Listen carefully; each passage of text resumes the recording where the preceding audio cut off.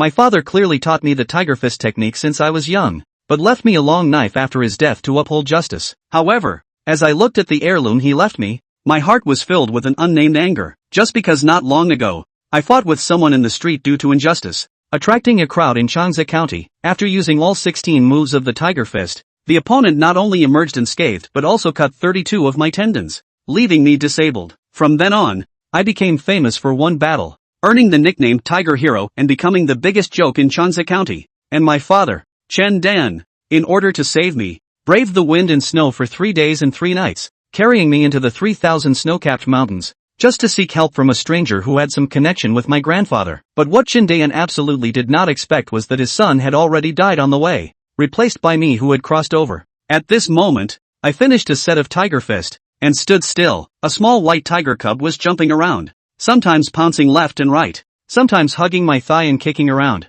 Extremely happy, I opened my arms and picked it up. Shuai-tuaner, you're heavy again. I couldn't help but comment. Shuai-tuaner is the name I gave to the little tiger cub. Ha! Shuai-tuaner growled fiercely, seeming a bit dissatisfied, then snuggled most of its body in my arms, licked its lips, and closed its eyes to sleep. This is the only thing that has made me feel comforted since crossing over. In my past life, I could only pet a cat, but in this life, I can pet a tiger. I walked towards the dark cave holding the little tiger cub. Senior, is the Tiger Fist reliable or not? I have known this set of fists since I was a child, practiced for many years, but it doesn't seem to have any effect. A miss is as good as a mile. A voice came from the cave. You initially practiced it wrong, and the more you practice, the more off track you will be. Even if you practice for another 30 years, you won't achieve anything. This statement makes some sense. Although the Tiger Fist taught to me by this extraordinary person is also 16 styles, and the moves are quite similar, there are significant differences in many details.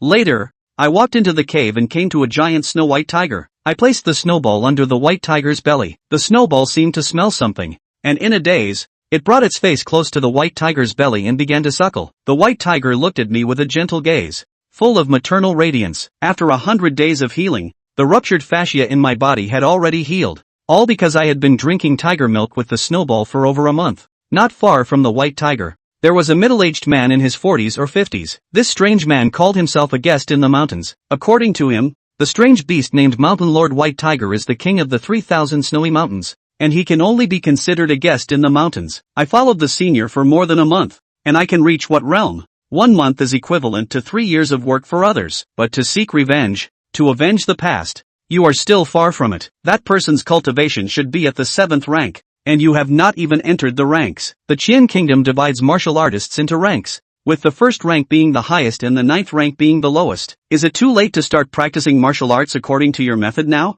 Is there still a chance to catch up with that person? I asked again. The mountain guest said, indeed, it is too late. You are 17 years old. Your muscles and bones are almost fully developed, and your foundation is extremely poor. Even if you practice correctly, your future achievements will be limited. It sounded like there was no hope, and I was a little panicked. After a pause, the guest in the mountains spoke slowly. It's fortunate that you were nursed by the Mountain Lord for a month. Don't underestimate the tiger milk of this month. Even children from prestigious families who have been nourished with countless precious herbs since childhood cannot compare to the foundation you have built in this 1 month. The Mountain Lord is a rare exotic beast in the world, and the changes brought to you by the tiger milk are more than just that. When the snowball finishes nursing, you won't be able to drink it again. I licked my lips, feeling a bit thirsty from his words, and unconsciously looked at the Mountain Lord beside me. The guest in the mountains continued. Moreover, you have the opportunity to enter the state of meditation, which will help you comprehend martial arts very quickly. Although the state of meditation does not enhance your strength or realm in the slightest,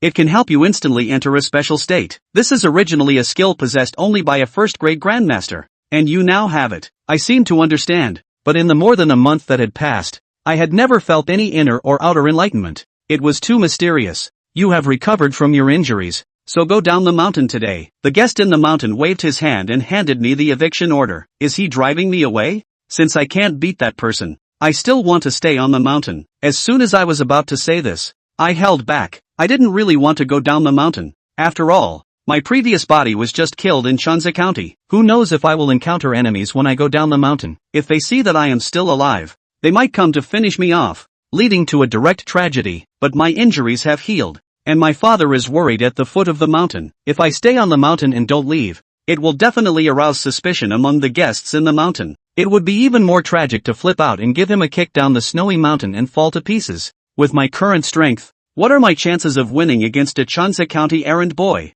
Chen Tang asked again. Since he was driven off the mountain, it's always good to have a little self-preservation. Don't even be able to beat an errand boy. Those errand boys are nothing more than ordinary men with strong bodies, the mountain guest said indifferently. How many chances of winning does not depend on your strength. It depends on whether you are ruthless enough. Chen Tang's heart fluttered. He heard the mountain visitor's words. Whether it was his predecessor, or his previous life, Chen Tang was not considered a ruthless person. But once he set foot in the jungle, he could only be forced to adapt and make changes. Chen Tang couldn't help but think of a saying and murmured softly, when people are in the jungle, they can't help themselves. Ha! A flash of color flashed in the eyes of the mountain guest. The speaker doesn't have a heart, but the listener does. In a previous life, this phrase has been unusual and well known since, but the mountain guest listened to a great sense of novelty. Do not know what past events are evoked. Fell into deep thought. Face sighing. Chen Tang was rather calm. No one here knows the jungle better than the ancient warrior. It's rare for you to have this kind of realization at such a young age. After a long time, the mountain guest returned to his senses and nodded at Chen Tang, revealing a few moments of appreciation. This kid seems to be not bad, but seems to be a natural-born Jianghu man. The guest in the mountain said, these 8 words are worth floating a big white. But unfortunately, there is no wine here. Chen Tang's heart stirred. The mountain man gave his expulsion order, but did not let him come back again. This hellhole, he couldn't even find it. Even if you find it, you can't get on it. I don't know whether the mountain guest just said this intentionally or unintentionally. Is this a point for me? Chen Tang's mind was alive, and he tentatively asked, I'll bring a few jugs of wine up later to accompany senior for a drink. The mountain guest seemed to be smiling, not denying it. Chen Tang breathed a light sigh of relief. There's drama. Snow Donut had drunk his fill and was sleeping soundly, curled up with his 2 tiger paws covering his eyes. The mountain monarch slowly got up and came to Chen Tang's side, ready to send him down the mountain. The snowy mountain towered over the clouds and was covered in ice and snow. If Chen Tang descended the mountain by himself, it was not much different from a free fall. About to leave the snowy mountain, Chen Tang stood at the entrance of the cave, looking at the white clouds in the distance. Despondent. The past life of all kinds seems to be with the clouds and fog gradually fuzzy, as if it is really like a big dream, has become the past. The book of the blood and rain, fast and furious Jianghu, instead of from their own closer and closer, more and more real. Elder, is the jungle still far away? Not far. You are already in the jungle. How can the jungle be far? Chapter 2, Red Clothes Reflecting Snow. Fu Hu Young Warrior. Changsa County was located in the northeastern part of the Qin Kingdom, and was the closest county to the 3,000 Snowy Ridge. After descending the mountain, Chen Tang followed his memory and returned home. Standing in the doorway for a moment, he calmed himself before pushing his way in. This mansion is not big. The location is quite remote. The yard snow-thick layer. No traces of life. Like empty for a long time. Inside the house is extremely simple. The door is the hall. The left side of a bedroom. Originally Chen's father and son sleeping place. The fire in the stove had been out for many hours, and there was even an extra layer of floating ash on the table. Where's Don Chen? Chen Tang was puzzled in his mind. The 2 bows used by father and son for hunting are still hanging on the wall. In other words, Chen Don did not go out hunting. Chen Tang came to the wall and took off the bow that belonged to him. It's a half-stone bow. Here 1 stone is equivalent to 100 pounds. To draw a full half-stone bow, you need at least 50 pounds of arm strength. The best of his former self could barely draw this half-stone bow full. Chen Tang pulled the bowstring with all his strength, as he was used to doing in the past. This half-stone bow was instantly drawn to the full moon. Snap! In the next moment, the bowstring could not withstand the tremendous force and suddenly snapped. Chen Tang froze. It's only been a month or so, but his strength has grown so much? He took off Chen Don's 1-stone bow again, much more careful this time, pulling away slowly. Even with a 1-stone bow, it was effortless for him to draw it full, even easier than when Chen Don bent his bow. It seems that what that mountain guest said was true. Being milked by a mountain king for over a month is really extraordinary. Bang! Just then, the courtyard gate was suddenly kicked open. Only a man in his 30s with a fat head and arms crossed and hidden in his cuffs could be seen pacing in slowly. Choi Yong. Chen Don father and son just moved into the city. Choi Yong not less door-to-door difficult. Choi Yong was followed by 2 young men full of hooliganism, with knives on their waists, wearing the velvet clothes of the county magistrates. but with little markings on them. All three are white servants of Chanza County, belonging to the supernumerary errand, but backed by the government. The dog is powerful, rampant in the county. The ordinary people do not dare to mess with. Chui Yong said with a smile. Quickly look. Isn't this our Chanza County's famous Fuhu young warrior? A month or so ago, the predecessor saw the road and fought with someone in the street, attracting crowds of people from Chanza County to watch. Under the gaze of countless gazes, the predecessor of the 16 rode Fuhu Quan all hit, body in 32 knives. The other party unharmed. Because of this, not long after his descent from the mountain, he earned a gag Voodoo Young Warrior. It can be a hit. The name of Fuhu Young Warrior became the biggest joke in Chanza County. Anyone can do Fuhu Fist, but you're the first one to fight someone with Fuhu Fist. I think you might as well use Wangbao Fist. Ha ha. This kid's life is also big enough. In 32 knives actually did not die. It seems that Fuquan is still a bit useful. All the way Fist can carry 2 knives it. The 2 white servicemen laughed cheekily. This matter of the predecessor was indeed a bit frustrating, but Chen Tang did not find it ridiculous. It's just as well that they didn't die. Wan County has just issued the levy paperwork. Each household will choose one male over the age of 16 to go to Wan County to repair the city and open the river. Chui Yong said, your father is in jail, so I can only send you to Wan County to serve in the corvée. The other white servant laughed evilly. There is a chance to serve the court. This is a blessing you can't cultivate in 8 lifetimes. It's a once-in-a-lifetime thing. Chen Tang secretly frowned. The so-called corvée is simply working for the court, doing whatever you're told to do, and not being paid for it. There are many different types of corvée, but most of them are targeted at the lower class, such as the royal family and big families are exempted from corvée. The people suffered a lot as they died of illness and exhaustion on the way to the corvée, and the overseers deducted food and wages and starved to death. In case of war, it is even more deadly. He died of exhaustion from staying up all night and working overtime in his previous life. And in his new life, he's here to make him a laborer again? What about Chen Don in jail? Just then, a light hoofbeat sounded. The ground trembled slightly, and a group of brocade-clad and jade-robed teenagers and young girls were seen from afar, riding high horses and returning from the outside in high spirits, just passing by this place. Look, isn't that our Chanza County's Fuhu young warrior? Ha ha, it's really him. Actually not dead? The group of teenage girls were pointing and laughing and talking in this direction. Unapologetically, a young girl at the head of the group had already passed by this place, and hearing the crowd's discussion, she glanced this way and couldn't help but lightly knit her eyebrows. After thinking for a moment, the young girl actually turned her horse around and came this way. The crowd behind them wanted to see a good time and followed. What happened? Chen Tang raised his eyes and looked, only to see a young girl wearing a fiery red fox fur cloak, a hanging bun, and a shapely body was riding on the back of a horse, looking his way and asking softly. The young girl has a melon face, beautiful eyebrows and eyes, dignified and bright, shining. The 2 men's eyes touched for a moment, and memories of the young girl came flooding back.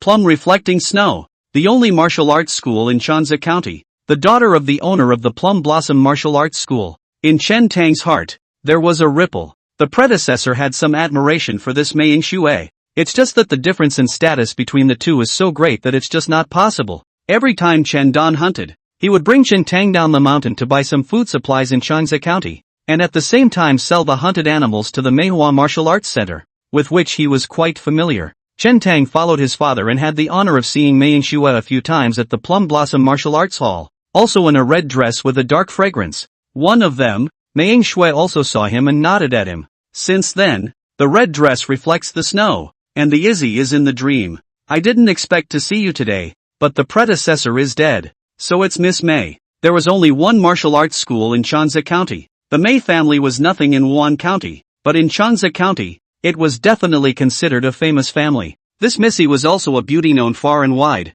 so Chui Yong naturally recognized her. Chui Yong said with a smile on his face, the county government just came down with the levy paperwork. Chen Tang meets the conditions. I'll give him a chance to serve the court and atone for his father's sins. Mei Yingxue glanced at Chen Tang and frowned. He had been seriously injured and his father is in jail. It's too cruel to let him serve corvée service now. Can't we accommodate him? This is the law of the court, and I can't do anything about it. Chui Yong still had a smile on his face as he returned, but his words were not the least bit convincing. Mei Yingxue pondered for a moment and said, there is also a clause in the court's law that if you surrender 30 taels of silver, it can be offset against 1 year of corvée service. 1 tael of silver is converted into roughly 1,000 copper coins, or a consistent amount of money. 32. That's 30 kanji. In the Qianguo ordinary farmers, after removing the harsh taxes, the annual income is only a few taels, and a month is only a few hundred won. 30 taels of silver was nothing to the rich and noble families,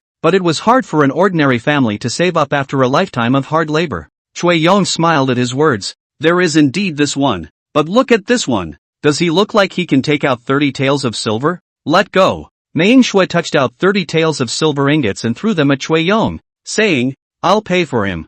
30 taels? Not a small amount. Senior Mei, what are you doing ignoring him? A brocade-clothed girl frowned at Chen Tang with a face full of disgust. Another teenager who looked quite stable and mature smiled faintly and spoke. Senior sister Ing Shui is kind-hearted and can't bear to see Chen Tang, an invalid, suffer and die. Chen Tang sneered. This little brat plays with his heart, compliments Mei Ing Shui, and doesn't forget to step on Lao Zi. He had been a man for 2 lives, and looked at this group of teenage girls as if they were children. He could guess when the other side puckered up their asses and shat a few dung balls. Hey! Cui Yong smiled and said, let's do it. MS. May family speak. Our brothers certainly give face.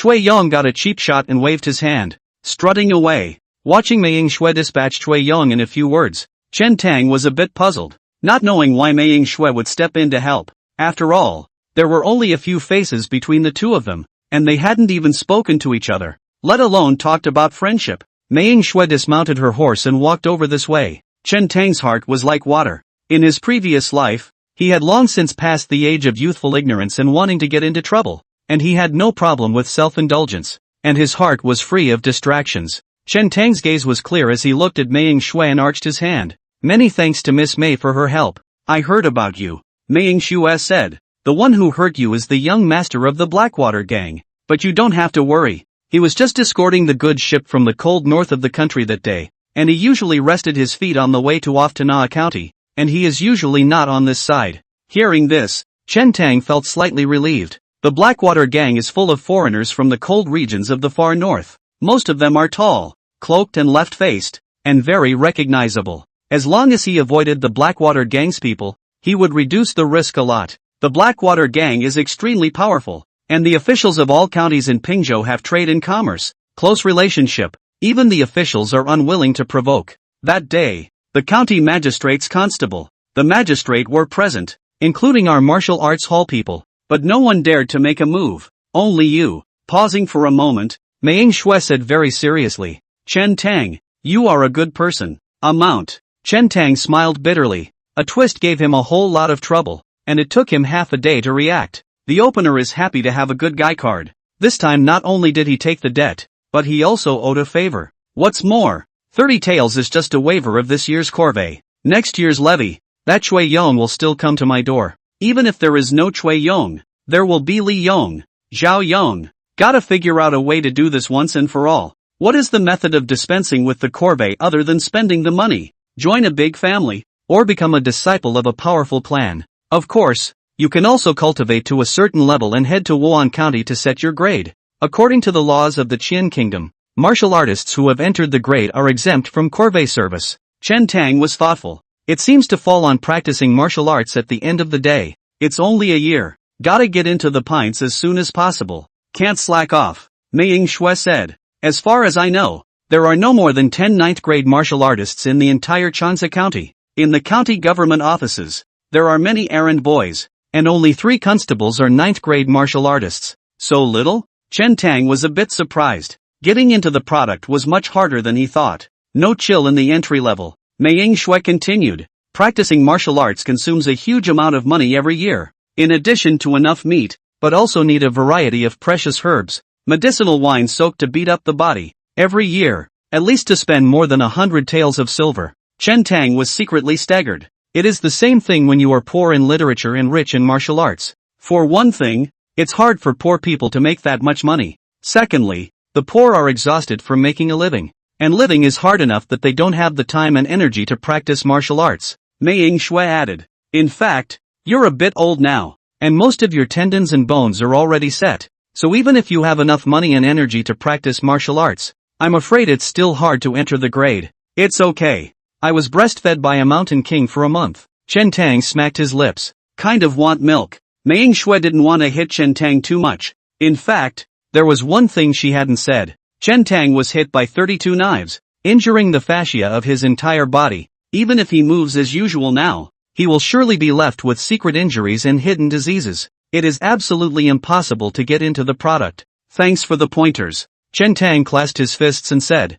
the 30 taels of silver owed to you. Please allow some more time. There's no rush. Meng Shui smiled. She didn't expect Chen Tang to pay it back, and had more pity and sympathy for him. One more thing. Chen Tang asked. I heard that my father is in jail. What's going on? Can the girl tell us a thing or two? Meng Shui said. I heard the people from the martial arts school mention a few things. It seems that your father injured the officials people, alarming the county magistrate Chui sheriff, who personally took action to arrest your father. Chen Tang frowned. According to the memory of his predecessor, Chen Dan had always been peaceful. How could he have injured the official family for no reason? Sheriff Choi Young. And what is the relationship between the two? Meng Shui said. In any case, your father clashing with the officials is still a bit irrational. After all, the people don't fight the officials, and you can't fight them. Chen Tang bristled in disbelief. Meng Shui added, but don't worry too much. The new emperor ascended to the throne,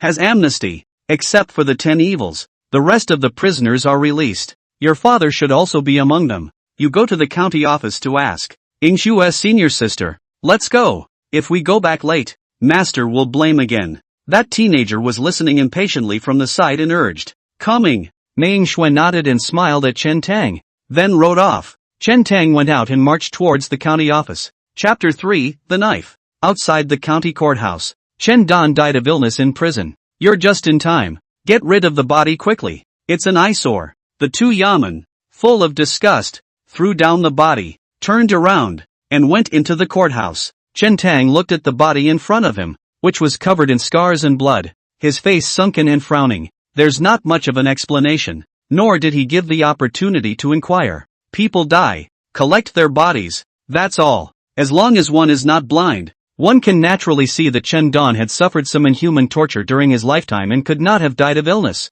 Chen Tang crossed over, and this was the first time he met with Chen Dan. I didn't realize it was this way. To say that he had deep feelings for Chen Dan, it wasn't so much. But even if he hadn't been reborn in Chen Tang and had just stayed out of the way, it would have been hard to remain calm when he saw the scene. Chen Tang, however, was calm. At least, that's how it seems on the surface. Standing still for a long time, Chen Tang pursed his lips, leaned down and picked up Chen Dan's body, placed it on his back, and marched towards home. After crossing over, he had been cultivating on the snowy mountains. It wasn't until this moment that he truly felt the chill around him. 2 lives of Chen's father and son, gone just like that. No one cares. There's no place to reason, and no one will give them justice. It was like 2 mole crickets, being trampled to death at will. When the pedestrians on Changsa County saw Chen Tang carrying a corpse on his back, they all frowned greatly and dodged far away, fearing to avoid him. Chen Tang finally understood the meaning of the mountain guest's words. Old son too. It's time to pay the regular money this month. Master Chai, why has the regular money gone up again? Don't Inc. pay as much as you're told. Without our bad wolf gang's protection, your blacksmith store would have been smashed up long ago. Not far from the blacksmith store, a few bad wolf gang members were collecting money nearby. Changsa County was home to 2 gangs, one of which was the Blackwater gang's branch Rudder set up here, and the other was the local bad wolf gang. The 2 major gangs each claimed a side. Unspoken, non-aggression, and it was quite peaceful. The Blackwater gang has business dealings with the officials of all the major counties, and most of the bad wolf gang's income depends on collecting routine money from the merchants in the neighborhood. It's actually protection money, and if you don't pay it, the group will come to your door looking for trouble. Both gangs had interests with the Changsa County Yamen, and the officials naturally turned a blind eye. For traders who do some small business, apart from exorbitant taxes, they have to cope with these triad gangs, so naturally, they are in dire straits. There's not much business this month, and this is all that's left in my hand, so I hope Master Chai will be accommodating. That old son too held 200 copper coins in both hands, his face full of smiles. You want to get rid of me with this amount of money? Master Chai waved his hand and slapped old son two in the face, breaking into a fit of rage. He swung his arm up and was about to follow up with a hit when his afterglow caught a glimpse of Chen Tang not far away and couldn't help but frown greatly. Grass, go out and meet the body. Master Chai cursed, snatched the copper coins from old Sun Tu's hand, stuffed them into his arms, and waved his hand. Let's go. Let's duck out of the way. Don't get into the bad luck. Little brat. Get thee outta here. I'll kill you if I see you again. Master Chai glared at Chen Tang on his way out, cursed, and left quickly with a few evil Wolfgang minions. Chen Tang was expressionless. He has now, and didn't have the heart to take care of this wayward cargo. Chen Tang. Old Sun Tu from the blacksmith store waved at Chen Tang and called out. Chen Tang paused in his steps, hesitated slightly, but still carried Chen Dan towards the blacksmith store. Chen Dan had some dealings with this old Sun Tu in his lifetime, and those 2 bows and arrows were all built here. Chen Tang, thank you for just now. The old grandson's cheek was red and swollen on one side, and his smile was bitter. Chen Tang shook his head. He didn't help much. Brother Chen he. Old Sun Tu looked at Chen Dan's corpse and sighed as he wanted to speak. Chen Tang was silent. A moment later, he asked, Uncle Sun, is there anything else? Yes, there is. Old Sun Tu seemed to think of something, turned around and went back to the store, and soon came out carrying a pitch-black sheath-long knife. This is. Chen Tang frowned. Old Sun Tu said, after your accident, Brother Chen left some silver with me to build a good sword. He said that when you were a child, he had asked you what kind of person you wanted to be in the future. You said you wanted to be a knight-errant swordsman and wander the world. He always remembered this. It's just that his family is poor and he couldn't always afford to do it before. Brother Chen said that he hasn't bought you any gifts since you were a child. When you come back from your injuries this time, this blade will be given to you as a surprise. After listening, Chen Tang was silent for a long time before he gently set Chen Dan down, leaned in front of the blacksmith's store, and reached out to receive the long blade. He had only crossed over and had never lived with Chen Dan, so he could not talk about any feelings. He's afraid of trouble. Even before he went down the mountain, the thought of meeting with Chen Dan and acting out a father-son love story was troublesome to him. Chen Tang didn't like the pressure of this blood feud either, but for some reason, looking at the knife in his hand, an inexplicable emotion suddenly welled up in his heart, and it was a little hard to bear. The knife was struck, but the man was gone. After all, Chen Dan was not able to hand over the sword to Chen Tang in person. The father-son bond between the 2 men in this life is over. I didn't get to see the last of it. Brother Chen came the other day and talked to me a lot. Old Sun Tu continued. After your accident, you were often ridiculed by the people here, saying that you were a voodoo tiger or something. Brother Chen mentioned this matter, but his face was full of pride. He said you're a good boy, a bloodthirsty man, and if you can make it through, you're bound to be a world-famous swordsman in the future. Chen Tang hung his head low and looked at Chen Dan, who was leaning against the front of the blacksmith store, and there seemed to be a nameless gas in his chest, with nowhere to vent it. Child, I know you are not happy in your heart. Old Sun Tu patted Chen Tang's shoulder and advised with a serious tone, but you have to think about it. We are just an ordinary family, and when it comes to this kind of thing, there is really nothing you can do. This person, it's all fate. We can only recognize it when we catch up. Should ordinary people just resign themselves to their fate? Koran. Chen Tang suddenly drew his long sword. The blade is smooth and sharp, and the blade shines brightly, making it a good knife indeed. The blade was smooth and free of any patterned floral motifs, but at the end of the blade there were 2 small lines engraved. The wild man's rage to see injustice wears out the sword of the ages in his chest. Chen Tang spoke softly. Old Sun Tu said, this is what Brother Chen asked me to carve up, saying that he often heard your grandfather mention it, and gave it to you together. Chen Tang returned the sword to its sheath, closed his eyes, and let out a long breath. He's afraid of trouble, but he was more afraid of a bad conscience. Because of Chen Dan, he had the opportunity to practice martial arts on the snowy mountains and return from his injuries. Since he had come to this world and relived a life as Chen Tang, these grudges and feuds of his predecessor would have to come next. This is the jungle. A few moments later, when Chen Tang opened his eyes again, his complexion had regained its calm. Ancient living again. He didn't want to resign himself to his fate. Being armed with a sharp weapon, the killing mind is self-inflicted. The Jianghu people only recognize the sword, not their fate. Uncle Sun, how could my father hurt the officials for no reason? And who exactly did he hurt? Chen Tang asked. Your father is not to blame for this. Old Sun Tu said. I heard that it was that Cui Yong. Before he finished his words, Old Sun Tu's gaze flicked away and saw that in the distance there were a few white servants who had just drank wine and were wobbling towards this side.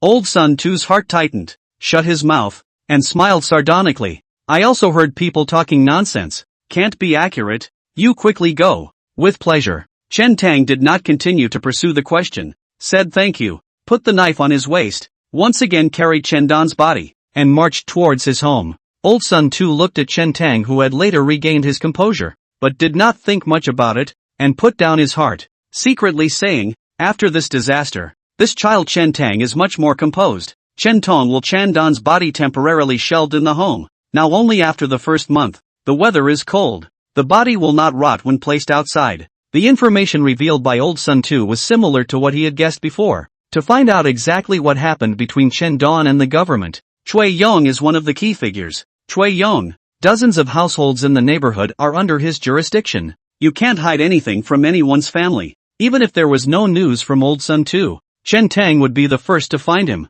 Chen Tang didn't do anything immediately. These days, he traveled by day and by night, secretly observing Cui Yong's walking habits and noting down the time, place, and regularity of Changsa County Yaman's nightly inspections. Cui Yong is accompanied by two other white servants who are often in and out together. Tran Tong is very patient. It's late at night, and the wind is piercing the bones. He sat quietly in the courtyard, wiping the long sword in his hand over and over again, his mind constantly deducing the next action, pushing through the details, thinking of possible variables and ways to deal with them. He was waiting for a moment. The night was thicker, and the Tong clouds were thick. A crystal-clear snowflake slowly drifted down onto the cold blade. It's snowing, and it's getting denser as it goes down. The wind is also getting stronger. It's snowing just right. The wind and snow not only obscures the view, but also hides all traces. Chen Tang got up, sheathed his sword, and went out the door. Chapter 4, Darkness of the Moon and High Winds. The moon is dark and the wind is high. It was freezing cold and that snow was falling. The streets of Changsa County were empty, and even the policemen who patrolled the night were unwilling to go out to work. In this hellish weather, the lords are all hugging their beautiful women and having a good time under the quilt, so it's not comfortable to let our brothers come out to patrol the night. Who made us white service? Cui Yong is also a white servant, so he doesn't have to suffer this. Brother Chui's second uncle is Constable Chui of Changsa County, a 9th grade martial artist appointed by the court. We can't compare. Two white servants, one tall and one short, came out of the tavern, carrying a jug in their hands, flushed and wobbly from drinking, their mouths grumbling. Let's just go over there and have a look around, and then we'll go back to bed. The dogs don't go out in this weather. It looks okay to me. The two stumbled around for a while, and one of them pointed to a nearby alley and said, "Go, relieve yourself in there. Just solve it here. No one's watching." Grass. This wind is like a knife, scraping your face raw. You pull out that gadget, not afraid of freezing off? Makes sense. Drunk, ha ha. The two white servants turned into the side alley again with each other's arms around them. The alley was narrow and dark, and the snow made visibility even worse. But as he turned into the alley, the cold wind lessened considerably, and two white servants stood by the earthen wall, loosening their belts. Then again, although white service suffers a bit at times, it's still better than those ascendants. This is natural. We don't dare to mess with the higher-ups, but we can take it out on these little people and use some means. If it wasn't for Miss May's intervention the other day, I would have had to find a reason to give that Chen Tang some color, so that he could see what a dangerous Jianghu is. The two white servicemen were chatting blindly as they urinated. You say I'm angry. Yesterday met a bun seller's wife. I smelled quite fragrant. Take her a few buns. Actually dare to ask me for money. Damn. I was on fire. Yanked down her broken basket, turned those buns upside down and stomped them to pieces. I'll make sure she can't sell any of them. The tall white servant mentioned this matter, said with hands and feet, full of red face. Urine in the trouser leg also do not realize. Another person said, these unruly people can't be spoiled, should be on the means, can't be merciful and soft, so that they don't know the sky and the earth. The tall white servant said, that old woman sat in the snow and cried, and cursed me not to die well. Grass. I can spoil her?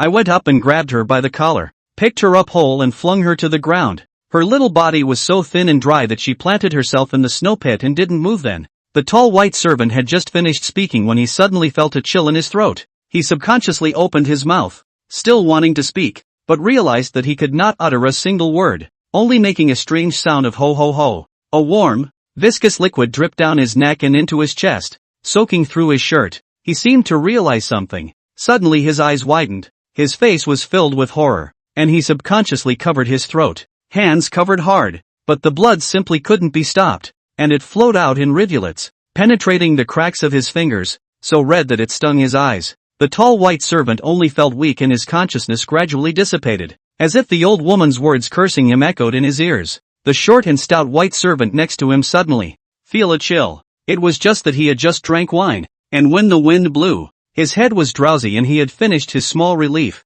so he didn't think much about it, and he unconsciously winced, shivered hard, and asked, "What happened afterward?" Puff! The tall white servant suddenly plopped straight down in front of him. "Ha ha, drunk as this." The short and stout white servant suddenly frowned before he finished his sentence. The snow in front of him seemed to be oozing red with something. The short, stout white servant shook his head hard and gazed again. Hiss! This look scared him so much that he sucked in a breath of cold air. Before he could react, the back of his neck was pressed against a cold, sharp weapon. In an instant, the hairs on his body stood up in sweat. There was no time to fasten the belt, and the pants slid down his legs. "Yes, good man, spare your life." The short and stout white servant's face was pale, his voice trembled, and in a moment the wine woke up 7 or 8 points. "I ask what I ask. You answer what I ask. And if you dare to speak half a word of falsehood, I'll call your head to the ground." The voice behind him rang out, cold and eerie, chilling. I say. The short and stout white servant hastily responded. Why was Chen Dan sent to prison? And how did he clash with Cui Yong? Hearing this question, the short and stout white servant's heart stirred. Fang felt that the voice behind him sounded a bit familiar. It was only that everything happened so fast, and he was so scared and lost, that he couldn't tell the difference. Now hearing this question, the short and stout white servant quickly reacted and subconsciously said, "It's you, Chun." Bang! He suddenly felt a heavy kick in the crook of his knee, almost breaking it, and his legs couldn't support him, so he fell straight to his knees in the snow. The short, stout white servant stifled a grunt. "It's me." Chen Tang came in front of the short and stout white servant. The long knife in his hand was still on his neck, condescending and indifferent. Really this little? How dare he? The short and stout white servant cursed in his mind. But soon, the corpse in front of him, the gusts of piercing cold coming from his lower body, all brought him to his senses in an instant.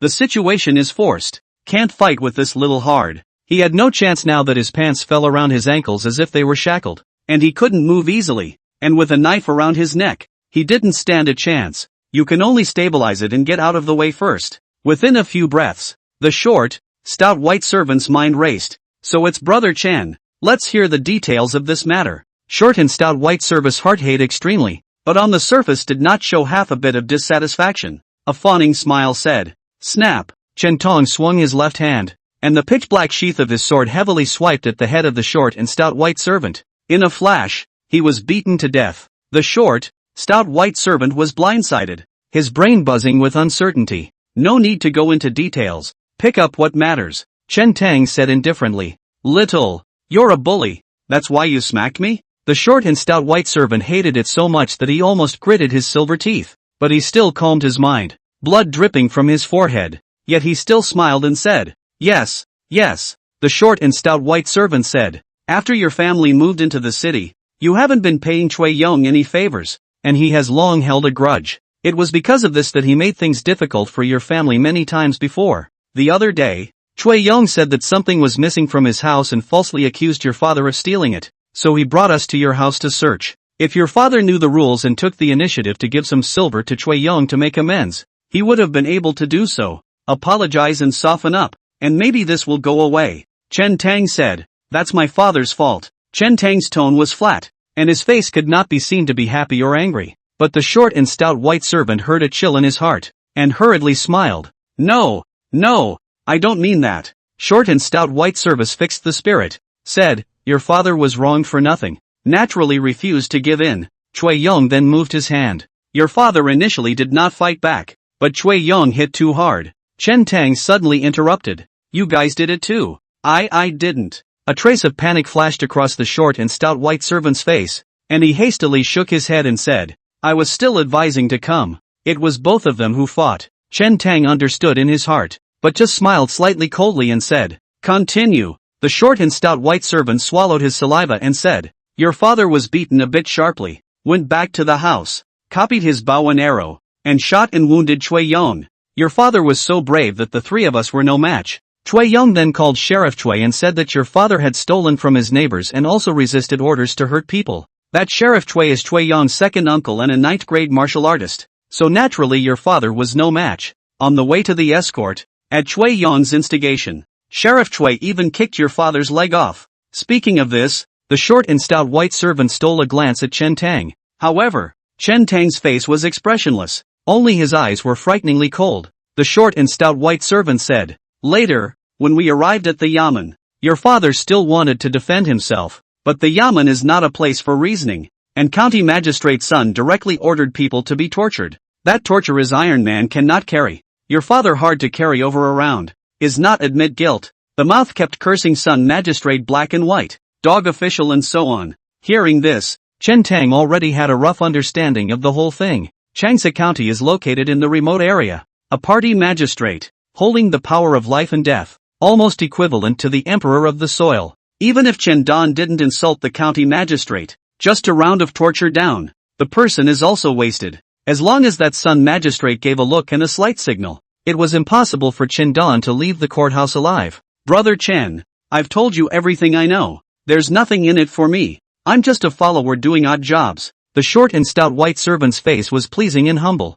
The long knife was still by his neck, and Chen Tang seemed unmoved. The short and stout white servant swallowed his saliva and said with conviction, "Brother Chen, you can rest assured that today's matter, I, Nyo Air, will never disclose half a word, just as if it had never happened. If I violate this oath, heaven and earth will be destroyed." "Your name is Bull too?" Chen Tang raised an eyebrow. Nyoji nodded his head in a hurry. Chen Tang said, "Good name. Sounds like a shrew at first glance. Is this a scolding or a compliment?" Nyo Air can't feel Chen Tang's mind for a while. Just feel. This little tone seems to have eased. He was pondering on taking some more poisonous oaths to muddle through, when he heard Chen Tang suddenly say, "I'll also let you see what is dangerous in the Jianghu." Before the words fell, there was a flash of cold light. Pust. The long knife wiped his neck and blood spurted. Nyo Air was stunned. His eyes rounded. His eyes quickly dimmed, and he fell headlong into the snow, without a sound. Chen Tang swept his gaze and saw the wine pot that had fallen to the ground, picked it up and shook it. "There's some wine in there." Chen Tang lifted the lid and tilted his head back to drink. Spirits mingled with the cold and slid down his throat. As fire burns, it's like a knife cut. Ouch. Chen Tang grinned, took the knife and rubbed it on Nyo Air's body a few times, wiping away the blood on it, and fished out a few taels of broken silver on both of them before turning to leave. The wind is blowing harder and harder. The snow is falling tighter. It won't be long before the two bodies are covered in snow, being discovered tomorrow at the earliest. Chapter 5, The Night of the Killers, above. It's cold tonight, with tight winds and snow. Chui Yong and Nyo Air, two people, ate wine, did not go to the night patrol, went home first to sleep. Perhaps it was too much wine, but the sleep was not very restful. He had a dream just now, as if he had been knocked on the head. Groggy, Chui Yong felt a splitting headache, even a little choked and out of breath. He tried to rub his head, but his hands wouldn't work. Chui Yong's mind was shocked and he snapped out of it. Opening his eyes, he subconsciously tried to roll over and sit up, but realized that he wasn't even on a hot bed, but was tied to a chair in his home, hands bound behind their backs, feet tied to the chair legs, and no effort at all. With a ball of rags stuffed in his mouth, he couldn't speak. What's going on? Is there an outlaw in the house? Robbery or revenge? Woohoo! Sueyong tossed and turned in his chair, panting with exhaustion, but he couldn't break free. The rope is tied too tight. Choyong's nostrils flared and he gasped for air. The silence in the room was oozing, depressing, eerie. There was also a hint of murderous intent permeating the area. This feeling is too torturous. Choyong's eyes widened as he looked around, and there seemed to be a blurry mass of silhouettes in the dimly lit corner in front of him. Woo woo. Choyong tries to ask what man, but all that comes out is a series of whimpers. Miso. A sound of gold and stone rubbing together slowly rang out. Choyong's face changed. It was a sound he was most familiar with. It was the sound of a long knife being sheathed and the blade rubbing against the sheath. Choyong was so scared that his face was bloodless. He is used to fish and meat in the countryside and has been used to rampaging, and I don't know how many people he has offended. For a while, he couldn't even think of which enemy had killed his door. In Changsha County, with arresting officer Chui covering him, even if someone hated him to the bone, they wouldn't dare to touch him. Who, exactly, would dare to seek him out? The visitor was tall, dragging a long, brightly shining sword as he slowly stepped out from the shadows of the corner. The rustling sound made by the tip of the blade rubbing against the ground was like a death wish from the netherworld. Chui Yong's heart almost jumped out of his chest, forgetting to breathe as his entire body trembled with fear. However, when the visitor came closer and Chui Yong saw it clearly, his original fear was a few points less. Chan Tong. This little dared to come to the door while he was drunk. What does he want? Woo woo. Chui Yong glared at Chen Tang with an angry expression. His mouth whimpered incessantly and he kept shaking his body. If there was no rope to tie him down, I'm afraid he would have already pounced on him. It was even easier to deal with Chui Yong. Taking advantage of his drunkenness and drowsiness, Chen Tong sneaked into his home, knocked him unconscious with the sheath of his knife, and brought him a prepared rope to tie him to a chair. Chen Tang quietly looked at Chui Yong, his face expressionless. That look wasn't like looking at a person. It was like looking at a piece of wriggling meat. Only when Chui Yong had lost his strength from struggling did Chen Tang slowly say, "Answer whatever I ask. Don't bull asterisk asterisk asterisk asterisk me. Why is my father in jail?" Chen Tang took the rag off of Chui Yong's mouth. "Chen Tang, how dare you?" Pust. Chen Tang poked down and stabbed Chui Yong's right leg. Without being able to cry out, Chui Yong's mouth was stuffed with the massive rags again, and he only let out a moan of pain. "You answered wrong," Chen Tang said indifferently. The reason why he asked Chui Yong once more was not because he wanted to torture him, but to corroborate the information that Neo Air and Chui Yong had gotten from their mouths, in order to get the closest to the real answer, and not to be easily deceived. Chui Yong was trembling in pain and sweating profusely, looking at Chen Tang with a hint of fear in addition to endless anger. His breathing became more rapid. Chen Tang said, "It's the same question as just now. I'll give you another chance." This time, Chui Yong nodded his head repeatedly and looked much better behaved. Chen Tang took the rag off of Chui Yong's mouth. Chui Yong eyes flickered, swallowed his saliva, said, "That day Sun Magistrate let a few of us go down to collect the money. Received your home. Your father refused to hand over, but also injured people. Just alarmed the nearby patrol men constable, so he escorted him into the yamen." Ugh. Chen Tang sighed softly. "You were given the opportunity, but you're not useful." I am not lying." Chui Yong hurriedly defended himself, so flustered that he didn't even realize that he had misspoke. Bull 2 and the others have given an account. After Chen Tang finished speaking, he stuffed the rag back into Chui Yong's mouth again, stepped on the chair with one foot, and violently pulled out his long knife. Blood spurted and spilled on his face. Chen Tang was oblivious to it, aiming at Chui Yong's other leg and poking down hard. Pust. A cut to the chase. Chui Yong was twitching in pain, his chair shaking and clicking, his body tensing up, tilting his head desperately, veins showing on his neck. "You're running out of chances. And the next stab. It's not certain where you'll stab it." Chen Tang once again took the rag out of Chui Yong's mouth. I say.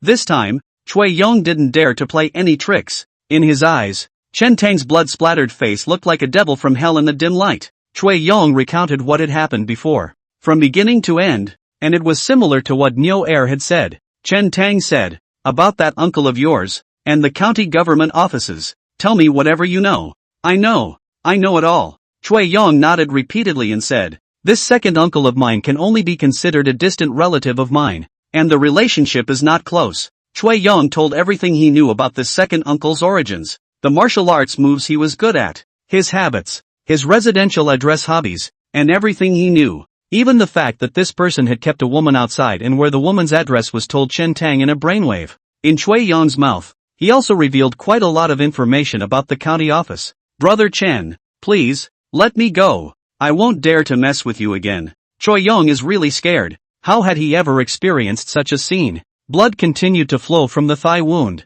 crashing to the ground with a ticking sound. It was as if it was right in my ear. Unusually clear. If the wounds were left untreated, he wouldn't survive the blood loss alone. "Letting you off the hook?" Chen Tang raised an eyebrow and asked rhetorically. Chen Don is a decent person who just wants to live a peaceful life. "And which one of you has spared him?" Chui Yong said, "Your father died in the yamen. Not I killed. It is the county magistrate ordered the big torture." "Magistrate's son?" Chen Tang grinned and said, "I will find him, and none of you people will be able to escape." Seeing that his pleas for mercy were not successful, Chui Yong's heart, with a cross, he also launched himself into a fierce fight and gritted his teeth. "Chen Tang, if you kill me, my second uncle will definitely take revenge for me." Meh. Chen Tang laughed lightly and said, "I'm just an invalid with a broken fascia all over my body. Who would think of my head?" Chui Yong froze. The words nearly shattered his last mental defenses. My second uncle he is a ninth-grade martial artist appointed by the Imperial Court, the god arrestor of Chanza County. He will definitely be able to investigate the murderer. And he will definitely be able to find you. He can kill you easily. You can't escape. Chui Yong's mouth was broken and his sanity was already a little fuzzy. Chen Tang aimed the tip of his knife at Chui Yong's chest and slowly exerted force, while at the same time he leaned down and whispered against his ear. I'll give you a ride first, and it won't take long for that uncle of yours to go down and accompany you. Put. The tip of the knife pierced the chest. You walk slowly, and you'll have company on the way to the Yellow Springs. Chen Tang's voice, mixed with that oozing sound of a blade rubbing against flesh and blood, seemed to come from the underworld. Chui Yong heard it clearly. He looked horrified and opened his mouth wide, still wanting to shout, but found that not a single sound could come out. Thumbs up. He could clearly feel the cold blade, slowly advancing within his chest. His body shuddered with every inch he didn't enter, until the scarlet tip of the knife pierced through his undershirt and penetrated his body. Chui Yong stopped twitching, his head tilted, motionless, already dead. Chen Tang took a deep breath and took a few steps backward, sitting on his butt on the chair behind him,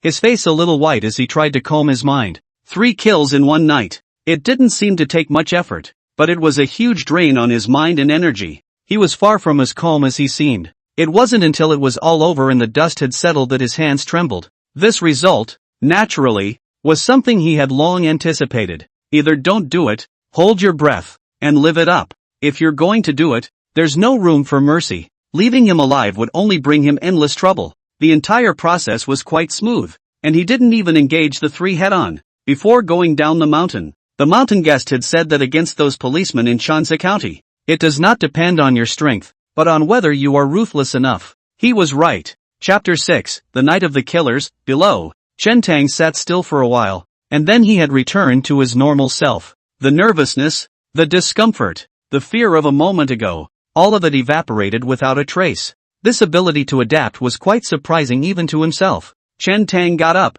pulled the long knife out of Chui Yong's chest, wiped the blood clean, and returned the knife to its sheath. He then felt out a few taels of silver on Chui Yong's body and rummaged through the house looking for silver money. This creates the illusion of a money-grubbing scheme and confuses people. And, of course, he does lack money. Chen Tang counted. Together with the silver taels seized from the 2 white servants, there were 10 taels in total, all of which were pocketed. Chen Tang scrutinized the house again, making sure that nothing was left broken, before dodging out the door, ready to take advantage of the windy and snowy night to leave silently. Just covered the door of the room, not yet out of the courtyard. Chen Tang's ears moved, heard a burst of heckling laughter coming from outside the wall. At least 5 or 6 people just happened to be on the way to this place. Chen Tang frowned slightly, and his footsteps lurched. If you go out at this time, you are bound to bump into this group of people. There's no need to make an issue out of it. Master Chai quickly look. The front to come a little lady look really moist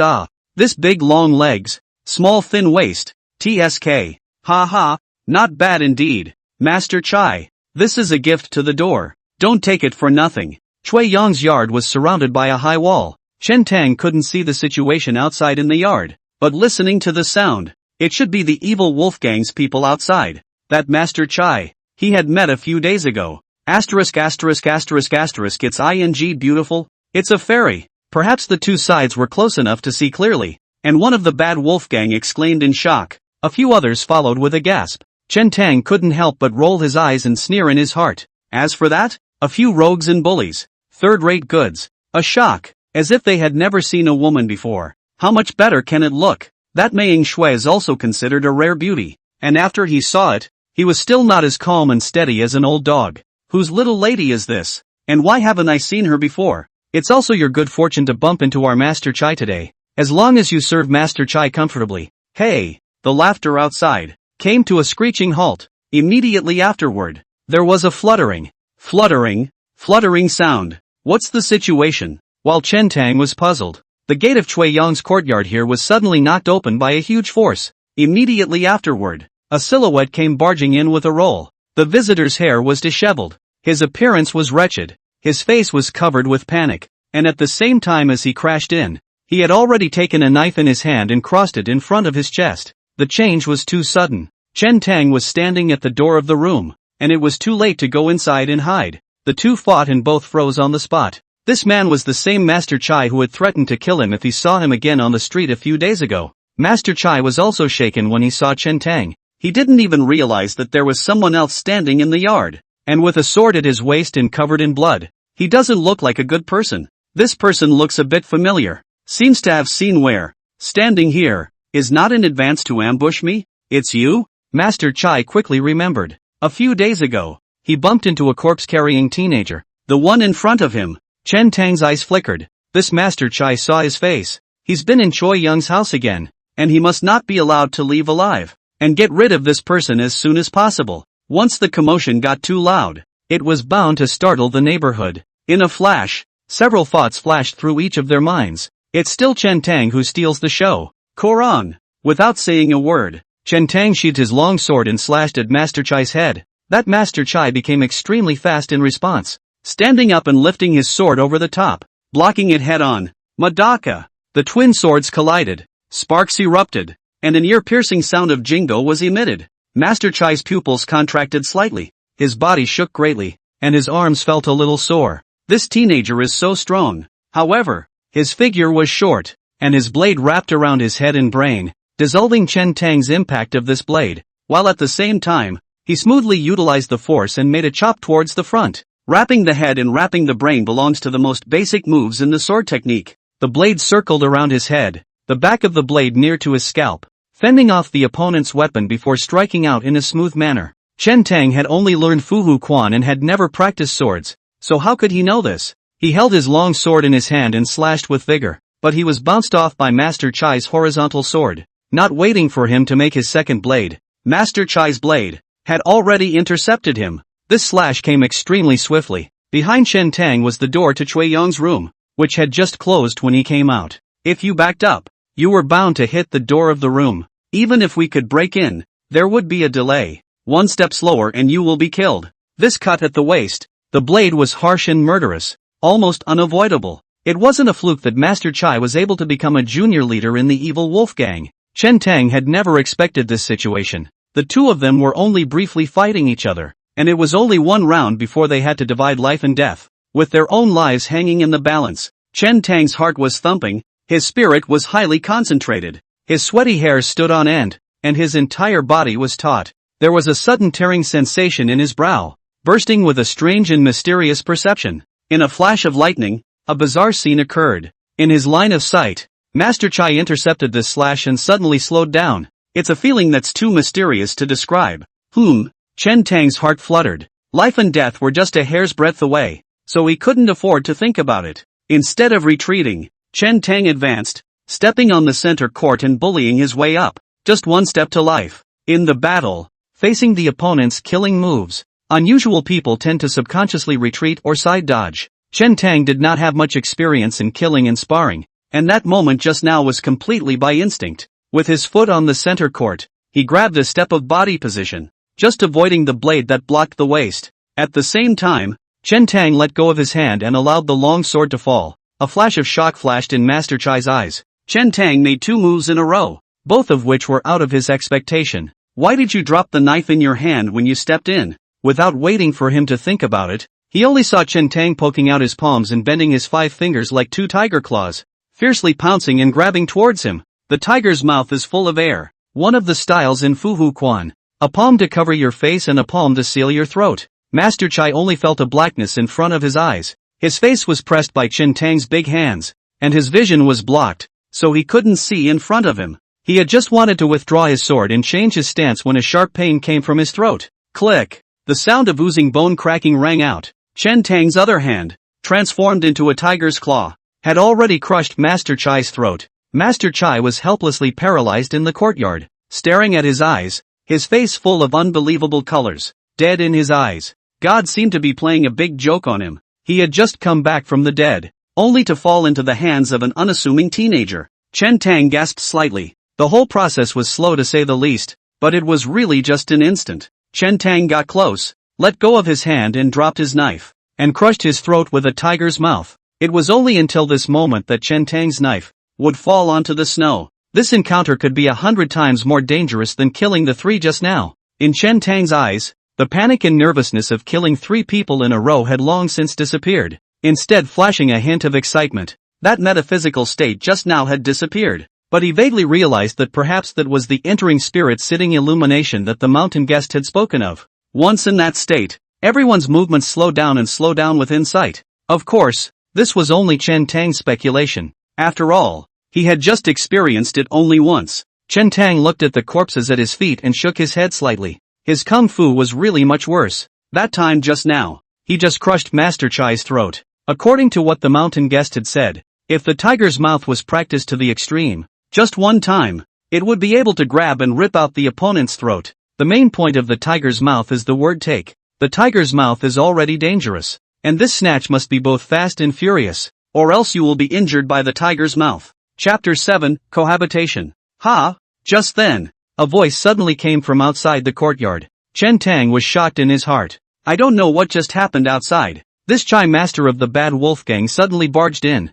and listening to his words, there should be a woman outside. Don't let her see it. Chen Tang was about to hide, when his eyes glanced at the gate of the courtyard. He couldn't help but change his face and his body froze in place. Two men stood at the entrance to the courtyard, watching him silently. The scene of the murder just now was feared to be clearly seen by the two. Why don't you two stay at home in this snowy weather? Chen Tang was tempted to count the two men out. One of them was a short, fat old man with white hair, leaning on a bamboo staff that was a good deal taller than he was. The old man looked thievish and unimpressive, with a bloated body that resembled a round humanoid meatball. Another person is a tall young woman, carrying a short sword in her hand, her legs straight and long. Even if she is wearing a rough cotton dress, she still can't hide her round and full figure. Looking at the woman's appearance again, with Chen Tang's 2 lifetimes and experience of reading 1,000 pieces, he couldn't help but feel a sense of amazement. The woman's green silk is like a waterfall, her skin is snowy, her nose is straight,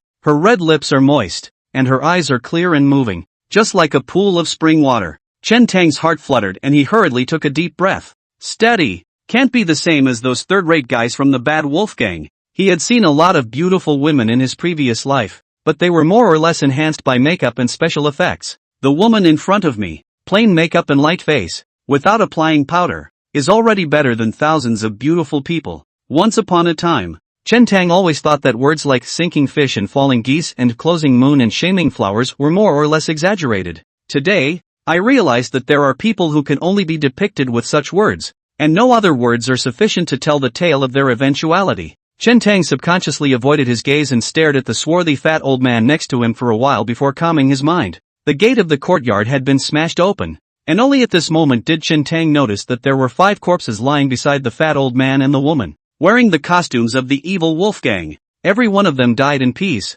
with a sword in their brow. Chen Tang instantly calmed down. Masters, he finally realized what had happened when he had heard that fluttering sound in the courtyard. 5 members of the evil wolf gang were killed by a sword in the blink of an eye, and without even a cry for help. They were killed on the spot. Master Chai was being chased by this woman, and only in a panic did he break through the door, break into this place, and collide with him. The woman's wrist flicked, the tip of the sword lightly trembled, and the blood on it fell extremely smoothly onto the snow, the sword dripping with blood. Good weapon, good means. Chen Tang estimated that I'm afraid he wouldn't be able to reach this realm even if he practiced for another year. Steep, the short, fat, ball-like old man's body swayed, and Chen Tang only felt a blur before his eyes. And the old man had actually arrived in front of him. The distance between the two was 3 to 5 feet anyhow. The fat old man arrived abruptly. That bloated body, on the body speed, actually did not have half the impact. This guy wants to silence him? Chen Tang's heart fluttered. At the critical moment, the center of the brow seemed to crack open again, and that strange perception returned. For once, he saw clearly. The fat old man didn't seem to have any killing intent. He just reached out and grabbed his wrist. Chen Tang is trying to avoid it, but it felt like how I was dodging. I was unable to dodge. The fat old man's movements showed no signs of slowing down. What entrances into the spirit to sit in the light? In front of this old man, all seemed to have no effect. Immediately afterward, a sharp pain came from Chen Tang's brow. Chen Tang stifled a grunt, only feeling the sky spinning. The whole person's consciousness was a little lax, as if there was a sword constantly stirring in the brain marrow. Pain. The fat old man was slightly stunned. There was a pause in the original movement. He hadn't even touched Chen Tang yet, and the latter suddenly became like this. What's with the teenager? He's a blackmailer? The fat old man hesitated slightly, but still held Chen Tang's wrist. A warm breath appeared in Chen Tang's body and traveled around, finally coming to the center of his eyebrows and hovering for a moment before disappearing. Chen Tang felt the pain at his brow, which seemed to ease quite a bit, and his consciousness gradually returned. What just happened? The aftereffects of entering into the spirit and sitting in the photo? Chen Tang looked startled. If he was fighting against someone and suddenly came this way, he wouldn't be cut over with a knife? At some point, the fat old man had retreated and stood beside the woman. Chen Tang said in a deep voice, "We meet in passing. We have never had any grudges. Let's pretend that we haven't seen each other today.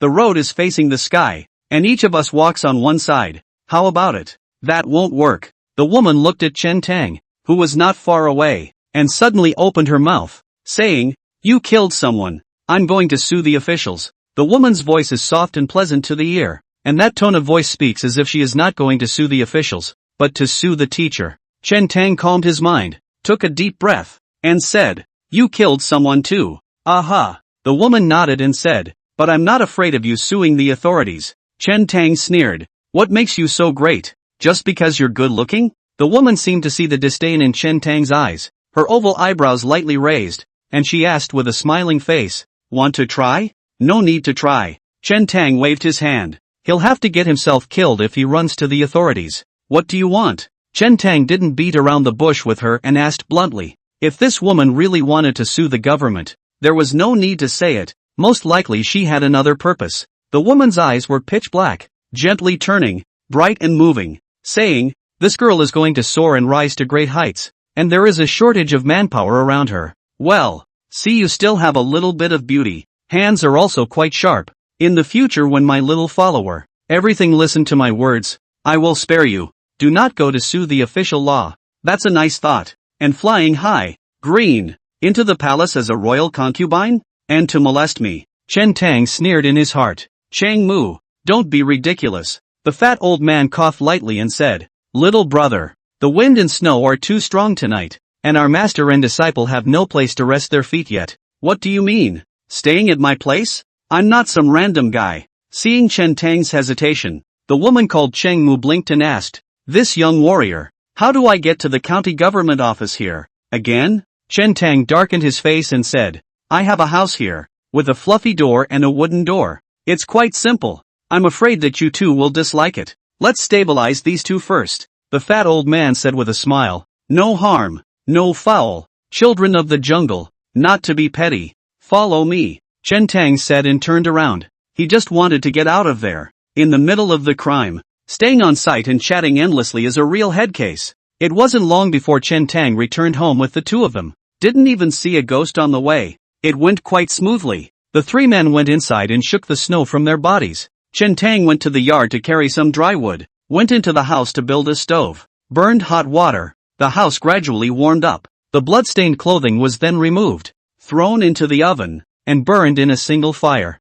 "I'm a little tired, and there are empty rooms available here." "Little brother?" the fat old man asked. "Just one." Chen Tang pointed to the bedroom next to him and said, "Inside is a Kong of fire, and with a little squeezing, it can sleep 3 people. The fat old man pulled out his ears. "This kid's math is so overly loud it's shaking his earwax out."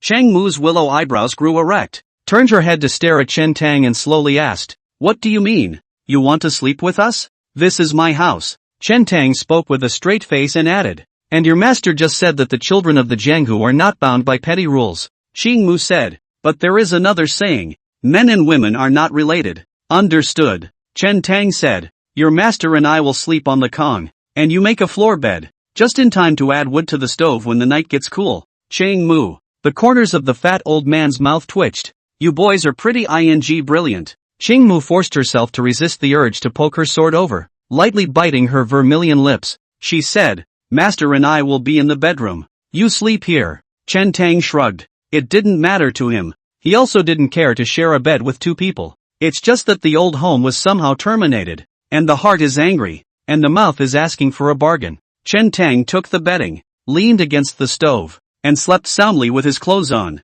With the tactics of the 2 fat old men, it would be useless to take his life, even if he defended himself. Instead of being scared, just relax and sleep it off. Of course, too much happened this night. Chen Tang was really tired too. especially after a sharp pain came from the center of his eyebrow. He felt mentally weak and dizzy, not wanting to move a muscle, only wanting to fall back to sleep. It's a big heart to fall asleep so quickly. It's not just anyone who can fall asleep when the sky is falling. What kind of skill is it to be able to sleep? Master, what else is so special about this man that he deserves you to stay overnight on purpose? When this son just fought with that person, I sensed that something was wrong before I went out to investigate. As expected, this son's mud pill palace has been opened, which is equal to opening the eyes of heaven. Two voices suddenly rang out in the darkness, too thin to be heard. What's a mud palace? Shang Mu blinked, seeming to hit an intellectual blind spot. The fat old man said, Mudball, a body of the zone, the meeting of all the gods,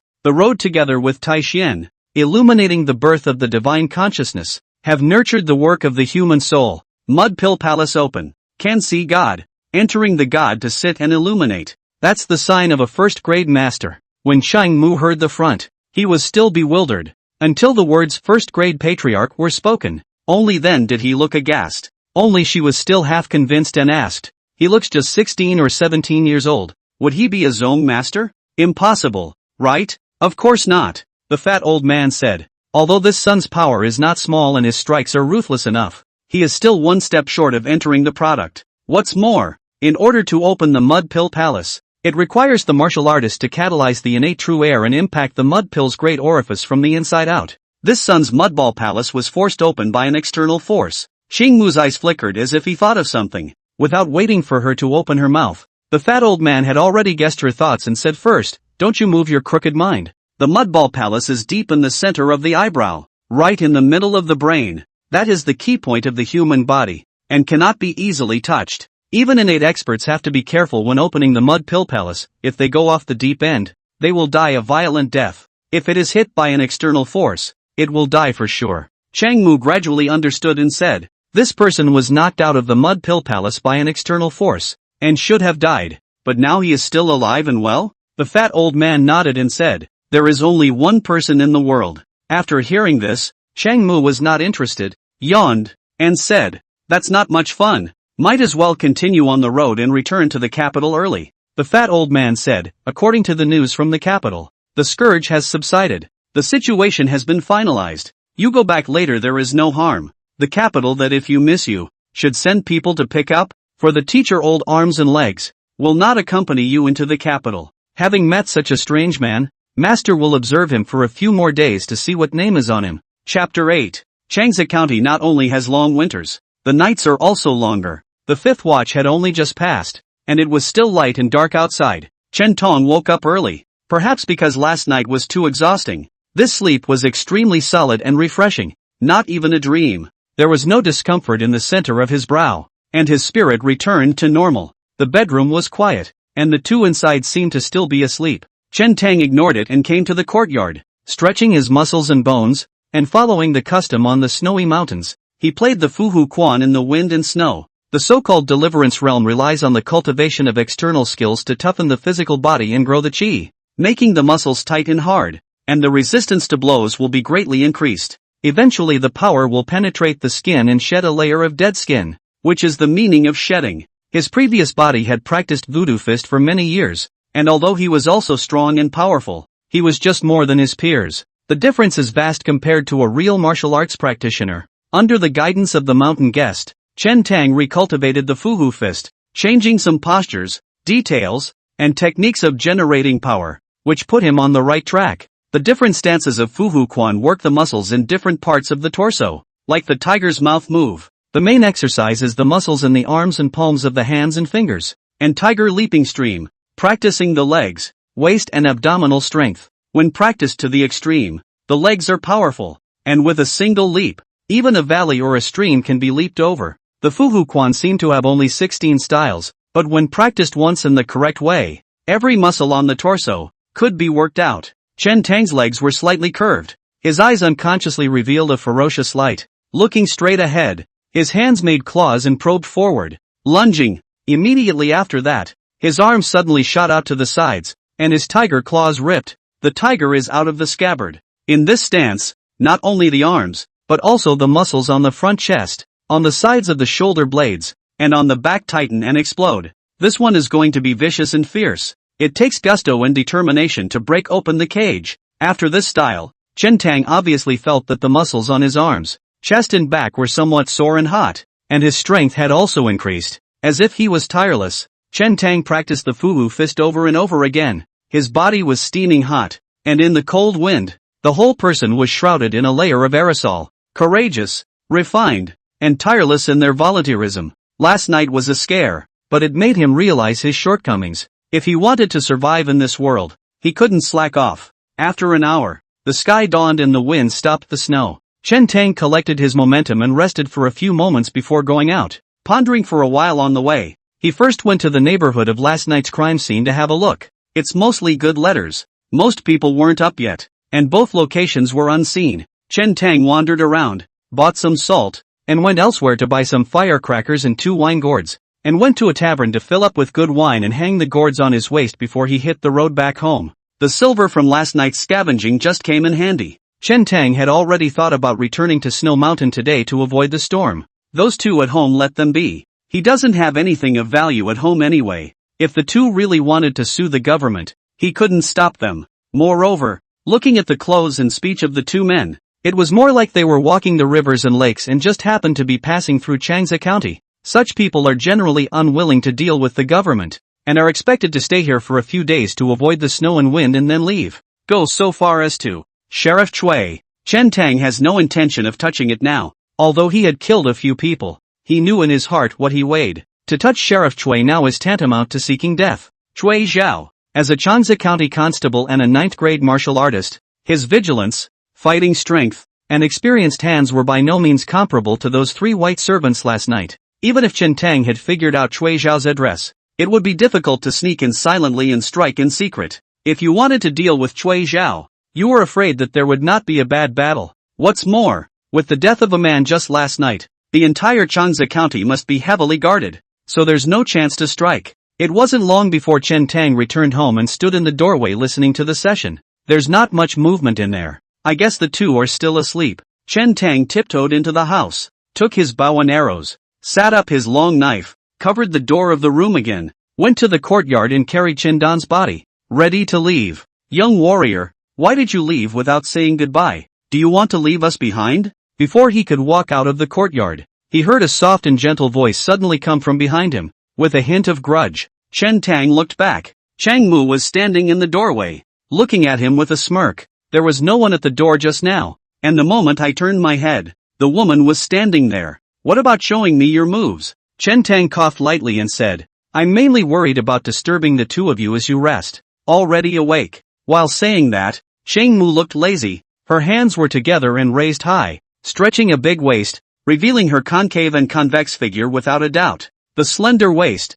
still inadvertently revealing a touch of white grease, shook Chen Tang's eyes a little. Nice guy. So awesome. Chen Tang hurriedly lowered his head, like an old monk in meditation, and repeatedly recited in his heart, red face and white bones, powdered skeletons, all are illusions, all are dreams. I was so distracted that I was not paying attention, and I even read out loud. Put. Cheng Mu couldn't help but laugh out loud at that. The man is interesting. The more Chen Tang was like this, the more Cheng Mu wanted to tease him. Where are you going with this? Cheng Mu asked, holding back his laughter. Chen Tang settled down and said, go up the mountain and bury your father. Cheng Mu had long since noticed the corpse on Chen Tang's back. This time, she didn't laugh. Cheng Mu thought for a moment and then asked, when you went up the mountain to bury your father, why did you carry a bow and arrow on your back and a wine gourd? Chen Tang said, by the way, I will hunt some prey and go down the mountain for some silver. This is true, but it's just not certain when you'll be coming down the mountain. Oh, Cheng Mu seemed to believe it and said softly, then go early and come back early. Master and I will wait for you at home. Spoken like it's your house. Chen Tang muttered a sentence in his heart, and without being moved, he hardened his heart, stifled his voice, and turned around. The best thing about his two lives was that he was self-aware. This kind of woman, dumping level. If you're dressed like this, you're not going to go to heaven. He's a hillbilly with no family, no background, and no martial arts skills, so why would people look at him? It was just a whim to have fun with him, to be out of a dozen steps. Chen Tang calmed his mind, looked back to his own yard. About the distance is far enough away, before lightly humming, muttered, good a scourge of redheads, but also wanna mess up my Taoism. but it is a pity that I have long since broken through the red dust. No desire to be strong. The Taoist heart. Hard. Yard. Qingmu's ears twitched as he seemed to hear something and frowned slightly, somewhat annoyed.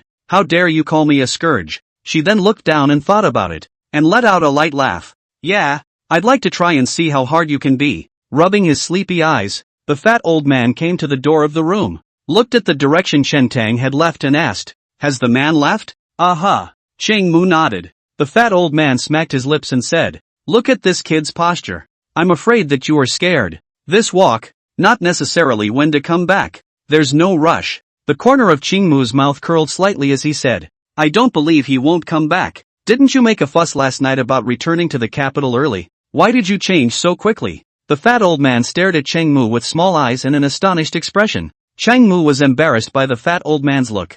Jedli stamped her foot and snapped, Master, shut up. The fat old man hemmed and hawed and said, however, this kid does have something to offer when he fights the Voltron fist in the morning. What's wrong with voodoo fist? A lot of people know it, right? Qingmu asked with a bit of confusion and blinked. The fat old man shook his head and said, in fact, the fuhu fist is not a small origin. It is an external fist technique that was passed down from the army of the former dynasty. This set of fists looks simple, but there are not many people who can integrate it and even practice it to the point of pure perfection nowadays. Yes? Qingmu casually used a tiger's mouth move that Chen Tang killed last night and said, it's nothing, is it? It's simple. Otherwise. The fat old man looked at it and shook his head. Your move is much worse than his. You have not even reached the level of knowing its shape. It's just a little bit different. And the final effect is a world of difference. His punches can kill people. Yours can kill a chicken at best. Chapter 9, The Great Snowball. Carrying the corpse on his back,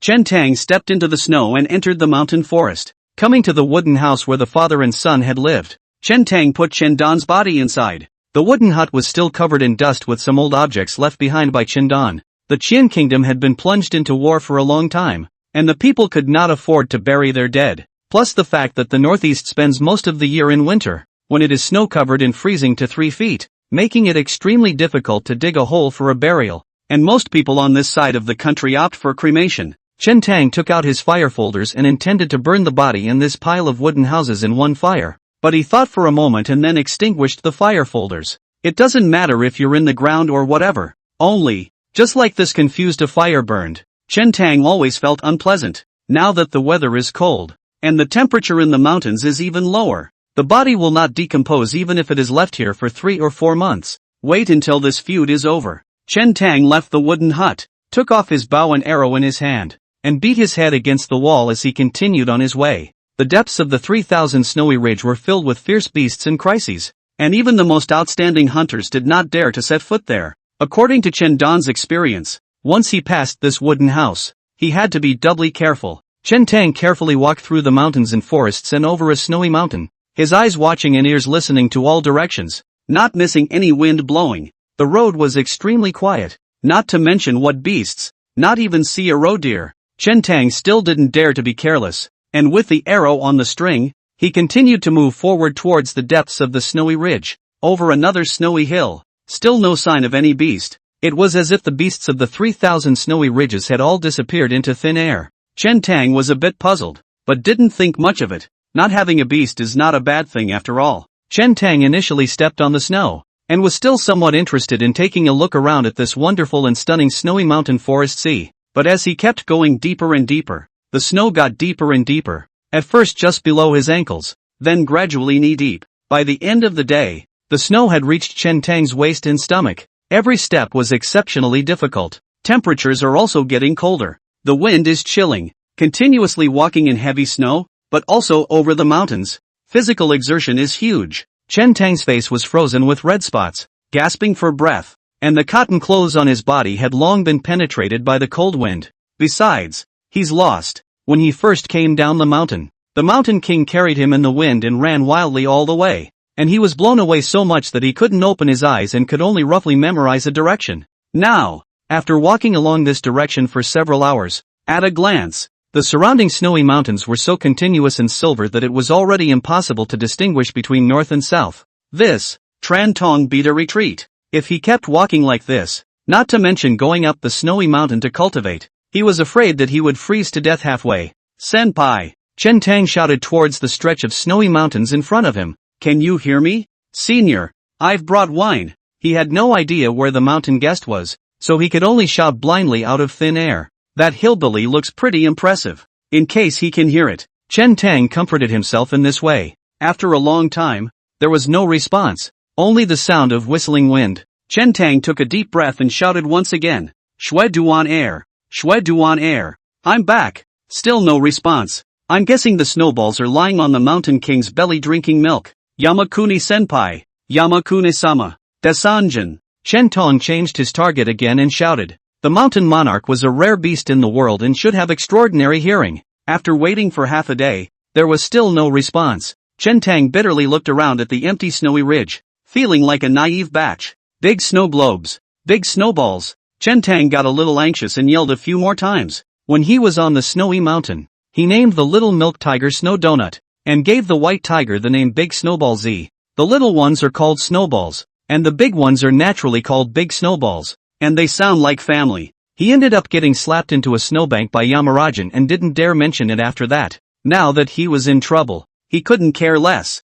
Steep. Chen Tang felt a strange movement coming from above his head. He subconsciously looked up, only to see a huge fleshy palm falling from the sky. The next moment he was pressed into the snowdrift again. That meaty palm falling down looked horrible, but in fact it didn't exert much force, just a gentle push. Ha ha, Chen Tang ate a mouthful of snow, but instead, he was overjoyed in his heart and leaped up, looking back, only to see that behind him was standing a behemoth, covered in snow white and majestic, which was none other than the mountain monarch White Tiger. Big Snowball son, I knew it, you'd come to get me. Chen Tang grinned widely. The mountain monarch's thick nostrils, spewing out 2 streams of hot air, gave a low growl towards Chen Tang, seeming to be somewhat dissatisfied. Got it. No more calling you a big snowball. Chen Tang could see what Shan Jun meant and hugged Shan Jun's furry thigh as a sign of comfort. Right at this moment, on the back of the mountain monarch White Tiger, a large snow mass rolled down and pounced towards Chen Tang. The snowballs are here too.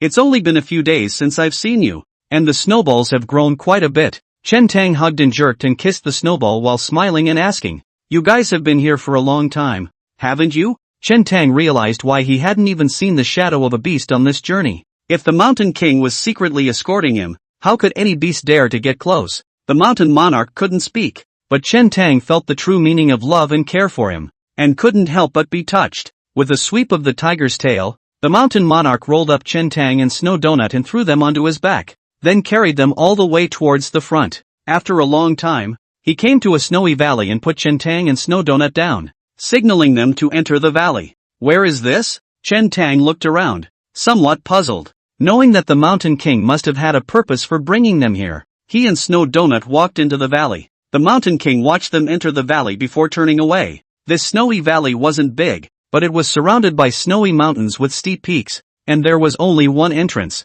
Chen Tang drank a mouthful of spirits to warm up his body. Couldn't stand the snowball's pestering, so he had to accompany it to play around. A man and a beast were rolling around in the snow, having a good time.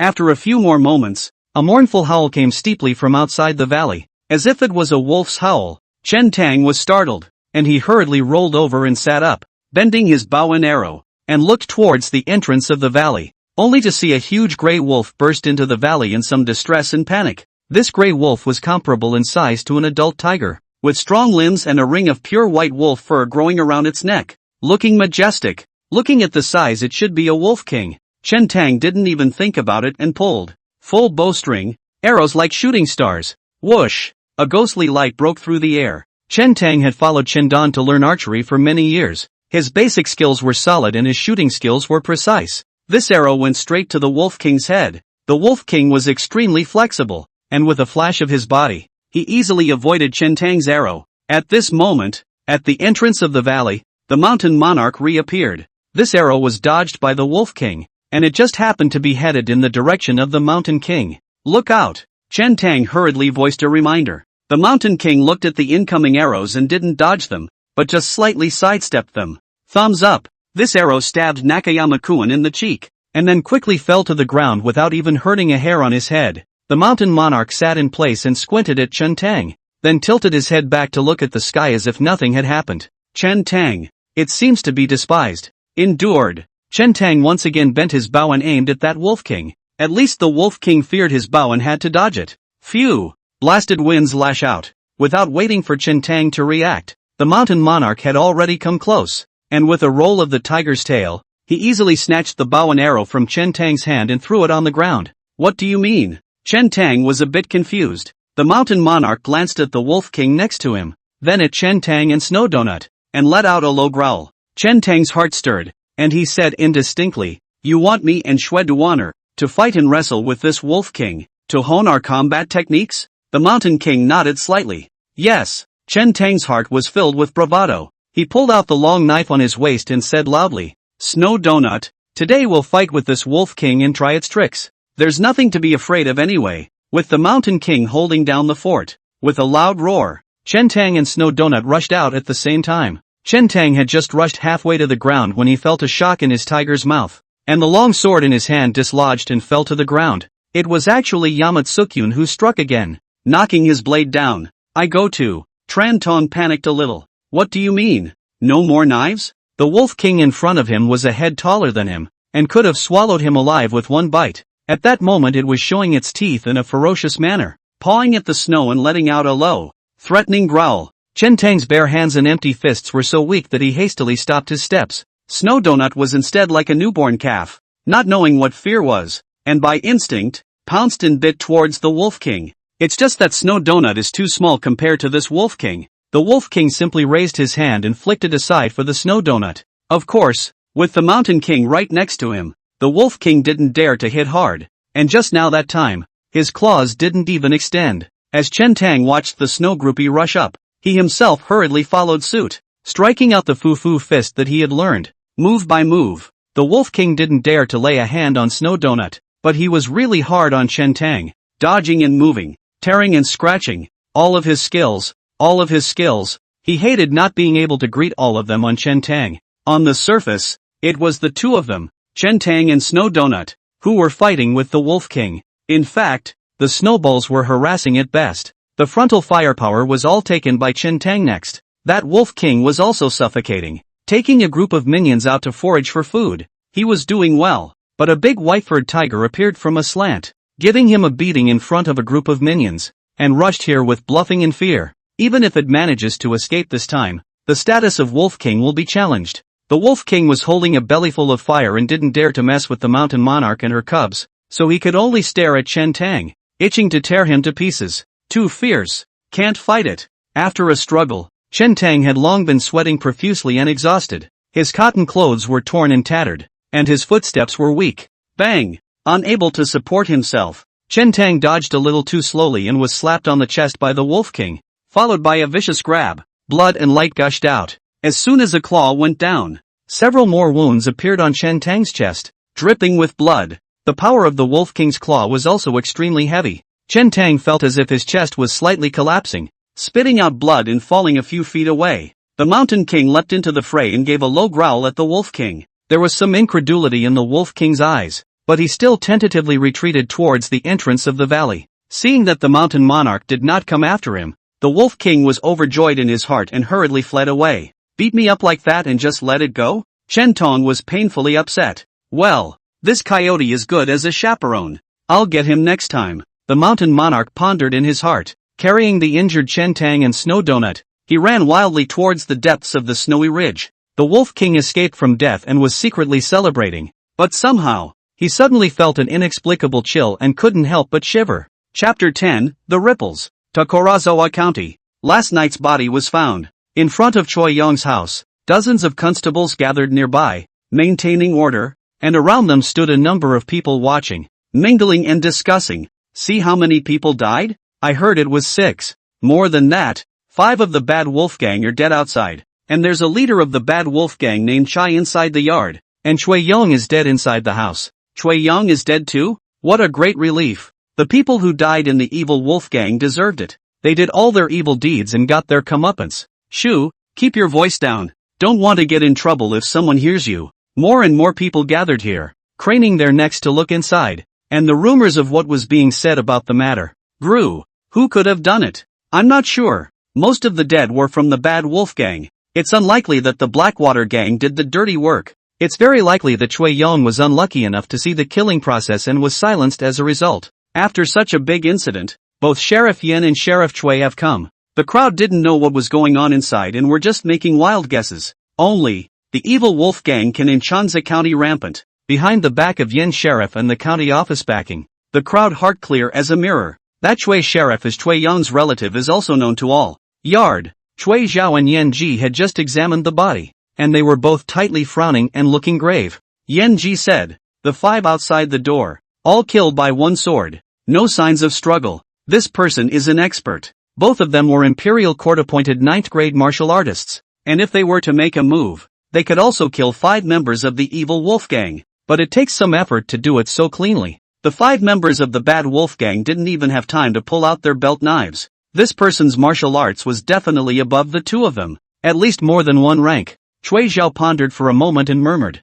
5 people outside, died at the hands of 1 person. The one who killed Chai Tianrong and Chui Yong should be someone else. He examined the wounds. The wounds of the 5 bad wolf gang members were sword wounds, and Chui Yong in the house was tortured and then stabbed to death. The scenario at that time could have been that Chai Tianrong got away with it and crashed through the courtyard gate, but without realizing it, he happened to run into the murderer who had just killed Chui Yong. Chui Zhao squatted down and stared at the 5 fingerprints on Chai Tianrong's face, covering it with one hand and holding the other hand in a false grip into a claw, placing it at Chai Tianrong's throat. Chui Zhao gestured in the air and surmised. The 2 men only exchanged 1 round before their throats were crushed by the murderer with the tiger's mouth crush from the Fush Tiger Fist. Yen Ji said in a deep voice. This person is also an expert. Chui Zhao nodded and said. This person's hand strength is extremely strong, and he abandoned his sword and did not use it, killing Chai Tianrong with a single move with his bare hands, so his strength is evident. Yen Ji said. This person intentionally makes use of such an unusual and unexceptional fist technique as the Fuhu Fist, obviously intending to hide his true means for fear of exposing his identity. This man was too confident, so confident that even if he used the Voltron Fist, he was sure that he could kill Chai Tianrong in 1 move. Was the murderer an 8th grade, or a 7th grade, or higher? Chui Zhao and Yen Ji are not sure. When did 2 such experts come to Chanza County? Due to the wind and snow, the scene did not leave much trail of clues. The 2 sheriffs were only able to find out about last night's incident by the wounds on the body. Raw situation? Speculate on a generalization. Only, both had misjudged the strength of the murderer. Just then, Changsa County's 3rd constable slowly walked over. Very young, just about 20 years old. It is said that he originally worked at the county government office and was relegated to our Changsa County due to a mistake. Meng, what's the situation on your side? Yen Ji asked in a deep voice. Although they were both constables, in the eyes of Yen Ji and Chui Zhao, this newcomer, Meng Liangyu, could only be considered a junior. 2 white servants dead in the alley down the street. 1 slash to the throat, clean as a whistle. And the man who did it was a ruthless man. Meng Liangyu had a bamboo stick in his mouth, with a hint of cynicism between his eyebrows, looked around and said, counting these 7, 9 people died in 1 night. This is a big case. What do the 2 constables say? Chui Zhao and Yen Ji were silent and looked at each other. The 2 men have been working in the county office for many years. Both are old farts. Just by looking at each other, they guessed each other's thoughts, and understood each other. Meng Ah, Yen Ji said, you've been in our Changsa County for half a year, and you've never shown much. This time is a rare opportunity. I think this case will be given to you. Chui Zhao also nodded his head and said, if you find the murderer this time and make a great achievement, Sun County Magistrate will give you a few words of praise, and maybe you can go back to the county government office as an official. After hearing this, Meng Liangyu revealed a hint of a playful smile and asked, Sheriff Kai, the people who died this time were from the evil wolf gang. Don't you want to personally investigate? Then his gaze turned to Chui Zhao and asked, the one inside seems to be your nephew, right? And Sheriff Chui doesn't want to catch the murderer and avenge his death? Just distant relatives, not that close, Chui Zhao said. Of course, I definitely want to catch the murderer. It's just that we're 2 old people. We always have to give the young people a chance. Yeah, Meng, you're in for a treat. Yen Ji patted Meng Liangyu's shoulder, and there seemed to be high hopes in his eyes. Oh, then thanks to the 2 constables. Meng Liangyu let out a light laugh. Chui Zhao and Yen Ji gave a few words of explanation and left first. Meng Liangyu looked at the backs of the 2 departing men and spat out the bamboo stick in his mouth, sneering in his heart. He still didn't know what these 2 were playing at. He had just taken a general look at the case, and it was quite a tricky one. There's more than one killer, and they're all masters. The two must have been worried that if they investigated further, they would attract the attention of the other side and set themselves on fire. It's not unusual for a few people to die in the Bad Wolf Gang. Those 3 white servants were at best petty officials, and in the eyes of the county office they were nothing. There was no need for the 2 constables to raise an army and put their lives at risk for the sake of such a few people. In fact, Mang Liangyu didn't have much interest in the case. The 9 men from last night all had a way of taking their lives and deserved to die in his opinion. Only, he was quite interested in the murderer of this case, and was a bit curious to see what the other person was. With 6 people dead in the Bad Wolf Gang, the biggest possibility is that the Blackwater Gang is responsible. But the Blackwater Gang's branch in Changsa County shouldn't have such an expert. The 2 major gangs had been at peace with each other before, and they hadn't heard of any clashes lately. And looking at the bodies at the scene, it looks more like a chance encounter between the 2 sides than a prepared interception. If that's the case, there's a good chance the killer is an outsider. The deaths of Cui Yong and the 2 white servants, on the other hand, seemed like a long-planned vendetta. Meng Liangyu stroked his chin and pondered for a long time, gradually feeling out some clues. If you want to investigate, you can start by checking the outsiders who have entered Changsa County these days, and you should get something. Of course, Meng Liangyu did not intend to make a big fuss to investigate the case. Around is also bored. Just find something to do. 9 people died overnight in Changsa County, creating quite a ripple. But after a few days, the ripples subsided. The county courthouse hastily buried and disposed of the body as if it had never happened, and no one was heard of investigating the case. Rather, it was that Sheriff Meng who occasionally led people from door to door to comfort everyone and tell them to relax and not to be afraid. The Bad Wolf Gang strengthened their guard and poked around for information. But unfortunately, there was no clue and no luck. For the next period of time, there were no more such incidents, and calm returned to Changsa County. That long wintry night seemed like mere chance. This incident, in turn, brought an unexpected benefit to the people of Changsa County. For a period of time since then, the evil Wolf Gang and a group of white servants acted in a much lower key,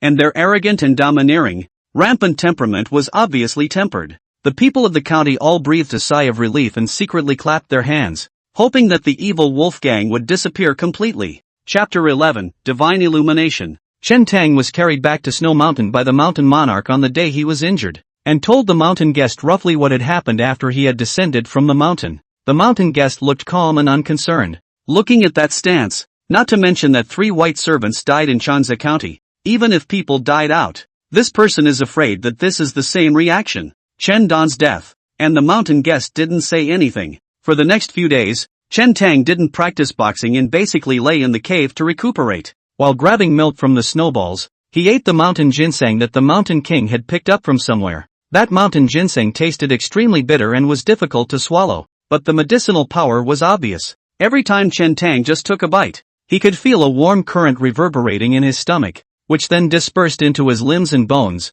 running around his body. Tiger's milk with ginseng. In just 3 days, the injuries on his body had healed most of the way. Not only that, Chen Tang also realized that some amazing changes were happening to him. Over the past 3 days, a layer of dead skin on his body began to fade away, and his strength grew significantly. Chen Tang asked, "Senior, this should be the sign of the degenerate realm, right? I've already entered the grade?" The guest in the mountain leaned against the cold stone wall and faked a nap, without lifting his head or opening his eyes, and said, "It's still not even close." Chen Tang nodded. "Come to think of it, you can't just lie on a snowy mountain for 3 days and become a 9th grade martial artist without even practicing your punches. One more thing." Chen Tang described the marvelous feeling he encountered when he fought with Master Chai. "Is this the entering spirit sitting illumination that Senior said?" "Aha," the mountain guest said. "This feeling, even if I tell you ahead of time, it will be difficult for you to experience. Only when you are on the edge of life and death,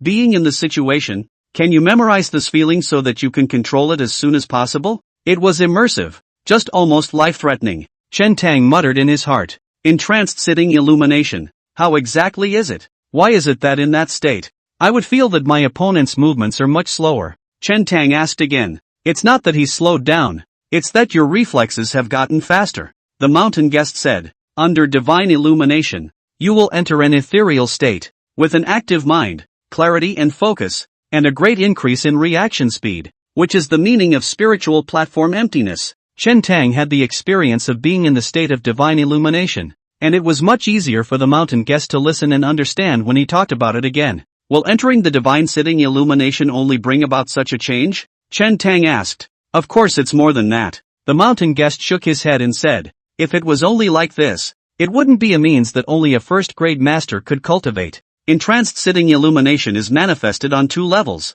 Internally, it is the realm of slimness and insight. Externally, it is the realm of seeing the slightest thing and knowing the fall of a leaf. Chen Tang was a bit confused by what he heard and said, that said, I don't understand again. The mountain guest smiled faintly and said, just enter the state of divine illumination and feel it. But this time, it's not your opponent you're looking at, but yourself. Self? Inside view? Chen Tang thoughtfully attempted to enter the divine illumination state. He hadn't mastered this technique skillfully after all, and without a sense of crisis. It took a long time before he entered the divine illumination state again. His brow seemed to split open and an eye grew. This time, he didn't have to deal with any crises, and Chen Tang was able to better appreciate the different feelings that came with this state. The surroundings, randomly it became vivid and clear. The sunlight poured down on the top of the snow-covered mountains, shimmering and radiating a different kind of beauty. Even the tiny, 6-pronged, elongated ice crystals on each snowflake were clearly visible. Not only his eyesight, but even his hearing became extremely sharp. Following the guidance of the mountain guest, Chen Tang looked to himself. This look took him straight to the ground. Every inch of the body's muscles and bones, every meridian and acupuncture point, and every drop of bone marrow and blood were clearly revealed in the state of divine illumination. He finally understood what it meant to be slim and insightful. I'm afraid this is more advanced than X-rays and MRIs in previous generations. Divine illumination inner vision. Knowing his body like the back of his hand, Chen Tang could even detect the new skin that was constantly being born at the already scabbed wounds on his chest. It's an amazing feeling. Chen Tang was immersed in this marvelous perception when his complexion suddenly changed, and that tearing, sharp pain deep within his brow reappeared. Aha! Chen Tang stifled a grunt and trembled in pain. The pain was literally 10 times more intense than the sensation of a migraine. The mountain guest seemed to be aware of something and suddenly opened his eyes, staring at Chen Tang's brow. Those eyes,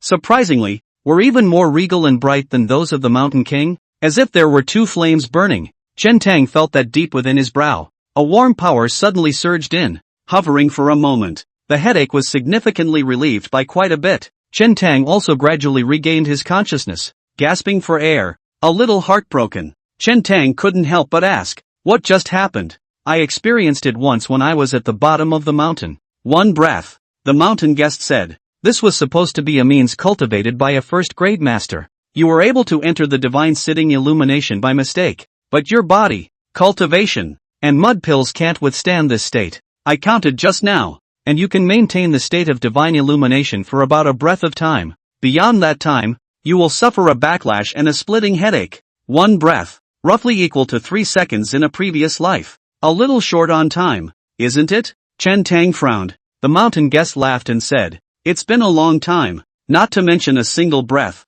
In a real fight, even an instantaneous change can change life and death. This was something that Chen Tang had a deep understanding of. In his fight with Master Chai at the bottom of the mountain, he had briefly entered the state of divine illumination, and after avoiding Master Chai's life-supporting slash, he had killed him with a backhanded move. The whole thing, less than a breath. And when he later re-entered the divine illumination state and tried to dodge the fat old man's attack, he exceeded the time by 1 breath, thus causing a backlash. Chen Tang asked, how can the effects of this backlash be eliminated? Simple, the mountain guest said. If you sleep for a few hours and your spirit is restored, the effects will be removed. Why can't I dodge that old man's strike? Chen Tang asked again. The mountain guest said, your cultivation is not enough, and in the state of divine illumination, even if your reactions are elevated, you are not seen to be faster than others. There are also many times when your consciousness reacts, but your body is not strong enough to keep up with the changes in consciousness.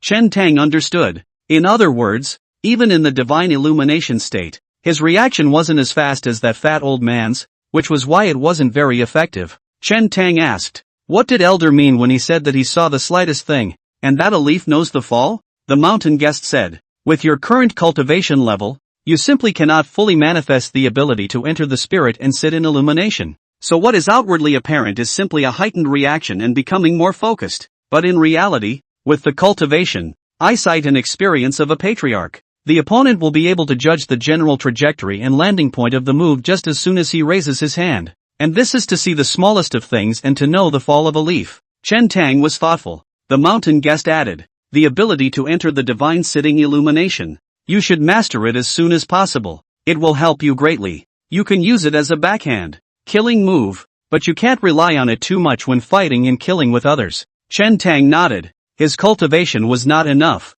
and he had a limited time to enter the spirit and sit in illumination for more than a breath, and he could only recover through enough sleep. Once in deep danger or surrounded by strong enemies, there is likely no chance of recovery. If one casually entered the divine illumination state and consumed time, when they encountered a truly strong enemy, they would be helpless. The mountain guest sat up slightly and said in a deep voice, the vast majority of people won't be able to see anything when you enter the divine illumination state, but you won't be able to hide it from the patriarch. This ability of yours, if it is seen through, it will easily lead to murder. So, be careful. The tone of the mountain guest was obviously much heavier, reminding Chen Tang to be careful. Chen Tang squared his shoulders and nodded. A moment later, he seemed to think of something and frowned. That fat old man at the bottom of the mountain had grabbed my wrist and probed it a bit. He might have seen it. The mountain guest raised his eyebrows slightly, a hint of hidden killing intent flaring up in the depths of his eyes as he said, you will tell me in detail about that person's appearance and the entire process.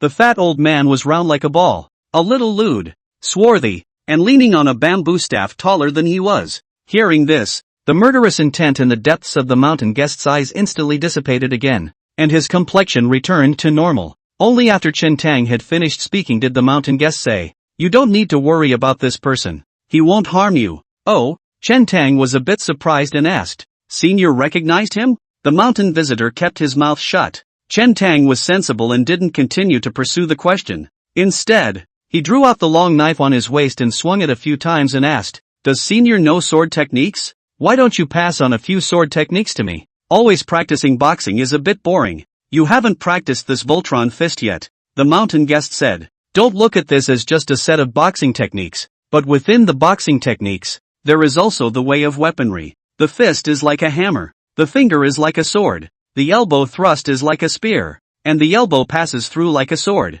You have to understand that a weapon is an extension of the body, and as long as you have practiced all aspects of your body to be rigid and flexible, and as round as one, it is easy to pick up any weapon, no matter what it is. Chen Tang was again convinced by him and asked with a smile, Senior, you know so much. Little stone set. How many grades are you? Classless. The mountain guest coldly returned 2 words. You're still playing mysterious with me. Don't tell me. Chen Tang bristled. The mountain guest said, let the mountain king take you down the mountain and find some wild beasts to sharpen your fists. Again? Chen Tang's face was black. Said, not go to the line. I just rested not 2 days. In the mountains to practice boxing cannot? Cultivate a decade or 8 years. Once out of the mountain invincible kind. The mountain guest laughed coldly. Without constantly killing and practicing, honing your techniques and enriching your experience, not to mention 10 or 8 years, even if you are bored in practicing for decades, you can't beat others. That kind of invincibility after practicing hard for decades can only be in a dream.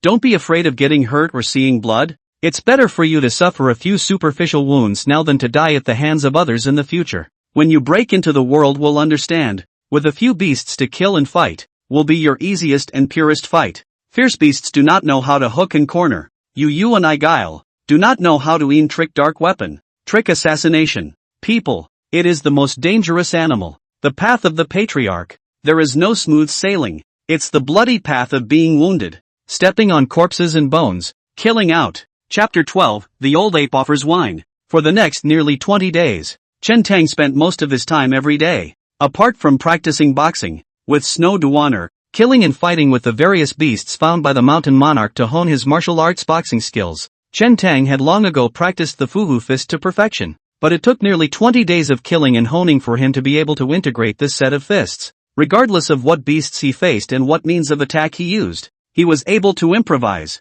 one move at a time, and respond with ease. In the constant fighting, Chen Tang also gradually gained a deeper understanding of the Fuhu fist. The prancing and jumping, tearing and pouncing claws of the various beasts, including the body techniques of the snow donuts hunting, were all helping Chen Tang to realize the principles of boxing. As the mountain guest said, only through repeated killing and honing, the distance, timing, power, etc. of the strike can be understood and memorized. This is so that you don't panic and fumble in a sparring match. In just 20 days' time, Chen Tang felt that his combat power had risen by a large margin. If he encountered Master Chai again, facing Master Chai's backhanded slash that wrapped around his head, he wouldn't even have to use the power of divine illumination to easily kill him back. Of course, these days, the tiger's milk and mountain ginseng continued to be eaten without interruption, and the power was still growing. The angles of Chen Tang's face became more distinct. His face was like a knife. His body was obviously thinner,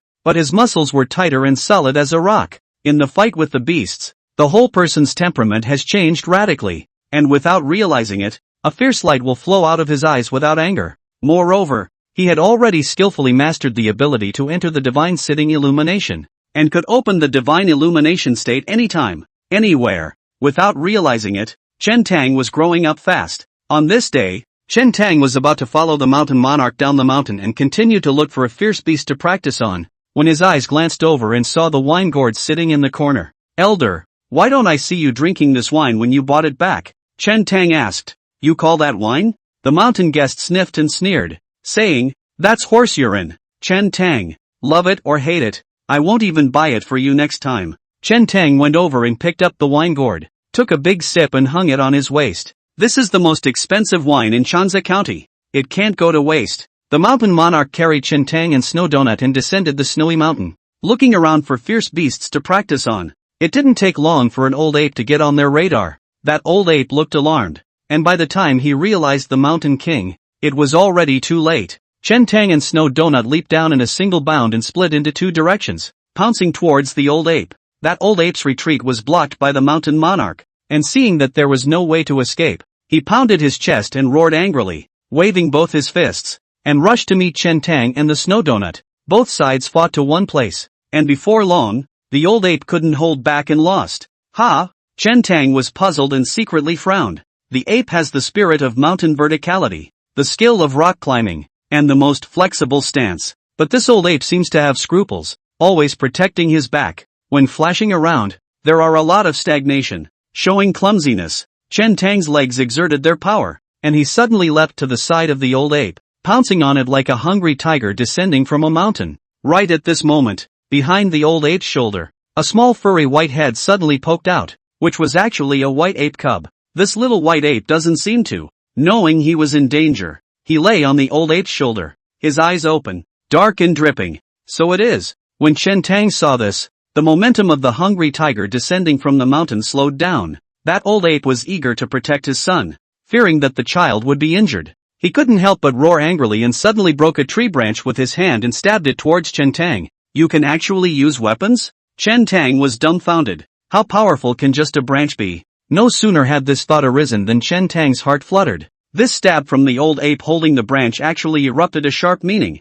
and it broke his aura of a hungry tiger descending from the mountain. Snap! The branch stabbed Chen Tang's chest and instantly snapped. It was just a branch. Of course it couldn't hurt Chen Tang. But if the old ape was holding a sword in his hand, Chen Tang would have a hole in his chest at this moment. Wacky! Chen Tang was greatly surprised. An old ape in the forests of the snowy range actually knew swordplay? Or was that just a coincidence? Normally, as long as the beast lost to Chen Tang and Snow Donut, it would be killed by the mountain monarch as prey for meat. Only by outsmarting Chen Tang would he have a chance to live. In fact, if Chen Tang were to go all out, the old ape would definitely not be able to defeat him. But this old ape was more or less humane, and was trying to protect the child at the risk of his life, so Chen Tang couldn't bear it in his heart. So he walked towards the mountain monarch and gestured while saying, "I just lost. This old ape stabbed me. Let them go." The mountain monarch sat still, just staring at the old ape not far away. Chen Tang thought it was reluctant, and when he followed the mountain monarch's gaze, he only saw that Snow Donut and the little white ape had already played together. Chen Tang laughed. The old ape looked on in horror. It was not until he was sure that the snowballer had no malicious intent that he put his heart down, but his gaze at the mountain monarch and Chen Tang was still tinged with guarded vigilance. "You guys go." It was getting late in the day before Chen Tang held the snowball child away from him and waved his hand, signaling the old ape to leave with the little white ape. The old ape seemed to understand what Chen Tang said, and a look of disbelief appeared on his face. The snowball child and the little white ape have not finished playing. The two little beasts are reluctant to separate, but also a little bit of love. The old ape picked up the little white ape on his back to take a few steps and turn around. Seeing that Shan Jun and Chen Tang did not come after him, he was sure that he was out of danger. Chen Tang looked at the old ape drilling into the mountain forest for not long, and was just about to turn around and leave, when the old ape ran back with the little white ape on his back. "What are you doing back here?" Chen Tang was puzzled. This old ape came in front of Chen Tang, arched up its hand, and as if it were a human, bowed towards the mountain monarch and Chen Tang, as if it was expressing its gratitude. Afterward, the old ape pointed at the wine gourd on Chen Tang's waist and said something with a wah-wah in his mouth. "Ha ha, you want a drink?" Chen Tang couldn't help but laugh out loud. I didn't realize that the old ape was good at drinking. He didn't excuse himself and took off his wine gourd and threw it to the old ape. The old ape pointed at Chen Tang's feet again and made a gesture. "And what does that mean?" Chen Tang was baffled by this old ape. The old ape wowed and wowed for half a day. Seeing that Chen Tang still didn't understand, he couldn't help but be a little annoyed. Circling Chen Tang and drawing a circle on the snow under his feet. "A mount." Chen Tang blinked and asked tentatively, "Are you asking us to wait here?" "Ow." When the old ape saw that Chen Tang finally understood, he couldn't help but smile, nodding his head repeatedly, with a look of a child being teachable and the old man being pleased. Chen Tang, the old ape, carrying the wine gourd, turned and burrowed into the mountains again. After a long time, the night was deepening, and Chen Tang had already waited a bit impatiently before that old ape ran out from the mountains and handed the wine gourd back to Chen Tang. The old ape's eyes shone brightly as he repeatedly made the gesture of pulling out the cork and tilting his head back to drink, his face filled with anticipation. "Let me drink?" This time, Chen Tang quickly understood. He had just ruffled the lid of the wine gourd. A strong and mellow wine aroma came to his nose, and before he even drank it, Chen Tang felt a little drunk. "This is..." Chen Tang fixed his eyes on it, only to see the wine in that wine gourd. Under the reflection of the moonlight, it was clear and blue, just like an agar jelly, and the fragrance of wine was overflowing. Even if he didn't know anything about wine, he could smell that it was 10 times, 100 times better than the one contained in the gourd before. Chen Tang was overjoyed in his heart and couldn't help but tilt his head back and take a big sip. Spirits in the throat. First, I felt a strong pungency, then my mouth was full of flavor, sweet and mellow, with a lingering aftertaste. A wave of warmth surged through his stomach, quickly exploding and spreading through his body as a hot breath shot through his head. In an instant, Chen Tang's face turned flushed red and he opened his mouth to burp, only to feel drowsy with heavy eyelids. The world actually has such a beautiful wine. What I drank before really, burp, is horse urine. After saying that, Chen Tang threw back his head and fell down, already drunk and passed out. The old ape moved extremely fast and hurriedly caught the wine gourd, capped the bottle and hung it back on Chen Tang's waist. Chapter 13, I don't know them well. Chen Tang was brought back to the snowy mountain by the Mountain King that night and woke up the next day. A hangover from a previous life can be unusually hard to wake up from, with headaches and fatigue, nausea and sleepiness, and just woke up. Chen Tang rolled over and sat up, actually felt smooth and refreshed. Fatigue was swept away, without the slightest sign of discomfort. You are truly blessed. Chen Tang had just woken up when the voice of the mountain guest happened to ring out. How? Chen Tang walked into the cave and asked curiously. The mountain guest laughed. Ape clan good wine and color. Every spring and summer, we'll collect 100 flowers and white fruits, or stored in the stone puddle, or stored in the tree caves, and gradually fermented, brewed into a wine. The best flavor in the winter months. This wine is called 100 Flowers and 100 Fruits Brew, also known as monkey's wine, picking the spirit of heaven and earth, the essence of the sun and the moon. It is the best of the best in the wine, and it is not to be exchanged for 1,000 pieces of gold. Chen Tang's eyes lit up. He had also read some records about monkey's wine in his previous life, and he had never expected that he would come across it here. I have a mountain ginseng here that is in its prime. If you take it directly, your body will definitely not be able to withstand the medicinal power and you will be in danger of losing your life. The mountain guest said, if you use ginseng to make wine, you can slowly stimulate the medicinal power in the mountain ginseng and incorporate it into the wine. Then you can drink it slowly. But the wine you bought is like horse urine, and it would be a waste to pair it with this mountain ginseng of mine. That pot of monkey's wine last night was just the perfect match for this mountain ginseng. I have soaked that mountain ginseng in your wine gourd. You can just drink a small sip at a time. More will make you very drunk. Chen Tang glanced prettily at the wine gourd on his waist and asked, does this mountain ginseng monkey wine have any other uses besides being good? That's a lot. The guest in the mountain said, this mountain ginseng and monkey wine are both treasures of the world, and the two blend together to benefit each other, replenishing the 5 organs. benefiting the 6 internal organs, calming the mind and soul, replenishing the chi and nourishing the blood. In short, it's greatly beneficial to your martial arts training. Drink a small sip every day, and the time it takes you to enter the product will be greatly shortened. Chen Tang was overjoyed to hear this. Or this is real. For the next few days, Chen Tang would drink a small sip every day before practicing boxing. As the fist technique was performed, the medicinal power of the mountain ginseng monkey wine was distributed to all parts of the body, every inch of the muscles. 10 days passed in the blink of an eye. Chen Tang realized that his body, again, seemed to undergo some changes. As long as he exerted his energy a little, the surface of his skin would glow with a faint bronze color, which was exceptionally hard. Curious in his mind, he had even taken his long knife and lightly scratched it on his arm. The blade sliced through, leaving no semblance of a mark on the arm. He didn't put much effort into it, but it was amazing enough. Chen Tang felt that his strength today had nearly doubled from a month ago. Moreover, he vaguely sensed the existence of a bottleneck. Power growth becomes extremely slow. Elder, am I in the grade now? Noticing this change in himself, Chen Tang once again approached the mountain guest and asked. His former self was a child of a hunter's family, and although he had heard about some martial arts grades, he knew nothing about the signs of entering the grade. The mountain guest glanced at Chen Tang and shook his head. There's still some fire left. We need to practice more. More practice? Chen Tang was not afraid of trouble. Part of the reason for practicing martial arts in the beginning was to take revenge and also want to survive in this chaotic world, and was forced to do so. Even if there was no crisis, Chen Tang would still practice boxing daily and diligently. Feeling his growing power and climbing battle strength, coupled with his desire for many martial arts, he had come to love this feeling. The pinnacle of the martial Tao was one of his pursuits in this world. It was just that the difficulty of entering the product was somewhat beyond his expectations. Just then, an ape cry came from beneath the snowy mountain. In the past few days, the old ape came twice to deliver monkey wine, and incidentally brought the little white ape to play with the snow group. The old ape knew the location of this snowy mountain, but with the presence of the mountain monarch, he didn't dare to go up the mountain without authorization, so he greeted Chen Tang with an ape cry. Only, there was something odd about the crowing today. I'll go down and check it out. Chen Tang said goodbye to the mountain guest and traveled towards the bottom of the mountain. During this period of cultivation, Chen Tang not only had his strength increased greatly, but his stance was also more flexible, and he could already go up and down the snowy mountain on his own.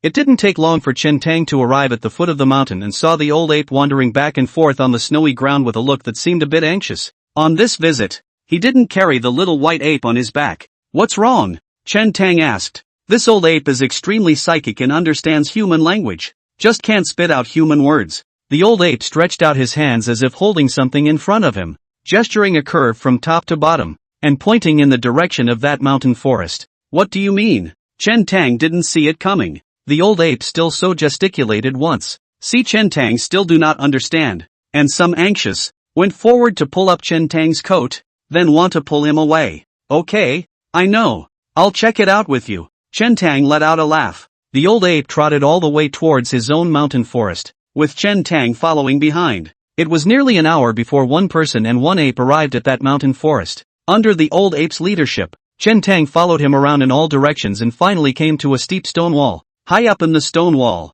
there was a dark cavern. The old ape signaled Chen Tang to go up with him. Chen Tang followed the rock climbing up, and before long, he came to that cave, and followed the old ape into it. At the entrance to the cave, it was still dark and dim. Walking not far along the cave, a huge space opened up in front of him, as if a whole mountain had been dug out in the middle of it, and sunlight shone down from the dome. Not far ahead, a sky-high ancient tree grew. Numerous apes, large and small, were jumping back and forth chasing each other on the branches of the stone wall. Seeing Chen Tang's figure, the many apes showed their curiosity, and a small white ape trotted all the way to Chen Tang's side and bowed to him in a human-like manner. Ha ha! Chen Tang laughed out loud and reached out to rub the little white ape's forehead. The old ape gestured while pointing under the big tree. Chen Tang was puzzled and walked closer before he was shocked. That tree is lying under a beautiful woman. Hairpin sideburns mess, the body of the voluptuous and delicate, but the cotton clothes are broken in many places, oozing blood. I don't know what kind of injuries the woman had suffered, but her eyes were closed tightly and she was unconscious. Where do you find women? Ha? Chen Tang asked with a frown. The old ape gave another gesticulation. Then his eyes revealed a hint of eccentricity. and his hands wandered over his body to stroke it with a bad smile on his face. Ow! When the crowd of apes and monkeys saw this scene, they all shouted in excitement and jumped up and down as well. That little white ape seemed to have read it as well, and hurriedly covered its eyes with both hands, secretly opening its fingers and looking this way. Grass. For old age. Chen Tang laughed and cursed. Senior said that your ape clan is good at wine and sex, and it's true. Monkeys know everything. As he was speaking, Chen Tang swept over the beautiful woman again out of the corner of his eye. At this look, Chen Tang's smile froze. At some point, that beautiful woman had woken up. Her face was pale, and she was looking at Chen Tang coldly. A mount. This is awkward. Chen Tang blinked, coughed lightly, and said, Actually, I'm not too familiar with them. Chapter 14, The Snowy Ridge Killers. This explanation of Chen Tang was more or less a bit pale, and he didn't believe it himself. The woman didn't say anything, still looking at him warily, with a few cold, distrustful glances. Forget it. Chen Tang didn't bother to explain. After all, the life of a pugilist. What's more, he didn't do anything, and the two of them are just meeting each other in a sea of people, and they won't necessarily see each other in the future. Chen Tang asked, where did the girl come from and what is she doing running to the 3,000 snowy mountains? The 3,000 snowy ridge was a dangerous place that was rarely traveled to, and even the most experienced hunters did not dare to go too deep. The woman was silent for a long time before she said, I wanted to go up the mountain to collect ginseng, but I accidentally fell into the ice cave and was injured, and it was this old ape that saved me. Chen Tang breathed a light sigh of relief. Dare I say it was the old ape that saved the day. He thought that this old thing was naturally horny and ran outside to capture a good woman. Chen Tang asked, is the girl still able to walk? I'll send you out of the snowy ridge. The 3,000 snowy ridge was endless. The terrain was treacherous, and there were occasional cracks in the ice caves, so if there was no guide, it would be extremely easy to get lost. The woman struggled to her feet. One ankle appeared to be broken, and a flash of pain appeared on her face at the slightest exertion. But she didn't say a word, just pursed her lips tightly and said, I can still walk, so I'd appreciate it if you could guide me. Although Chen Tang saw that she had an injury on her ankle, he did not come forward to assist her. The woman was obviously wary of him, and to rush to help would only be asking for trouble. Chen Tang walked ahead of the walk and led the woman down the cave. The rock wall of the cave was quite steep. Chen Tang asked the old ape to bring some vines over, tied them around the woman's waist, and slowly lowered her down. Chen Tang roughly discerned the direction and walked ahead. The woman quietly followed behind, pulling away for a distance, looking at the tall back in front of her, her heart still not dropping her guard. She had lost her weapon for defense, and now that her ankle was injured, she had to be careful with this man in front of her of unknown origin. Who's this guy? Is it with that group? How did he show up at the 3,000 snowy mountains? He didn't go overboard just now. Could he be doing it on purpose to try to get me to let my guard down? A million thoughts flashed through the woman's mind as she fought back a stabbing pain from her ankle. My name is Li Junlight. I haven't yet asked where you are from and how do you address yourself? After a long silence, it was the woman who couldn't help herself and opened her mouth to inquire. Chen Tang, the mountain village boy. Chen Tang returned indifferently. Li Junqing secretly frowned. How did a mountain village boy show up at the 3,000 snowy mountains? Moreover, this person did not have a bow and arrow on him, nor did he bring any weapon with him. Appearing in the snowy ridge with his bare hands was too suspicious. The two of them passed through another mountain forest and didn't go out far before Chen Tang suddenly stopped his stance. Li Junqing's heart tightened, and she also hurriedly stopped her steps, looking at Chen Tang somewhat nervously. Is someone coming to get you? Chen Tang suddenly asked something inexplicable. No. Li Junqing was stunned by the question and replied subconsciously. Chen Tang said in a low voice, we just passed a mountain forest, so you should retreat towards that side now. After saying that, Chen Tang continued traveling towards the front, and his footsteps accelerated by a few points. Li Junqing was slightly stunned, but she quickly realized something and glanced around somewhat nervously. Confirm or agree with. As far as the eye could see, the snow was blanketed with no abnormalities and silence. Li Junqing's expression was grave as he slowly backed away. The originally calm snowy ridge, killing opportunities suddenly appeared. 5 figures broke through the snow from the front with a murderous aura. One of them held a long sword in his hand, his gaze blazing. The first to lock onto Li Junlight. I'll get her. Male kill. The man let out a low gulp. The remaining 4 were dressed as hunters, bending their bows and aiming their arrows at Chen Tang in front of them. Whoosh! The bow is like the full moon and the arrow is like a shooting star. Chen Tang had just entered the range of the bow and arrow. The 4 arrows did not have any intention to stay, aiming at the vitals on Chen Tang's body. Just when the sound of the bowstring had just sounded, Chen Tang had already prepared for it, and with a short figure, the whole person pounced out like a tiger, with extremely fast speed. Originally, he was just walking on the snow. This movement was truly like a tiger coming out of its cage. With an extraordinary momentum, all 4 arrows fell short. Chen Tang crouched low and ran furiously all the way. A hunter's line of sight saw no silhouettes, only waves of snow rolling over, as if a bloodthirsty tiger, pouncing over. Before he even got close, there was a bad wind in his face, and this hunter seemed to smell a trace of fishy odor. This hunter hastily stabilized his mind and bent his bow again. Whoosh! Sharp arrows broke through the air with a piercing sound. Chen Tang hid in the snow, heard the movement. The speed of the forward lunge did not decrease. Legs force, fierce leap in the air. The 3 arrows at his side, once again, fell short. The hunter who was directly in front of him had long since regained his composure, and saw the scene with a slight sneer. He's been ready for a long time. The 4 of them had hunted in the snowy range for many years and worked well together. It looked like the 3 arrows fell short, but in fact, it was creating an opportunity for him. Once you are in midair and have no launching point, it is difficult to dodge, and he was poised for this arrow to hit. Even if this person in front of him could resist, his figure would be delayed, and the arrows of the remaining 3 hunters would shoot over again. With such a turn, the opponent had no respite at all. Whoosh! He loosened the bowstring and the long arrow shot at Chen Tang in midair. Chen Tang was in midair. Seeing this arrow coming over, he did not panic and tried his best to dodge it by inclining his head.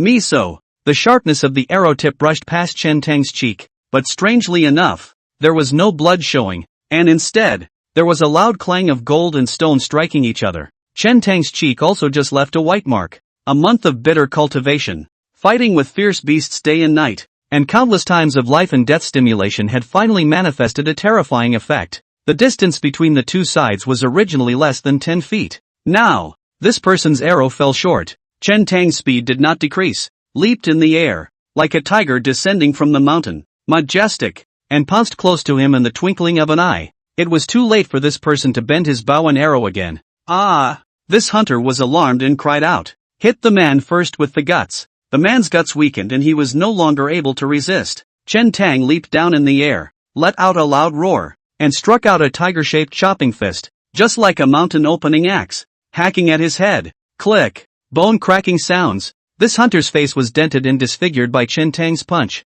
In a flash, blood splattered everywhere. After a short pause, the man was cleaved a few feet away and rolled a few times on the snow, crossing his body on the spot. Since the other party wanted to take his life, there was no need for Chen Tang to stay his hand. The threat of the 4 hunters' bows was too great. A 1-stone bow drawn to full strength, powerful enough to shoot through 100 meters, even against a 9th-grade martial artist. Only by taking care of a hunter as soon as possible, retreating into the mountains and using the terrain of the woods, was it possible to get out of harm's way? Whoosh! The sound of sharp arrows resounded again. Chen Tang's body shape scurried away from the original spot once again, avoiding the long arrows behind him while copying this hunter's bow and arrow in his hand and looking to the side. Li Junlight had just retreated to the edge of the mountain forest, while the knife-wielding man was close behind and would soon catch up. Chen Tang temporarily abandoned the remaining 3 hunters and ran in the direction of the mountain forest. Since you want to kill him, none of you are going anywhere. Chapter 15. Who is the prey?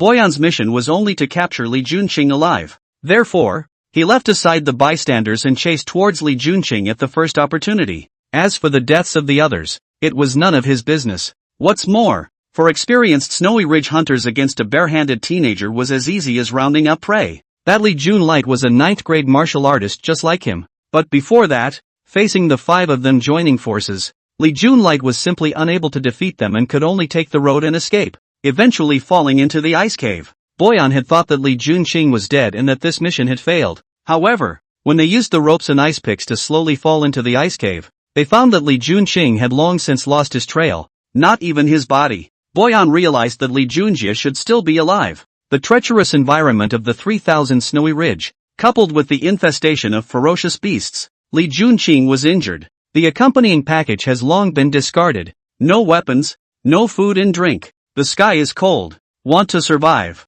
She must be out of the Snowy Ridge as soon as possible. So he conferred with the 4 hunters, chose a path. ambushed the place, and waited quietly. As expected, the main man was waiting. As for the teenager in front of him, Bo Yen didn't even put it in his eyes. Only one sentence of the male killed, and then didn't look at him again. You can't escape. Seeing that Li Junqing was limping and about to drill into the mountains, Bo Yen shouted, poked out his palm, flexed his fingers into claws, and grabbed towards Li Junqing's shoulder. Phew! Steep! There was a strange sound in his ear. Bo Yan's complexion changed, hastily stopped his footsteps, twisted his body to the side, and with a backhanded knife, he slashed down fiercely towards his side. Click! A knife slashed at the tail of the feathered arrow, and the blade was so sharp that it directly cut off the feathered arrow. Bo Yan shuddered and blushed. This arrow shocked him into a cold sweat. The slash hit the end of the arrow. This meant that if he had been a little slower just now, this feathered arrow would have already crossed the blade and shot his head through.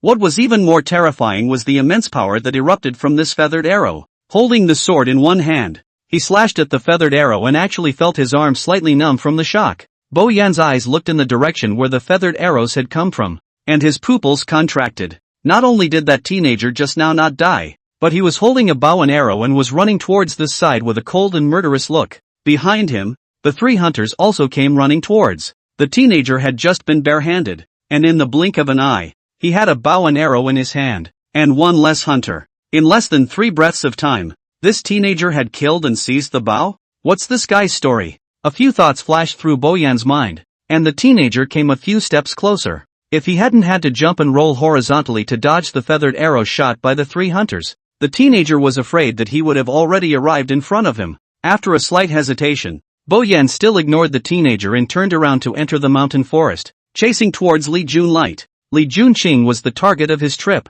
As long as the 3 hunters delayed for a moment longer, he would be able to capture Li Junqing alive and take the initiative. Not long after Bo Yan entered the woods, Chen Tang and the 3 hunters also followed him back and forth and broke into the woods. In the middle of the woods, bows and arrows are much less of a threat. Each of the ancient trees can be used as cover to hide. As long as Chen Tang traveled between the ancient trees and was fast enough, even if there were 3 hunters aiming, it would be difficult to shoot him. Enter the tree. After the forest, Chen Tang turned around and took the initiative to approach towards the 3 hunters with the cover of the woods. The 3 hunters saw a silhouette flash by, and without thinking, they raised their hands and shot an arrow. Bam! Bam! Bam! All of these feathered arrows fell short and just shot at the tree trunks, not hurting Chen Tang at all. The distance between the 2 sides kept getting closer. In the blink of an eye, Chen Tang and one of the hunters were only 50 paces apart. Both of them hid behind a large tree. This hunter slightly sidestepped, revealing half of his body, bending his bow and aiming at the big tree where Chen Tang was hiding. The bow is like a full moon. This hunter was so focused that beads of sweat were still oozing from his forehead even in the cold winter months. He was unmoved, his eyes unblinking. Steady heart, steady eyes, steady hands. Years of experience had made him extremely confident in his shooting skills. He could guarantee that as long as Chen Tang showed up, this arrow of his would surely hit. Within 50 paces, it was hard as hell to dodge an arrow shot at full power. I've got a lock on him. This hunter suddenly shouted, "Come here quickly, you guys." Just then, there was a flash of silhouettes behind that big tree. Whoosh! This hunter was highly nervous, just saw the silhouette, and without thinking, he loosened his fingers, and the arrow was like a shooting star, breaking through the air. Not good. This hunter had just let go when his heart sank. Chen Tang didn't show up at all. Just now he just shifted a bit, deliberately revealing a break. And just as he let go of his hand to shoot the arrow, Chen Tang dodged out from the other side of the tree, the feathered arrow already strung. Phew! Almost simultaneously, this hunter shot a feathered arrow that scuffed against the bark of a tree. Chen Tang's feathered arrow shot through this hunter's throat. Thump! The blood-stained feathered arrow shot through the hunter, and with its residual power, it once again shot into the tree trunk behind the man. The tail of the arrow quivered slightly, and a few drops of blood dripped onto the snow. I thought right. At this distance, an arrow shot, indeed, cannot be dodged. The last thought flashed through this hunter's mind as he fell to the ground and died. The remaining 2 hunters had just arrived nearby and were about to come to their aid when they saw this scene. The 2 of them hurriedly looked for a large tree nearby to hide, not daring to act rashly. Just now, the 2 of them could see clearly that this companion of theirs had been quite cautious, only revealing half of his body position. Yet he was still killed by an arrow. This teenager's shooting skills were better than theirs. Boyan, hurry up. We can't carry it on our side. One of the hunters hid behind a tree and shouted, "Pust!" This hunter's voice ended abruptly. A feathered arrow pierced through the trunk of a tree and the tip of the arrow went through the head of this hunter. This person's eyes were wide open. His gaze was dull, and his face was filled with horror as he died on the spot, having just panicked. He looked for a large tree close by to hide. However, the trunk of this large tree was not thick enough, plus both sides were very close. Chen Tang's arrow, along with the trunk and the person, shot through all of them. In the blink of an eye, only one of the 4 hunters was left. The man was so frightened that his face was bloodless and he was deterred. Initiate and get countered by an arrow, hiding behind a tree and getting an arrow through it. What kind of people did they meet? Who's the prey? This person's entire body was hiding, not daring to show his head, just shooting in the direction of Chen Tang. Then without looking back, he fled towards the outside of the woods. Whoosh! The sound of sharp arrows breaking through the air rang out. This hunter was quite experienced, and without thinking, he rolled over. He had only just gotten up when a huge force came from his undershirt, and he immediately felt a cone-like stabbing pain. His body was completely out of control, rising up in the air and falling out toward the front. He forced himself to endure the severe pain and subconsciously looked down. A feathered arrow had pierced the chest and penetrated the body. The arrow was stained with scarlet blood. Whoosh! Whoosh! Whoosh! A few more cracking sounds rang out. Several feathered arrows came one after another, and the huge impact carried his body and nailed him to the top of the ancient tree. Chapter 16, Beheading the 9th grade. Li Junqing had injuries on his body and sprained his foot, making it difficult for him to move, and he was unable to support himself with his empty hands for a few moments before he was punched in the shoulder by Boyan and stumbled out of the room. This is still Bo Yen intentionally stay hand. Want to capture alive. If you want to take her life, she would have died. Boyan heard movement coming from the woods behind him, as if those hunters were somewhat unable to resist, but he paid no attention to it. Whoosh! The sound of sharp arrows breaking through the air rang out. Bo Yen frowned and hurriedly hid behind an ancient tree to avoid the arrow. What's going on? Why would there be feathered arrows coming in his direction? Could it be that? Li Junqing dropped to the ground, his ankle swollen so much that he was out of the fight and no threat. Boyan gasped and glanced slightly sideways, behind him, only to see that the teenager was carrying a bow and arrow, dragon walking, treading on the snow, and rushing towards this side aggressively. In such a short time, those hunters are all dead? Boyan was secretly alarmed. That's 4 experienced hunters. If he were to pull away, even if he were to face such 4 people, it would be difficult to take advantage of them, and I'm afraid that he would only be able to avoid them. Not to mention, killing all 4 hunters in a short period of time. Seeing Chen Tang running towards this side with great strides, Li Junlight hurriedly voiced out a reminder. This person is a 9th grade martial artist. Be careful, brother. Don't get close to him and use your bow and arrow to suppress him from a long distance as the best strategy. Which knows that Chen Tang heard the words, but even threw down the bow and arrow in his hand, and his feet were even faster instead. This action could make Li Junqing look foolish. What's wrong with this guy? Could it be that the bow is broken and can no longer be used? But even if the hunting bow was broken, he should have gone to pick up the rest of the bow, so why not retreat instead of advance? Ha ha, it's kind of fortunate that I met a mangaka. When Bo Yen saw this scene, but he was overjoyed and tightened the long sword in his hand. One must know that even when 9th grade martial artists sparred with each other, with or without weapons in hand, it was a world of difference. Even if you punch me 10 times, as long as I protect my vitals, I have no fear for my life. But if I slash at you with this knife, you'll be seriously injured if not killed. After all, a 9th grade martial artist was only a mortal flesh, and could not block the sharpness of a blade. Bo Yen was secretly delighted. But he didn't know that when Chen Tang heard the words 9th grade martial artist, his eyes were even more glowing and he was eager to try. These days, he had been killing and fighting with wild beasts, never fighting with people. Now, having finally met someone who was still in 9th grade, it was the right time to use it to try his hand. On the one hand, to explore the bottom of the 9th grade martial artist, to have a preparation in advance, in the future to find Shui Sheriff, also good to have a number. Secondly, it was also possible to compare one's own battle power, what level it had reached, and how much of a gap there was between it and the 9th grade. Even if something went wrong, he had the power of divine illumination to cover his back. As for bare hands, it was nothing to Chen Tang. He hadn't learned swordplay yet, and even if he carried a sword in his hand, he was afraid that he would have to abandon it in the end. In the blink of an eye, Chen Tang had already come close. Bo Yen suddenly dodged out from behind the tree and made a horizontal cut. the blade chopping at Chen Tang's throat with great speed. Seeing this scene, Li Junqing couldn't help but let out a soft cry. She had fought with Bo Yan twice and knew the power of her opponent's fast sword. Chen Tang's forward rush was unabated, and Bo Yan seized the moment just in time to meet the knife. Almost unavoidable. Chen Tang looked at the oncoming blade and frowned slightly. It was reasonable to say that the battle power of a 9th-grade martial artist was definitely much higher than Master Chai. Whether it was strength or speed, it was far superior to Master Chai. However, the feeling that Bo Yan's knife brought to Chen Tang was not as terrifying as Master Chai's backhanded knife back then. It didn't look too fast, and there wasn't that sense of unavoidable urgency. Chen Tang's figure was short, sliding on the snow just in time to avoid Bo Yan's horizontal slash, circling around behind him and blocking in front of Li Jun Light. Bo Yan and I fell short, just a little surprised. The movement does not stop. The pace of the feet a mistake. Catch up with the body. Backhand again a knife. Horizontal cut over. Chen Tang leapt back a step and dodged. Swish. Bo Yan and knife force is not yet finished. Followed by stepping forward, with the help of forward momentum, such as splitting Huashan, cut down the head.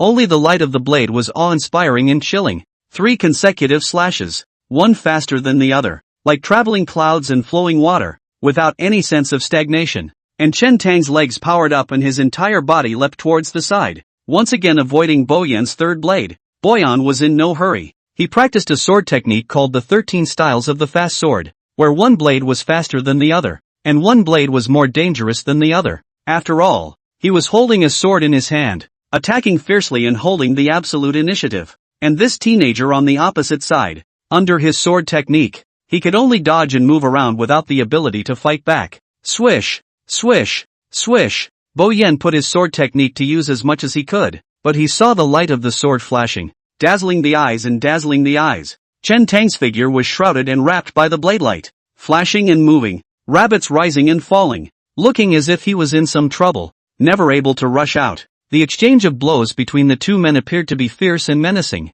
but at this moment, the 3 people present were of different minds. Li Junqing couldn't take her eyes off the ground, holding her breath, a heart hanging in mid-air, her expression full of worry. A long defense is a lost cause. This teenager can't carry on much longer. What should we do? After all, it's bare hands, flesh and blood. It can't block the powerful blade. He doesn't stand a chance. He suffered this calamity because of me after all. If he loses his life for this, I, Li Qingjun, will find it difficult to have peace of mind for the rest of my life. Turning to this, Li Junqing clenched his fists as if he had made some kind of decision. Bo Yan was still attacking, but his heart was growing weak. His fast sword 13 styles, already made 2 rounds, frozen did not hurt this teenager a bit. The best time, only cut off a piece of the corner of the coat. Not being able to attack for a long time was a huge drain on his physical strength, and his sword skills were not as swift and powerful as they had been initially. If he kept on spending like this,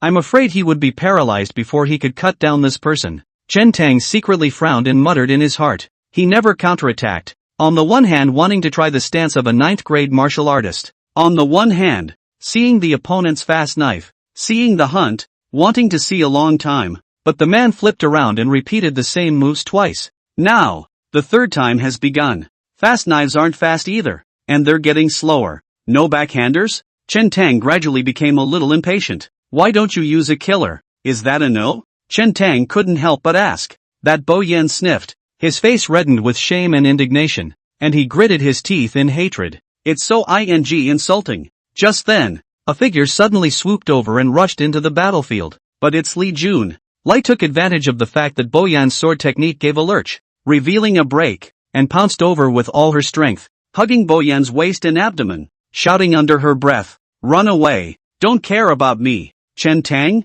What is this woman doing? That Bo Yan more and more fight suffocated, a belly of fire nowhere to vent, suddenly held by someone. Do not think, backhand is a knife. Pust, blood flashes, the slash hit Li Junqing's arm. The blood instantly penetrated the cotton shirt, and the cut to the bone. Fortunately, it was his body that was weak after the great battle and his chi was lacking, plus it was difficult to wield the sword in this position. Otherwise, just a single slash would have cut off Li Jun Light's arm. Suffering from such a heavy blow, Li Junqing's eyes were slightly red, but she did not say a word, only pursed her lips and looked at Chen Tang with an anxious expression. She no longer had the strength to hold Bo Yan back. Seeing this, Chen Tang's blood immediately surged. Stepped forward, his tiger's eyes rounded, and shouted, "Take your life!" Ah! Boyan got rid of Li Juncheng, and when he saw Chen Tang charging over, he also roared, holding his sword with both hands and slashing down towards the front. Phew!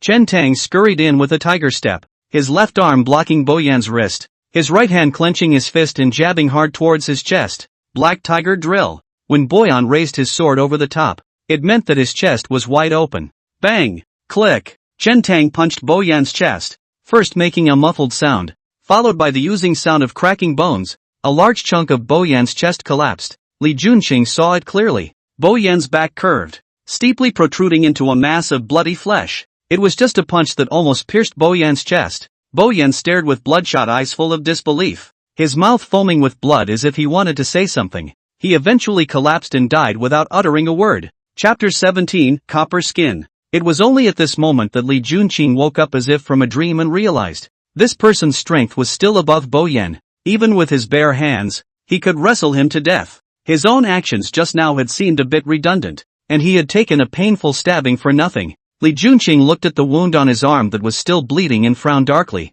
She tried to bandage the wound to stop the bleeding, but it was too inconvenient with one hand. She had just gone through a big battle. Her ankles were swollen and she didn't have much strength. She was weak. Chen Tang rummaged through Boyan's body. Li Junqing glanced at it and sighed lightly in his heart. She wanted to ask Chen Tang for a favor, but after all, men and women are different, and conferring is not a good idea. Her own wound was on her shoulder. If she asked someone to come over and bandage it, the two of them must be extremely close to each other. She was really embarrassed to ask. The man didn't seem to be paying attention to this either. Ugh, forget it. Right at this moment, I only saw Chen Tang fumble around on Boyan's body for half a day and fished out a few vials, coming to Li Junlight and handing them over to him, asking, "Take a look. Which one is the golden sore pill?" Li Junqing was slightly stunned, but still pointed to one of the small green bottles. Chen Tang pulled off the bottle cork, brought it under his nose and smelled it, then handed it to Li Junqing and asked, "Look at it again.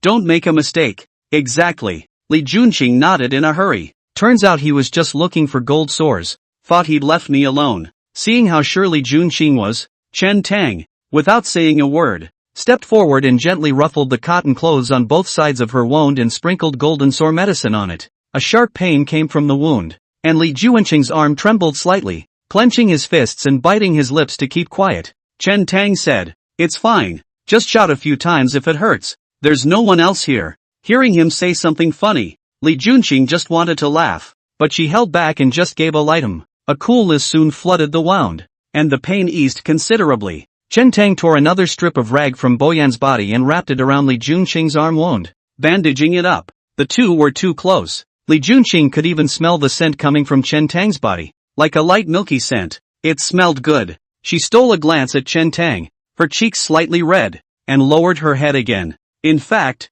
under this distance, smelling the faint fragrance of Li Junqing's body, Chen Tang could not help but look at her a few more times. Li Junqing looks very beautiful. Her skin is white and translucent, although she is dressed as a woman with round buns, but in fact, she looks like she is in her early 20s. Instead of the youthfulness of a young girl, there was more than a hint of a woman's mature flavor. Chen Tang's heartbeat, too, couldn't help but speed up a few points. Well, it didn't take long to bandage it up in a couple of tries. Both men breathed a light sigh of relief. Great job. Chen Tang got up, clapped his hands, and looked at his accomplishment with a nod and a smile of satisfaction. Not bad. Another skill to learn. Li Junlight glanced sideways at the wound and burst into tears. There, not to mention what bow tie. Even neat cannot be counted. Another person, afraid to close their eyes, then he wrapped up the good. How an ugly word. Chen Tang turned his head and continued to touch the corpse. Li Junqing struggled to raise his arm and arched his hand.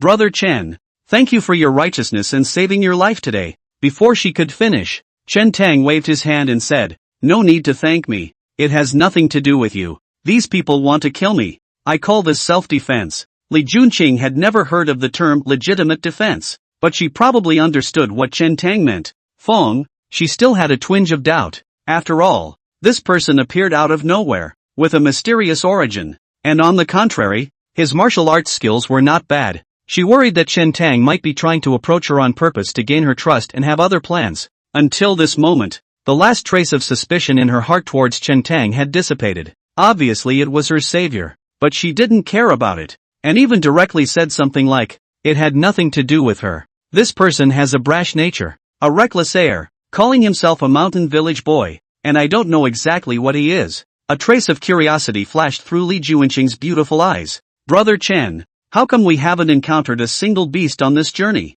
Li Juanqing suddenly thought of this matter and was puzzled. It was reasonable to say that the 3,000 snowy ridges were infested with wild beasts, and after such a long time, there shouldn't be not a single one to be seen. Chen Tang smothered his head and continued to touch the corpse as if he didn't hear it. Why is he ignoring people again? Where did I say something wrong? Li Juanqing was a bit distressed. Actually, not that she was to blame for thinking too much. It was just that this was something Chen Tang couldn't say and it was a bit troublesome to explain. During this period of time, he and Snow Donut were looking for wild beasts to fight around in the 3,000 Snowy Ridge, and most of the wild beasts saw him and ran away a long time ago. How could they dare to come forward? Moreover, he had been drinking Yamajun brand tiger's milk for 2 months, and he exuded a unique aura. Any ungrateful beasts that came over and smelled this odor would have long since run away in fear. This is bloodline suppression. Really want to explain to the end. He has not weaned yet. Afraid to shake out. Chen Tang fumbled for a moment before he fished out a crumpled secret book from the crotch pocket of Bo Yan's pants and said,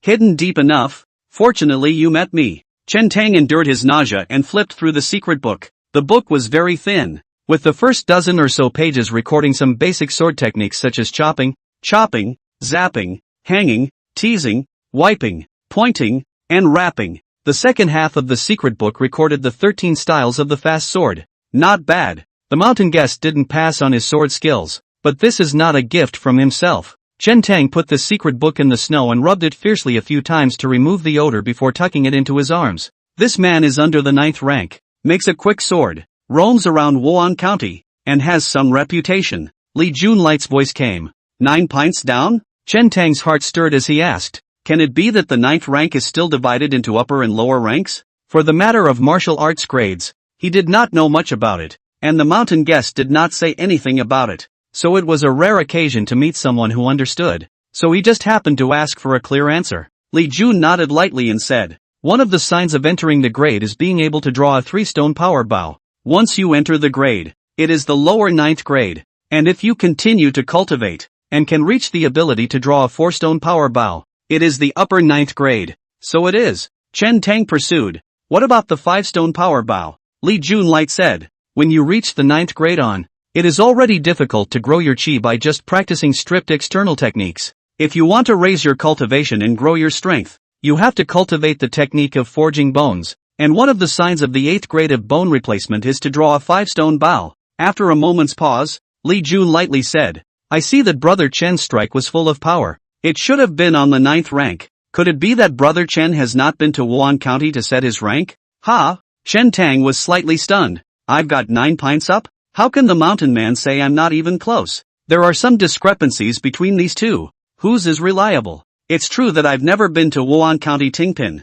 Chen Tang mused. You just said that drawing a 3-stone bow is only one of the signs of entering the 9th grade. What are the other signs? Practicing skin like armor. Li Junlight said. At the end of the degenerate realm cultivation, the power will penetrate from the muscles to the skin, receding a layer of dead skin, and the newborn skin that comes out will become tougher than before, and the resistance to strikes will be greatly increased. This newborn skin is like the leather armor on a soldier's body. When gently scratched with a blade, leaving marks and no blood, it reaches the level of practicing skin like armor. Chen Tang listened with increasing doubt. In that case, a month ago, when he went up the snowy mountain for the second time, he seemed to have reached the point of practicing skin like armor. Li Junqing stared at Chen Tang's palm for a while and said in a condensed voice, if I'm not mistaken, Brother Chen may have cultivated to the level of copper skin. Copper skin? What's the word? Chen Tang asked. Li Junlight explained. Most of the ordinary soldiers wear armor made of cowhide, and the better ones,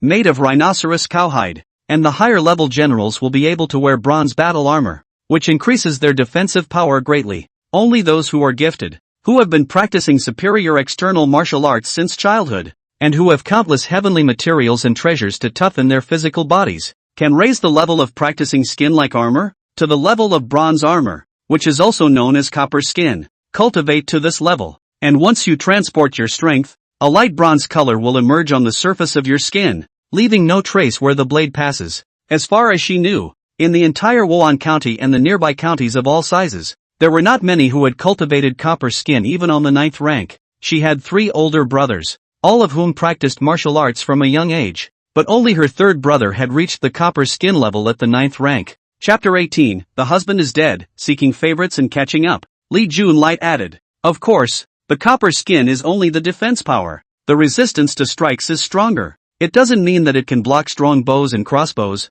and a martial artist of the same rank holding a spear and sharp blade can still stab you. Chen Tang nodded. Cultivating the copper skin, the defense was certainly enhanced, but the power of a 9th grade martial artist was also great, and the killing power that erupted naturally could not be compared to that of an ordinary person. Not to mention copper skin, even if it was real bronze armor, a 9th grade martial artist holding a spear and stabbing it with all his might could possibly pierce through it. Chen Tang was still a bit puzzled. In just a little over 2 months, he had cultivated to the upper 9th grade? In addition to the mountain monarch tiger milk and the foothold fist, I'm afraid that the mountain ginseng he ate over the past month also played a significant role. There is also mountain ginseng monkey wine made by mountain visitors. Chen Tang suddenly asked. Earlier you said you came to the 3000 Snowy Ridge to pick ginseng. What kind of ginseng is it? Earth ginseng, Li Junlight said. Generally mountain ginseng that is less than 100 years old is relatively ordinary and is known as ginseng, and only mountain ginseng above 100 years is known as earth ginseng.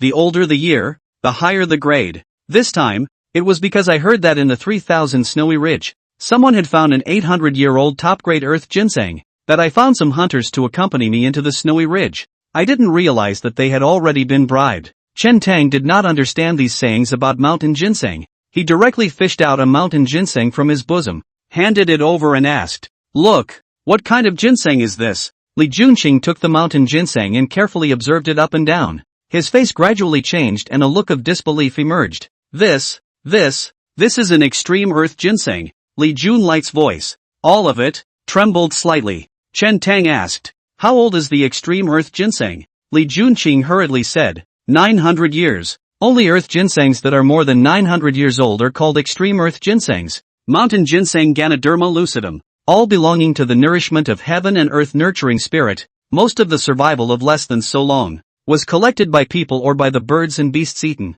There may even be powerful beasts guarding around the mountain ginseng lingji of a long vintage. Therefore, the older the mountain ginseng is, the more precious it is, and the more medicinal spirit it contains. Let me eat for nothing before, Chen Tang muttered. In the snowy mountains, he practically eats this like a cucumber and takes a bite every day. Later, there was ginseng monkey wine before he didn't continue to nibble on it, so he casually placed an earth ginseng in his arms. By the way, the mountain guest said that the mountain ginseng soaked in the monkey wine was better than the best earth ginseng. Chen Tang's heart stirred as he asked, Could it be that the one that is better than this extreme ground ginseng is called heavenly ginseng? Li Junlight said, Mountain ginseng that is more than 1,000 years old is only called heavenly ginseng. 1,000 years this kind of thing is unattainable and belongs to the priceless treasure now. Where can ordinary people encounter it? Chen Tang nodded. Mountain monarch tiger's milk, extreme earth ginseng, along with heavenly ginseng monkey's wine, which were great tonic items,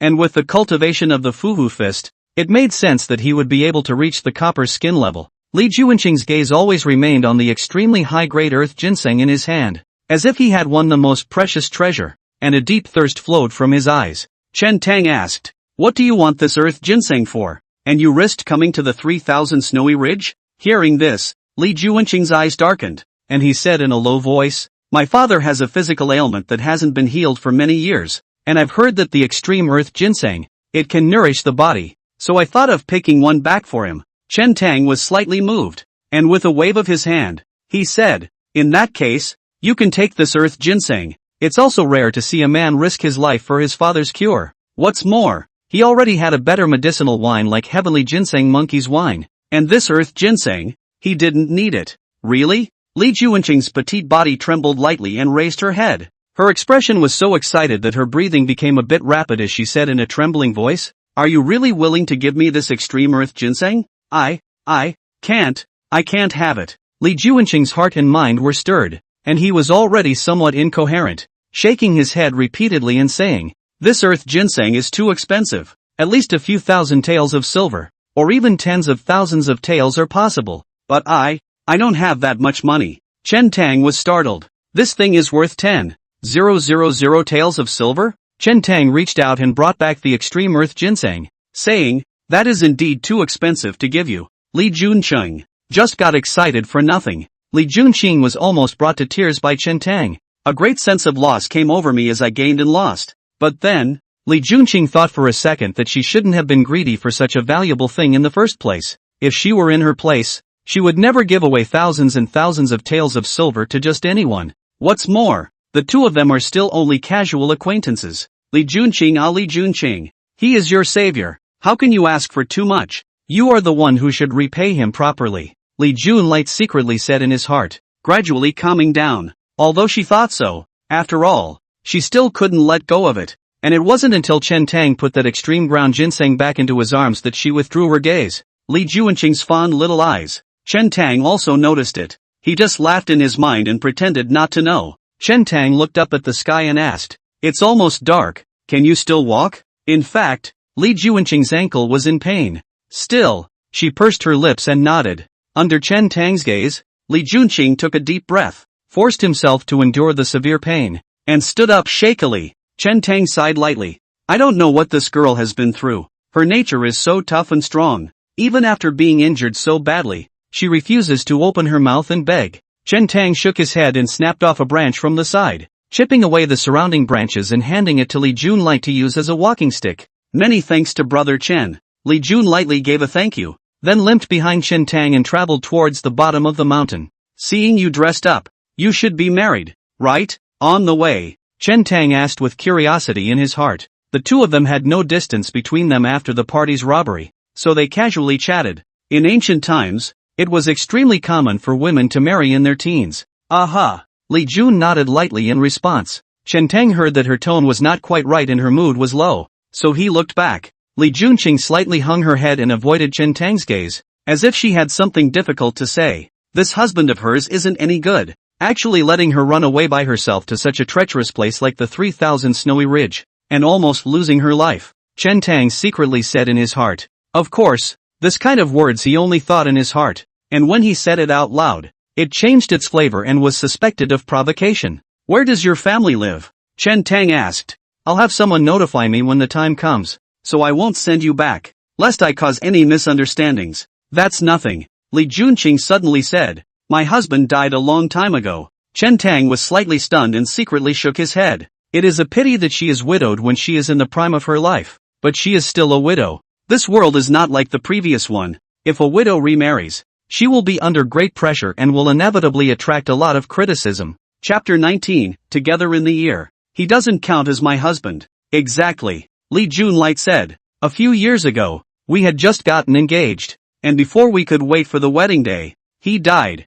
This, Chen Tang was speechless for a moment. Li Junqing suddenly laughed at herself and said, everyone says that he was killed by me, and that my marriage contract with him was withdrawn by their family. Withdrawal stream? It's the main character treatment. Chen Tang had wanted to say something about the 30 years east of the river and 30 years west of the river terrain to liven up the atmosphere and make a joke, but looking at her forced smile, she couldn't bear to jab at her after all. Chen Tang sneered and said, that person's own life is thin and unlucky, but blames it on your head instead. Who would believe this kind of bull ***** rumor made up out of thin air? It's not exactly a fabrication. Li Junqing shook her head slightly, her eyes slightly red, and said, they said that my name is unlucky, and has the meaning of a husband's life being light, and belittling his husband, that's why it will kill his husband. And quite a lot of people in Wan County believe it. Chen Tang rolled his eyes when he heard this and couldn't hold back any longer. He directly cursed. Let the mother ******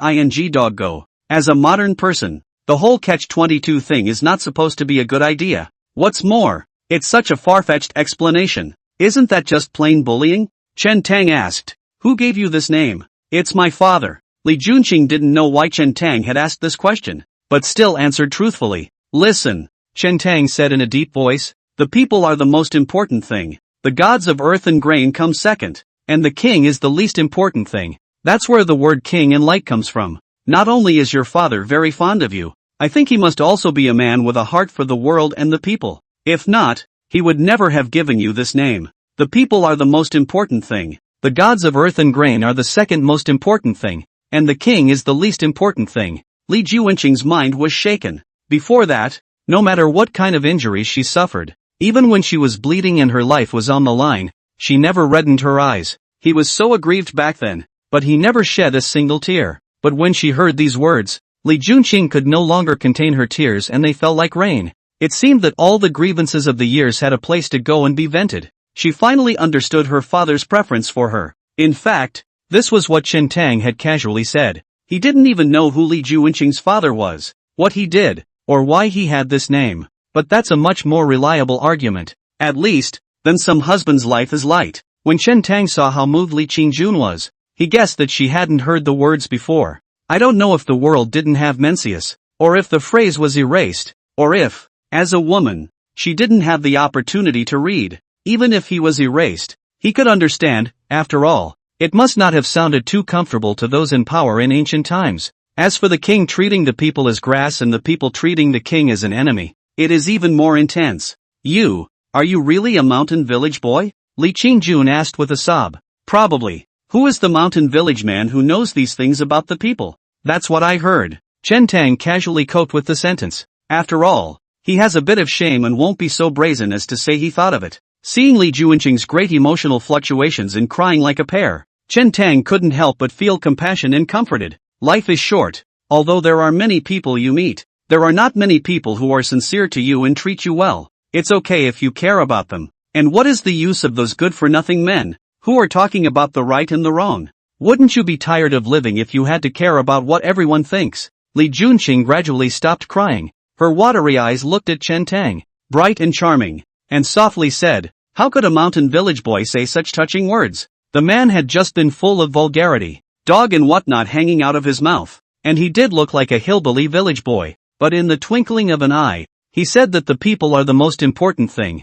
the gods of earth and grain come second, and the king is the least important thing, and it's also comforting. What kind of person is this? If that sentence, "let the mother ******** ing go, had it come out of someone else's mouth, she would have been disgusted and avoided it. But just now, when this person said it, she only felt hearty and painful, as if she had taken out a mouthful of bad anger for her, having just cried and being blown by the cold wind. Li Juwenqing couldn't help but shiver. She shrank from the cold, swaying slightly and nearly falling. I've been through so much today. Successive encounters with interceptions, injuries and bloodshed, without rest, both physically and mentally, had long since reached her limits. It's all by sheer will that I've lasted this long. Fang's emotions fluctuated, and now he was a bit unable to hold on. Li Juwenqing only felt her body getting colder and colder, and her head was drowsy. Sensing her condition, Chen Tang took off the wine gourd on his waist and said, "Have a drink to warm your body. But it's a strong drink, so if you drink it, you'll fall down and have to sleep for a while. If you trust me, take a sip, and I'll carry you down the mountain later." Li Juwenqing looked at the wine gourd handed by Chen Tang and hesitated a little. "I naturally trust you. It's just that I've seen you drink from this wine gourd to your mouth before, and now I'm drinking it again. So isn't that the same as?" Seeing her hesitation, Chen Tang thought that she still couldn't trust herself and was on the defensive. Chen Tang bristled, but did not say anything, so he wanted to take back the wine gourd. Li Qingjun suddenly reached out and took it over, tilting his head and drinking a large mouthful. "Hey, drink less. Tran Tong has already said it's too late." Burp. Li Qingjun burped. A flushed red color instantly appeared on her pretty face, intoxicated as if drunk, and handed the wine gourd back to Chen Tang. Chen Tang looked at it with a pang of flesh pain. It's ginseng monkey wine. He couldn't afford to drink it on a regular basis. Taking small sips, Li Juwenqing this big mouthful of smothered down. It is estimated to be much more expensive than the very best ground ginseng. Chen Tang took the wine gourd and was about to take a sip as well when he suddenly realized something and looked dazed. He realized why Li Qingjun hesitated just now. The two weren't close enough for that after all. It was he who was a little careless. Chen Tang hesitated a little before hanging the wine gourd back on his waist. Why don't you drink? But do you dislike me?" Li Qingjun's face was thinly veiled. The corners of her eyes contained spring, and her voice carried a hint of coquettishness. With this large mouthful of Tian ginseng monkey wine, she was already drunk. Li Junlight had wanted to raise his fist and lightly hit Chen Tang, but just as she raised her arms, her feet went soft and her whole body fell into Chen Tang's arms. In a blink of an eye, Chen Tang came to a warm and fragrant embrace. and where he entered his hand, it was all soft, so he couldn't help but feel a stir in his heart. Li Junqing felt hot. Her legs were weak, and her entire body was paralyzed in Chen Tang's arms, without strength. This wine of yours is so powerful. You don't drink it. It must be drugged in it, right? Plum. June lightly gasped, smelling the unique manly scent of Chen Tang's body, subconsciously licking her lower lips, feeling her mouth dry. The tone was nowhere near questioning, more like teasing. You drink it to prove your innocence. Li Junqing prodded and took her head to gently bump Chen Tang's chest. Chen Tang laughed darkly. The girl had been completely blinded by the drink. If the wine was really drugged and he took a sip of it, it would not be a heavenly thunderstorm, a rainy day, and a good thing. Chen Tang was too lazy to explain to her, so he could only take a symbolic sip of wine, and then slightly bent over, carried Li Junqing on his back, and traveled towards the bottom of the mountain against the cold wind. Without taking a few steps, Chen Tang regretted it. Li Junqing's entire body was pressed against his. Who's gonna be able to handle that? It's too torturous. What an idle way to make yourself suffer. Just for a moment, Chen Tang's heart crashed several deer. Li Junqing was slightly drunk. Her chin was patted on Chen Tang's shoulder. Her cheek was pressed against Chen Tang's ear. Exhaled like orchids, and laughed eatenly. You have to be honest, not to think wildly. It was only after she was drunk that Li Junqing revealed her daughterly demeanor, which was extraordinarily alluring. It's really an ear to ear, color to color. The heart of the way is unsteady. Li Junqing's two jade arms gently hooked onto Chen Tang's neck, swaying in front of his eyes, and her body deliberately arched upwards, as if she wanted to find a more comfortable position. Nice guy, don't you move. Feeling the friction on his back, Chen Tang secretly grumbled. Even if he had no desire, he couldn't stop it. Chen Tang can only wander off into the sky, thinking of something unknown. Friction, like claws and teeth, like the devil's pace. It wasn't just the Dao heart that was hardening all over his body right now. Chapter 20, Stopping the Road. The night is shrouded. Chen Tang finally carried the sleeping Li Junqing on his back and walked out of the 3,000 snowy ridge and over a few more mountains before coming to the official road. There was silence all around. Chen Tang looked around to determine the location. When the two of them were chatting just now, Li Junlai had revealed that he was from Wan County. However, this place was nearly 1,000 miles away from Wan County. Carrying her all the way there would be too tiring, and Chen Tang didn't know where her family lived. This place is much closer to Chanze County, not many miles away. Chen Tang was going to bring her home to settle down first, and when Li Junqing woke up tomorrow, he would find a caravan to Wan County or something like that, and let her go back together. He had been on the snowy mountain for a month, and figured that the fat old man and the good-looking woman should have left long ago. After Li Junqing fell asleep, she was quiet and stopped moving around. Chen Tang also breathed a long sigh of relief and carried Li Junqing on his back as he traveled towards Chanze County. Not much farther, there was a sudden rush of hoofbeats behind them. It's not normal to have fast horses galloping on the official highway, only that it was freezing cold and riding outside in the middle of the night. Most likely there was something important. Chen Tang glanced back and paid no attention, just giving way to the avenue, sticking to the side of the official road and continuing to walk. The man and horse came close, but their speed gradually slowed down. Chen Tang frowned slightly and looked sideways. Just see the person on the horse wearing brocade cotton robe, waist diagonally across a long sword, bundled hair wearing a crown, white face without a beard, eyebrows, 30 years old or so, looking like a scribe. While Chen Tang was sizing up the other party, this white-faced scribe was also observing Chen Tang, with his gaze still lingering on Li Junqing's body for a moment. What's your name, little brother? And where are you from? The white-faced scribe leaped forward and stopped Chen Tang, slightly arching his hand on the back of his horse and asking with a smile. My name is Sumo. Chen Tang casually made up the name and asked in return. Who are you and what is your business in stopping the road? When the white-faced scribe saw Chen Tang's reaction, it seemed that he really didn't recognize him, and he secretly said in his heart, might as well give him a try. Ha! The white-faced scribe let out a light laugh and said, I'll get right to the point. I want the woman behind your excellency. Name your price.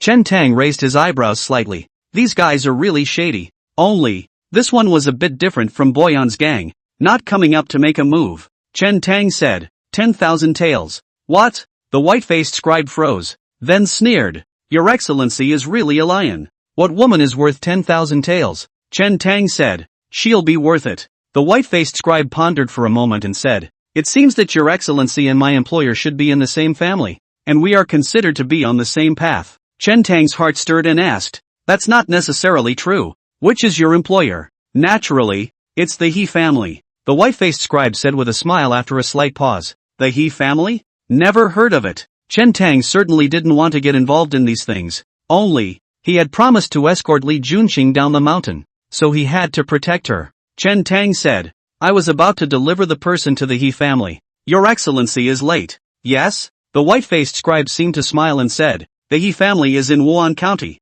and the direction Your Excellency is going is Chanza County." As soon as Chen Tang heard it, he knew that he couldn't hide it. There's no point in pretending any longer. It was inconvenient for him to carry a person on his back and fight with them. Moreover, he didn't know what cultivation level this white-faced scribe was, and he didn't have a clue in his heart. After all, it wasn't some immortal world, and there was no system to help, unable to detect the other party's realm with a sweep of the eyes. In this world, if one wanted to judge a person's cultivation, one could only do so based on the reputation the person had previously made, the cultivation that had been revealed, or by virtue of one's own experience and eyesight, or to actually fight with them. It was like Li Junqing had previously judged Chen Tang's cultivation level, which was probably on the 9th rank. By observing Chen Tang's fight with Bo Yan, Chen Tang and the white-faced scribe were meeting for the first time and had not heard of each other's names. He was even more unable to see the other party's cultivation. Even his own cultivation level was a bit confusing right now. After this calculation, there is only one plan at the moment. Walking is the best policy. Even if you have to go, you have to figure out the best escape route. Along the official road, he could not run as fast as other people's horses. Not to mention, carrying someone on your back. Turning to this thought, Chen Tang suddenly looked behind the white-faced scribe, showing surprise on his face, and exclaimed, "Brother He, you're here." The white-faced scribe's heart sank as he backhandedly drew the long sword at his waist and looked back. There was no one behind him. There was no brother He. The white-faced scribe turned his head, only to see that Chen Tang had already leaped off the official road on his back and fled towards the sea of snowy mountains and forests. The white-faced scribe was dumbfounded. He grew up to be resourceful, and made a name for himself early on in Wan County, but he didn't expect that he would be tricked by a teenager today. "Where to run?" the white-faced scribe shouted, slapped his palm on the mount underneath him, and the whole person leaped up in the air, swept several feet away horizontally, with an ethereal figure, and chased after Chen Tang in the direction of Chen Tang. Chen Tang looked back and was seeing the dashing figure of the white-faced scribe holding a long sword with his sleeves fluttering. Is this lightness of being? Honestly, it's kind of cool, and, indeed, faster than him. Originally, Chen Tang wanted to take advantage of the terrain in the snow and escape to the 3000 snowy ridge, but he didn't run far before the white-faced scribe caught up with him. Buzz! Sword chants rang out behind them, chilling the air. The long sword stabbed straight at Li Junlight, seemingly wanting to run the two through and kill them all in one swipe. Chen Tang was shocked in his heart and hurriedly jumped forward. While putting down Li Junlight behind him and hugging it to his chest, he continued to run wildly towards the front. When the white-faced scribe saw this scene, his hanging heart was mostly put down. With a grin on his face, he continued to catch up. It didn't take long to catch up with Chen Tang again. Seeing that he really couldn't avoid it, Chen Tang said loudly, "Stop. I'll put the man down and fight you." "Yeah." The white-faced scribe did stop. Chen Tang put Li Junqing aside and took a deep breath, preparing to find a moment to use the power of divine illumination to try to see if he could wrestle him to death. The strength of this white-faced scribe was far above him. "I'm afraid I can't stop at 8 pints. Even if the power of divine illumination was utilized. Chen Tang was not sure. The two of them faced each other for a moment, and then they suddenly struck out. Only, while Chen Tang rushed towards the white-faced scribe, the white-faced scribe rushed towards the nearby Li Junlight, his sword light biting. This sword was extremely fast, slashing towards Li Junqing's throat. "Dog thief! How despicable!" Seeing this scene, Chen Tang couldn't help but roar, leaping up and instantly entering the state of divine illumination. His spiritual platform empty. Everything around them was revealed with exceptional clarity, and that sword of the white-faced scribe seemed to have slowed down. Chen Tang's entire body pounced on Li Junqing and rolled smoothly on the snow, avoiding the white-faced scribe's sword blade. "Ha!" The white-faced scribe let out a light eep, his face showing surprise. In fact, just as Chen Tang pounced on Li Junqing, he had already withdrawn his hand. But just now, Chen Tang's movements were suddenly much faster, and even if he didn't keep his hands off,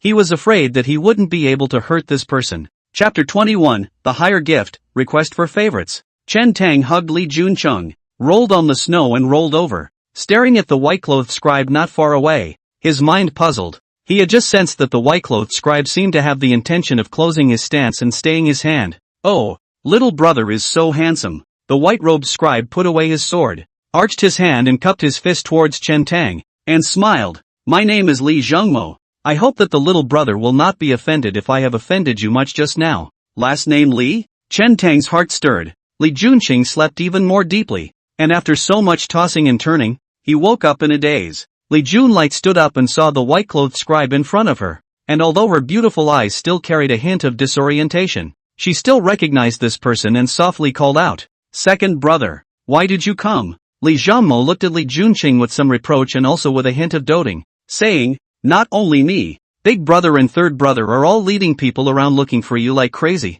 If not for us stopping them, father would have to go out of the city to look for you. Ah, Li Junqing blamed himself in his heart and said in a low voice, I'm sorry, I've made you all worry. She then seemed to remember something and looked at Chen Tang beside her, saying, Second brother, today I was lucky to have met brother Chen and saved my life. Otherwise second brother really wouldn't be able to see me. Li Zhengmo was not surprised to hear the words brother Chen. He had guessed just now that the name Sumo was 80% fake. He initially saw Li Junqing lying on top of Chen Tang, her face flushed and unconscious, and his heart said that it was not good. He thought that Li Junqing had been poisoned. Moreover, Chen Tang was traveling towards Wan County behind his back, and Li Zhengmo was more inclined to this person's plotting. It was just that he had always been calm and did not make a rash move before he had some trial and error just now. Learning from Li Junqing that Chen Tang was her savior, Li Zhengmo was suddenly solemn, reappeared forward, clasped his fists towards Chen Tang, bowed and said in a proper manner,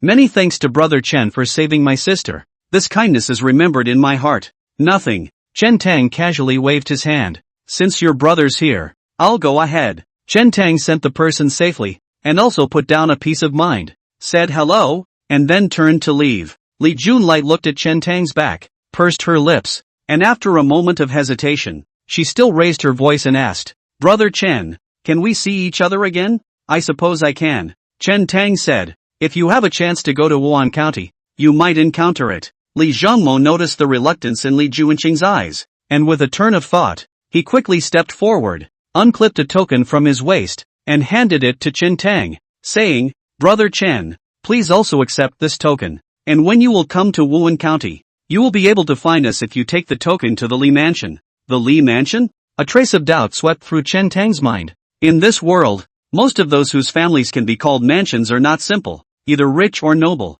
Originally, when Chen Tang heard Li Junqing say that she had been returned from a marriage and was criticized again, he thought that her family was also very ordinary. Nowadays, it seems that it should be a rich and noble family. Okay. Chen Tang didn't excuse himself and accepted it into his bosom. Gone. Chen Tang waved his hand and went on his way once again. It didn't take long to disappear into the vastness of the night. Li Junlight looked in the direction Chen Tang had left and remained silent for a long time. People are gone, and they're still watching. Li Zhengmo smiled and made a snide remark. Li Junqing sniffed back before withdrawing her gaze. Hanging his head low, he didn't dare to look into Li Zhengmo's eyes. Li Zhengmo smiled slightly and asked, Can you still ride? That should do it. Li Junlight felt the condition of his body and was amazed in his heart. Before she went to bed, she was still out of breath. Her mind was weak, and her ankles ached. But when I woke up from my nap, not only was the wound healed, but my ankle was less painful, and the swelling had even gone down, and my body was warm and full of energy. How does she know? Before drinking that mouthful, is the world's precious ginseng monkey wine? Then what panacea are good? Relieving tendons and collaterals, activating blood circulation and removing blood stasis are even more important. With Li Zhengmo's assistance, Li Junqing rolled over and mounted his horse. Li Zhengmo then led his horse and traveled towards Wan County. What all happened? Tell Ergo, Li Zhengmo asked on the way. Li Junqing hid the previous drunken disorder, and Chen Tang ear to ear a paragraph. The rest of the matter as much as possible. Did not hide. Rarely. When Li Zhengmo heard this, the color of amazement in his eyes became heavier, and his mouth was full of appreciation. In that case, he didn't even know your identity and family lineage, and just met you in passing, and then he made a righteous move. And just now, just because of a promise he made, he protected you from the mountain, even disregarding his life. Light on life and death, heavy on Rano. This man has the demeanor of a Jianghu warrior. I am not as good as him. Hearing that his second brother was extremely appreciative of Chen Tang, Li Junqing felt happy and couldn't help but smile. Over the years, Li Junqing had endured too much pressure and criticism, and Li Zhongmo had seldom seen this kind of heartfelt joy on his sister's face. Li Zhongmo smiled and said, "June Light, you have a good eye. What are you talking about? Second brother?" Li Junqing's face flushed with a hint of redness, then with a soft sigh, she said, "I'm not marrying anyone. Is it true that you will not marry in the future?" Li Zhongmo said, "It's rare to have a man who can fall into your eyes. It's also fate, and this person is really good. It's just that his origin looks a bit unusual, and he doesn't match well with our family. Father wouldn't approve." Li Junqing also shook his head. "What are you afraid of? There's still us." Li Zhongmo comforted. "Big brother favors you the most. As long as you fancy someone, he will absolutely support them. A Jianghu warrior like brother Chen, I appreciate him the most and will also be on your side. As for your third brother, there's no need to say more. This brother Chen's temperament is most suitable for your third brother's temperament. If your third brother were to see him, I'm afraid he'd like him so much that he'd have to drag him along for a drink before he'd stop. With the three of us at father's side to put in a good word for you, are we still afraid of this matter?" Li Junqing slightly hung her head and did not know what came to her mind. Her face was red. She reached out to cover her ears and her rolling face as well, saying, "Second brother, what are you babbling about?" Li Zhongmo laughed at this. Li Jun liked this movement. Slightly a little big. Feel the chest embrace is different. Cannot help but slightly frown, probing a hand to touch. Li Zhongmo mused. It's just that this person looks like he's from a poor background, so I'm afraid that he can't afford to pay any bride price. And when the time comes, I'm afraid that my father's face is a bit too much. Ah! Right at this moment, Li Junqing let out a cry of surprise. What? Li Zhongmo hurriedly looked sideways,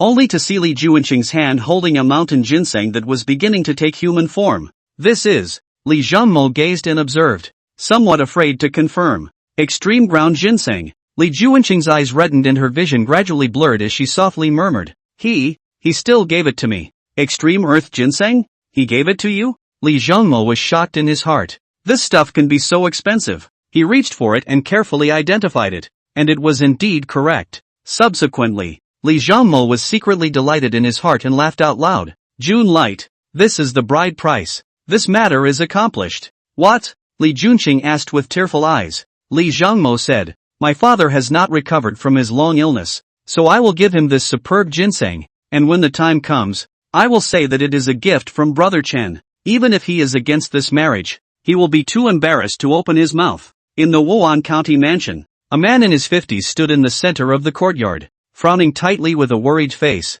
staying awake all night, and somehow, he suddenly felt a sore nose and sneezed. Chapter 22, Relatives in the Field. Under the moonlight, Chen Tang stepped on the snow, walking faster and faster. Even though the wind is bitterly cold, I don't feel cold. The mountain monarch tiger's milk and mountain ginseng monkey's wine had changed his physique. Too much. Originally, he was a teenager with ordinary qualifications and unusual roots and bones. More than 2 months of cultivation can truly be described as a transformation. The extremely high-grade earth ginseng that was given out, Chen Tang didn't think much about it, mainly because there were still quite a few of those things on the snowy mountain, and he had the heavenly ginseng monkey wine, so he couldn't look at it anymore. Furthermore, all the way down the mountain, even though he was passive, he didn't take advantage of the human girls. It didn't take long for Chen Tang to return to Changsa County. It was the middle of the night, there were no pedestrians on the street, and occasionally 1 or 2 white servants could be seen patrolling the night. Chen Tang intentionally avoided these white servants, lest he be questioned and add to the trouble. No pursuit notices were seen along the way. That long night a month ago seems to have passed without stirring up too many waves in Changsa County. A few moments later, Chen Tang returned to his neighborhood. Only, instead of rushing in, he hovered nearby and looked around. No anomalies were found. The chimneys in the home, in the dead of winter, didn't even smoke. Means no one's home. It looks like the pair have gone. This was long expected by Chen Tang. He's been on the snowy mountains for a full month. Who can outlast him? This trip down the mountain was a bit of a misadventure. He sent Li Junqing to the bottom of the mountain, just a few miles from his home, so he planned to come back and stay for the night. Tomorrow, I will go to the Plum Blossom Martial Arts Center and return Mei Ying Shui's 30 taels of silver, which is a peace of mind. Stopped by the market to buy some salt and such before heading back to Snowmass. Chen Tang pushed the door into the courtyard, lightly came to the front of the room, did not go in directly, but stuck in the doorway and listened carefully. There really isn't much movement in there. Only then did Chen Tang put his heart down and pushed the door open. This opening of the door revealed the pair of masters and disciples sitting at a table directly in front of the door to the room. The fat old man looked at the door with a grin. Cheng Mu rested her chin on her palm, looking sleepy and blinking her drowsy and confused sleepy eyes, as if she was a young daughter-in-law waiting for her husband's return at home. Chen Tang looked dumbfounded. What's the situation? What do you mean? After holding his tongue for half a day, Chen Tang pointed to the stove next to him and said, don't you think it's cold to stay in the house without a stove? Okay. The fat old man was still smiling and laughing. Brother, you've been gone hunting for so long. My sister is worried sick. Xing Mu's mouth said that he was worried, but his face carried a bit of finally waiting for you smugness. Chen Tang sneered in his heart. I don't believe you. And so on. Chen Tang frowned and asked, who is the younger brother? And whose sister are you? My name is Chen Changmu. I'm your cousin. Xing Mu pointed at the fat old man and said, Master, his name is Chen Shuang. He's your great uncle. Shang Mu then beckoned and said with a smiling face, come and meet your cousin and pay your respects to your eldest uncle. Really? Chen Tang was a little unsure by the woman's sure tone. After all, he had traveled across, and the memories of his predecessor were not considered complete. Moreover, if it is really any out-of-town relatives, it is normal that the predecessor has never seen it, and I am afraid that only Chen Dan knows about it. The mountain guest had said that this fat old man wouldn't harm me. Was it because he was my great-uncle? Narrate. Tong glimpsed a flash of cunning in Chang Mu's eyes and couldn't help but feel suspicious. Nope, there is no such coincidence in heaven. After killing someone that day, bumping into two people and bringing them home, and after a month, they're his great-uncle and cousin? Don't bull *********. Chen Tang entered the house and closed the door, ignoring the two men, and went over to put some firewood in the stove to build a fire. Shang Mu laughed. If you don't believe me, you can go out tomorrow and ask. Look for the constable of Changsa County, or go to that Miss May family. Chen Tang became more and more disbelieving in his heart, but knew that there must be something strange about this matter. What's going on? Tell me. Chen Tang came to the table and sat down. The fat old man said, not many days after you left, a constable from the county came to the door. Which constable? To investigate the case of that night? Chen Tang asked with a frown. He had done a fairly clean job that day, and he hadn't expected that a Changsa County constable would come to his door so soon. It's only logical that he shouldn't be suspected. Last name is Meng. Xing Mu said. Don't worry. No one suspects you. That night's case has long since been closed. He came to the door just to comfort the people of the county, and came here, and Master was worried about making trouble. So I made up an identity,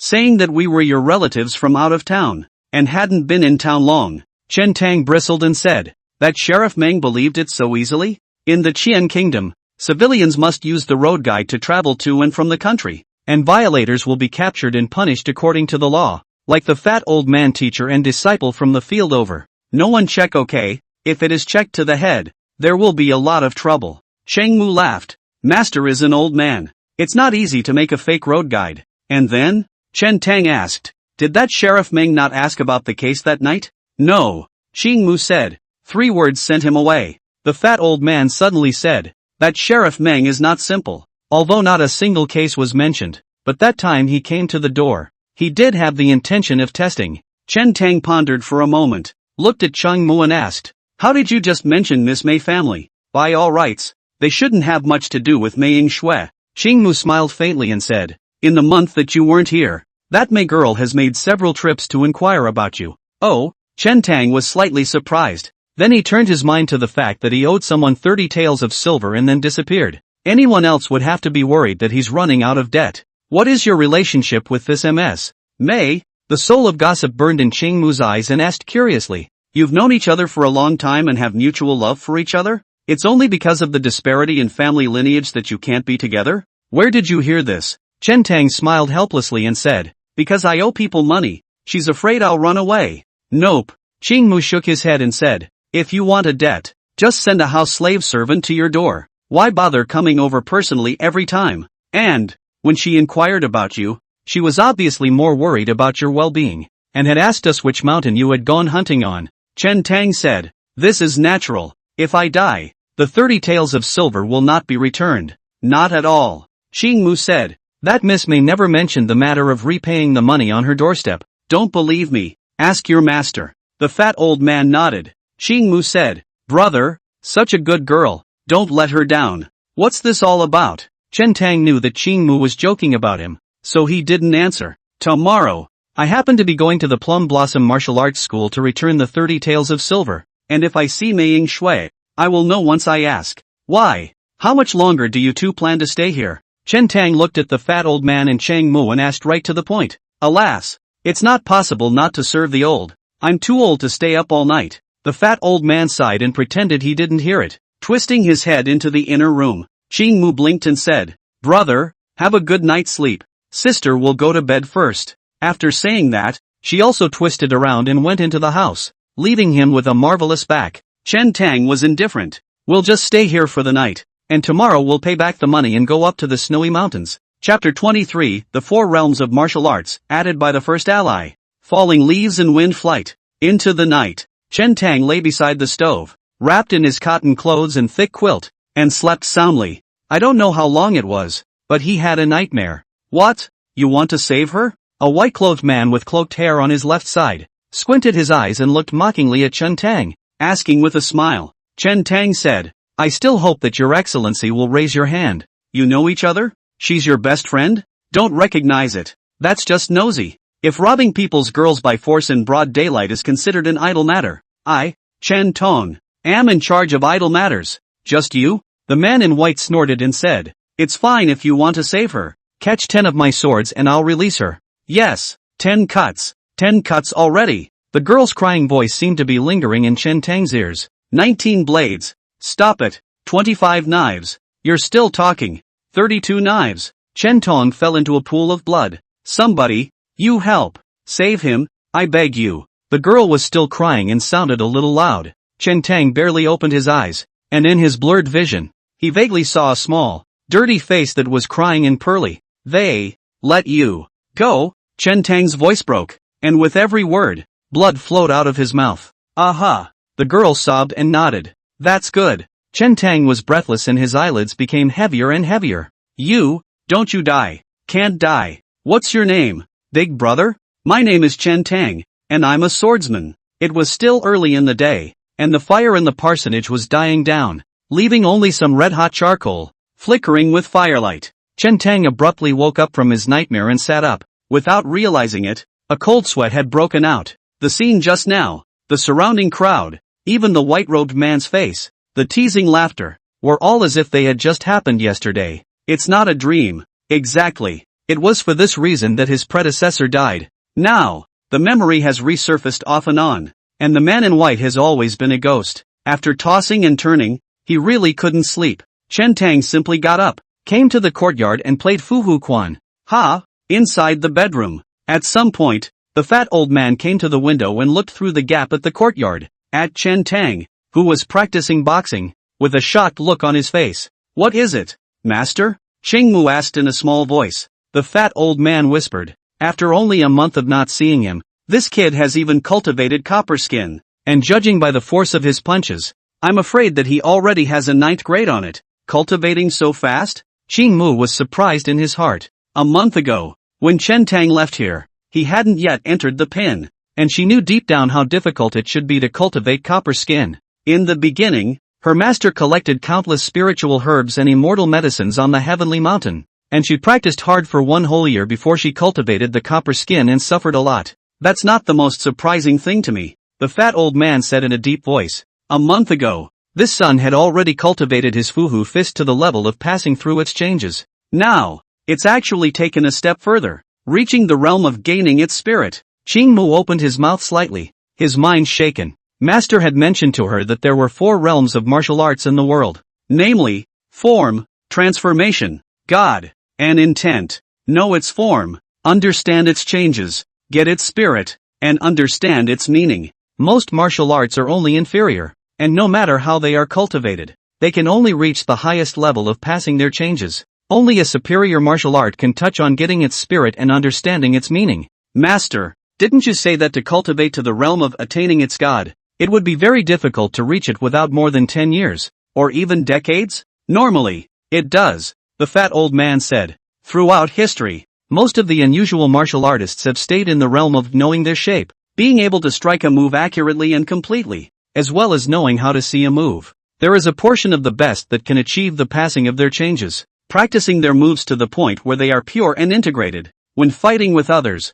they can improvise and adapt their moves at their fingertips. To go further, it is to obtain its spirit. Those who can cultivate to this realm will be extremely few. Xingmu's most skillful sword technique had only just reached the realm of passing through its changes. There is a complete lack of understanding about getting their god. Xingmu asked, what are the characteristics of getting its god? The fat old man said, simply put, it is to comprehend the essence, get its charm, a move, as if living, vivid and evocative. Against others, there is often a heavenly and marvelous hand. Moreover, once one has cultivated to this realm, one can hope to achieve both form and spirit, or even the fusion of form and spirit, and one will be able to harbor one's own potential. Xingmu seemed to understand. After all, this realm was beyond her knowledge. The fat old man pulled her to the window and whispered, now you close your eyes, quiet your mind, and feel what's going on outside, and you'll understand what it means to get its god. Xingmu complied, closing his eyes and listening with his ears open.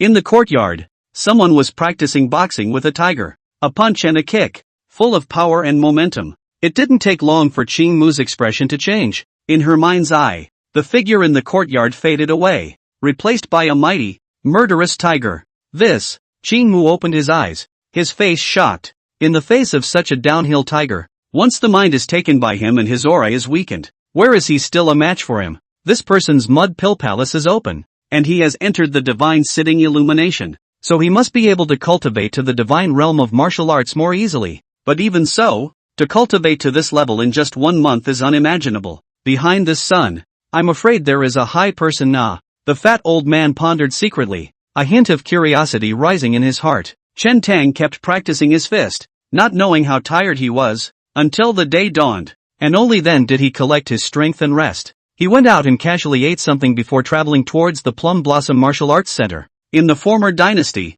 everyone practiced martial arts, and even some internal martial arts techniques were circulated in the marketplace. In this dynasty, internal martial arts of the same kind, except for the imperial court, only the great families, clans and dignitaries have the opportunity to practice, and it is forbidden to spread out. It is said to be for fear of falling into the hands of evil men and having a legacy of trouble. Although there are martial arts schools in various places, what they teach are all external techniques with a low ceiling. The same goes for the Plum Blossom Martial Arts Center. Mei Nianji, the owner of the Plum Blossom Martial Arts School, was once a little known for his Plum Blossom Fist and Sword and Plum Blossom Pile Kung Fu, which hammers the body. Over the past 10 years, the Plum Blossom Martial School had also produced several 9th-grade martial artists. Large families in Wan County would send their own children to the Plum Blossom Martial Arts School if they chose to pursue martial arts as a path. My name is Chen Tang. I seek to see Miss Mei Yingshu Ma. Please inform me. Arriving at the Plum Blossom Martial Arts Hall,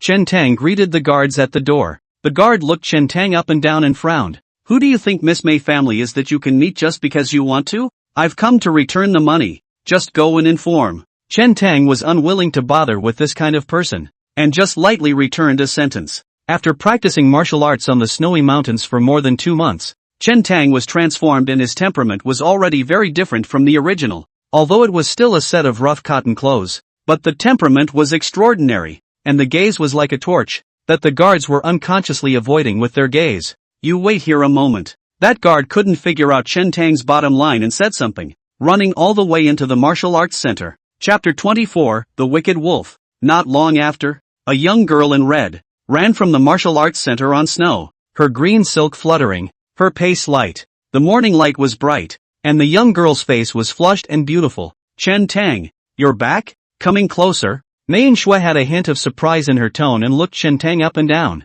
as if she was seeing if he had any missing arms or legs. Sensing Mei Yingshu's sincerity, Chen Tang also couldn't help but smile and said, Miss Mei, I heard that you had been to my house. I just came back last night and came to look for you this morning. Here is 30 taels of silver. Please also keep it. Chen Tang took out his prepared money bag and handed it to Mei Yingshu. Ha? Mei Yingshu looked surprised and asked, where did you get so much money? It was prepared by my eldest uncle at home, and lent to me for the time being, so that I might pay you back first. Chen Tong said the excuse he had thought of long ago. He couldn't honestly say that the money was groped from the bodies of Boyan and the 4 hunters. Mei Shue said, "I'm not in a hurry on my side, if you're embarrassed. It's okay, take it." Chen Tang still stuffed the money bag over. Seeing this, Mei Shue no longer pushed and accepted the money bag, saying, "Chen Tang, I have heard about your father's matter, but during this time, there is also a happy event for you." "What?" Chen Tang asked.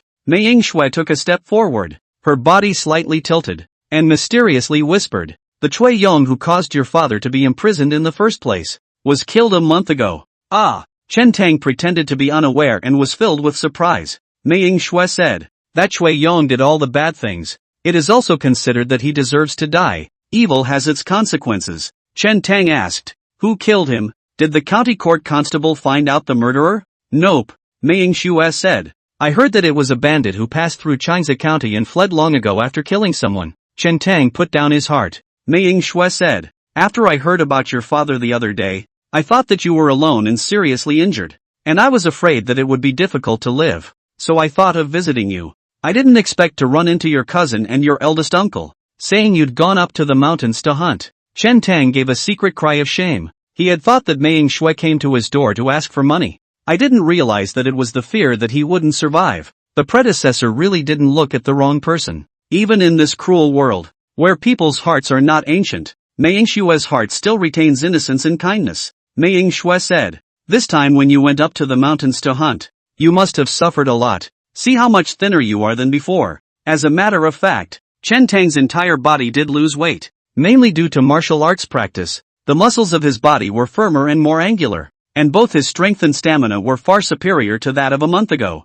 Chen Tang smiled faintly and did not explain. "You have torn tendons all over your body. You'll struggle to draw the bow, and it's too dangerous to go hunting in the mountains." Mei Shue said, "Why don't you come to our martial arts school to do some odd jobs? Although it's a bit hard, but the good thing is that it's not dangerous, and you can still earn some silver to make ends meet. Thanks to Miss May's kindness, it's better to forget about it." Tran Tong politely declined. The predecessor would have been ecstatic if he had heard the offer, which meant more opportunities to see Mei Shue. However, Chen Tang had other important things to do, and his time was too precious to waste in the Plum Blossom Martial Arts Center. "You're with. I'll come. I'll take you into the martial arts center and look around. Don't say no yet." Mei Shue smiled faintly and went ahead first. Chen Tang originally planned to return the money and leave, but Mei Shue was too kind to refuse. After all, Mei Shue had helped him, and to turn around and leave now would be too cold. It's not a big deal to go in for a spin. Since it's the Plum Blossom Martial Hall, it's just a good idea to inquire about the matter of entering the grade. To cross-reference and corroborate with Li Juanqing's statement, Chen Tang thought for a second and moved to follow, with Mei Shue leading the way. The guards on both sides of the doorway naturally had no one who dared to stop them, and the eyes that looked at Chen Tang also vaguely showed a hint of envy. Entering the martial arts hall, Mei Shue traveled all the way straight, and before long, she arrived at an extremely spacious martial arts venue.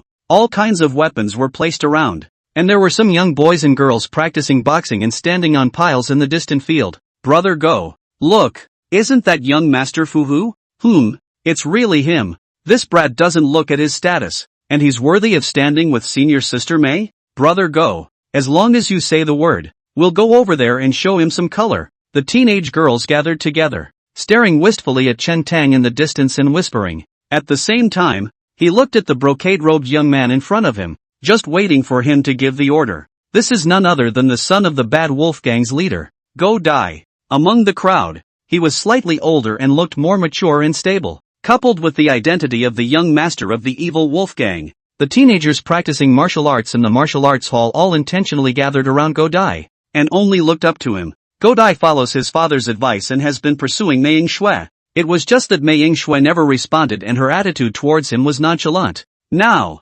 seeing Chen Tang and Mei Shue standing side by side, Go Dai was instantly jealous and his face was a bit ugly. "Don't do anything rash," Go Dai said in a deep voice. "If we go over there with such fanfare, senior sister Shue is beside us and will definitely make a move to stop us." "What then? Just let him go?" The other frowned. Go Dai sneered slightly, beckoned the servant beside him over, and whispered, "Go home quickly and bring me the tyrant and bully." "Ah!" The teens gasped at the words. They had long heard that in the evil wolf gang, there were two extremely ferocious evil wolves tamed, named Tyrant and Bully. It is said that the master of the evil wolf gang captured and subdued 2 wolves with his bare hands, and brought them down the mountain with one hand, and they have been famous in Wan County ever since, and because of that, it earned the name Bad Wolf. Today's a chance to see tyrants and bullies. Ha ha, there's going to be a good show in a while. The teenagers were full of excitement and rubbed their fists. Mei Shui introduced the situation inside the martial arts center to Chen Tang, plus the distance was too far away, so she didn't pay attention to the movements over there. Chen Tang had spent the whole day in the snowy mountain range, killing and fighting with all kinds of fierce beasts, and his perception of hostility was extremely sharp. He glanced absently that way and withdrew his gaze. Chen Tang, don't worry, you have injuries after all. I will instruct them to arrange some light work for you, Mei Shui said. Moreover, there is another advantage to working in the pavilion. What? Chen Tang asked. Mei Shui said, like when you're working over here, you can secretly watch us practicing martial arts. Normally, it's not allowed in the pavilion, but with me here, you don't have to be afraid. Although it's a bit late for you to practice martial arts now, and it will be difficult for you to achieve anything in the future. It's always good to learn a few moves to strengthen your body. Chen Tang laughed. That's nothing, I know the Fu Fist. Mei Shui let out a giggle, and then hastily stopped her smile and apologized, saying, I'm sorry, I didn't laugh at you. It's just that, Fu Hu Quan is really. Mei Shui was too embarrassed to strike Chen Tang and said, when there is a chance in the future, I'll show you our Mei family's Plum Blossom Fist and Sword. That's the real superior martial arts. Yeah, Chen Tang responded with a smile. Chapter 25, Reversal. There's something I'd like to ask, Chen Tang said. I wonder what the mark of a martial artist entering the grade is. Mei Shui glanced at Chen Tang, a touch of imperceptible regret and sympathy flashing through her eyes. She originally didn't have much of a deep impression of Chen Tang. It wasn't until more than 2 months ago, that battle on Long Street, that she completely memorized the tall teenager in front of her. At the time, many of the people around were looking on in amusement, mocking and ridiculing. She was in the crowd, but she couldn't laugh. Instead, he was ashamed. Mei Shui practiced martial arts since she was a child, but in front of the Blackwater gang, she was afraid in her heart and didn't dare to make a move, so she could only watch Chen Tang fall in a pool of blood. She didn't even have the courage to go up and save the day. Therefore, she admired Chen Tang in her heart. Mei Shui had thought that people like Chen Tang only existed in Jianghu legends. Until that day, she did not know, the world does have this kind of hot-blooded people. Anger, see injustice, pull out the sword to help. So, she had helped Chen Tang to get rid of Cui Yong. He had also made several visits to the door, but was just worried that Chen Tang would not be able to live on. In Mei Shui's opinion, people like Chen Tang really didn't deserve to die. Now, when she heard Chen Tang inquire about the matter of martial artists entering the grade, she could not help but sigh in her heart. This kind of hot-blooded people, but suffered a serious injury. All the sinews broken, no opportunity to practice martial arts. The heavens to it's how unfair. Miss Mei? When Chen Tang saw Mei Shui standing there for half a day without saying anything, looking uncertain and not knowing what she was thinking, he lightly called out, Ah! Mei Shui slowed down, smiled apologetically, and said, I was a bit distracted just now. There are 2 signs of entering the grade. The first is to draw a 3-stone power bow, the second is to train the skin like armor. Chen Tang nodded. This statement was the same as what Li Junqing had said. Chen Tang said, that doesn't sound too complicated. In that case, you don't have to travel to Wan County to test your cultivation. That's different, Mei Shui said. For one thing, a 3-stone powerful bow is only available at the martial arts grounds of Wan County, and folk are forbidden to build bows of more than 1 stone. Secondly, travel to Wan County to take the test, and once you pass, only then will you be an imperial court-appointed 9th grade martial artist. Chen Tang nodded his head, pondered for a little while, and then asked, what did you mean when you said that practicing skin is like armor? Mei Shui said, this is in the process of practicing martial arts. Through practicing pile work external strength, together with a type of medicinal wine, quenching the flesh, and ultimately the power to penetrate the skin, fading away a layer of dead skin. The newborn skin is tougher, like the leather armor on a soldier. Chen Tang asked, isn't there also the term copper skin? Ha! Before Mei Shui could reply, a light laugh came from the side. The group of teenagers were coming this way, and the person at the head was none other than Go Dai. There was something familiar about this teenager. A month ago, when Mei Shui helped Chen Tang out with those 30 taels of silver, this teenager had spoken out and squeezed him. Chen Tang, why are you prying so much? A teenager with disdain on his face shook his head and laughed. You're just a wastrel now. It's hard to do any heavy work, and you're still asking what to enter the product. It's really ridiculous. And people have heard of copper skin. Ha ha. The teens were heckling and grimacing. What are you babbling about? Mei Yingxue chortled. Godai saw Mei Yingshue's anger and felt jealous. The intention grew even more, saying, Don't talk nonsense. Chen Tang is our Chansha County's Fuwu young warrior. At his age, who could have made such a resounding name for himself? Ha ha ha ha ha. The many teenagers sniffed and laughed even more. Mei Yingxue frowned greatly. Originally, she did not like Godai very much, and now looking at his face, her heart is even more disgusted. Chen Tang, let's go. Mei Yingxue didn't want to take care of these people, and with Chen Tang in tow, she was about to turn around and leave. Godai looked to the corner of the doorway, where his servant was hiding with tyrant and bully in tow, looking this way, just waiting for him to give the word. Godai nodded slightly with a fierce glint in his eyes. That servant understood and pointed toward Chen Tang in the distance, shouting lowly, Go bite that man, to the death. No need to show mercy. After saying that, this servant loosened the chains around the necks of the two vicious wolves. Ow! A low roar resounded steeply in the martial arts venue. Mei Yingxue had just turned around with Chen Tang when she heard this wolf howl. She couldn't help but be startled and subconsciously looked at the sound, only to see two vicious wolves more than half a man tall suddenly appearing, running towards their location, with a ghostly light in their eyes, showing their teeth and grimacing, and coming close in the twinkling of an eye. Ah! Mei Yingxue exclaimed. She had come out this time and had no weapons on her at all. It was impossible to resist against such two ferocious wolves. Yingxue Senior's sister, be careful. Godai stepped forward in time and blocked Mei Yingxue behind him. This action appeared to be protecting Mei Yingxue, but it was actually stopping her. In doing so, it also happened to completely expose Chen Tang to the two vicious wolves. Oops! Watch out everyone! Get out of the way! The chains are broken! Just then, the servant ran out panting and shouted in a feigned manner, Chen Tang, be careful! Mei Yingxue couldn't help but blush when she saw that Chen Tang still didn't seem to realize it, but Godai was in her way, and she couldn't get past her for a moment, so she could only shout out a reminder. The two vicious wolves had already pounced behind Chen Tang, and Chen Tang still hasn't turned around. Seeing this scene, the corners of Godai's mouth involuntarily raised, as if he was seeing a scene of Chen Tang's blood and flesh being gnawed on by vicious wolves.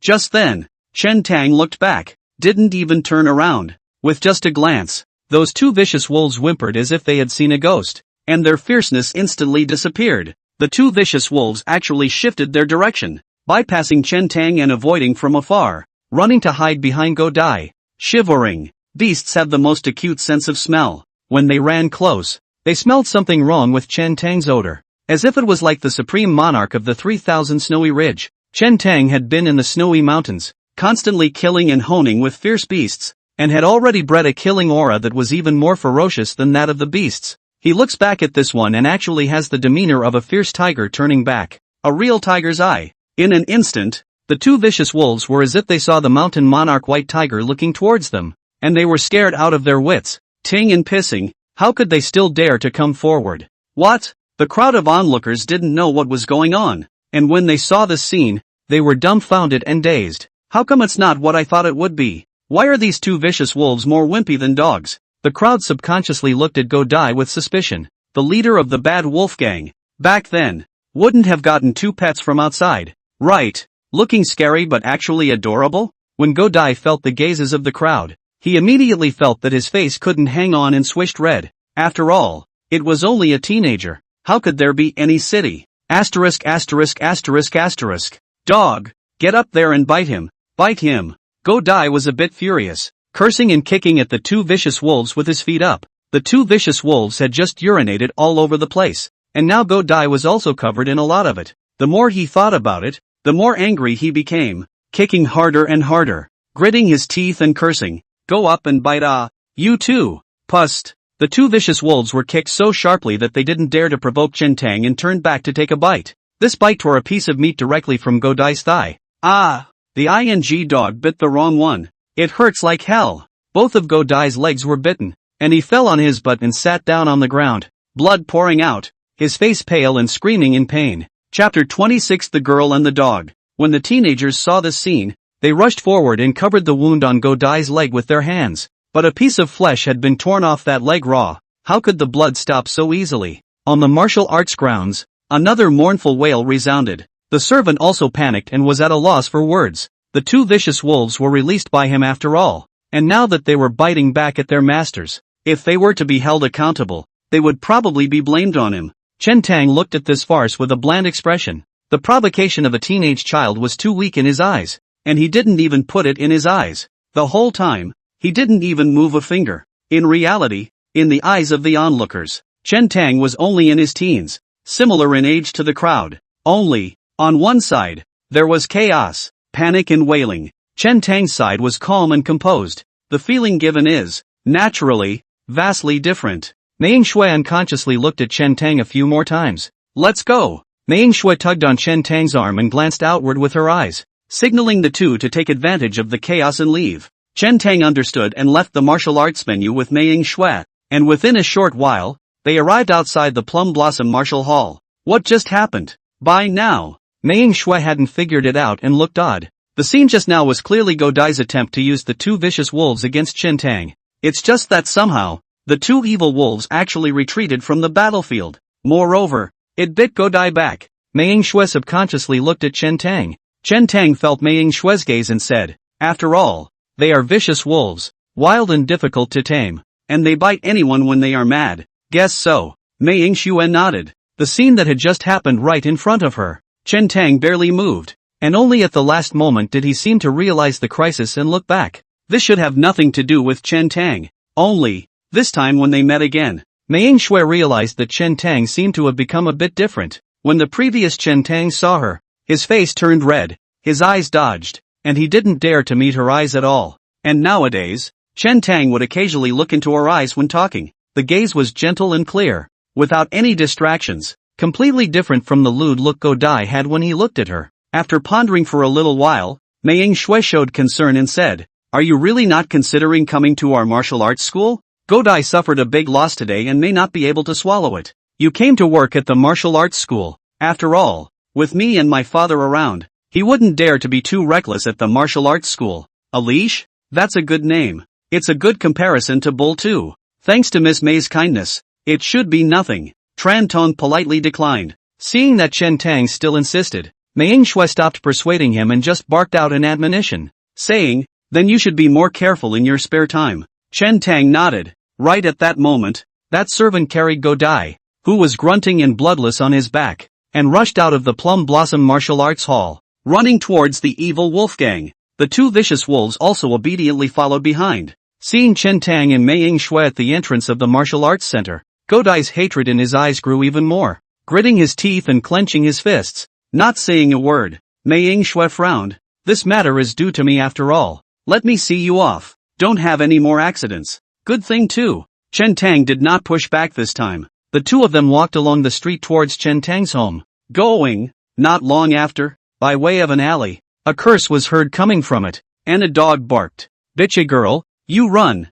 I'll let you run again. Just know how to cause trouble for old me. Snap, pop. The curses were interspersed with the loud sound of a whip cracking. Both Chen Tang subconsciously stopped and glanced inside, only to see a mansion entrance. A small, thin little girl kneeling on the ground, shivering, her hair scattered, unable to see her face. All that could be seen was that the little girl was unclothed. Her body had been drawn out with a trail of blood, and the blood had long since penetrated her clothes. A middle-aged man in his 40s or 50s, with one hand on his waist and a whip in the other, cursed and lashed at the same time. The little girl's body trembled with each stroke of the whip. Granted, in the world at hand, human life is lowly and such things are not uncommon. However, witnessing it with his own eyes, Chen Tang still frowned slightly and felt greatly uncomfortable. Woof woof! Every time the middle-aged man swung his whip down, in that yard, there would be a frantic barking of dogs. Ugh! Mei Ying-shui sighed softly and said, this is the little girl that you desperately saved more than 2 months ago.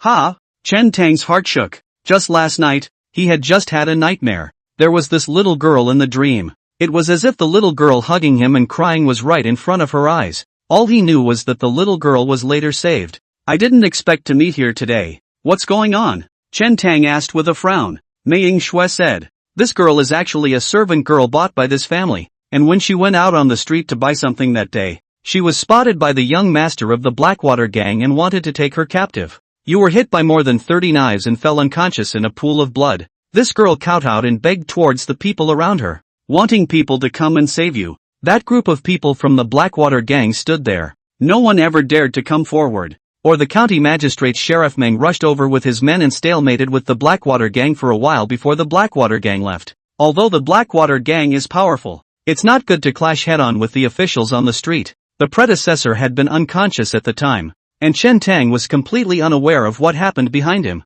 Later, your father rescued you, and this little girl wanted to go to the court to sue the government, but she was taken back by force by this family. Mei Yingxue said this, her gaze looking towards that middle-aged man. I heard that the family was furious over the incident and took it out on the little girl, believing that she had caused trouble for the family and giving her a severe beating. Since then, the injuries on the little girl's face haven't receded, and every time I see her, she's bruised and swollen, and has long since become unrecognizable from her original appearance. Chen Tang was silent. Old Su, because of what? Why angry like this? The neighbors in the alley heard the commotion and came out to see what was going on. The middle-aged man called Old Su cursed, *******ing girl, sneaking off to the government office again to get me into trouble. What's the point of going to the officials? After all, it's the maidservant you bought. Even if you beat her to death the officials won't care. A neighbor asked. Why don't you say this girl is cheap? Old Su sniffed, his heart even more angry. Another whip on the little girl. Hate voice, this girl ran to sue the officials. Just for that broken thing more than 2 months ago. She also sued the Blackwater gang, saying that the Blackwater gang forcibly robbed the people's women and killed them in the street. So please ask the county magistrate to give what a Tong brother a justice. Hearing the words brother Tang, Chen Tang's heart trembled as if he had received a heavy blow. Before his predecessor passed out, the last sound he heard in his ears was the little girl crying out for brother Tang over and over again. The predecessor didn't save the wrong person. Mei Yingxue glanced at Chen Tang with a complicated expression. This girl is also too naive. What is that government office? Hey, it's still the old saying that the world's government offices are open toward the south. So don't come in if you have reason or money. A few neighbors murmured. Woof woof. Just at this moment, that yard suddenly rushed out a half-sized yellow dog. Crazy. Towards the Old Su pounced. ********Q. Old Su raised his leg and kicked that yellow dog directly. Without waiting for the yellow dog to roll over and get up, Lao Su raised his whip and repeatedly beat on the yellow dog, cursing in his mouth. ********, dare to bite me. I'll slaughter you for meat tomorrow. Ow. The yellow dog ate the pain and screamed. The little girl was originally just kneeling on the ground silently bare. At this time but suddenly went forward. The yellow dog under the body. For the yellow dog to block the whip, did not say a word. Outside of this alley, it wasn't just Chen Tang and Mei Yingxue. The fat old man and Chang Mu were also silently watching the scene from afar. The smile that the fat old man often put on his face had long disappeared, and his gaze was cold. Chapter 27, The Meaning of Jianghu. The surrounding neighborhood seemed to be used to the scene. A long time ago, the only thing they do is talk about each other and watch the fun. The man hit too fierce. Next to his mother-in-law did not stop, but also from time to time to help curse a few words. Too little. Feed you and give me trouble. Today all don't eat. Starve you guys for a few days and you'll be honest. The granny crossed her arms and cursed. Let you run. Old Su's mouth cursed and the whip was still cracking in his hand. Stop. Mei Yingxue really couldn't see past it and pressed on with a light cry. Whose house are you in? Lao Su glanced sideways. Did not recognize Mei Yingxue. Just think that this little girl brocade hat sable fur. Extraordinary temperament. Like the children of the rich and noble families. This is the daughter of the Plum Blossom Martial Arts School. A neighbor recognized it and warned in a whisper. Old Su sniffed and didn't take it seriously. Skimming his lips. What I hit was the maidservant of my family. What's the matter with you? What's wrong with the Mei family's daughter? Even if it's a government official, he can't control me. Even if she is your family's maidservant, you have not been too harsh. Mei Yingxue frowned at the scaly little girl, her face showing her intolerance. Old Su's mother-in-law had a fierce look on her face and said in a shrill voice, "This is our family matter. You little girl mind your own business." "I don't care." Mei Yingxue's heart stirred with anger and asked a rhetorical question. "Aya, come and take a look. The daughter of the Plum Blossom Martial Arts School is bullying people." The Su family's mother-in-law even cried and howled, as if she had suffered a great injustice, crying and crying, without a single tear on her face. Mei Yingxue's teenage girl, where has she seen this kind of scene, immediately felt her face dry and hot, and her aura weakened, saying, You Don't talk nonsense. I didn't bully you. Old Su flung down his whip and snorted coldly. Little girl, might as well tell you. My family was on duty in Wan County, and our Su family is not one to be messed with. Meng Shui took a deep breath and said, this little girl was also bought by you. How much is it? I'll just buy her. Ha! Old Su sneered. You want to buy? I'm not selling. This girl was originally bought back for my family to keep for marriage. If you buy her out, who's going to carry on the family name of my old Su family? After saying that, old Su's eyes turned and looked Meng Shui up and down, recklessly and lewdly. Just buy another one. These words were just about to come out of her mouth, but Meng Shui thought for a second. If she bought another servant girl, wouldn't she still have to come to this house to suffer? The words came to his lips, but he couldn't say them. A neighbor asked, Old Su, I always heard you say that your family's baby is doing well in Wan County, so people can look at you as a servant girl? Old Su hemmed and hawed and said, it's no big deal if you can't see it. When this girl grows up a little bit more, give me Old Su as a pass-along girl, and it can also open up a branch for my Old Su family to pass on the family lineage. Old undead. So that's what you're playing at. That Su family's mother-in-law sniffed, glared at Old Su, and didn't say anything more. Ha ha, all the neighbors laughed at this and gave a knowing look. No one cared about the little girl shivering on her knees, and the laughter around her sounded particularly harsh to Meng Shui. The little girl clung to the yellow dog in her arms. A man and a dog, both so weak and helpless, relying on each other, clinging to each other. For life. Go. Chen Tang's voice came from behind him.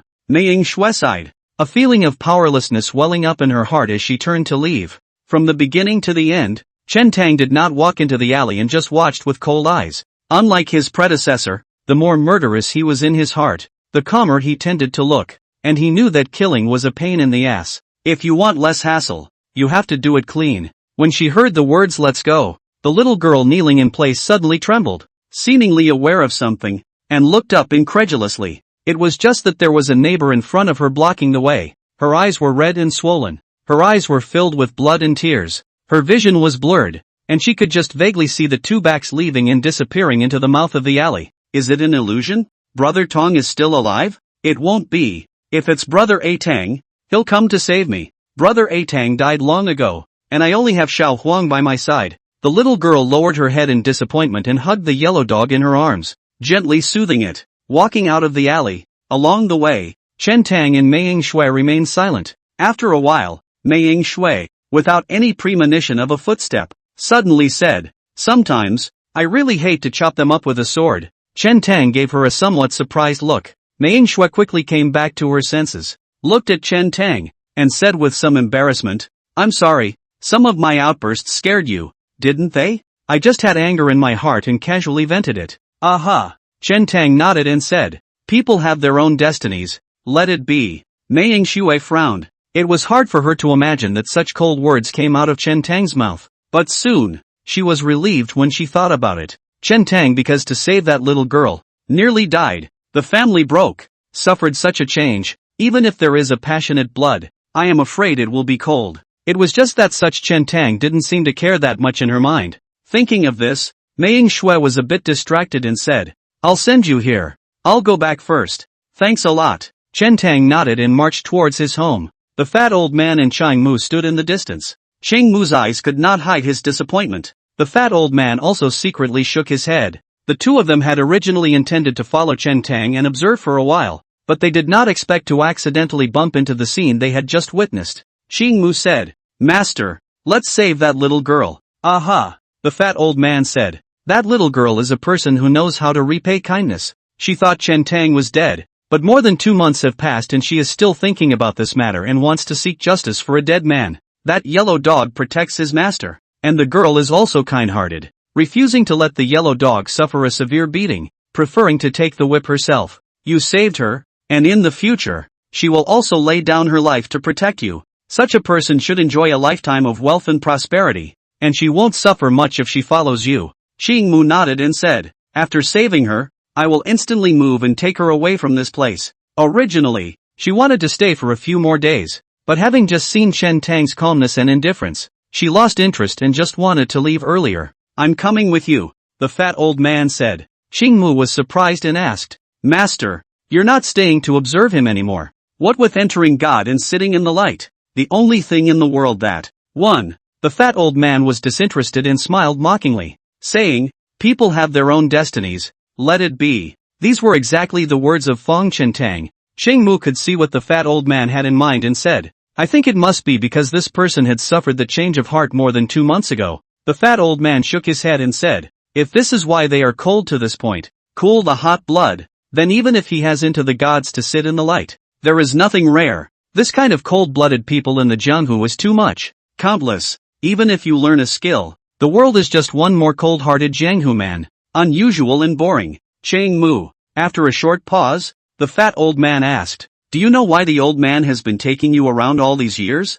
"I don't know." Cheng Mu shook his head, also revealing a hint of curiosity. The fat old man said, "In the future, after you enter the capital, you will be all glorious and high above, so it will be very difficult to see these people who are living a difficult life, and you won't be able to hear the sound of these folks' hardships. I took you on a tour of the 4 directions because I wanted you to see with your own eyes what kind of life the people of the Qin kingdom are living. Based on your relationship with him, if you can give a few words of advice in the future to reduce the harsh taxes and levies, reduce the levies and taxes, and punish the corrupt officials, it will be a supreme merit that will bless the world." Cheng Mu sniffed solemnly and said with a straight face, "The disciple has taken note." The fat old man asked again, "Do you know the meaning of the existence of the Jianghu, the jungle?" Cheng Mu shook his head. Over the years, although she had walked the rivers and lakes with her master, she had never thought that the existence of the rivers and lakes had any meaning. The fat old man said, "The people are powerless and often cannot seek justice from the officials. Sometimes, the Jianghu will give them an explanation. And this is the significance of the Jianghu's existence. Like today's incident, the government can't control it, the jungle will control it." When he said this, the fat old man had unconsciously revealed a trace of murderous aura. Cheng Mu thoughtfully said, "Therefore, the Jianghu tends to antagonize the temple, and the imperial court regards the Jianghu people as deviants." "Nice," the fat old man said. "If there is a day when the world is stabilized, the government is in harmony, and the country is at peace, perhaps the Jianghu should fade away." Chapter 28 Treading the Ground. The Bad Wolf Gang. Godai came back, smeared with gold sores, bandaged the wounds, finally stopped the blood and saved his life. Only his legs were still sore and he lay grunting. Several maidservants knelt beside them, not daring to breathe a single breath. This young master had just been furious, and the floor was littered with porcelain wine cups that had been broken by him. No one dared to speak casually at this time for fear of being angered by him. "Why hasn't Protector Li come yet? Send me more people to hurry." Godai slapped his palm hard against the edge of the bed and shouted. Right at this moment, a tall and thin man pushed the door in. It was Li Tao, one of the 2 guardians of the Bad Wolf Gang's Tiger and Leopard, known as Panther. Li Tao looked to be in his 30s, with a pockmarked face and gloomy eyes. Seeing the moaning Godai on the bed, he couldn't help but frown and said, "Young lord, calm down, pay attention to your body. Protector Li, kill someone for me." Godai gritted his teeth and said with hatred, "Kill who?" Li Towers asked. In fact, there was some resistance in his mind. A month ago, Old Chai, the military advisor of the Bad Wolf Gang, was killed, and the murderer was never found. There were only a few 9 pins in Chanza County, and the gang leader conferred down with the people, eliminating them in order, and guessing that the one most likely to make a move was the Blackwater Gang. Therefore, during this period of time, the Bad Wolf Gang members acted with extreme caution and were much more restrained, trying to avoid stirring up trouble and drawing fire. Protector Li, you don't have to worry too much. That Chintang has no family, no background, he's just a hunter by birth. Godai said. His father is still somewhat capable, but he has already died in the prison. Moreover, this Chintang had his body's fascia chopped off more than 2 months ago, and now although he moves as usual, he surely doesn't dare to exert himself. An invalid. This time I suffered a big loss. It was a complete accident. Who knows that those 2 heads suddenly disobeyed and started to go crazy. Damn. I don't know if it's in heat. Li Towers sulked. If it was just one Chintang, it would be fine. Just kill him. No trouble. Protector Li, I asked you to come because I trust your methods. I don't feel comfortable leaving this matter in the hands of the other gang members. Godai said. Protector Li, you must help me out of this. Okay. Li Tao nodded his head and said, Don't worry, young master. I'll take care of this matter for you. You can recuperate at home and wait for the good news. Godai clenched his fist and said, I, Godai, am not a gentleman. I can't wait for 10 years. I will report on the same day if I have a grudge. I just want him to die quickly. Protector Li, go kill him now. I can't wait a moment. Li Tao secretly shook his head. This gang leader's son is still too young. That's a little bit of town. No stoicism. Young lord, be at ease, Li Tao said in a deep voice. Now after all, it's daytime and the streets are crowded with people. If I go over now, I can certainly kill him, but I will inevitably be seen by people and give someone a handle. The gangmaster has been urging us all this time to keep our actions low-key and cautious, and to stay out of trouble. Go Dai said. Then what do you say? Li Tao said. Don't worry, young lord. I'll go over there tonight and slaughter that man without anyone realizing it while it's nighttime. Yes. Go Dai was overjoyed in his heart, as if he saw the tragic situation of Chen Tang's body and head this night, and said, do it cleanly, I'll wait for your good news. Li Towers nodded and exited the room. As soon as would be prepared to step around Chen Tang's house first, observe it, and look for a suitable opportunity before making a move. Chen Tang returned home and stared at the burning flame in the stove, motionless, not knowing what he was thinking. It wasn't long before the fat old man and Changmu returned as well. Chen Tang came back to his senses and greeted the two. The fat old man looked bland, didn't say a word, and went into the inner room. Changmu saw Chen Tang as if he was fine, so he smiled and also entered the house. What are these two smoking again? Chen Tang was a bit puzzled, as if all of a sudden, the two had changed their attitudes toward him drastically. The fat old man lost his smiling demeanor. Although Changmu smiled at him, it was more like a polite response, looking extremely cold. Chen Tang shrugged his shoulders and didn't take it to heart. Master, when are we going to do it? Let's do it at night. After all, there are too many people in the daytime, so it's not convenient to take people away. Do it at night. Let's take advantage of the night just to leave this place. Master, could he be thinking the same thing we are? Maybe he also wants to wait until night to save the people? Will? The fat old man was also a bit uncertain by Chung Mu's remark. After all, the indifference and calmness that Chen Tang had just revealed really didn't look like he was going to come to the rescue. That line about people having their own lives and letting them go was clearly not intended to matter. Is it hard to believe he's acting? The fat old man shook his head. It shouldn't. If he's faking it, won't he hide it from me? The old man? The fat old man still trusted his judgment. A teenager, who had only just entered the city and had never seen the world. How could he have such a deep mind? If he had this mind, he wouldn't have fought with people in the street before with a passion. Master, what about those two? Changmu asked again. Naturally, I killed it, the fat old man said lightly. If they don't treat that girl like a human being, I won't treat them like a human being. Changmu was not surprised by this. The fat old man usually has a smiling face and looks amiable, but in fact, his temper is extremely eccentric, disrespectful of etiquette and law, and quite capricious, in the master's eyes. Although people's origins are different, but there is no distinction between noble and lowly between people. No one should look down on anyone. All are just alike.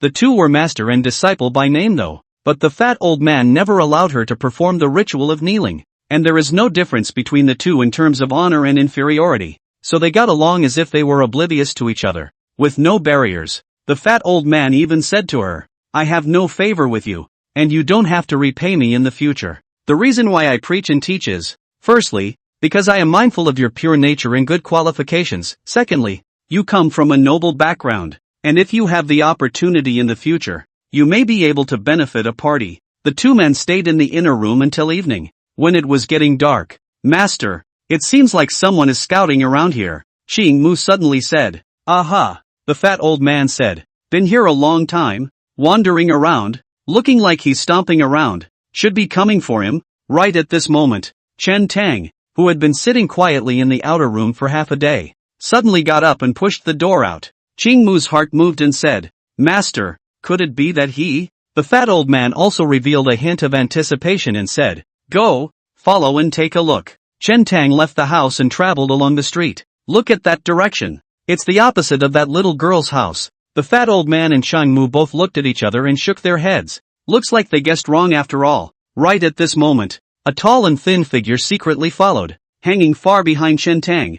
Xing Mu said, Let's go over and take a look as well. There's no rush anyway. It's still early to make a move. It was late in the evening and there were still many pedestrians on the street. The fat old man hesitated, but nodded. And so it was that four people, one in front, one in the center, and two behind, wandered blindly along the street. Chapter 29. Under the watchful eye of Li Tao. Chen Tang wandered around in the streets, looking here and there, making a big, leisurely circle around the county. After strolling for half a day, perhaps he was hungry. Chen Tang drilled into the restaurant next to him. Lee Towers didn't follow him in. He was, after all, the protector of the evil Wolfgang, and there weren't many in Chanza County who didn't recognize him. If he walked into the restaurant, he would definitely reveal his identity, and would probably attract Chen Tang's attention and be on guard. Li Tao was right outside in the corner, observing Chen Tang in the restaurant. He only saw Chen Tang ordering a pot of wine, ordering a few plates of dishes for drinking,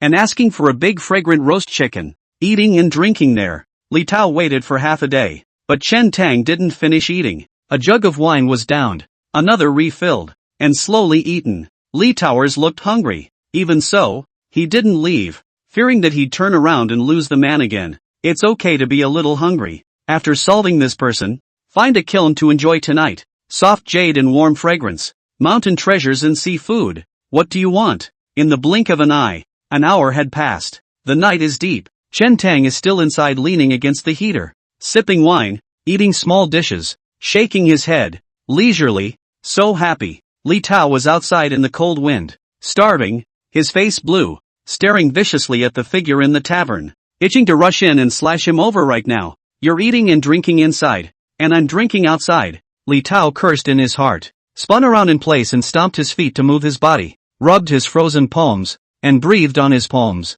It's been a long time coming, so I can't give up now. In the shadows not far behind Li Tao, there were two other figures standing. These two also stood in the cold wind for an hour, only that the two of them had internal energy in their bodies, so they didn't feel too cold. Just watching Chen Tang eat in the restaurant for an hour, the two stomachs had long been hungry and gluttonous. No matter how good your martial arts skills are, you can't survive starvation. Look at the way he is heartless, eating and drinking. Where is his intention to save people? The fat old man was gluttonous enough, full of resentment. The more he thought about it, the more angry he became. He was a glutton by nature, otherwise he wouldn't have had this figure. Now, having him watch others feast while he starved his own belly was the greatest torture of his life. In this way, the three of them waited outside for another half hour in agony. The hotel had long been deserted, leaving Chen Tang alone, already on his third pot of wine, looking a little drunk and seemingly disoriented. The three men outside, a little topsy-turvy.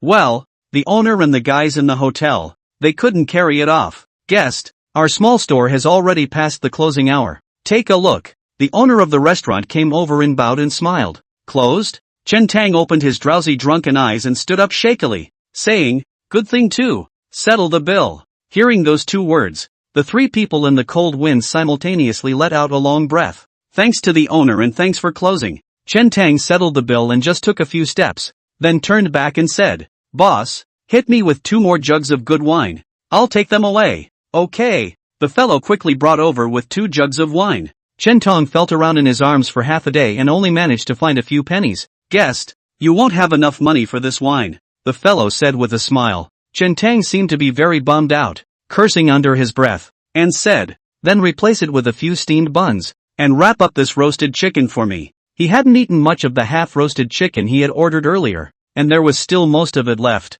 The fellow quickly wrapped the roasted chicken buns in greaseproof paper. Chen Tang took it, tucked it into his arms, and stumbled out of the restaurant. At this time, nearly 3 o'clock, there were not many pedestrians on the street. Chen Tang walked to an alley and stopped, then turned into the alley next to him. Li Towers quickly followed suit, also coming to the mouth of the alley and glancing inside. Chen Tong is taking a leak. Right now is a good opportunity. The alley was secluded and dark, just the right place to strike. Li Tao was about to try to make a move when he saw Chen Tang fastening his belt and looking around, looking furtive, peering towards a mansion in the alley. What is this man going to do? Li Tao was curious in his heart and didn't rush to make a move. In his eyes, Chen Tang was already dead. Only to see Chen Tang fumble out a thin piece of wood from his bosom and carefully reach into the doorway of that mansion, seemingly trying to move the latch behind the gate. Only he operated half a day and nothing moved. Chen Tang seemed a bit discouraged and came to the fence next to him, trying to roll over and cross over.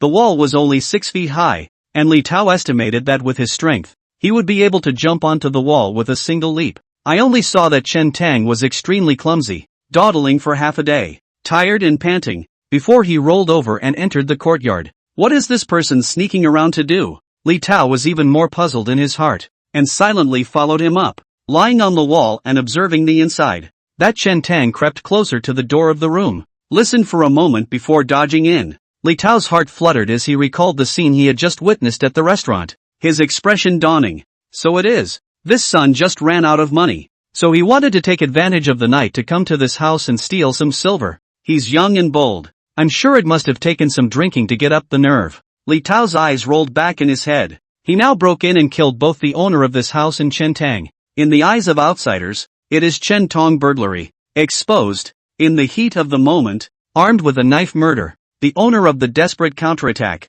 Both defeated, both perished. No one would even think of the evil Wolfgang for this son's death. This move is called hiding the truth from the world and killing people with a borrowed knife. Turning to this thought, Li Tao rolled over into the courtyard, drew the dagger at his waist, and gently touched the door of the room. On the roof of this house, two figures were quietly lying there, as if blending into the night. Not a single break could be seen. The scene just now was captured by the two of them. I know, the fat old man suddenly whispered. What a hand to conceal the truth and kill with a borrowed knife. Qingmu also guessed Chen Tang's intentions at this point and pursed her lips and smiled. He came after all. This kid has such a deep heart. He's hiding it from me, the fat old man said. Not only can he save people with this hand, he can also take care of the evil Wolfgang in passing. And he can keep himself out of it and take off clean. It's kind of a multi-touch. Qingmu seemed to think of something and suddenly laughed, saying, he just stayed in the restaurant for so long. On one hand, he wanted to wait for the third watch,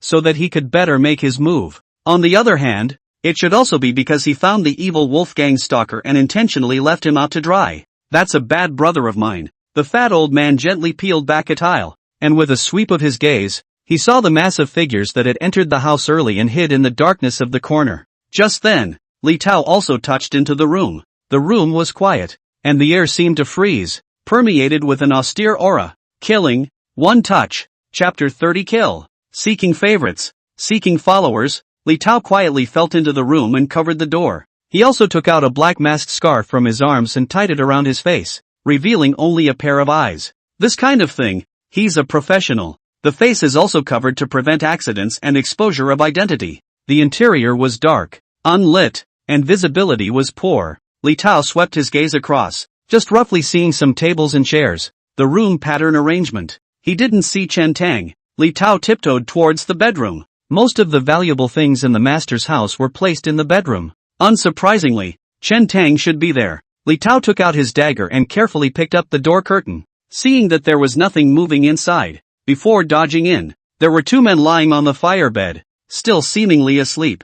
Li Tao looked around and frowned slightly. There was no sign of Chen Tang in this bedroom either. He clearly saw Chen Tang enter the house. Just then, a chair not far away suddenly shifted, making an ear-splitting noise in the quiet room. Li Towers could have sworn he didn't touch the chair. Lao Su was still asleep, but he woke up a bit when the door to his room opened twice in a row and blew in quite a bit of cold air. The suddenness of the movement just now woke him up. What a guy! Lao Su was startled in his heart, and from rolling on the bed, he felt out the dagger under his pillow with one hand while looking towards the door. This look coincided with the sight of a tall, thin figure standing in the doorway. Where are the thieves from that dare to steal into my house? Get lost! Old Su held the dagger and settled down quite a bit in his heart, leaped down to the firebed and shouted. He was a little older, but he was quite strong and knew some boxing. What's more, burglars of this kind are weak-minded. Once discovered by the owner's family, most are scared out of their wits and run away. The mother-in-law, on the other side of the room,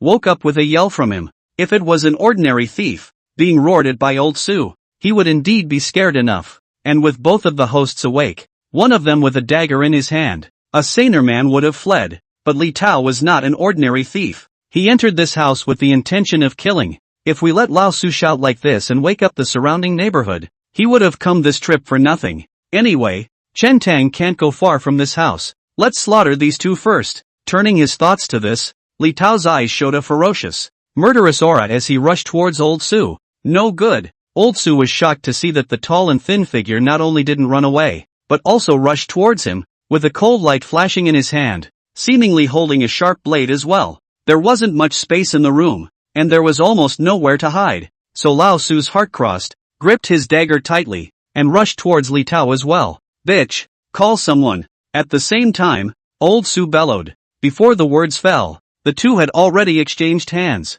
Old Su gritted his teeth, eyes rounded, and stabbed towards Li Tao's chest. A flash of mockery flashed in Li Tao's eyes. These two strikes of Old Su's were just too weak in his opinion, no different from a child's. Li Tao did not panic, his body slightly sideways, letting go of Old Su's stabbing dagger, and in the process, stabbed into Old Su's heart. Pust! The daggers went in and out fast, and blood flashed. The whole thing was so smooth. Li Tao's footsteps, even all. There was no pause. He crossed over to Old Su's side and went straight to the granny who had just gotten up from the bed. It was not until this moment that the woman came to her senses, but she was too frightened to speak by the shocking scene before her. Seeing Li Tao coming in front of her, she was just about to open her mouth to shout for help when she saw Li Tao holding the knife in his backhand and slashing forward. Bear! The dagger wiped across the throat. A blood stain surfaced, followed by a gush of blood. The granny stared with dead fish-like eyes, full of horror and unwillingness, and finally paralyzed on the bed,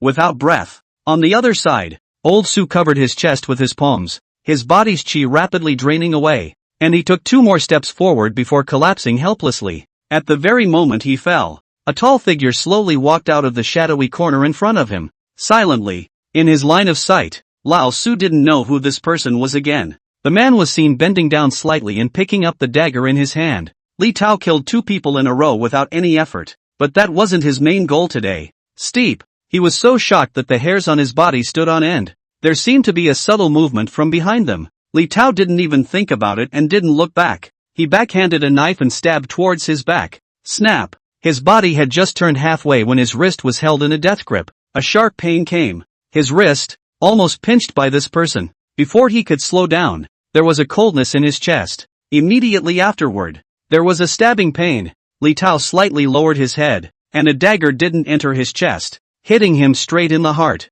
It's you? The two of them were extremely close, and it was only at this point that Li Tao could see the face of this person across from him, and disbelief welled up in his eyes. Chen Tang, that teenager, an invalid with broken fascia all over his body. How is that possible? This teenager had a fierce face and a torch-like gaze, as if he was a fierce tiger staring at its prey in the darkness. Only at this moment did Li Tao react. He's being counted. He was the borrowed knife. Also the one who was killed. I think I am the guardian of the evil wolf gang. But today, I have lost in the hands of a teenager for no reason. Right, Old Chai. It's hard to believe that Old Chai is also. With a thud, Li Tao fell to the ground, staring at his eyes in death. Chen Tang came to Lao Su's side, picked his body up, assisted him to Li Tao's, and put him down again, putting Lao Su's palm. He held the dagger that was stuck on Li Tao's chest. After doing this, Chen Tang let out a light sigh of relief. In fact, when he was at the mouth of the alley during the day, he was thinking about how to save the little girl and have less trouble. Back at home, he didn't come up with anything too good. Chen Tong recalled what had happened at the Plum Blossom Martial Arts Center during the day and guessed that Godai of the evil wolf gang might not take it lying down. He then went out and tried it. Wandering down around, he could be sure that someone was following him. So he came up with this ploy to kill people with a borrowed knife. Chen Tang had long since realized that drinking mountain monarch tiger milk on the snowy mountains had brought many changes to his body. One of the changes was that his eyesight wouldn't be affected too much during the night. Just now in this room, he hid in the darkness of the corner and was able to clearly see Li Tao's every move. And Li Towers couldn't see him. The sudden rattling of the chairs in the room was due to the fact that he had wrapped a cloth band around the legs of the chairs ahead of time, and a gentle tug was all that was needed. One side in the light, one side in the dark. Plus, Li Tao's strength, which was already a huge difference from him. The two sides had just met, and Li Tao was killed on the spot. After checking the room and leaving nothing broken,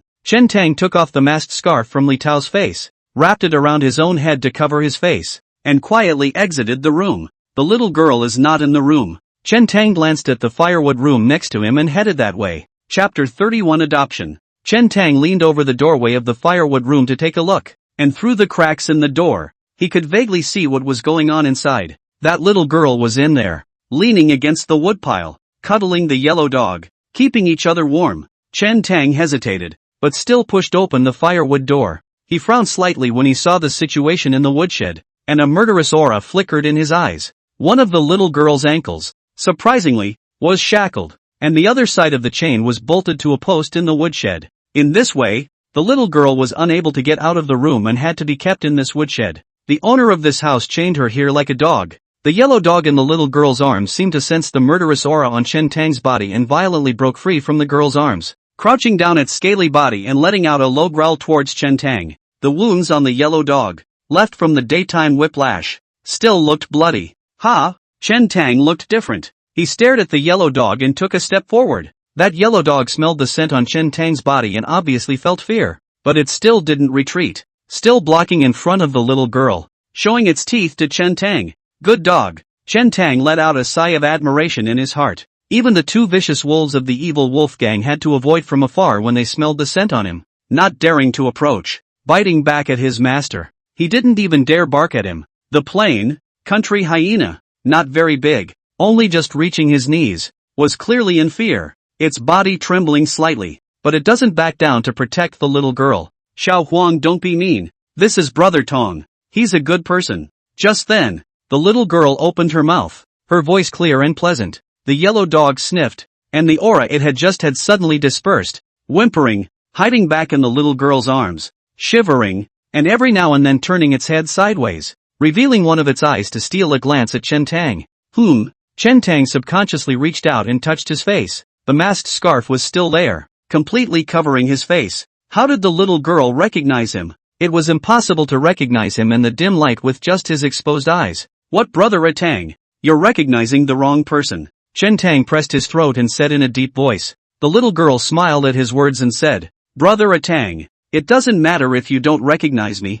I am relieved to know that you are still alive. Although the little girl's cheeks were red, swollen and purple, and she had long since lost her original appearance, when she smiled, her eyes curved up, like crescent moons, full of joy. Chen Tang sighed softly. He hadn't planned to identify with the little girl. Mostly, I haven't figured out how to organize it. If he received the little girl into his home now, the county constable would surely follow the trail and find his head. It's also impractical to bring it to Snowmass. Don't say bring outsiders. The mountain guest forbids him to mention anything about the snowy mountains. Chen Tang only intended to settle the owner of this house first, so that this little girl would be temporarily put out of her misery, so that she wouldn't have to suffer any more beatings and tortures. As for the latter arrangement, he could only wait for the official case to be closed first and the little girl to regain her freedom. Then he would try to make contact and find a good place for her. Maybe the Plum Blossom Martial Arts Center would be good. It was just that Chen Tang didn't expect that the little girl would recognize him,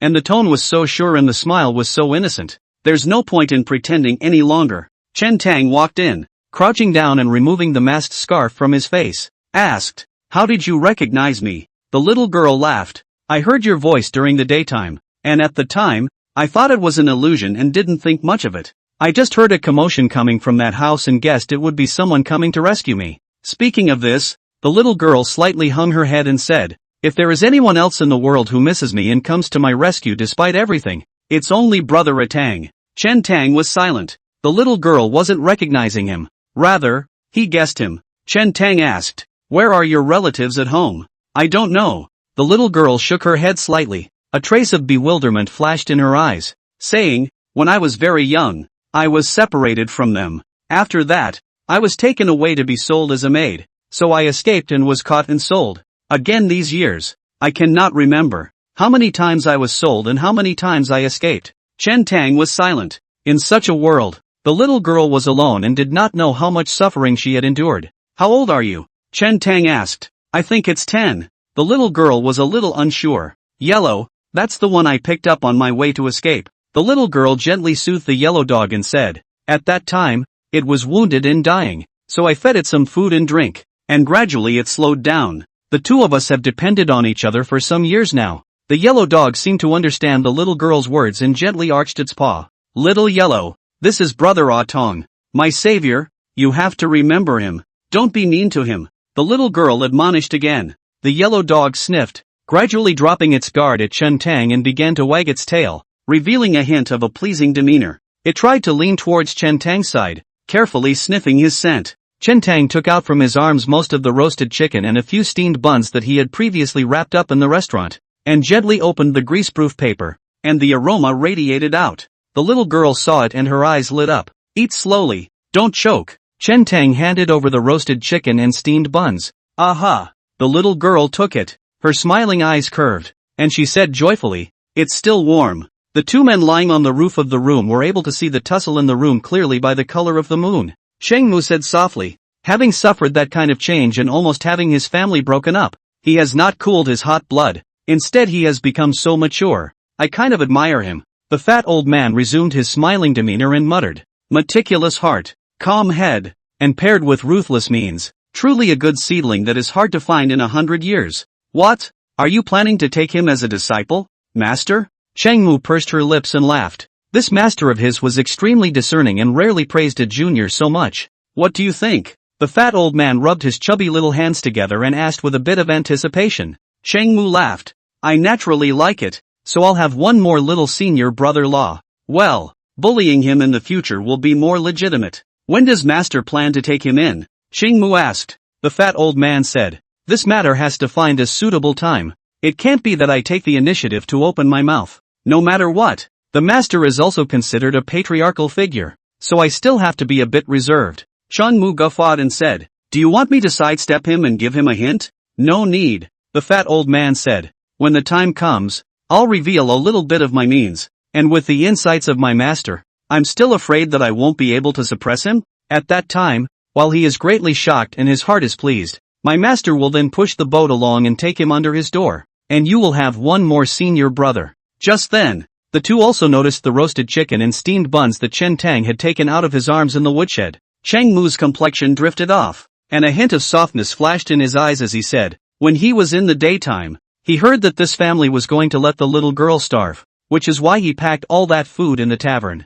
Otherwise, with the amount of food he eats, how could he have left most of the roasted chicken? Fat old man said, he is also strange good Lu. I also misunderstood him before. Chapter 32 Jiwei. Inside the woodshed, the little girl's stomach rumbled with hunger, but she still ate her food with a svelte, slow chew. Chen Tang asked, what's your name? Shi Wei. The little girl responded, it's not like an unusual name, like area, dog egg, or something like that. Chen Tang asked again, do you remember where your home is? It seems to be to the south, and it's a long walk and a very wide river to cross to get there, and there are mountains and water and a warm climate, not like this side. The little girl tried to think for a long time, looked a little confused, and shook her head. I can't remember the rest. Chen Tang temporarily dismissed the idea of helping her find a home. Such vague information. Not to mention now, even in the previous world, the information explosion, easy transportation, there is no way to start.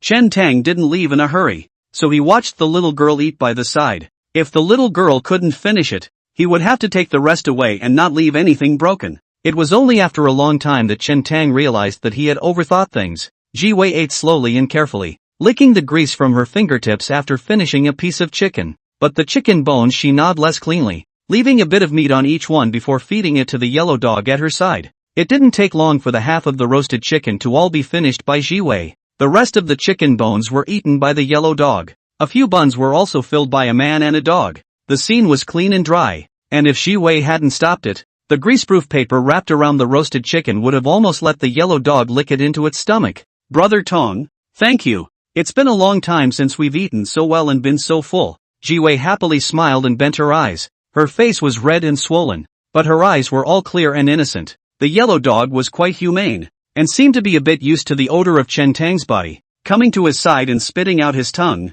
his tail wagging, very happy, as if treating Chen Tang as his second master. Chen Tang gently stroked it twice, then looked at Ji Wei again and said in a deep voice, there are some things that I need to instruct you about. Ji Wei saw Chen Tang's serious look and hurriedly put away her smile, revealing a serious listening expression. Chen Tang said, I can't take you away tonight. Tomorrow the situation over here may be discovered, and at that time, there will definitely be a sheriff coming to find you for questioning. You don't have to worry about what happened today. Just be honest about what you heard moving around during the night. But we never saw each other tonight. Understand? If you only tell lies, it's easy to reveal the cracks. The only way to muddle through without raising too much suspicion is to be truthful. Shi Wei nodded. After a moment of silence, Shi Wei said, Brother Ah Tang, don't worry. I won't drag you down, and Xiao Huang and I will survive. She knew that she would only drag Chen Tang down if she followed him around, and that was why she said this. Ji Wei thought for a moment and added,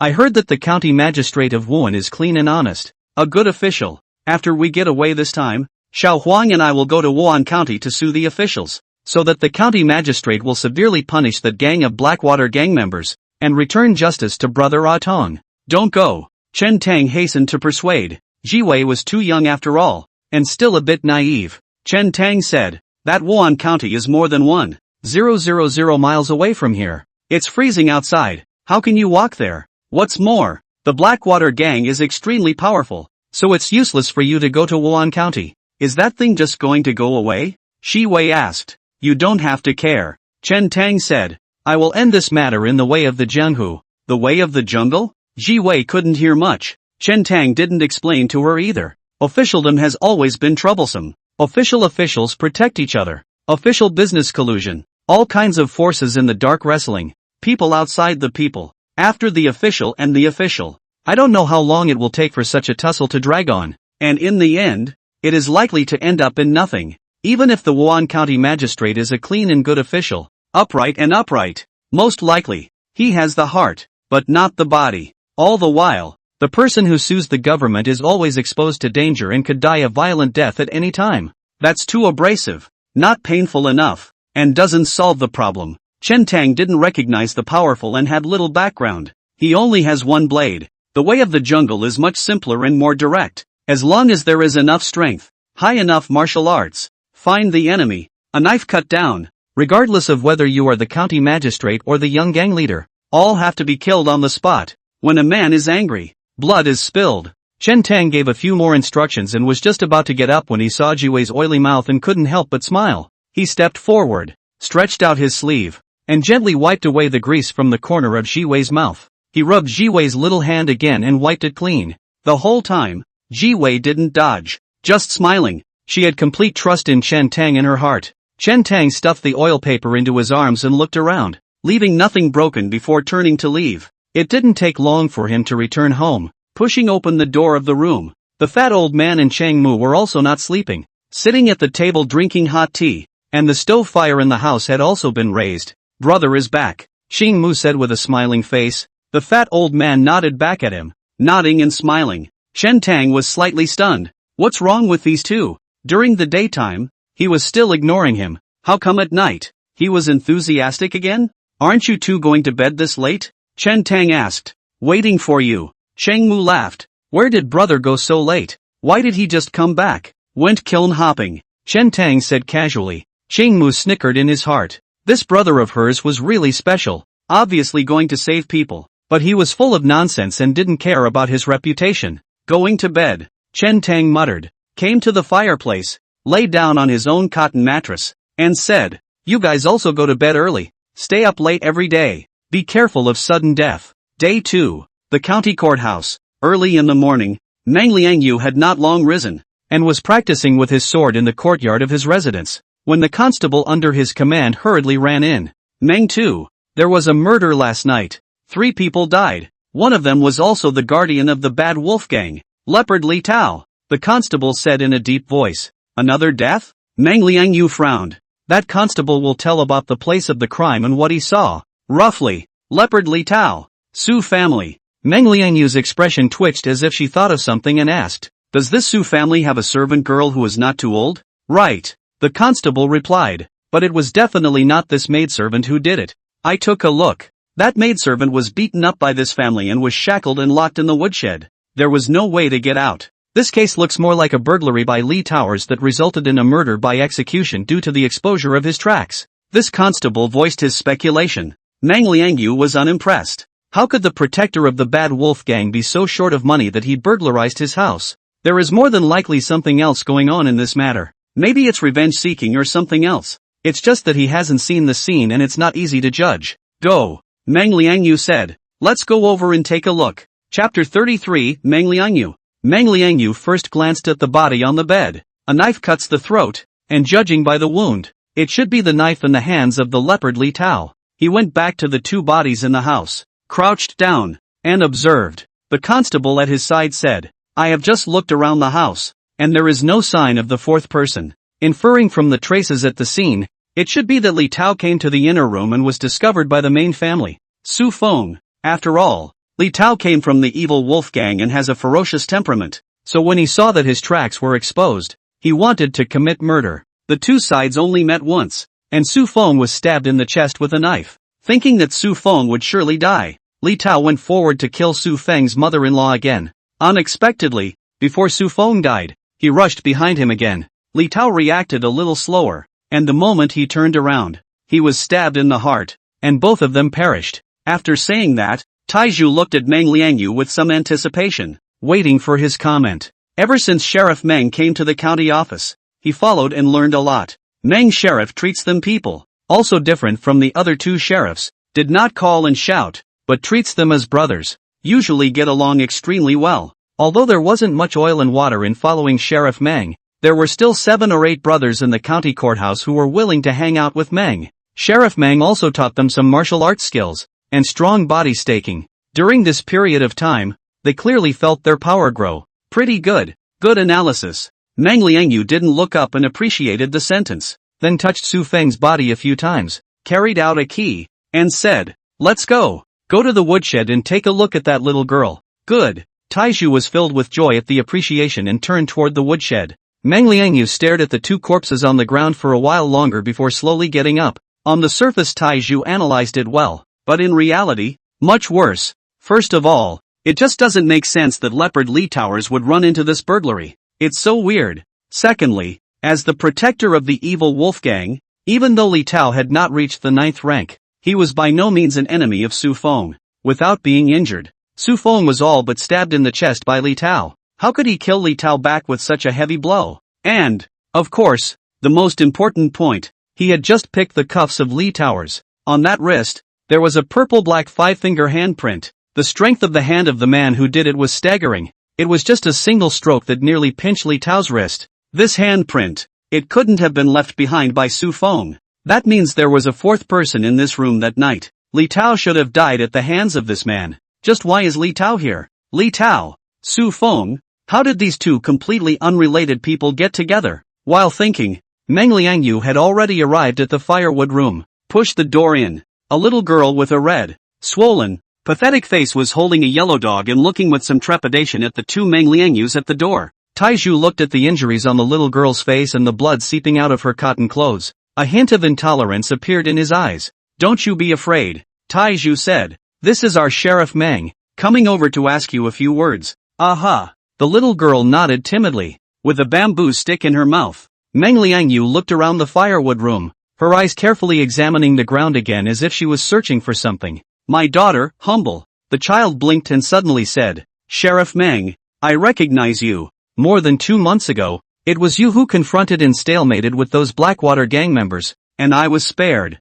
"Well, good memory." Meng Liangyu sniffed, turned back over, squatted down and took out the key, uncovered the shackles on Jiwei's feet, and asked with a smile, "So you can remember everyone you've ever met?" "Pretty much," the little girl replied. Meng Liangyu laughed. "Casual conversation. Don't be nervous." The little girl nodded. "Your name is Jiwei, isn't it? I asked you before." "Aha. Remember the family?" "Don't remember? Where's the old country?" "Don't remember that either. Just that it was far, far south. This family doesn't treat you well, does it? Look at all the injuries you have. When was the last time they beat you?" "Just yesterday during the daytime. The surrounding neighborhood saw it too." "Who did you see last night?" Jiwei paused and asked with some surprise. "What do you mean?" Meng Liangyu's eyes gleamed as he stared at Jiwei and said, "Someone came to this firewood room last night. Who was he and what did he look like?" Jiwei frowned and shook her head. "No one came. Xiao Huang and I stayed here the whole time and didn't see anyone." Meng Liangyu stared at Jiwei's eyes for a while longer and didn't find anything wrong before she smiled and said, "It's good that no one's there, just casually asking." Meng Liangyu got up and turned her back to Jiwei, her tongue twirling the bamboo stick in her mouth, and thought, "Meng head, you are skeptical." Iron Pillar asked in a small voice. Meng Liangyu shook her head and didn't say anything. There was little doubt in what Ziwei had just done. The only thing that was a little off was an unusual pause in Knowles when he suddenly threw out that crucial question in the middle of some unrelated conversation. "Meng Tao?" I've inquired. Just then, a constable at the door came running from outside. Meng Liangyu waved his hand and gave a look, signaling him to go out and talk. Leaving the woodshed and coming to the courtyard, that constable only whispered, "I followed your orders and just now inquired around. During the daytime, Su Feng's family had just abused this little girl, and quite a few people saw it. Moreover, Mei Ying-shui, the daughter of the Plum Blossom Martial Arts School, had even stepped in to stop it and nearly clashed with Su Feng's family. Meng Tu, do you think it could be? Meng Liangyu shook her head. That Mei Ying-shui he had seen, a teenage girl who hadn't even reached the 9th grade, could never have this kind of means. Moreover, the fingerprints on Li Tower's wrists were so large that it looked like it should be a man. Meng Liangyu pondered for a moment and asked again, is Mei Ying-shui alone? No, the constable said. I heard that she was with Chen Tang, but at that time, Chen Tang didn't enter the alley and didn't care about it. Chen Tang? Meng Liangyu narrowed her eyes. That constable laughed. It's that young warrior Fu Hu. Speaking of which, more than 2 months ago, it was him who stepped forward and saved this little girl from that young master of the Blackwater gang. However, this matter definitely has nothing to do with him. He was shot more than 30 times that day, and he's lucky to have survived. Meng Liangyu seemed to think of something funny and suddenly laughed. This matter should not be directly related to Chen Tang, but Chen Tang's family, his 2 relatives are not simple. Meng Liangyu seemed to think of something else,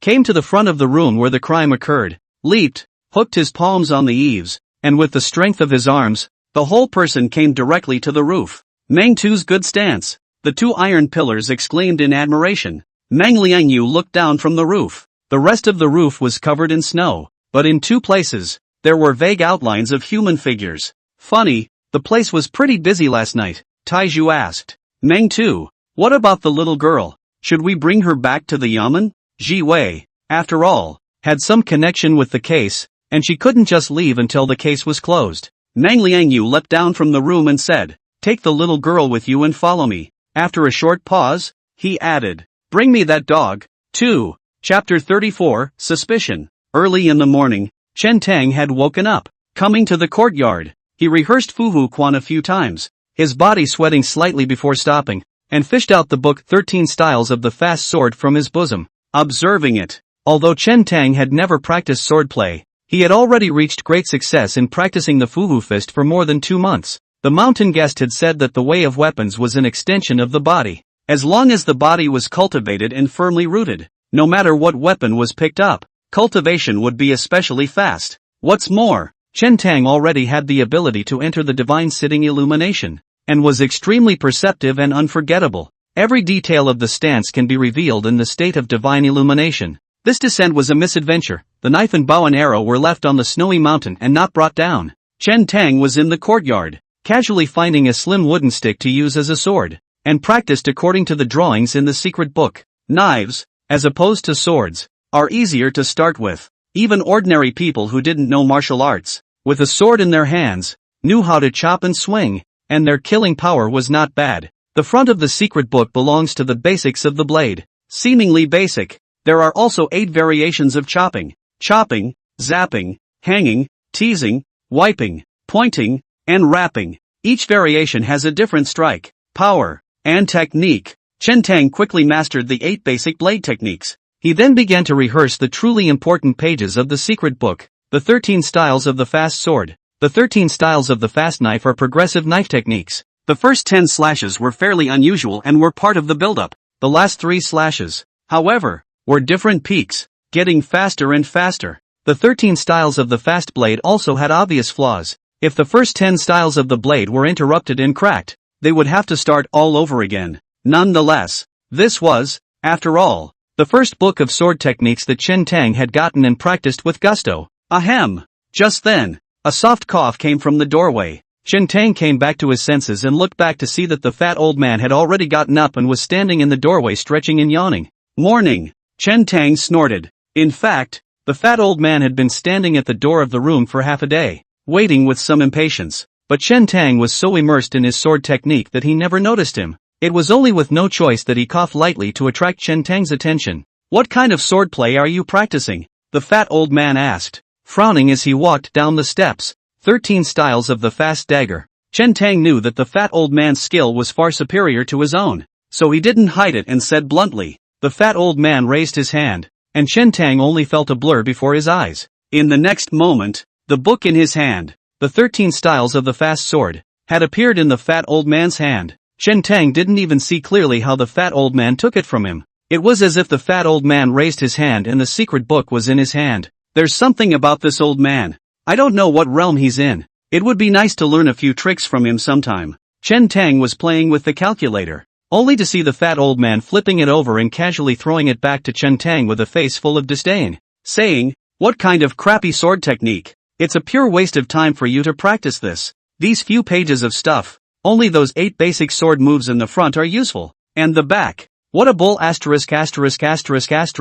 sword, is just a mess." Chen Tang half-heartedly asked, "Is this sword technique really that bad?" He was able to rely on his own ability to burst a secret book, but the result was that the fat old man depreciated it as worthless. And the study is a bit disheartening. The fat old man asked, "Where did you get this sword technique?" "Well," Chen Tong hesitated. The fat old man said, "Murder picks up, right? Shouldn't you be so direct?" Chen Tang did not say a word, which was considered acquiescence. The fat old man said, "Then let me ask you, if this fast knife is really useful, can that person be killed by you? Kind of makes sense." Chen Tang muttered in his heart. Seeing that the time was ripe, the fat old man raised his head slightly, carried his hands behind his back, and mused. There are quite a few secret manuals in the world for practicing the fast dagger, but there are not many truly superior fast daggers. Among them, the wind-chasing fast knife is the most famous one. After that, the fat old man waited for Chen Tang to ask about the wind-chasing fast sword. In this way, he can say in passing that the old man knows a few tricks. Right at this moment, the fat old man's expression moved and said, "Someone is coming." "What man?" Qing Mu also came out of the room. "By the sound of it, it's an official." The fat old man opened and closed his ears, then looked at Chen Tang and said, "It should be coming at you." Chen Tang listened carefully and didn't hear any sound. It wasn't until a few moments later that he heard a footstep ring out from a short distance away. "Coming this way." Chen Tang thought back carefully. He shouldn't have left too much of a hole. The only problem might be the bruises on Li Tower's wrists, but just that is not enough evidence, much less find his head. We'll see what happens and improvise. Chen Tang took a deep breath and placed the 13 styles of the fast sword into his arms, casually picking up a broom and cleaning up the remaining snow in the compound. Knock, knock, knock. There was a knock on the door. Chen Tang stepped forward, removed the latch, and opened the gate. At the door stood a few officials, the head of a man dressed as a constable, but quite young, looking at about 20 years old, mouth with a bamboo stick. The corner of the mouth hung a cynical smile. Ji Wei also stood beside a few officials. After she saw Chen Tang, a flash of delight flashed across her eyes and she said, "Brother Tang, you didn't die?" Chen Tang let out a sigh of admiration in his heart. If the two had never met last night, this reaction of Ji Wei would be the reaction that the two should have after meeting each other. Ji Wei's words were at the same time sending a message, implying to Chen Tang that she hadn't revealed anything broken. "It's you?" Chen Tang was slightly surprised and accompanied Ji Wei as she played alone. The smile on Meng Liangyu's face did not diminish. The reaction of the two men to meeting each other was fairly normal. Nothing suspicious. Meng Liangyu's gaze crossed over Chen Tang and landed on the fat old man and Chang Mu. Both of these men were calm and collected. Meng Liangyu said, "There was a murder in the county last night and came to the door to ask 2 questions. Where were you 3 last night?" "I drank some wine in the evening and came back to bed." "Never left?"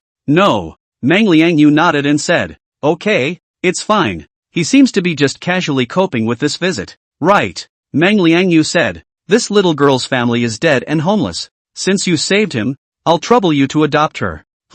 This outburst from the other party was a bit out of Chen Tang's expectation. This constable actually sent Ji Wei to his home and let him adopt her? Oh, and the dog. Meng Liangyu beckoned and led the yellow dog behind her over, handing the leash to Chen Tang. Chen Tang didn't answer, but after the yellow dog saw him, it recognized him at once. And remembering last night's incident and what Ji Wei had instructed it to do, it couldn't help but shake its head and tail, and was very close to Chen Tang. Chen Tang's expression remained unchanged. Ji Wei saw this scene, but her face suddenly turned a few shades of white. The bamboo stick in Meng Liangyu's mouth turned a few times and said with a smile, "Brother Chen, this dog recognizes you?" The atmosphere of the scene changed abruptly. The fat old man and Chang Mu in the courtyard also turned their heads to look over at the same time. Ha ha! Just then, Meng Liangyu laughed out loud, patted Chen Tang's shoulder, and said, "Just kidding, this dog is self-acquainted and close to everyone." Chapter 35. If I'm right, this yellow dog,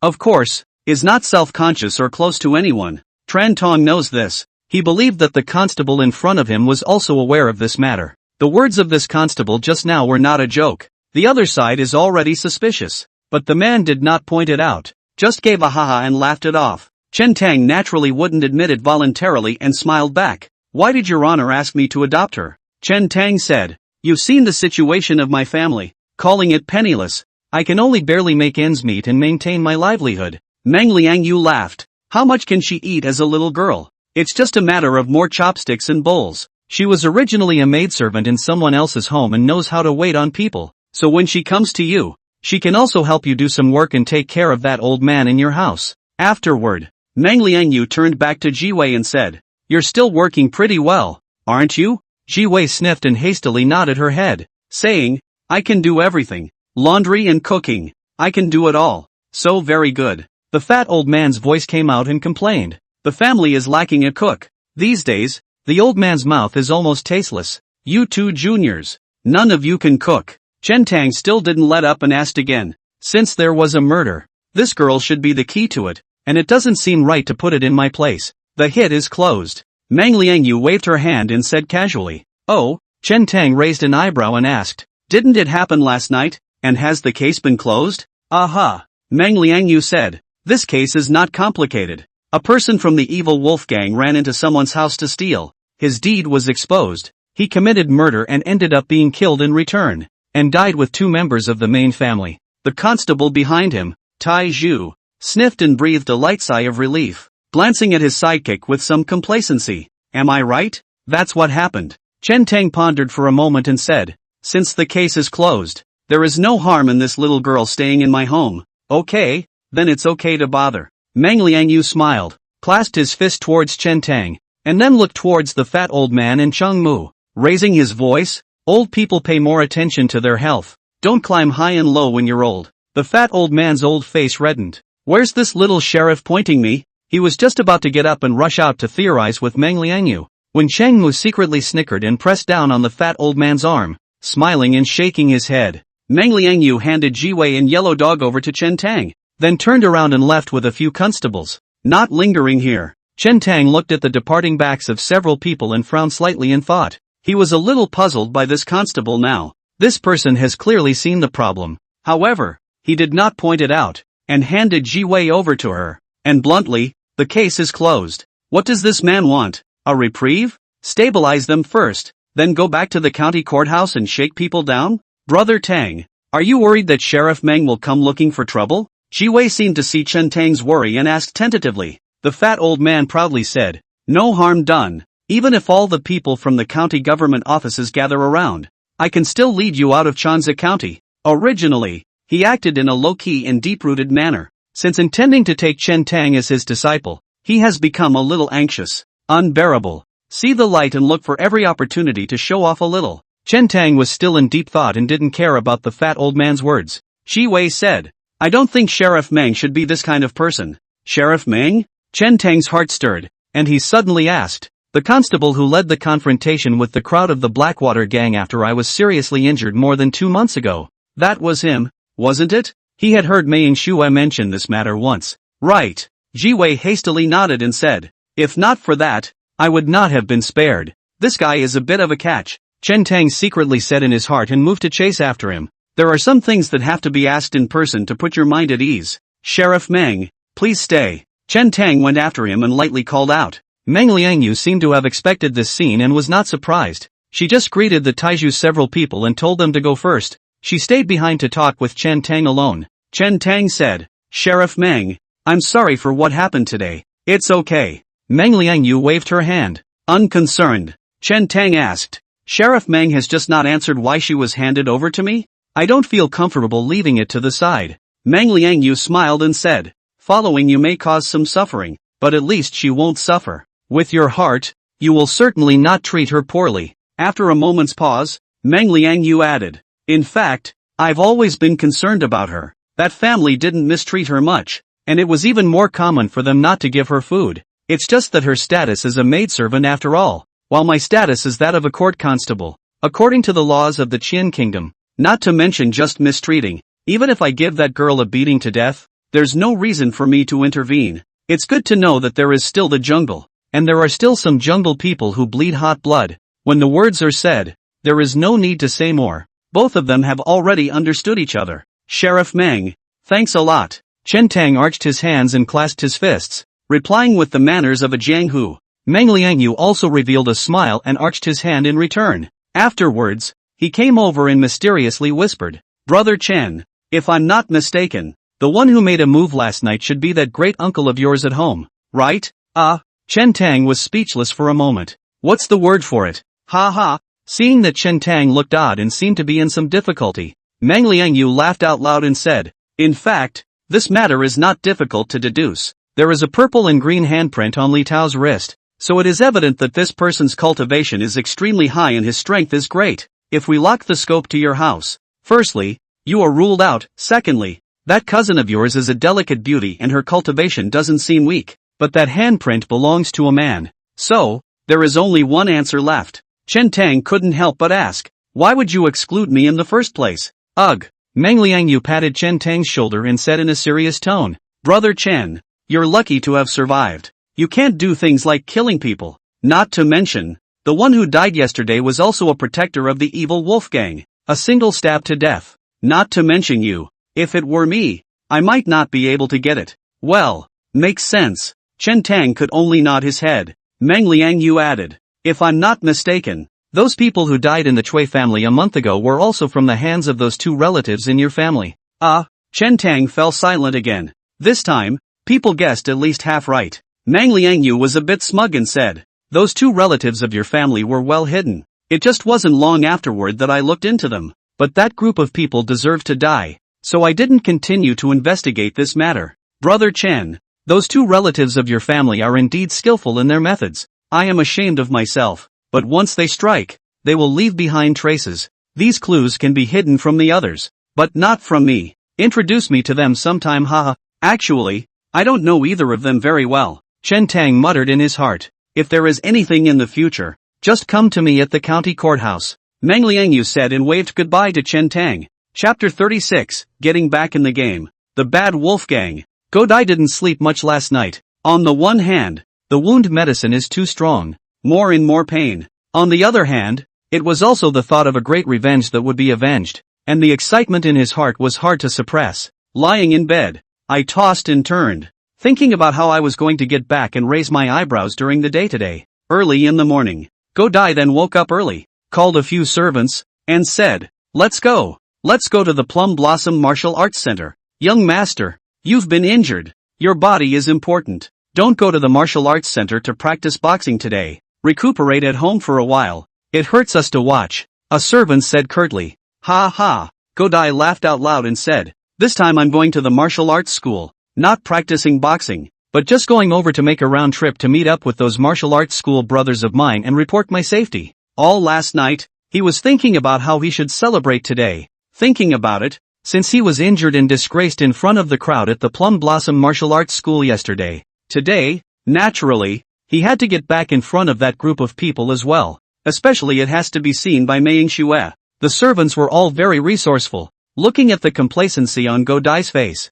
they all probably figured out what he was thinking. The people assisted him and got into the carriage. Just walking to the entrance of the Bad Wolf Gang, Godai's heart moved. Suddenly remembered something, frowned and asked, Did Li Tao come back last night? Don't let anything go wrong in this matter. A servant said. After Protector Li went out in the evening, he didn't return all night. Oh, Godai sniffed and hesitated some more. Another servant laughed. Young master, you can rest assured that nothing will go wrong if you leave such matters to Protector Li. With Protector Li's methods, dealing with that Chen Tang is as simple as crushing an ant. Another servant also said. Godai nodded at his words, and the doubts in his heart were a few points less. But why didn't he come back last night? Godai asked again. One of the servants squeezed his eyebrows and asked, Does young master know how Protector Li got the name Flower Leopard? Godai said. It is said that he is known as a leopard because of his stance, his quick strikes, and the fact that he has hemp on his face. That servant laughed somewhat lewdly.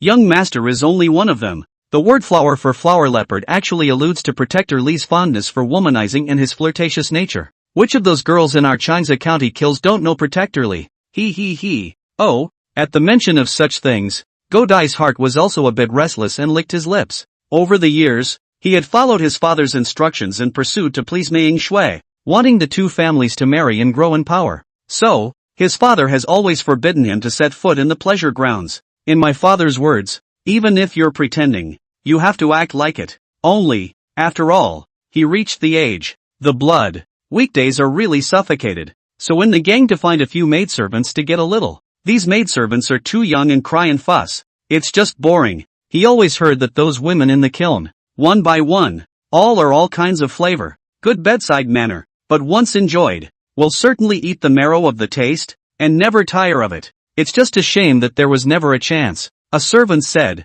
"Young master, I reckon that after Protector Lee got his hands on him last night, he went to the kiln for some amusement and slept with the girls in his arms." Aha! Godai nodded and said, "Let's go to the Plum Blossom Martial Arts Center." Li Tao is lightly familiar with the road. In the future there will be an opportunity. I must let him take me there to play around, to order all the girls, to have a big bed together. Godai secretly calculated this matter, and the more he thought about it, the more excited he became. It didn't take long for Godai's crowd to arrive at the Plum Blossom Martial Arts Center. With the help of the servants, Godai got down from the car and entered the martial arts center. "Is Go okay?" "Brother Go is in such good health. I was worried yesterday, but I didn't expect to see it today. In my place, I'd have to lie at home for the next 6 months." Many of the teenagers who usually practiced boxing together gathered in front of Godai when they saw him, showing concern and talking. Godai endured the pain and waved his hand in a casual manner, saying, "It's just a small injury.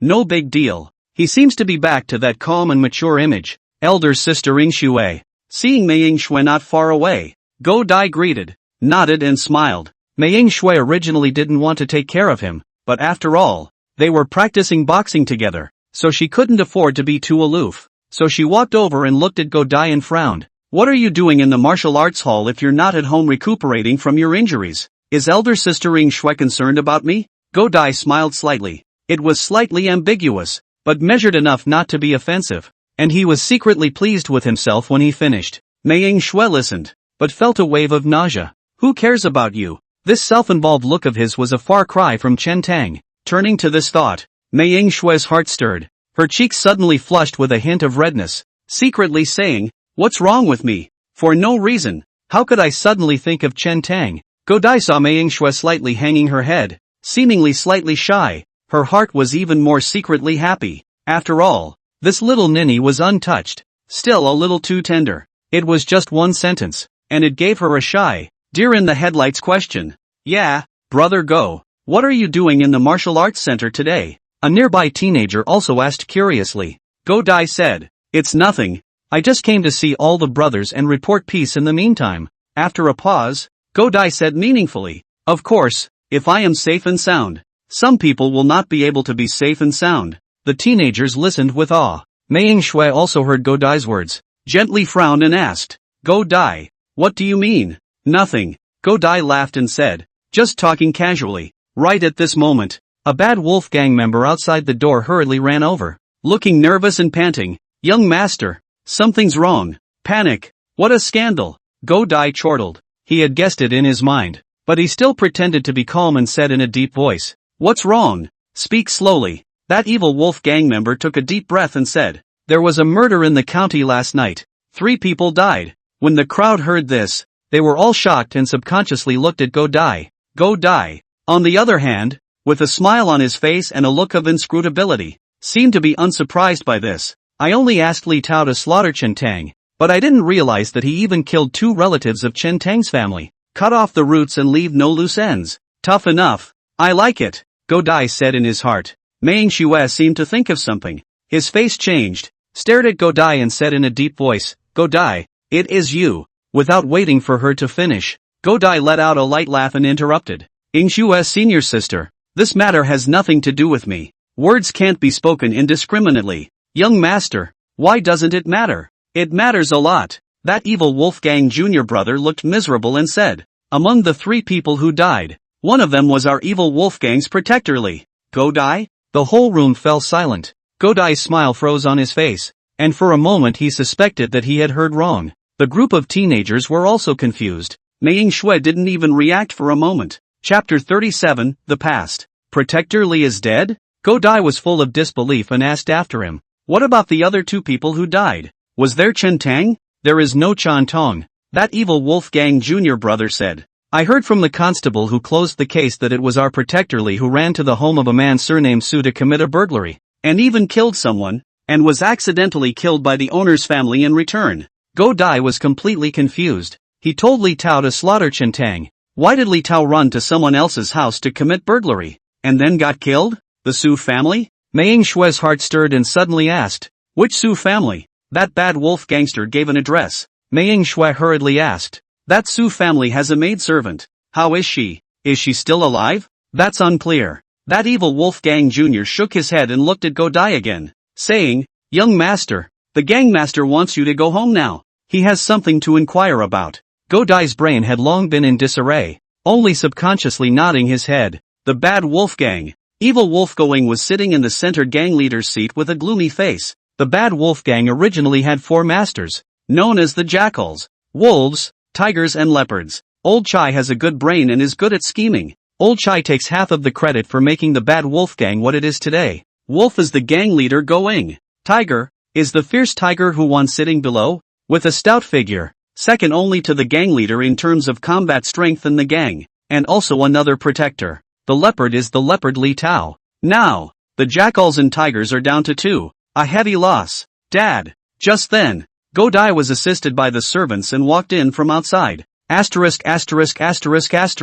When Going saw this appearance of Go Dai, he became furious and scolded. What did I tell you before? During this period of time, less trouble for me. Don't go out at night as much as possible. If you have to go out, you have to travel with more than 10 people. Go Dai was split faces scolding, immediately felt full of grievances, said, Father, this matter is not to blame me. I just let Protector Lee go out to help me kill a person. Who thought that he ran to other people's homes to steal things? Fart. Going was so furious that he casually picked up a nearby teacup and threw it towards Go Dai's face, smashing his head into a bloody mess. Go Dai was scared silly, his forehead dripping blood, still did not dare to move. He had never seen his father so angry. Going still felt not relieved, walked down, pointing at Go Dai scolded, move your dog brain to think about it. Li Tao lack of money? Did he have to go to someone else's house to steal? It's obvious that he's been set up.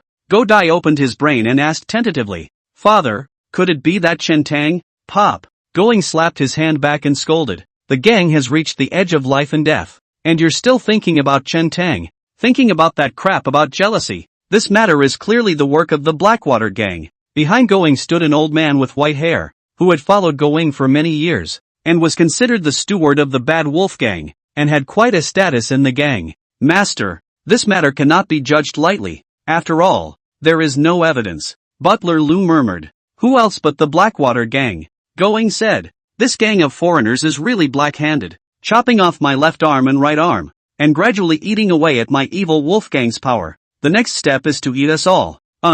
Old Chai died a month ago. The several territories he occupied under his command were naturally targeted by the Blackwater gang. The Bad Wolf gang didn't want to get into a head-on conflict with the Blackwater gang, so they stepped aside. Just Go Camp did not expect. The Blackwater gang still do not know enough. After a month, actually once again start beheading Li Tao, and folded him an arm. Gangmaster, what do you say? Should we call our brothers and fight them? Mighty Tiger Huan said loudly. Going grimaced, clenched his fists, then loosened them again, and so on several times before shaking his head and saying, this matter needs to be considered in the long run, not recklessly. He then looked at Go Dai again and slowly said, next you give me some peace and quiet, no going out without my order. Naturally, Chen Tang could not have imagined that the 2 people he killed would upset the balance between the 2 major triad forces in Changsa County. The situation, which was relatively peaceful, has become tense and dark. Not long after sending away Meng Liangyu,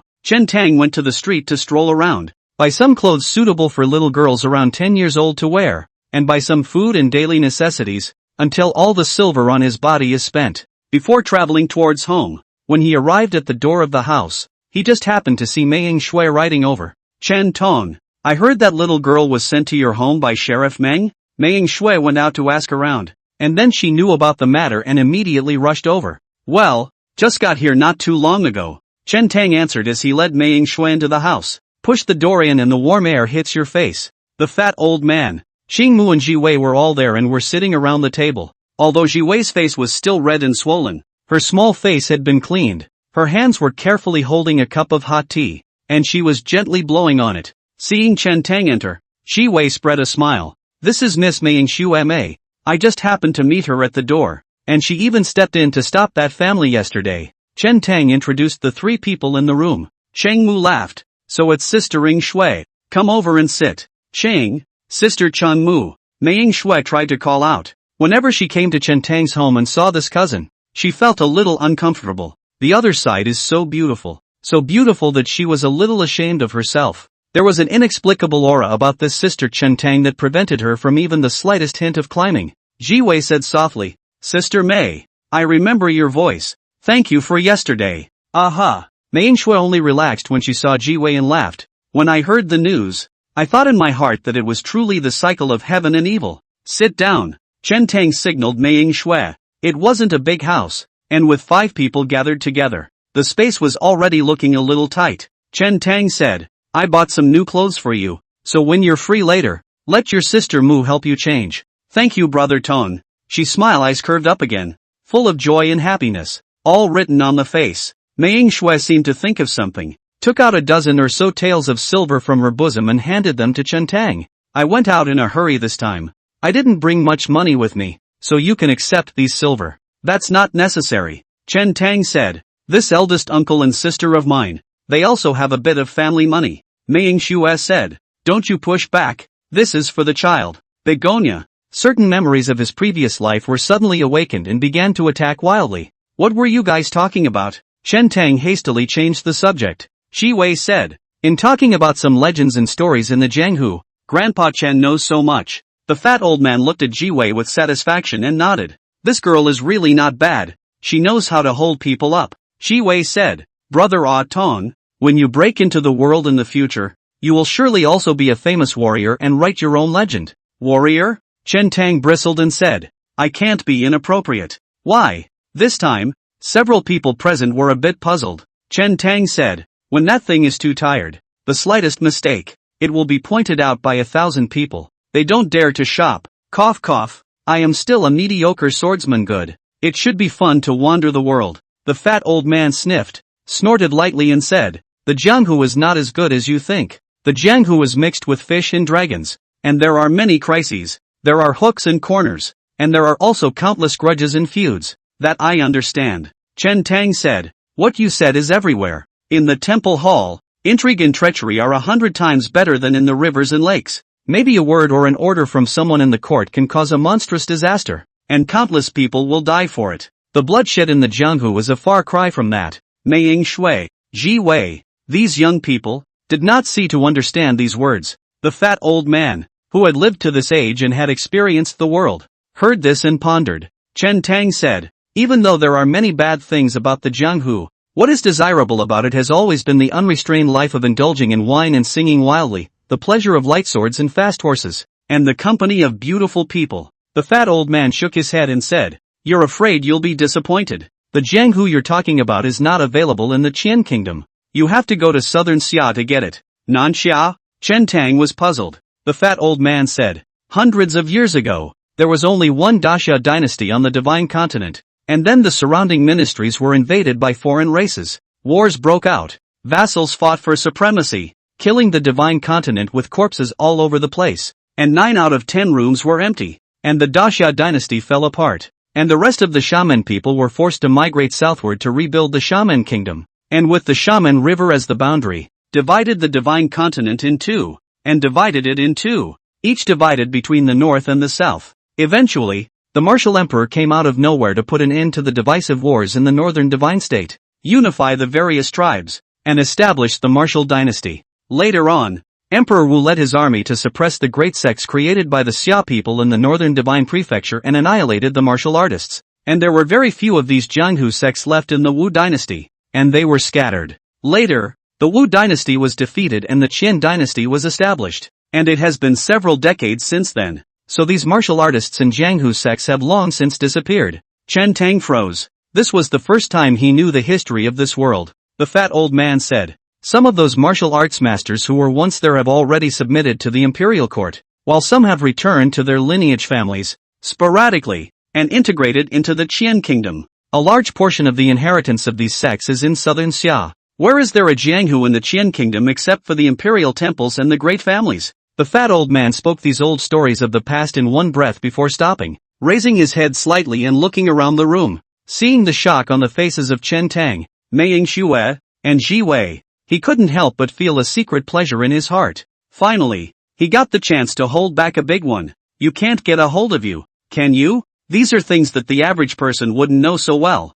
and he, who had experienced it firsthand, witnessed it with his own eyes. After a while, Chen Tang came back to his senses and patted the back of the fat old man's hand, saying, "Senior, the pattern is small." "What?" The fat old man glared. "The Qian kingdom also has a jungle," Chen Tang said. "Where there are people, there is a Jianghu. Where people are, the Jianghu is." The fat old man's heart shook. "When the people are there, the jungle is there," the fat old man muttered, greatly shocked. Chen Tang didn't wait for him to get back to his senses before he got up and left. The fat old man stared at Chen Tang's distant back, and then looked at the back of his hand that had just been slapped, and held his breath for half a day before gently spitting out a breath of air. This kid was loaded to the hilt by him. Chapter 38, The Extreme Realm. The room was crowded and seemed a little cramped, and the fire was burning hot. Feeling a bit parched, Chen Tang went outside to get some air. When the cold wind blew, the pores opened up and there was a sense of refreshment.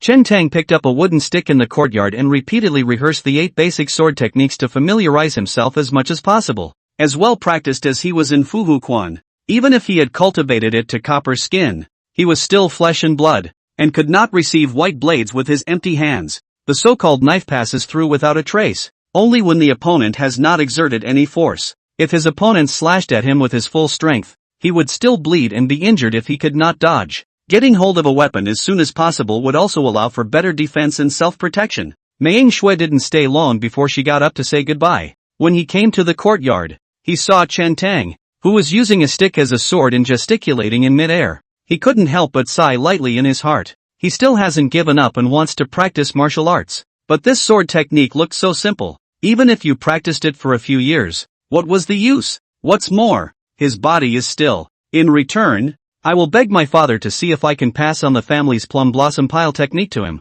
and perhaps help him nourish his body. It would be a blessing if it could recover to 50% or 60% of what it used to be. Mei Yingxue was preoccupied, nodded and smiled with Chen Tang and said goodbye as they left. The fat old man did not show off just now, but was killed by Chen Tang's sentence, and was still sulking in the room. Chengmu sent Mei Yingxue away and also went back to the house. Ji Wei, however, stood in the courtyard and watched Chen Tang practicing his sword technique, his eyes shining brightly as if he was very interested. "Want to practice martial arts, do you?" Chen Tang noticed Ji Wei's expression and said with a smile, "You should first recuperate from your injuries, condition your body, eat fat, and practice martial arts when you have a foundation." Ji Wei has a lot of new and old injuries on his body, and he has not been able to eat enough food for many years. His bones are as thin as firewood, his body is weak, and now he can't even work, not to mention practicing martial arts. Aha! Ji Wei nodded vigorously, not knowing what came to mind. Ji Wei looked hesitant, hung her head and hesitated for a long time before raising her head and saying, "Brother Ah Tong, I actually know a sword technique. Do you want to learn it? I can teach it to you." "Oh?" Chen Tang looked at Ji Wei's serious and entangled appearance, felt amused in his heart, and asked, "You've been lost with your family since you were a child. Where did you learn swordsmanship?" Ji Wei revealed a confused look and thought for a long time before saying, "At that time, I was not yet lost, and I saw a person at home. I can't remember the person's appearance. I just remember that he had a very kind smile and played with me for a long time with a chopstick. Later, when I was eating with my family, I was playing around with that chopstick, just like I did when I was playing with that man with me. When my mother saw it, she was horrified and asked me where I had learned this sword move. That's when I realized that it was a sword move." Chen Tang was originally not interested in whatever sword technique Ji Wei was talking about, but a hint of curiosity rose when he heard this paragraph. Ji Wei said, "Over the years, although I have been wandering, whenever I was free, I would find a branch and play with it a few times. I can't remember that person, but I still remember this sword move clearly. Here, let me see what you have to say about this sword play," Chen Tang said with a smile, picking up a branch in the yard and handing it to Ji Wei. "There's nothing else to do, so I'll just accompany Ji Wei to play around and relax a little." Ji Wei held the branch in his hand, crossed it over his chest, and posed. "Not bad, not bad." Chen Tang nodded his head repeatedly and laughed. holding a sword in your hand. You really do have an extraordinary demeanor. Ji Wei heard Chen Tang poking fun at her and laughed along. You make the move. Chen Tang waited for half a day. Ji Wei still stood still and couldn't help but urge. Ji Wei's cheeks blushed as she said, Brother Ah Tong, I don't know how to attack. This sword technique can only defend. Ha ha, that's easy. I'll attack. Watch out. Chen Tang let out a light laugh and also took a branch, following the chopping style and the basic blade technique, towards Ji Wei's head, slowly chopping down. He was afraid of hurting Ji Wei, and this blow was not fast and had little force. Ji Wei remained motionless. It was only when Chen Tang's branch was about to cut into his face that Ji Wei took a diagonal step. His body was slightly sideways. His wrist turned, and the branch in his hand stopped the branch in front of him and crossed to the side. Chen Tang felt that the branch in his hand was actually somewhat out of control and skimmed to the side. Ha! Chen Tang's face was astonished. The power delivered by Ji Wei's sword was actually a few points greater than he had imagined. More importantly, after he retrieved the branch, he recalled Ji Wei's swordplay just now, and actually developed a feeling that he had no way to make a move, regardless of the angle from which he launched his sword. Chopping, stabbing, hanging, teasing, wiping, pointing, and rapping. It seemed to be swung away and resisted by Ji Wei's sword. For a moment, Chen Tang actually froze in place. This sword move of yours is indeed a bit interesting. After a long time, Chen Tang came back to his senses and let out a sigh of admiration. Brother Tong, let me teach you. Ji Wei was also filled with joy when she received Chen Tang's approval, and practiced the sword technique a few more times, not stopping until Chen Tang had completely memorized it. After practicing for a while longer, Chen Tang left the house and traveled straight to the 3000 Snowy Ridge. This descent was purely accidental. He remembered the matter of revenge in his mind, but did not act rashly to find trouble with Cui Zhao. According to Li Junqing and Mei Yingxue, he should be on the 9th rank and have a good chance of winning against Cui Zhao. But after all, there was some discrepancy with what the mountain guest had said, so Chen Tang planned to go up to the snowy mountain to ask for a clarification, and in the meantime, bring the Bowie knife from the snowy mountain with him. If it was truly on the 9th grade, if one wanted to break through the realm, one would have to cultivate a bone forging technique. Returning to the 3000 Snowy Ridge once again, Chen Tang was already considered a lightweight. Before dark, it was time to climb to the top of the snowy mountain and see the mountain visitors again. The snow donut pounced over and wrapped itself around him in a hoo-ha growl, as if scolding him for taking so long to come back down from the mountain. There was an accident down the mountain and another trip back to Chanza County. Chen Tang looked at the mountain guest and asked, Senior, I asked 2 people at the bottom of the mountain, and they both said that my cultivation nowadays is already on the 9th rank, and that I have cultivated to the copper skin realm. During this period of time, I did also feel a bottleneck, and my strength grew extremely slowly. The mountain guest said, according to the standards of the Qian Kingdom, you do have a 9th rank on it, but you haven't met my standards for you. The southern summer is divided by realms, and the Qian Kingdom is differentiated by grades. Much the same, each grade in the Qian Kingdom is divided into the upper and lower levels, but in reality, there is a third realm known as the Extreme Realm.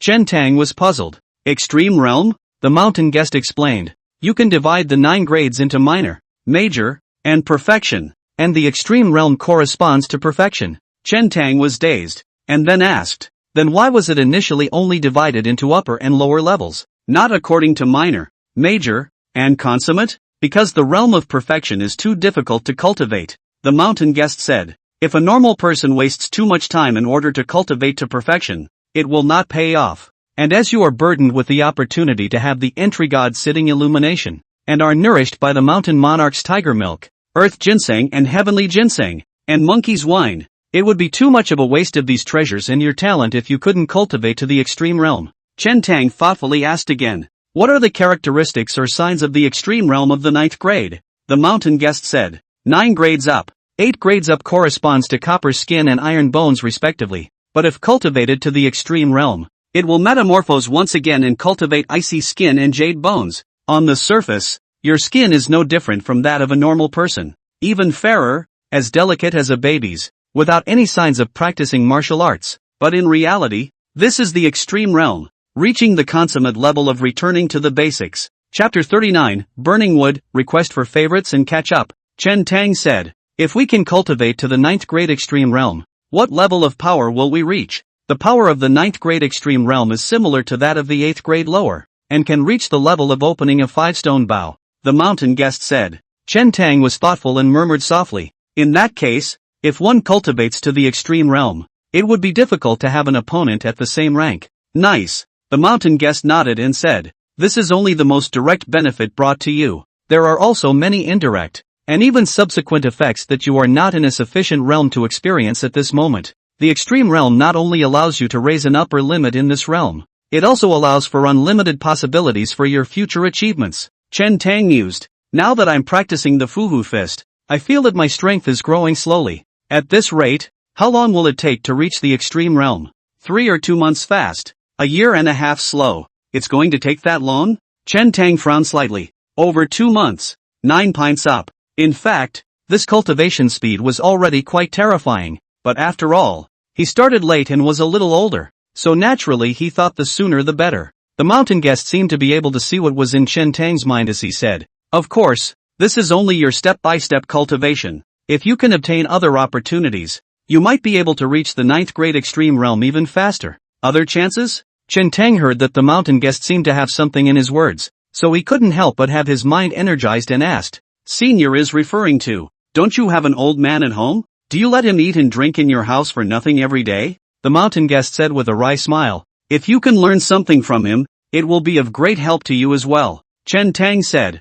I also saw that the fat old man was a bit of a Taoist, but I felt that he was definitely not as good as his predecessor, so I didn't learn from him. The mountain guest laughed and said, you kid don't have to use to flatter me. I've heard this kind of words too many times. After a pause, the mountain guest said, that old man does have a bit of something, and in certain aspects, there aren't many people in the world who can beat him. Having received the approval of the mountain guest, Chen Tang had already begun to calculate how to go back and fool the fat old man. Suddenly, Chen Tang remembered something and took out the book, 13 Styles of the Fast Blade, from his bosom and said, Senior, I got a secret book of the blade technique under the mountain before, and it was devalued by that old man at home. How about you take a look at this blade technique? The 13 Styles of the Fast Dagger? Shanshong took it, casually flipped through a few pages and threw it on the ground, and couldn't help but sneer. This kind of garbage deserves to be called a fast knife. What the hell? It's staining my eyes. Chen Tang's eyebrows instantly drooped.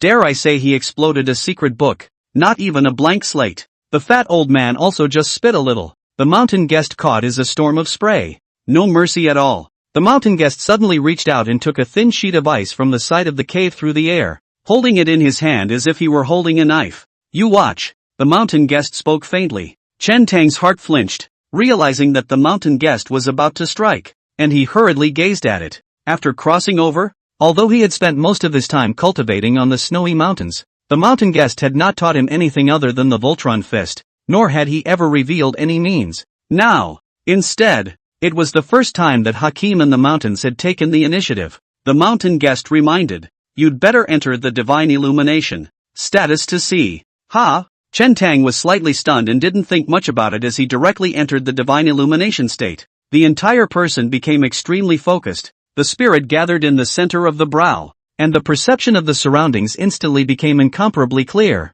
as if everything had slowed down. As he watched, the mountain guest struck out. To be precise, that's not called a strike. It seemed to move just slightly. It seemed as if the mountain visitor gripped the sword in his hand and chopped it forward. Tran Tong wasn't sure. He didn't look away. The only thing he was sure of was that the book, the 13 Styles of the Fast Dagger, suddenly burst into flames. Chen Tang withdrew from the divine illumination state and looked at the book in front of him that was about to turn into ashes, and subconsciously asked, Senior just made a move, didn't he? See it clearly. The mountain guest said indifferently, that's what a fast sword is. Chen Tang was stunned. What does he see? Under the state of divine illumination, it was impossible to even tell if the mountain guest had struck or not, and it was impossible to see the movements. If it was an ordinary situation, he wouldn't even have noticed if the mountain guest had made a sword strike. How fast can a person be with a blade like that? Why is this book suddenly burning? Chen Tang asked again. The mountain guest said,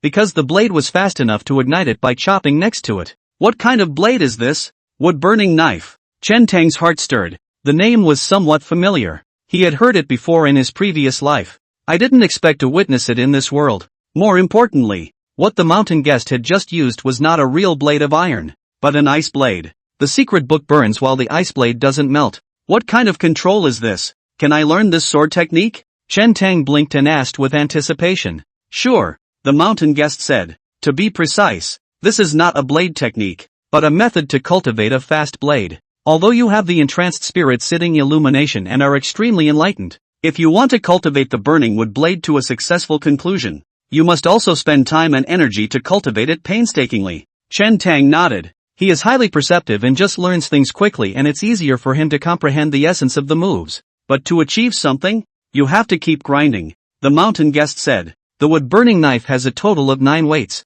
If you can practice until you can make 9 knives in a row in a single breath, then you will have reached the first realm. The second weight, 18 knives in a single breath. The ninth weight, 81 knives in a single breath. Chen Tang was secretly staggered by what he heard. 1 breath. About 3 seconds. 81 strokes of the sword. What kind of concept is that? It may only take a fraction of a second to strike a slash. Chen Tang digested for a while before asking. Senior once said that in the world's martial arts, there are 4 realms of form, transformation, God and intention. Does the wood-burning knife also have such distinctions? The 4 realms are to know its form, to understand its changes, to gain its spirit and to realize its meaning. The mountain visitor had told him this on the snowy mountain. The mountain guest said, the first 6 weights of the wood-burning knife are still only in the realm of fast knives, and it is only when the 7th weight of the object burns and the 8th weight of the knife burns that it reaches the level of getting its God. If you can cultivate to the 9th level, then you will know its meaning.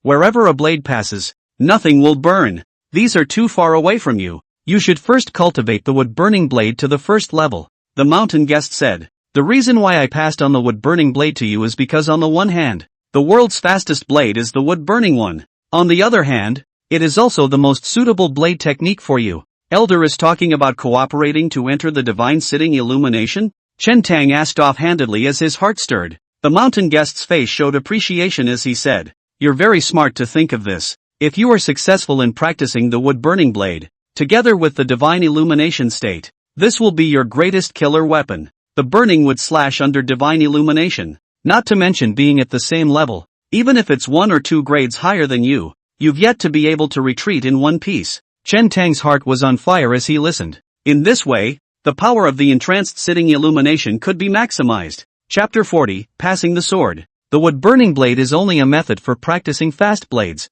not a stance. The mountain guest said, if the wood-burning blade is cultivated successfully, it can be incorporated into any blade stance, adding much power to it. Chen Tang nodded. It was the same basic sword technique of slashing, which came out faster and was naturally harder to resist. I do have a few sword moves here that I can pass on to you. Just, when the mountain guest said this, he paused and mused. Only, if you are just walking the rivers and lakes, it will be very difficult to comprehend the divinity of these sword strokes, and at most you can only cultivate to the realm of through its changes. Never mind, let's pass it on to you first. The mountain guest got up, gripped the ice blade in his hand, and pointed at Chen Tang from afar, saying, this move is called butchering the bull, and it goes extremely well with your talent. It's just that if you want to cultivate to the God realm, your own realm, at least, has to be at the 7th rank. Butchering a cow. Chen Tong had also heard this illusion in his previous life. Most of the things in this strange world are different from the previous life,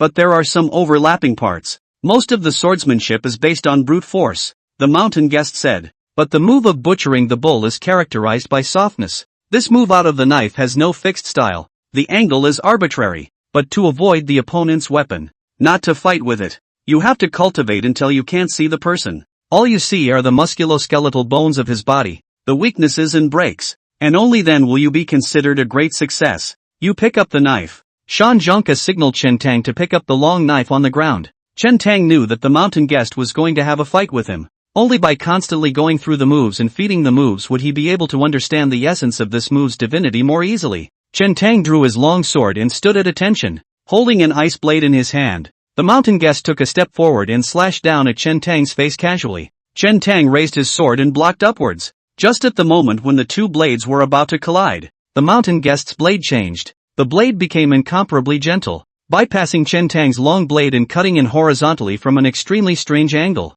Moreover, this blade enveloped many vital points on Chen Tang's body, throat, chest, under the ribs. Before the blade arrived, Chen Tang felt a hidden stinging pain coming from these parts of his body. The slash could have attacked any one of these vitals. If Chen Tong defended his chest, there was a chance that his throat would be stabbed, and vice versa. In an instant, Chen Tang developed a feeling of being unable to resist. Ghostly, he suddenly thought of the sword stance that Chi Wei had imparted to him during the day. It was too late to think about it. Chen Tang moved half a step sideways, slightly sidestepped, used the sword as a sword, turned his wrist, and with the help of his body and arm strength, the long sword crossed to his side. Ding! The twin swords clashed with a crisp clang. Chen Tang was overjoyed in his heart. Blocked! He clearly saw that the ice blade in the hands of the mountain guest had already deviated from its original trajectory, and already had a tendency to fall short. The mountain guest's expression changed. In the next moment,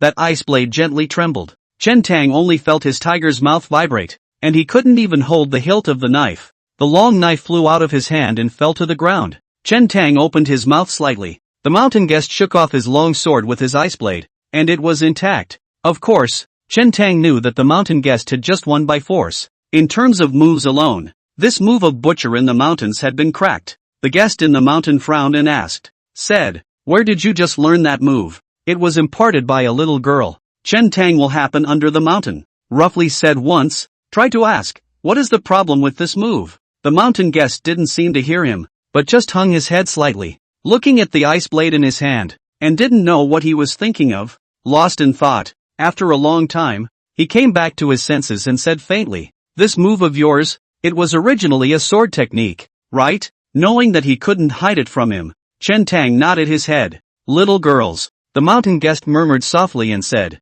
"After you go down the mountain, be nicer to that little girl. Don't treat him poorly." "Ha?" Chen Tang froze, not expecting the mountain guest to suddenly come out with such a sentence. "Senior recognized him?" Chen Tang asked. "I don't recognize it, but I do recognize the sword move." The mountain guest smiled and said, "This sword technique was originally not to be spread out. It is considered your chance if you can learn it." Chen Tang asked again, "Is there anything to say about this sword move?" "Nothing," the mountain guest said. "It's just that if you use the sword technique to resist, the move just now, butchering the bull, will naturally be useless. I will pass the next few moves to you, and you will still use that sword move to resist and defuse it." Chen Tong rearmed his sword in his hand. "Watch this. The first move, the South March." The mountain guest held the ice blade in his hand and suddenly chopped at the void behind him. Before Chen Tang could react, the guest in the mountain turned violently and pounced at a much faster speed, with a ferocious aura that also carried an invincible, indestructible killing intent. Chen Tang couldn't get his sword out in time before he felt an aura of blood come over him, suffocating him. Next moment, the blade had hovered in front of his forehead. The Southern Campaign is a sword, and so is the Northern War. The mountain guest reenacted it again, explaining, "The Southern Expedition / can be a false one, mainly utilizing the opponent's strength, then superimposing his own strength, turning over in the right direction, and chopping out the Northern battle / The sword of the Southern Expedition can also be real, and even the two swords of the Southern Expedition and the Northern battle can be false, and the third sword is real. This has to be considered in the context of the battlefield situation to make the most favorable judgment. The virtual sword borrows power and momentum. The real sword breaks the formation and kills the enemy." Chen Tang first grasped and comprehended the trend of the blade, and then carefully scrutinized the words of the mountain guest. It only felt that this move, seemingly simple, was false and wonderful. Second move,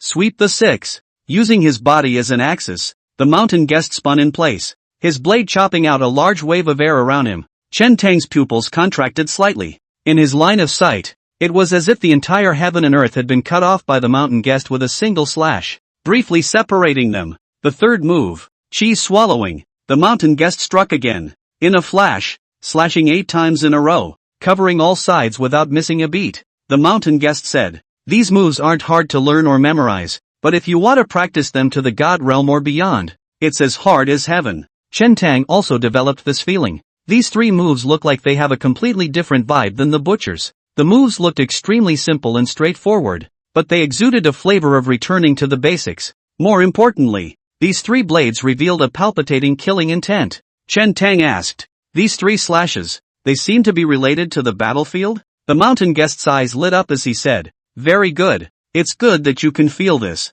These 3 moves are all sword techniques comprehended through life and death and bloodshed in the sand. So there are no fancy moves. Every move is a killing move that kills you and kills me. Above the battlefield. It is not like killing each other in the Jianghu, under the thousands of troops. The army collided together. Swords and knives without eyes. Chaotic. In a moment there will be countless people dead on the spot. There is no room for any test gimmicks. You may have countless swords and spears stabbed into your body with one try, without even having the chance to make a second move. No wonder the mountain guest had just said that if Chen Tang was just walking the rivers and lakes, he would only be able to comprehend these 3 moves to the change realm at most, only after experiencing life and death, and personally feeling the cruelty and bloodshed in the battlefield. Was it possible to reach the God realm? Chapter 41, Chasing in the Dark. The night was already deep when Chen Tang practiced these sword moves to purity on the snowy mountain. The snow groupie was leaning against Yamajun's side and was sleeping. Chen Tang lightly carried his bow and arrows on his back, strapped his long sword to his waist, and prepared to go down the mountain.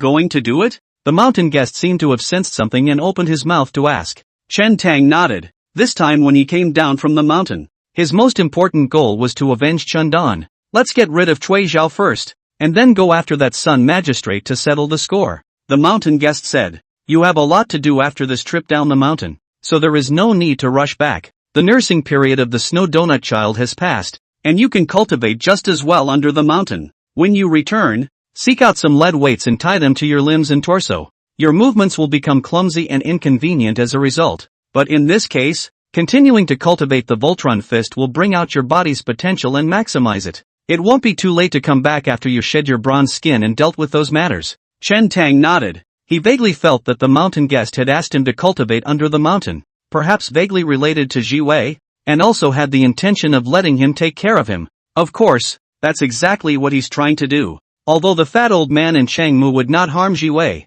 he was ultimately a bit relieved. Chen Tang bid farewell to the mountain guest and descended the snowy mountain in the night. It was nearly 4 nights before he arrived in Changzhou County. Not far along the street, Chen Tang's ears twitched and he faintly heard a sound of weapons colliding and exchanging blows. It was now early in the morning. The night was deep, and the streets were empty. Chen Tang looked as normal. He wasn't that curious to go along with this. What's more, the direction of the sound was within the area under the jurisdiction of the Blackwater gang. Normally, when Chen Tang walked around Changzhou County, he would try to avoid the confines of the Blackwater gang, lest someone recognize him and cause trouble. He hadn't gotten very far before he heard a rush of footsteps cluttering up behind him. It sounded like someone running ahead of him, with a few people behind them, was actually running in his direction. Chen Tang frowned slightly and looked back, only to see a masked man in black in front of him. His left shoulder was injured, his right hand covered the wound, and he was taking the road and running wildly. Behind them were 3 tall,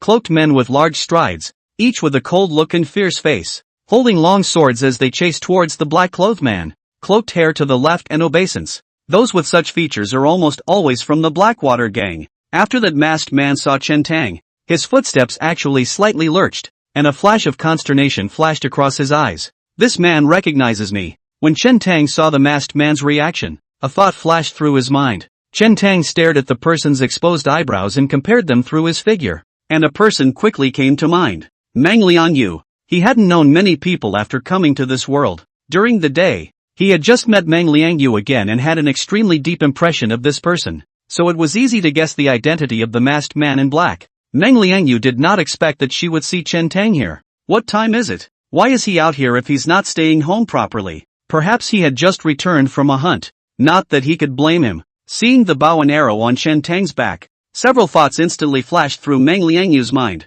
Today's incident, he blundered in the first place, and I'm afraid he'll be in a bad way. If that's the case, we can't implicate Chen Tang again. Too late to think about it. Mang Liangyu's figure turned into the alley next to him. The 3 Blackwater gang swordsmen followed close behind. Chen Tang raised his eyebrows slightly. If he remembered correctly, the end of that alley should be a dead end. Mang Liangyu ran furiously along the alley. Not running far, saw the high black wall in front of her, and could not help but sink in her heart. He temporarily changed direction, fled in a hurry, and did not pay attention to even run into a dead-end road. He took a deep breath and sprinted over, stomping on the wall twice with both feet and leaping, arms raised high in the air, trying to grab the edge of the wall above him to support his body over the top. However, his shoulder was injured and the cut was so deep that he couldn't even lift his left arm completely. I could see the edge of the wall within reach, but I missed it by a little bit before I could reach it. Mang Liangyu's figure, again,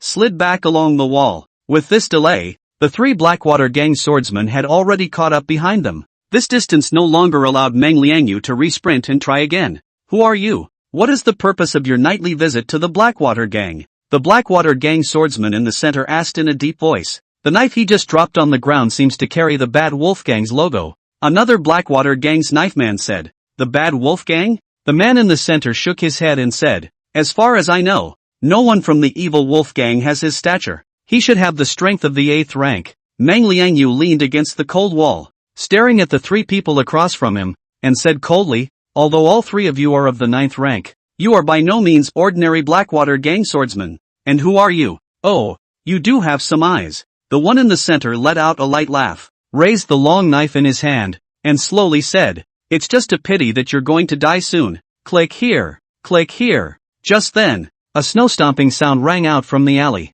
The 4 men at the end of the alley frowned at the same time. This masked black-clothed man in front of him already had no way to retreat. The 3 Blackwater gang swordsmen were not worried about him escaping, so they looked back. Only a tall figure slowly stepped out of the darkness of the alley. It's you? Seeing this person, the 3 Blackwater gang swordsmen quickly reacted to the fact that they had just been on the street and had seen this teenager. After all, there was no one else on the street. And this teenager was still quite conspicuous with his bow and arrow on his back and a long sword hanging from his waist. It's none of your business. Don't get involved. When Meng Liangyu saw Chen Tang appear, she couldn't help but feel anxious in her heart and scolded him, reminding him to leave quickly. Since Chen Tang had come, he naturally wouldn't leave. He owed Meng Liangyu a favor. What's more, these 3 were also from the Blackwater gang. You have the strength of an 8th rank. How could you be in such a mess by 3 9th ranks? Chen Tang asked in an unhurried manner. Meng Liangyu was so anxious that her forehead was sweating.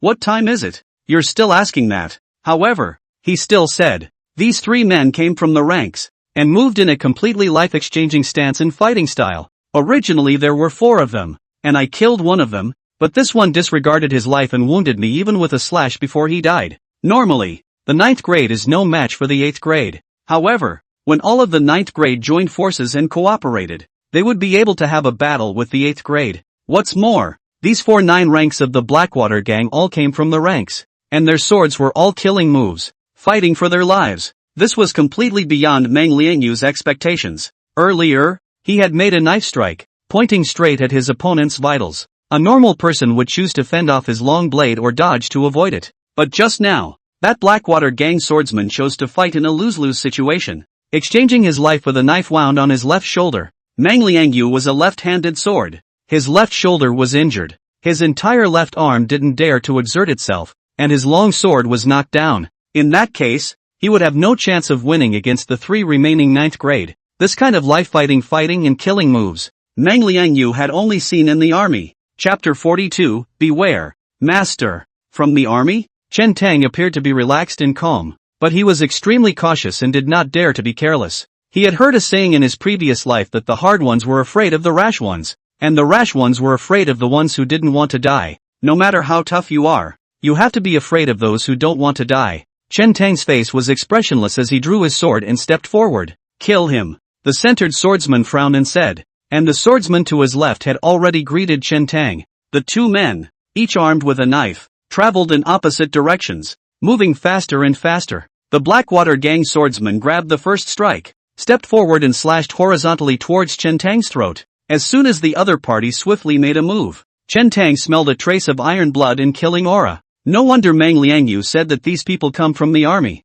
This kind of bloodshed and murderous atmosphere, it is indeed difficult to see in the body of the Jianghu people. On the battlefield, there are rivers of blood and hundreds of miles of floating corpses at every turn. Only those who have been to war are tainted with this scent. Chen Tang's body shape was short, avoiding the opponent's incoming knife while his long knife crossed in front of his body, and in the process, he chopped horizontally towards the waist and abdomen of the Blackwater gang's knife man. At this distance, it was too late to try to block again. The only way for this Blackwater gang swordsman to avoid retreating and dodging is to avoid retreating and dodging. However, a flash of ruthlessness flashed in this person's eyes. Ignoring the long knife chopping at his waist and stomach, he suddenly changed his stance and twisted his body to make a backhanded slash, slashing diagonally down towards Chen Tang's neck. Chen Tang finally felt the life-changing fight that Meng Liangyu had spoken of. With this cut, he could certainly disembowel him. It would be difficult for him to avoid an oblique slash from his opponent. Chen Tang temporarily retracted his sword over the top and wrapped his head in a block to protect his vitals.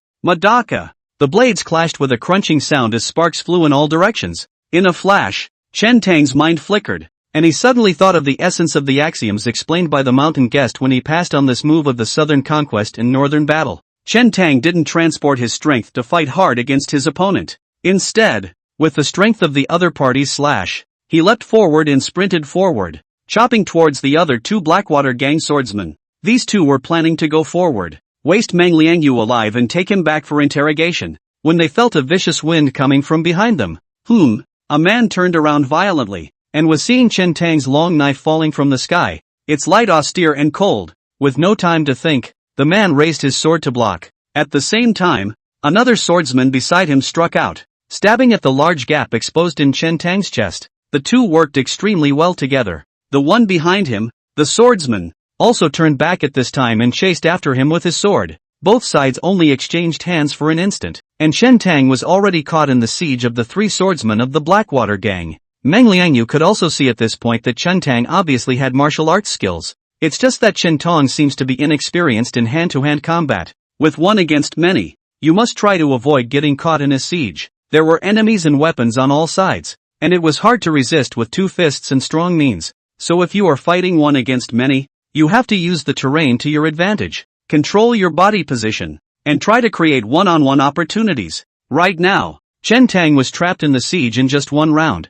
and the situation became even more dangerous. With no time to lose, at this moment, Chen Tang was still extremely calm and composed in the face of the three swordsmen's siege. Everything was not out of his control. Just now Nanjing's virtual knife, borrowing the power of a chop, and then superimposed on its own power, exploded the northern battle a knife. Chen Tang, I believe that the swordsman in front of me can't resist, but he hadn't seen fit to avoid the other swordsman's strike. In a flash of lightning, Chen Tang temporarily changed his stance and closed his stance, and the North War blade once again changed into an imaginary blade. When the two knives collide, the swordsman, however, didn't feel too much of a shock, and with the strength of the other party's slash, Chen Tang suddenly retreated, while avoiding the blade of the other swordsman on the front, and violently flipped over with a slash. The Blackwater gang swordsman behind him had just arrived carrying a knife and hadn't even reacted. A moment ago, Chen Tang was still fighting with the two swordsmen in front of him.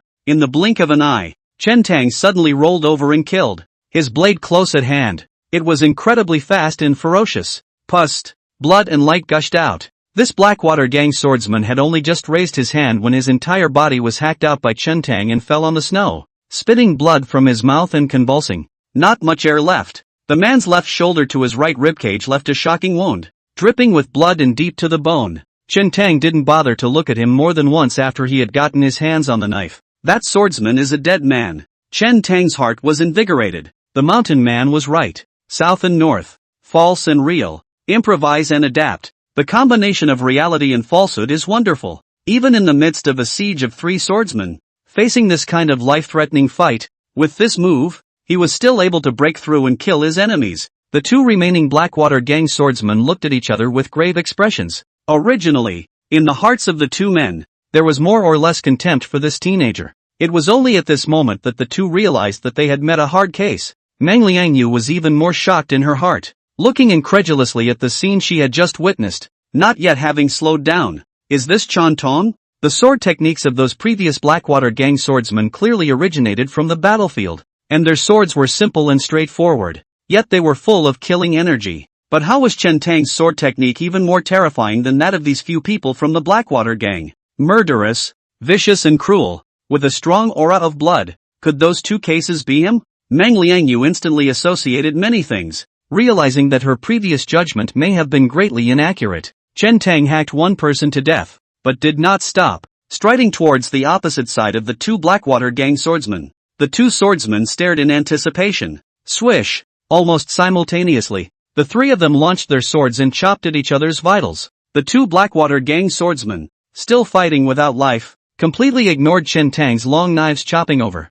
just wanting to fight for their lives and counterattack, to seriously injure Chen Tang. Steep, under the watchful eyes of the two, Chen Tang's blade seemed to suddenly get a few points faster. One of the swordsmen felt a chill in his throat. Without waiting for him to react, Chen Tang had already drawn back. avoiding the blades of the two men. What's going on? That Blackwater gang swordsman opened his eyes roundly, and a bloodstain surfaced on his throat, rapidly expanding as blood flowed out, and he collapsed helplessly on the snowy ground. Just now was the slash that Chen Tang had chopped out while in the state of divine illumination. Even without the added power of the wood-burning blade, the effect was still obvious. Not only did he get a slash, but he also got out of the way of the two men's counterattacks. If it was in a secluded and uninhabited place, Chen Tang would not use the entranced spirit sitting illumination, but instead chose to use the two men as a target for practicing his sword and honing his blade skills. Only, just now, Chen Tang sensed that the commotion on this side had alarmed the neighbors on both sides of the alley.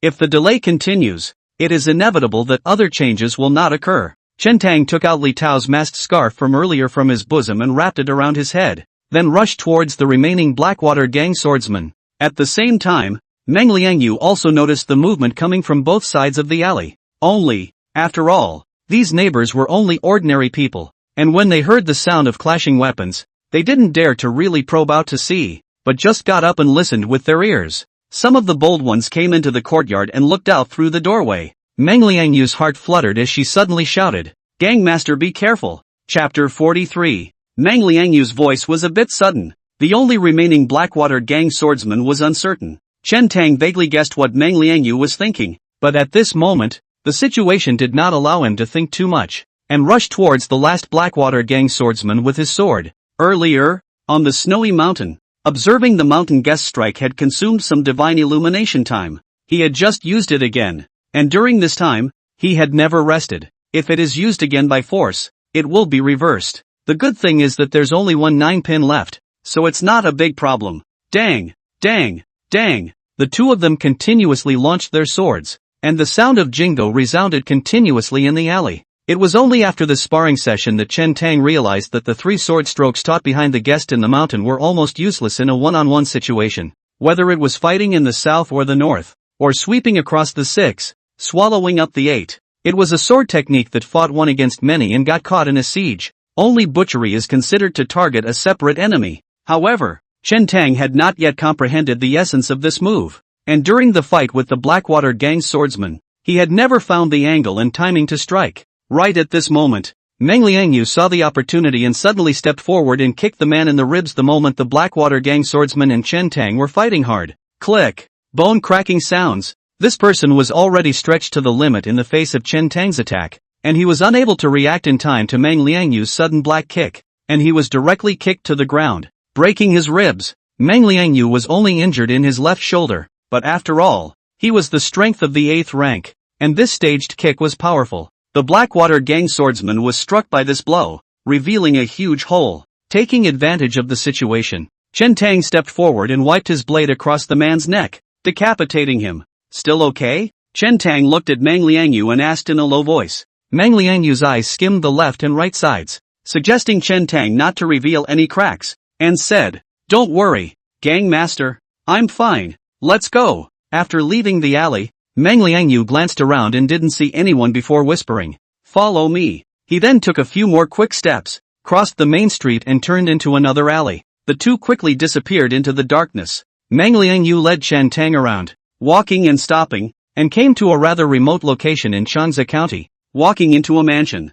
It was extremely quiet all around, all empty mansions, uninhabited and unused for years. After entering the house, Meng Liangyu sat down on a chair before taking a light breath and relaxing. Chen Tang went out and turned around again to make sure no one was following him before he turned back. "Brother Chen, thanks to you tonight, or I would have died in that alley." Meng Liangyu still wanted to get up and arch his hand, but Chen Tang waved his hand and pressed him back, saying, "It's nothing, you take care of the wound first." Meng Liangyu nodded and took out the gold sore pill from her bosom, removed the shirt on her left shoulder, sprinkled it with the powder, and took out a roll of gauze in the room, wrapping it around her shoulder with one hand rather skillfully. "I'm sure we all have doubts in our minds, so you ask first," Meng Liangyu said with a smile. Chen Tong opened the door and asked, "How did you get chased by the Blackwater gang?" Meng Liangyu didn't answer directly, but looked at Chen Tang, a glint in her eyes as she slowly said, "Actually, I have a plan." "Stirring up a firefight between the Blackwater gang and the Bad Wolf gang?"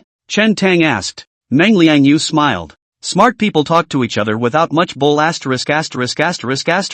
Meng Liangyu said, Li Tao died during the day. The reason for closing the case is burglary. But this reason is full of loopholes. The evil wolf gang leader will never believe it. The biggest suspect is the Blackwater gang. Chen Tang said. That's why you sneaked into the Blackwater gang tonight. Wanting to kill a few people from the Blackwater gang and frame the evil wolf gang. Nice. Meng Liangyu said. It's just that. At the Blackwater gang's stronghold, I encountered those 4 swordsmen from the ranks just now. Although I beheaded one of them, I was also injured as a result and nearly folded there. Chen Tang asked. Why do you want to move these 2 gangs? Meng Liangyu said. The people of Changsha County are already living a difficult life under the weight of the imperial corvée and taxes. Now, they have to endure the exploitation and bullying of the 2 major local gangs, which makes them even more miserable. On weekdays, these gang members roam the county, fish and flesh the people. No one dares to mess with them at all. I arrested a few people and within a few days, they were released by county magistrate's son. It's no use at all. That Blackwater gang's people are even more overbearing, not to mention arresting their people. If you provoke them, you may be bounced by the officials. Speaking of this, Meng Liangyu sighed and said, there are some things that you guys can't see. In fact, in the county courthouse, there are countless cases about these 2 gangs that are piling up, and no one pays any attention to them at all. If the 2 gangs can come together in a firefight and lose both, it might give the people of Changsha County a reprieve. Chen Tang had also felt what Meng Liangyu had said long ago. Therefore, when he killed the evil wolf gang, he had no burden at all, and it was equal to eliminating harm for the people. As for the people of the Blackwater gang, who had a personal grudge against him, there was no need to say more. Pausing for a moment, Meng Liangyu added, of course, I also have some personal grudges with the Blackwater gang. I was originally working as an errand boy in Wan County, and half a year ago, I saw that there seemed to be some problems with one of the Blackwater gang's merchant caravans, so I wanted to check out what they were transporting. I didn't realize that the things didn't check out, and the county lieutenant of Wan County personally showed up to bail them out. The next day, I was relegated to Changsha County with a piece of paper. Chen Tang nodded. In fact, this kind of personal grudge, Meng Liangyu did not have to say. He was so frank and honest. Also out of his trust in Chen Tang. Currently in Changsha County, the only person he could trust was Chen Tang, because Meng Liangyu vaguely realized that what Chen Tang was going to do might be similar to him. You have a good idea. Chen Tong mused. It's just that, if you want to provoke the 2 major gangs into a firefight, I'm afraid it won't be that easy. As long as the 2 major gangs are willing to sit down and have an open and honest face-to-face talk, there might still be room for explanation. Sure, Meng Liangyu nodded. But during this period of time, I've infiltrated the Blackwater gang several times, and I've also scouted out some news. The Blackwater gang seems to be brewing some big moves, and Changsha County is a stronghold that they value quite a bit and want to take full control of. Chen Tong said indistinctly. That is to say, even if there were no such things, the Blackwater gang would still go after the bad wolf gang? Meng Liangyu said. All I did was push the envelope. After a while, Meng Liangyu said, Brother Chen, it's my turn to ask you now. Chen Tang said. This has to be said first, there are some things that I have not seen fit to say. After all, he had too many secrets on him, like the guest in the mountain. Into the gods to sit in the light of these things, he could not possibly tell Meng Liangyu. I originally had many doubts in my heart to ask you. Now well, I only have one question left. Meng Liangyu smiled and said, Brother Chen, would you like to join forces with me? Chen Tang didn't reply, but only extended his palm. Meng Liangyu also raised her palm. Snap! The 2 palms exchanged 3 blows in midair. The 2 men smiled at each other. Chapter 44. Home. By the time Chen Tang returned home, the 4th watch was almost over. He pushed his way in. The tabletop was lit with an oil lamp, and when the wind blew from the door opening in, the flames suddenly became faint, and the light in the room dimmed. Chen Tang's eyesight was not affected by the darkness, and he saw 2 figures lying on their backs on the desktop. One of them was Qing Mu, and the other was Ji Wei. The fat old man had surprised me by coming into the outhouse and bunking down on the other side of the stove, sleeping soundly on his side. The yellow dog also found a warm, cozy spot by the fireplace and closed his eyes for a nap.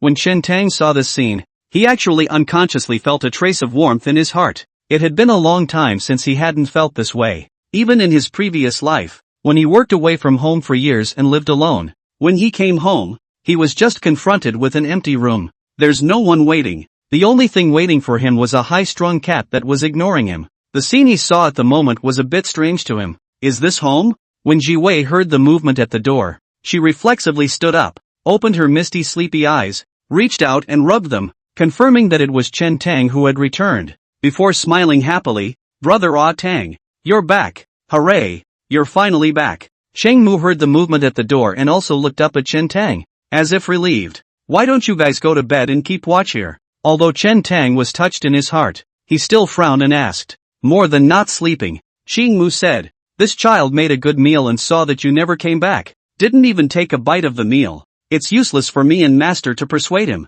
Luckily, this time, you weren't out there for a month." At the end, Cheng Mu blankly glanced at Chen Tang, like a little daughter-in-law, with a hint of grudge in her tone. Chen Tang's eyes looked at the nose looked at the mouth, and the mouth looked at the heart. Seeing but not seeing, hearing but not hearing. "Brother Tong, you haven't eaten yet, have you?" Jiwei lightly came to the stove, somewhat clumsily lifted the lid of the pot, put it aside, touched a few dishes inside, smiled again, and whispered, "It's still warm." When Jiwei said this, Chen Tang really felt hungry. Jiwei brought out the several dishes inside and placed them on the table in order. "There is meat and vegetables, color and aroma. Come back to someone waiting and a warm meal. There's also a charming woman sitting next to you who jokes with you every now and then." Chen Tang couldn't even dream of it. Cheng Mu said. During the daytime, Jiwei even blamed Xiao Huang, saying that he almost got into big trouble. "It also asked me if it was because of Little Yellow that you left without saying goodbye and refused to come back."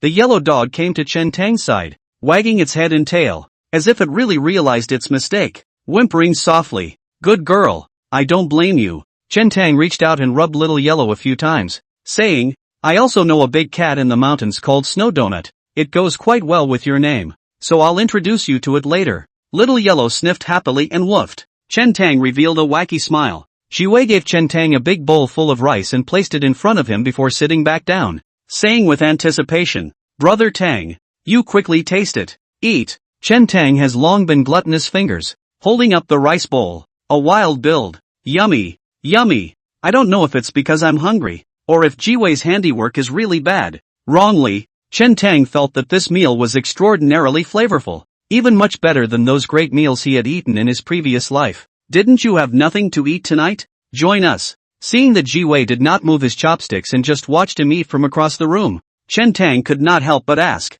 Jiwei said, "I'll eat after Brother Tong finishes eating." "What's this for? Eating together is the only way to eat." Chen Tang said, "I'll eat by myself. It's so meaningless." Jiwei hesitated. Seeing Chen Tang's tone of voice was not to be questioned, so she could only slowly get up, took a bowl, and served some rice back to the table. Over the years, she had been sold around as a maidservant, and in every home, she had to wait for her master's family to finish eating before she could eat, a habit that had long since been formed. "What's left over, she eats." Jiwei took the bowl, and took a few leaves from a couple of plates to cover the rice, then picked up the bowl and ran to the side of the stove, and ate in small bites. "What are you doing?" Chen Tang froze for a moment, then seemed to think of something, pointed to the table and said with a stern face, "Come here and eat." It's not good. It's out of order." Jiwei shook her head in a hurry. Chen Tang didn't bull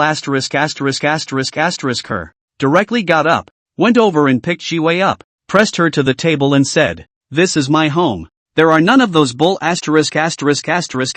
rules. What I say is the rule." Jiwei's eyes reddened slightly and she mumbled, But I'm." Chen Tang waved his hand and said, "No one here treats you as a maidservant. Don't be burdened, Brother Atang, but I want to repay you all." Jiwei looked at Chen Tang and then at Cheng Mu. "You've repaid the favor by cooking for everyone, so eat." Chen Tang prodded, then seeing the few leaves in Jiwei's bowl, he directly picked up large chunks of meat from the plate and piled them up in Jiwei's bowl in a brain, like a small mountain. This is too much." Jiwei was a bit overwhelmed. "Not much," Chen Tang said, "at your age, it's the time to grow your body. You have to eat more. By the way, you still made this meal. You must eat more. This is the first rule of the family." Jiwei didn't say anything. She just hung her head and deflated her little mouth as tears rolled down her bowl like pearls. She raked at her bowl of food, mixing it with her own tears and swallowing it in one big gulp. The tears were a little salty. The food,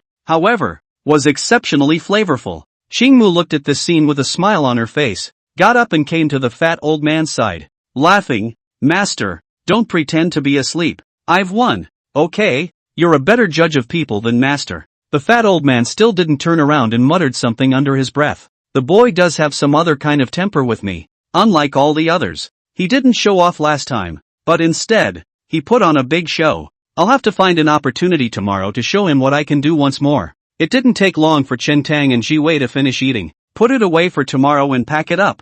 Go to bed first. Chen Tang was lazy and waved his hand. Ji Wei wanted to say something. Where do you leave dishes overnight? If she were in someone else's home and the used dishes were not washed and cleaned immediately, she was afraid that she would receive another severe beating. Then she turned her thoughts. This is Ton's brother's house. It's better to listen to him. Qing Mu guffawed and held Ji Wei's small hand. Entering the inner room. Seeing this scene, Chen Tang realized why the fat old man ran to the outhouse to sleep. Yo, out for a ride with me? Chen Tang asked with a smile. The fat old man grunted lightly and said, it's just that it's too crowded for 3 people to sleep, and I like to be clean, so I came out on my own. An old man and a young woman huddled around the hearth, hit the ground running, and were soon in dreamland. Ji Wei in the inner room was lying on the hot fire bed, but she was slow to fall asleep. In the darkness, her bright eyes were wide open with thoughts. She hadn't felt this happy in a long time. Is this home? My childhood home with my mother. But the memories of that time are a little fuzzy.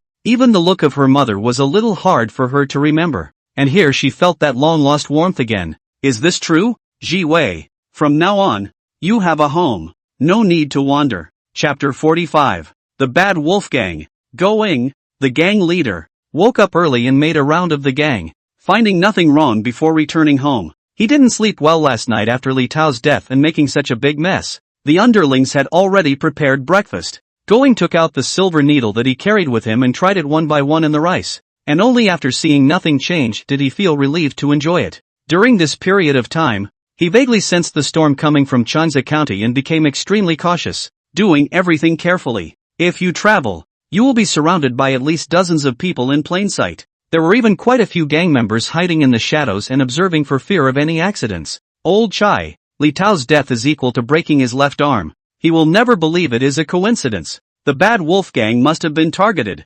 Madame and Godai looked at the somber-faced Going. They didn't dare to speak and ate in silence. Without eating a few mouthfuls of rice, Butler Lu hurriedly ran in from outside. What happened again? Go Ying's heart sank when he saw this. Butler Lu swallowed before saying, 4 people died in the Blackwater Gang last night. Ha! Going froze. He had thought that it was the Bad Wolf Gang that was in trouble, but he didn't realize that it was the Blackwater Gang that had died. Going hurriedly asked, who is the dead one? Unclear. Butler Lu said. When I rushed over, the body had already been carried away by people from the Blackwater Gang. It's rumored that there was a lot of commotion about this, and the 2 constables, Chui Zhao and Yan Ji, both went over. But the Blackwater Gang's people put out the word that they don't need the government to intervene. Going couldn't help but laugh out at his words and said, it's really the turn of the wind and water. I didn't expect that the Blackwater Gang would also have its day. Good death. A rare piece of good news these days. Congratulations, father. Our evil wolf gang is going to turn around.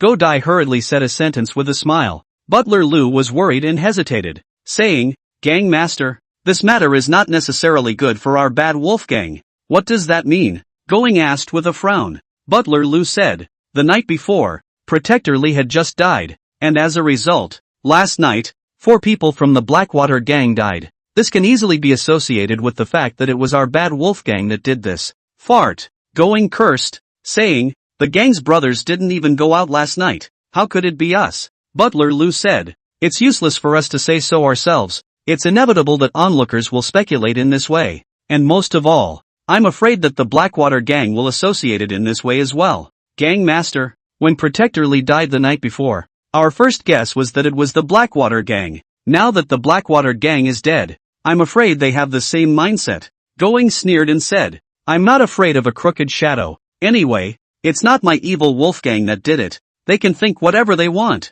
Going, you did this. Just then, an official outside the door burst in angrily, and before he entered the room, he rebuked. The crowd took a look, and the one who came was none other than Constable Yan Ji Yan of Wan County. Yan Ji was furious when he saw Going still eating there, and said in a deep voice, how many times have I urged you not to be impulsive and not to mess with the Blackwater Gang? And you've taken my words for granted. When Going heard Yan Ji say that, he also caught fire at once. The Bad Wolf Gang and Yan Ji, The county minister and magistrate of Changsa County have always had interests. Both sides are old. An acquaintance. But this thing is not at all go camp did. The results of Yen Ji indiscriminate. Up to him to buckle a big black pot. This change who can stand? Going stood up in a moment and said through gritted teeth, Sheriff Yen, you'd better check before you speak. Don't falsely accuse good people. Ha ha. Yen Ji laughed back in anger and said, you're also considered a good person? Going was disliked. His face greened for a while, and he was momentarily speechless. Yen Ji then counted down. If you want to do it, it's just a matter of making your hands and feet cleaner. But as a result, you were seen by so many people. Your evil Wolfgang's knives are still on other people's turf. Hearing this, Going and Butler Lu frowned greatly. There is something odd about this. Wait a minute, Going asked. I slept right here in the gang last night. I didn't go anywhere. Who saw me? Butler Lu also hurriedly said. Sheriff Yen, my master really didn't go out last night. And all the brothers of the gang also stayed in the gang. No one left at all. Yen Ji said. The people on both sides of that alley, awakened by the sounds of fighting in the night. Many of them heard something like gangmaster. Changsa County has a second gangmaster? Calling out a gang leader is me? Going asked. Who saw me? Call them over and let's confront them face to face. Yen Ji mused. The night was too dark at the time, and the surrounding populace didn't get a good look at the people. They just saw a few figures, and it seemed like someone was masked. Speaking of which, Yen Ji vaguely realized something. Staring at Going asked, did you really not leave last night? If I took half a step away from the gang last night, tell me not to die. Heaven and earth. Going swore a direct oath. Yen Ji narrowed his eyes slightly and said, that means that someone else killed someone from the Blackwater gang and then intentionally planted the evidence on you? Definitely. Butler Lu nodded his head repeatedly and said, Sheriff Yen, this plan is so vicious. I'm afraid it's trying to provoke a firefight between the Blackwater gang and the evil Wolf gang. Bang! Going slammed his palm on the tabletop and said in a hateful voice, don't let me find out who it is. Once I find out who he is, I will make his life worse than death. Who could it be? Yen Ji frowned in contemplation. If the Blackwater gang and the Bad Wolf gang are in a firefight, who will get the most benefits? Could it be the Plum Blossom Martial Arts Center? Butler Lu said. For one thing, that means Yen Ji has the means to do so. For another, if the Blackwater gang and the evil Wolf gang lose both, the Plum Blossom Martial Arts School will be the only one in Changsa County. Not like that. Yen Ji glanced at Butler Lu and said, the Plum Blossom Martial Arts Hall is different from you guys. They are doing a proper business, and they are not seizing territory. So what's the point of charging for the routine money? What's the point of him being a dominant player? Butler Lu smiled sardonically.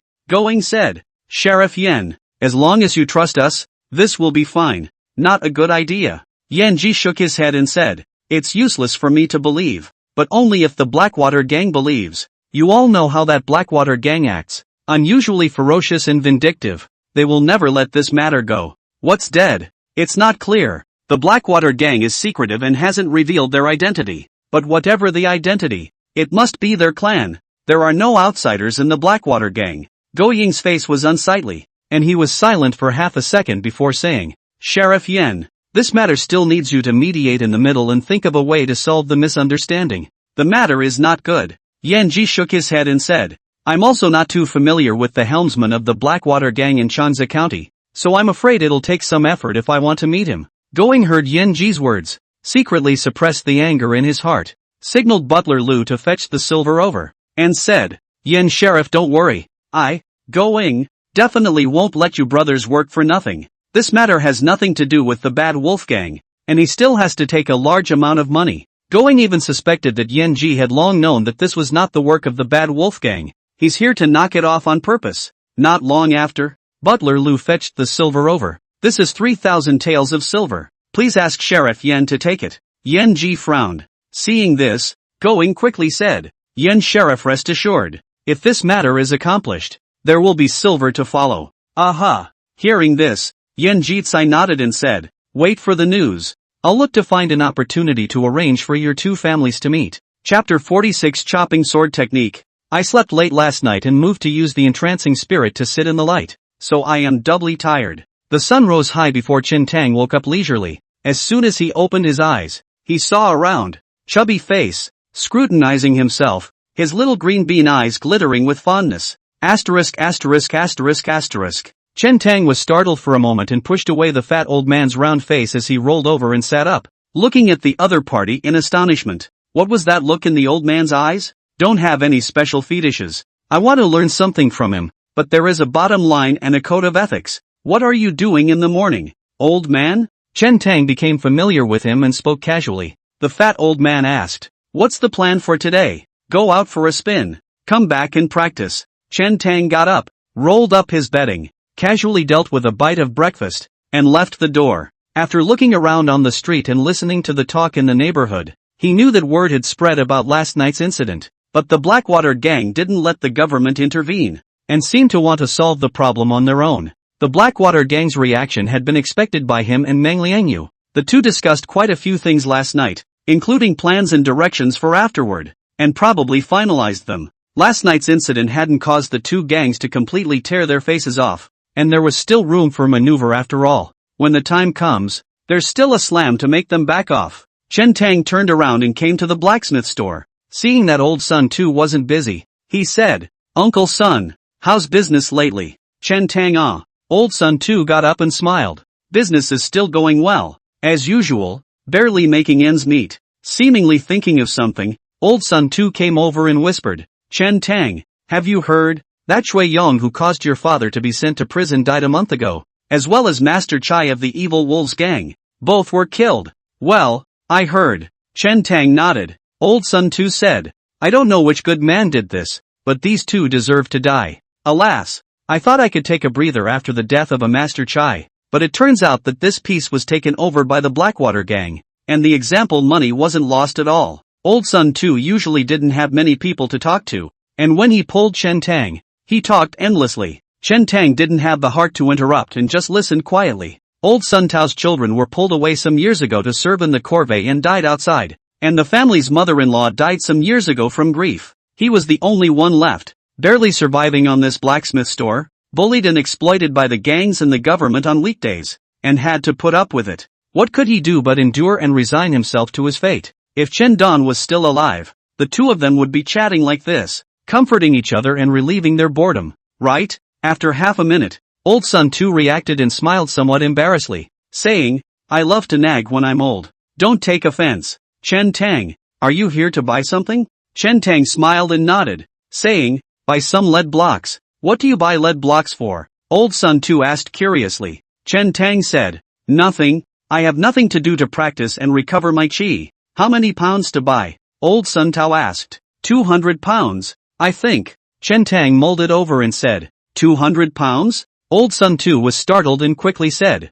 "Chen Tang, your body has suffered serious injuries, so if you want to recover, you have to do it in a gradual manner. Go in, but don't be a hero." Chen Tang smiled and didn't explain. Seeing Chen Tang's insistence, Old Sun too went to the store and picked up some lead blocks, put them in a burlap sack, tried to lift them, and shook his head. "At my age, I can't carry these, so try it, and if it doesn't work, I'll take out some." "With pleasure." Chen Tang felt out a silver ingot and placed it in the store, then picked up the burlap sack filled with lead and turned to go. 200 pounds wasn't too heavy for him. Back at home, Chen Tang fetched a needle and thread and prepared to sew the lead block into his clothes, ready to be worn at any time. It's just that he really doesn't know anything about women's red. Or Ji Wei saw this scene and took the initiative to take this job. When Chen Tang had time, he came to the courtyard and practiced Fuhu Quan once again. Seeing this scene, the fat old man gave a cry of opportunity. "TSK." The fat old man looked at it for a while and kept shaking his head,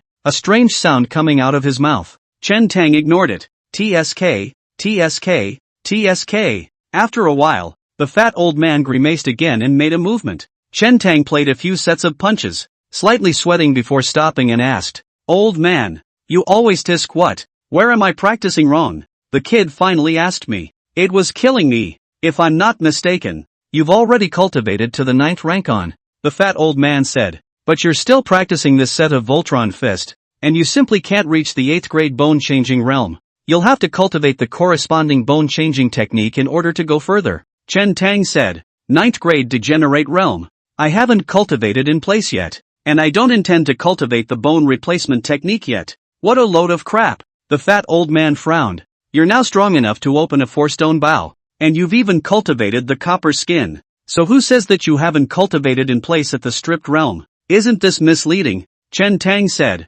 As far as I know, above the 9th grade, there is the extreme realm, when it will shed its copper skin and return to its original state. The fat old man's expression changed slightly. The extreme realm. Of course he had heard of it. However, throughout the ages, very few people have been able to cultivate to the extreme realm, and Chen Tang shouldn't have known about it. He had long guessed that there was someone high up behind Chen Tang. Until this moment, it was never really certain. This person's insight was not bad, and he actually knew about things like the extreme realm. The fat old man mused. It is true that there is such a thing as the extreme realm, but cultivating it is as difficult as climbing up to heaven. Since you have such a quest, I can't say anything. Speaking of which, the fat old man felt as if he had failed to pretend again. The momentum can't be weak. The fat old man forcibly sidetracked the topic and said, having said that what's his name fast sword 13 styles you had before is also too bad. Practicing that is purely a waste of time. Chen Tang said,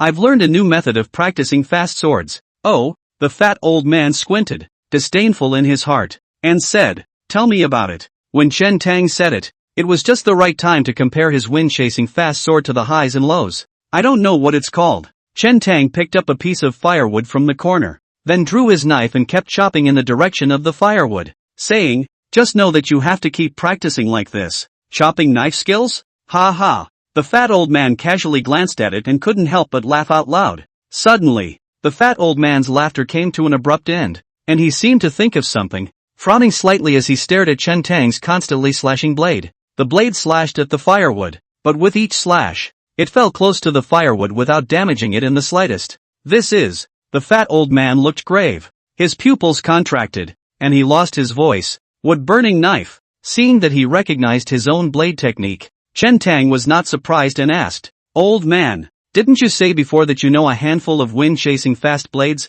Why don't you teach it to me and I'll cultivate it together? The fat old man's old face darkened, gritted his teeth and said, you kid deliberately shabby me? You don't learn from the good ones. You learn to squeeze people. No matter how fast the wind-chasing fast knife is, it can't compare to the wood-burning knife. Chapter 47, Light Power. This wood-burning knife is a big deal. Back when the divine continent was not divided into north and south and the great Xia dynasty was still in existence, the wood-burning blade was one of the most superior cultivation methods of the Buddhist sect. At that time, there was even a saying that the world's fastest knife, burning wood, is the most. It is only later that wars broke out in Shenzhou, vassal conquests, the collapse of the Daxia dynasty, many Xia people, dynastic halls, Jianghu sects, martial arts people were forced to move south. In the process, the wood-burning knife was then lost. The few experts who know how to burn the wood knife, dead, wounded, counting on life to live to this day. I am afraid that it is already dying.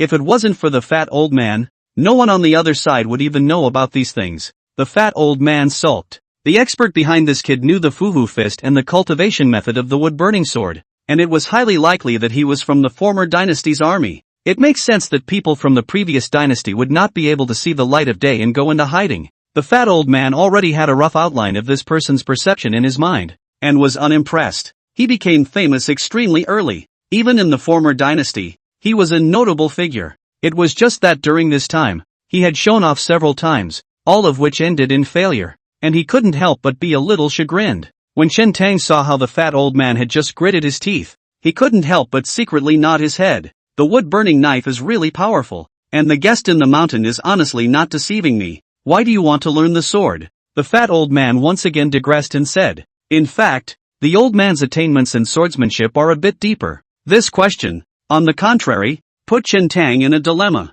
It didn't really matter if he used a sword or a knife. You can be cool with a sword, and you can act tough with a knife. Perhaps it has something to do with the obsession of his predecessor. Being a swordsman is not bad. In his previous life, he was extremely impressed with a swordsman in a book. That swordsman always had a blade in his hand, no matter what he was doing. A strange knife with a black sheath and a black handle. This swordsman wore pitch-black clothes and had pitch-black eyes. But his hand, which held the knife, was pale. Look at the compulsion of others. Chen Tang had long thought that one day, he would also dress up like this and turn around in the jungle to earn a resounding name. At least it has to be better than Voodoo Young Warrior. The name is too perfunctory. Just then, Cheng Mu and Ji Wei came into the courtyard and said, we're going shopping. Want to buy anything? You guys watch and buy. The fat old man waved his hand casually. Changmu glanced at Chen Tang and said, "You don't have much of a change of clothes either, so go make you 2 sets. Saying that, Changmu came to Chen Tang's body and stretched out his fingers to compare Chen Tang's body.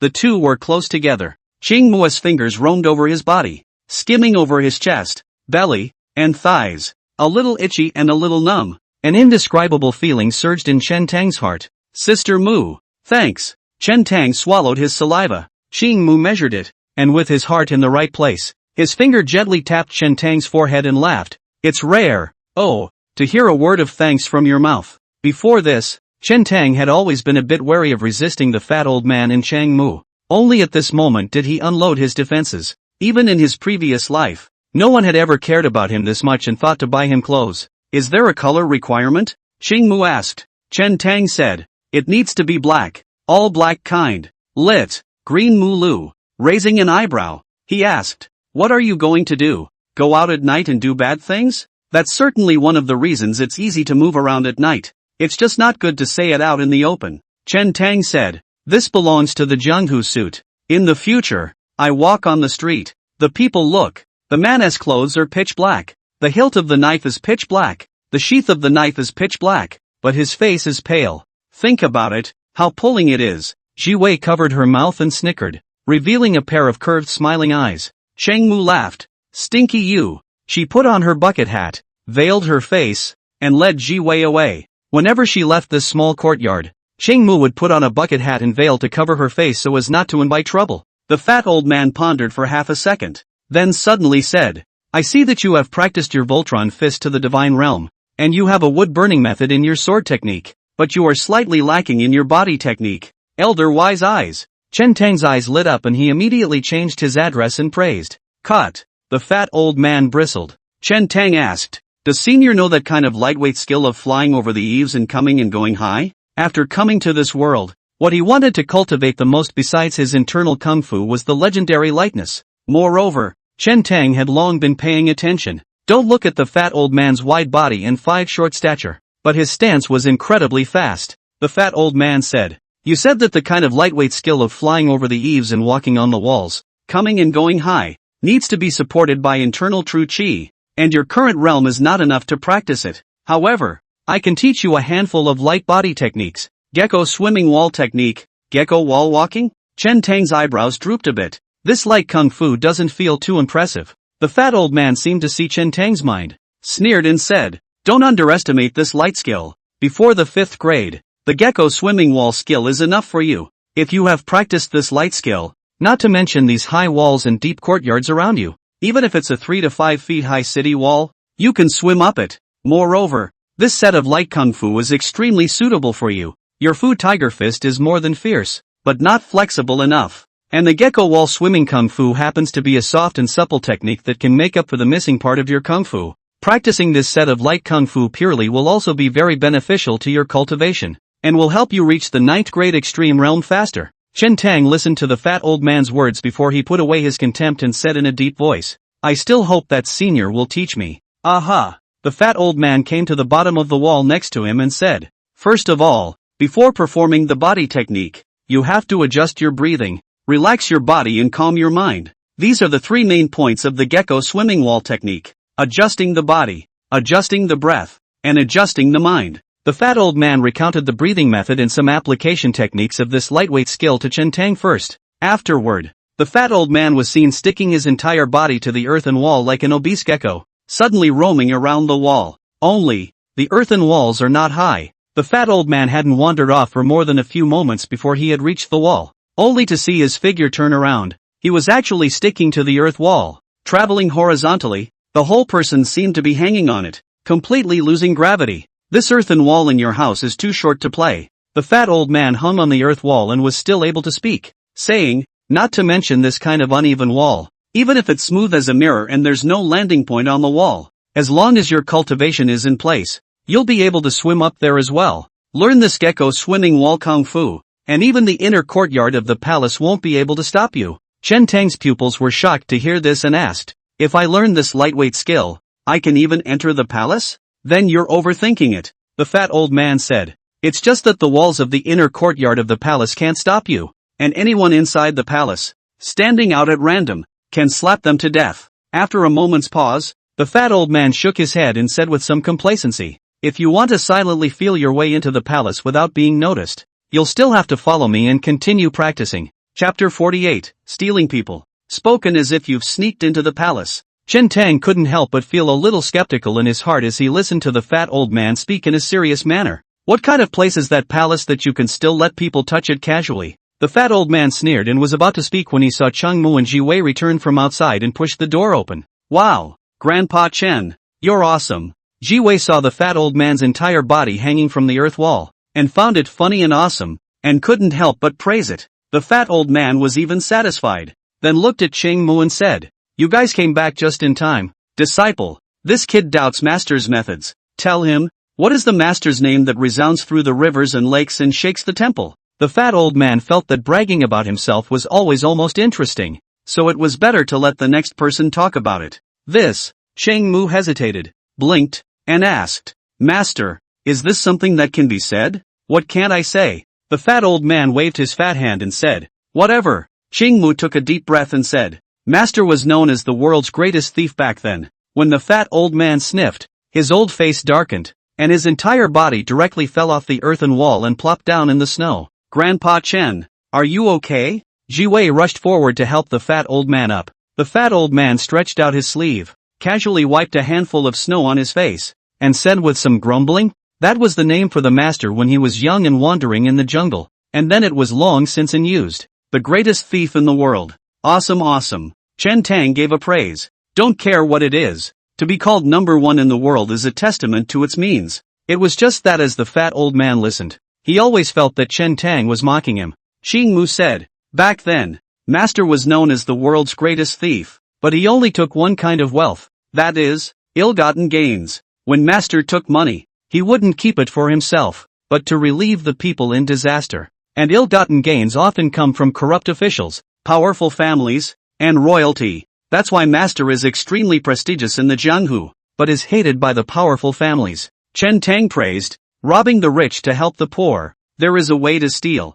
In this era where temples and rivers and lakes coexist, robbing the rich is not difficult, as long as you have kung fu in your body. Even mountain thieves and bandits who kill people and goods say that they rob from the rich and give to the poor. But robbing the rich is true, but helping the poor is not. Most of them are relieving themselves, and rich, not necessarily unkind. To be able to take only ill-gotten gains is what makes this one thief so rare. The work of helping the poor is even more exhausting, and very often, it is not a good idea. The fat old man waved his hand, seemed to think of something, a bit of interest, said, that is all young time to do ridiculous things. Now older, do not want to rob the rich, but also too lazy to help the poor. Cheng Mu said, Master later, was known in the Jianghu as one step to the clouds. Nice. The fat old man nodded slightly with his hands behind his back. Ji Wei clapped her hands and praised, the world's number one thief and a step into the clouds. In terms of likeness, Grandpa Chen is definitely the number one in the world.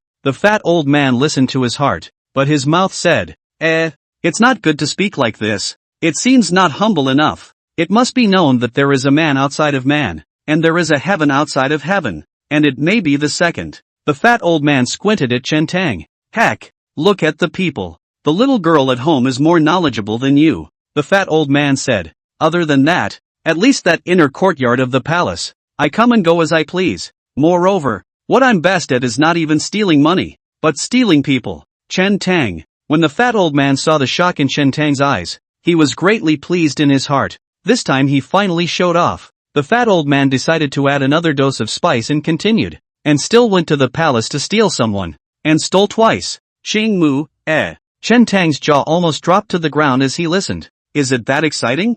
No wonder the mountain guest had said that in some aspects. Not many people could surpass the fat old man. Is that what this is about? Only Ji Wei didn't hear it, but just found it interesting and looked at the fat old man expectantly, waiting for a follow-up. Chen Tang coughed lightly and asked, Old man, is this something that can be said? The fat old man glanced at Cheng Mu, somewhat hesitant, and murmured, this matter is indeed somewhat secretive. Chen Tang was speechless for a while. It's not secret, it's private, right? Though he thought so in his heart, he couldn't help but be curious. Gossip is, after all, the most primitive of human instincts. However, Chen Tang thought for a moment. Although the fat old man did not respect the etiquette and law and did not have a proper behavior, but it was not so ridiculous as this. Chen Tang blinked, and asked, "You the steel people, it is serious? Do you want to let Jiwei and the two of them to avoid it first? We masters and masters night private chat. Detailed?" The fat old man only reacted at this moment, jumped up and said, "What are you thinking about? Of course it's a serious theft." Oh, Chen Tang was a little disappointed. It's not exciting at all. I was expecting to hear something fragrant and exciting about the palace secrets, but it turned out to be serious stealing. Someone's coming. Right at this moment, the fat old man suddenly said, twisted his head and went into the house, and then instructed Chen Tang, "Practice this light skill well." Another moment passed before a knock sounded at the door. "Brother Chen, it's me." Meng Liangyu's voice came, entering the courtyard. Meng Liangyu took out a stack of silver bills from her bosom and handed them to Chen Tang, saying in a low voice, "I just knocked 3,000 taels of silver from the evil wolves gang, and I just went to change some silver bills. Let's each take half. This is 1,500 taels. Today, Meng Liangyu's move." Last night the two had already discussed it. Chen Tang was not surprised. "Where's your half?" Chen Tang asked. Meng Liangyu said, "I've just punched out, and I'm going to ask the Blackwater gang and the Bad Wolf gang to meet up. That's supposed to cost a bit of money, and it's enough for me to take half." Chen Tang drew out 750 taels, and returned the other half to Meng Liangyu, saying, "Those brothers in the yamen, you always have to reward them, or else who will fight with you?" Chen Tang really needs money on his side. After all, the family of 4 people, food, clothing, all have to spend money. Before Mei Yingxue left a dozen or so silver, has spent almost, cannot always spend Mei Yingxue's money. Meng Liangyu hesitated, but still took the 750 taels. "There are some things that you do have to rely on some of your brothers in the courthouse to help you out," Meng Liangyu said. "The time for the 2 major gangs to meet has yet to be determined, so I've come to find you to discuss it and see when it's appropriate." Chen Tang sulked. It would take some time for him to cultivate to the 9th grade extreme realm. In a month's time, it will be the end of the year. 15 more days after the New Year's Eve, it will be the Shang Yuan Festival, and every year in Wan County, the martial artists set their products on the day of the Shang Yuan Festival. Chen Tang said, "Let's set it for the night before the Shang Yuan Festival." "Okay," Meng Liangyu said, "I'll make the arrangements." After thinking about it, he asked, "What about the 3 people in your family? Do you need me to send some people to protect them?" "That night, I'm afraid it's going to be a mess. Can your uncle handle it by himself?" In fact, Chen Tang was not worried about the safety of the 3. With the fat old man and Chang Mu around, no one in Changsha County could hurt them. It was just that if they stayed in Changsha County at that time, other troubles might find them in the future. Chen Tang said, "A few days before the New Year's festival, I will take them to Wan County and celebrate the New Year's festival there." "Good," Meng Liangyu said. "In this way, you will not be in Changsha County, and no one will suspect you. If the time is not too late, you can just set a rank in Wan County, an imperial court-appointed entry-ranked martial artist. There will be a lot less trouble." Chapter 49, The Year's End. For some time afterward, Chen Tang did not leave Changsha County. On weekdays, he wore lead blocks and practiced fuhuquan, wood-burning swords, and gecko swimming wall kung fu with weights, along with Tian ginseng monkey wine, and practiced hard. In the blink of an eye, a month passed. Although the copper skin on his body showed no signs of fading yet, Chen Tang clearly felt that his strength had grown quite a bit. He just didn't know what level it had reached exactly. The fuhuquan had been practiced in both form and spirit, and when his body moved, it was like a fierce tiger descending from the mountain, with a ferocious aura. Moreover, the wood-burning blade Chen Tang had also cultivated to the 1st realm. In a single breath, it was able to strike the sword 9 times in a row. In terms of swordplay, butchery, south and north, sweeping the 6 heavens and swallowing the 8 wastelands were also practiced with gradual purity. Gecko swimming wall kung fu was also practiced to a small degree, although not as nimble and agile as the fat old man. He was currently wandering around the walls and was no longer falling off. It was a day when the year had come to an end. Chen Tang went out early, brought some wine and meat, returned to the snowy mountain, accompanied the snow group to play around for a while, and chatted with the mountain guests for a while, and only went down the mountain after noon. The mountain visitor is like an enigma, not cold or indifferent to anything. Sitting on top of a snowy mountain all day long, he didn't feel lonely. Chen Tang had invited him to come down to the mountains to spend New Year's Eve with him, but he had refused. Back in Changsha County, it was getting dark. Chen Tang saw from afar a wisp of cooking smoke wafting from his own house, and a trace of inexplicable sentiment surged in his heart. He's a little homesick. It's just a shame that there's no going back. It was good to know that there were people waiting for him at home in this world. Chen Tang seemed to think of something and found the desolate and unused premises. Seeing the faintly lit lamp inside, he couldn't help but smile slightly. Is Brother Meng alone tonight? If you come and stay with me, that's two. It's inconvenient. There are 3 other people waiting for me at home. Then why don't you hurry back? Of course I'm going back, but it's going to take 2. Is it okay not to go? If you don't go, I'll tie you up. This was the first year that Chen Tang had spent when he came to this world. There was no fighting, no bloodshed. There are the fat old man and the pretty sister who appeared out of nowhere, and the little girl who was adopted. And there is also the sheriff of Changsa County. And there is also the 1,000 gold of the martial arts hall who came to visit. There was also a big yellow dog wagging its tail around the table. This year was even a little more lively than in my previous life. Ji Wei's injuries had, for the most part, healed. Although she is still young, she has already grown up and is a beauty between her eyebrows. The buds are ready to bloom. Ji Wei curved her smiling eyes and swept her gaze over everyone in the room. It had been a long time since she had had such a cozy year. Although the house is small, Ji Wei does not feel crowded. Just in his heart silently prayed that these people are safe and sound. Looking forward to every year together only good. The fat old man drank some wine and didn't mix with these young people. Just sat in the corner and watched them with a smile. What kind of year has he experienced? 1 over, 2 over, a whole bunch of people together. And even times when you run away with someone and get chased. But he hadn't been as relaxed as he was today in a long time. Chang Mu's eyes looked at Chen Tang without thinking. Chen Tang also happened to look over. The reason for the prolonged drinking. The mood swings. The 2 men's gazes met, and then each of them avoided each other in a slight panic. Chang Mu looked down and guffawed. When she first got here, she just wanted to leave early. But somehow, 2 months into her life, she seemed to have gotten used to it. Get used to having a little sister of your own. Get used to having a brother who is half a head taller than her. I'm used to watching him cultivate, and I'm also used to occasionally molesting him. Watching his heart go wild, but pretending to be calm and embarrassed and stiff-lipped. Meng Liangyu drank a large bowl of wine, a hint of a smile on the corner of her mouth,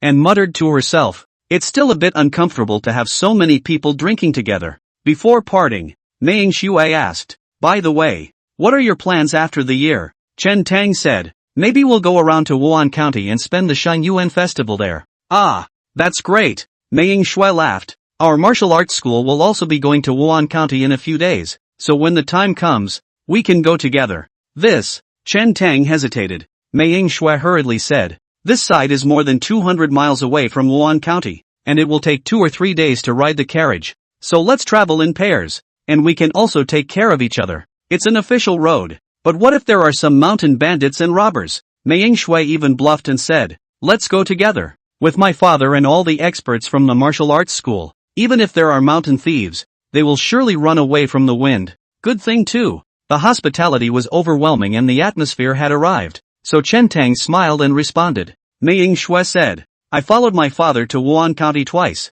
I'm quite familiar with that side. When we get to the place, I'll take you around. Sister Mei, are you also going to Wan County as a family to play? Ji Wei asked. Meng Shui said, playing is one aspect. The main thing is that father took some disciples from the martial arts school and traveled to Wan County to set the product. Among the disciples of the martial arts school in this term, there are a few who are quite hopeful of succeeding in fixing the product, and my brother is one of them. The fixed pins are during the daytime of the Shang Yuan festival, and by the time the night comes, these new pinned martial artists will be eligible to attend the Yuanxia banquet held by the county government in the evening, and those who will be there will be the bigwigs of Wan County. Even if we can't finalize the product, on the night of the New Year's Day, there is no curfew in Wan County. The streets at night were decorated with lights, and there were people everywhere, watching lanterns and theater, with fireworks raining down. Extremely lively. Speaking of this, Meng Shui's face was filled with excited joy. Every year she looks forward to the Shang Yuan festival the most,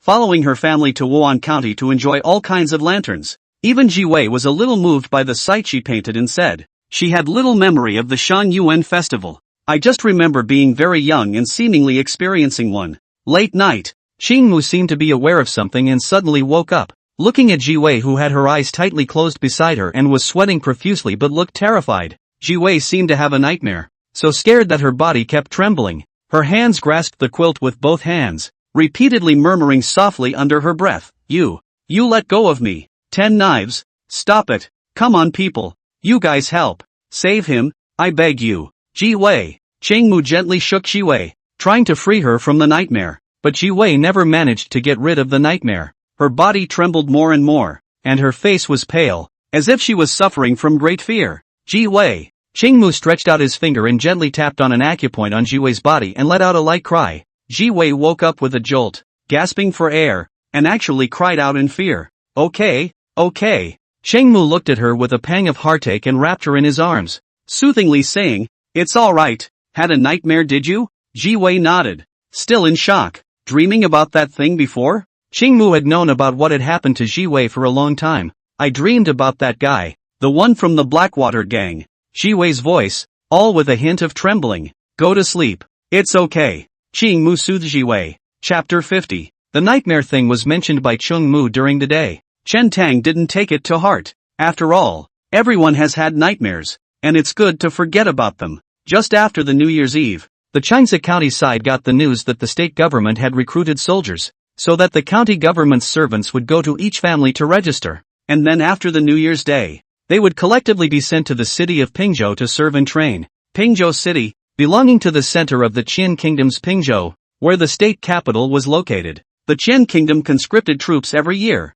but an effort like this one was unheard of. For entry-level martial artists, the Qin Kingdom also had a recruitment system to correspond. The recruitment system was not mandatory, and as long as a 9th-grade martial artist was willing to enlist, they would be paid accordingly. Moreover, when an entry-level martial artist is in the army, he can go in and become a small chief like a captain. Chen Tang was naturally in the realm of conscription, but fortunately he had Meng Liangyu to help delay it. However, according to Meng Liangyu, this conscription covered the entire 13 counties of Pingzhou, including the more than 100 counties under its jurisdiction. Even if he arrived in Wan County, he could not escape the draft. Unless the product is successfully fixed in Wan County, there is no choice. Tran Tong is not interested in enlisting in the army. He has not yet avenged his death, and once he joins the army, he will not have the freedom to act in an inconvenient manner. Moreover, he is so uninhibited and used to being at ease that he is too annoyed with the affairs of the court, not to mention enlisting in the army. What's more, there's a small family around to take care of these days. However, the fat old man could smell a hint of something unusual in this matter. There are still 5 days to go before the Shanyuan festival. Chen Tang and the others were scheduled to leave on this day for Wan County. Hired a carriage at the dealership. He hadn't driven a carriage yet, and driven by curiosity, he asked the driver a few questions and quickly learned. Because of this, he was unanimously chosen by the 3 fat old men to be the driver for this trip. Chen Tang originally thought that he could have 2 votes anyhow, but looking at Ji Wei, who was somewhat torn and hesitant but eventually raised her small hand, she couldn't help but let out a long sigh. Ji Wei, you've learned the hard way. Brother Tong, I'm sorry, Ji Wei quickly said. Teach me, and I'll come and replace you when you're tired. Changmu pulled Ji Wei over and laughed. Don't look at him like this. If he really wants you to go driving, he won't be able to give up in his heart. Depart. The fat old man and the 3 of them sat in the car, eating dried fruits and snacks,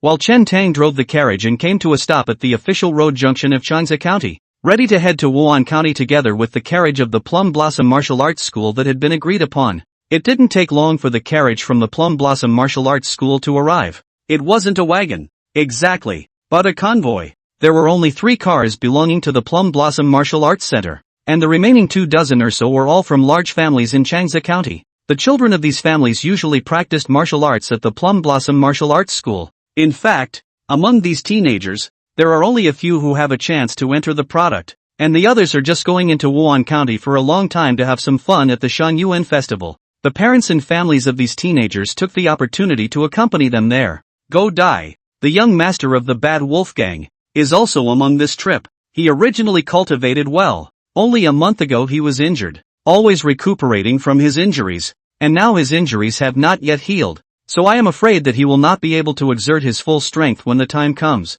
Even so, Camp Go arranged for him to come over and try it once. He didn't bring much of an entourage this time, only 10 people. After all, it was following the Plum Blossom Martial Arts School along with the owner, Mei Nianji, who was personally self-escort. Nothing wrong with security. Moreover, The Bad Wolf Gang will be negotiating with the Blackwater Gang, which is exactly the time when they are short of people. At the forefront of the Plum Blossom Martial Arts School's convoy was a middle-aged man riding a high horse with a rather imposing appearance, with a long sword with a continuous sheath tied around his waist, which was none other than the school's owner, Mei Nianji. Mei Nianji saw Chen Tang driving the carriage and nodded slightly. It looked like Mei Shui had already given him the go-ahead. The Plum Blossom Martial Arts Hall paid quite a bit of attention to this trip, and the hall had dozens of guards, counting the rest of the family's entourage, which added up to about 100 people. Mei Shui also stepped down from a carriage, first greeting Ching Mu and Ji Wei in the car, and then saying to Chen Tang,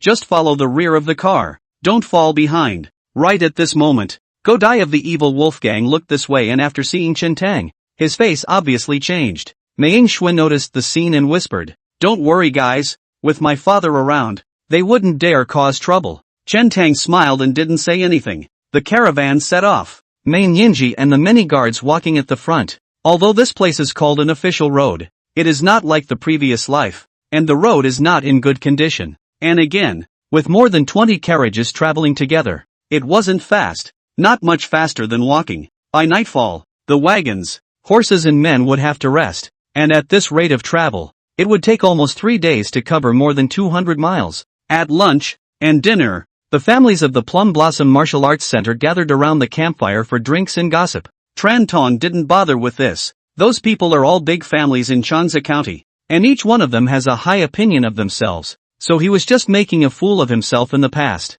The first day passed, and the journey was quiet and uneventful. At lunchtime the next day, the convoy stopped at the side of the road for a break. Chen Tang got out of the car and walked towards the forest not far away, ready to pick up some dry firewood and come back, build a fire to boil some water, and heat up the cooked meat. The other side, 2 campfires had been raised. The many adults sat in a circle, with Mei Nianji at the head. "What's Chen Tang over there doing following me? It's not likely that they are also going to Wan County to set their products. After all, they are our Chanza County's famous Fuhu young warrior." Ha ha, that's really possible when you say it. As far as I know, Chen Tang is already an invalid, and it would be good enough to drive a carriage. The crowd's words were more or less mean-spirited. Mei Nian Dao, this child is quite pitiful. Since he wants to go to Wan County, it's fine to take him along. A man with a full brain said. Pavilion Master Mei is still kind-hearted, but if you ask me, the pitiful will have something to hate. Nice.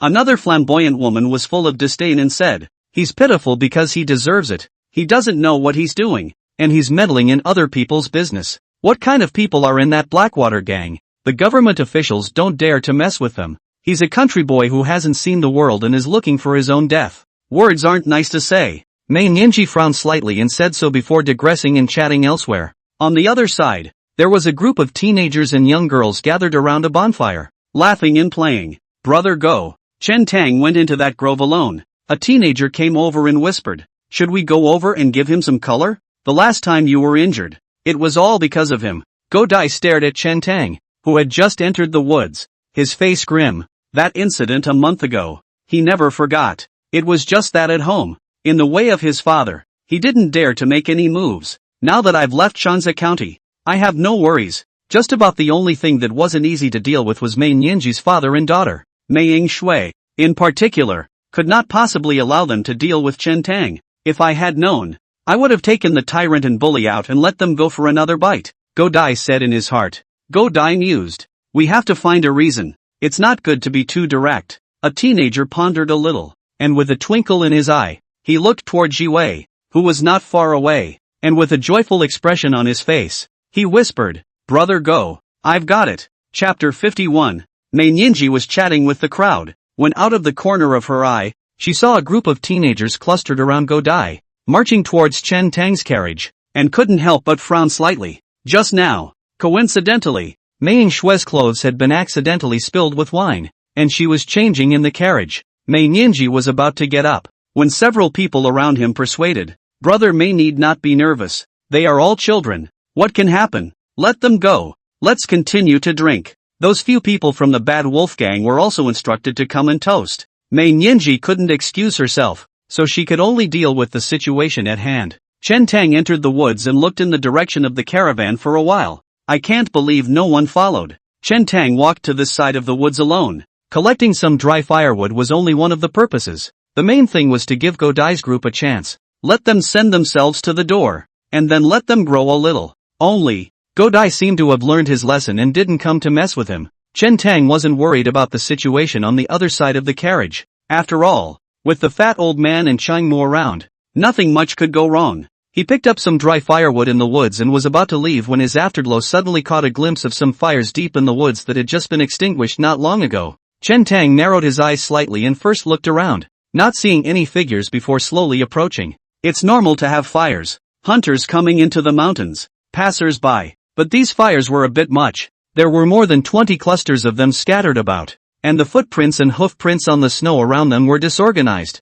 so that by extrapolation, it was estimated that there must be more than 100 of them. If it was just an incoming or outgoing merchant caravan, they would usually build a fire next to the official road. After all, they had to guard the wagons. If so many people went deep into the forest to light a fire, their behavior was a bit suspicious. These fires were still warm, and the group should have just left not long ago. Chen Tang pondered for a moment, didn't stay here, took some dry firewood and left. Just as he stepped out of the woods, he saw that around his carriage, a bunch of people were gathered, and most of the people from the Plum Blossom Martial Arts School's caravan came together and gathered in a group. Not knowing what was happening, Chen Tang frowned and rushed over with large strides. What's going on? Chen Tang was tall and swung his arms around, pushing through the crowd in 3 or 2 tries and squeezing in. Ji Wei stood timidly in place, somewhat at a loss for words. Chang Mu blocked in front of her, looking at the raging crowd across the street, cannibalistic eyes, spitting, couldn't help but look shocked and angry,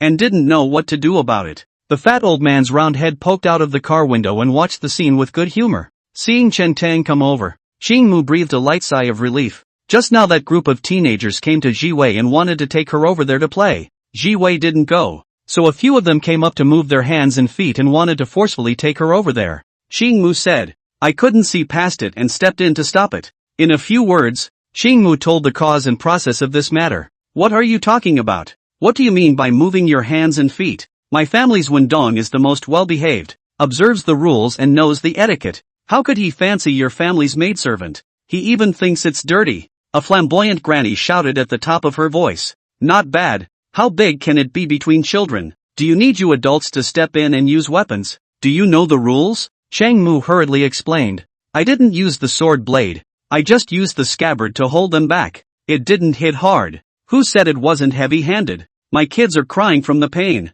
The other woman wrapped her arms around the teenager in her arms and gave him a gentle nudge. The teenager, who was originally peeking over here, sniffed and immediately understood, wailing and howling. Apologize. Pay up. Both you and that servant girl will have to apologize to us and let us fight back. Children playing with each other. And you, a grown-up, move your weapon. How dare you? After all, they're from the country and don't know the rules. That maidservant doesn't know how to raise her either. A thing raised by her mother but not taught by her mother. Don't go too far. After all, it was you who provoked Ji Wei first. Mei Shui's words were quickly drowned out, and also seemed somewhat powerless. Dozens of people on the other side of the room were talking in tongues, and a mouthful of spit from each of them could have drowned this side of the room. Chang Mu treated the group of people from the evil wolf gang and could show no mercy. But when faced with this group of women who were splashing and rolling around, looking at the faces of the hooligans, he was out of ideas for a while. She couldn't just draw her sword and kill all these people,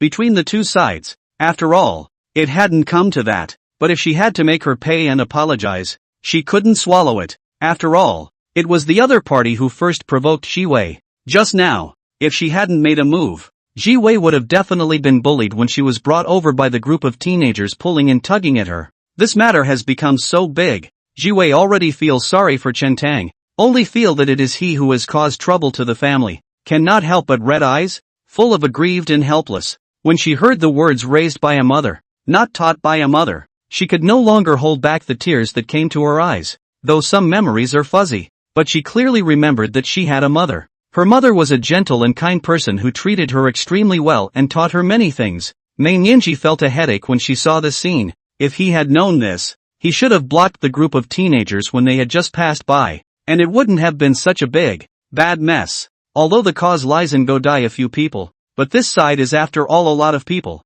The crowd is excited. One by one Archanza County has a face. This matter is not handled well. It is difficult to end. All of you, be at ease. Please listen to me, Mei Nianji said in a deep voice. The cause of this matter stems from some misunderstanding. So let's all calm down. Since this girl injured someone, it's only right to apologize and compensate. As for what to fight back, please be generous with your hands. No. Before Mei Nianji could finish, she was interrupted by a woman. Another rich merchant said in a deep voice, Pavilion Master Mei, even though this matter is a fuss between children, there has to be an explanation, and it can't be passed off lightly. A few people from the Bad Wolf Gang also took the opportunity to coax, saying, Pavilion Master Mei, don't make peace with this. Mei Nianji was secretly annoyed. This is not because you have not disciplined your children at home and allowed them to act recklessly and get into trouble. Nowadays, strong words are not enough to gain ground. Chen Tang never said anything, and his expression looked extremely calm.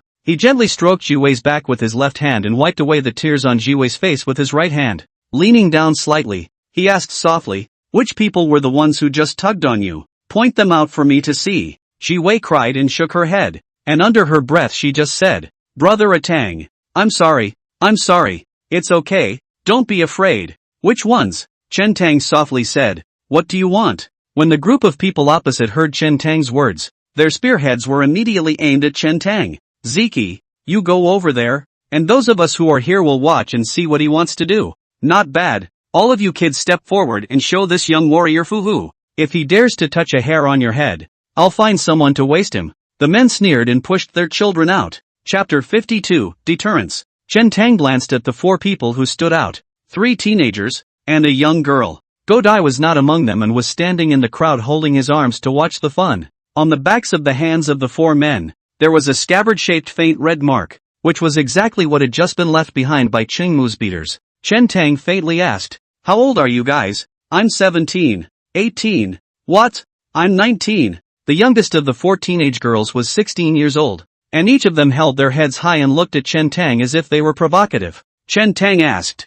17 or 18 years old? Not too young. Not a bit of sense. The adults at home did not teach? What did you say? You really think you're the voodoo young warrior? You are the joke of Chanza County. Not to mention you're a child cub. Even if your father Chendan comes, he'll have to honestly apologize to us. The parents of these 4 teenage girls returned the favor, stretching their arms, their fingers on the verge of poking Chen Tang in the face, chiding and cursing angrily. In their eyes, Chen Tang was only a teenager about the same age as their own children. Now that this is such a big deal, with so many adults present, how big a storm can a small child turn up, and actually dare to make a big fuss here? Mei Shui looked at Chen Tang, her face filled with worry. If she were to be on easy ground, even if she was in the right, surrounded by so many adults, I'm afraid she wouldn't dare to speak, let alone confront these people. Tit for tat, they dared to be so emboldened, and it turns out that a few of you are also of this virtue. Chen Tang looked at the several adults and smiled slightly, saying, it's fine if you don't teach, I'll do it for you. As soon as the words fell, Chen Tang suddenly took a step forward and instantly arrived in front of the 4 teenage girls. Probing his hand and grabbing it, he clutched the wrists of the 2 teenagers. Click! Ah! A scream was accompanied by a creepy bone-cracking sound. The wrists of the 2 teenagers had been broken by Chen Tang alive. The whole thing was so fast and sudden. No one expected that in this situation. Instead of apologizing and compensating for the money, Chen Tang actually dared to take a shot at them. What's more, in their eyes, Chen Tang had been hacked through his tendons and had long been a wastrel. Even Mei Nianji didn't react. The remaining teenage girl had been stunned and frozen in place when she saw this scene. Chen Tang's movements didn't stop. Moving half a step sideways, he broke another wrist of the teenage girl. The scene is stormy. The teenager who had just been smiling suddenly revealed his sharp claws and teeth. Between the rabbits, the wrists of all 4 teenagers were broken, and one of the teenage girls still fell into Chen Tang's hands. It was only at this point that the crowd came back to their senses, and with a shout, they were about to pounce on them. Each one of them was so enraged that they wanted to tear Chen Tang into pieces. Anyone who dares to move, I'll shoot them, Chen Tang bellowed, each of his 2 hands pinching the neck of the teenage girl, as if he was carrying 2 small chicken cubs, his eyes showing a fierce light. Looking around, the whole person was murderous. When the crowd's eyes met with it, they broke out in a cold sweat and unconsciously stopped in their tracks. Most of the crowd were just ordinary people after all. As for Chen Tang, he was a 9th grade martial artist who had once fought and killed snowy mountain beasts every day, and his hands had been stained with human blood. This aura of killing, not to mention ordinary people, Even if it was people who practiced martial arts who would feel a pang of fear when they saw it. Mei Nianji was about to step forward and save the two children, but at this moment, she also stopped in her tracks. This teenager is afraid he's killed someone. When Mei Nianji saw Chen Tang's gaze and felt the murderous aura on his body, a thought could not help but flash through her mind. What made him even more alarmed was that Chen Tang's outburst just now. Where did he look like an invalid? Just one time. It can break the wrist. The hand strength is really not small. You, what are you doing? Hurry up and release it for my Ziki. You don't want to mess around. Those middle-aged rich merchants and women, at this moment, were also a bit flustered and looked at Mei Nianji as if seeking help. Mei Nianji didn't dare to act rashly, but only said in a deep voice, Chen Tang, you release the people first. This matter will be discussed in the long run. Chen Tang was as if he hadn't heard, just looking at the teenage girl in his hands, slowly asking, who taught you to do this? Your family's adults? Those two teenage girls who had been grabbed by Chen Tang's neck were so scared that they couldn't speak at the moment. They didn't even dare to cry, they just shivered and subconsciously nodded their heads. The two then shook their heads again in quick succession. No, no, no, it's Brother Go. Go Dai told us to bring that maidservant here.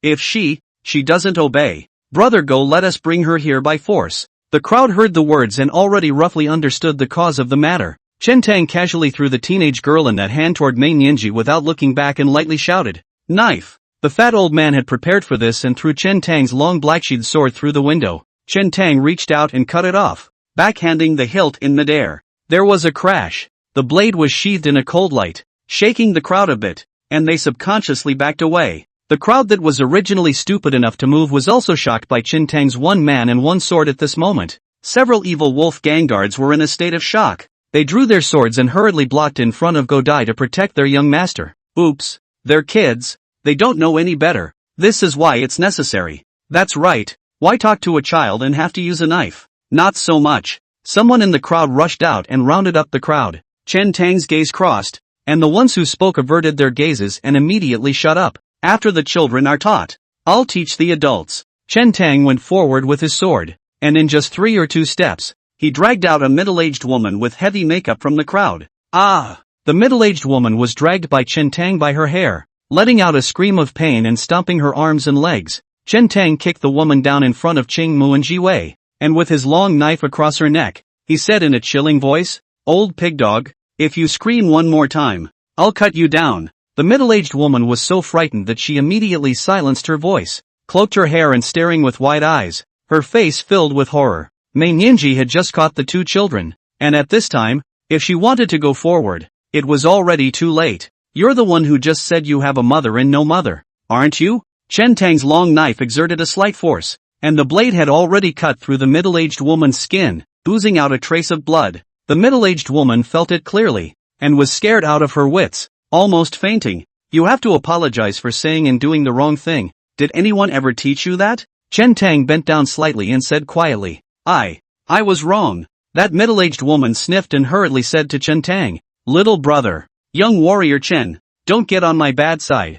I'm just a woman. I don't know anything. Please, let me go. Not apologizing to me. Chen Tang was expressionless. The middle-aged woman immediately reacted and hurriedly looked at Ji Wei, constantly bending her head and apologizing, tears streaming down her face. Ji Wei had just been aggrieved and saddened with heartache, but at this moment, seeing her appearance, she couldn't say any harsh words and just hid behind Qing Mu and didn't look at her. Get out! Chen Tang gulped lightly. The middle-aged woman was as if she had been pardoned and fled back into the crowd on her knees. That lord of her family, seeing Chen Tang carrying a knife and looking fierce, didn't dare to go forward at all, but just hid in the crowd, only now welcoming the middle-aged woman back. Chapter 53, a long way to go. And you guys, Chen Tang didn't intend to stop there, leaping into the crowd and backhanding a few slaps on the faces of the parents of a few teenagers. It's just as well that you don't discipline your children, but you want to bully others, so that you can talk. These few people had slurred words in the party,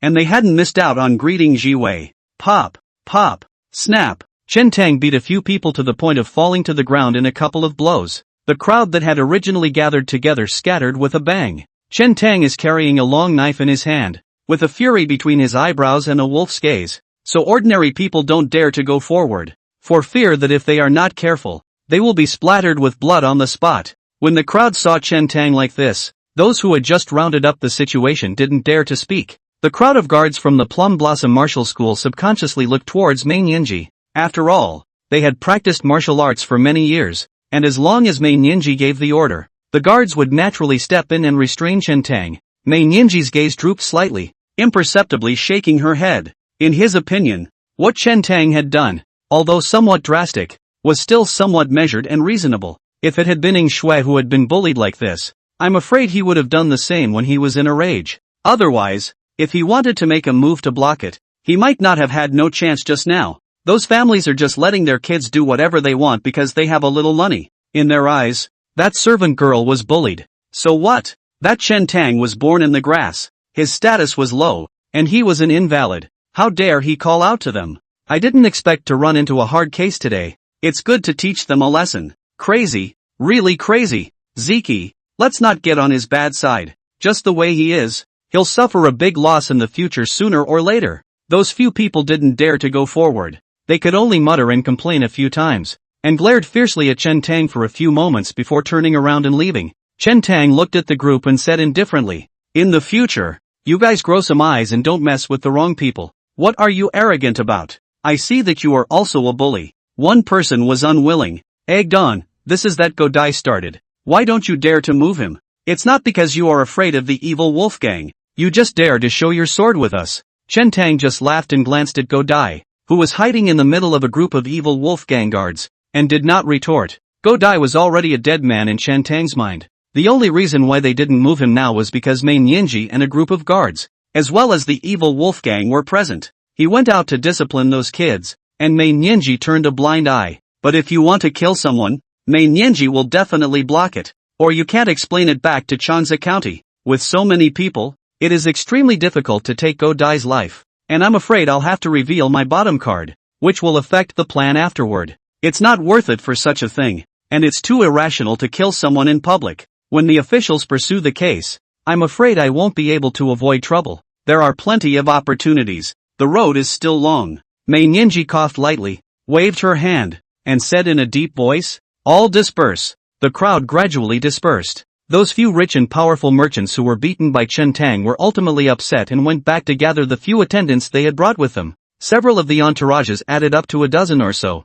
and were discussing how to get back. "Gentlemen, let's forget about today's matter." Just then, Mei Nianji walked over, shaking his head slightly. "Pavilion Master Mei, I respect you as a person, but why didn't you step in just now to stop him? Allowing the little brat to flaunt his power and injure people with his ferocity? Not bad. Look at the injury to my kid. His wrist is broken. We want to teach him a lesson, and you're urging us to stop. What's the point?" Those few people again spread their grievances in their hearts on Mei Nianji's body. Mei Nianji laughed coldly in her heart and said, "If I had just made a move, I'm afraid that you kids would already be a few dead bodies. Do you really think that he doesn't dare to kill?" A few people blushed as they listened. Mei Nianji added, "I advise you to stop, but also for the consideration of all of you. You followers may not be able to gain advantage by going over, and when the time comes, you will really annoy him." Mei Nianji didn't continue, and those few people couldn't help but palpitate as they recalled the scene they had just witnessed.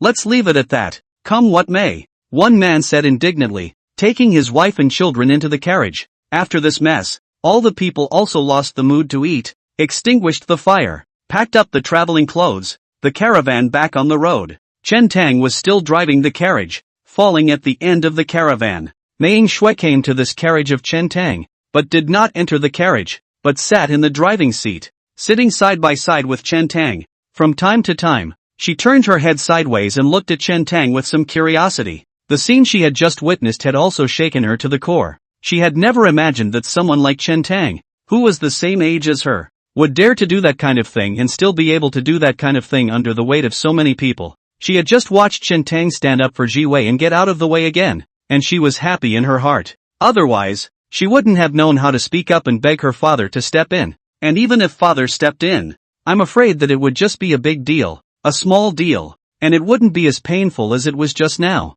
"Won't you say something?" Mei Shui finally couldn't help herself and asked with a sideways glance. "Say what?" Chen Tang pretended to be unaware of the situation and did not look askance, like an old monk in meditation, concentrating on driving. Mei Shui said, "Let's say, how did your injuries heal? And how did you just get that awesome, Those fierce eyes. Oh. Want to hear the truth? Of course I want to hear the truth. Practicing Fuhu Quan practice. Inside the carriage, Shi Wei's emotions, under Chang Mu's calming, had gradually calmed down. The fat old man relied on the corner and said with a smirk, "Apprentice, when you face the group of people from the evil Wolfgang, you can be decisive and show no mercy. But when you face this kind of splattering, brutal, and unreasonable ordinary people, you are out of ideas." Indeed, Xingmu couldn't help but nod as he recalled the scene he had just witnessed. Although the other party took the initiative to provoke a dispute, but after all, the fault was not to death, and they were all ordinary people. Changmu did not know what to do for a while.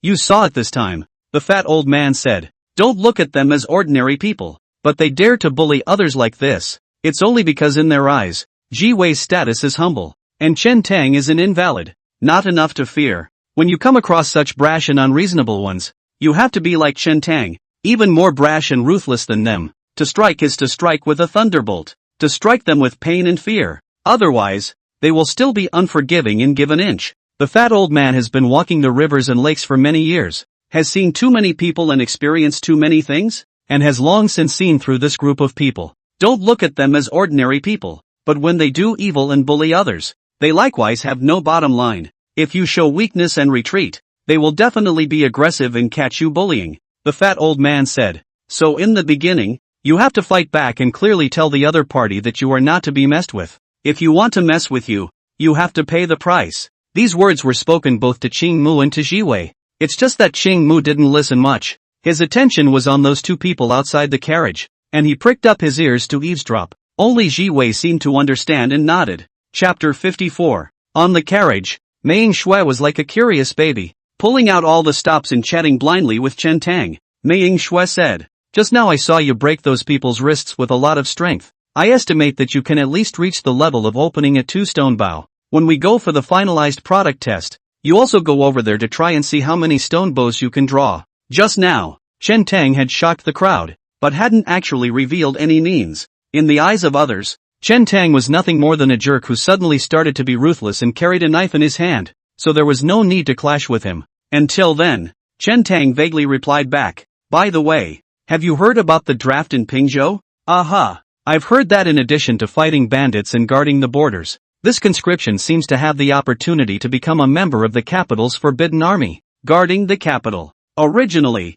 many families were unwilling to have their children drafted, but this time, quite a few families in Changsa County are hoping to send their children to enlist, so they might be able to achieve some wealth and fortune. Oh, Chen Tang frowned. He always thought there was something odd about it, but he couldn't tell exactly what was wrong. Chen Tang suddenly remembered something and asked, "Recently in this vicinity, are there any rumors of mountain bandits and robbers?" There have always been rumors of mountain bandits, especially more than 2 months ago. The great Qian Emperor had just collapsed, and with people in fear and chaos everywhere, rumors were spreading, and there were indeed some bandits infesting the area. Previously in our Changsa County, wasn't there a murder case, presumably committed by bandits? Mei Yingxue smiled at his words and said, "But you don't have to worry. These bandits are all vagabonds. They can't become anything, and when they see the banner of the Plum Blossom Martial Arts School, they will definitely avoid it from afar." Chen Tang nodded. If it was just some stragglers gathering together,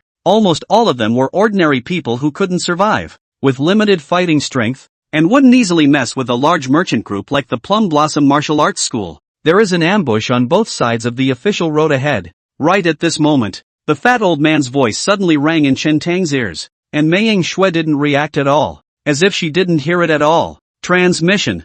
I had read about this kind of magical kung fu in a book before, but I have seen it today. After flashing through this thought, Chen Tang gazed towards the two sides of the official road in front of him and did not notice any suspicious signs, but he trusted the fat old man's judgment. What's more, in that forest before, we did see quite a few fires left behind. Phew! A sharp, piercing sound came steeply from midair, rattling arrows. Mei Ninji's color changed at the sound. He hastily strangled his horse and shouted, "Everyone be careful, there are ringing horses." A convoy of more than 20 carriages, lined up in a long vertical line on the official road. Mei Nini, one of the pedestrians walking in the forefront, in fact, has entered the scope of the ambush. As soon as his words fell, a figure came out of the snow on both sides of the official road. Killing a figure, tall in stature and armed with a long sword. This group of people had snow-white leather hats and white fur coats, and the whole group was hidden in the snow, so that they could not be seen at all. Mei Nianji's gaze swept,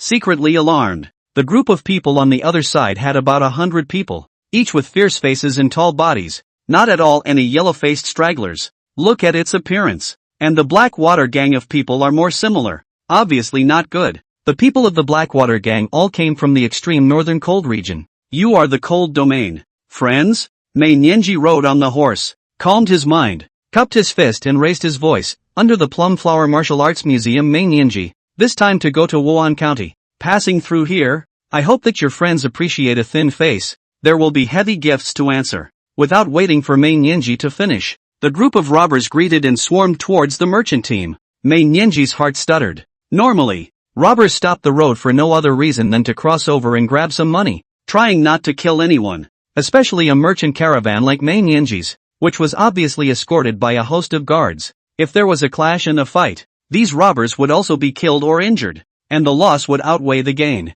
Mei Nian above came to declare his name, and show weakness, willing to offer some silver. Just want to ask for peace. Unexpectedly, the group of robbers came up without saying a word. This group is not only going to cross the border, they're going to kill people. Don't be disorganized. Brothers, protect the caravan. When Mei Nianji saw this, he knew that there was no way to retreat, so he hurriedly shouted and commanded all the guards of the martial arts school to prepare to meet the enemy. After all, he had walked in the jungle and experienced similar scenes, and was still calm. Among the robbers, the leader led 7 or 8 robbers straight towards Mei Nianji to surround and kill her. Mei Nianji drew the long sword at his waist and leapt to meet the enemy, and as soon as the two sides exchanged blows, one of the robbers was stabbed in the shoulder by him. Without waiting for him to make a second move, the rest of the robbers surged up, 5 or 6 long knives arriving in unison. Mei Nianji could only hold off for a while. The good news was that the group of robbers didn't seem to have any great entry martial artists, but the bad news was that the overall combat power of this group of robbers was a whole lot more than the Plum Blossom Martial Arts School, and each one of them was ferocious and incomparable. As soon as the group of guards from the martial arts hall exchanged hands, they were somewhat unable to resist. Although Mei Nianji was on the 9th rank, but facing the siege of 7 or 8 robbers, she was somewhat unable to fight at this point and was stretched to the limit. An entry-grade martial artist fighting alone was naturally far superior to ordinary people. But 2 fists can't beat 4 hands. On the carriage at the very back, Mei Shui was originally chatting with Chen Tang, and when she saw this scene, her entire body was stunned. Where had she ever seen such a scene? Hundreds of people in a big melee, swords and swords, blood and flesh flying. In the twinkling of an eye, there were already people who died tragically under the chaotic swords. On weekdays, when he practiced in the martial arts hall and fought against his fellow disciples, he would only make one move for you and one move for me, slowly dismantling and feeding the moves.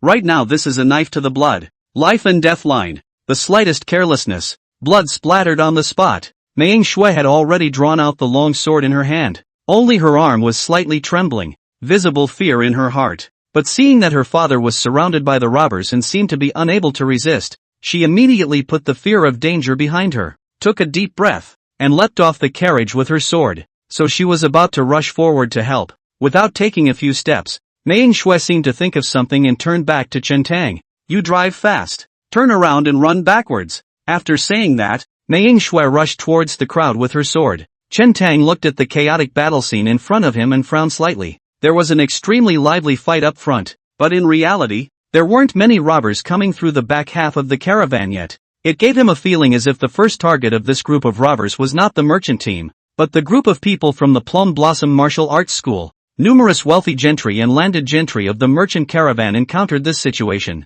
and had long been scared out of their wits. Seeing the numerous robbers entangled in a fight with Mei Nianji and a group of martial arts hall guards, this group of rich gentry and tycoons took advantage of the chaos to get away, abandoning their cars and fleeing, not even caring about their mothers-in-law, only too late to drag their children, fleeing for their lives in the direction of the end of the caravan.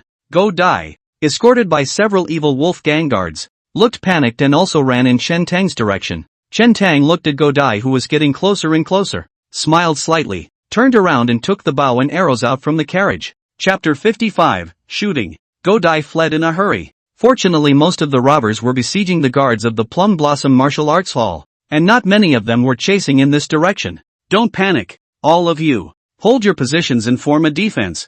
There is still a chance to fight. Mei Nianji's voice came from behind her, a little anxious. This merchant team's entourage of guards together also had about 100 people, in addition to the Plum Blossom Martial Arts Museum's guards still fighting with the robbers. The rest of the people did not have the slightest intention of resisting, seizing the road and fleeing. The route was not complete. Godai glanced back and sneered. Who's stupid enough to stay here with you to die? Afterwards, he greeted the several evil wolf gang guards beside him and said, let's escape quickly. Ignore them, throw the belongings and whatnot here and leave it to those robbers. It's most important for people to be alive. What the young master said. This group of evil wolf gang members could walk sideways in Shanzi County, fish and flesh the township, and no one dared to mess with them. But when they really met this kind of murderous robbers, they were scared to death in their hearts. Just in the moment when he had just exchanged blows with a group of robbers, 3 members of the evil wolf gang had already been cut over and lost their lives on the spot. Just then, Godai saw Chen Tang bending his bow and arrow on the carriage at the end of the caravan,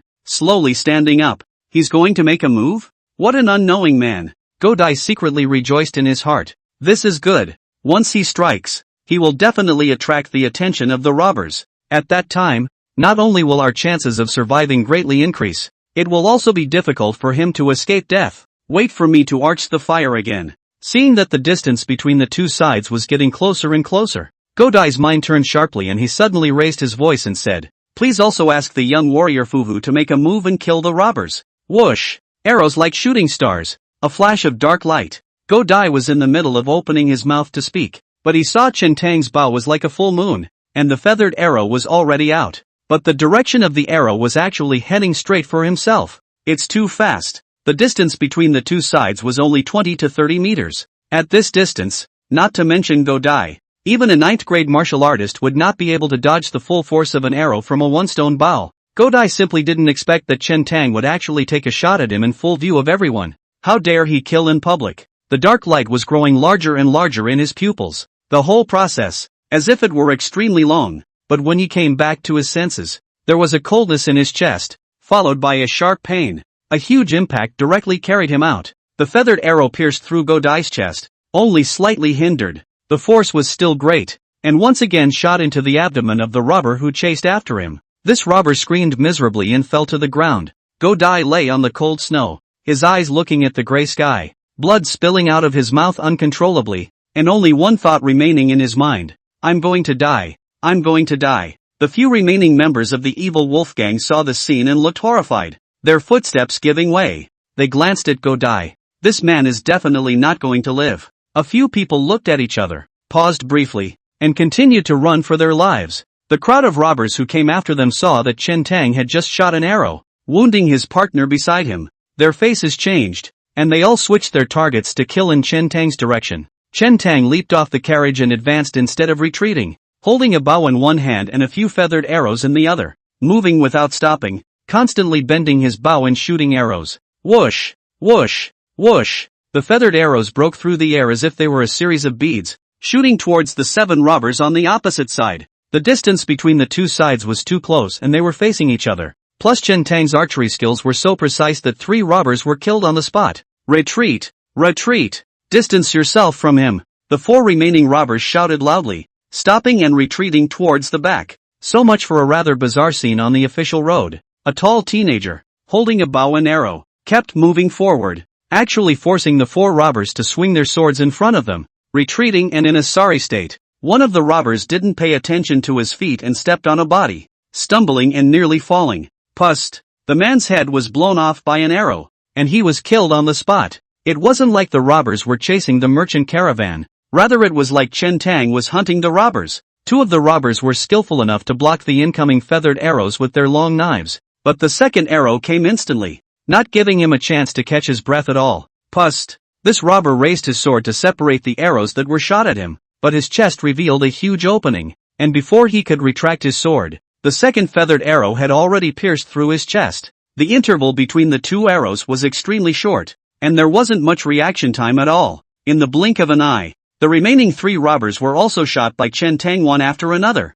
The bag of feathers and arrows is running out. Chen Tang marched towards the forefront of the battlefield while picking up some feathered arrows left on the dead bodies. The rest of the people he could care less about, but Mei Nianji's father and daughter. He had to save them. not to mention this relationship with Mei Shui. But just now when he had struck out to teach those teenagers a lesson, Mei Nianji had not intervened to stop him, which was actually helping him. There aren't many feathered arrows left, so you have to save them. Inside the carriage, Xing Mu said, Master, you take care of Ji Wei, I'll go out and help. If she stayed, she might not be able to protect Ji Wei. It's only safest if the fat old man stays in the carriage. The fat old man nodded, and with a casual double ear movement, he said, Someone is coming. You shouldn't need to make a move. Mei Shui could no longer hold her own under the siege of the two robbers. She was not necessarily weaker than these robbers. It's just that there's so little real-world experience, especially in this kind of life and death struggle. In terms of momentum,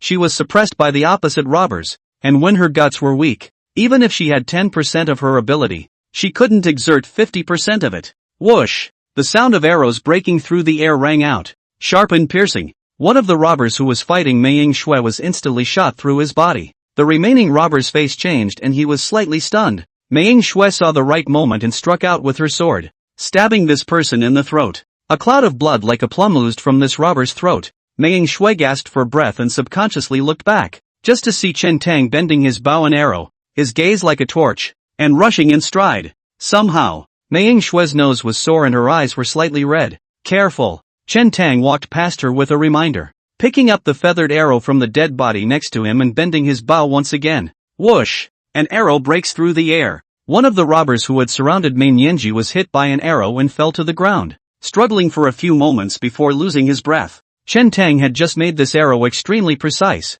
and it was precisely after that robber had sparred with Mei Nianji, when the old force had just gone and the new force had not yet been born. It was too late to dodge. An arrow is a hit. Whoosh! Whoosh! Whoosh! Chen Tang shot one after another. All of them saw the opponent's inability to dodge, and each arrow was sure to hit. The situation over here finally caught the attention of the many robbers. Kill him first. Immediately, more than 24 robbers rushed towards Chen Tang, surprisingly paying more attention to him than they did to Mei Nianji. Chen Tang had very few feathered arrows left, and even if he had superior archery skills and enough feathered arrows, it was impossible for him to fight against more than 20 robbers. Chen Tang began to back away, trying to distance himself from the many robbers, while keeping some distance. See an opening before striking. The ground trembled with the sound of a violent hoofbeat. Good archery, little brother. A clear voice came from far away. Chapter 56, Light Cavalry. In the distance there were more than 100 horsemen galloping.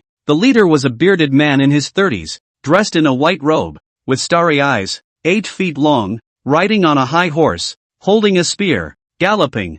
And even more extraordinary, the wind is tight and tugging and whirring. When that robber leader saw the visitor, his complexion changed drastically, and with a loud cry, he was the first to turn around and leap down the official road, fleeing towards the vast and boundless snowy mountains on both sides. Seeing this, the rest of the robbers did not dare to linger and turned around and ran. That white-robed man lightly reprimanded. Both feet lightly knocked the horse's belly. One person and one horse speed faster. In the twinkling of an eye, bang! A robber had just jumped off the carriage, just in time to be hit squarely by the white-robed man riding his horse in a full sprint. This robber's entire body flew out several feet away, his body's tendons and bones shattered, and while his body was still in midair, he was already spitting out blood. When it landed on the snow, it was already a dead body. At this collision, the white-robed man also stopped, strangling the reins with one hand and pulling back with force. The steed underneath the pair of children's front hooves raised high. White-robed man on the back of the horse stood firm,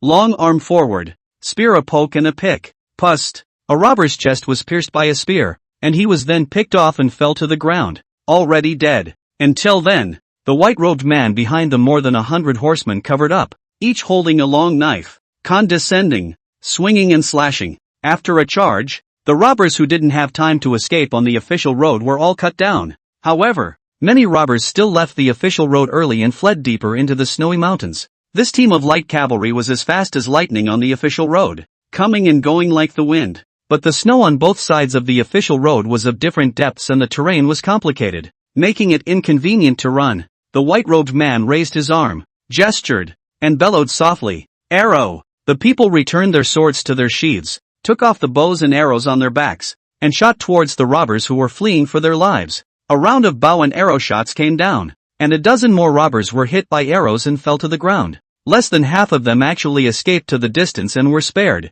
Keep a few alive, the white-robed man barked. The guards roared their agreement and descended the official road to see if any of the robbers who had just been shot with arrows survived, so they escorted them over. Thank you for saving my lord's life. Your excellency is truly like a heavenly god, coming at the right time. If we were a bit later, I'm afraid we'd all die here. Dare I ask what your name is? I will certainly remember today's favor. Crowds of people who survived near the convoy came forward to say thank you and be grateful. Mei Nianji also let out a long breath. Hooray for the group's timely arrival. It was also fortunate that Chen Tang stepped in with a few consecutive arrows, helping him to neutralize the crisis. Otherwise, he would have just been accounted for here. Mei Nianji cupped his fist and arched his hand towards Chen Tang, nodding his head. Chen Xiannian, thanks a lot just now. Chen Tang nodded and did not say much. Some of the wealthy gentry and big families who had originally fled from afar saw this scene and turned back. Mei Nianji looked at the group and couldn't help but secretly shake her head. When in danger,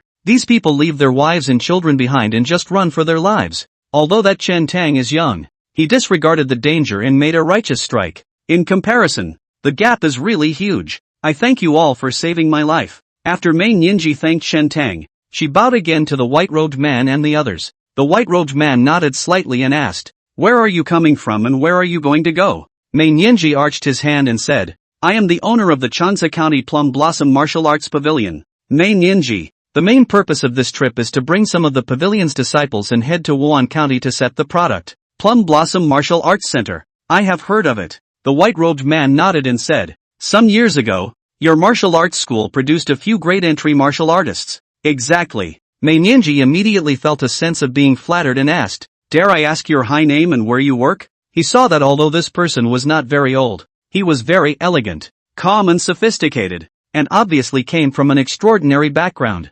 Only, this group of light cavalry wore ordinary clothing and did not have any official style on them. The white-robed man said, "My name is Li Bo Xiong, not a court official, just a private houseguard." When a group of rich gentry and big households heard this, they took a light breath and restretched their backs. Turns out it wasn't the government. Chen Tang raised his eyebrows slightly. The group was well-trained and commanding, and except for the lack of battle armor on their bodies, the configuration was almost indistinguishable from that of a regular army in every other respect. And that's a light cavalry. In ancient times, cavalrymen were extremely strong fighters, fast-moving and flexible. War horses are exceptionally valuable, so cavalry is also relatively rare. Even in the army has a fairly important position. What kind of private house can have a light cavalry? P.H. Li. Chen Tang's heart stirred, vaguely guessing something. Li Bo Xiong rode his horse to Chen Tang's side and said with a smile, "What is the name of the little brother?" "My name is Chen Tang." Chen Tang slightly arched his hand.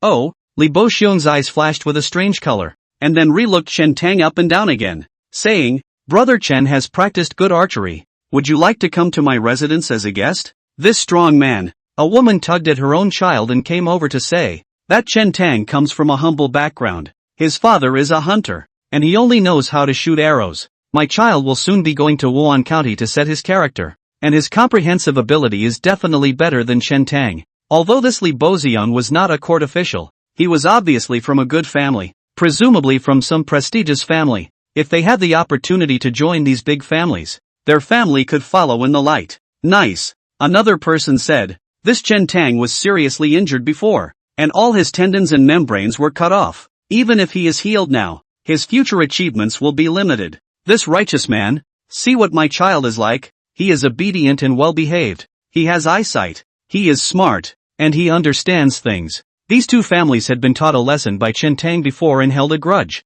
Now that they have encountered a nobleman and see wealth and riches in front of them, they naturally all want to step on Chen Tang to get to the top. And they are telling the truth. Some of the big families recruiting will also look at the origin of the family. If it is too lowly, certainly cannot enter the eyes of these nobles. Mei Nianji, however, frowned. There was something odd about the words used by Feng Baoxiong. He was inviting Chen Tang to his residence as a guest, not to do anything. That's a lot of difference in meaning for one word. It was just that these women had just been frightened, experienced this change, and had a grudge against Chen Tang, so they didn't pay attention to these details. Li Bo Xiong smiled coldly in his heart as he said, "You guys look down on his origin and despise his archery skills, but this brother Chen just saved your lives with this hand of archery. Is this how you treat your saviors?" Don't say that your family's child hasn't yet finalized his character. Even if he does, I won't want him. Who knows? If he will do something ungrateful and betray his master. That's an extremely heavy statement. The women blushed and hemmed and hawed, unable to speak. A woman who knows nothing but to add to the chaos. One of the rich gentry called out and yanked the woman back. Another rich gentleman smiled sardonically. You are the ones who saved our lives. Chen Tanghe. Ha! Just then, a voice suddenly rang out. Chen Tanghe didn't save anyone just now, but he's taking advantage of the chaos to kill people. Chapter 57. The crowd followed the sound. The one who spoke was a guard of the evil wolf gang. Just now they ran towards the back with Godai in their clusters, and they could really see that Godai died under Chen Tang's arrows. Oh, Li Bo Xiong raised his thick eyebrows and did not take a stand. Seeing this, those few evil wolf gang guards hurriedly turned back to carry Godai's body over. One of them pointed to the wound on Godai's chest and said, Gentlemen, please take a look. This arrow wound is exactly the one left behind by the arrow Chen Tang just shot. Mei Nianji glanced at Chen Tang. The latter was cloudy and calm, and seemed to have no intention of defending himself. Mei Nianji knew in her heart that this matter was true in all probability, and that Chen Tang did have a motive to kill. When Chen Tang didn't seek trouble from Godai, the culprit in that previous dispute, there was something strange in his mind, so it was waiting here. What a killjoy! All the rich gentry and big households also vaguely guessed something at this time. Previously, there were people who mocked Chen Tang for being soft and afraid to find Godai's trouble, but they didn't expect that Godai was now a dead body. Mei Nianji frowned slightly and said in a deep voice, I saw that the group of robbers just now, there were also people carrying bows and arrows on their bodies, and with all the chaos just now, it should have been the arrows shot out by the robbers. Even if the person was really killed by Chen Tang, he still had to defend Chen Tang, because Chen Tang had just saved their family's life. The arrow was clearly shot from the front, piercing through the body. Another bad wolfgang guard said, Only Chen Tang is in front. The robbers are all chasing us from behind. Mei Shui helped to explain. Then there is also the possibility that Godai was killed by an arrow from the robbers the moment he turned around. By virtue of an arrow wound, do you want to frame a good person, who falsely accuses good people? That evil wolf gang guard's face turned red as he shouted. A few of us were right next to him at the time and saw it clearly. Another person also said, Not bad. Chen Tang and our young gang master have long had a grudge against each other, and he took advantage of the chaos to kill in order to avenge his own personal grudge. Li Bozian's eyes circled around, not angry, and asked in a deep voice, Who else saw it? Those few evil wolf gang guards hurriedly stepped forward. The rest of them didn't move. Just now there was chaos. Some were only concerned about escaping. Some were scared out of their wits by the robbers. Except for the few guards around Godai, the rest of the people did not pay attention to the arrow that had just been fired. This was exactly why Chen Tang dared to make a move. An arrow wound that doesn't convict him. With Godai dead, these evil wolf gang guards would definitely return to Chanza County. Chen Tang's original plan was to kill a few of them on their way back, and the crowd would only blame the group of robbers for the group's death. Chen Tang does have some grudges with Godai is true. Just now, one of the women had the courage to tell the story of the previous conflict in graphic detail. Li Bo Xiong stared at the woman with a stern gaze and slowly said, I'm asking who else saw it. Did you see it? The woman was startled by Li Bo Xiong's tone and eyes, and hurriedly shook her head, saying, No, didn't see it. So you guys are the only ones who saw it? Li Bo Xiong turned his head to look at those few bad wolf gang members. Several evil wolf gang guards felt that Li Bohong's tone, a bit wrong, could not help but look at each other. A burst of weakness, did not dare to answer. Li Bohong asked again, I just heard that the is the young gang leader. What gang are you? Bad wolf gang. Several guards replied in a hurry. If this person recognizes our master, or has some friendship, today's matter will be easier to handle. Li Bohong then asked, Bad wolf gang, what kind of business? The several evil wolf gang guards were momentarily speechless, not knowing what to say.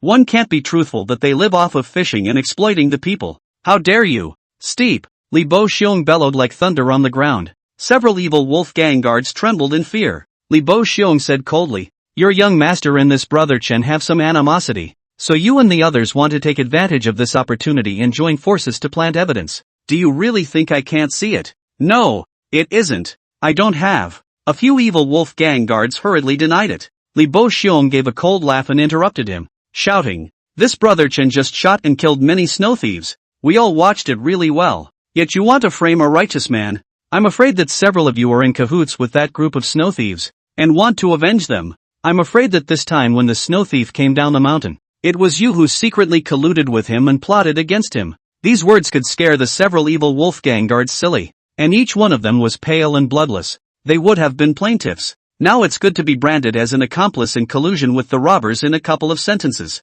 It's a head-killing offense they can't afford. We didn't know those robbers at all, and we just lost 3 people. Yes, look to the heroes for clarity. Several evil Wolfgang guards hurriedly explained. Li Bo-xiong snorted coldly and waved his hand. Tie them up first and bring them back for proper interrogation. The group of guards behind him rushed forward, and in 3 or 2 strokes, they tied up these evil Wolfgang guards and chained them together with the group of robbers. In the crowd, there were a few wealthy gentry and big families who saw this scene and had a moment of palpitations and secret fear. They had been taught a lesson by Chen Tang before and had suffered a big loss, and just now they all wanted to come forward and testify along with the evil Wolfgang. Just seeing that Li Bohong seemed to be quite appreciative of Chen Tang, a few people weighed their options and still did not make a sound. Luckily they didn't come out of the woodwork, or they'd be branded as fellow robbers by now. Li Bo-xiong looked at Chen Tang, nodded slightly and said, "Brother Chen, don't worry. These robbers and their accomplices, I will take them back for proper interrogation and will never wrongly accuse a good person." "Thank you, Brother Li." Chen Tang vaguely guessed the identity of this person and changed his address. Li Juwenqing's second brother, called Li Zhongmo. This one's called Li Pak Hung. If we were to rank them according to Bo Zhong Shuji, the probability was that this one would be the head of the Li family. Li Junqing's elder brother. Li Boxiong should have heard about him from Li Junqing and Li Zhongmo's mouths before settling a few people from the evil Wolfgang for him, and listening to his tone, these few people should not be able to survive. When Li Boxiong saw that Chen Tang had changed his name, he knew that Chen Tang had guessed his identity. The two men smiled at each other heartily. Li Boxiong looked at Chen Tang with a few more points of appreciation and said, "Why don't Brother Chen travel with me to Wan County and sit in my residence then? It's inconvenient for the time being. When we get to Wan County, I'll pay a visit when I have the chance." Chen Tong cupped his fists and politely refused. He still had important matters to attend to, and it might not be easy for him to get away when he arrived in the middle of Li's residence.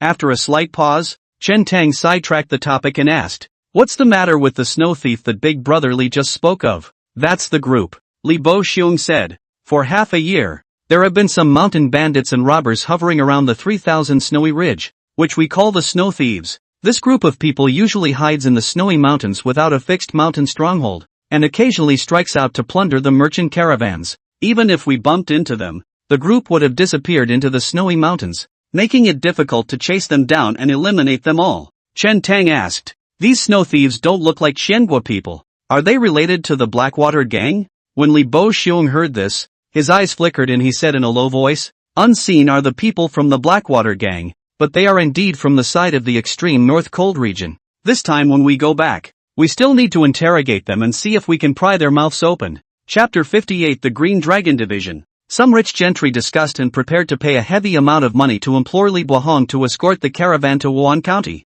The people have become birds of prey, fearing that the group of snow bandits will return. If the caravan is robbed, not to mention the money, even their lives will be lost. Li Bohong agreed after a little bit of contemplation. Raising such a light cavalry is expensive. Moreover, he was really worried that the snow thieves would make a comeback and Chen Tang and his group wouldn't be able to cope with it. The merchant caravan reorganized and packed up again, and under the escort of Li Boxiong, they resumed their journey. "Brother Li, what is the relationship between the extreme North Cold Domain and the Blackwater gang?" Chen Tang will inevitably fight with the Blackwater gang in the future, and it is rare to meet someone who understands, so it is a good time to ask for advice. "Not directly related." "Exactly." Li Boxiong rode his horse and walked beside Chen Tang's carriage, saying, "There are 7 countries in the extreme North Cold region, which we call the 7 countries of the cold region. One of these countries is the Blackwater country. The Blackwater gang doesn't trust foreigners, and all the people in their gang are from the Blackwater kingdom."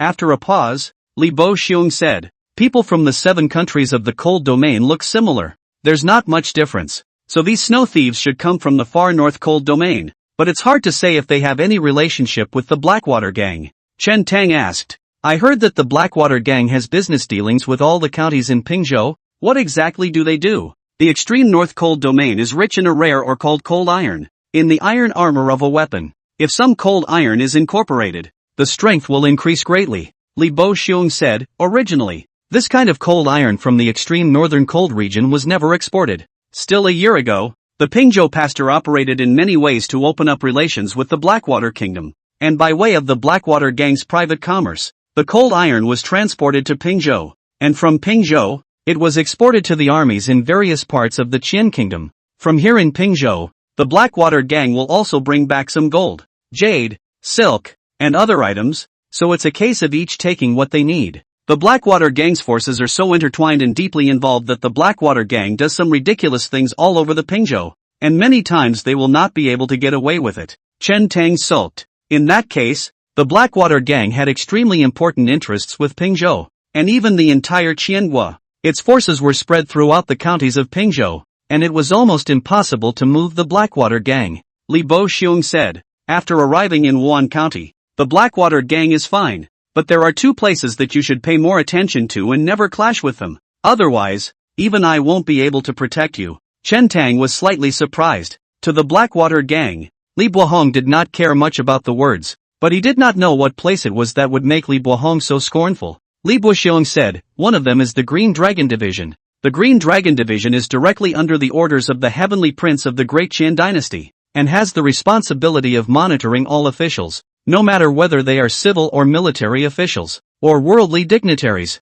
The Green Dragon Division cannot go to the Yamen, and directly arrest them in prison, and interrogate them in the division. Chen Tang nodded. This is indeed a big enough power, somewhat similar to the Jinyui in the previous world. Li Bo-xiong nodded and said, the Qinglong Division has subdivision guard stations in all state capitals, county capitals, and border towns, like the commander of the Qinglong Division in Wan County, who is a lieutenant. Nominally, the lieutenant of the Green Dragon Division is one level lower than the county guard, but has the power to arrest the county guard. Chen Tang was not surprised by this. Directly under the orders of the Son of Heaven, answerable only to the Emperor, with power. The magnitude of it is naturally unimaginable. Li Bo-xiong added, only, there is a place in Wan County where even the Qinglong Division doesn't dare to go in and take someone. Oh, Chen Tang was greatly surprised. It's the Xian Tianguan, isn't it? Just then, the fat old man's voice came out from within the carriage. Li Bo-xiong nodded his head and said,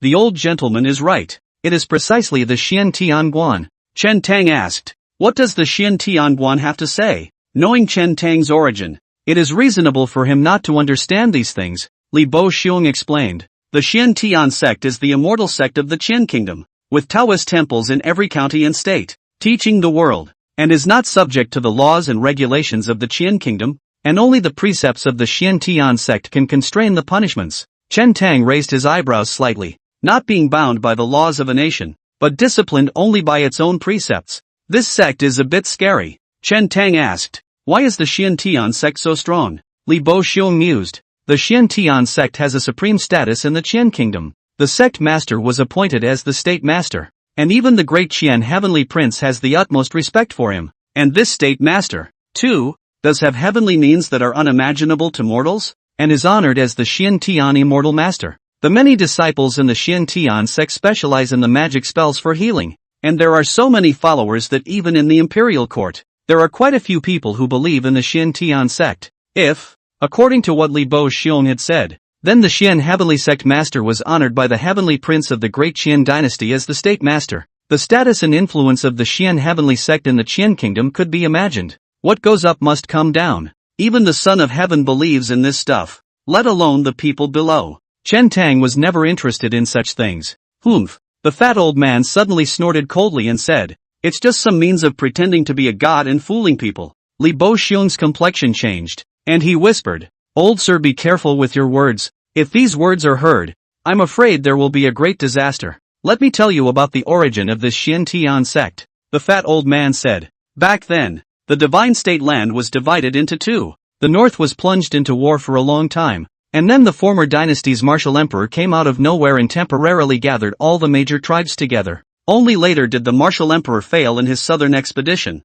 He was betrayed, and when the cold domain invaded, the martial emperor eventually fell. The former dynasty collapsed, and the northern part of divine state was plunged back into war. In the midst of this chaotic world, the Xian Tian sect rose to prominence and passed down a prophecy. The true dragon descended into the world, changing the heavens and changing the earth. And the year was in the present day, and the world was in great fortune. and the one chosen by the true dragon is the new true dragon son of heaven. As the northern part of the divine prefecture has been shrouded in war for many years, the people are not happy, plagues are rampant, calamities are everywhere, and stragglers are in the air. The Shin Tian sect relied on rune water, the way of curing the sick with charms, and preached throughout the northern divine state, curing the sick and attracting the people to believe in it. Chen Tang frowned slightly. This type of evangelism seemed to be something he had heard of in a previous life. The fat old man let out another cold laugh and said, "What talismanic water? Talismanic incantations. They are all tactics used by those in the square arts to cheat people." Li Bo Xiong said, "The old gentleman is wrong. In which there are quite a few people cured, denying that there will not be so many people believe. It's natural." The fat old man laughed coldly and said, "Some of the talismanic water contains only some herbs. There are also some illnesses that can heal themselves without drinking that laborious talismanic water. And for those who can't be cured, the Shin Tian sect says that people don't believe in the religion or their hearts aren't sincere enough. According to this rogue method, even if you drink the old man's urine, you can cure the disease, and it's not my fault if you can't cure it anyway. It's your heart that's not sincere enough." The fat old man's words were extremely rude, but Li Bohong didn't say anything. There are some truths that he has not seen to understand. It was just that the Shin Tian sect had an unshakable position in the hearts of most Xianghua people. He had a hard time accepting the fat old man's statement for a while, but didn't refute it. Chapter 59 Wan County. Toward evening, the caravan paused to rest, and a few bonfires were raised alongside the official road. Liebherr stayed with the light cavalry under his command. Chen Tang was still sitting around a small fire with the fat old man, Chang Mu, and Ji Wei, and didn't bother to join the others. During this period, Qing Mu could see that Li Bo Xiong's attitude towards Chen Tang was a bit special, and he was curious, so he inquired about a few things on the side. Chen Tang either smiled without saying anything or digressed. After chatting for half a day, Chang Mu didn't extract any useful information. Mei Nianji and all the rich gentry and big families first went to Li Bo Xiong's side to toast some wine, and then brought people to Chen Tang's side. After the incident during the day, except for those few heads of households who had clashed with Chen Tang before, most of the rich gentry's impression of Chen Tang had been greatly changed. Moreover, Chen Tang had stepped in to save them during the day, and the crowd had come over to thank him. Chen Tang was too lazy to pay attention to these things and casually dealt with a few sentences before dismissing them. Master Mei Pavilion stays behind. Finally, Chen Tang called Mei Nianji to a halt. Chen Tang asked, "What does Pavilion Master Mei think about the snow thief that appeared during the day?" Mei Nianji thought for a moment and shook her head. But he heard something in Chen Tang's words, so he asked, "What is the opinion of Xian nephew?" "Can't say." Chen Tang shook his head and said, "It just feels like these snow thieves, like they are rushing towards the Plum Blossom Martial School." Mei Nianji frowned. Mei Yingxue was half convinced and half doubtful, saying, "It shouldn't be. We don't have any grudges with the martial arts center and these snow thieves, so why would they come at us?" Mei Nianji frowned and said, "When Xian nephew said this, I also have a bit of this feeling. It's just that I really don't know these snow thieves and have never come into contact with them, so how could I be targeted by them?" Chen Tang had a vague guess in his mind, but he couldn't pinpoint it. According to what Meng Liangyu said, the Blackwater gang wanted to completely control Chanza County. In addition to eradicating the Bad Wolf gang, the second thing to be resolved was the Plum Blossom Martial Arts School. If these snow thieves were related to the Blackwater gang, then the interception during the day should have been an operation against the Plum Blossom Martial Arts Center. Chen Tang reminded, Changsa County may be about to change, and when that happens, the Plum Blossom Martial Arts School may not be spared, so Master Mei should make early preparations. By change of day, wise nephew means. Mei Nianji's heart fluttered. Chen Tang did not answer, but only said, "We are going to settle down in Wan County after we traveled there this time." Before this, he conferred with several people in his family. After the Shan Yuan festival, the Blackwater gang's power should take over the entire Chanza County. It was difficult for Chen Tang to stay in Chanza County and completely avoid the ears and eyes of the Blackwater gang. The fat old man naturally raised his hands in approval. That house in Chen Tang is too small. It was inconvenient for 4 people to live there, and both he and Chen Tang had to bunk down in the outhouse. And there's so little food and wine in Chanza County, just in time to get a bigger house in Wan County. "Are you guys moving out?" A hint of loss flashed in Mei Yingshue's eyes. During this period of time, she often ran to Chen Tang's house, and was somewhat used to being with Chen Tang and that cousin of his, Xiao Jiwei. In the future, it will not be easy to see each other again when they are separated. Xing Mu said, It is also what Chen Tang discussed with us before we left this time, and I haven't had the time to say it to my sister yet. If you want to move around conveniently in the future, sister might as well move to Wan County as well. Mei Ying-shui looked at her father. She's definitely not in charge of things. Mei Nianji shook her head slightly and smiled bitterly. The Plum Blossom Martial Arts Center has been open in Changzhou County for some years, and all of her relatives are over there, so it's not good to move away. This ninth pin of mine still has some fame in Changzhou County, but after all, I'm old and my strength is fading, so it's hard to make a name for myself in Wan County. With these words, Chen Tang could not say anything else. The crowd dispersed. There was no talk all night. Early in the morning of the next day, the caravan set off, and without any surprises should be able to arrive in Wan County before the city closes for the day. The merchant caravan was escorted by Li Bo Xiong, and the journey was quite smooth. Before sunset, the city walls of Wan County could already be seen from afar. Li Bohong did not continue to escort them, and after saying goodbye to Chen Tang's crowd, he left with his commanders. The caravan was stopped at the entrance to the city by guards on both sides, scrutinizing everyone's road guide paperwork. The goods loaded on the caravan. You are all offended. The Shangyuan festival is approaching, so we have to watch carefully to prevent thieves and bandits from mixing into the city, the guard in the lead said to Mei Nianji. Mei Nianji looked at his official position and recognized that this was the centurion of Wan County who guarded the city gates, so he smiled and said, I am obliged to the centurion and the brothers in the army, as it should be. While speaking, Mei Nianji handed over a few taels of broken silver from her sleeve, wanting to stuff it into that 100 chief's hands. The centurion put his hands behind his back and shook his head no. Mei Nianji coughed lightly and didn't insist. Is this a robbery? The centurion took a look at some knife marks on the merchant's wagon, blood that hadn't been wiped clean, and asked with a frown. Yes. Mei Niandao, fortunately, a righteous man arrived in time. The two chatted briefly at the city gates. Generally speaking, the people were not allowed to walk freely in the Qian kingdom to restrict the movement of the population and to prevent stragglers from rising in all directions. When you want to travel, you have to rely on the road guide, which explains the reason. Of course, these restrictions were useful for ordinary people. As for people from famous and powerful families, they could be ignored. The guards guarding the city were generally not unkind enough to stop these people. As for some Jianghu people, they are the 8 immortals crossing the sea, each according to their own means. If you don't have an official road guide, it will be difficult to enter the city openly. The road guide for Chen Tang's few people had been prepared long ago under Meng Liangyu's arrangement. While the guards at the city gates were inspecting the caravan, Chen Tang sat in front of the carriage, his eyes rotating as he inspected the guards' arrangement at various places on the city walls of Wan County, the mobile guards, and silently memorized them in his mind. The city wall of Wan County was about 3 zhang high, and Chen Tang judged that it was probably as high as a 3 or 4-story building in his previous life. If it was a month ago, this height, he would definitely not be able to go over it. But today it's different. After lingering at the city gates for a while, there was nothing wrong with the caravan, and under the signal of a few guards,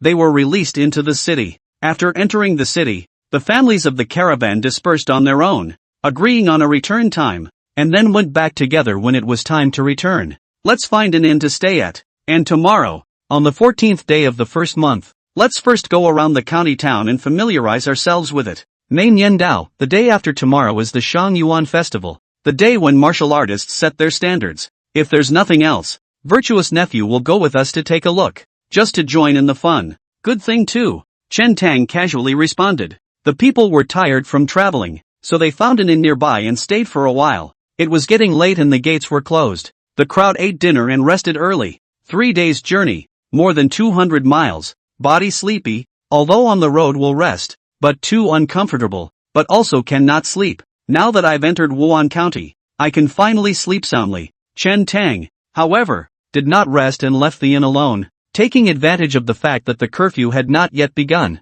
He came to the alley near the city gate and continued to observe the guards above and below the city wall. Chapter 60 Buying Horses in the Eastern Market. Wan County is located to the west of Changzhou County. If you want to return to Changzhou County from Wan County, you have to go out through the East Gate. Chen Tang stood guard near the city wall of the East Gate for the whole night, memorizing the patrol pattern of the guards, the rotation time and location for the whole night. He returned to the inn only when it was first light. Fortunately, this life began to practice martial arts, and there are tiger's milk, heavenly ginseng, monkey wine and other treasures such as medicinal herbs to assist. Stayed up all night. The mornings still do not feel tired. In his previous life, if he didn't sleep a night, the whole person seemed to have been sucked out of the 3 souls and 7 spirits, and he was listless for a day. It didn't take long to rest, and the crowd was already up. Manhwa came over early and pulled Changmu and Jiwei down to have breakfast. Then she wanted to take Chen Tang and the others for a stroll on the street. Wan County is indeed much more prosperous than Tiger County. Here, Chen Tang had already felt some of the smoky atmosphere only found in the city. Everywhere you can see peddlers and peddlers, people leading carts and selling pulp, and the streets are much more spacious, with stores, inns, and restaurants of all kinds and sorts on both sides. There are also street vendors, what with chest-breaking boulders and sword-swallowing and fire-smoking and such. The sounds of hawking, yelling and hollering were intertwined in a cacophony of sound and bustle. It is that casting weapons blacksmith store. Our more than Tiger County old son had of the look much more stylish. Inside, a dozen or so burly men, bare-armed, all tendon flesh and dripping with sweat, kept pounding the freshly red-hot iron, making clanking noises. The fat old man in Changmu had traveled the country for many years and had been to many counties and state capitals, and had long been accustomed to this scene. Jiwei also just looked around. Those in front of her had made some impression in her childhood memories. Her home place seemed to be 100 times more prosperous than what was right in front of her. On the contrary, Chen Tang was greatly surprised by the novelty and looked around. As a modern person, used to seeing skyscrapers, concrete, to this ancient town, in the downtown area, looking at the crowd, bustling, don't have a feeling. Merchants and stores on both sides of the street have also hung one lantern after another in front of their doors in preparation for the Shangyuan festival tomorrow. Where is the fixed-pin schoolyard in Wan County? Chen Tang asked. I'll take you there now. Manhwa smiled faintly and led the crowd in the direction of the West City. It didn't take long to see an area surrounded by a high wall from afar, with a spacious gate and several soldiers in armor standing at the entrance, obviously from the military. At this time, there were already some people coming in and out, and the soldiers at the entrance did not stop them. Manhwa explained. Tomorrow the Shangyuan festival will begin to set the goods. Today the schoolyard is open to the public. You can come and familiarize yourself with the grounds in advance, but you cannot touch any of the weapons inside. While saying this, he led the crowd into the schoolyard. It was extremely spacious inside, and from afar, one could see several weapon racks placed right in front of them. The most conspicuous among them was a whole row of bows and arrows. Each bow, occupying a shelf, is labeled with a few stones. There are 9 bows in all, corresponding to 1 to 9 stones. Manhwa looked at his 2 sons and a group of disciples behind him and said, when you participate in the finalization of the product tomorrow, you must not be reckless. You must start trying from a 1-stone bow and progress step by step. Every session of fixing the product, there are people who don't have the courage of their convictions and want to directly. Drawing a 3-stone bow results in straining the muscles instead, and in severe cases, even the large tendons in the arms collapse. The crowd agreed, each with a look of excitement in their eyes. It was only a pity that they were not allowed to touch it today, otherwise they would have rushed up to try it. In the Qian Kingdom, bows of 1 stone or more are not allowed to be privately stored by the people, not to mention that blacksmith stores are not allowed to cast them privately. Therefore, on weekdays, the people simply did not have access to 2-stone and 3-stone strong bows. The crowd had gone around the schoolyard and it was nearing noon. After having a meal in a nearby restaurant, Chen Tang separated from the crowd and said, I'll take a look around elsewhere by myself and take a casual walk. You guys go have fun. Chen Tang came to the vicinity of the East Market and didn't walk for long before he saw a horse market. Chen Tang had never ridden a horse in his previous life, and he had never had the opportunity to ride a horse because he came from a poor background in his previous life. But he had to get back to Tiger County tonight, and the 200-mile journey was best done on horseback, and fast. How do you sell horses? Chen Tang looked around the stables and could not see at all which horse was powerful and ran fast and far. He didn't know anything about recognizing horses and didn't know anything about horses. That depends on what kind the young warrior wants. The owner of the horse market said, 100 miles a day, 400 miles a day, and 1,000 miles a day sweat-blooded BMW. Surely not the same price. You've got a sweaty horse that travels 1,000 miles a day. Chen Tang's eyes lit up. If you can travel 1,000 miles a day, Wan County to Tiger County can be reached in less than 2 hours. When the horse market boss heard Chen Tang inquiring about sweat-blooded BMWs, he couldn't help but look Chen Tang up and down and laughed. I don't have any sweat-blooded BMWs here, but let me say something. Don't be unkind to me. Even if there are sweat-blooded BMWs, I'm afraid the young warrior can't afford them. The horses I have here, Although they don't look as divine as the sweat-blooded BMWs, but they are also good horses that travel 800 times a day. And the price is not expensive. Do you want to take a look? 800 a day? If you can really travel 800 in a day, it would be enough. However, when Chen Tang looked at the horse market boss with a treacherous look on his face, he guessed that this person was talking without a plan and was most likely fooling him. There's a lot at stake tonight. Don't buy a horse that travels 80 miles a day and end up having to run him back. Chen Tang's heart stirred and he said, "Which one are you talking about? Bring it over and I'll take a look." Okay. The owner of the horse market immediately turned around and brought over a tall horse that looked extraordinary, but when the horse came to Chen Tang's side, it suddenly looked like it had been frightened by something, and suddenly its knees bent, and the whole horse directly knelt down. The owner of the horse market froze for a moment and hurriedly kicked and yanked, trying to pull the horse up, but the horse seemed to be lying there, paralyzed and not getting up. His body trembled slightly, and in no time he was foaming at the mouth and fainted. Chen Tang said with an innocent face, "Boss, your horse doesn't work." The owner of the horse market was full of bad luck. He had just taken a look and realized that Chen Tang didn't know much about horses, thinking that he could fool around a bit and pit some more silver. As a result, his own horse was so indisposed, and somehow, he suddenly became ill. Even a little cutie. "Can all see that this horse doesn't work?" The horse market owner said. "I'll get you another one." Chen Tang said, "I'll go directly to that stable of yours to take a look. It's okay for you to pick." The owner of the horse market said. Chen Tang walked towards the stables. Just approaching, those horses seemed to sense something and suddenly became a bit panicked, flipping their hooves and shining their palms, kicking furiously with their backs, and even trying to break free from the reins. Chen Tang shook his head and said, "Boss, these horses you've raised aren't very good-tempered, and if I were to ride on them in this condition, I'd have to be lifted off before I'd gone far." "It shouldn't." The owner of the horse market was flabbergasted. "Although these horses are not good horses, they are usually quite docile. Why are they suddenly sick en masse today?" Chen Tang asked again, "Do you have any other horses left? If not, I'll change places." Seeing that Chen Tang was about to leave, the owner of the horse market hurriedly said, "Yes, do you want a docile horse? I have a horse at home that is extremely docile. Even a tiger or leopard in front of it will not be frightened. To be precise, that's not docile, it's unresponsive. Just..." The owner of the horse market hesitated to speak. Chapter 61, Thunder Leopard. "Just what?" Chen Tang asked. The owner of the horse market said, "It's just that this horse isn't very pretty, but don't worry, the character is definitely good. Look at that." Chen Tang spoke up. The owner of the horse market asked the fellows around him to keep an eye on the stables, and then led Chen Tang to a mansion after walking for a while. Just stepping into the courtyard, Chen Tang saw the horse at a glance. It's really ugly. Horse color mixed impure, fur yellow and brown mixed as if the tiger spots leopard pattern. There is nothing regular. A glance, the body messy piece, as if the weeds. It wasn't the horse's looks that were most conspicuous. Mostly, the horse reeked of booze and was lying on its side in the yard, snoozing soundly, with an empty wine jar dumped beside it. Chen Tang had previously thought that horses slept standing up, but today was a break in perception. "You are stealing alcohol again." The owner of the horse market was furious when he saw this scene, and with a red face he ran up and kicked the horse heavily in the belly,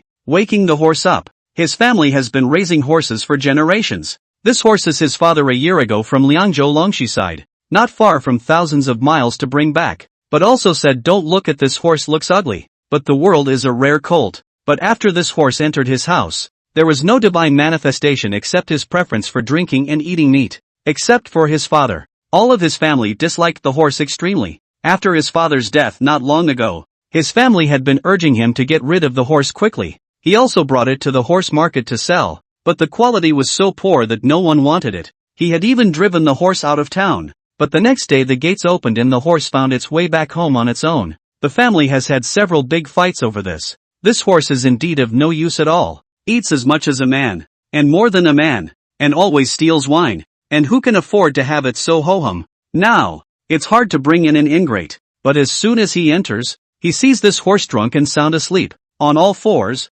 What a disgraceful, indisputable thing. The ugly horse ate the pain, woke up, and was not angry, stood up and shook his fur, looked at the horse market owner in front of him, and then looked at Chen Tang. This horse's eyes fluttered about in a chaotic manner, very soulful, as if it had landed unconsciously on the wine gourd at Chen Tang's waist, and then skimmed away again. "That's an interesting horse. Although Chen Tang didn't know anything about horses, this horse looked quite humane and looked very resourceful. Horse market boss seems to realize that he is in a hurry, said Alik, turned back and smiled sarcastically, said this horse at this point is not too good, a little bad hobby, usually love to drink a little wine. Ha ha, Chen Tang laughed out loud, unimpressed, and said, no harm done, I love a little drink too. The owner of the horse market brightened up and said, that's great, I've long seen that the young warrior has an extraordinary appearance, and it's just a perfect match for the temperament of this divine horse. What's the disposition of this horse?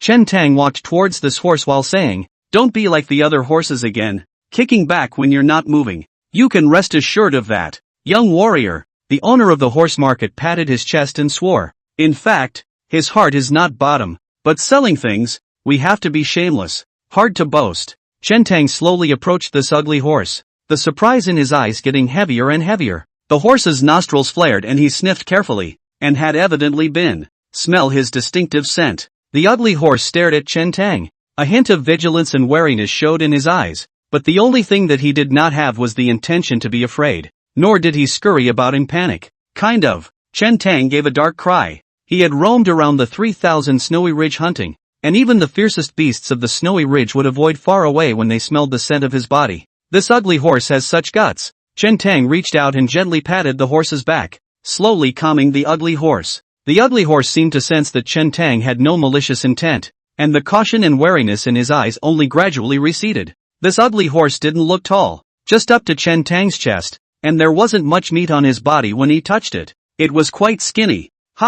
Only when he got closer did Chen Tang see clearly that there was also a sarcoma-like thing growing under the jaw of this ugly horse. Chen Tang gently touched it, and the ugly horse seemed extremely uncomfortable, shaking its head and neighing softly. There was also something strange about this ugly horse's cry, different from the usual horse neigh, as if it was mixed with a hint of thunder. A light suddenly flashed in Chen Tang's mind. He suddenly remembered that he seemed to have read about this horse in the word book of his previous life. It is said that during the Sui and Tang dynasties, there was a general of some kind whose mount was named Hurai Leopard, 1 zhang long and 8 feet tall, also known as the dragon colt. This horse usually do not scream. There is a sarcoma under the jaw, sarcoma and 3 whiskers on the hair. A grasp of the sarcoma horse will be lightly screaming. A pull on the hair on the sarcoma. The horse will tilt his head in long hissing, screaming like thunder. What's even better is that any other horse that hears this yell will immediately go limp with fear, ting and pissing so much that they can't get up. Moreover, this horse was very peculiar,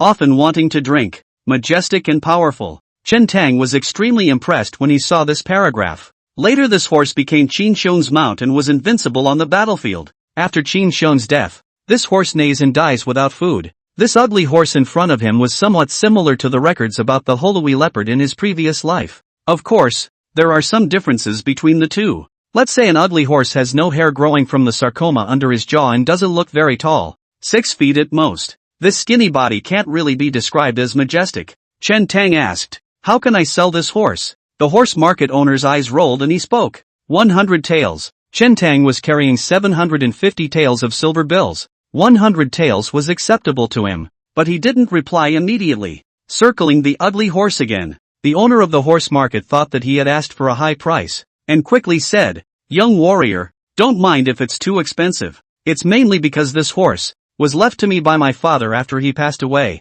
and I have a different feeling towards it. Alas, once I see it, I think of my father. After saying that, the owner of the horse market showed a sad face and was saddened. Chen Tang sought his mind at a glance and laughed coldly in his heart, saying, then this horse does mean a lot to you, so it's not good for me to take it away from you. The horse market boss heard, thought he had overacted, and hastened to find a remedy. Said, the significance is there, but not much. Old horsehead, you're fooling around there again. Just at this moment, the main house rushed out a woman, pointing at the horse market boss, splitting his head and cursing, old lady there to see half a day. What 100 taels, 10 taels on sale. Honestly, this horse can't even be given away. Ordinary people have trouble living on their own and raising, can't afford a horse. The rich and powerful can afford to keep them, but who would keep such a waste of a horse that only knows how to drink and eat meat? And the horse is just too ugly to even have a nice looking hide. It's just useless. Now, it was not easy for this person to be interested,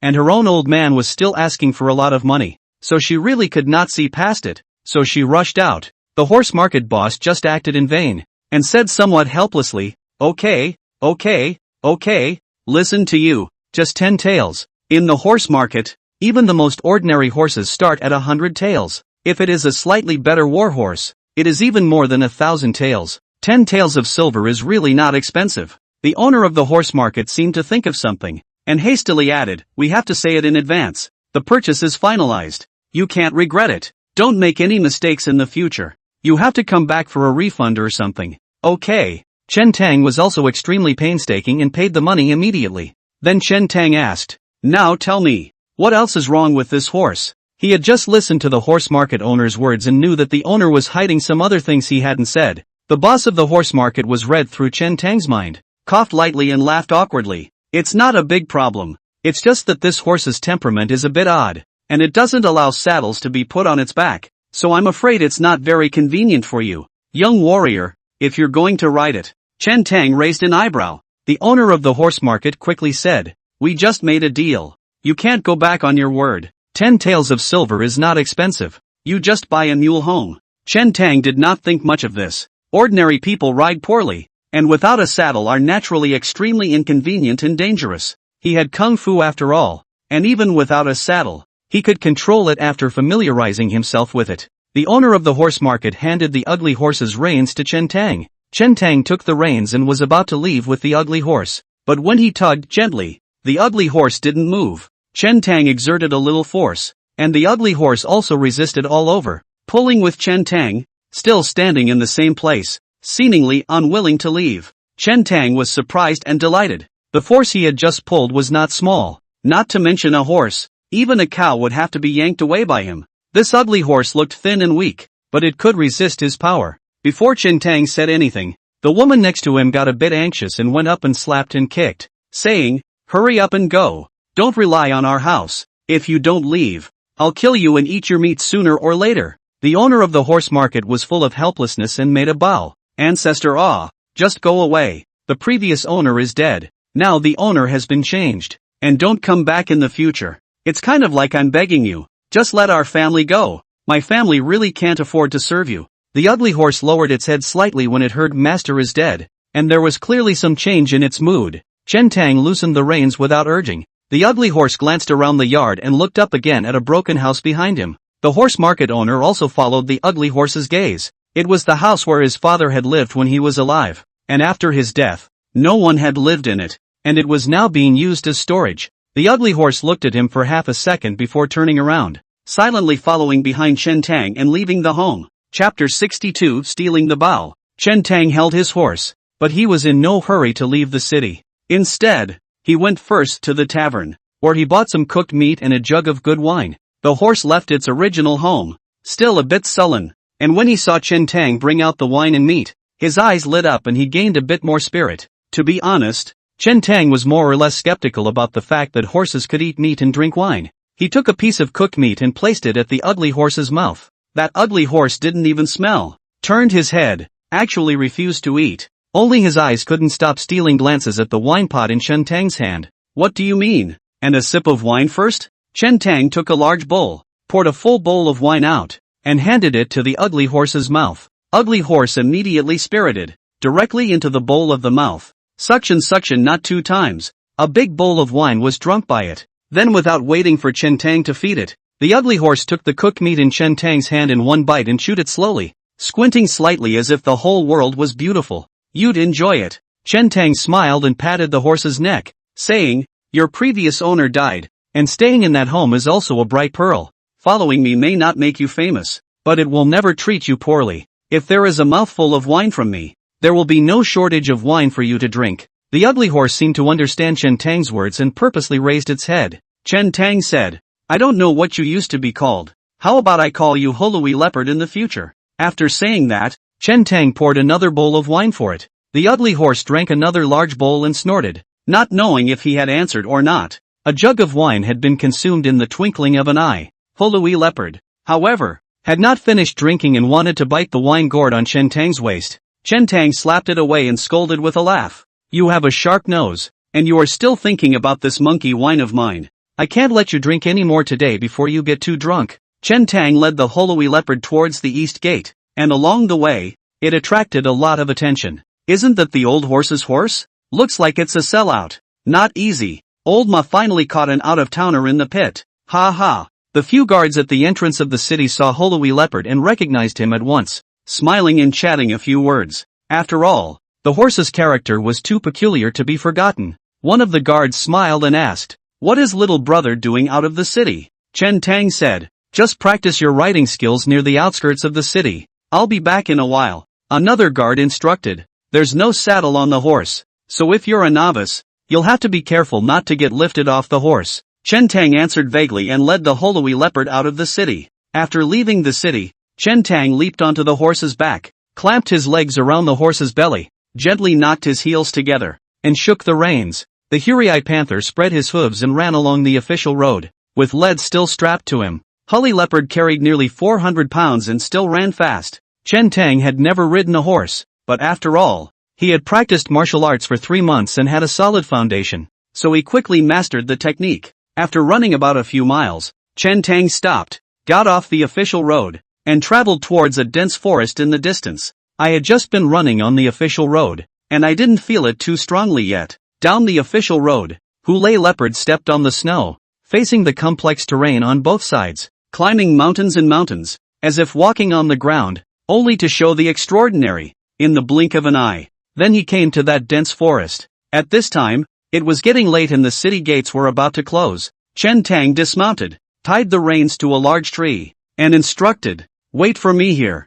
I'll come to you in about an hour or two. Can you hear me?" He had to return to Wan County, and he had to show those guards that he was back in town. Chen Tang instructed, and then he was about to turn around and leave. But just as he raised his foot, he saw the Holloway Leopard suddenly biting the corner of his coat, pitifully, with a hint of aggression in his eyes. Chen Tang understood at a glance and patted its neck, soothingly saying, "I'm not going to abandon you. Later on, I'll come to find you. At that time, you accompany me to do an important thing." This time, the Holloway Leopard seemed to understand and let go of Chen Tang's coat. Chen Tang turned back and traveled towards Wan County. "Look, isn't that the teenager who just left the city?" As soon as the few guards at the east entrance raised their eyes, they saw the downcast Chen Tang, returning on foot. One of the guards stifled a laugh and asked, "Where's your horse, little brother?" Chen Tang was muffled, then dropped hard. "I've told you to be careful. You lost your horse? You don't have to worry about that. The city gates are closing soon. When the gates open in the morning, that horse will know to come back on its own. Just keep an eye on it." A few guards saw that Chen Tang was still covered in snow, so they guessed the general idea. Chen Tang didn't say anything, arched his hand, and entered the city. It's a belly full of resentment after being suffocated by the fall. Ha ha. A few more casual banter from a couple of the guards. After Chen Tang entered the city, he returned to the inn, greeted Mei Shui and the others, and returned to his room to close his eyes and rest, recalling tonight's plan in his mind, quietly waiting for the night to fall. After about an hour, it was getting late. Chen Tang removed the lead blocks from his body, changed into a black suit, tied the long knife around his waist, and went out normally. At this time has not yet reached the curfew. There are still many pedestrians on the street. Behavior is too careful sneaky, be seen in the eyes of people, in turn, will cause suspicion. Chen Tang traveled towards the East City. Without the lead, he felt incredibly relaxed and practically fit. Chen Tang did not head to the city walls first, but instead made 7 turns and slowly approached the East City school ground from a small path. The schoolyard had long been closed by now, with guards at the entrance and soldiers patrolling around. Chen Tang took out the masked scarf from his bosom and put it on. Taking advantage of the fact that a group of soldiers had just walked by, he quietly came under the wall on the side of the schoolyard, and put his palms on the wall, as if there was a huge suction force, twisting his body. He crossed the wall in 3 or 2 moves and went inside the schoolyard. It was quiet inside and no one was around. Chen Tang came to the patch of strong bows and first picked up the 3-stone bow, and with a slight force in his arms, he easily pulled it apart. Chen Tang put it down again and came directly in front of the 5-stone bow, took a deep breath. His feet were slightly separated, shoulder width apart, and his arms, shoulders and back, and chest muscles fired at the same time. In an instant, his muscles bulged and shone with a bronze color. The 5-stone bow, too, was slowly propped up by him, eventually reaching a full moon state, at least in terms of strength. He had already reached the requirements of the 9th grade extreme realm. It's just the layer of copper on the skin that hasn't faded. Chen Tang's trip to the schoolyard was not out of curiosity to test, but mainly for the purpose of stealing the bow. For him, a one-stone bow was enough. However, there was no room for error in tonight's matter, and Chen Tang decided to use a stronger bow with greater power. Chen Tang tried it and carried the 3-stone bow on his back. Generally speaking, even if a martial artist of the 9th grade, or the 8th grade, with the strength to open a 5-stone or 6-stone bow, when they really use it, they will only use a 1-stone bow. It's like how many people can lift a couple hundred pounds but use a weapon that weighs only a few pounds. More than 10 pounds, the average person will not be able to use it smoothly, and it is difficult to run it freely, as if it were an arm. Chen Tang didn't need to shoot too many arrows, 1 arrow, 2 at the most, but this arrow, it must be able to kill. No accidents. The 5-stone bow he could only barely draw. Unable to shoot an arrow, a 3-stone bow is just right. Chapter 63, The Night Run. Chen Tang just carried the bow on his back, but didn't take any arrows. The arrows in the schoolyard, all of which are specially marked, are inconvenient to use, and you can just find a few at random in Changsa County. After sticking to the corner of the wall and listening for a while, and waiting for a group of guards to walk past, Chen Tang crossed the wall in 3 or 2 tries and sneaked towards the city wall. Coming to the edge of the city wall, Chen Tang hid in a corner and did not hurry. He took off the long knife at his waist and strapped it tightly to his back, lest when he climbed the wall, it shook and knocked on the wall with a noise that drew the attention of the guards. After carefully checking to make sure there was nothing wrong, Chen Tang crawled up along the corner of the wall, towards the wall. By this time, the night was dark. Thick clouds covered the moonlight, and Chen Tang's entire body was stuck to the city wall,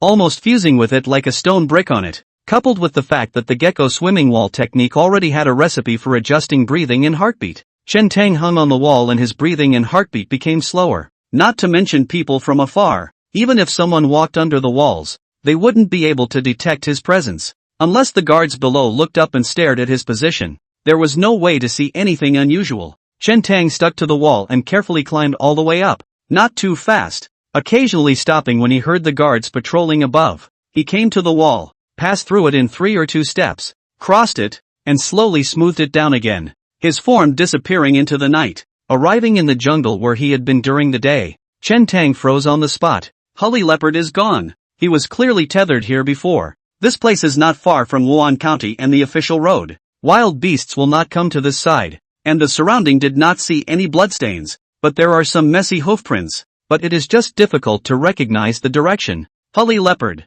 Chen Tang shouted a few times in all directions. The jungle was dark and there was little response. Looks like you'll have to run through it on your own. With his footwork, he would be able to run to Changsa County, but he would surely consume a great deal, and he might not be able to make it back tonight. Chen Tang took off the wine gourd on his waist and prepared to smother a mouthful of wine before departing immediately. He had just rattled the cork when a noise came from behind him. A black shadow suddenly rushed out from the forest, lightly raising its hooves and snorting. After seeing Chen Tang, his eyes were filled with joy and excitement. It was none other than Holy Leopard. You don't come out when you're yelled at, but you pop up when you smell the booze. Chen Tang gasped and laughed, slapped Holy Leopard's neck and said, "Do you only recognize wine and not people?" Holy Leopard seemed to be a little embarrassed by the words, lowering his horse's head, rubbing over towards Chen Tang's cheek one by one, his eyes still stealing glances at the wine gourd in his hand from time to time. "I can't drink today, but I'll let you have your fill tomorrow." Chen Tang rolled onto his horse and drove the Hurai Leopard, galloping towards Changsa County in the night. Blackwater Gang. Song Chingy, the helmsman of the rudder, sat in the center of the hall, and there were 2 other people sitting side by side with him, the 2 deacons of the Wan County Hall who had rushed over a few days ago. Nominally, the deacon was a head lower than the helmsman, but these 2 were after all from the county hall, and both were 8th grade martial artists, still above the helmsman from Chingy. These 2 deacons came over from the hall, partly because some time ago, 4 gang members died at the Changsa County branch rudder. On the other hand, it's for today's dinner. Present. In the evening, County Magistrate Sun will personally host a banquet for the Blackwater Gang helmsman, Song Boi, and the Evil Wolf Gang helmsman, Going, at the Qingyan building of the county government to discuss the future of the 2 major gangs in Changsa County. The 4 gang members who died earlier have to be accounted for as well. Ruler, Deacon Fong, Deacon Chi. The brothers have already made arrangements. A Blackwater gang guard came in and clasped his fists. Song Chingy nodded slightly and said, "Go down. We'll wait a little longer and then move." Deacon Fong frowned and asked, Is brother from worried about any accidents tonight? Deacon Chi looked calm and said, as far as I know, the go camp of the evil Wolfgang is already scared and is ready to disband the evil Wolfgang after tonight, giving up all of the territory in Chansa County. Song Qingyi said, it would be fine if he is this sensible. I am just worried that the Qianghua people are cunning by nature and don't have any plots and tricks. Humph. The evil Wolfgang is just 1/9 rank. How much can they turn up? Deacon Fong sneered in disbelief. Song Qingyi shook his head slightly and said, don't forget. You too. The 3 constables of Chansa County are all of the 9th rank. You mean to say? Deacon Chi's face changed slightly. Song Qingyi said, the evil Wolfgang is considered to be Chansa County's local gang, operating for many years. With the Sun Magistrate and the 3 constables, all have interests in the dealings. The involvement is extremely deep. With the disbanding of the evil Wolfgang, they will have a large amount of money less to pocket in the future, and they may not be willing to do so. Deacon Fong's face darkened as he slowly said, if they dare to count on us, we'll exterminate the evil Wolfgang tonight, and along the way, we'll slaughter that county magistrate's son and a few of the constables as well. Nice. Deacon Chi also nodded and said, when the time comes, we can frame the evil Wolfgang for the crime, just so we can get the young master's side to operate and get a new magistrate who knows what he's doing to come over, and Chansa County will be completely under our control. Aha. Song Qingyi said, just now I've asked my brothers to bring their weapons and guard right outside the county hall. If there is any accident, the fireworks will be the signal to kill into the county hall. By the way, what happened to the brother who died earlier? Deacon Fong frowned and asked. The 4 of them? They are all veterans of our Blackwater Kingdom who have survived the battlefield and have a lot of combat experience. With Go Ying's means, they shouldn't be able to kill them, right? I don't know. It's something I've been investigating as well, and I don't have much of a clue. Song Qingyi said, my guess is that there might be some kind of expert behind the evil Wolfgang. That's why I asked the 2 deacons to come over and press the issue this time. Just in case. Deacon Chi said, if our Blackwater Kingdom passes through the 3,000 snowy ridges and enters Pingzhou, Chansa County is the first stop, and the relationship is so significant that it really can't afford to fail, so it's good to be cautious. The bad Wolfgang, going wandered back and forth in the Great Hall, looking annoyed and unsettled. Gang Master, it's already happened, so don't be too bothered, Butler Lu advised. County Magistrate Sunside has already let us in on the news that the Blackwater Gang is determined to win Chansa County and will never allow a second force to exist. If we fight with them, we won't have any chance of winning, and I'm afraid that all of our brothers will be in danger as well. Now that County Magistrate's son is taking the lead, let's go with the flow and do the Blackwater Gang a favor that will always come in handy in the future. Battalion Chief Go let out a long breath. After a half a second of silence, he sighed. Why don't I know? It's just that our brothers have been working hard in Chansa County for many years, and now we have to give up our hands, so I really don't want to do it. Protector Huan said, Gang Master, there will be a long time to come. If Go Dai succeeds in fixing the grade in Wan County this time, we will have 2 9 grades, and there will still be a day for us to rise again in the future. Going nodded. It was a pity that this child of his family was too unlucky to pursue Maying Shui to no avail. If he could marry the Mei family, he might not be unable to fight against the Blackwater Gang. Let's go. To Green Cloud House. Going waved his hand. Butler Lu seemed to think of something and suddenly said, should we let the brothers in the gang follow? Huan frowned. It's not necessary. After all, it's inside the county government. County Magistrate's son personally stepped in. How dare the Blackwater Gang spread their wildness in the county government? Going narrowed his eyes and said in a deep voice, tell the brothers to bring their guys with them and stand guard outside the county government. That group of people from the Blackwater Gang are, after all, foreigners, ferocious by nature, and acting out of character, so it's better for us to prepare a hand. Chapter 64 Mo meets Old Huang. The speed of the Hollowy leopard was even faster than Chen Tang had imagined. In an hour and a half, he had arrived near Chansa County. Chen Tang dismounted, patted Hulei leopard's body, and said, go on your own, just stay in this neighborhood and don't go far, and come out again when you hear my whistle. The Hollowy leopard is wild in nature, and even if he is tethered to a tree, he will bite the reins off. Hurai Panther raised his horse's head to show that he understood. Then, ignoring Chen Tang, he went down the official road with a kick, and ran out of sight in the twinkling of an eye. Chen Tang traveled towards Chansa County. It didn't take long to arrive at a remote location. One of the mansions was lit up, and at the entrance stood a person with a bamboo stick in his mouth. None other than Mang Liangyu. The two agreed to meet here tonight. As Chen Tang walked into the mansion, Meng Liangyu laughed. You arrived a bit earlier than I thought. Is it still going well? Chen Tang asked. Meng Liangyu's smile withdrew and said in a deep voice. The evil Wolfgang has gone soft. Their reaction is within our expectations. It's just that there are some variables on the Blackwater gang side. It's said that there are 2 deacons coming from the hall above. Both of them are 8th grade martial artists. Our original plan was to assassinate the helmsman of the Blackwater gang, Song Qingyi, at the banquet to provoke a firefight between the 2 gangs,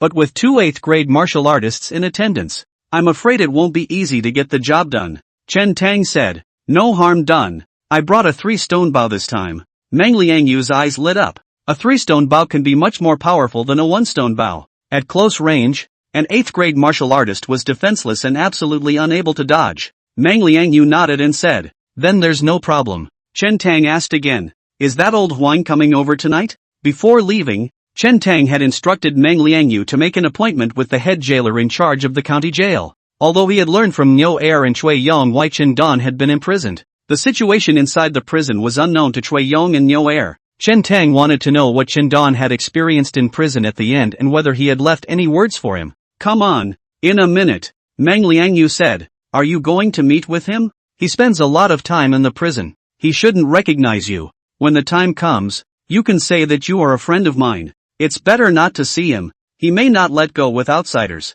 Chen Tang shook his head and said, I'll listen in the inner room. Just help me said a few words. Success. Meng Liangyu said. Just go to the inner room and stay there. When the time comes, I'll help you inquire. And I'm sure I'll be able to get the real thing out of him. Chen Tang nodded, turned around and went into the inner room. Sitting in the darkness, pulling the long knife out slowly and quietly looking at this last gift that Chen Dan had left him. Tonight, he would use this knife to settle his grudge and give Chen Dan an explanation. Less than half a column. Meng Liangyu's voice rang out from the doorway. Master Huang. This way. Gu. Sheriff Meng. I wouldn't dare to be called that. I'm a few years older. Just call me Old Huang. Chen Tang through the window slit, saw not far away walking a dry and thin old man. Perhaps not see the sun for a long time. The face is slightly pale. Hands in the cuffs. A smile on the face piled up layers of folds. It's only right to call you Master Huang. Just call me Xiao Meng. Meng Liangyu laughed out loud and welcomed Old Huang into the house.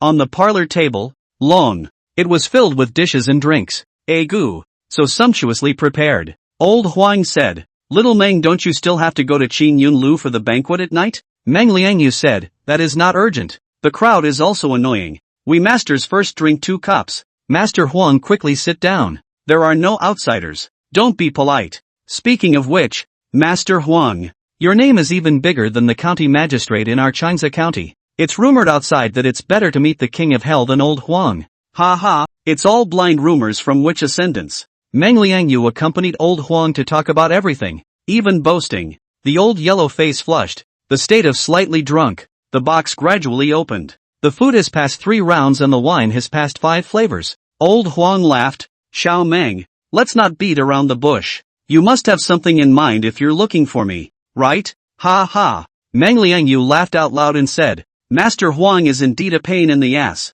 After a pause, Meng Liangyu lowered her voice and said, There is indeed something. I want to run a person. It's just that his crime isn't big enough. So I guess he won't be able to spend more than a few days in jail before he's released. Just wanted to ask Master Huang if he has any methods. Hi, I thought it was a big deal. It's just a little thing. Just mention it to me. Old Huang said. It's not that I'm bragging. In Changsha County, Master's son is naturally the biggest. But inside this prison, I am the sky. Those who enter this prison, whether they live or die, it's all at my whim. Oh, Meng Liangyu asked. What is said here? If the offense is not serious, what is the method? It doesn't matter if the charges aren't serious. Old Huang waved his hand with disinterest and said, Into the prison. There are always all kinds of ways to find him trouble. A whip torture device down. The Iron Man cannot withstand. Let's say some time ago, there was some hunter named Chen Dan, who actually didn't commit much of a crime, and in time for the new emperor to take the throne and grant amnesty,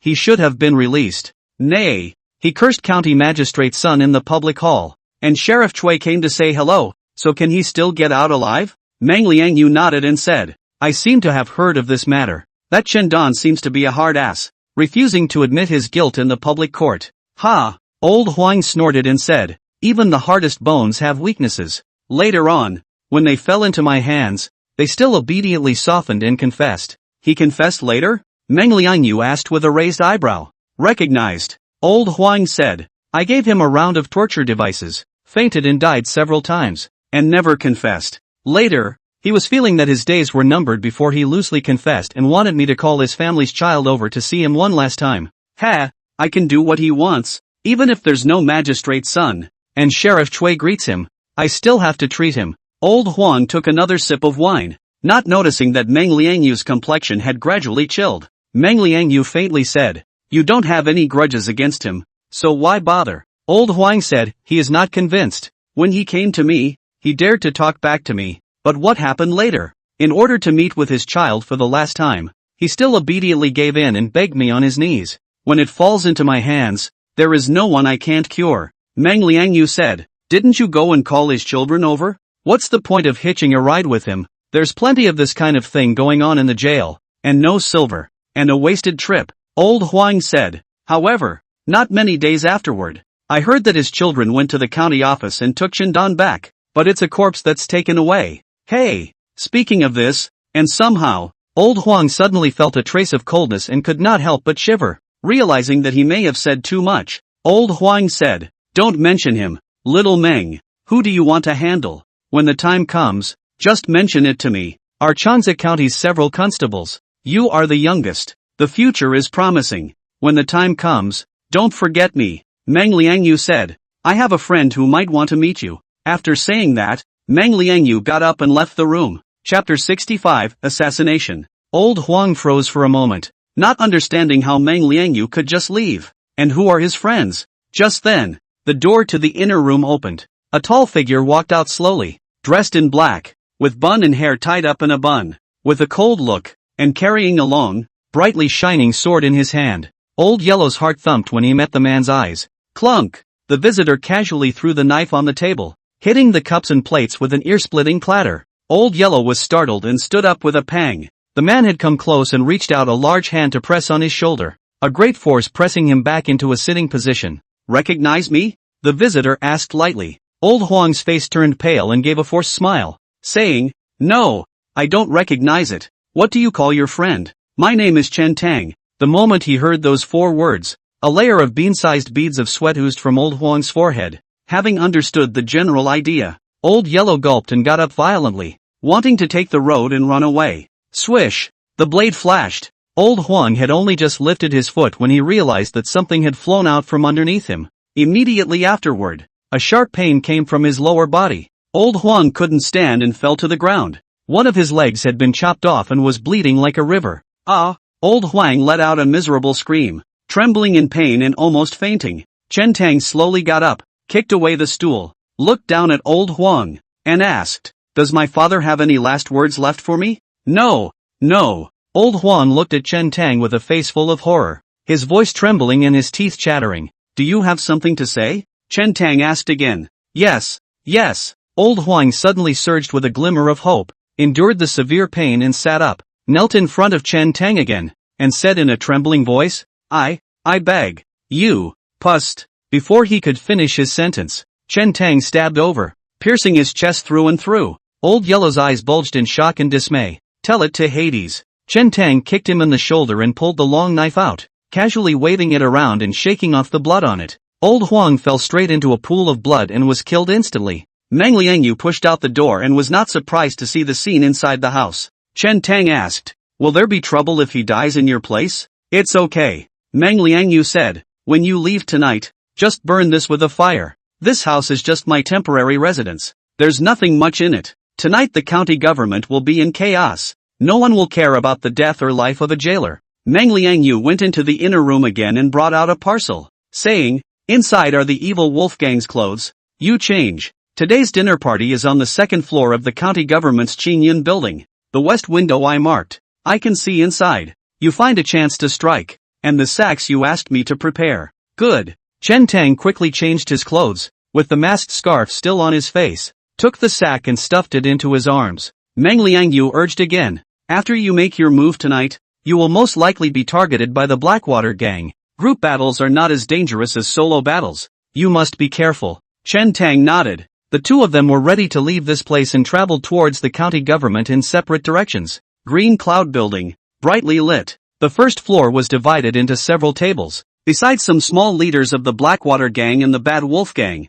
there were also the numerous constables and police officers of the county government. Second floor. Song Chingy, the helmsman of the Blackwater Gang's branch helms, Deacon Fong, Deacon Chi, and Going of the Evil Wolf Gang, Protector Huan, had already taken their seats, although the 5 men were gathered around a table. Outwardly cordial and smiling, there was a hint of wariness deep in their eyes. County Magistrate Sun sat in the main seat, accompanied by Chui Zhao, Yen Ji, 2 constables. There is also a vacancy. It is the position prepared for Meng Liangyu. Only people have not yet arrived. This little Meng is really misguided, taking so long to come. Magistrate Sun frowned slightly. Chui Zhao said, "My lord, since everyone is here, let's get started. Don't spend time here for him alone." Good thing too. County Magistrate Sun was the first to pick up a cup of wine and said, "The 2 major gangs of Archanza County, today they are gathering at this Qin Yun building. It is really rare. Let's drink this cup together."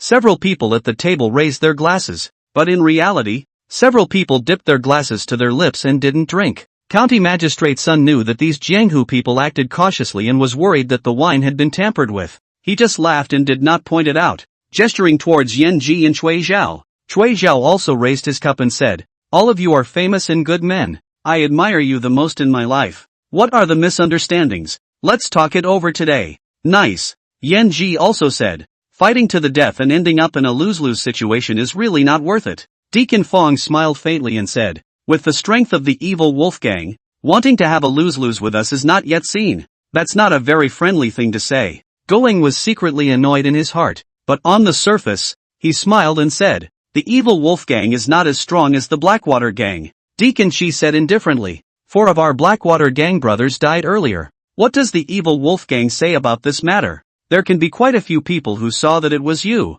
Go Gang, who initiated the action. This matter is definitely a misunderstanding. Going hurriedly explained. "I can swear to God that I didn't even leave the Bad Wolf Gang that night. I can testify for the gangmaster." Protector Huan followed suit. Song Chingy sneered, "You are all your own people, so naturally you won't admit it." The atmosphere at the table went cold. Just then, Meng Liangyu ran up from below, his face full of smiles, saying, "I'm really sorry. I'm late, haha." Meng Liangyu barged in, but it eased the atmosphere of the scene a little. County Magistrate Sun shook his head and laughed. "Little Meng, you have to punish yourself with 3 cups for coming late. Gotta have it." Meng Liangyu came to the table, poured 3 cups of wine, and drank them all. Just as everyone's attention was attracted by Meng Liangyu, a figure climbed up the beam to the 2nd floor and silently approached towards the window. Seeing the mark that Meng Liangyu had made on the west window, Chen Tang followed a crack next to it and looked towards the inside.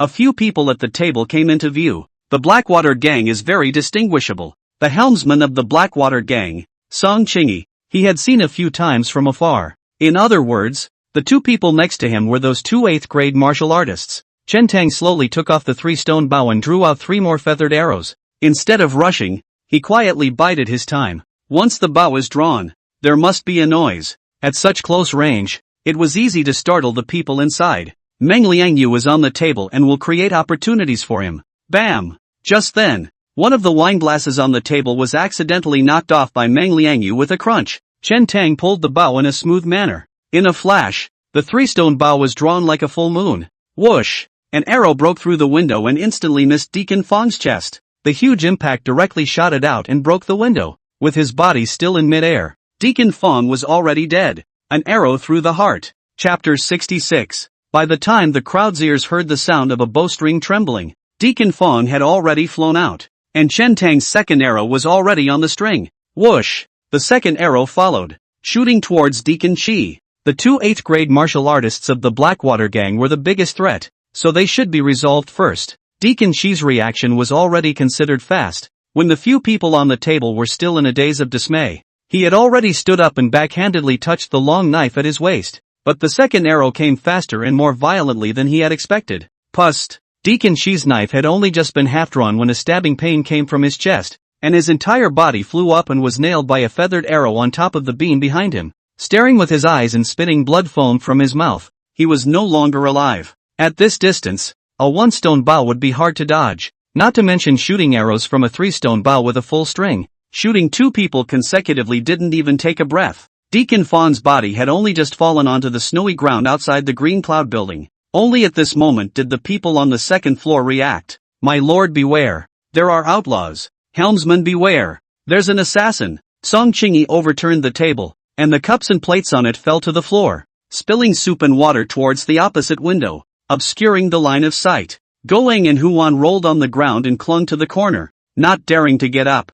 Cui Zhao and Yan Ji also dodged individually, looking for cover, their complexions in disbelief and a pang of fear. Those 2 arrows just now were horrible. The 2 8th grade martial artists didn't even react and were shot on the spot. And that my lord be careful just now. It was Meng Liangyu who shouted it out. Seeing that he completely ignored his own danger, he pounced straight over, stretched out his arms, blocked Sun Magistrate with his body in front of him, looked around, and whispered, "Don't be afraid, my lord. I'm here." County Magistrate Sun was just scared silly. He didn't know martial arts. Where had he experienced this scene? The others ran and hid, and in the middle of the whole hall, he was the only one exposed there. Fortunately, Meng Liangyu arrived in time and held him back. Even the 2 constables, Yan Ji and Cui Zhao, had just fled for their respective lives. I didn't expect that Xiao Meng, at such a young age, would be so courageous and fearless. In comparison, Yan Ji and Cui Zhao were really far worse.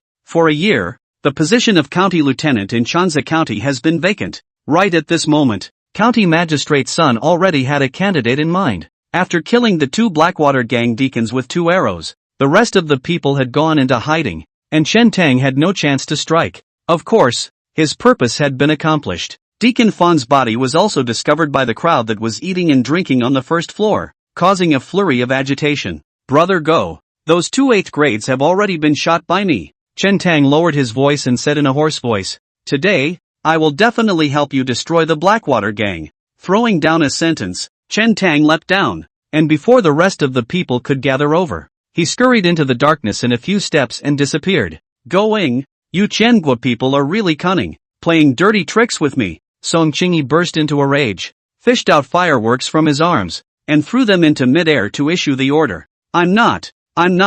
Going hastily defended himself, but his voice was already drowned out by the cacophony of noise downstairs, the sound of weapons, and the sound of fireworks bursting in the sky. Huan, 1910 to 1989, Soviet-trained Chinese Communist leader. Shocked and delighted, he asked, "Gang master, where did you find help? Even I was hidden from you.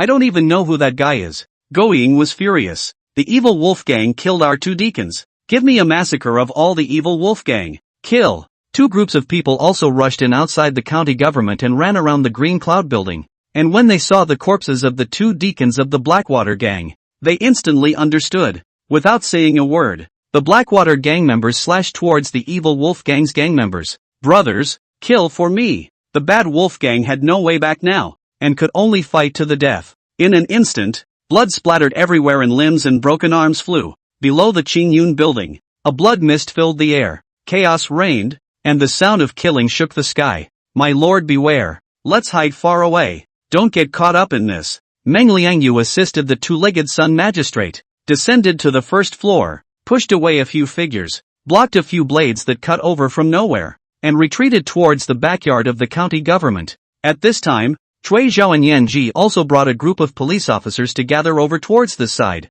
Yan Ji said in a deep voice, "With us here, there's no need for your lordship to be alarmed." "Nice," Cui Zhao said. "The 2 gangs are in a firefight. Let them bite the dog. We'll just sit back and watch the tigers fight. No matter how bold they are, they won't dare to attack the officials." Sun Magistrate saw that at this moment the 2 ran over to take credit and said a bunch of useless things, and couldn't help but sneer in his heart. "What were you 2 doing? Now that Meng has escorted me out of danger, you 2 have come running over." The more critical the moment and the crunch, the more you can see a person's true character. The 3 constables and a group of police officers escorting Magistrate Sun were walking, when in the darkness in front of them, a tall figure suddenly came out, carrying a long knife in his hand, blocking the way. The visitor's face was covered by a black cloth, and his exposed eyes glowed fiercely, just like a hungry tiger foraging for food in the darkness of the night. Ouch! No good! When County Magistrate Sun saw this person, his guts chilled and he couldn't help but cry out in shock.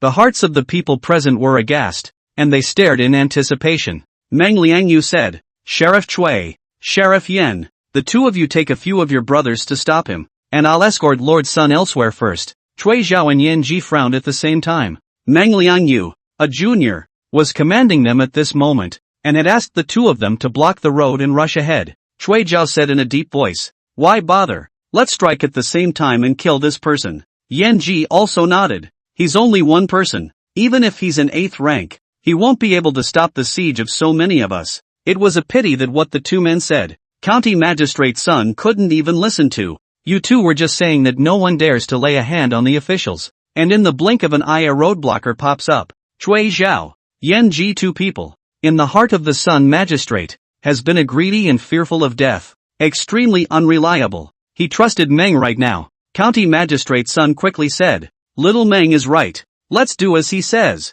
Chui Zhao, Yan Ji, the two of you stop him and shoot on sight. Xiao Meng and I will go first. Meng Liangyu raised her head slightly and greeted, Tai Zhu, you guys follow me. He called over the magistrate who had been hanging out with him before and went with him, escorting Magistrate Sun back towards the other side. Things have come to this point. Although Chui Zhao, Yan Ji, two people in their hearts some reluctance, but also cannot openly disobey orders. Yan Ji narrowed his eyes and said, This friend, your evil wolf gang and black water gang are fighting in front of you. What are you doing running over to stop us? Chui Zhao recognized the outsider as the one who had just been on the second floor of the Green Cloud building, shooting arrows, and said in a deep voice, All be careful. This person is not easy to deal with. There are only a few dozen official errand boys in the county hall. Just washed some away in the confusion and don't know where it went. Meng Liangyu called away another part. In fact, there were only a dozen or so errand boys around Chui Zhao and Yan Ji. How much silver have you received from my evil wolf gang on weekdays? But now you are siding with the Blackwater gang. You deserve to be killed. The visitor's voice was hoarse. His body was filled with murderous aura. His feet stepped on the chaotic agate and broken jade, and he held a 3-foot-long sword, killing into the crowd. Chapter 67, Blood for Blood. The Yaman at the forefront bumped into Chen Tang first. Seeing Chen Tang chopping with his sword, this person's figure sank, stood still and lifted his sword over the top, wanting to use the knife technique of wrapping the head and wrapping the brain to neutralize Chen Tang's chopping down. When a crunching sound erupted as the two swords clashed, the long knife in the hands of this magistrate was disintegrated by Chen Tang with a single slash. In a flash of cold light, the long knife split the man's face. In an instant, plasma was splattered. The premise of wrapping head and wrapping brain is to block the opponent's chopping slash before counterattacking in a smooth manner. If you can't carry the first cut, naturally there is nothing to follow. Chen Tang kicked away this person's corpse and continued to kill forward. You guys go around and surround him from behind the side. Chui Zhao bellowed, commanding his men, with 2 9th grade, plus a dozen or so magistrates with sharp blades. Even if an 8th grade martial artist came, they would still have the power to fight. However, avoid fighting with him one-on-one and make sure to take advantage of the crowd by not giving him a one-on-one opportunity. Chui Zhao didn't dare to be careless and met him from the front with his sword, intending to pester the incoming person and create an opportunity for the others. Madaka! The two men's blades clashed together. Chui Zhao's slash exploded with full power. He had just seen with his own eyes that one of the magistrates couldn't even block the other party's sword and was chopped to death alive, which showed the terror of the power of the visitor. How dare he hold back? However, his sword struck out, but it seemed to be chopped on cotton, all unstressed, making it hard for him to die. The opponent retreated from him at the touch of a button. The scene was as if he had made a sword and pushed his opponent out. The visitor's figure retreated violently, avoiding the other's blades while flipping violently over and slashing behind him. Pust! One of the Yaman had only just circled around behind Chen Tang and was about to strike when he saw a cold light coming. In the next moment, the whole person flew out. The chest was hit by a knife. The wound from the shoulder to the ribs almost split into two. Blood and organs dripped all over the place. Dang! Dang! Dang! Chen Tang was in the middle of the crowd's siege, but he was not afraid. Rolling around, slashing left and right, false and real, playing the sword technique of the Southern Expedition to the extreme. Although the 2 9th ranks, Chui Zhao and Yan Ji, exceeded the others in martial arts by a large margin, they were never able to pester Chen Tang. Instead, he allowed Chen Tang to kill the crowd, killing and wounding most of them. The more Yan Ji fought, the more frightened he became, and he secretly retreated. When Yan Ji once again exchanged blows with Chen Tang, and his entire body smoothly rolled toward the back, pulling himself out of the battlefield, and said in a deep voice, "Brother Chui. Hold on. I'll go call someone over." After saying that, without waiting for Chui to call back to respond, Yan Ji turned around and ran. The few remaining yamen, seeing the situation, also shouted and fled in all directions after them. Asterisk asterisk asterisk asterisk. Chui Zhao cursed in his heart. Seeing that the people were running out, he stopped fighting and ran towards the distance. Where to run? But he hadn't run more than a few steps when a low roar came from his side, like the roar of a tiger ringing in his ears. Chui Zhao couldn't help but yell, "What are you chasing me for? The others are spared, but not you." The visitor's voice was cold and chilling. "Woohoo! A bad wind is coming." Chui Zhao had no choice but to turn around and block with his sword. When the twin swords collided, sparks flying everywhere, Chui Zhao's body was shaken, and he felt a huge force surging from his opponent's blade, which he simply couldn't resist. Can't live. With just one slash, he was shocked to the point that his arms were numb, his tiger's mouth was torn, and he could barely hold his weapon. So powerful. Swish! Without giving him half a chance to catch his breath, the second blade chopped over again. Chui Zhao's arms were still numb, and he was unable to resist, but at this moment, he could not care less, and rolled on a lazy donkey to avoid this fatal knife. Even so, his arm was still cut with a wound, and blood stained his shirt red. If he had been slower, his entire arm would have been chopped off. Chui Zhao's face turned pale and he broke out in a cold sweat. Seeing that the person coming again raised his sword to kill over, Chui Zhao couldn't help but secretly cry out in his heart. It's really a flying accident, an unmitigated disaster. So many people scattering and running for their lives, but this person is only targeting me. Swish! The visitor slashed again. Chui Zhao took a breath at this point and could not retreat, so he could only hold his sword again to resist. However, the incoming person's long knife made a false move and suddenly cut in from a weird angle. Chui Zhao's complexion changed, and he was unable to change his stance. Immediately afterward, his wrist ached, and the palm of his hand, which was holding the sword, was chopped off raw. Blood flowed from the wound, and the long sword and broken palm crashed to the ground at the same time. Ah! Chui Zhao screamed miserably, holding his wrist and stomping back, his face full of pain. Chen Tang's gaze was icy cold as he sidestepped forward and kicked Chui Zhao's left leg in the knee with a horizontal kick. Click! Bone-cracking sounds. Chui Zhao's thigh snapped at the knee in a weird way. Intense sharp pain came. Puff! Chui Zhao couldn't stand on one leg and fell to sit in front of Chen Tang, rolling on the ground in pain and wailing like a ghost. This was how Chen Dan's leg was kicked off by Chui Zhao in the first place. Blood for blood, teeth for teeth. Chen Tang stepped forward and kicked again, knocking Chui Zhao out. Subsequently from the arms of the rope, will Chui Zhao to a 5 flowers tied up, swallowed a stuffed into the sack inside, outside and wrapped tightly, tied a few knots. Just after doing this, a group of people rushed over not far away. Good thief, there you are. That's him, shooting the 2 deacons. Brothers, kill him for me. Chen Tang raised his eyes and saw that these people were all from the Blackwater gang, and the person in the lead was carrying a blood-stained long knife with a murderous spirit, which was the helmsman of the Blackwater gang's branch rudder, Song Qingyi. That Yan Ji escaped not without doing anything, but ran to the battlefield and called a group of Blackwater gang people over. Song Qingyi heard that the person who killed the 2 deacons, Fong and Qi, was over here and personally brought dozens of people to kill them. The group from the Bad Wolf gang was no longer enough to worry about, although the Evil Wolf gang also had more than 300 people. Compared to the crowd of the Blackwater gang, they were too far behind in terms of battle power and ferocity. Even Hu Wan, the protector of the Evil Wolf gang, had already died under the chaotic knives. Only one Go battalion with some gangs was left, still resisting and struggling to survive. Let's kill the masked man first. When Chen Tang saw that this group of people was coming aggressively, he knew that without a vicious battle, he would not be able to get away today. Good thing he was prepared for this. Good timing. I'm going to kill a lot of people tonight. Chen Tang bellowed out, only one person and one sword, but instead of retreating, he advanced and crashed into the crowd. In an instant, swords and blood were flying. With more than a dozen people surrounding him, Chen Tang was still able to resist the attack, moving in and out freely. But the siege of dozens of people was a different scene. Just now, facing a dozen people, Chen Tang still had room to dodge and move. Now under the siege of dozens of people, as far as the eye could see, there were swords and silhouettes. The crowd was crowded in one place and there was no room to hide. In all directions, there were all the lights of swords. Moreover, the Blackwater gang's group of people were unusually fierce in their outbursts, a few points harder to deal with than the magistrates of the party.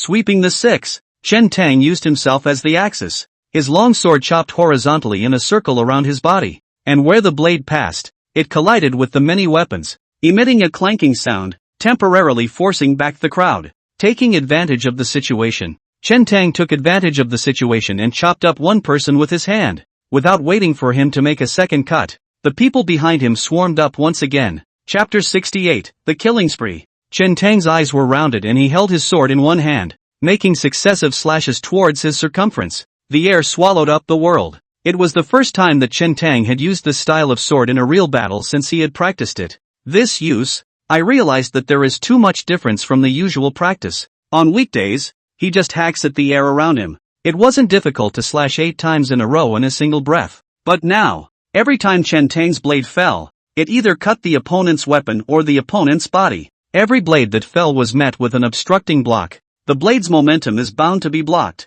Just as he slashed out the 4th blade, the rest of the directions, the long blades from the Blackwater gang members, had already enveloped over. With the remaining 4 slashes, he wouldn't be able to slice out. Unless, of course, these 4 slashes of his were to come faster than these slashes of light. God shine. Chen Tang instantly entered the state of divine illumination, and the blades and swords around him seemed to have slowed down in an instant. Swish swish swish. Chen Tang made 4 slashes in a row, cutting over the 4 people closest to him and temporarily resolving the crisis. Immediately after that, he immediately exited the divine illumination state. Entering the divine sitting illumination is only a breath away. He can't afford to waste it. Chen Tang's wood-burning blade had already been cultivated to the 1st level, and he was able to strike 9 blades in a row in a single breath. In the divine illumination state, his reaction, the speed of his strikes was faster. Rising a stage, it could directly raise the wood-burning blade to the 2nd level, the realm of 18 blades in one breath.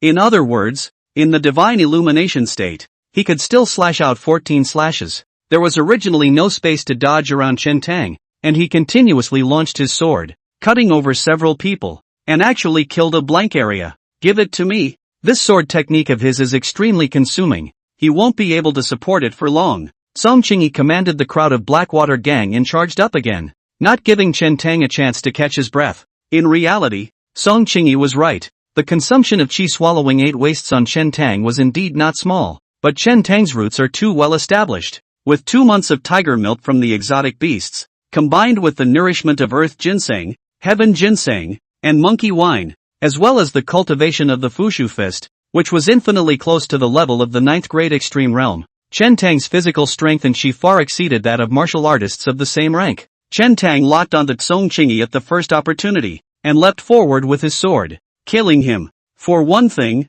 Song Qingyi was of the 9th rank and was the greatest threat to him. Secondly, this is the leader of this group of Blackwater gang. Shoot the man, shoot the horse, tackle the thief. With no fear on his face, Song Qingyi bellowed and similarly killed. This man is already heavily surrounded. As long as he could pester this person for a few moments, surrounded by chaotic swords, even if this person had 9 lives, they would not be enough to die. The 2 sides just met. Chen Tang did not entangle with him much and directly entered the divine illumination state, slashing out with a knife. With the burning wood blade in the divine illumination state, very few people of the same rank would be able to retreat in one piece. What's more, Song Qingyi was only on the 9th grade, while Chen Tang was close to the 9th grade extreme realm. The cut was too fast, completely beyond Song Qingyi's expectations. He had just rushed up, but he saw a flash of cold light. In the next moment, he felt a heavenly rotation, as if he was flying high in the air, and his afterglow also glimpsed a headless corpse in the crowd below.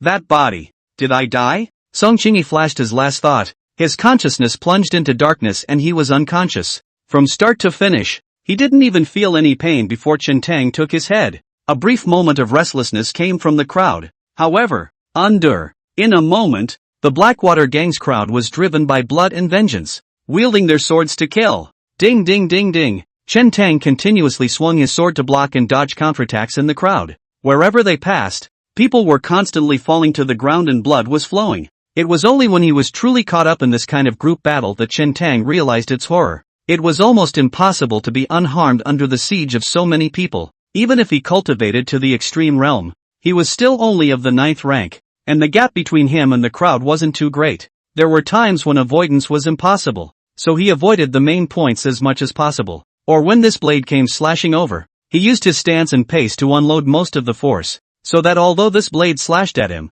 it could not cause much damage. While Chen Tang fought against the Blackwater Gang's crowd, he also gained experience in the life and death grind. The more the Blackwater Gang crowd fought, the more alarmed they became. Their long knives were clearly slashing at this person's body. Even if it wasn't vital, it should have bled and hurt. However, when they slashed down, it was as if they were cutting on copper and iron armor, emitting a subtle sound of gold and gold clashing, and they could not cut into it at all. Copper skin.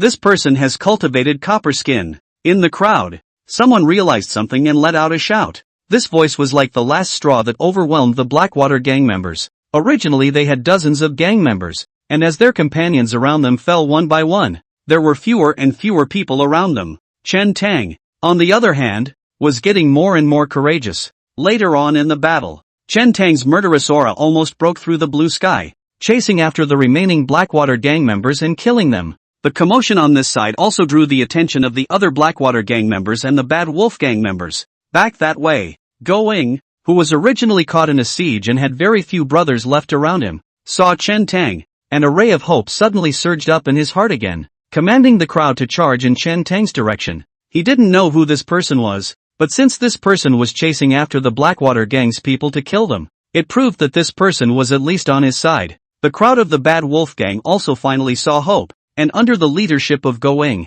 they desperately killed their way out of the siege and ran furiously in the direction of Chen Tang. Going looked at the crowd following behind him and couldn't help but feel sad. In this battle tonight, the Bad Wolf gang is considered completely ruined. More than 300 gang members, those who died, those who were injured, and those who fled. Now there were only about 20 people left following him. Most of them still had colors on their bodies. Of course, the Blackwater gang side also suffered a lot of casualties. In the melee just now, dozens of them were folded. Fang was again killed by that masked man through dozens of people, now chasing and killing over. There are still more than 100 people left, one by one, raising their swords and roaring in anger. Their faces are fierce. They have already killed the Red Eyes. Brother, I'd like to thank you for stopping them. Today's favor will definitely be remembered and repaid in the future. Going panted heavily, his heart palpitating, and came to Chen Tang, clasped his fists, and was about to run past him. Chen Tang's face was expressionless as he crossed his long sword and blocked Go Dai's path.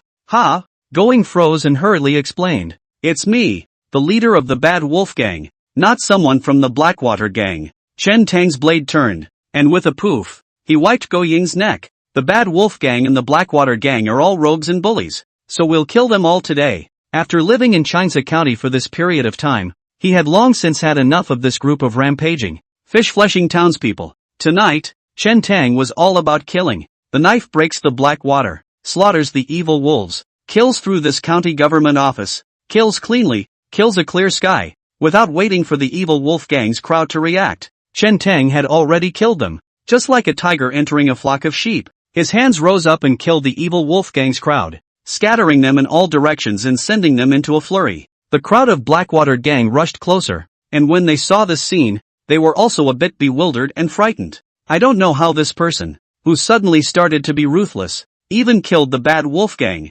Before the crowd could think of anything else, Chen Tang had already raised his sword to kill. The crowd of the Blackwater gang shouted and also rushed towards Chen Tang. This night, the entire county courthouse was filled with killing sounds and rivers of blood. Chapter 69, Burning the Green Cloud Building. Chen Tang was constantly swinging his sword, and with his copper skin and stance, he avoided the vitals as much as possible to prevent himself from getting hurt and bleeding. Combined with the burning wood blade in the divine illumination state, he killed the crowd. The sounds of killing, screams, and the sound of dingo clashing rise and fall. Chen Tang's eyes were bloodshot, and in the darkness of the night, he could only see the shadows of people and the light of swords. After killing them, even with his physical strength, he felt a wave of exhaustion. A breath of divine illumination has been used up. His clothes had long been hacked to rags in the chaotic battle, and his body had added multiple wounds of varying depths. Only, these wounds did not bleed much. The shallow ones just leave a white mark on the surface of the copper skin. The deep wound, though it cut through the copper skin, only surfaced a faint bloodstain and had little effect. I don't know how long it took, but Chen Tang's slash was empty, and his body was uncontrollable as he lurched forward and stumbled in his steps. Chen Tang was drenched in blood, pressing his sword and looking around, and there were long since no one around him who could stand. Some of the remaining Blackwater gang members had already fled towards the outside of the county courthouse, not daring to return with their heads. Chen Tang looked up and saw that Qingyun building was just to the left. Without realizing it, he had already killed his way from the backyard of the county government, all the way back to the Green Cloud building again. Chen Tang let out a long breath and shook his head. After a great battle, he was extremely consumed. His mouth was dry, and he was tired and hungry. He licked his lips, carried his blood-stained long knife, and walked into the Green Cloud building. The table on the first floor was a mess of cups and plates, with some wine and meat on it. Chen Tang didn't dare to drink the heavenly ginseng monkey wine, for fear of getting drunk and going astray, so he casually grabbed some cooked meat, stuffed it into his mouth, chewed it a few times and then swallowed it. Picking up another nearby wine jar, he slapped open the clay seal and threw back his head to drink. He always drank tea on ginseng monkey's wine on weekdays, but he had practiced his drinking capacity. It had been difficult to intoxicate him with this ordinary spirits. Ouch! Chen Tang drank half an altar of fine wine in one gulp before stopping, grinning and exhaling, slamming the wine altar in his hand against the wall with force. He then stepped forward and kicked the altar of fine wine placed in the corner of the first floor, clanking and shattering as much as he could. Drinks spilled all over the place. Chen Tang picked up a firecracker and threw it on the drink. The flames met the wine and quickly burned up, quickly spreading all around. Chen Tang left Qingyun building and traveled towards the backyard of the county government. It didn't take long to arrive at the spot where he had fought with Cui Zhao. That Cui Zhao was kicked unconscious by him and put in a sack. Not waking up yet, lying motionless on the ground, Chen Tang went over, unraveled the sack and looked at it to make sure that the person had not been dropped. Before picking up this sack and hitching it to his back, he looked back. The Green Cloud building was already in the middle of a blazing fire. To be able to build such a luxurious restaurant in the county government office, I don't know how much people's fat and wealth have been coveted. One fire and no eyes. Of course, the fire was also a signal of his agreement with Meng Liangyu. Chen Tang took a few steps, saw the markings left on the wall, changed direction and traveled towards the other side. County Hall backyard. Sun Magistrate, under the escort of Meng Liangyu's crowd, hid in a humble woodshed, listening to the faint sounds of killing coming from outside. He couldn't help but feel a pang of fear. Meng, thanks to you this time. County Magistrate's son had palpitations in his heart and said, luckily you reacted quickly, otherwise that outlaw would have already took the life of this officer. Meng Liangyu laughed. My lord, this is all as it should be. County Magistrate's son said, I don't know where the evil wolf gang found the ferocious people, but they actually dared to kill people with their hands at the county government office. It's really lawless. After today, no matter how many people are left in the evil wolf gang, I will definitely eliminate them all. Little Meng, at that time, this credit will be counted on your head. And if I help you with a few more favorable words, the seat of the county lieutenant of Chanza County will probably be yours. Meng Liangyu smiled and said, then I really have to thank your excellency. The crowd hid here for a while, and the shouts outside became smaller and smaller, eventually quieting down. It seems to be over? County Magistrate's son asked. It should be. Meng Liangyu looked at the blazing fire in the distance outside the window and said, the room here leaks in all directions, and it's freezing cold outside, so your lordship can't hide here for the night. I'll take the men out to see what's going on, and if there's no danger, I'll come back and return your lordship to the house. Aha! County Magistrate's son subconsciously nodded his head. Meng Liangyu got up and gestured for Taizhu and the others to leave with him. Sun Magistrate seems to think of something. Suddenly tugged Meng Liangyu's sleeve. Whispered, Xiao Meng, you let them go to see it. You stay here to protect me. Meng Liangyu said, my lord, this place is extremely remote. No one will find their way here. Then you stay too. I'll be at ease with you. Magistrate's son refused to let go of Meng Liangyu's coat, his voice trembling slightly, obviously scared out of his wits by the previous scene. Meng Liangyu smiled and said, good. Taizhu, you guys go over to Qingyun building and take a look. Leave this place to me. As you wish. The magistrates were ordered to go out. The woodshed became quiet again. Somehow, even with Meng Liangyu guarding his side, County Magistrate's son still felt a bit uneasy, his eyelids fluttering. County Magistrate's son couldn't help but ask, little Meng, you said that the murderer won't find his way here, right? No, Meng Liangyu said, unless someone left him some kind of clue mark. Ha! Hearing Meng Liangyu say this, Sun Magistrate was even more afraid in his heart. Could there be a mole in the government office? That Yan Ji is extremely close to the bad wolf gang. Will he? Just as he was rambling, There was a sudden sound of footsteps outside the door. The speed was not hurried, but the direction was straight towards this place. Sun Magistrate's eyes were wide open, staring at the entrance to the room, his hands subconsciously grasping Mang Lianyu's arm, not daring to breathe a single breath. Squeak! The door was pushed open. A tall figure appeared in the doorway, carrying a sack on his back and a long knife in his hand. He could not see his face, but a bloody atmosphere came to his face, and the Sun Magistrate almost fainted in fear. The tall figure came straight this way. Little Meng. County Magistrate's son shivered and hastily pushed Mang Lianyu. Mang Lianyu looked at the visitor and asked, "Are you okay?" "It's okay, a little scratch," the visitor said. Hearing this conversation, Magistrate's son was almost confused. Before he could react, Mang Lianyu pushed him out with one hand and said, "I'll leave the people to you." Sun Magistrate stumbled, came to Chen Tang, looked up with a glance, right into Chen Tang's tiger eyes that contained killing intent, so scared that his legs went soft, directly sat on the ground. His lower body was wet. By this time, he didn't understand what was happening. Chen Tang stepped forward and kicked the Sun Magistrate unconscious, then took out a rope and tied him up. A ball of rags was then stuffed into his mouth and also into the sack. Chen Tang asked, "If you end up staying with him, what will you say when someone asks in the future?" "Good point." Mang Lianyu shrugged and said, "Let's just say that we had an encounter, and after I was slashed by you, I left the magistrate to flee alone. There was that, but it wasn't a big problem. When the time comes, I can still push your identity towards the Blackwater gang, confuse the public and frame them." Chen Tang nodded and said, "With such a shocking case occurring at the county government office, and many of the officials people dead, Qiangua definitely won't sit back and do nothing. Whether it's the Blackwater gang or the evil wolf gang, neither of them can get away with it." That's exactly what the two had planned. Chen Tang can end his personal vendetta tonight. Meanwhile, the bloodshed at the county courthouse, with countless deaths and injuries, started with a firefight between two major gangs, and the repercussions were so bad that the imperial court could never sit back and do nothing. It would naturally be the best outcome if the Blackwater gang could be eliminated with the help of the Qian Kingdom's court. Chapter 70, Let You Die with a Clear Conscience. Mang Lianyu asked, "After today, what are your plans in Wan County?" "It's not set in stone," Chen Tang said. "Let's see how much of a storm tonight's incident can stir up in Wan County and even Pingzhou.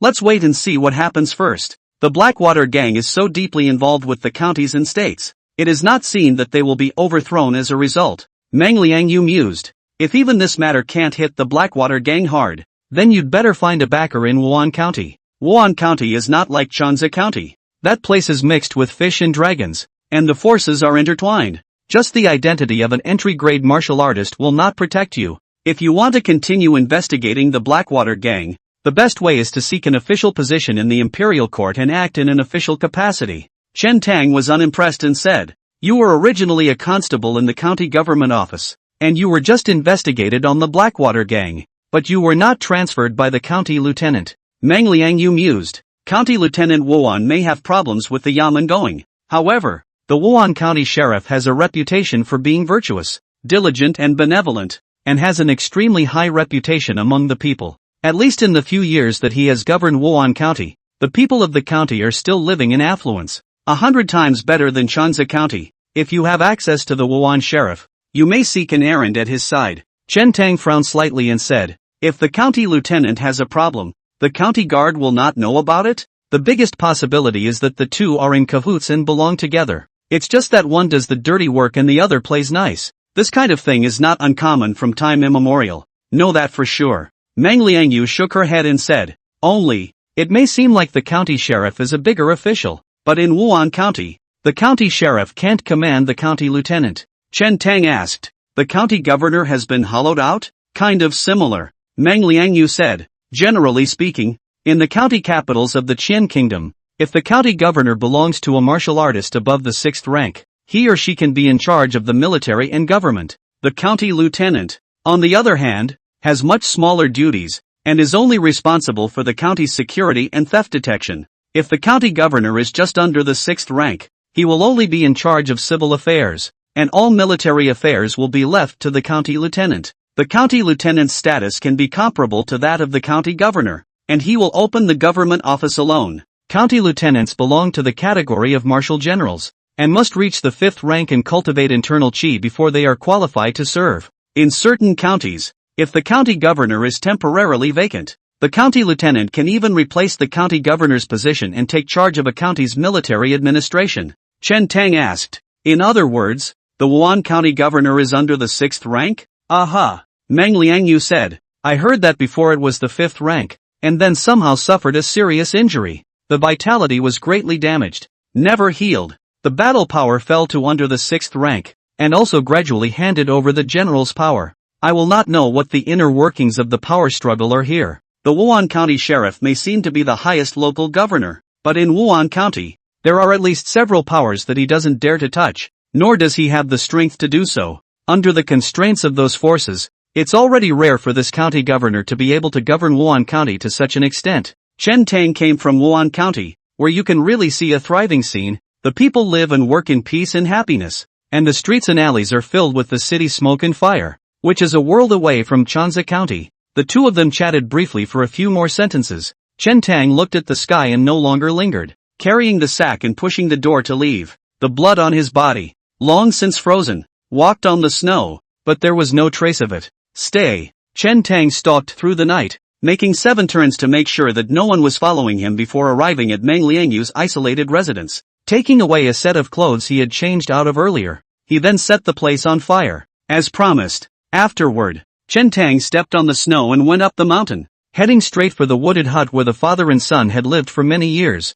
A few moments later, Chen Tang carried the sack on his back and came to the door of the wooden house, throwing the sack in his hand to the ground. Ouch! A cry of pain came from the sack, interspersed with a muffled grunt. Chen Tang had long sensed that the two people inside the sack had woken up, only that these two didn't dare to say anything and were still pretending to be unconscious. Now that he was wrestled to the ground by Chen Tang, he could no longer pretend. Chen Tang unraveled the sack and poured out the two men, removing the rags from their mouths, and at the same time took off his own face, the black face scarf that had been soaked with blood. Ah! Sun Magistrate exclaimed in shock, hastily closed his eyes and said in a trembling voice, I can't see anything. You don't have to kill me to silence me. Cui Zhao's broken hand was bleeding quite a bit, his face was pale, and he had been kicked and broken his leg earlier, so he looked incredibly weak at this point. Chen Tang wasn't afraid of them escaping and waved his hand with 2 slashes, cutting the ropes on them. Cui Zhao didn't close his eyes at the moment. He just gritted his teeth and endured the severe pain, staring at Chen Tang and slowly said, You're not a member of the evil wolf gang. Who are you? Don't recognize me? Chen Tang said indifferently. County Magistrate's son closed his eyes and shook his head, saying with his mouth, We don't recognize it, and we don't want to. Cui Zhao let out a cold laugh and said, Lord Sun, at this point, you should just give up. This person is obviously coming for us. Afterwards, Cui Zhao looked at Chen Tang and said, With your means, you should not be a nameless person in the Jianghu. I, Cui Zhao, don't know how I have offended you. Is there any misunderstanding here? Misunderstanding? Chen Tang raised his eyebrows slightly. Cui Zhao began to recall carefully. He has really screwed over a lot of people over the years, but he has always acted cautiously. Before starting, he will be these people's ancestors' 3 generations of investigation clearly, to determine the powerless, just some small people, he will do. Even if there were people who were just dabbling in a little bit of Jianghu background, he would be afraid of them. Cui Zhao really couldn't think of where he had offended such a ruthless person. I brought you here today so that you could die, Chen Tang said, biting the blood-stained long knife in his mouth, carrying Cui Zhao's long hair in his left hand, and gripping Sun Magistrate's hair in his right hand. He kicked open the wooden house, and threw the two of them in with a drag. Sun Magistrate's legs stomped about, crying out in pain, only feeling as if his scalp was going to be ripped off. Immediately afterward, he was thrown into the cabin and subconsciously looked up. On a wooden bed in that house lay a dead body that had been frozen for many hours. The body was covered in scars and staring at death. Ah! County Magistrate's son cried out in shock, struggled to stand up, and was about to run to the back.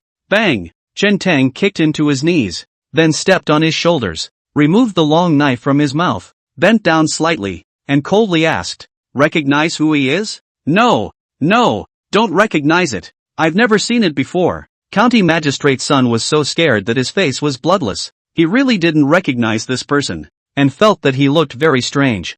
Cui Zhao saw the dead body on the plank, but frowned. The corpse's features did look somewhat familiar. His eyes swiveled and landed on the dead body's broken and drooping calf. His mind dawned on him. His complexion changed drastically, and then a chill rose from the bottom of his heart, and he shuddered. You recognize it. Chen Tang's voice, ringing in Cui Zhao's ears, was creepy. This is Chen Dan. You, who are you? Cui Zhao could no longer remain calm, and his voice trembled slightly. Chen Dan. Hearing this name, Magistrate Sun also reacted. The man who called him a dog official in the public hall more than 2 months ago was named Chen Dan. Chapter 71, Vengeance is Avenged. My name is Chen Tang. Hearing these 4 words, Cui Zhao's face turned ashen, and his entire body seemed to have given out, paralyzed on the ground. Looking at the dead body on the wooden bed, when he had just met Chen Dan, he already had a guess in his mind. It was just that he didn't want to believe that a hunter's child, a teenager who had been reduced to an invalid,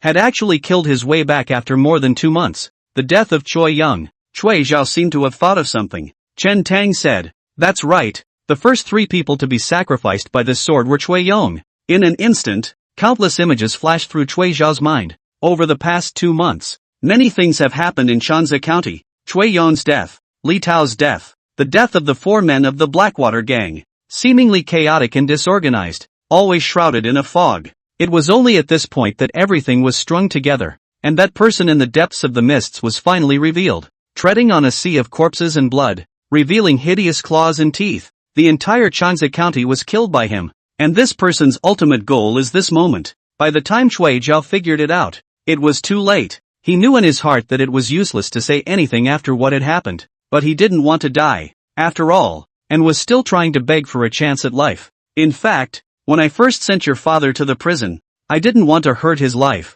It was the county magistrate who gave him the big sentence. What are you saying, Cui Zhao? It's obvious that you're the culprit. Don't plant evidence on me. Without waiting for Chen Tang to speak, Sun Magistrate could not hold back, and without knowing where the strength came from, he rushed up and grabbed Cui Zhao's lapel, and said sternly, if you die, then you die, and you still want to pull me on. It's clearly because Chen Dan scolded you in public and you felt ashamed of your face before you lynched him. In the face of the fear of death, the 2 men had long since lost their dignity and tore into each other. Chen Tang stepped forward and turned Chen Dan's face slightly sideways, allowing him to watch the scene of the 2 dogfighting. Afterward, Chen Tang violently turned around, and with a backhanded slash, he thrust into Cui Zhao's chest, and then whirled around to pull it out. Put! Hot blood spurted and spilled all over Magistrate Sun's face. Ah! County Magistrate Sun cried out in fear and fainted on the spot. Cui Zhao was lying on the ground, blood foaming from his mouth, his body convulsing slightly. Chen Tang stepped forward and shone a knife down on Cui Zhao's neck. This knife chi-ear root even neck, chopped most of the time, cut to the spine, but stuck in the middle, cut not go down. Chen Tang lifted the knife up and fixed his eyes on it. Before that fight, this knife do not know with how many weapons block against the fight. The blade has long been all over the gap. The blade has been rolled. Of course, Chen Tang had fought a fierce battle all night long and had exhausted his physical strength before he failed to cut off Cui Zhao's head with a single slash. Chen Tang reappeared and slashed down again. In this way, only then was Cui Zhao's head cut off. That Sun Magistrate just fainted. Ears heard the sound of poof chopping meat, and soon came to his senses again. As soon as he opened his eyes, he saw Chen Tang swinging a blunt knife and chopping off Cui Zhao's head. With this scare, Magistrate Sun's white eyes rolled up and he fainted again. Dog officer, wake up! Chen Tang cut off Cui Zhao's head and kicked Sun Magistrate in the waist, breaking his ribs. The Sun Magistrate was once again stimulated to wake up by a sharp pain. Young warrior, spare your life. County Magistrate Sun was so frightened that he burst into tears, hugged Chen Tang's ankle, and cried, I have money. I have a lot of silver hidden in my house. If the good man is willing to spare my life, all this silver will be yours. Dog officer, who wants your dirty money? It's easy to spare you. Give back my father's life. Chen Tang heard the fire in his heart, shouted, kicked him away, and swung his sword to slash. Pust! With just one cut, he chopped off the head of Sun Magistrate. Only after killing the 2 did Chen Tang get rid of this bad anger in his heart. When Chen Tang came to this world and met Chen Dan was already dead. He never called Chen Dan a father, but just now, that angry cry of his came out of his mouth, with the anger in his own heart, and also seemed to harbor the endless grudge of his predecessor. It was only at this moment that the predecessor and his soul seemed to be truly fused together. Chen Tang stood still in the room for a moment, exhaled a breath, and began to clean up the scene. Things aren't done yet. If the corpses of Cui Zhao and Magistrate Sun were found here, he would definitely be targeted. Chen Tang stuffed the corpses of Cui Zhao and Sun Magistrate into a sack and walked out of the wooden house, turning back to take one last look at Chen Dan on the wooden bed before he fished out a fire refractor and set the wooden house ablaze. Dry wood ignites on fire, and the whole cabin quickly burned. Chen Dan and the objects and traces of this place will all go up in smoke with this fire. Chen Tang took off his blood-soaked clothes and threw them all into the fire, changing into the black clothes he came in. When undressing, it is inevitable to pull and touch the wounds on the body. He was surprised to find that the skin around the wound fell off with it. With a gentle rubbing of his palm, the layers of copper skin faded away in droves, revealing snow-white, delicate skin. 9th grade extreme realm. A fierce battle tonight, coupled with a great revenge. The thoughts were clear. Everything came to fruition. Chen Tang's cultivation broke through again, reaching the 9th grade extreme realm, and his skin took on the form of ice muscles that had returned to its original form. The original scars on his body disappeared as the copper skin faded. Even the 30-odd stab wounds that the young master of the Blackwater gang had left on his body earlier hadn't left the slightest trace. After today, he could find an opportunity to go back up to the snowy mountain and cultivate the 8th grade bone-changing technique. Chen Tang carried the sack and traveled towards the depths of the snowy mountains. The corpses of Cui Zhao and Sun Magistrate were put in the fire and burned, and they could not be burned cleanly, and inevitably left behind the bones of the corpses, which were in turn troublesome to deal with. Over a hill, there is a wolf den. Chen Tang was going to throw the corpses of Cui Zhao and Sun Magistrate in the wolf's den, and the next day, they would be gnawed by the pack of wolves to the point of blood and flesh. From now on, Cui Zhao and Sun Magistrate disappeared. By the time Chen Tang finished dealing with it and came back, more than half an hour had passed, and the fire had burned out, leaving only a piece of ash with the remaining smoke billowing. Chen Tang waited for a few more moments for the residual heat to dissipate before walking in. From the ashes, the bones of Chen Dan were collected and a pit was dug on the spot. The fire burned, melting the snow and ice under the cabin and loosening the soil considerably. Chen Tang took the long knife that was full of gaps beside him, looked at the 2 small lines of words on it, took a deep breath, and buried this knife as well along with Chen Dan's bones, piling up a small mound of earth. I have finished these 2. Your great revenge has been avenged, and with this sword by your side, go in peace. Chen Tang bid farewell to Chen Dan, put down a piece of his mind, and traveled towards the bottom of the mountain. It didn't take long for Chen Tang to arrive at the location he had agreed with Hu Lei Bao, and he was about to blow a whistle when he saw a familiar figure speeding along the official road. The visitor was seen running and panting. Sister Mu? Chen Tang froze for a moment. The visitor was actually Qing Mu. Chen Tang asked, "Why did you run here when you're not sleeping so late?" I know you have to do something tonight, but I can't rest assured that you can't. So, then I thought to follow me here. Qing Mu bent down slightly and leaned on his knees, panting as he said, "But my horse was paralyzed with fatigue after running for dozens of miles. How can you run so fast?" Chen Tang looked at the sweaty Qing Mu and his heart warmed. Until this moment, he had never felt more than a few moments of closeness to this nominal cousin. Chen Tang asked softly, "Those 100 miles or so back there, did you run over?" "Yes, I'm exhausted." Qing Mu huffed and puffed, fragrant sweat dripping, very woeful, has long lost the previous day's charm, but in Chen Tang's eyes, she looked even better than before. Chapter 72, Forbidden Books. Chen Tang said, "I've made you worry. This side of the matter is over. Let's go back." "Ha?" Qing Mu glanced around and said miserably, "Do we still have to run back?" "I'm not coming. I can't run anymore." Chen Tang guffawed and said, "You don't need to move. Just sit." When he finished, he whistled. In a few breaths, a figure came out of the mountain forest beside the official road and ran towards Chen Tang's side happily. It was precisely Hu Lei Leopard. Chen Tang rolled onto his horse, extended his palm, and said, "Come up." Qing Mu's beautiful eyes contained a smile, as if she had seen through everything. The corners of her mouth curled up slightly. She just looked at Chen Tang with a smile, without reaching out. Chen Tang said seriously, "Don't you see that this horse is thin and weak, but it carries 2 people easily, and it runs fast?" Qing Mu blankly glanced at Chen Tang without any good humor. "Is this a horse thing?" Qing Mu hummed lightly, "I can trust this horse. I just can't trust you a bit. That's more than you can say." Chen Tang patted his chest and said with conviction, "I'm a person who sits on the fence and has a solid Taoist heart, so I'm absolutely guaranteed in terms of fixation. Besides, you are my sister. I can move what crooked thoughts."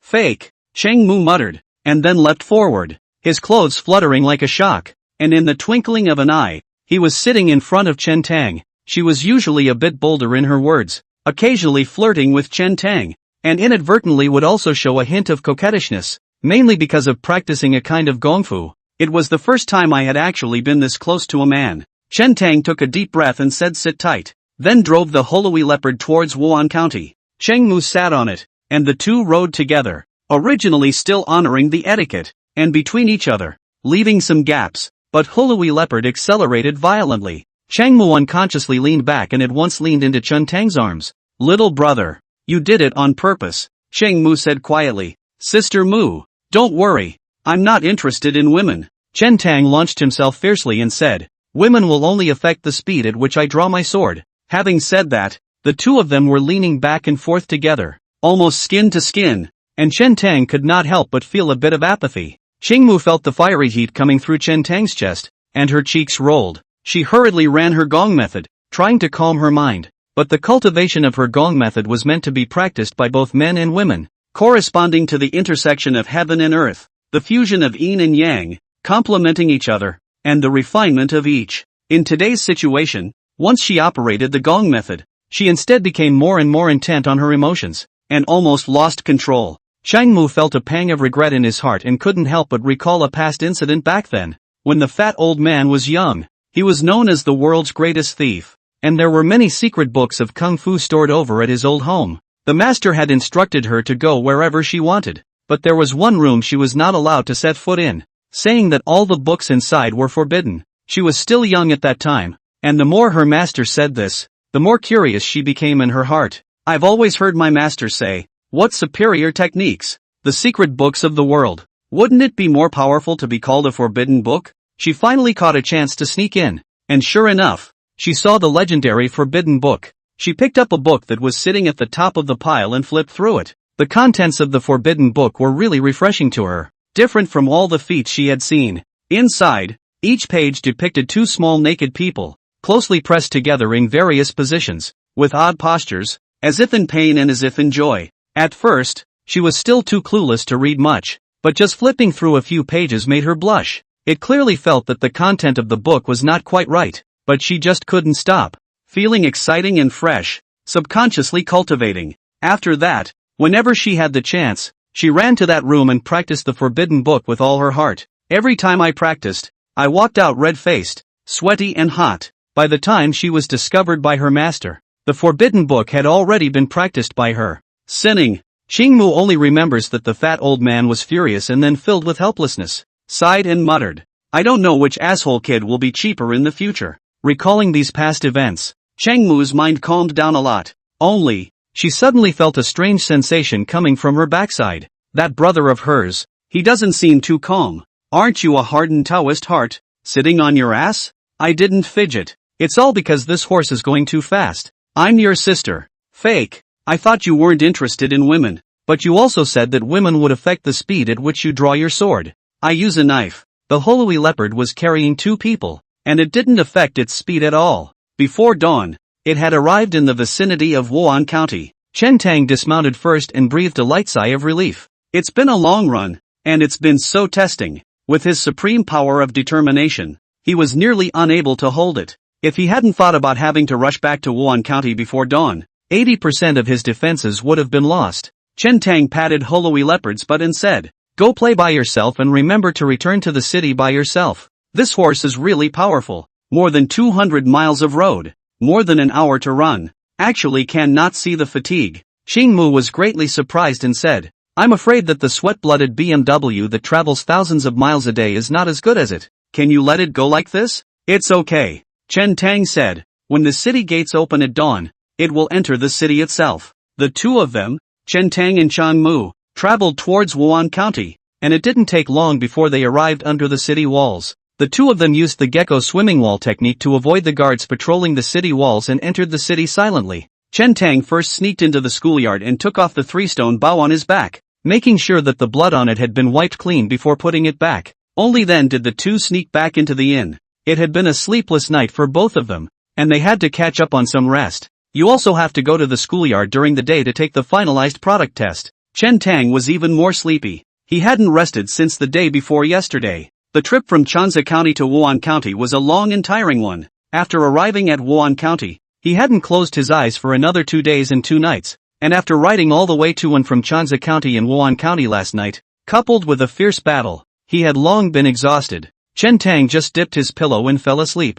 I don't know how long it took, but Chen Tang was woken up by a knock on the door. It was already light outside. He had not yet rested an hour when he felt a wave of fatigue and weakness, and was unwilling to get up. But thinking that the news from Chanza County would reach the side today, and that he would still have to show up in front of the crowd to get rid of the suspicion, he struggled to get up and opened the door with sleepy eyes. Instead, Mei Shui and the others came to call Chen Tang up for breakfast. The moment she opened the door, Mei Shui could not help but be startled when she saw Chen Tang's appearance and asked, You didn't rest well? What's wrong? Chen Tang asked. He turned back and took a bronze mirror to look at, only to see a pair of big black circles hanging over his eyes, as if he had been punched twice. That's not a big deal. With his physique, he'll recover with a good rest. Well, it's hard to sleep in a different place. Chen Tang casually muddled a sentence. Chapter 73, The Xianmen Test. After having breakfast outside, one could see the streets swarming with people,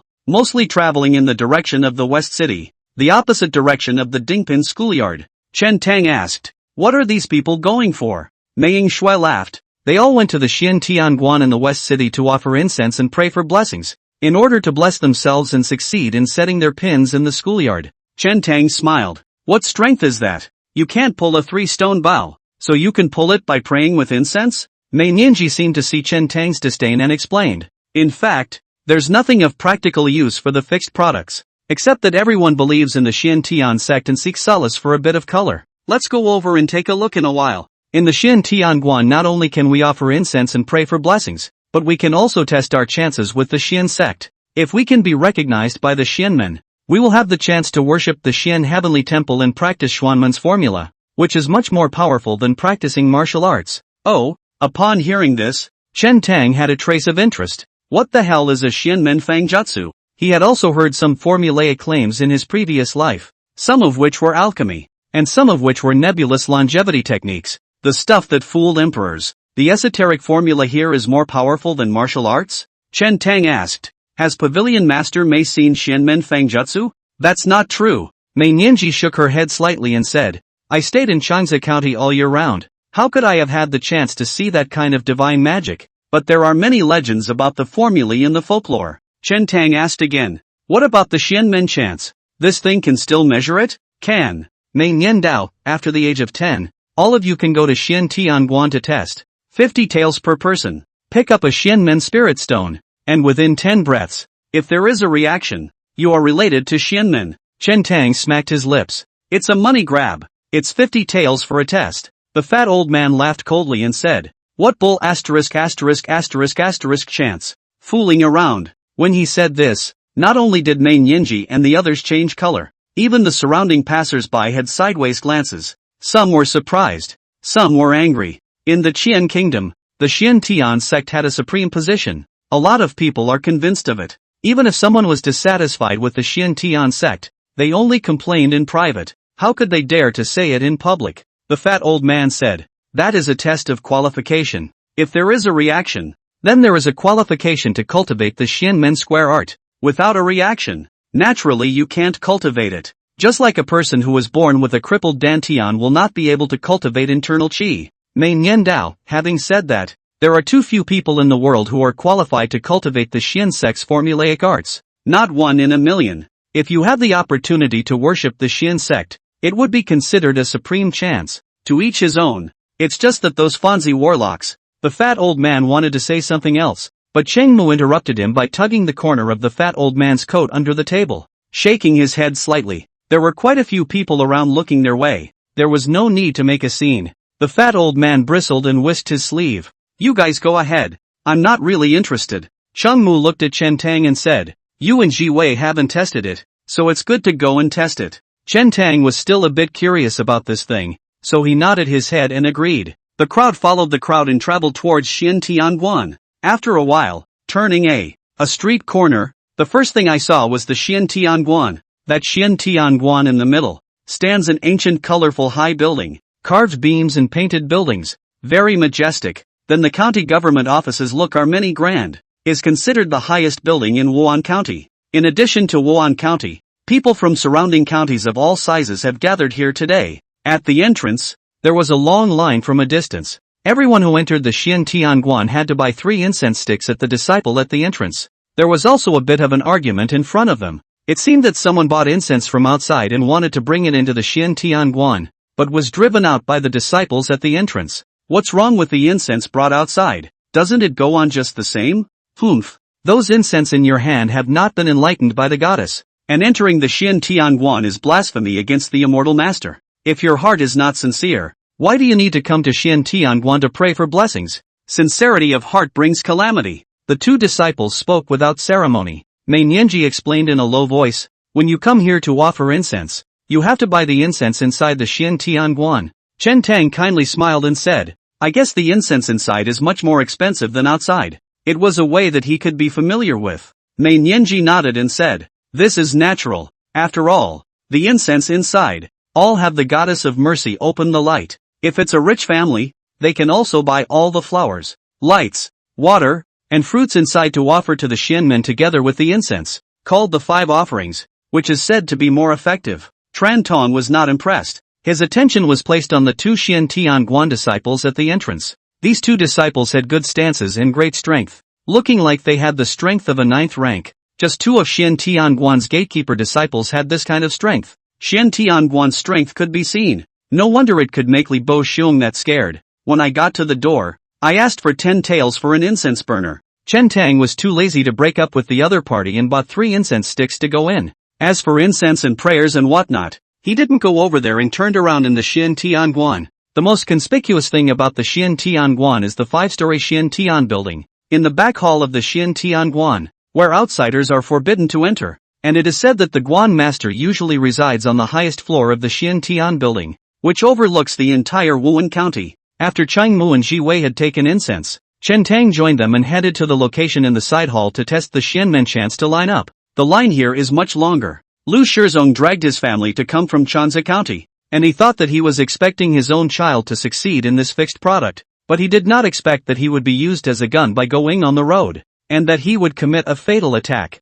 and Lu Ziki's wrist would be broken. This time, when the product is fixed, there is definitely no hope for your own child. His own mother-in-law was also taught a lesson in public and disgraced. Along the way, he encountered snow thieves again and nearly lost his life. This time, he came to Xian Tianguan to seek peace, and secondly, he brought Lu Ziki over to test whether he could have the chance to worship the Xian sect. Finally they're in line. Lu Shizong took Lu and Lu Ziki, paid 50 taels, and entered the great hall. Seeing a Taoist boy wearing a Taoist robe and born extremely handsome was sitting in the center of the main hall, and next to him stood a tall Xian Tianguan disciple, Changzi County Lu Shizong with the Lu clan. Lu Ziki pays his respects to the immortal master. Lu Shizong hurriedly brought Lu and the child and went forward to bow. This was not the Guan master of the Xian Tianguan. With their status, they couldn't even meet the goddess of mercy. But no matter what, to be able to be in charge of testing the Xian sect's chances in the main hall, one's status in the Xian Tianguan wouldn't be too low, and it wouldn't be wrong to call out an immortal master. That Taoist boy was not very old, looking less than 20 years old, white and clean, just nodding slightly, pointing at a fist-sized stone on the table in front of him. He said, "Whoever wants to test, pick up this stone, calm your breath, and wait for 10 breaths." Lu hurriedly pushed Lu Ziki up and instructed, "Don't be nervous, relax. Whether father and mother can raise their eyebrows in the future depends on you." Lu Ziki hadn't experienced this after all. How could he not be nervous? Shivering, he raised his palm and grabbed the stone. Ru Shizong was on the sidelines, also nervous as hell. At this time, when he got closer, he couldn't help but take another look at the Taoist boy, and couldn't help but have a hint of eccentricity rise in his heart. This Taoist child looked somewhat familiar, as if he had seen it somewhere. "Granny, look at him. Does he look like Su Feng and their family?" Ru Shizong tugged down Lu and whispered. Chapter 74. Lu was also secretly measuring the white and clean Taoist boy,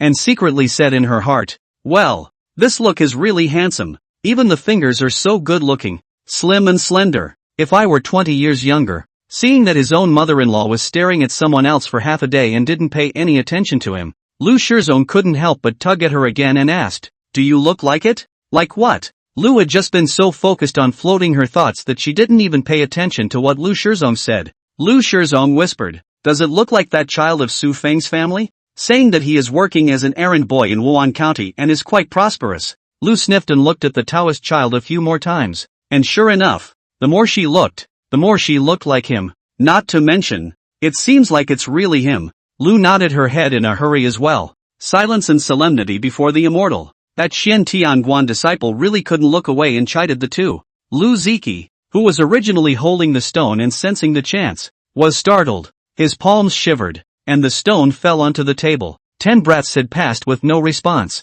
Lu Shizong hurriedly explained. Don't be annoyed, Immortal Master. We see that this Immortal Master looks a little familiar. It's 80% that he's from our hometown. Yeah. Lu looked at the white and clean Taoist boy and quickly asked. Immortal Master, are you from Chanza County? And is your father's surname Su? That Xianmen disciple half-heartedly looked at the Taoist child. This one was really surnamed Su. The white clean Taoist boy looked indifferent, neither sad nor happy, just nodding his head slightly. It's really you. You're Su Tong, right? Aya. It's all grown so big and still so handsome. Look at other people's old Su family children. They are really outstanding. You are the honor of our Chanza County. Look at old Su as well. Didn't even say you were practicing at Xian Tianguan. We thought you were just fooling around in Wan County. Little Tom, do you remember? I even hugged you when you were little. You were only this big then. Ru spoke and gestured at the same time. Su Tong didn't have much of an impression of these two people, but only vaguely remembered that they were from Chanza County. Before, he was indeed just doing odd jobs and hard labor in the Xian Tianguan. Later on, he was inadvertently spotted by the Goddess of Mercy,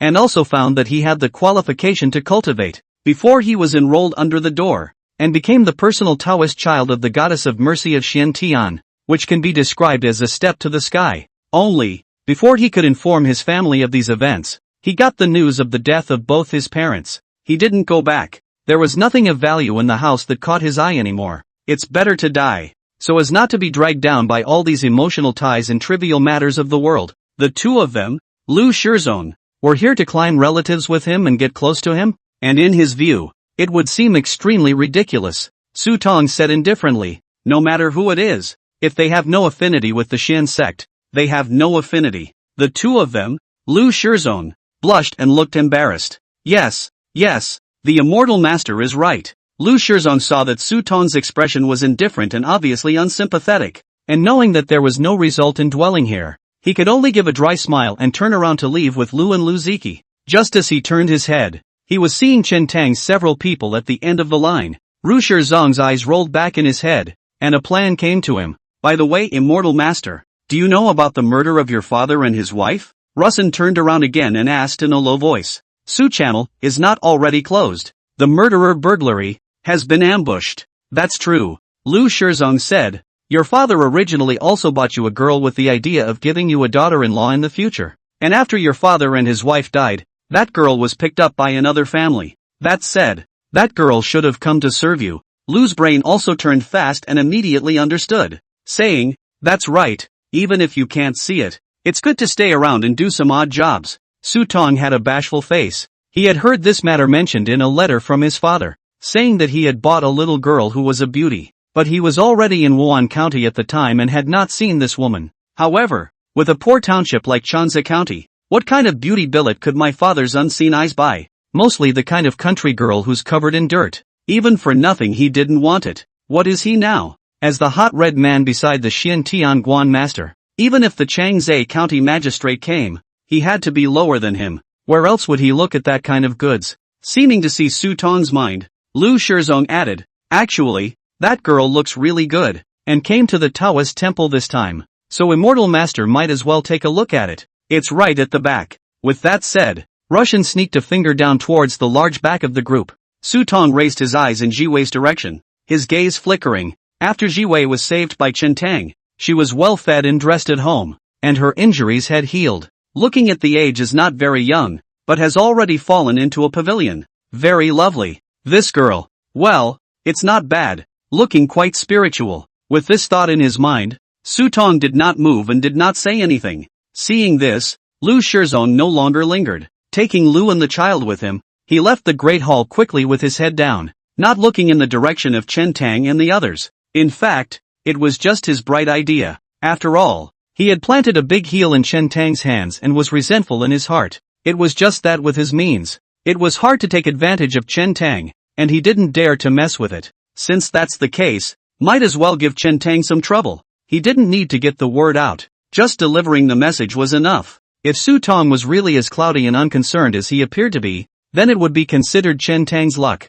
If Su Tong wanted to get his hands on that little girl, there would definitely be a dispute between him and Chen Tang. No matter how powerful Chen Tong is, can he still fight the immortal master of Xian Tianguan? In short, he has nothing to lose either way. It's been a long row. It was finally Chen Tang's turn for the three of them. They had been watching from the sidelines for so long that they had measured at least hundreds of people in front of them, and not a single one of them had reacted. Changmu had tested it a long time ago and didn't need to test it again. Chen Tang paid 100 taels of silver. He didn't even salute in the face of any immortal masters or immortal masters, and stepped forward to reach out his large hand and grab the stone. After waiting for 10 breaths, there wasn't a single response. Chen Tang then put the stone back in its place. The result, unsurprisingly, so there's no talk of disappointment. Ji Wei, encouraged by Chang Mu, also went up and grabbed the stone, closing her eyes and meditating very seriously. 10 breaths passed and there was no response. Go. Chen Tang was a bit regretful.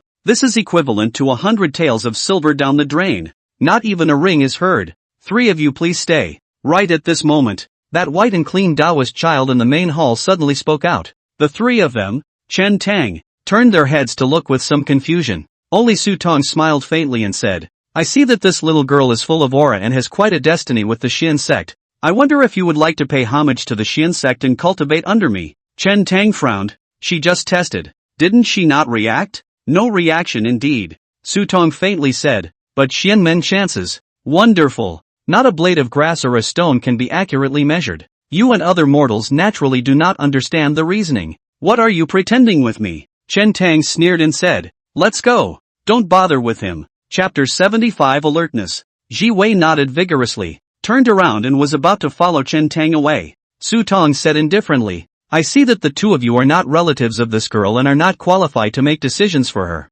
right? As soon as the words fell, the Xian Tianguan disciple who had originally stood beside him flickered and blocked the entrance to the main hall. What? Xingmu's expression turned cold as he lightly scolded. In broad daylight, is Xian Tianguan going to rob people? That's an understatement. Su Tong, you are not related to her and are not qualified to make decisions for her. Without waiting for the 2 to speak, Ji Wei could no longer listen. Just now, when she heard this Taoist boy call Chen Tang a mere mortal, his words full of contempt, she already disliked this person. It's getting more and more annoying now. Ji Wei said, they are my benefactors and my relatives. Even if I were to make my own decisions, I wouldn't cultivate with you. Su Tong looked at the huffing and puffing Ji Wei, and did not get annoyed, but in his heart he liked it more and more. Chen Tang, however, listened with a frown on his face and suddenly asked, how do you know that she is not related to us? Su Tong just smiled faintly, kindly said, it's just some small carving skills, I will know once I calculate. Oh, that good? Chen Tang pretended to be half convinced and asked, what else can you calculate? Su Tong, a lot. Let's say that she came from Chanza County and was originally a maidservant of a Su family, and some time ago, your master's family suffered a disaster, and you were the only one who was able to be spared before being taken in by the 2 of you. Ji Wei opened her small mouth, her face in shock. Changmu frowned darkly. She followed her master to walk the rivers and lakes, and had seen many fortune-telling and prediction hoodwinking tactics, most of which had unique words and techniques to set up the conversation, and finally gave some ambiguous answers. Only, this person was a Taoist child of the Xian Tianguan, with whom they had only met for the first time and hadn't spoken 2 words at all. So how could he know this information? Chen Tang laughed and asked again. You said that a lot of people know this information. So you calculate where her old home is and what people are in her family. It's only if you can calculate these that you are capable. Ji Wei also showed a hint of anticipation. Su Tong's face sank slightly as he said, there are some things that involve heaven's secrets, and divulging too much will result in heaven's wrath. That kind of talk is fine to fool the next person. Chen Tang wouldn't believe a word of it. Xingmu said, you heard it just now. People don't want to follow you. After saying that, he led Ji Wei towards the outside of the Great Hall. The Xian Tianguan disciple who was guarding the doorway looked towards Su Tong. Su Tong waved his hand slightly, signaling that disciple to let go. Chen Tang and the 3 of them walked out of the hall and left the Xian Tianguan again. and there were not many people to make things difficult for them along the way. It seemed that the scene in the Great Hall just now was just a small accident, but in fact, Chen Tang intended to test so many sentences, and Su Tong's reaction had already given him a hint of alertness. Xingmu looked at Ji Wei and asked, "Have you seen that person in the party?" "No." Ji Wei shook her head and said, "Strange, how did he know those things?" Chen Tang said, "There are only two possibilities. First, he has been to Chanza County. Second, someone from Chanza County has told him." Xingmu asked, "If it's the second possibility, why would the people of Chanza County tell him about it?" "That's the point," Chen Tang said, and turned around to march towards Xian Tianguan again. In a while, Chen Tang came out. "Up," said, "I've inquired. That Taoist boy's surname is Su." "Su?" Xingmu's heart stirred as he said, "The Su family?" Chen Tang nodded and said, "It should be." Xingmu thought for a moment and said, "That case has been closed. He should not know that you did it. With his status and position nowadays, would he stare at Ji Wei and not let go?" Looking at his reaction just now, he didn't mean to continue to pester him. Hard to say, don't know the man after all. Chen Tang shook his head and said, "It's fine if he doesn't continue to pester, but if he stares at Ji Wei and doesn't let go, it will indeed be a trouble." He had just looked around at the Xian Tianguan, and it was heavily guarded, so it was impossible for him to feel his way in unnoticed. There was no chance of trying to get a head start. Now we can only wait and see what happens.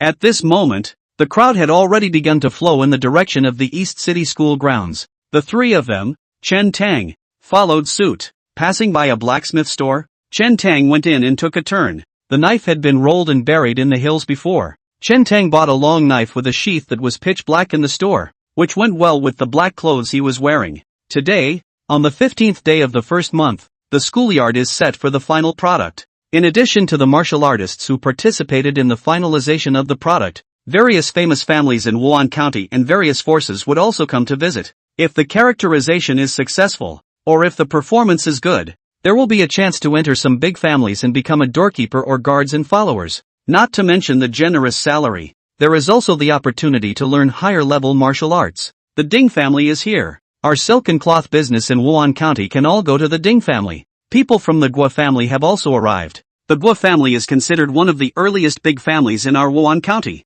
and there are people within the family who are officials in the capital. Boss Jean of the Tongbao money store is also present. More and more people are gathering inside the fixed pin schoolyard. In addition to the people from all the great clans, there were also many onlookers who had gathered here and were talking. Chen Tang and the three of them had just entered the schoolyard when they saw Meiying Shui and the others occupying an area and waving towards them. The people from Chanza County were over there. The three men walked over. Meiying Shui was nervous and excited. Although she definitely wouldn't be able to pass this fixed product test, it was already rare for her to be able to go up and participate. Meiying Shui looked at the man beside her and asked with a smile, "Brother, if you are able to set the product successfully this time, do you want to go back to Chanza County to help your father? Or do you want to find a big family in Wan County?" Mei Jixian hesitated and said, "Go back and help Dad." Mei Nianji shook her head and laughed, saying, "That's not necessary. If you can get a job in some of the big families in Wan County, it's definitely better than going back to Chanza County." Chen Tang glanced around and asked, "Have all the big families of Wan County come?" Logically, to have a mansion of their own in Wan County and to have a light cavalry like that, Li Junlight's family should have some fame. Not yet. Mei Niandao, the ones that ended up coming were the biggest few forces in Wan County. Moreover, today's main event is the county government's dinner. It's said that every time the most promising and best talented entry-grade martial artists will be picked by these powers at the dinner. Just at this moment, a group of yamen marching toward this place, the leader of the body thin, head over the black veil, waist-hanging long knife, hawkish nose, danfang eyes, exudes a fury. "It's the sheriff's lieutenant who's here." A shout came from the crowd. Chen Tang silently sized up this person. This county lieutenant can be considered as one of the most powerful people in Wan County, in charge of the county's security and anti-theft, city defense and military, the officers and soldiers of the 4 city gates, the magistrates of the government offices, the constables,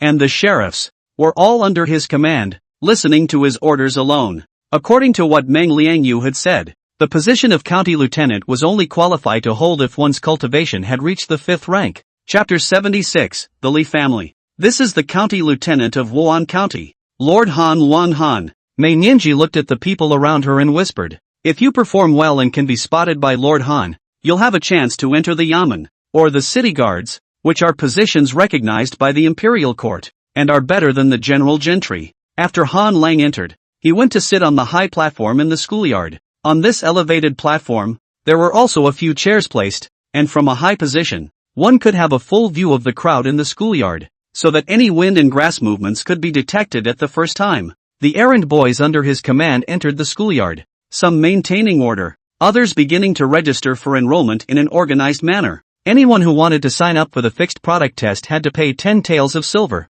Then a bronze token, 2 fingers wide and 4 inches long, would be handed out with your name written on it to mark it for the time being. If the grade is successfully determined, this bronze token will be put away, and the official government will use a special tool to brand the signature on the front and the grade on the back, and reissue it to the successful martial artist at the dinner party. If it didn't work out, the 10 taels of silver would be paid in vain, and the bronze token would not be returned even if it was taken away. It didn't take long before it was the turn of these people from Changsa County. Mei Yingxue, Mei Ji Xian, and some other disciples of the Plum Blossom Martial Arts School all went up and lined up. Chen Tang straightened his black clothes, gripped his long sword, and followed suit. Let's start with the 9th rank, so that we can avoid such trivialities as corvée service, military service, and so on, as well as a few minor troubles. If these people in Changsa County knew that he was a 9th rank, even people like Go Dai would not dare to mess with him.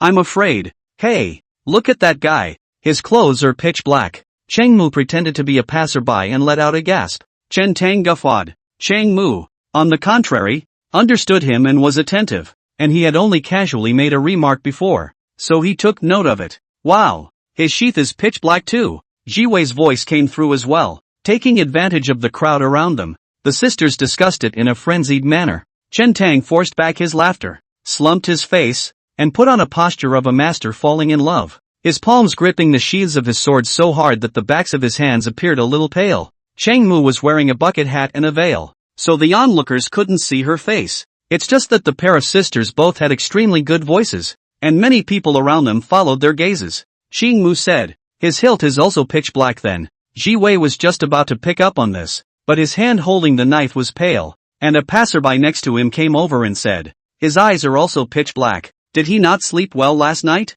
Cheng Mu, Ji Wei, Chen Tang, you guys, look, his face is a little darker too. Chen Tang clenched his fists and ground his teeth. Finally, I finished the line and came back with my bronze token. Mei Yingxue's eyes flashed with a hint of surprise when she saw that Chen Tang had also signed up. She knew that Chen Tang's archery skills were strong. After all, she was a hunter by birth and had seen it with her own eyes on the road. But being strong in archery doesn't mean you'll pass the definitive test. One of the entry tests was the open bow test, which tested strength but not archery. It's good to try it. It's kind of an experience. Mei Yingxue heart this thought, or kindly reminded, the first level of open bow you should know. In fact, into the product there is a second level of testing, which is practicing skin like armor. You will need to stand in a fixed position. When a bowman, standing 100 paces away, will shoot an arrow at you with a half-stone bow, once the feet move, or the body dodges during this process, the violation will be ruled a failure.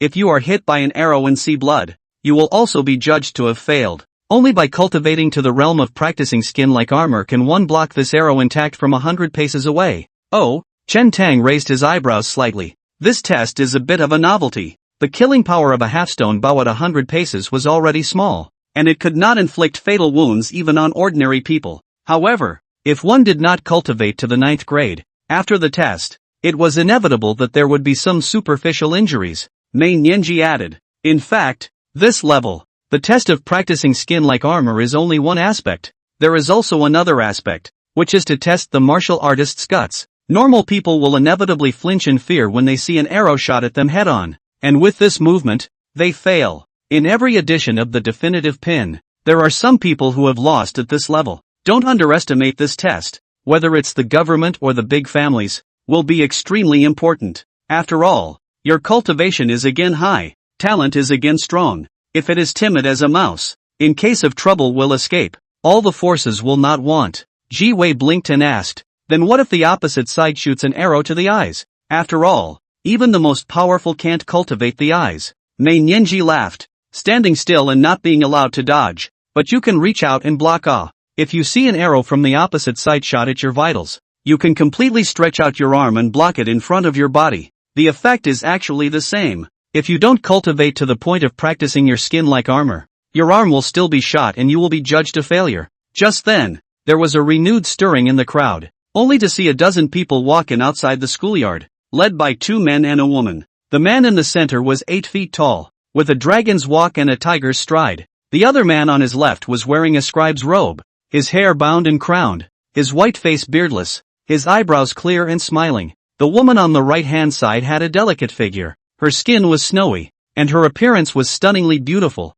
only that there was some indifference between her eyebrows, giving a sense of austerity and inviolable detachment. This time the schoolyard is set for the product. The 2 sons of the Lee family are here. Yes, before, only the second son of Lee came. The one next to him seems to be that daughter of the Lee family. Right, she all came? That's her. She's said to have killed her husband, and now she's not even married, in her early 20s and rarely goes out. Keep your voice down. The person's father is our sheriff lord after all. Listening to the chatter around him, Chen Tang was a bit surprised. These 3 siblings, he's seen them all before. In the center was Li Boxiong, next to him was Li Zhongmo, and on the other side was Li Junqing. Chen Tang originally thought that the Li family was just a relatively ordinary big family in Wan County. I didn't realize that the father of these 3 was actually the Wan County governor. It suddenly occurred to him that Meng Liangyu had said that the Wan County sheriff seemed to have suffered some kind of injury and his realm had falling short of the 6th rank,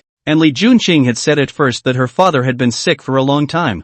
No wonder. Then, a trace of doubt arose in Chen Tang's heart. Even if the Wan County sheriff has no military power, he is still considered the biggest official in Wan County. What kind of person would still dare to withdraw their family's marriage and be so unsympathetic? When Mei Yingxue saw one of them, her heart moved, and she quickly said, "Father, look, that's him." Mei Yingji nodded. Just entered the school field, that group of people at the head of the 3. The center of the one is exactly had been out to save them, Li Boxiong. Ah, it's that righteous man. Look, that righteous man is coming our way. He remembers us. The people of Chanzi County also recognized the people. After the Li family's crowd entered, they immediately attracted countless gazes. The Li family was nominally a private house, but after all, there was the Wan County governor behind it, so it was considered one of the several forces in Wan County in name only. Chapter 77. Brother Chen, we meet again. Li Boxiong came closer and nodded towards Chen Tang with a big smile.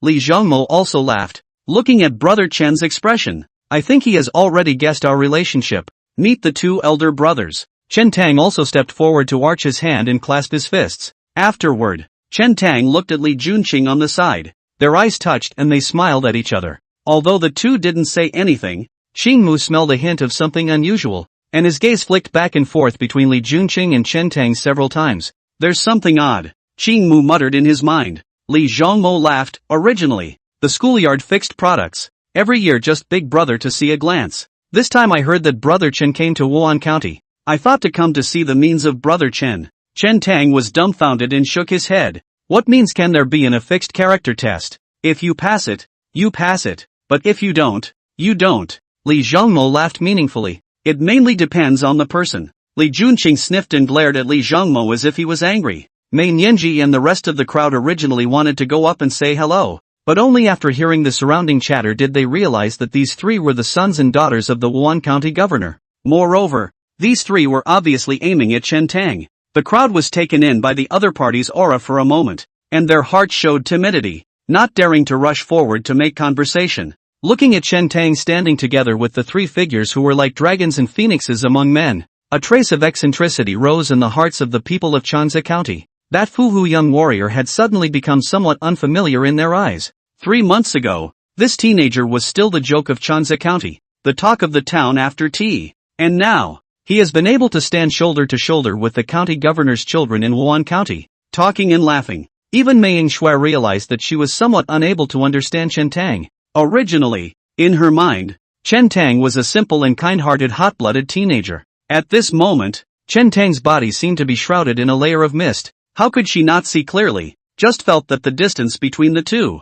seemed to become farther away. Who is this? And why isn't my little brother introduced? Right at this moment, Xingmu came to Chen Tang's side, gently took Chen Tang's arm and said with a smile. Chen Tang coughed lightly and said, "You've met this brother Li Boxiong Li, And this is Li Zhengmo. And, Chang Mu secretly pinched Chen Tang's arm. This is Li Junqing. Chen Tang pointed at Ching Mu beside him and just opened his mouth. She is. Hello. Ching Mu gently lifted the veil under the bucket hat, revealing a bright and flawless face, and smiled faintly at Li Junqing, saying, "My name is Cheng Mu. I'm Xiaotong's older sister, but not pro." The people nearby couldn't help but let out a gasp when they saw Ching Mu's face on the veil. Even the two of them, Li Bohong and Li Zhengmo, unconsciously looked this way, their gazes somewhat averted for a moment. The two then realized something was wrong and hastily avoided looking again. Chen Tang muttered, "Just talk. What's the point of lifting the veil? It's not polite to be introduced through the veil." Chang Mu whispered in Chen Tang's ear. Of course. She quickly lowered the veil again. The crowd of onlookers only had a chance to catch a glimpse of it, and then they didn't have a chance, and their hearts were filled with regret. "Hello." Li Junwei saw Cheng Mu nibbling on Chen Tang's ear, very close, and didn't say anything, just nodded. Among the crowd, a woman in her 30s, dressed in ordinary clothes, also noticed Cheng Mu's appearance and her gaze flickered. Right at this moment, a disturbance once again came from the entrance of the schoolyard, drawing many people's gazes. Third Prince Hui of the Marquis of Wuan is here. When it comes to powerful clans, the Marquis Hua family of Wuan is the #1 clan in Wan County. This is natural. The Hua family has been operating in Wan County for many years, and the original Wan County governor was the Marquis of Wuan. Only later on, when he was too old, coupled with the recurrence of old wounds on the battlefield, he had no choice but to retire, and was obtained by the Li family. It seems that the husband that the Li family's Chen Jin had previously killed in her grimace was one of the Hua family's eunuchs. Chen Tang's heart stirred as he looked towards the entrance of the schoolyard, only to see a person wearing embroidered robes, face white like jade, riding a high horse, noble, into the middle of the school field, followed by dozens of attendants guards. Normally, no horses are allowed in the schoolyard, but when the magistrates saw that it was this one, they all pretended to turn a blind eye and didn't come forward to stop them. "Brother Bo Xiong, Brother Zhengmo, the two of you have come early today." Third Duke Hua turned his head to see the Li siblings and greeted them. His eyes fell on Li Junqing again, smiled slightly and said, "Isn't this my unmarried sister-in-law? It's rare to see her on weekdays. I didn't expect to meet her here today. We'll have to get closer in a while." That's a bit of an overstatement. Li Junqing looked indifferent and ignored this person. The two of them, Li Boxiong and Li Zhengmo, also only slightly arched their hands and greeted each other nonchalantly. The three of them then nodded their heads with Chen Tang and marched towards the high platform in the schoolyard. Chen Tang was thoughtful. Marquis Wuan. To be able to be awarded a marquis by the Qian Emperor. It seems that this is a lot of military achievements. No wonder he dared to withdraw from the marriage of the sheriff's daughter. And judging by the reaction of the Li siblings, they should have been at odds with the Hua family for a long time, and only maintained a superficial relationship. On top of the high platform in the schoolyard, after Li and Hua's families had taken their seats, there were still 2 empty areas and a few chairs beside them. The original schoolyard was still a hustle and bustle of people, and somehow, within a few breaths, it grew quiet and became silent. Just about everyone poked their heads in and looked toward the entrance to the schoolyard. A man walked in. There wasn't much of a row, and there weren't a lot of people following, just 2 of his personal attendants. The man at the head was wearing green bronze armor, with a green-sheathed long sword hanging from his waist, his sideburns beard slightly curled, wide mouth and broad nose, his looks rough and mighty, and his tiger's eyes turning, his gaze taking in people. The 2 followers behind him were dressed similarly to him, except that they were wearing green leather armor. Under the watchful eyes of the crowd, the 3 of them ascended all the way to the high platform of the schoolyard, and no one around them ever made a sound. County Lieutenant Han Lang, the Li family siblings, and third Prince Hua on the high platform rose early and bowed toward this man. "Greetings, Lord Kai." The voice from the high platform came down faintly. "Sit down." "Not so polite." The gruff man simply nodded and sat down in his chair with a big, bold smile. Only then did the crowd gradually regain some of their voices as the crowd whispered, "These 3 are from the Green Dragon Division, right?" "Yes, Green Dragon Armor,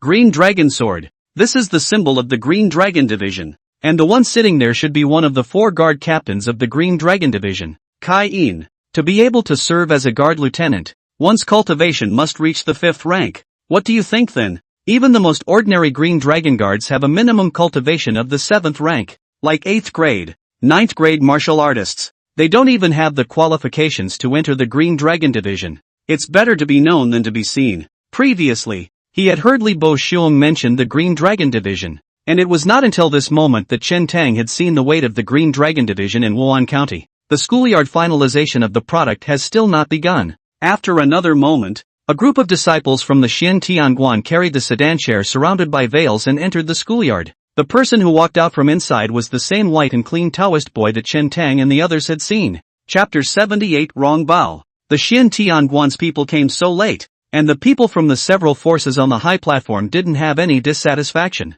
As the Taoist boy ascended the stage, the crowd rose with him, bowing their hands and saluting. Jiwei secretly tugged on the corner of Chen Tang's coat. Chen Tong slightly attached himself. Jiwei stood on her tiptoes and came to his ear and whispered, "Brother Tong, why don't I go to Xian Tianguan to cultivate?" If the other person heard, most likely would have thought that Jiwei see Xian Tianguan power too much. Heart envy, only want to worship its door. But Chen Tang knew that Jiwei was not a snob. Chen Tang asked, "Worried that I won't be able to handle it?" Jiwei was silent. On the way to Wan County, she was in the carriage and heard Li Bo Xiong introduce the Xian Tianguan, saying that it was one of the most unmissable forces to be messed with in Wan County. And now, having seen with her own eyes the position of that white and pure Taoist boy from Xian Tianguan in Wan County, she was worried that she might bring trouble to Chen Tang because of herself. She knew that Chen Tang wanted to have a conclusion with the young master of the Blackwater gang. Chen Tong didn't have any helpers, just dealing with a Blackwater gang. All of them seemed to be weak. If he got into trouble with the Xian Tianguan again, it would really be unthinkable. There's no need to think about it. Chen Tang gently patted Jiwei and said, "If you don't want to, no one can force you. If you can't stay in Wan County, the big deal is to go far away." In fact, Chen Tang had acted quite restrained in Xian Tianguan. For one thing, that white clean Taoist boy, though irritating, hadn't acted excessively. Secondly, Chen Tang didn't know much about any Xian men square art, and was more or less afraid of it. His next biggest target was still the Blackwater gang, and unless he had no choice, he would try his best to keep his distance from the Xian Tianguan and not to mess with it, so as not to cause any trouble. Of course, Chen Tang was also clear. Tigers have no intention of hurting people, but people have no intention of hurting tigers, so it's always good to be a little more vigilant. While thinking about it, the schoolyard fixing had already begun. In order of their numbers, the people went up in order. First, go to the left-hand side of the position to open the bow test. If you pass, you can only take the bronze token to the right side to participate in the second level of the test. Looking at the surrounding black crowd, some parents full of expectation and nervousness, Chen Tang was a bit dazed, and even gave birth to an illusion of participating in the college entrance examination in his previous life. Most of the people who came to the finalized product were no older than 20 years old. If one fails to enter the grade at the age of 20, one's achievements will be limited even if one cultivates in the future, without a moment's effort. There were more than 200 people participating in the definitive pin test. All of the 2 levels were passed, and the number of people who succeeded in finalizing the product was a bit more than Chen Tang had imagined, with about 30%. Most of them are from Wan County, especially the talented youngsters cultivated by some big families. With the aid of all kinds of medicinal herbs, the teaching of famous teachers, and superior gong methods, those who came to participate in the finalization of the product could almost always pass. Like the surrounding counties, the number of people who successfully order the product is extremely rare. It was another wait before it was Changsa County's turn. A teenager from the Plum Blossom Martial Arts School stepped forward and respectfully handed over the bronze token. And the magistrate took it and glanced at it, raising his voice, "Changsa County, Deng Naiguang." Tang Naiguang swallowed and headed towards the weapon rack with a row of powerful bows on the left. Following Mei Nianji's instructions, Deng Naiguang first picked up a one-stone bow and slowly drew it. There was nothing in the way and it was easy to watch. Mei Yingxue said, "It seems that senior brother Deng is very hopeful." Yueminian Z, 1915-2005, Chinese writer. He said, "Actually, Naiguang has long been able to lift the weight of 3 stones, but opening a bow is much more difficult than simply lifting a heavy object. To draw a 3-stone bow, one's own strength actually has to exceed 3 stones, and the posture has to be right. Neiku doesn't open the bow in a good position. It's hard to exert full power." As he spoke, Deng Naiguang had already picked up the 2-stone bow and slowly drew it. The process of opening the 2-stone bow was significantly slower and more laborious to watch. When Mei Nianji saw this, she had a judgment and shook her head. "Naiguang can't open a 3-stone bow." Fruity. The 3-stone bow had only been pulled halfway. Deng Naiguang's arms had already begun to tremble. His forearms were bent, and he eventually couldn't support himself and could only give up. After a few more turns, it was Mei Jixuan. Brother, a drumroll and a successful finalization of the product. Mei Shui gave Mei Jixuan a pep talk. Mei Jixuan nodded vigorously and took a deep breath to walk forward. Try 1 stone bows, 2 stone bows in that order. Mei Jixuan's bow opening posture was obviously much better, and when he opened the 2 stone bow, it was relatively smooth. By the time he reached the 3 stone bow, Mei Jixuan was barely able to hold it open to the full moon state, but he had clearly reached his limit. His face was red, his body was unsteady, and his arms were trembling and swaying slightly. Pass! That yaman made a timely sound and guided Mei Jixuan to the right side. Mei Shui and the others all breathed a light sigh of relief when they saw the scene. It was a pity that in the face of the oncoming feathered arrows in the second level, Mei Jixuan failed to overcome the fear in his heart and moved his feet down. But on second thought, he thought of his family's expectations and didn't move too much. As a result, not only did he fail to finalize the product, but he also got an arrow in his shoulder. Bleeding, not a serious injury, only just breaking the skin. Mei Shui comforted. Brother, it's fine. Another year of cultivation will definitely work. Mei Yinji felt slightly regretful. Just in the martial arts training, no experience of killing and fighting in the Jianghu, and even rarely see blood. In the face of shooting arrows, it is very difficult to overcome the fear of the heart. If he can experience in the Jianghu, he will naturally grow a lot. But the Jianghu is dangerous, and he cannot rest assured. There were a few more lines in front of them before it was finally Chen Tang's turn. Changzhou County, Chen Tang, the magistrate below shouted. The crowd didn't care much about this kind of nothing famous. However, above the high platform, upon hearing this name, several people turned their gazes toward Chen Tang below. Kaiyin noticed this detail and secretly said something odd, but also looked at the black-clothed teenager below with interest. What is this young man's origin that he has attracted the attention of several of their parties? Even that Taoist boy from Xian Tianguan seems to be interested in him? Chen Tang didn't take the definitive product test very seriously. He had already cultivated to the 9th grade extreme realm. Just setting a grade was too easy for him. Chen Tang skipped the 1 stone, 2 stone bow in front of him and directly picked up the 3 stone bow. There's no need to be too high profile, just drive a 3 stone bow just enough to set the grade. Chen Tang instantly pulled back the bowstring. The bow body and the bowstring were like a full moon. His arms were smooth and his body was motionless. Pass. The magistrate spoke up. The people of Changzhou County had seen Chen Tang's archery skills, but they didn't expect that he had reached this level of power and were greatly surprised. Mei Shui originally also thought that Chen Tang enrollment was just a walk through the door to see what was going on. It was only at this moment that I realized that I had thought wrong. But how is that possible? Originally, Chen Tang was just a teenager who didn't know any martial arts. And it was only after more than 3 months had passed that he had cultivated to this point? These people of theirs had been soaking in the martial arts hall all day long and practicing for 3 years and 3 years, eating meat every day, soaking in medicinal wine, and beating up their flesh, but they hadn't reached this level. Chen Tang traveled towards the right and came to a sandy area. The whole person stood on it, and if the feet moved, they would certainly leave marks in the sand. The bowmen who shoot arrows are rotated by 10 men, even with a half-stone bow. The exertion of just one person constantly bending the bow and arrow was so great that the flesh and blood of the fingers gripping the string faded off a layer.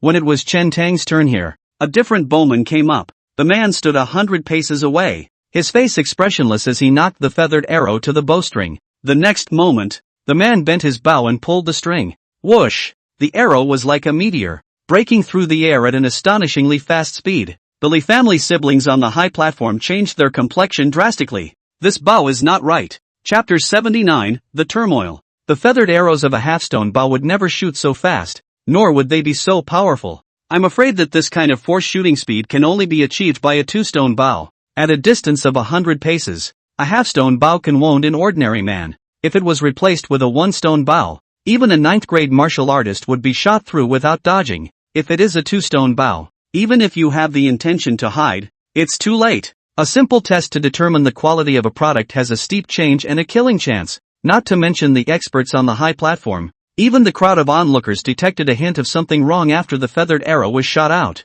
The half-stone bow had limited power, so the feathered arrow would traverse a curved trajectory in mid-air and finally hit the target. And just now, this arrow was too fast, transforming into a dark light, almost a straight line, shooting towards Chen Tang, who was 100 paces away, instantly arriving. The Li siblings were on top of a high platform, and even if they realized something was wrong, it was too late to make a move. It was as if the crowd had seen the scene of Chen Tang being pierced through by an arrow and dying horizontally in the schoolyard. Some people look unforgiving. Some people feel sorry for themselves. Some people gloat. Snap! A voice came. In the next moment, everyone's eyes were wide open, full of shock, and there was only one thought left in their minds. How is it possible? The entire schoolyard, in an uproar. On the high platform of the schoolyard, the Li family siblings rose to their feet, surprised and delighted. Third Duke looked at this scene incredulously, as if he had seen a ghost. County Lieutenant Han Lang narrowed his eyes slightly,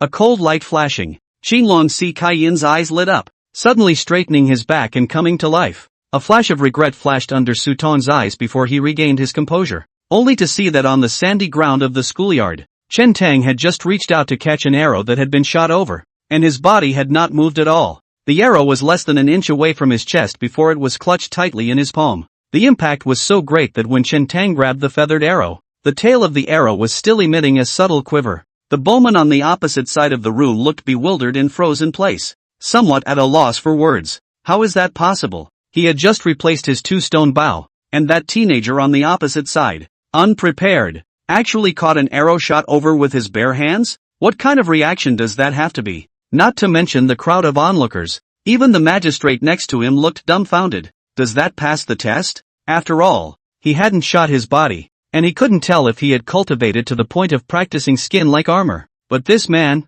he caught all the arrows. Chen Tang looked calm, unable to see any joy or anger, casually throwing the feathered arrow on the ground and looking up at the high platform not far away. Only those who were familiar with him knew that at this moment he had moved to kill. This hand of the opponent's was without warning. There will be some subtle differences in the sound of the bowstring being drawn between a half-stone bow and a two-stone bow. When Chen Tang heard something wrong with the sound of the bowstring 100 paces away, the arrow had already left the string, breaking through the air and arriving close at hand. He had cultivated to the 9th grade extreme realm, presenting a state of ice muscle, and his defense was even better than copper skin. 100 paces away, a stone bow could no longer hurt him, but he still couldn't stop the impact of the two-stone bow. Not being able to think too much, Chen Tang instantly entered the divine illumination state. His reaction speed skyrocketed, and the ebony feathered arrow seemed to slow down in his line of sight. With a lift of his hand, he grasped it in his palm. It's not even a finalized product test.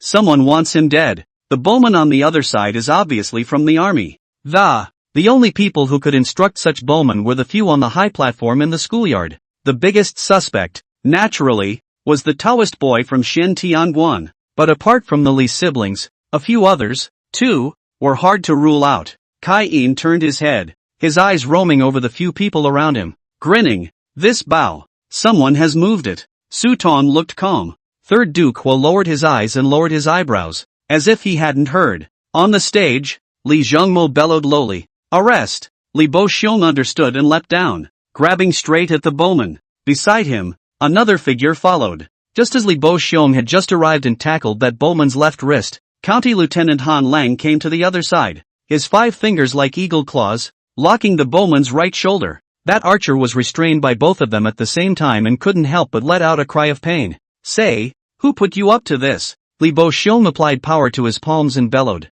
"I don't know what you're talking about." The archer responded as he forced himself to endure the excruciating pain. Li Boxiong snorted coldly, his hand once again intensified, chiding, "You are using a two-stone bow. If you tell the truth, you may still have a chance to live." Meanwhile, County Lieutenant Han Lang added his voice on the other side. The bowman, who was in pain on both sides, hastily said, "I don't know anything. When I went to get my bow, it was this bow." At this point, "You still have the nerve to be full of," Li Boxiong said in a cold voice. "The schoolyard is fixed for the grade. You change the two-stone bow and try to shoot a 9th grade martial artist. Lord Kai of the Qinglong division is watching from the stage. You're committing the cardinal sin of killing your head." When that archer heard this, a trace of fear clearly appeared on his face, and he was a bit shaken. Seeing this, Li Boxiong pressed on, saying, "You can't carry it alone. If you hand over the mastermind behind it, you might still have a chance to live." "Okay." Han Lang suddenly snapped, saying, "Hand the person over to me. I'll take him back for interrogation. I don't believe I can ask about the mastermind behind this." "What does Lord Han mean by this?" Li Bohong asked with a frown. Seeing that a few more pressed questions would likely get the word out of him, Han Lang suddenly intervened. Han Lang said faintly. The schoolyard must still continue to set the character. Is it possible to let everyone watch you use force to force confessions here? Where is the law of my great Qian kingdom? Third Duke was suddenly raised his voice and said, Brother Bo Xiong, you have to pay attention to your own identity. You're not a court official. What qualifications do you have to interrogate others? Lord Han letting you question here for so long is already on your father's face. Li Bo Xiong's face was as cold as frost, and he did not immediately let go of his hand. Li Zhongmo leaped down and came to Li Boxiong's side, whispering, Big brother, loosen up. With Lord Han around, this really isn't our business. After a short pause, Li Zhongmo looked at the stage again and said aloud, However, if Lord Kai of the Qinglong division is willing to intervene, I'm sure Lord Han will hand this person over. Han Lang's face sank. If the Green Dragon division really wanted to intervene, he really couldn't care less. Don't look at the fact that Kai Yin was only a Wei lieutenant, one level below him in official position, but the Qinglong division was directly under the Qian Emperor and was too special. As long as the Green Dragon division intervenes, the county offices will have to back down. The Green Dragon division doesn't care about such a little. On the high platform of the schoolyard, Kai Yin grinned broadly and waved his hand, then laughed as if teasingly. If you, Lord Han, have committed any crime, only then would it be worthwhile for the Qinglong division to step in.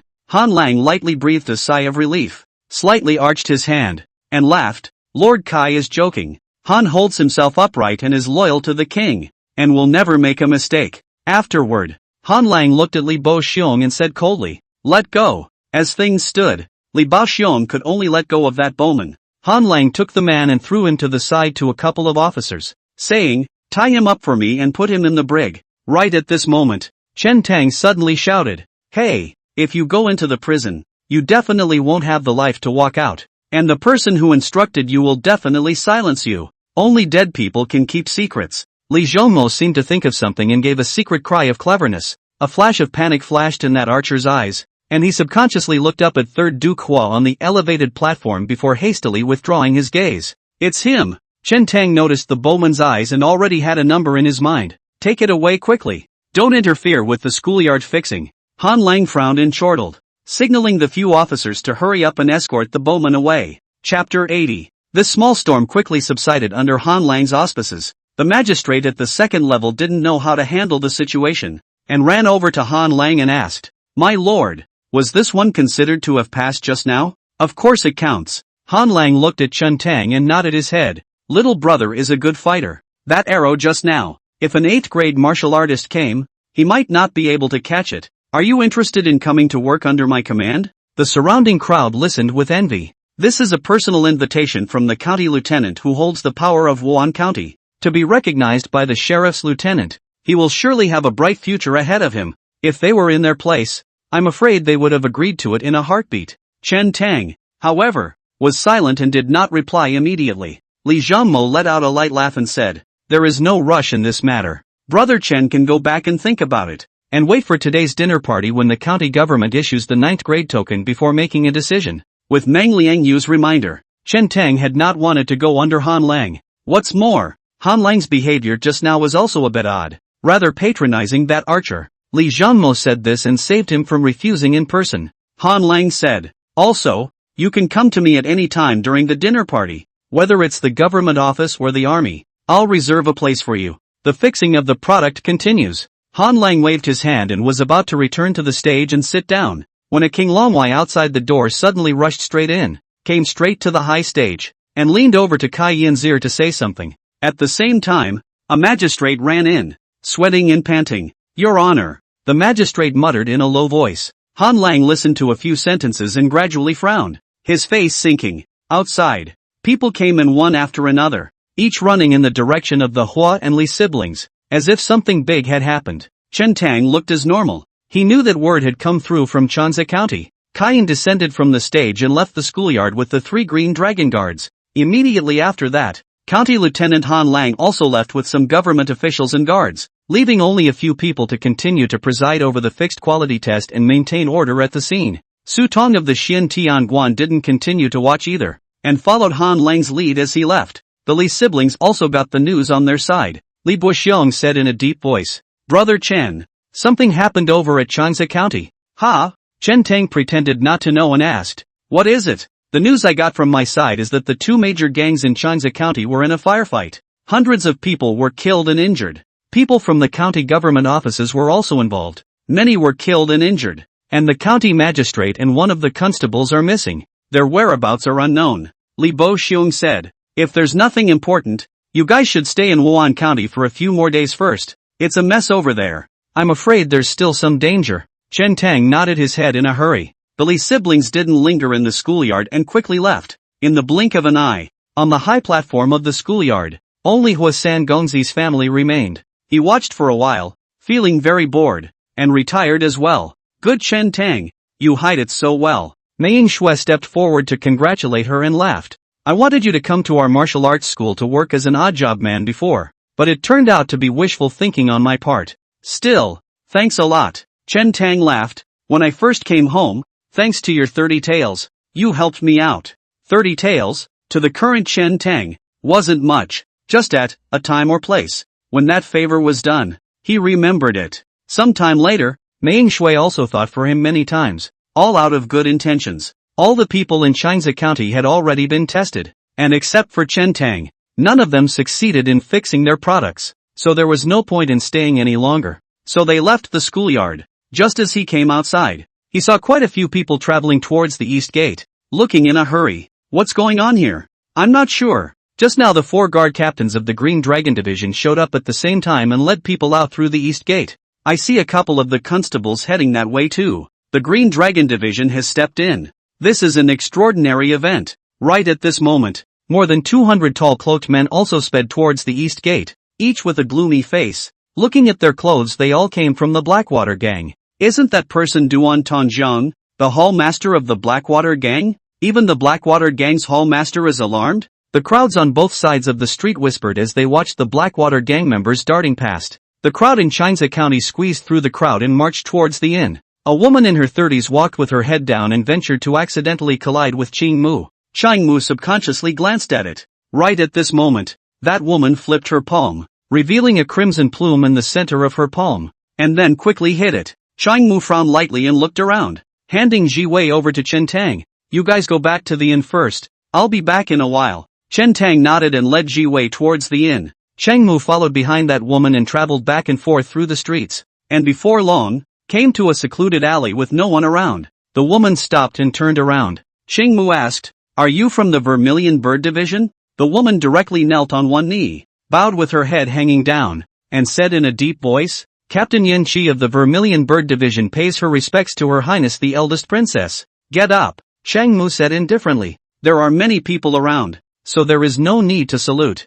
Yen Chi rose as she was told. Cheng Mu asked, "How is Big Brother's health? Have all the matters in the capital been pacified?" Yen Chi steps forward and whispers, "His Majesty's dragon body is unharmed, and the rebellion in the capital has been quelled. It's just that His Majesty has been thinking of you, and has asked the Vermilion Bird Division to look around for your whereabouts. So why don't I escort His Highness back to the capital?" Cheng Mu hesitated and shook his head. "There's no rush, just wait a little longer. If she left with her master, Chen Tang would have to fight alone. Wan County is not like Wan County, where various forces are entrenched, and they had only just entered the city when Chen Tang encountered a hidden arrow in the schoolyard, which one person was afraid would be difficult to cope with." After a little thought, Cheng Mu asked again, "Is Sister Lingshou okay?" Yen Chi said, "Lord Sijuan is unharmed. She has also come to Pingzhou, just not in Wan County." "She's not in the capital and has come to Pingzhou as well?" Cheng Mu frowned slightly. "There are 4 divisions in the Dacian kingdom that are directly under the orders of the Son of Heaven,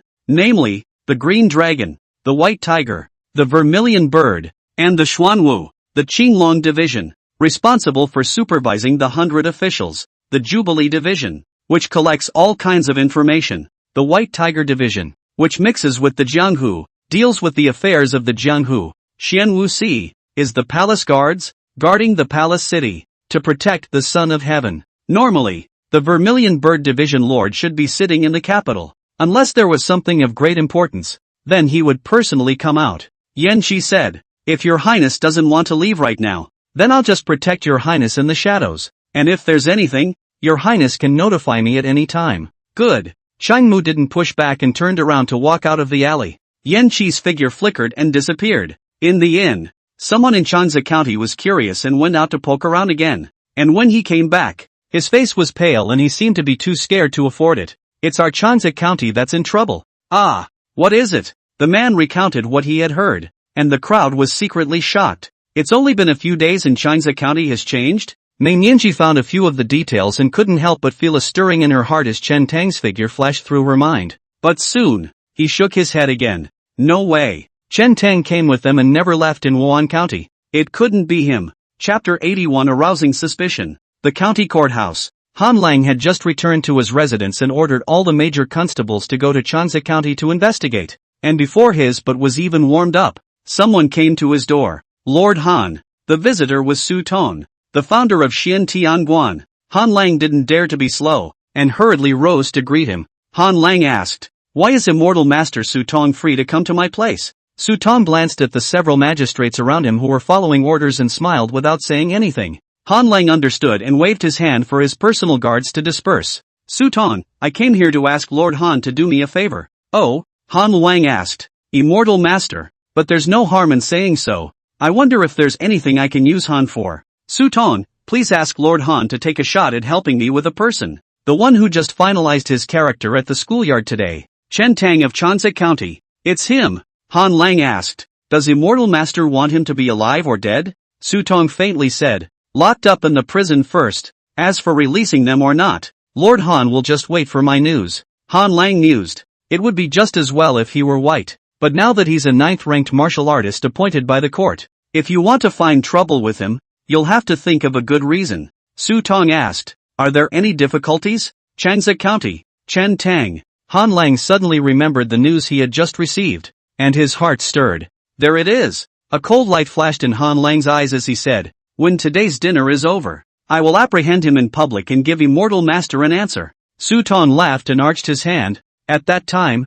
I'm going to have a good look at Lord Han's methods. Good talk. Good talk. Han Lang responded with a smile. Letting the founder of the Xian Tianguan owe a personal favor would definitely be of great use in the future. Moreover, this Su Tong is the hottest fengsher of Xian Tianguan in a year, is the personal Taoist boy of the Xian Tianguan master, and is said to have obtained the true transmission of Xian Men's Feng Shu. After sending Su Tong away, Han Lang called over one of his personal guards and said, Go to Marquis Wan's mansion and look for Mr. Hua-san. Tell him to make sure he's there for today's dinner. I'll give him a surprise. Yes, sir. The magistrate was ordered to retire. Ha! Han Lang let out a light laugh and muttered to himself, messing with the Hua family in Xian Tianguan in Wan County is useless even if you climb up to the Li family. So it's just right to go with the flow and give both of them a favor. Li Fu, evening. Li Bohong, Li Zhangmo, and Li Junlight gathered in the study and exchanged the information they received with each other. From time to time,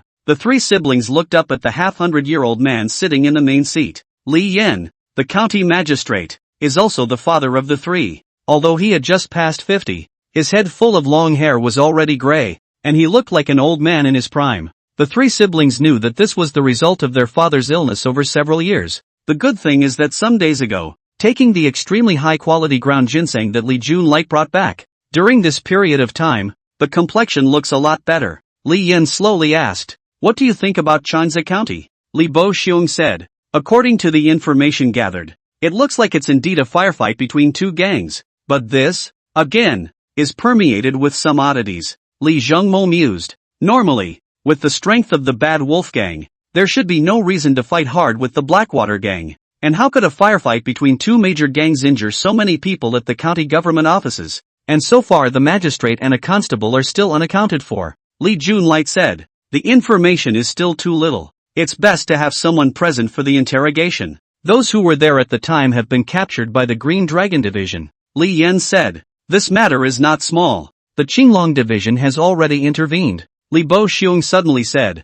The two major gangs had a firefight clash at the county government office, killing and injuring hundreds of people, as well as injuring the officials, causing such a big impact, and the Blackwater Gang can't be blamed for it. If this matter is reported to the court shouldn't sit back and do nothing, right? If we can take this opportunity to uproot the Blackwater Gang in Wan County, it would be considered breaking off one of the Hua family's arms. Li Zhangmo shook his head and said, It's not that simple. The Blackwater Gang has become a climate, and has interests with all parties. Without a heinous crime, we can't move him. Li Yen thought for a moment and finally said, "Wait for news from the Green Dragon Division. Since they chose to intervene in this matter, let's leave it in their hands. Today's dinner? Let's continue with the dinner. By the way, I've heard you guys say that there's a teenager with good hands from Chanza County, so it's a good time to meet him tonight." Green Dragon Division. At this moment, a green-robed scribe-like middle-aged man was sitting on the main seat of the Green Dragon Division's main hall,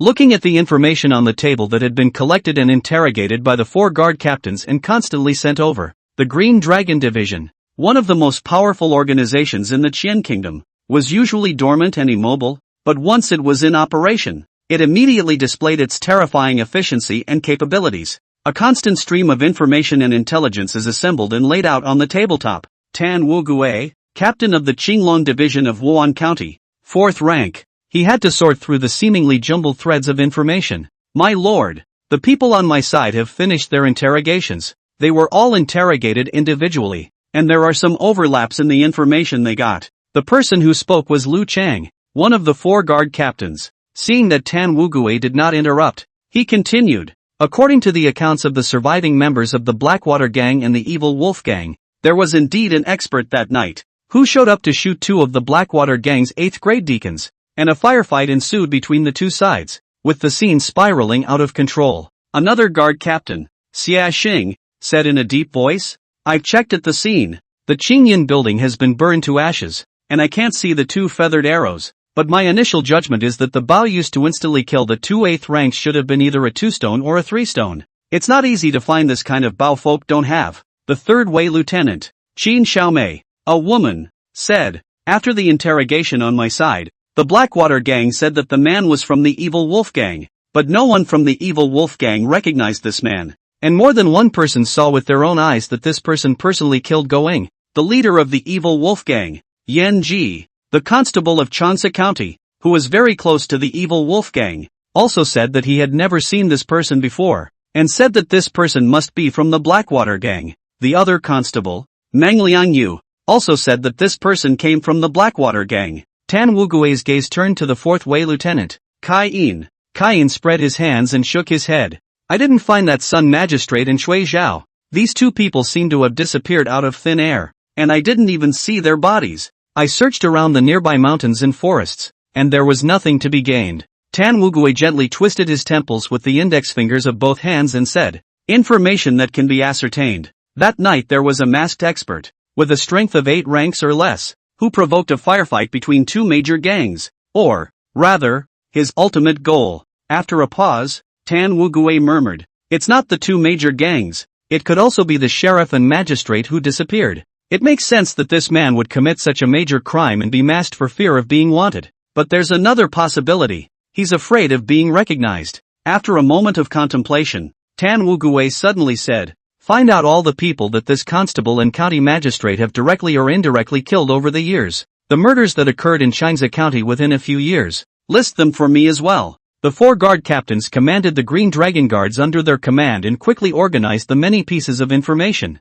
Tan Wugui looked at one of the individuals on the list. Choi Yong died over 2 months ago. Chui Yong, Chui Zhao, Sun County Magistrate. Tan Wugui looked at it a few times, and his eyes eventually landed back on Chen Dan and Chen Tang. "Well, Chen Dan, Chen Tang, over the past year, Chui Zhao, and County Magistrate Sun had killed many people, but this was the only one whose family had produced a 9th grade martial artist." Tan Wugui knocked on the table and slowly asked, "This Chen Tang, which one of you has checked it out?" Testimonials. It goes up at 12 noon, and all 4 shifts will be posted together. Previously in the creation of the world to write are 2,000 words chapters. In the suggestion of all the book friends, also asked the editor, after the shelves of the update, try to change to 3,000 words chapters. For more is 12,000 words. This is Old Knife's 3rd book, and it's a little different than the first 2. The initiative made some changes. The first 2 books were written about natives. This one has a different crossover opening.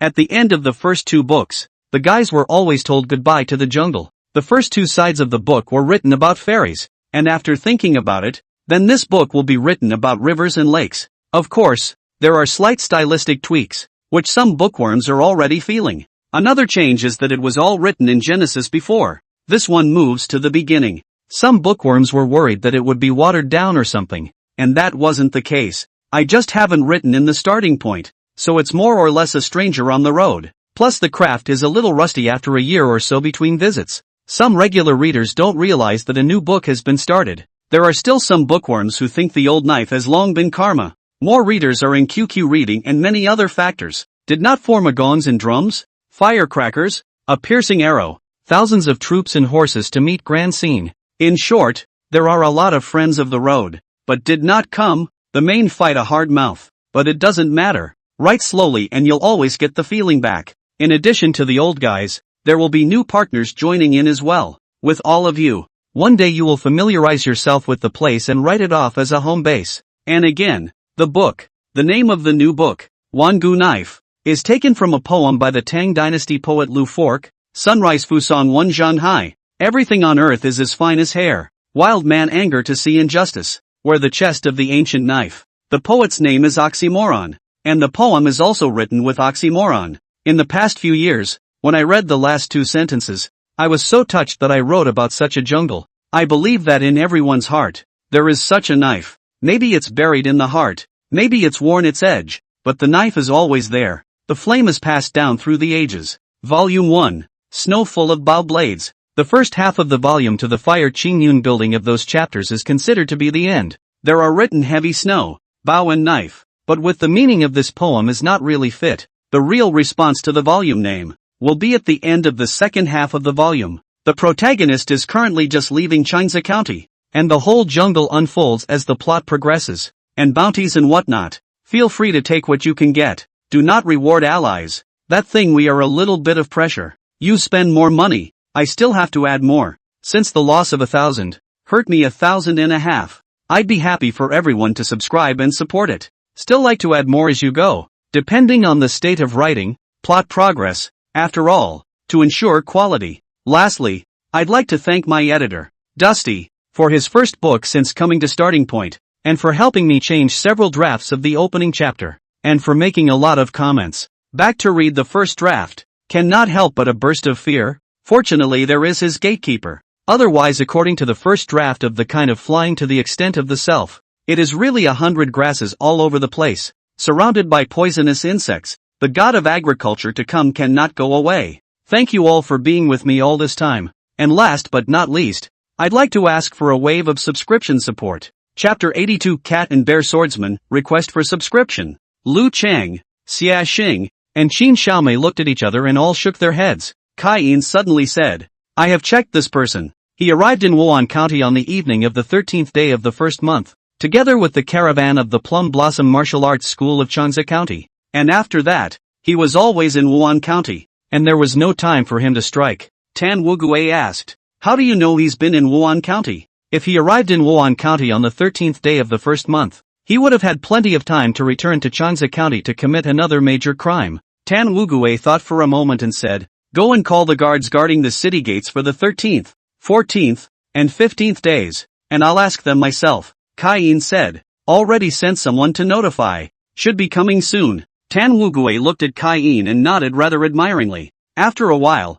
a few Green Dragon guards walked in with some of the city's guards. These guards came to the Green Dragon division with some awe in their brows, feeling the eerie atmosphere around them and shivering. Usually nothing good comes from being summoned by the Green Dragon division. You don't have to be nervous. You've been approached with just a few questions. Tan Wugui picked up the portrait of Chen Tang that someone had just drawn and handed it to the guards below, saying, which one of you has seen this man, and when was the last time you saw him? The guards took the portraits and passed them down in turn. Several of the guards looked at each other and seemed to remember something. One man said tentatively, we have seen this person, the last time, probably on the evening of the 14th day of the first month, before the city gates closed. This teenager entered the city. Yeah, we're kind of impressed too. A few others followed suit. Tan Wugui stared down at the few guards below, his face expressionless. What a load of crap. Xia Xing suddenly bellowed, frightening the several guards into trembling. He only saw him come to a few guards and questioned, with so many people entering and exiting Wan County's city gates every day, how could you remember this person so clearly, even the time so clearly? One of the guards hurriedly explained, my lord, we don't dare to lie. We remember this man solely because he was screwed over by the horse market owner of Wan County and bought an inferior horse. That horse was born extremely ugly, temperamental, not allowed to saddle on the body. In Wan County are famous. No one wants it for nothing. This teenager first arrived in Wan County. Do not know the inside story. Was pitched by that horse market boss, but also wanted to go out of the city to try the horse. We were a few at that time also laughed at him to come. So I remember clearly. Another guard chimed in. And then, as we expected, the teenager was lifted off his horse and walked back into the city in his gray head. Tan Wugui's expression slowed down a little. This makes sense. And he saw that the guards did not look like they were faking. So it should be true. You guys go ahead and go down. Tan Wukong spoke up.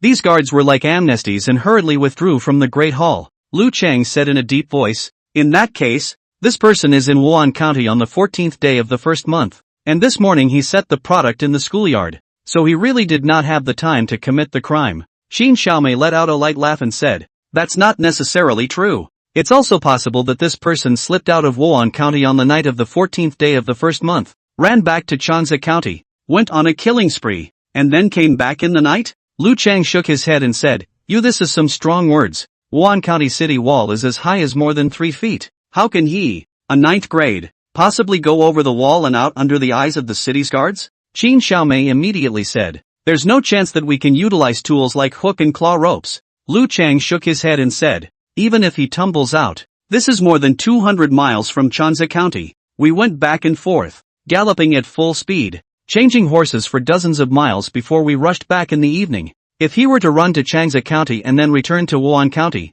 this night would not be enough time on the road alone. Kai Yin suddenly said, actually, there is another detail that the two of them can't match. According to the description of the people I interrogated, their swords and knives slashed at the masked man and were greatly hindered, as if they were slashing at golden stones. Nice. Xie Xing also nodded and said, that masked man should have cultivated the copper skin. Kai Yin said, in the morning the schoolyard fixed the product. I was at the scene. When this Chen Tang opened the bow and fired, his skin did not show a bronze color. Only after hearing this did Tan Wuyo nod slightly and say, in that case, this person can be ruled out. Who could that be? Xie Xing frowned. There's no way to find out with just this bit of information. Tan Wugui said, you can take your time to investigate the identity of the masked man, but this case, close it quickly without causing too much panic or repercussions. How do I tie it? Kai Yin asked. Tan Wugui said, don't move the Blackwater gang. After all, they have business dealings with the Qin Kingdom in terms of cold iron. So we have to think about the bigger picture. Focus on the evil wolf gang. Uproot the evil wolf gang and leave no one behind. Today's dinner. One of you go and give notice. Kai Yin said, I'll go. Late afternoon. Although the incident in Chanza County was not small, after all, it was more than 200 miles away, and it was a firefight between two major gangs, and it didn't have too much of an impact on the atmosphere of the Shangyuan festival in Wan County. The streets are lined with lights and more people are taking to the streets. After Chen Tang came back in the morning, he slept at the inn until this point. The previous fatigue was finally swept away, and the dark circles under his eyes had faded. We have to go to a dinner party at the sheriff's mansion later. Chen Tang sat up and carefully recalled his actions over the past few days, and found nothing broken before he let out a light sigh of relief. Last night's incident, even under the cover of a gang firefight, the disappearance of Cui Zhaoan's son magistrate would still seem a bit fishy. If it was linked to Cui Yon's death earlier, someone would most likely suspect him. The reason why Chen Tang was so cautious, and even had to put on a show at the east entrance before to let those guards bump into him, was to create the illusion of being in Wan County and get rid of the suspicion. Chen Tang pushed the door out, and only Qing Mu stood against the rail, looking at the people coming and going in the first floor hall. Chen Tang asked, where are they? Qing Mu said, Master doesn't intend to get together for this. Jiwei and Xiao Huang are relying on the inn and don't like to move. I won't be accompanying you in a while. I didn't sleep last night, so I have to rest earlier today. But you have to remember to come back. No sleepovers, aha. Hearing Qing Mu mentioning that he didn't sleep last night, Chen Tang couldn't help but think of the scene where the two of them rode together. His face heated up a little, and he stole a few more glances at Qing Mu. Have a say. Mu's body is really good. What are those guys talking about? Chen Tang saw quite a few people on the first floor gathered together, chatting feverishly, mostly talking about what happened in Chanza County last night. Afterward, Qing Mu pursed her lips and said, still chatting about a cat and bear swordsman. This is also the most famous character in Wan County today. Who is the cat and bear blade runner? Chen Tang asked in surprise. Cheng Mu didn't answer. just looked at him with a smiling face. The two of them stared at each other for half a day before Chen Tang reacted, pointed at himself, and asked, "It's me? Right." The smile in Cheng Mu's eyes grew even more. Chen Tang glared and asked, "Why do you call me Cat and Bear Knife Man?" Cheng Mu said, "Have you never seen a cat bear? Growing fat and round. The most important thing is that cat bears also have a pair of black eye circles." Chen Tong ground his teeth and said, "That's clearly called a panda. Call the cat bear. It's a panda, a national treasure, the giant panda. So let me ask you, does it look like a bear or a cat?" "Like a bear. That's not all." Chen Tong thought about it, and it didn't seem to be a problem. He was convinced. "I just came to Wan County and mixed up my nicknames. It's just that the cat and bear bladesman, how it sounds is not as good as the Voltron young warrior." Seeing that the time was almost up, Chen Tang marched towards the county governor's residence. Along the way, a few people did recognize him. Look, the cat and bear swordsman. Wow, it's really him, eh? Sure is as tall and strong as a cat bear." Chen Tang bowed his head to hide his face, took big strides, and flew away. A few moments later, finally arrived at the county governor's residence. Chen Tang only a long breath, secretly resolved, in the future will be to mix a resounding name. What Vohu young warrior, the cat and bear swordsman cover over. After reporting his name, a white servant led Chen Tang into the banquet hall. There were already quite a few people seated inside, all of them young martial artists who had successfully finalized their products today, glowing and greeting each other. After all, if you can successfully define your character, your starting point is already beyond most people, and you will have great prospects in the future, whether you join a big family or enter the imperial court. Chen Tang was too lazy to respond to all this and casually found a corner to sit in, waiting to find a chance to leave when he got the 9th grade token. As time passed, one after another people were seated and more people were around. There were also people who came over to say hello. Chen Tang could only casually deal with them, but here, felt uncomfortable. Right at this moment, Chen Tang felt something in his heart. His eyes turned and he was seeing Li Junqing looking at him next to the screen at the main seat. Seeing him look over, Li Jun light waved at him. Chen Tang got up and marched that way. "Follow me." When Li Junqing saw him, he smiled slightly and led the way towards the back. It didn't take long for the two of them to arrive at the back of the main hall, where there weren't many people and it was much quieter. Li Jun laughed softly. "Seeing as you don't seem to like it there, stay here for a while." Chen Tang relaxed and said, "I didn't have time to ask before, is your injury healed?" "It's okay." Li Junqing glanced at Chen Tang, then slightly hung her head and said, "Thanks to your extreme ginseng, I originally thought, nothing, that stuff is given to me as a cucumber too." Chen Tang waved his hand. "He is more heartbroken." Or Li Jun lightly smothered that big mouthful of monkey wine. Li Junqing asked tentatively, "Did I say some nonsense that day?" "Said something, don't remember." Chen Tang pretended not to know. "Oh." Li Junqing was a bit thankful and a bit lost. Just then, a light cough came from not far away. In the next moment, 3 people came face to face, and the person in the lead looked to be in his 50s or 60s, with gray hair, but his eyes were filled with a majestic aura. The two of them, Li Boxiong and Li Zhengmo, honestly followed behind. "Dad." When Li Junqing saw the visitor, her face flushed as if she had the feeling of being caught on the spot for making a mistake. Li Yan kept his footsteps while sizing up Chen Tang and asked, "He's the teenager with good hands you guys were talking about, right? My name is Chen Tang.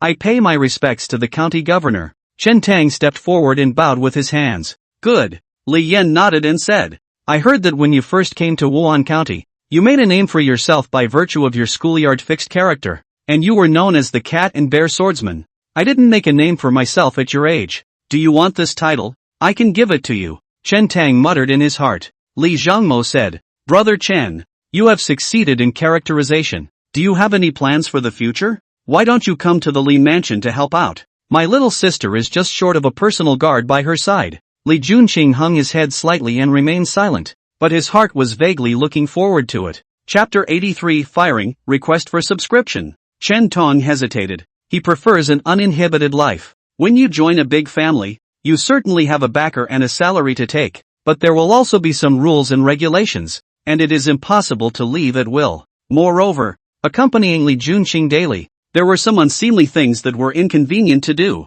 Li Boxiong asked, "Does Brother Chen have any difficulties or requests? He may as well raise them." "That's not true," Chen Tang mused. "It's just that I am a person who came from the countryside. lazy and accustomed to it, and do not know the etiquette. Seeing that he was in a difficult position, Li Yan said, "There is no need to force this matter. I heard that you have also saved Jun Chang, and it is this favor that we will also remember. In the future, if there is anything in Wan County, you can come to the Li family at any time." "Thank you, Lord Sheriff." Chen Tang gave a thank you. It was not good to stay any longer, so he left first. Li Junqing looked at his back and couldn't help but lose her heart. Li Zhangmo thought for a moment and said, "I was the one who was in a hurry on this matter. I think what happened at the schoolyard Dingpin this morning must have alerted Brother Chen to the fact that he was worried about coming to our house and getting involved in the fight with the Hua family." Mentioning this matter, Li Bo Xiong snorted coldly and said, "That Hua Zai is really underhanded. I guess he saw that Chen Tang was acquainted with the three of us,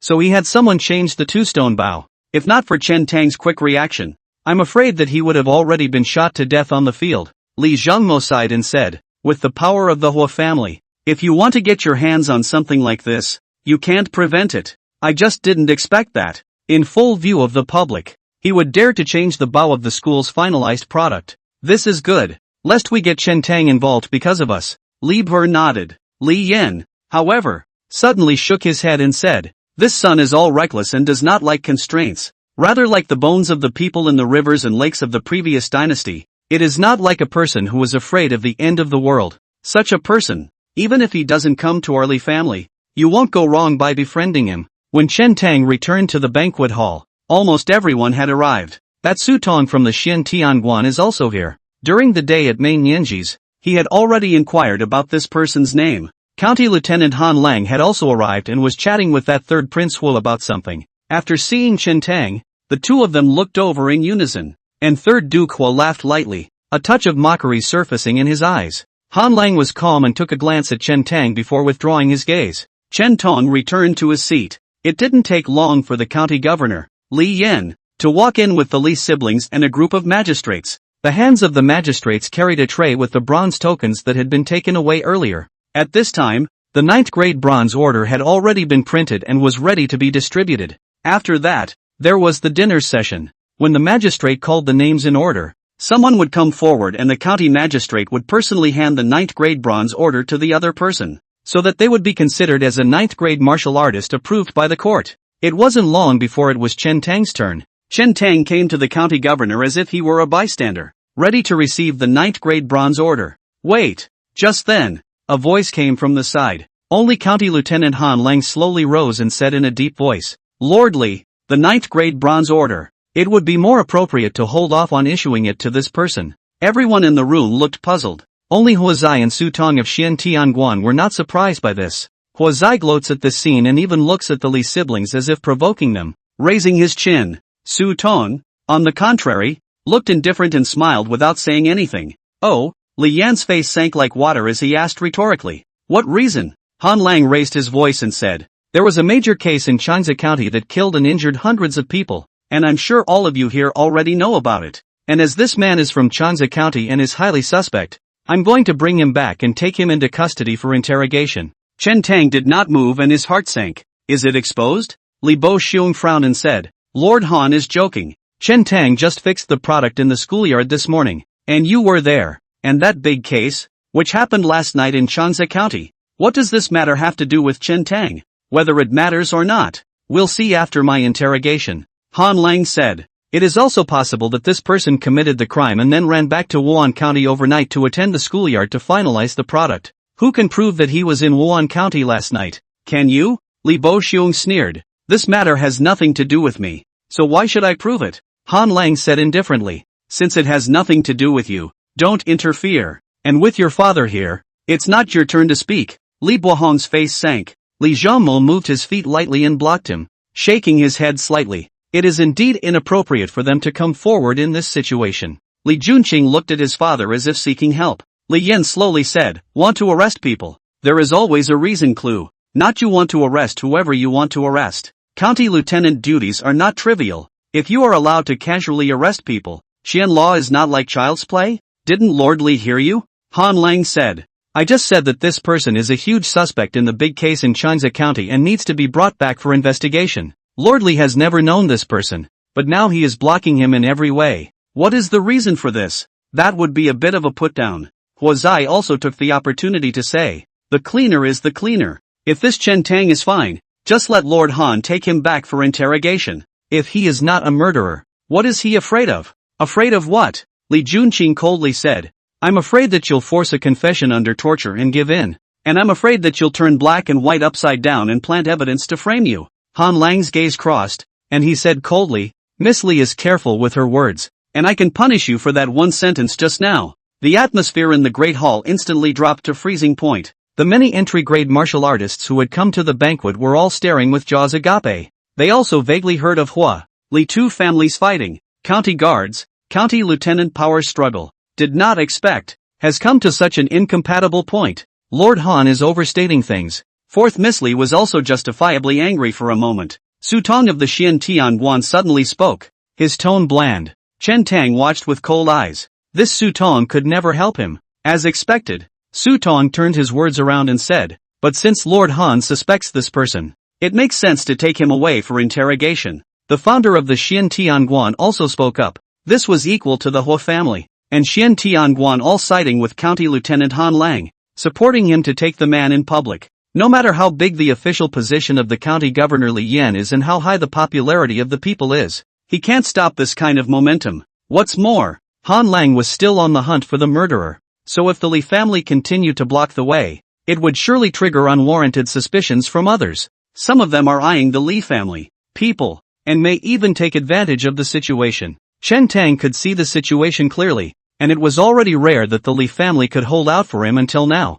I'm afraid he can only go with Han Lang and the others. If you draw your sword, there is no half chance. There are too many masters here. The only chance of survival may be in the fat old man at home. The fat old man is known to take one step into the clouds, and he's good at stealing people, so there's no chance he can steal him out of jail. Chen Tang whispered beside Li Junqing, go inform my family. Afterward, he looked at Han Lang and said, I'll go with you. Han Lang said faintly, that's not all. Huazai watched the hilarity from the side and smiled as he stroked his palm. A faint smile also spread across Su Tong's face. Yo, so lively. Just at this moment, a rough voice suddenly came from the doorway, only to see a person clad in a green dragon armor, waist hanging a green dragon sword, grinning broadly walked in. It is the Green Dragon Division Guard Captain, Kai Yin. Busy day with no time to come out to eat. Starving old man. Kai Yin came to a table in front of the case. Also did not care about the people sitting there, casually grabbed a few pieces of cooked meat,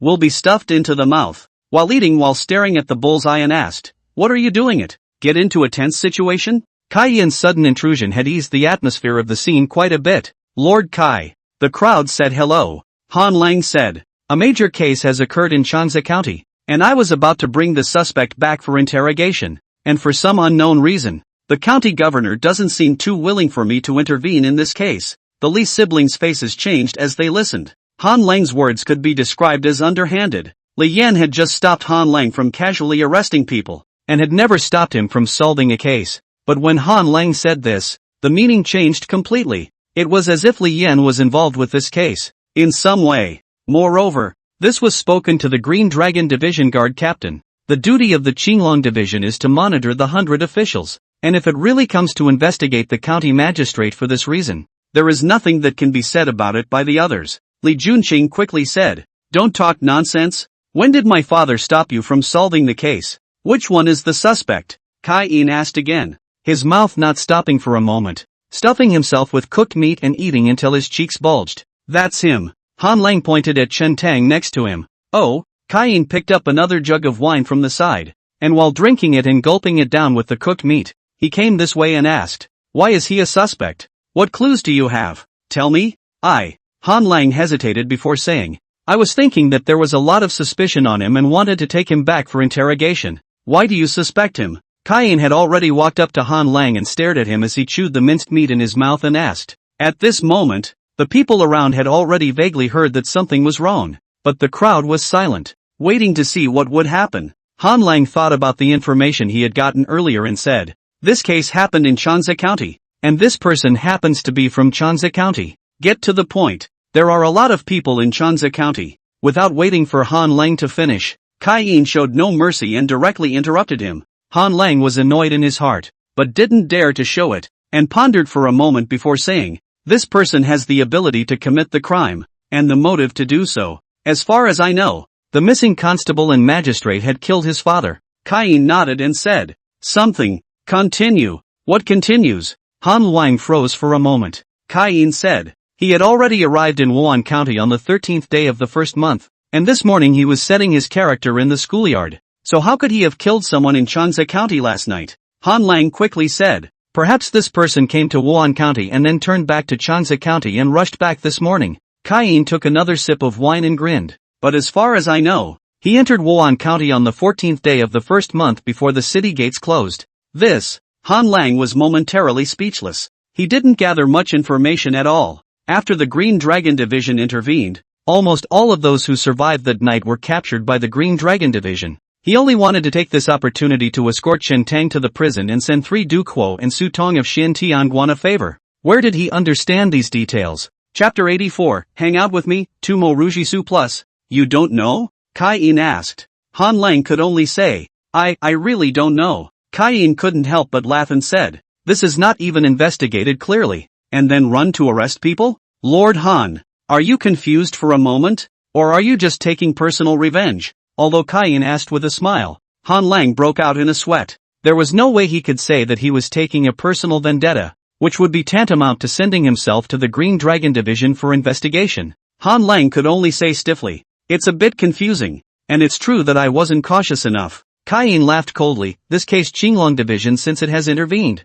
The Yamen do not come to add to the chaos. Solve the case cannot. Arresting people is quite capable. Han Wang was being counted down by Cain, but he just sank his face and didn't say a word. Su Tong suddenly spoke up. Lord Han is also well-intentioned, wanting to catch the culprits early and help the Qinglong Division. Lord Kai doesn't need to be so harsh. When the Xin Tianguan Fengshe gave his word, he still had to give a few points of face. Cain let Han Lang go and looked around, saying, I came today to inform you all that the case of Chansa County's Qinglong Division has been closed, and that the cause was the evil wolf gang provoking it in the first place, leading to a firefight between the two gangs. From today onwards, the entire city is on the lookout for the remaining members of the evil wolf gang. It's best to capture them alive. If you encounter any resistance, kill them on sight. These words are considered to characterize the case. Chen Tang secretly breathed a sigh of relief when he heard this. It was best since the fat old man didn't make a move and wasn't exposed. It was his last card. And it's still an uncertainty undercard. In the end, he does not know whether it can be used, whether it is good to use, and what effect it has. Okay. Cain waved his hand and said, there's nothing else, I'll withdraw first. Before he left, he grabbed another handful of cooked meat on the tabletop and muttered, not to mention, this cooked food from your county governor's residence tastes really good. Li Yin smiled. If Lord Kai doesn't mind, you can come often in the future. Hey, Cain laughed. Each of you in your heart are looking forward to me not to come. Walking to the entrance of the main hall, Cain settled down again, looked back to Chen Tang's direction, and said, you'll be hanging out with me from now on, and come to the Green Dragon Division to find me tomorrow. Who? Chen Tang froze and looked to the side. He had heard it said before that if you wanted to enter the Green Dragon Division, you had to be at least a 7th rank. He's certainly not qualified. Cain pointed at Chen Tang and said, don't look at anyone else. It's you, the cat and bear swordsman, Chen Tang. Then there's really no one else. Cain's words drew a burst of envy from those teenagers present who had just entered the grade. Ah, the Green Dragon Division. It's not something you can just walk into. Even the most ordinary Green Dragon Guard of the Green Dragon Division. That was the treatment of 100 chief. Some of the Green Dragon Guards are even treated as 1,000 chiefs. More importantly, due to the special nature of the Green Dragon Division, it was destined to have a status that was hard to shake in the Qian Kingdom. It was no exaggeration to say that being in the Green Dragon Division was tantamount to being superior. Lord Kai, as far as I know, the realm of the Green Dragon Guards is at least 7th grade, right? This person is only at the 9th rank, but it's far too far off. Huazai coughed lightly and raised his voice. Lord Kai's move seems out of order, doesn't it? Cain laughed coldly. Laozi is optimistic about his potential, and has temporarily enrolled him in the Green Dragon Division. When it's time for the mid-year assessment, if he can cultivate to the 7th grade, he'll be considered to have passed the test and can become the official Green Dragon Guard. The rules of the Green Dragon Division. What the hell do you know? You little brat. Huazai was scolded. His face was green and purple as he said hatefully, there's less than half a year left. I don't believe he can cultivate to the 7th grade. None of your business? Kai-in squinted at him. There was some thinly veiled laughter coming from all around. Huazai was choked to death, and feeling the gazes around him, he immediately felt that he couldn't hang on to his face, and could only let out a cold snort, whisking his sleeves away. Kai-in finished cursing, refreshed, and swaggered out of the main hall. Han Lang didn't stay any longer, and without a word, he led his men away. Sutong of Xian Tianguan's face has long since lost its smile, restoring that look of indifference, slightly arching his hand towards County Guard Li Yen, and also leaving with him. As the Li siblings watched the crowd leave, they couldn't help but let out a long breath, their faces beaming with joy. Who did not expect Han Lang public embarrassment? Was Qinglong division broken? Kai-in easily resolved. Brother Chen, congratulations! The Li siblings came forward to congratulate them. Li Yan also nodded slightly and said, the Qinglong division is extraordinary, and to be valued by Captain Kai-in Wei, the future is boundless. Chen Tang's mindset hadn't changed much. Regardless of whether it was a big family or a government office, the Qinglong division, in his eyes, they were all pretty much the same. When you get into these places, many times you can't help it, there are too many constraints. With his nature, he would never enter any Green Dragon division if he didn't have to. He aspired to the Jianghu, not the court. What's more, the Green Dragon division sounds like a role like that of a court eagle and dog. Only, Kai-in had just helped him to resolve the crisis. And although he did not mean to help, Chen Tang could not refuse. Moreover, listening to the Green Dragon division, there was no intention to touch the Blackwater gang at all. If you want to deal with the Blackwater gang, you have to find another way. Being able to enter the Green Dragon division, on the one hand, he could access some hidden secrets and investigate the Blackwater gang. On the other hand, it's a way to find a backer for the time being. Congratulations! Li Jun smiled lightly and congratulated him. It was a bit of a shame that Chen Tang hadn't been able to enter the Li family and become her escort, but the Green Dragon division was a better place to go after all, and she was sincerely happy for Chen Tang. More importantly, if she came into contact with Chen Tang in the future, she wouldn't have to worry about Chen Tang being targeted by the Hua family in retaliation, and she wouldn't have to worry about implicating Chen Tang because of herself. No matter how powerful the Hua family was, they wouldn't dare to touch the people of the Green Dragon division. The night of the Shangyuan festival, there was a sea of people, fireworks, BMWs, music and warmth everywhere. County Lieutenant Han Lang, however, had an iron face and a gloomy gaze. He had already put out his big words before, and did not expect that a Kai-in would be killed in a diagonal. Not only did he return without success, but he also lost face in public. Fangshi Sutong walked alongside him, his face not looking too good either. Han Lang apologized. Immortal Master Su, it was my mistake this time. I didn't expect the Green Dragon division to find out the results so quickly. If it can be a few days later, as long as that Chen Tang is in the prison, life and death will not be up to him. But now, Sutong shook his head and said, this matter can't be blamed on Lord Han, just look for another opportunity in the future. Han Lang shook his head slightly and said, Immortal Master Su, that Chen Tang has already joined the Qinglong division. I'm afraid I can't move him with my means. So I'm afraid Immortal Master Su will have to hire someone else. Sutong faintly gave a cry. He also knew in his heart that if Chen Tang was only a 9th grade martial artist, there were many ways to deal with him. But when you enter the Green Dragon division, it's a different story. Otherwise, forget it. It's just a cute looking girl. No need to make a big deal out of it. There are plenty of people who come to Xian Tianguan to offer incense and pray for blessings, and there are always better ones to meet. At that time, with a little trickery, those stupid people would still obediently offer up their own children. Turning his thoughts to this, Sutong traveled towards Xian Tianguan. Just as he entered the Taoist temple, a child ran over in a panic and whispered, Senior Brother Su, the master of the Guan can't find you anywhere. He's furious. Go and take a look. Hearing these words, Sutong's face changed. A trace of shame and indignation flashed in the depths of his eyes, and in shock and fear, he hurriedly ran quickly towards the Xian Tian building in the backyard. That child waited for Sutong's figure to disappear before he spat, revealing a look of contempt and muttered, Little white boy, isn't it just that he was born better looking and can sell his ass? Humph, I'll sell mine, but it's a pity that the goddess of mercy can't see it. Sutong jogged all the way up to the 5th floor of the Xian Tian building and was already out of breath. With his back to the stairway, Master Xian Tianguan stood in front of the window with his hands behind his back, and was overlooking the bustling scene of Wan County. Guan Master, I'm back. Su Tong appeared inscrutable outside, but at this moment, he had a humble face. The Xin Tianguan master had a long figure and dark hair, and looked weak, but he didn't dare to show any disrespect. The first realm of the Xian sect, called the Qi Condensation realm, had 9 levels. Those in this realm are collectively known as Fengshe in the Xian sect. To be able to become the master of the Xian Heavenly Temple of the county city, one's cultivation level was at least at the 7th level of Qi Condensation. He had only just cultivated to the 3rd level of Qi Condensation. The lights of the flower market are as bright as the day. The moon is on the willow, and the people are after dusk. The Xin Tianguan master chimed softly, seemingly in good spirits. Su Tong's heart, however, grew more and more frightened. Steep. Lord Xin Tianguan turned around violently and stared coldly at Su Tong, saying, with such a beautiful day, why don't you spend the night with me here? The goddess of mercy rests her wrath. Su Tong hurriedly knelt on the ground, rubbing a little bit towards Lord Xin Tianguan's body. Coming in front of the Xin Tianguan master, Su Tong lowered his head,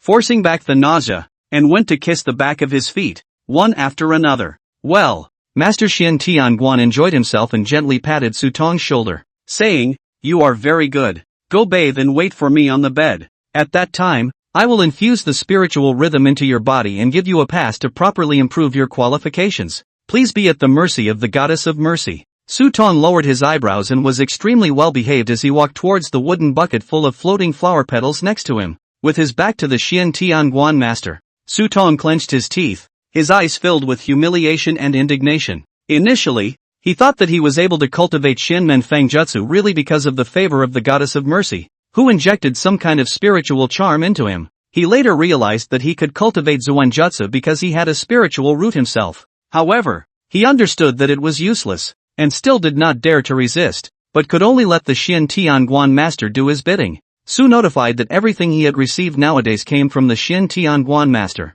He can get it, and naturally he will be deprived of it at any time. Su Tong scrubbed his body without showing any emotion, but the resentment in his heart grew deeper and deeper. If you don't dare to defy the Xian Tianguan master, can't you still go and abuse the others? Not bad. He would inflict the humiliation he had received from Lord Xian Tianguan on others tenfold, 100-fold. It was the only way to get back what he had lost. In Su Tong's mind, a rather spiritual little girl suddenly flashed in front of him. She was meant to be my handmaiden. Originally, Su Tong had planned to give up. However, at this moment, endless resentment welled up in his heart, and he decided to take action tonight when he left Xin Tian building. That Shen Tong won't go to Qinglong division until tomorrow. I'll kill him tonight, and the woman next to him. Kill them all. That way that little girl is mine. Come over here and lie down. The voice of the Xian Tianguan master resounded once again. Like a walking corpse, Su Tong numbly climbed out of the barrel and obediently lay down on the side of the bed. Feel it well. It's also one of the arcane arts. The art of the room. Standing behind him, Master Xian Tianguan leaned down, lying on his ear and murmuring softly. Chapter 85, Flying Sword? 3 allies, Nanji plus more. Green Dragon Division. Kai Yin's food and lodging are in the Qinglong Division. This place may not look like much, but it has everything you need for food, clothing, and transportation. There were even places within the Green Dragon Division that specialized in casting and smelting. Kai Yin returned to his room. During the Shang Yuan festival, the streets of Wan County were bustling with people. It was rare to have such an opportunity, and even some of the people from the Green Dragon Division chose to take off their Green Dragon armor. Some of them wandering the streets, some of them going to the greenhouses to have a quickie. Kai Yin sat still in his room and did not light the oil lamp. I don't know how long it took, but from a hidden compartment under the bed, he pulled out a long knife that was bloodstained, with nicks all over the blade, and had already rolled its edge. By the faint moonlight, it could be faintly seen that 2 small lines were written on the end of the blade. A wild man's anger at seeing injustice wears out the 10,000 ancient swords in his chest. Kai Yin was silent as he scrutinized the long sword. It was only after a half a second that he got up, hiding the blade under his robes, and marched towards the casting table of the Green Dragon Division. Lord Kai, you didn't go out today for the Shang Yuan festival? A stout old man at the casting table saw Kai Yin coming over and hurriedly got up to welcome him. Kai Yin asked, where are the others? You're the only one left today? The old man said, well, they've all gone out to play, and there's not much work at night. Is Lord Kai coming so late to build something? Kai Yin took out the broken knife from his arms and handed it over.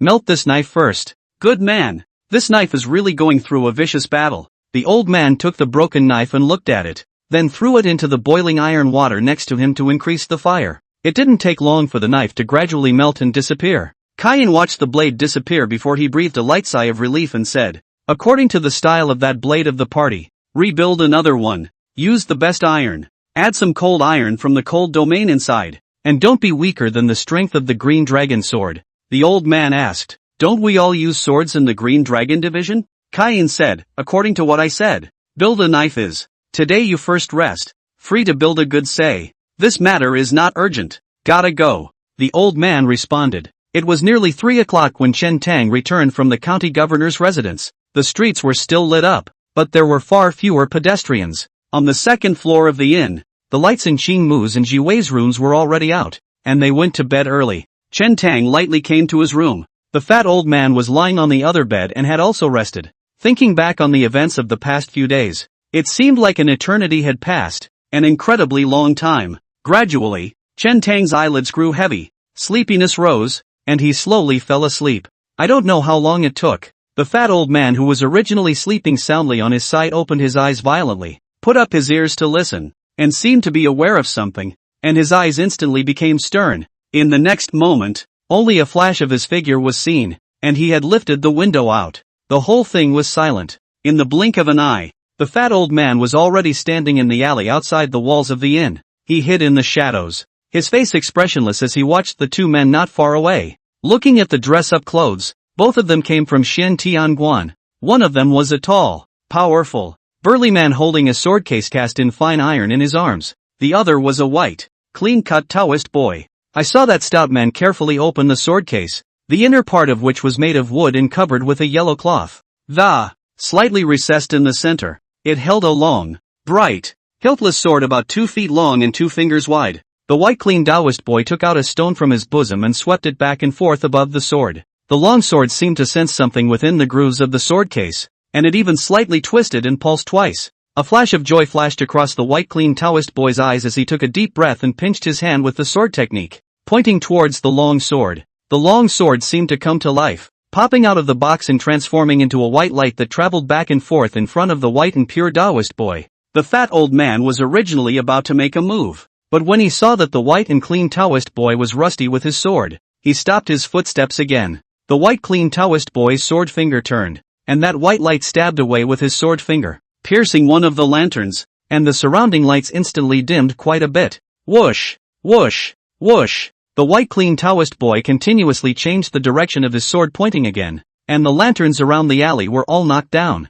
The alley was plunged into a dimness. Only then did the white clean Taoist boy point toward the inn and softly chortle. Go! The white light seemed to understand, and the sword twisted and sped towards the second floor of the inn. At the same time, the fat old man flicked his fingers and a stone broke the window of that room of theirs and fell to the ground. In the darkened room, Chen Tang had long since awakened, sheathing his long sword and frowning as he listened. He had just woken up when he heard some strange noises. He then saw the lights outside the inn, gradually dimming. Steep. A white light broke through the window and stabbed straight at his chest with astonishing speed. Chen Tang's figure flickered to avoid this white light, but the next moment, that white light even twisted its body like a spiritual snake, reversed its direction, and poked towards his temple again. This time, Chen Tang did not dodge and swung his sword. Thumbs up. It was like a sword blade cutting through cloth. The steel knife that Chen Tang had just bought was actually split in two by that white light and chopped into two. What is it? Chen Tang was shocked in his heart. The white light cut through the steel blade and, with barely a pause, stabbed towards Chen Tang again. Chen Tang instantly entered the divine illumination state, avoiding the fatal blow. At the same time, he saw clearly what that white light was. Is this a flying sword? There are actually flying swords in this world? Is it not a legend that a flying sword spits from the mouth and takes a man's head from 1,000 miles away? This shock is not a small one. Originally, when Chen Tang came to this world, according to the judgment of his predecessor, this place was equivalent to a low martial world. But at this moment, it suddenly broke his perception. This time, Chen Tang was prepared and stared in anticipation as the white light traveled quickly through the room, never managing to hurt him in the slightest. The white light struck several times, but was dodged by Chen Tang, so he couldn't help but become a bit impatient. And Chen Tang dodged a few times in a row, without the initial surprise, and coped with it with more ease. The flying sword means, although amazing, were not a great threat to Chen Tang. The only thing worth praising was that the body of this flying sword was extremely sharp, cutting gold and breaking jade, no matter what, anything inside the inn, as long as it was lightly touched, immediately turned into two halves. Wanting to get a glimpse of the mysteries of flying swords, Chen Tang rolled around the room, constantly dodging. The flying sword seemed to realize that if it continued to wear out, it would not be able to hurt Chen Tang at all, so it turned around and wanted to leave. Still trying to escape? Narrate. Tong's gaze widened and he chased after him. It was late at night, and the flying sword crossed the wall and disappeared. Chen Tang darted over and used the gecko wall swimming technique. His body was swift and he crossed the high wall in 3 or 2 times, then leapt down and blocked the 2 men in the alley. It's you? Chen Tang recognized the white and clean Taoist boy at first. He had been wary of this person for a long time, and he didn't expect that this Taoist child would sacrifice his flying sword to kill him this night. When Su Tong saw Chen Tang turn his eyes to kill close to him, he couldn't help but be shocked and panicked. He didn't expect that this flying sword of his couldn't even help Chen Tang. My cultivation realm is still too low, and my flying swords don't operate smoothly enough, and in some cases, they are slightly stagnant. If he could raise another realm or two, and his flying sword was even faster, he would definitely be able to kill Chen Tang. Su Tong thought in his heart. Chen Tang didn't talk nonsense to him, nor did he allow him to think too much, and killed him with big strides. Stop him, Su Tong said in a hurry. He had brought this 9th grade disciple of the Xian Tianguan with him to prevent accidents. Seeing that Chen Tang was also barehanded, that 9th grade disciple was not too intimidated and rushed over as well. Swinging his arms round, he made a move of twin peaks slamming through the ears, hitting towards Chen Tang's temples on both sides. This move is a killing move in boxing. If you can't resist, and you are hit in the temple by the side convex thumb bones of both fists, you will be an idiot if you are light, or die on the spot if you are heavy. Chen Tang's gaze was like a torch, and he leapt forward, a fierce tiger out of the scabbard, just catching the arms swung over on both sides, and violently yanking backward, erupting a huge tearing force. Click! This 9th grade disciple's arms were instantly dislocated. Without waiting for this person to cry out, Chen Tang slammed his fist on his face, instantly causing him to be covered in blood, his face sunken in, and he fainted to death. This person was estimated to be on the 9th rank, and his blood and flesh were powerful, far beyond normal. Anyone else would have been hammered in the face by Chen Tang. That Su Tong saw that the two sides exchanged hands for just 1 round, and the Xian Tianguan 9th grade disciple fainted and died on the spot. He couldn't help but turn pale with fear, wanting to cry out for help. He was, after all, a founder of the Xian Tianguan. Once the surrounding people were alarmed, Chen Tang would never dare to hurt him in plain sight, otherwise he would be an enemy of Xian Tianguan. But Su Tong had just opened his mouth when Chen Tang made a tiger leap and had already arrived in front of him, probing out his tiger claws and instantly pinching his throat. Su Tong's face turned red and he couldn't say a single word. A trace of absurdity suddenly rose in Chen Tang's heart. Su Tong, as a Xian Tian sect founder, knew that magical and incomparable flying sword technique. If he had not been alerted, this hand-flying sword technique would have been enough to kill people. But the real fight up. Once no flying sword, this person is no different from ordinary people. Extremely weak, almost no resistance. Chen Tang pressed in a low voice. Who told you about Ji Wei? You can't kill me. I'm Xian Tianguan. Chen Tang slightly loosened his hand, and Su Tong took a breath and said in a hurry. But before he could finish, his throat was once again pinched by Chen Tang, his eyes bulging out and his face purple and blue. What I ask, you answer. Chen Tang's eyes showed a fierce light as he said in a chilling voice. One more word of nonsense and I'll strangle you to death. Su Tong nodded his head in a hurry. Chen Tang let go. Su Tong gasped. It was Lu Shizong and his family who told me. Who else knows about your visit here tonight? Chen Tang asked again. Know it all. Su Tong hurriedly said. The goddess of compassion knows it as well. He wasn't stupid. Although he had come here secretly, if he told the truth, he was afraid that Chen Tang would immediately kill him. If anyone else knew of his whereabouts, it would definitely give this Chen Tang something to worry about. While he was thinking wildly, he only heard Chen Tang say quietly, the Heavenly King can't save you even if he knows it. Click! Chen Tang's palm exerted force, instantly crushing Su Tong's throat. Su Tong's eyes were wide open, disbelief on his face, his body leaning against the earthen wall, slowly paralyzed, already dead. Chapter 86, The Fat Old Man's Tactics. If this founder Su Tong stayed in Xian Tianguan, Chen Tang really didn't have much of a chance to get his hands on him. Now that he sent himself to the door, how could Chen Tang allow him to go back alive and slaughter him first? The fat old man saw from the beginning to the end and could not help but secretly marvel at Chen Tang's tactics. No matter who it was, when facing the Xian Tianguan founder, there would ultimately be some scruples. Even when he faced some of the experts from the Xian Tianguan, he had to be afraid of them. But Chen Tang killed this founder without the slightest hesitation at all. He hadn't met such a murderous and bold person for many years. The last person who gave him that impression went back to the previous dynasty. What are you going to do about it? The fat old man stepped out of the shadows. It's a bit tricky. Chen Tang's face sank. Once the incident occurred and it was found out that he had killed the Xian Tianguan founder, not even the Qing Longxi could protect him. Whether Su Tong had told the bystanders about his whereabouts tonight, Chen Tang was not sure. Even if no one knew about it, after Su Tong's death or disappearance, it would easily be traced back to them. Moreover, who knows if this Xian Men Fang Jutsu has any weird and strange tracking techniques of a kind. Even the flying swords had come out, and he wouldn't be surprised if any arcane arts appeared. The fat old man asked, knowing it's tricky. You still killed him? Chen Tang said, being thought of by this kind of person, it is impossible to hide. Instead of being scared every day, it would be better to slaughter him first. For today's solution, we can only do the worst and leave Wan County. Su Tong's whereabouts tonight might not be known to any onlookers either. But Chen Tang couldn't gamble. If you lose the bet, all is lost. Of course, Chen Tang was also clear. Fleeing Wan County is only the next best thing.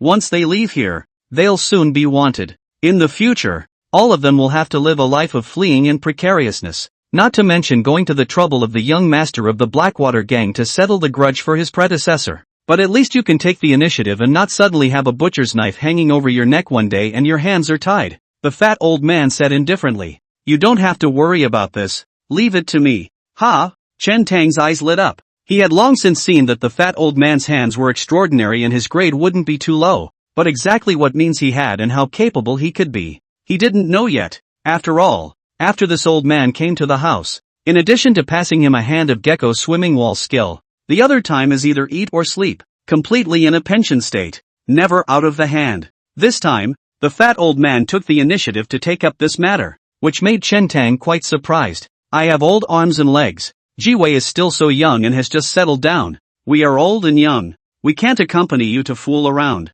The fat old man grumbled, as if giving himself a reason. Chen Tang asked, Old man, what are you going to do about it? The fat old man didn't like Chen Tang calling him senior. In his ears, it was not as good as calling an old man sounded comfortable. The fat old man said, You don't have to worry about that. Go back and wait. Okay. Chen Tang didn't pursue the question and smiled. I'll wait for the good news at the inn. Chen Tang's gaze turned to the 9th grade disciple of the Xian Tianguan lying beside him. This person had just awakened but was still pretending to be unconscious. There are just some subtle differences in the rhythmic frequency of a person's breathing when they are unconscious and under stress. Chen Tang broke open the mud palace. Even without being in the state of divine illumination, the perception is also unusually sharp, beyond the ordinary. He was about to make his move when the fat old man had already walked over to that Xian Tianguan 9th grade disciple. The tip of his foot touched on this person's temple as if he didn't care, and with such a gentle poke, this 9th grade disciple's head tilted, and he didn't breathe at all.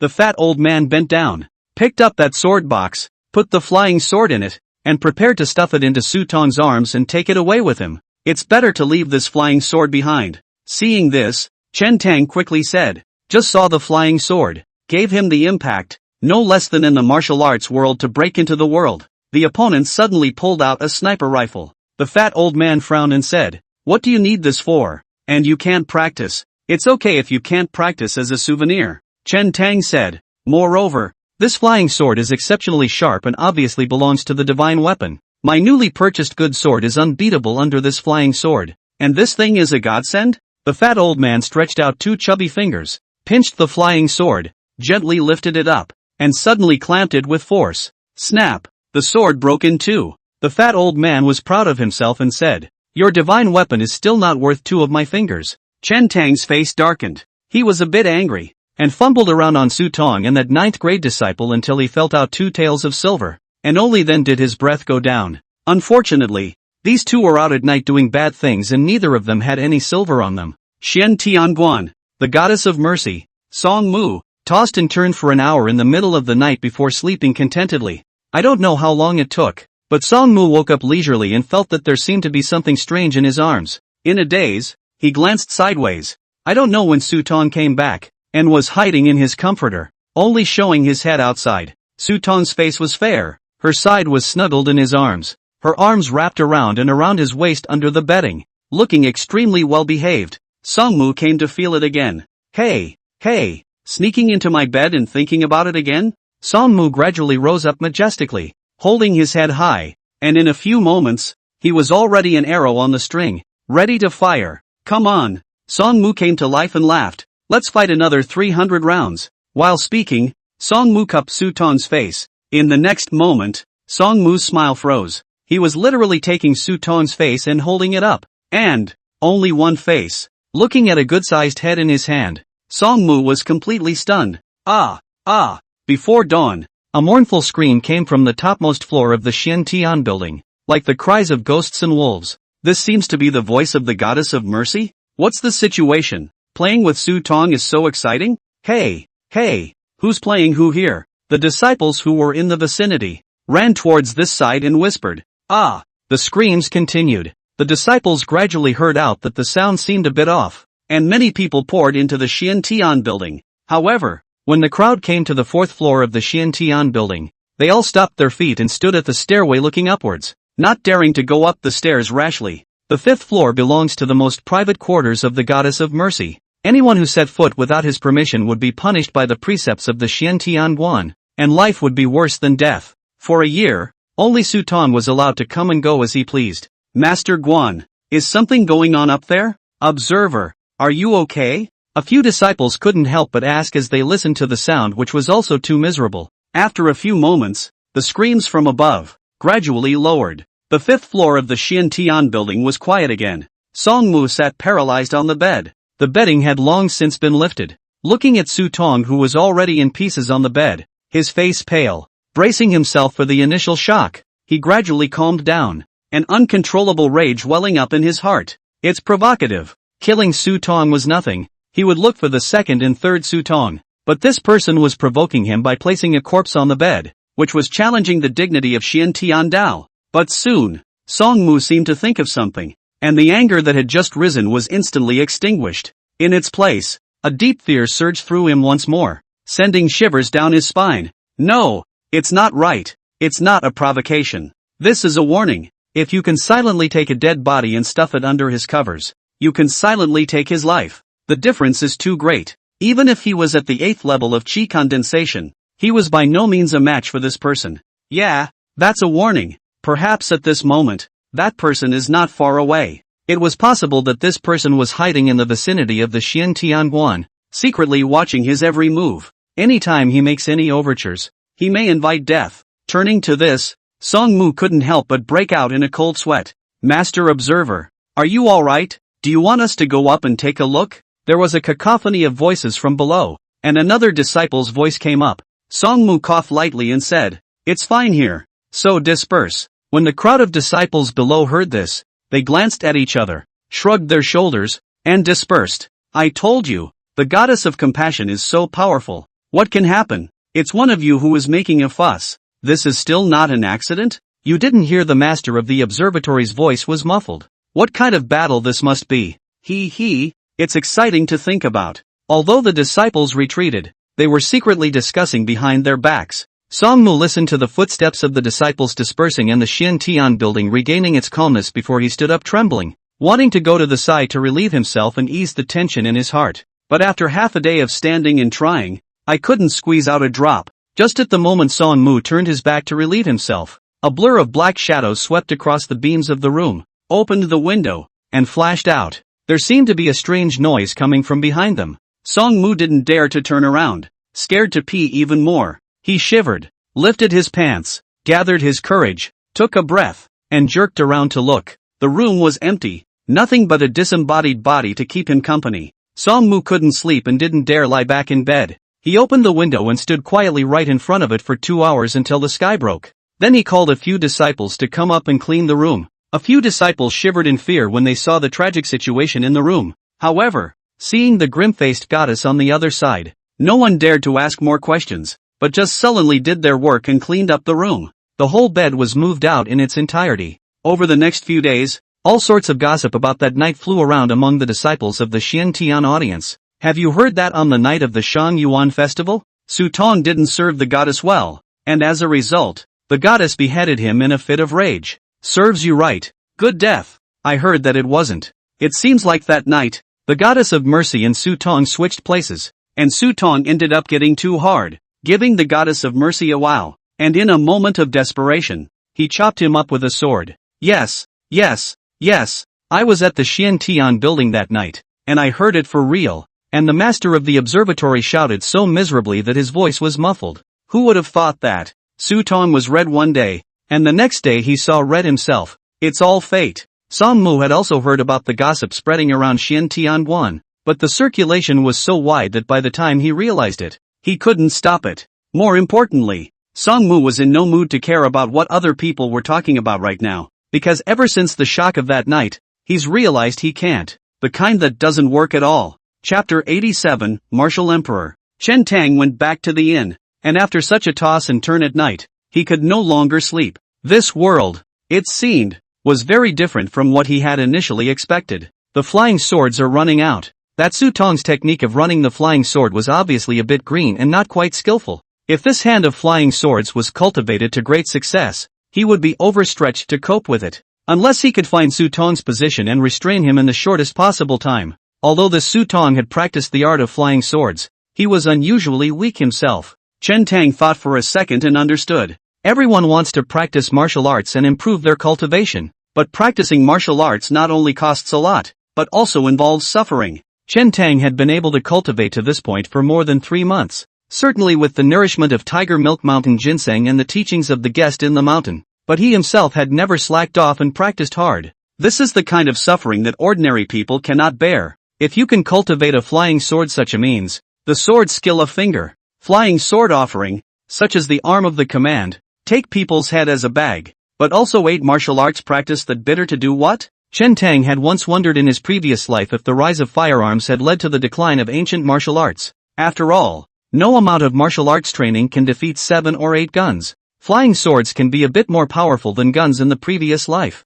Could it be that in this world, there really was the kind of means described in the books of the previous life that called for the wind and rain and burned the sky and boiled the sea? If there are even flying swords, will there be any longevity techniques? And how did he control the flying sword to chase him when he was clearly in the inn and this Su Tong was standing outside the inn? Logically, Su Tong should not be able to see him. Chen Tang lay on the bed, countless questions welling up in his mind, and the more he thought about it, the more mental he became. It didn't take long for the fat old man to return. Chen Tang rolled over and sat up, asking, "Solved?" "Aha." The fat old man nodded and said in a very relaxed manner, "If that what's-her-name Xiantian Guan master was smarter, he wouldn't have come to our trouble." "What if he is stupid?" Chen Tang asked. The fat old man said, "Then slaughter him and replace him with a smart one." That's a pretty bossy thing to say. Chen Tang was just about to give a commendation, when the fat old man thought for a moment and said, "If it really doesn't work, we still have to run." "Chen Tang,"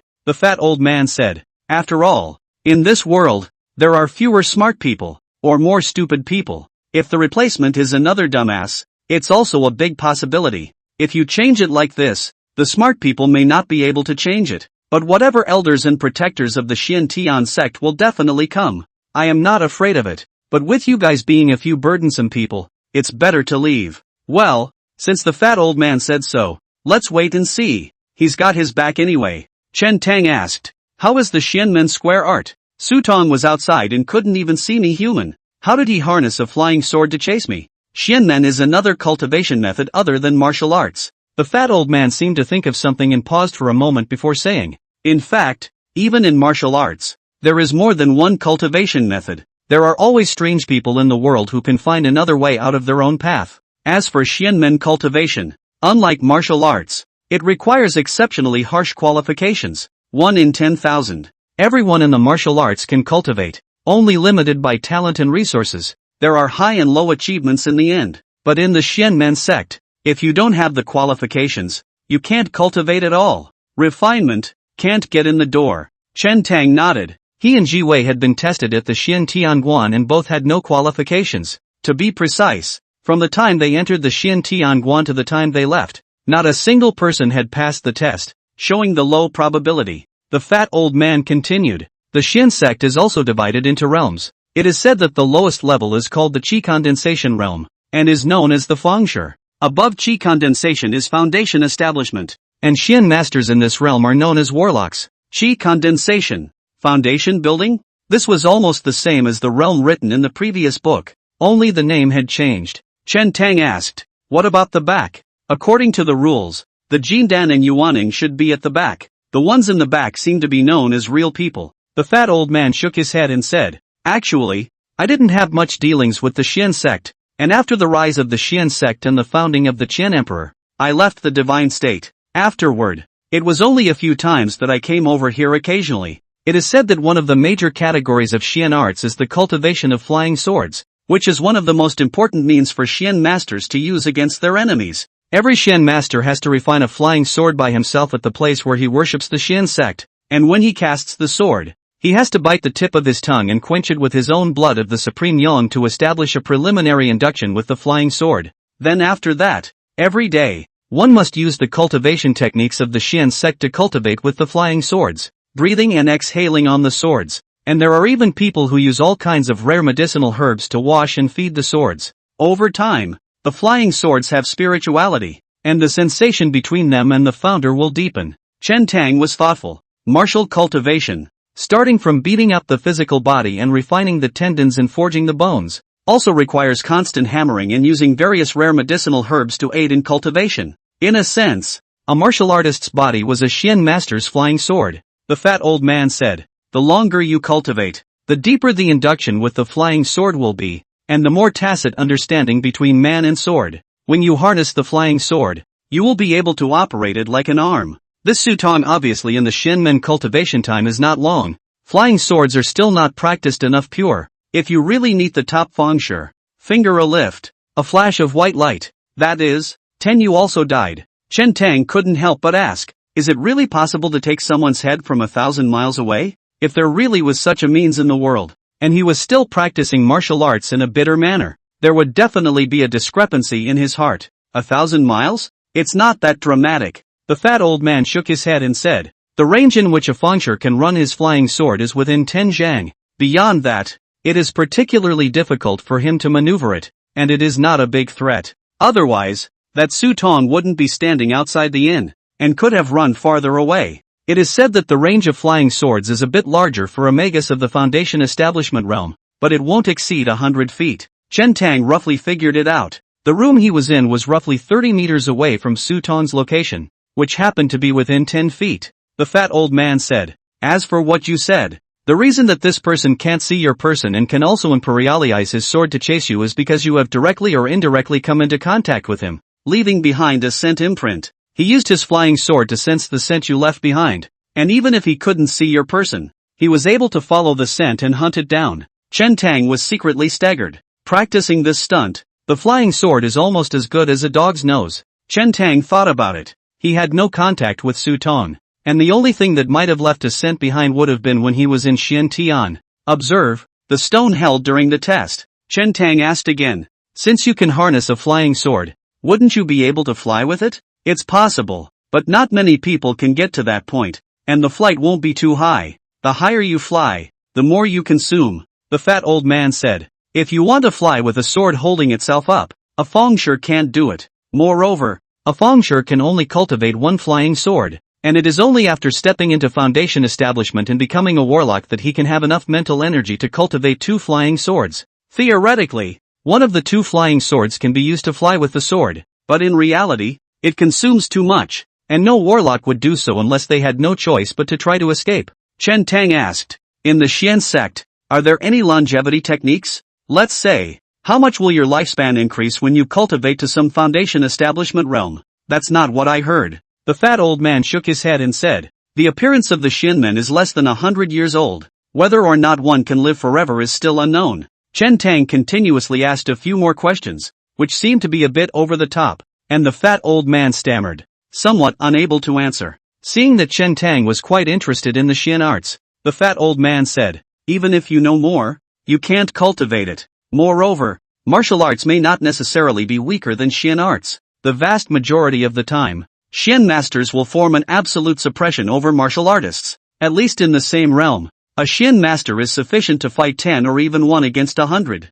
However, there are exceptions to everything. As far as I know, there was a martial artist in the previous dynasty who rarely lost at the same rank. And even Shin masters had to walk around and hide far away when they bumped into him. Oh, Chen Tang became interested and asked, "What does this man cultivate? Is he still alive? And what's his nickname?" The fat old man said, "This person is from a noble background, but born with a crippled dantian. Even if it is practicing martial arts or limited achievements in the clan is not valued." But unexpectedly, later on, this person actually walked out of another avenue to ascend to the peak, can be called invincible in the world. "This is the strange man you mentioned earlier, right?" Chen Tang asked. The fat old man nodded and said, "I have told you before that this person is the former dynasty martial emperor who ended the division of the northern divine prefecture and unified the major tribes. It is a pity that he later misjudged the world situation, insisted on the southern expedition, defeated on the banks of the Xiaojiang River, and then betrayed, and ultimately ended up with a broken country and family. The bones of the corpse, the end. It is not saddening." Chen Tang couldn't help but ask. He has reached his peak and is invincible in the world. Is there anyone else in southern Xiao who can stop him? There is one. The fat old man nodded and said, but that one alone is not enough. At that time, during the battle in Xiaojiang, there was at least one other top powerhouse who made a move against him, and there was even someone who secretly assassinated him. After the Battle of Xia River, Emperor Wu was wounded and defeated, triggering a series of chain reactions. The far north cold domain came south with the intention of dying Pingzhou. The Xiling states invaded southern Xia, and the strongest people in the world almost all made their moves one after another. After that, it was the world in turmoil, and the Xin sect took advantage of the situation to rise. Chen Tang asked, "Old man, where were you at that time and how do you compare to these guys?" The fat old man originally always liked to show off in front of Chen Tang, but at this moment, he laughed and shook his head. "I wasn't ranked at that time. And in the Jianghu, I can only be considered as a minor celebrity. After Emperor Wu's death, I was entrusted to enter the capital alone. At that time, the capital was in a state of military turmoil and stormy weather, with forces from all sides gathering, all vying for that supreme throne. It was only after I infiltrated the palace and stole a man out under the eyes of many masters that I became famous and was called the world's greatest thief." When he was in Chanze County, the fat old man had proudly mentioned once that he had stolen people from the palace twice. Guess this is one of those times. Thinking back to these past events, the fat old man rarely did not have any playfulness, and looked saddened. He looked at the morning light coming through the window, as if countless figures and images flashed before his eyes, and murmured softly, "But all of these were decades ago." Chapter 88, A Little Too Much. Chen Tang chatted with the fat old man for a while longer, and it was early morning. Last night's saber, chopped off by the flying sword, only a broken blade remained. Chen Tang held the broken blade and practiced the wood-burning blade for half an hour in his room. The space in the guest room is limited, so practicing wood-burning knives is not affected. But practicing kung fu is not possible. Chen Tang went downstairs and came to the open space in the backyard of the inn to fight with Fu Huquan. Cultivation like this had become his daily routine and had long been a habit. At this hour, most of the people in the inn had already woken up, and some of them came to the backyard and were slightly surprised to see Chen Tang, who was practicing boxing. It didn't take long for some people to gather upstairs and downstairs in the backyard. Quite a few people from Chanze County are among them. Chen Tang looked at it as if he didn't see it and continued to cultivate. There's nothing unusual about the 16th Fu Huquan, which almost everyone knows, and he's not afraid of someone else learning it. Without the entrancing sitting license, without the guidance of the mountain guest, even if you look at it for 10 or 8 years, it is difficult to learn its essence, and at best it is the level of the predecessor. The changes in posture,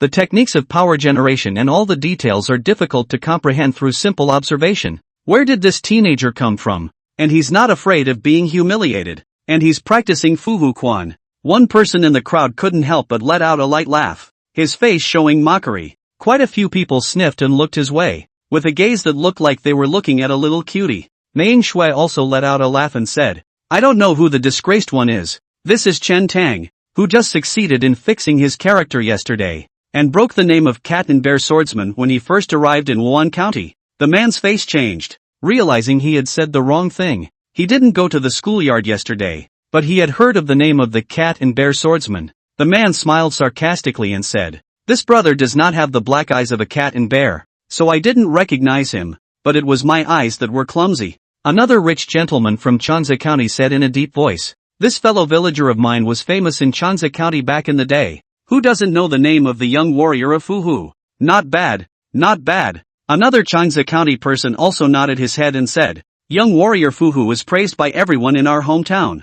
Whoever sees him can't help but say a word about the young hero. We encountered snow thieves blocking our way on our way here, but fortunately old brother Chen stepped in to defuse the crisis. At this time, mentioning the 4 words Fuhu young warrior again, the tone of the people in Chanza County already did not carry half a bit of sarcasm. To Chen Tang, he was boasting, as if being a fellow villager was a great thing to be proud of. Chen Tang looked as usual, calm inside, and left after practicing boxing. Although this world was extremely different from the previous life, there were some things that remained similar. Voodoo young warrior, originally a joke, nowadays, it is seen as an honor. This transformation was only because he had succeeded in fixing his grade, and in the eyes of the people of Chanza County, a 9th grade martial artist was already an unimaginable existence. What's more, Chen Tang was still young, and even more promising. In the crowd, Lu Shizong's family symbolically followed the crowd's praise for a few sentences, but their looks were not too natural. I also don't know which one Chen Tang ended up going to when he attended the county governor's dinner yesterday. I saw him laughing and joking with the county governor's son earlier, so he will more than likely enter the county governor's residence, working beside the county governor. This is a step to heaven. The crowd looked at the back of Chen Tang's departing face, showing envy. Moo, the news of the dinner party at the sheriff's residence has not yet been rumored. And except for those who were present last night, no one else knows the inside story. Chen Tang finished practicing boxing, sweating, went back to wash up and went downstairs to eat breakfast. Running to the stables again, he bought some good wine and meat to feed the Huli leopard. Huri Bao sought out the inn on his own yesterday morning as soon as the city gates opened. Chen Tang then put him in the inn's stables for the time being. I also have to report to the Green Dragon Division today. Chen Tang is only the 9th grade. Was Kai Yin exceptionally recruited in? Listen to that meaning, should not be considered a formal King Longwei. In his case, it's kind of like a back door. You won't be ostracized in there, will you? Usually those who go through the back door are looked down upon. It's okay if you have connections and backers. He doesn't have anything. I still don't know if there are many rules in the Green Dragon Division, how much salary I can get, and if I'm tired of working. Of course, the most important thing is whether there is any overtime. With such wild thoughts along the way, Chen Tang had already arrived at the entrance of the Qinglong Division. On both sides of the doorway, there stood 2 green dragon guards. Chen Tang stepped forward and handed over the 9th grade bronze order that he had just gotten his hands on last night and reported his name. One of the green dragon guards took the token, and after sizing up Chen Tang for a few moments, he nodded his head and said, yesterday, Lord Kai instructed this. You come with me. After saying that, this green dragon guard led Chen Tang into the Green Dragon Division. The internal architectural organization of the Green Dragon Division embodied the symbol of the dragon everywhere, and the details were imposing, but the entire organization was permeated with a sense of oppression and eeriness. It didn't take long for Chen Tang to arrive in front of a hall. Standing in the doorway, he could see Kai Yin sitting in the center of the main seat with a big horse, and his hand was grasping a pastry and stuffing it into his mouth. Come in. Kai Yin saw Chen Tang, greeted him and asked, have you eaten? Come over to eat some? This pastry is not bad. Eaten. Chen Tang felt a little amused. Every time I see this one, it seems to be in a state of starvation, either eating or looking for food. There are 10 chairs on either side of the hall, 5 on the left and 5 on the right. 9 people were seated on either side, 5 in the left row, 4 in the right row, and an empty seat at the end. A total of 7 men and 2 women, all wearing armor and swords, looking at the age of not too old. Sitting in the first 2 is also about 30. Kai Yin pointed to the empty seat at the end of the right row and said, when you come here in the future you will sit there. Chen Tang didn't feel slighted. He was originally not qualified and it was normal for him to enter the Green Dragon Division and sit at the bottom. As Chen Tang stepped into the hall, the 9 people on either side of him looked sideways, looking up and down with a hint of scrutiny and a few moments of curiosity in their eyes. Rather, there wasn't any hostility that Chen Tang had imagined. On the seat at the end of the right row, there was also a set of green leather armor and a long sword with a sheath. Chen Tang said very honestly, my lord, I don't know how to use a sword. Just learn, you've only just entered the grade. What can you know? Kai Yin said, this is our King Longwei standard, but also a sign. Wearing armor and wearing a sword. When you go out and the onlookers take a look, They will know that you are a member of the Qinglong division. Chen Tang nodded and could understand. After all, when you enter the court, you will inevitably be subject to some restrictions. It's like in the former world of the patrol bureau. The patrolmen are equipped with standard pistols. You don't have a Desert Eagle in your waist to go out and hang around. It's definitely not appropriate. Chen Tang doesn't mind. Anyway, he did not intend to be based in the Qinglong division, and when he found the opportunity to result in the young master of the Blackwater gang, he would have no more debt to his predecessor, and he would be open and relaxed. In the future, he will be able to cross swords and set foot in the rivers and lakes. This is our Qinglong division's specially customized soft armor, which is a bit better than the soft armor worn by the army's 100 chiefs and 1,000 chiefs. The person who spoke is sitting in the right row of the 9th place of the woman, about more than 20 years old, without powder, clear and elegant, green silk in the back of the head bundled up and tied a ponytail, looks extremely competent. My name is Wang Yanli, call me Sisterly Sister Wang as you wish. The woman saw Chen Tang looking at her and opened her mouth to introduce herself. Oh, the several green dragon guards beside him sniffed, and a strange sound came out of their mouths, and their faces were laughing as they raised their voices. Kai Yin ate from the main seat, unconcerned about it. The oppressive feeling brought about by entering the Green Dragon Division instantly dissipated amidst the cacophony of laughter in the middle of this hall. Sisterly, Chen Tang snorted. Wang Yanli said, the ordinary soft armor in the army is made of yellow cowhide, and some of the better ones will be made of buffalo hide, but our Green Dragon armor is made of rhinoceros hide. Defensively, it is a lot better than ordinary soft armor. A 9th grade martial artist's full strength / above may not be able to break the Green Dragon armor. Chen Tang gave a secret cry of greatness. It's the equivalent of wearing a bulletproof vest, with or without soft armor on the body. The difference is extremely obvious in a killing fight under the 5th rank. The opponent's sword cuts into the soft armor, and he or she is not injured, or is only slightly injured, and the opposite side, unprotected by armor, could lose the battle immediately with a single slash to the body. Even if 3 or 2 ordinary people wore armor and held sharp blades and spears, they could still put up a fight with a 9th grade martial artist. Therefore, in the Qian kingdom, Jianghu people or folk, with a sword, or a bow of less than 1 stone, is nothing, but cannot hide the crossbow. 1 armor topped 3 crossbows, and the 3rd armor went to hell. Possessing armor is a greater crime than possessing a crossbow, even if it's just some scattered pieces of armor fragments. Once it's found out, it could be a major crime of treason. Kai Yin on the tea, swallowed a mouthful of pastries, waved his hand and said, in fact, you are not considered an official Qinglongwai now. The requirements for you do not need to be too strict. In the future, when you come to the Green Dragon Division to order, or when you go out on official business, you will just wear your armor and sword neatly, and usually you will be more casual. Thank you, my lord. Chen Tang said a word of thanks. In this way, it's a lot easier. Kai Yin asked, where will you live in the future? Is there a place in the Qinglong Division to move over? Chen Tang shivered in his heart and hastily shook his head. Living at the company, I'm sure it's easy to work overtime. Certain memories of his past life, once again, struck wildly.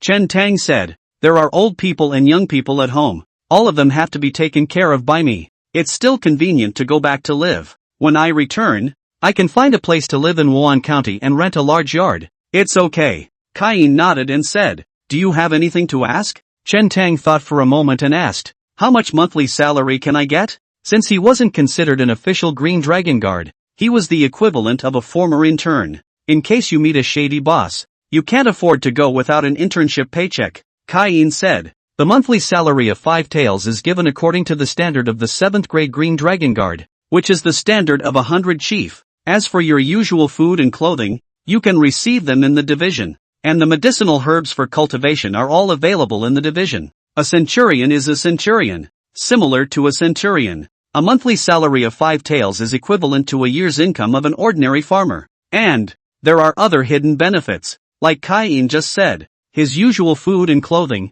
the division can provide, equal to another large savings. Gee, no wonder they all want to enter the court as officials. Chen Tang thought for a moment and asked again, do you have to order every day? How long are the working hours roughly? And can you move around freely when there is nothing to do during the week? Kai Yin was asked 3 questions by Chen Tang, which made him a bit furious. Your kid's first day in the Qinglong division. You don't care about me. You don't care about the Qinglong division. You don't care about the imperial court. And the moment you open your mouth you ask about the monthly salary. And then you try to be lazy. It's a bit too much ow. Kai-in stared at his bull's eyes and blew his beard. For a moment he wondered if he had looked away. Chapter 89. The 9 green dragon guards in the hall broke into a ball of laughter at his words. Such a solid teenager they hadn't seen in a long time. Normal people come to the green dragon guard. Even if they care about the monthly salary or something like that, they still have to put on an act. This teenager is good, direct and dry, open and honest. That's not really Chen Tang's fault. It's really because I was scared of being screwed in my previous life. Moreover, he still had to find some time to go up the snowy mountain and learn some advanced martial arts from the mountain guest. Chen Tang was so frank and honest, which in turn was a mistake, causing the few green dragon guards present to secretly nod their heads and feel good about themselves. The kind of people who are eight-faced and see the wind in their sails. These few of them really don't treat them well. The kind of person who could make a good living under the other 3 guard captains. Although Kai-in said on his lips that it was excessive, in his heart he did not care about it. Actually, there's not much going on in the Green Dragon Division during the week. It's relatively easy. Speaking is sitting in the first 30 years old man, named Wei Kun. Looks relatively calm and the 9 people, said, but really encountered things. We have to do things numb up. May not have time to rest for a few days in a row. Like that case in Shanxi County. The Qinglong division was busy for a whole day. Kai-in went on to say, you, after all, is not yet considered official King Longwei. The requirements are not high. Every day to point at dawn. Something out of the door to greet in advance. Also, you don't need to call me Lord Kai from now on. It's boring to talk about adults and small people. You're just like the rest of them. Just call me Head Kai. Yes, Lord Kai. Ahem. Got used to it. Didn't change. Next time for sure. Kai-in sized up Chen Tang and said seemingly casually, you should already have a 9th rank on it. Chen Tang answered vaguely. Kai-in said, seeing that you were able to catch an arrow shot from a 2-stone bow without retreating in half a step on the schoolyard fixed character. That's strength. It is impossible that you are just a person who has just entered the character. Turn around and have Xiao Wang take you to the martial arts library to learn the Green Dragon Division's bone changing technique, as well as the Green Dragon sword technique, which is a must. Generally speaking, after cultivating to the top of the 9th grade, if you want to go further, you have to switch to a martial art that exercises your bones. Unusual martial arts can only be practiced to the level of skin and flesh, and cannot yet cultivate the bones. Chen Tang had already cultivated to the 9th grade extreme realm, so normally, he should also cultivate the bone replacement technique. Love how lazy as you like, but the mid-year examination, you do not give me shame. Kai-in stared at the bullseye and said, Laozi's big words have been put out. There are less than half a year. You have to cultivate to the 7th grade. Know it? Kai head. Half a year is too soon. Wei Kun frowned. Several others nodded. Even if the talent was strong enough, and the Green Dragon Division had enough resources for cultivation, it would be impossible to elevate from the 9th grade to the 7th grade in half a year of cultivation. It's okay to cultivate less than the 7th grade, Kai-in said. If you can beat the Green Dragon Guards under the command of the other guard captains, you will be able to plug the mouths of the onlookers. At the end of the day, it's all about strength. Wang Yanli shook his head and said, that's not easy. I've heard that there are a few quasi-green dragon guards under the command of other Wei lieutenants, but their cultivation levels are all on the 8th rank. Kai-in hemmed and hawed, looked deeply at Chen Tang, and said, don't look at this kid's cultivation level as only a 9th rank, but if you're talking about reaction speed, I'm afraid that the 8th rank can't even compare to him. The schoolyard set the pins and tried to catch the 2-stone bow shot from the arrows, and having enough power of one's own is one aspect. On the other hand, the reaction has to be fast. In an unprepared situation, a different 8th grade martial artist might not be able to dodge that arrow, let alone reach out to catch it. You guys get to know him, usually have nothing to do but practice with him more. Don't let him always think of being lazy, Kai-in said, getting up and preparing to leave. Without taking a few steps, he seemed to think of something else, and turned around to take the 2 uneaten pastries on the tray with him before leaving contentedly. As Kai-in left, the few Green Dragon Guards present got up and greeted Chen Tang. Elder Brother Chen, I am Yu Shou, under the name of Mo Zelian, Late Cloud. The people came forward, smiling, introducing themselves and welcoming Chen Tang to the Green Dragon Division. Some are a little more enthusiastic, some don't say much, just nod. There was no ostracism or hostility as Chen Tang had imagined, but instead, he was happy. Amidst the uproar of the crowd, Wan Yanli dressed Chen Tang in the green dragon armor and matched the green dragon sword. Wan Yanli hummed lightly, unconcerned about this, and was greatly generous. Seeing this, Chen Tang accepted it openly, changed into this body, stood in front of the bronze mirror to see. Really, temperament greatly changed. Originally, on Chen Tang, only a trace of recklessness was revealed. At this time, the tall figure, wearing armor and wearing a sword, the tiger's eyes look around, adding a few points of majestic momentum. Not to mention, that's not a bad outfit. The crowd accompanied Chen Tang and chatted for a while, then dispersed. Wei Kun said, Yanli, Xiao Chen is in your hands. Don't worry. Wang Yanli took Chen Tang away to familiarize himself with the Qinglong division before heading to the martial library to learn the techniques. On the way, also past a blacksmith store. Inside, a few people in this winter month, also just wearing a thin sweatshirt, bare chest, clanking whacking iron. Chen Tang secretly lamented. There's really everything in the Green Dragon division. If a soft armor weapon is broken and destroyed, or if you want to build any weapon, just come over here and look for old Zhang, Wang Yanli said, pointing to a stout old man in the blacksmith store. New people coming? Old Zhang saw Wang Yanli and the two of them and greeted them. Wang Yanli smiled and nodded, leading Chen Tang to continue to go around in the Qinglong division, introducing the institutions of the various parts of the Qinglong division. What were the taboos, and what needed to be taken care of? Just at this moment, the side came a few Qinglong guards, the leader of a woman in her 30s, wearing the same type of bronze armor as Cayenne, with a sword hanging from the waist, with a voluptuous body, and a lot of charm between the eyebrows. Wang Yanli had just introduced that in the Qinglong division, but anyone who wore bronze armor was at least a Wei lieutenant. The bronze armor had tens of pounds, and although the defense was better, it didn't reach the 5th grade, and cultivating the internal qi made it too burdensome to wear the bronze armor on a regular basis. This is Qin Xiaomei, one of the 4 guard captains. Wang Yanli elbowed Chen Tang and quickly whispered, then arched his hand and saluted, saying, Greetings, Lord Qin. Chen Tang followed suit. This is Brother Kai's newly recruited little brother? Qin Xiaomei came closer, a pair of peach blossom eyes roaming over Chen Tang's body, stretching out her fingers to draw small circles on the soft armor on Chen Tang's chest, laughing. This appearance is really handsome. How about following me in the future? Your honor is joking. Chen Tang took half a step back, his expression bland. The feeling Qin Xiaomei and Chang Mu gave him was completely different. Chang Mu was born with a charming bone, a word, a move, all natural, without a trace. Even if he is teased occasionally, it is measured and not offensive. This Qin Xiaomei is not, although it is also flavorful, but the bones are permeated with a gaudy oomph. Before Qin Xiaomei could say anything, one of the green dragon guards behind him jumped out impatiently and chided. You're a 9th rank, not yet considered an official green dragon guard. Don't be ignorant. Wei Dong, what business is it of yours? Don't look for trouble. Wang Yanli sneered. If you want someone, you have to talk to our Kai too. On the surface, this was directed at that green dragon guard, but in reality, it was also pointing a finger at him. Qin Xiaomei naturally heard it. She wasn't annoyed either. She just smiled faintly and said, just kidding, why be so serious? Look at how anxious my Yanli sister is. As if someone is trying to steal her man. Wei Dong's few green dragon guards let out a burst of unintentional laughter.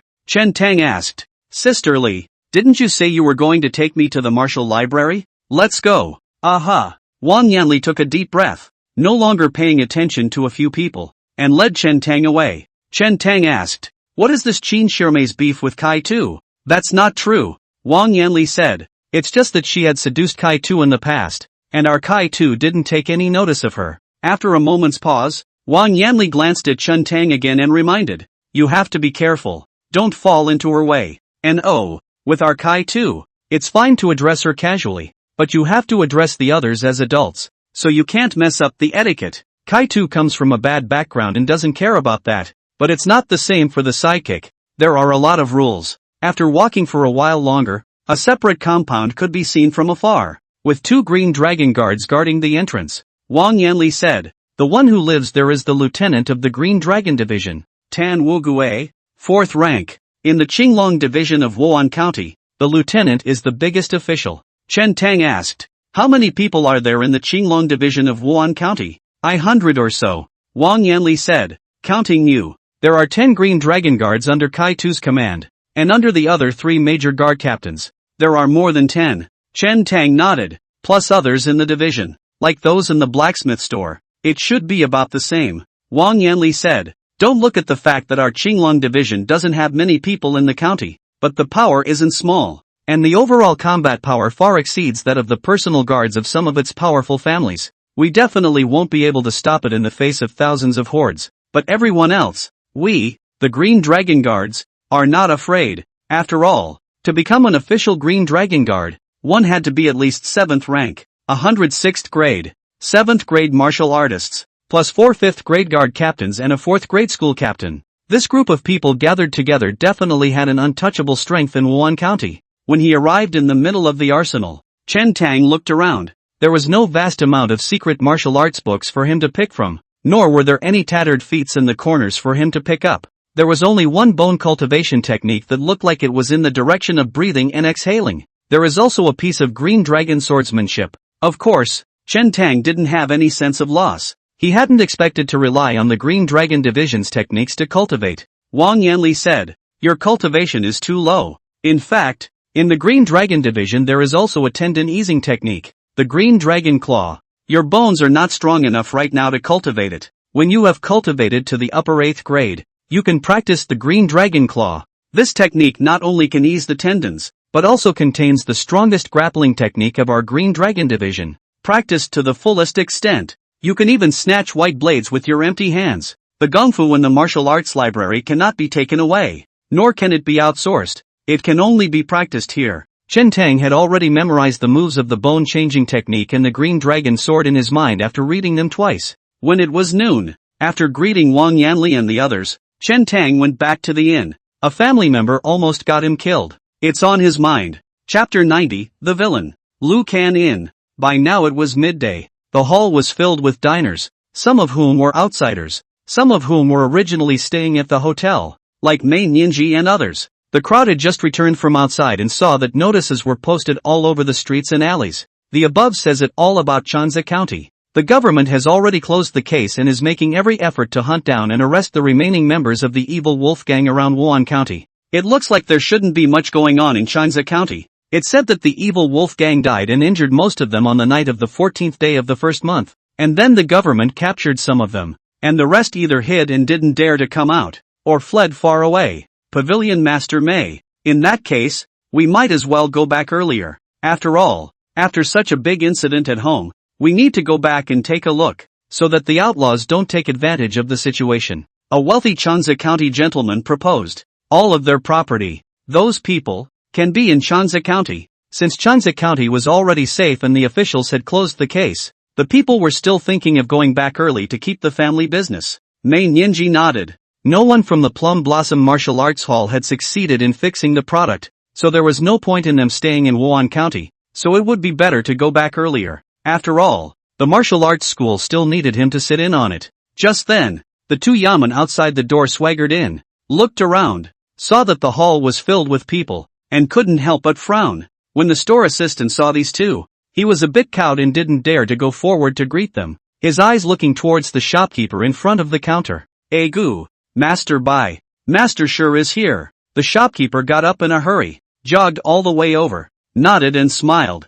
"Two gentlemen, this day is not coincidental. There is no position. You look at, boss, business is good." The magistrate surnamed Sure patted the shopkeeper's shoulder and said with a smile. The white yaman's eyes swiveled and landed on the three people at the nearest table, and with a push away from the innkeeper, he walked straight over. Coming to the table, the man unclipped the saber at his waist, and with a bang, placed it on the table, saying, "Make way inside." The magistrate surnamed Sure followed suit. The Russin family was shocked. They had just ordered their food, and before the food came up, a waste knife was set up on the table first. The innkeeper hurriedly followed over, looking at Lu Shizong's trio with an apologetic face, and said in a low voice, "Guest, I'm really sorry. Why don't I commission you three to make do with a squeeze?" What could the three Ruzizong say? Although he was dissatisfied in his heart, he didn't dare to show it and just nodded. When the locals of Wan County saw this scene, none of them were surprised and had even taken it for granted,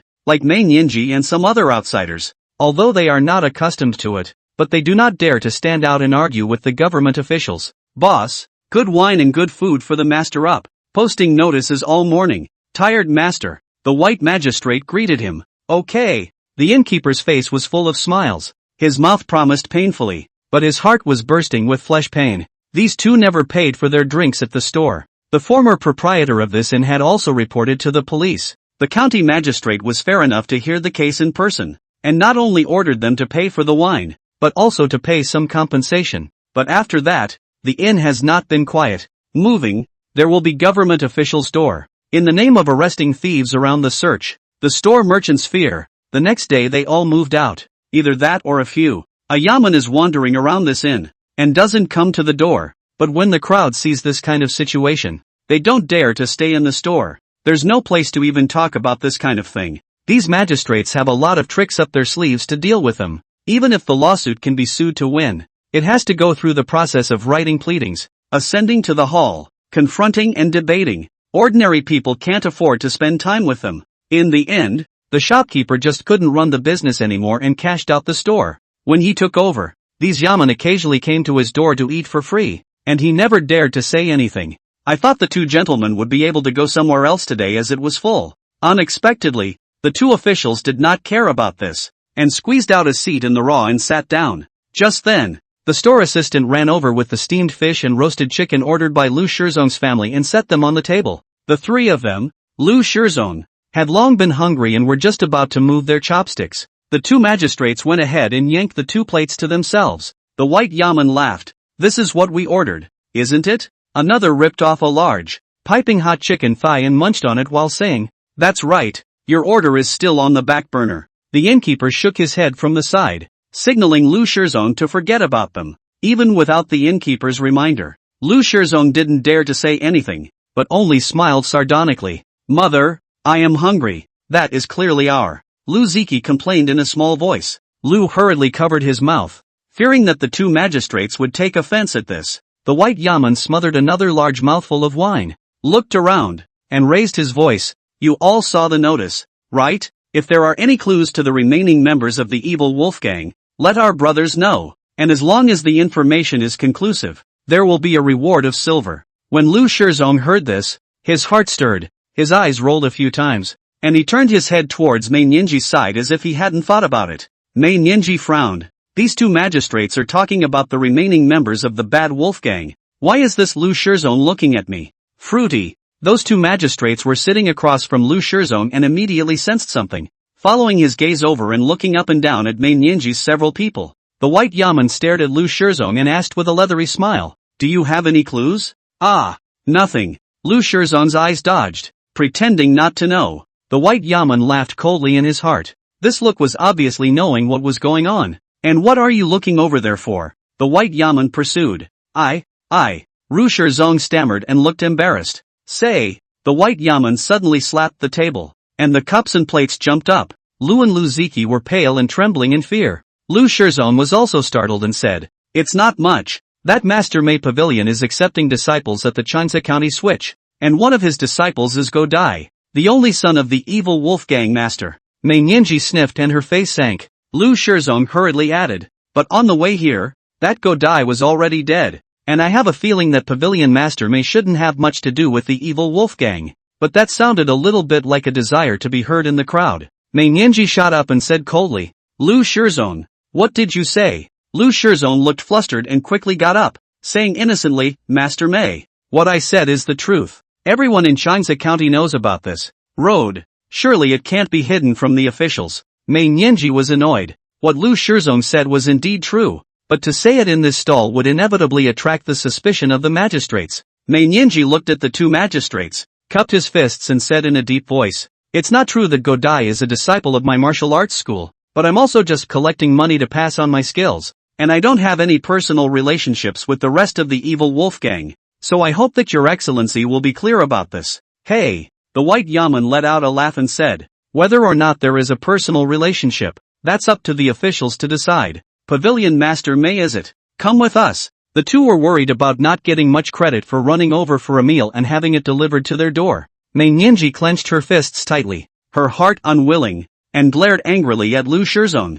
"What? Does Master Mei Pavilion still want to resist arrest?" The two magistrates picked up their sabers and walked slowly towards Mei Nianji. The white yaman sneered slightly, holding the rope in one hand and threatened, "Master Mei Pavilion, if you resist arrest and disobey orders, this is a big offense." When Lu Shizong saw the two magistrates get up, he sat back down, brought back the steamed fish and roasted chicken that the two had snatched away just now, placed them in front of his own children, and whispered, "Eat." "What are you doing?" Mei Yingxue, heart anxious, stopped the two magistrates, lightly scolded. "Broad daylight, clear sky, you have the right to accuse a good man, not a bad-looking little girl with a temper." The white yaman licked his lips and said, "You're all together, aren't you? All of you come with us."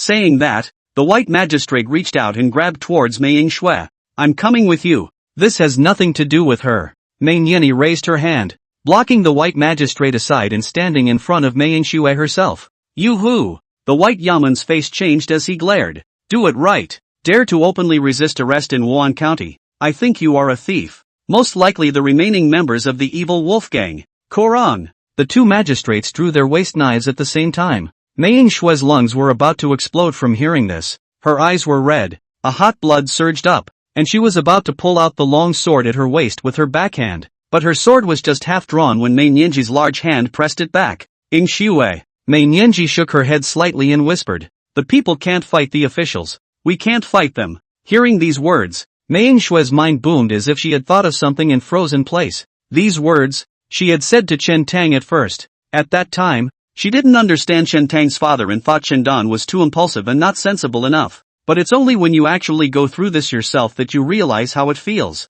Aggravation, anger, resentment. It really pushes people into a corner and they have to fight back. Mei Nianji whispered, "Yingxue, don't have to worry. I heard that the county magistrate is fair and honest. He will be able to find out about this matter and give us a clean slate." Mei Yingxue's mind was in chaos. She just subconsciously nodded her head. Mei Nianji unclasped the long sword at her waist, and with a calm demeanor, she tied her hands. "Humph, you're still sensible." The white yaman came forward and tied up Mei Nianji, then gave Mei Yingxue both hands to tie up, pushed the two of them, and chided, "Go!" Passing by Lu Shizong and looking at the three people who were eating and drinking, Mei Nianji's footsteps lurched and she gritted her teeth. "Villain!" Lu Shizong laughed dryly. "Pavilion Master Mei, you've really misunderstood me.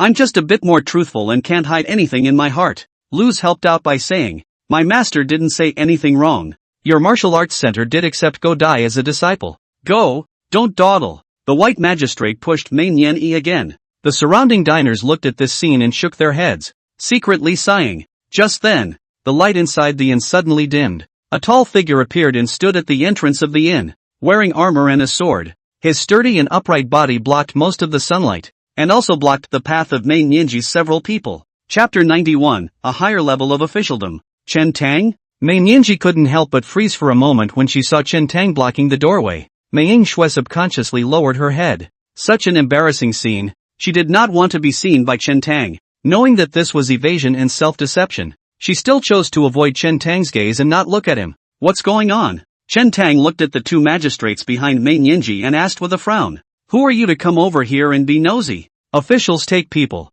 Give me." The two yamen stood behind Mei Nianji's two men and did not see the armor on Chen Tang's body at the first time. The two men chortled, cursing and swearing, and took 2 steps forward, just about to make a move. Then a glance recognized the green dragon armor on Chen Tang's body and the green dragon sword on his waist. The two men's faces changed drastically. The two were not present at yesterday's dinner, but they heard about what happened this morning. The two magistrates, Bai and Sure, did not recognize Chen Tang, but they recognized this green dragon sword armor. This was the most obvious sign of the green dragon guard. This is young, and the face is very fresh. I think this is the Chen Tang who has just been recruited by Kai In Weiwei into the Qinglong division. Chen, Lord Chen. Greetings, Lord Chen. The two magistrates quickly reacted and rushed forward to salute. The two men were old enough to bend down and salute a teenager, respectfully, and called their mouths adults, which was really a bit strange to look at. This one almost made the crowd in the inn drop their jaws. Just now, these two yamen were so arrogant and unreasonable that they said they would arrest people. In the blink of an eye, he became low-browed and obsequious in front of a teenager. What's more, this teenager was the same Chen Tang from Chanza County. This person just finalized his grade yesterday, but today he actually entered the Qinglong division? It's not even a green cloud. It's a step in the right direction. Chen Tang asked, "Why are you arresting people?" The white yamen hurriedly explained, "Lord Chen, we just posted a notice and came to the neighborhood to see if there were any clues to the remaining members of the evil wolf gang. It's no coincidence that we caught 2 remaining evil wolf gang members in this inn. Chen Tang asked. Who said that they are the remnants of the bad wolf gang? The white yaman hesitated, pointing to Lu Shizong's side and said. He said that this May pavilion master had taken the only son of the evil wolf gang master as an apprentice. And I guess there is more than likely some personal friendship between them. And the interests are colluding. You guess? Chen Tang raised his eyebrows slightly and said. That Lu family's teenager and Go Dai are still in the same family. According to your guess, they are also the remnants of the evil wolf gang? When Lu Shizong heard this, he quickly got up and waved his hands. My child is not. He is not familiar with Go Dai. Our whole family has nothing to do with the evil wolf gang. Chen Tang didn't pay any attention to him, but just looked at the 2 magistrates, sneered and said, How come you magistrates are all the same when it comes to handling cases, not talking about any evidence at all relying on guessing?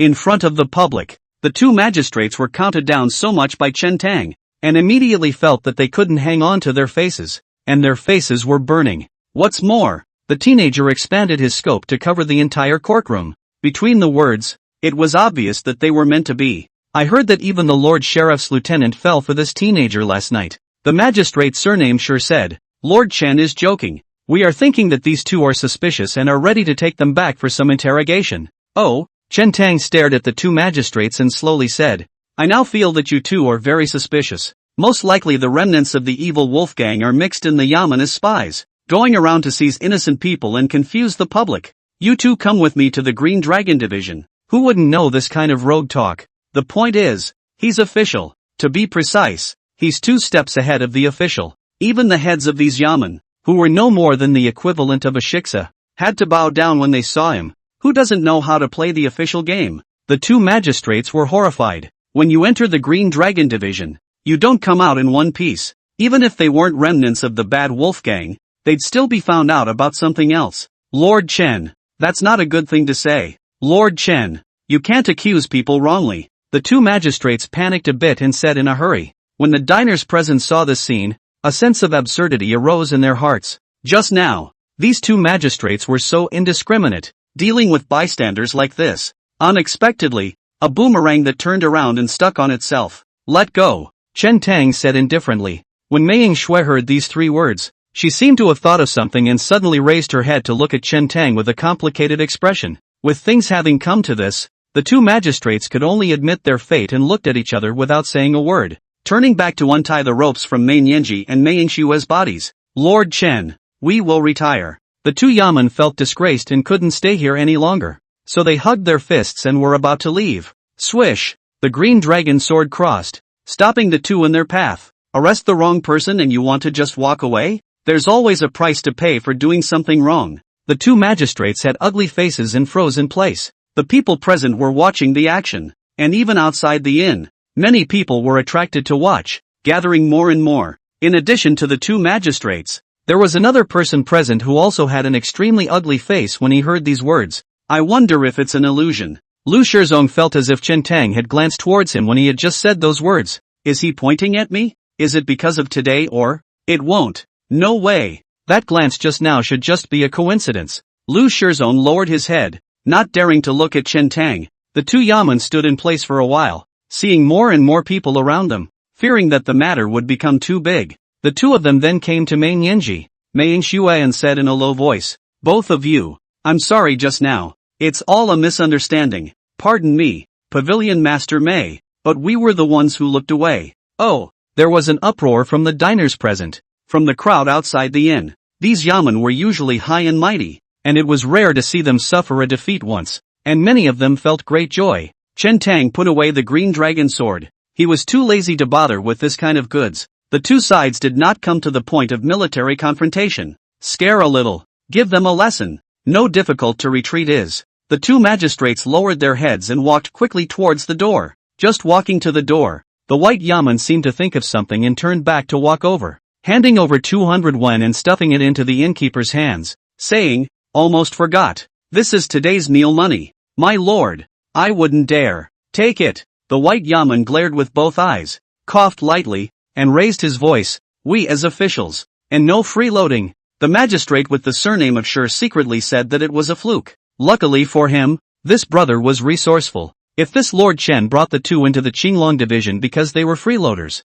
the two would truly have no tears to cry. The two magistrates left in disgrace. Seeing that there was no more hustle and bustle, the crowd in the neighborhood gradually dispersed. Chen Tang looked at the line on his body. Not to mention, this outfit works. No wonder when you enter the court, you want to scramble up the ladder. The official was so big that he scared away the two yamen without even drawing his sword. Chen Tang looked at Mei Nianji's father and daughter and asked, "Are you two alright?" "It's okay." Mei Nianji came to Chen Tang's body, bowed solemnly and said, "Lord Chen, just now, I really thank you. If you hadn't intervened, it would have been difficult for our father and daughter to avoid jail today." Pavilion Master Mei is overstating it. A show of hands. Chen Tang rested his arms and helped Mei Nianji up.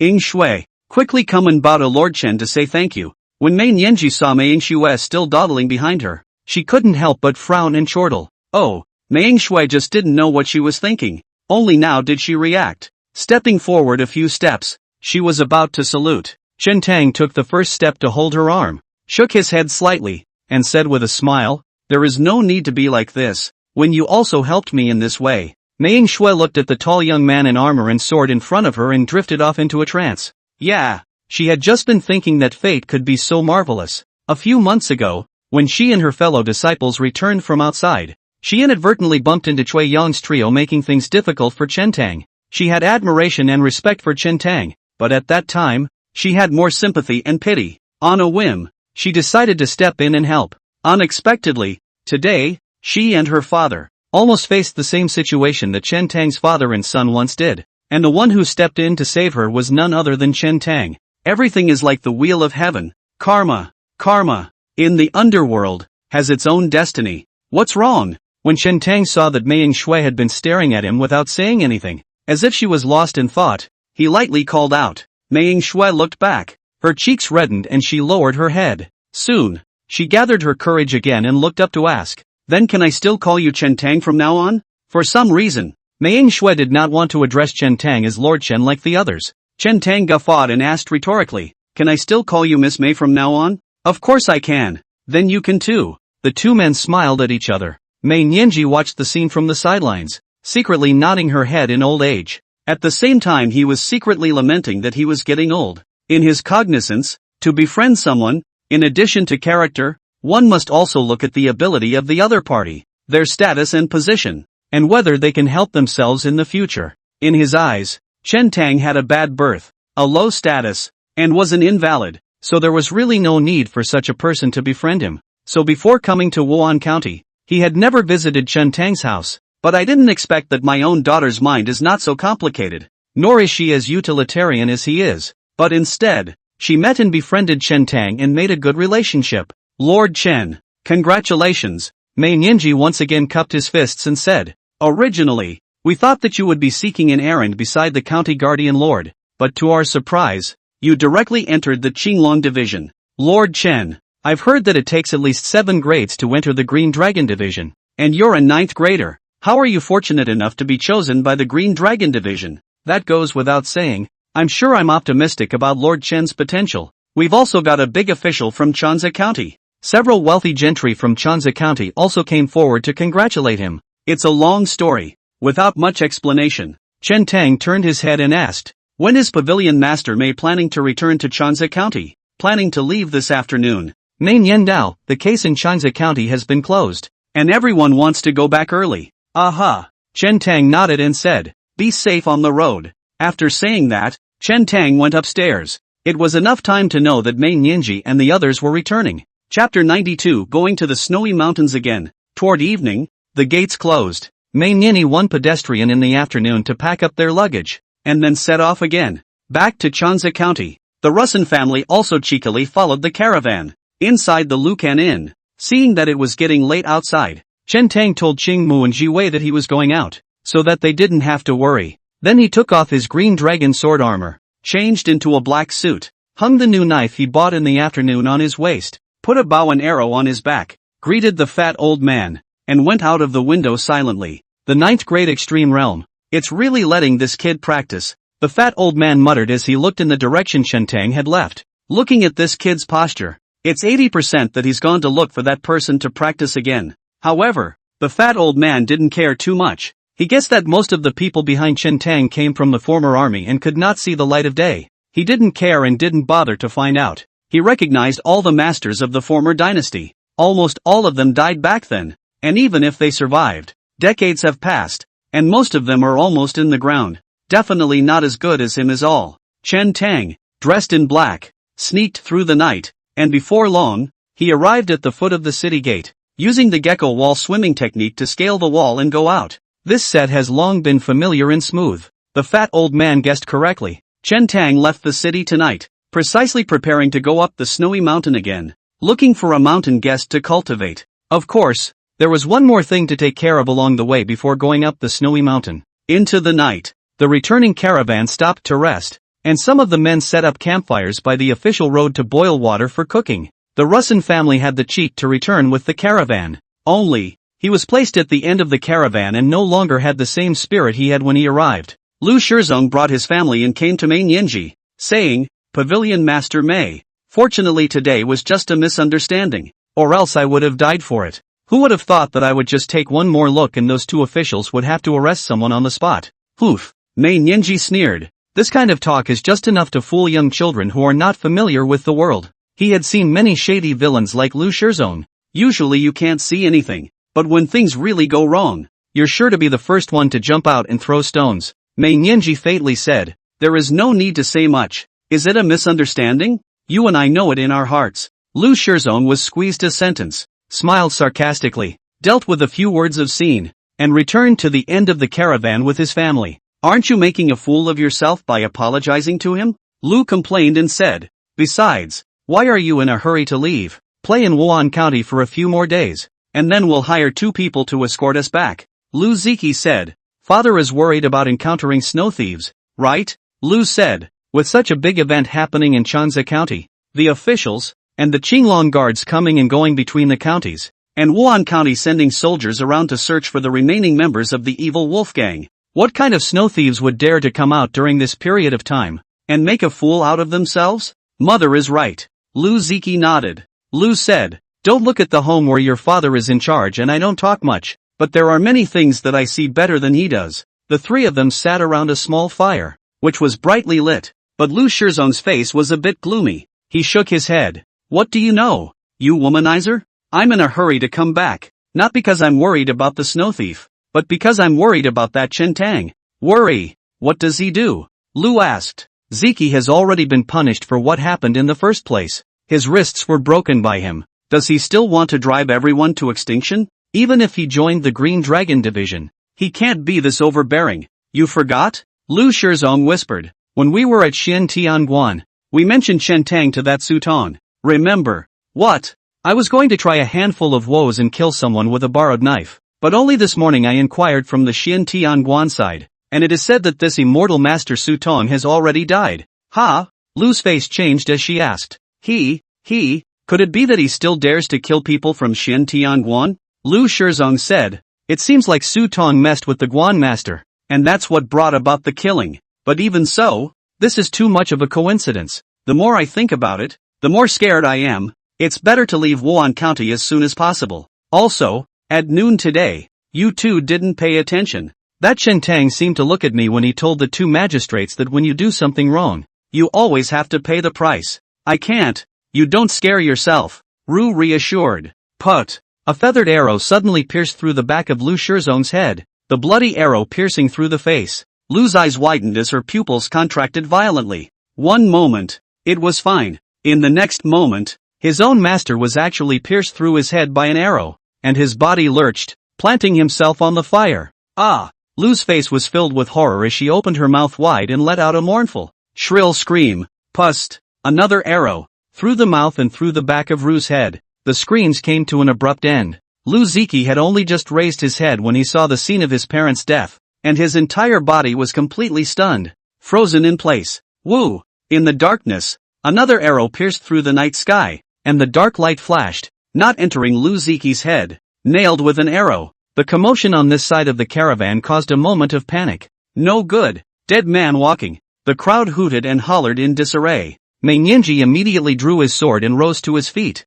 shouting, "Don't panic, everyone, Hide behind the carriage first to avoid the arrows. The people rolled and crawled and hid, not daring to show their heads. After a long time, there was no movement around. A dead silence. What's going on? No one's coming to rob us? Could the other side be waiting for us to get out too? The crowd hid behind the wagon and exchanged whispers. It was so dark around them that they couldn't see what was in the darkness. After another half a pillar of incense, the crowd really couldn't take it. Mei Nianji led a few people to walk out from behind the carriage first, looking around warily. There's no sign of any enemy attack. Strange, the crowd muttered. Mei Nianji didn't dare to be careless, and took some people with her, patrolling around the neighborhood, and really didn't find any suspicious traces before returning to the caravan. Didn't see anyone. Mei Nianji first spoke to the crowd to put everyone at ease, and then came to the end of the caravan to look at the 3 people who were already dead. 3 arrows, 3 men, clean. Targeting only the 3 members of the Rusin family seems more like a vendetta and less like the tactics of a robber stopping a road.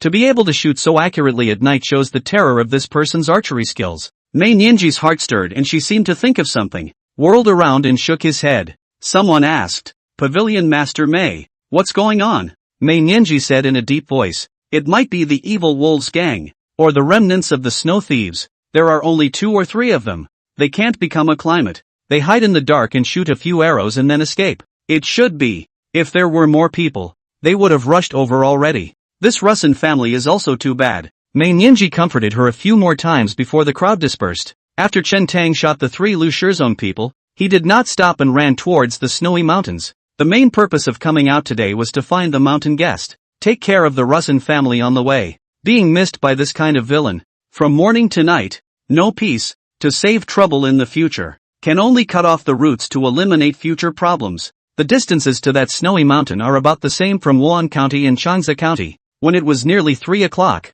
Chen Tang once again ascended the snowy mountain. When he had just arrived at the foot of the mountain monarch had already sensed it and stood on the top of the mountain, watching him from above as he climbed all the way up the snowy mountain. Seeing Chen Tang's speed in climbing the mountain, which was much faster than before, a hint of relief swept through the tiger's eyes. Arriving at the snowy mountain, the first one to greet Chen Tang was still Snow Donut. After a month of not seeing her, Snow Donut had grown quite a bit again, standing on her legs, and her 2 front paws were already able to rest on Chen Tang's shoulders. At this moment, he was pouncing over a round, furry tiger head. Catching Chen Tang's cheek was a wild rubbing, and from time to time, he even stretched out his tongue to lick a few times, and then another rubbing. Well, Chen Tang was a bit overwhelmed by the passion of the snowballs. Ow! The snowballer growled a few times in a low voice, seemingly complaining that Chen Tang hadn't come back for so long and hadn't allowed it to rub its nose in it. Chen Tang was pacified while walking towards the cave. "A month has passed since I've seen you, and not much has changed in Yamanaka. Still the same unkempt and disheveled look." His face was pale, leaning against the cold stone wall in the cave. Even his posture was the same as when Chen Tang left last time. For a moment, Chen Tang wondered if the mountain guest had moved places during this month. Now that's geeky. Not bad, practiced in a month. The mountain guest just looked up and saw that Chen Tang had already cultivated to the 9th grade extreme realm. "Well, it's time to practice the bone replacement technique," Chen Tang said. "I also read a bone replacement technique in the Green Dragon division, but it definitely doesn't feel as good as seniors." "You joined the Green Dragon division?" the mountain visitor asked, raising an eyebrow. Right. It was rare to see a guest in the mountains interested in a matter, so Chen Tang recounted what he had experienced over the past month. In its original form, from the fire that burned down the Qingyan building in Changzhou County, all the way to joining the Qinglong division, the mountain guest was silent, and only after half a minute did he say, "The hatred of killing your father is not shared. You did well. There is nothing else, but there is a break." "What?" Chen Tang asked. "That knife. It wasn't handled well," the mountain guest faintly said. "I guess that knife is mostly in the hands of that Cayenne now." "Ha?" Chen Tang was shocked in his heart. "Doesn't that mean he's been exposed?" the mountain guest said. "But look at that Cayenne's performance. Should not be hostile to you. This matter you know in your heart is good. Have a preparation." Chen Tang was half convinced by the mountain guest's claim. As he thought back, Cayenne had never hinted at anything to him. The only unusual thing that happened was that he was recruited into the Green Dragon division on a broken record. Knowing that he was the murderer in the Changsa County case, he still recruited him? The mountain guest asked again. "What is the relationship between the Green Dragon division and the Xiantian sect?" "That's okay." Chen Tang shook his head and said, as far as I know, the Green Dragon Division takes orders directly from the Qian Emperor and monitors all officials. Only that the Qian Heavenly Sect does have a transcendent position in the Qian Kingdom that is extraordinary. It's natural, the guest in the mountain said. The Qian Heavenly Sect deserves a great deal of credit for the Qian Kingdom's rise to power in the midst of the chaotic world. Back then, if Qian Tian cult had not released the prophecy that Emperor Qian was the son of heaven chosen by the true dragon, there would not have been so many people to follow. However, this is also the greatest hidden danger of the Qian Kingdom. Chapter 93, The Immortal Punisher. You just said the Qian Emperor is dead? The mountain guest suddenly asked. Aha. Chen Tang nodded and said, 2 or 3 months ago, I think, saying that the new emperor had succeeded to the throne and granted amnesty to the whole world. The mountain guest murmured softly, counting his age, he should be in his 70s. For a patriarch, he has not yet reached the point of senility. How could he have collapsed? The Qian Emperor was actually a first-rate sect master. It was the first time that Chen Tang knew about this. The mountain guest asked, you're going to deal with the Blackwater Gang next, aren't you? Chen Tang said, the Blackwater Gang is too powerful for me to deal with my strength. However, if it's just to seek revenge on that young gang leader, there's still a chance. The Blackwater Gang's forces are spread throughout Pingzhou, and they have close dealings with the major officials. Chanze County has been suppressed after such a big incident. He wants to fight against the Blackwater Gang with his own strength. It is an ant and a fool's errand. However, according to what the mountain guest said, that Blackwater Gang young master was of the 7th rank. As long as he cultivated to the 8th grade extreme realm, with the one-breath divine illumination, he would have a good chance of killing him. How to lure that young gang leader out is the key. The mountain guest added, tell me the information you know about the Blackwater Gang. Chen Tang then recounted some of the news he had heard to the mountain guest. Most of the time, the mountain visitor just listened carefully,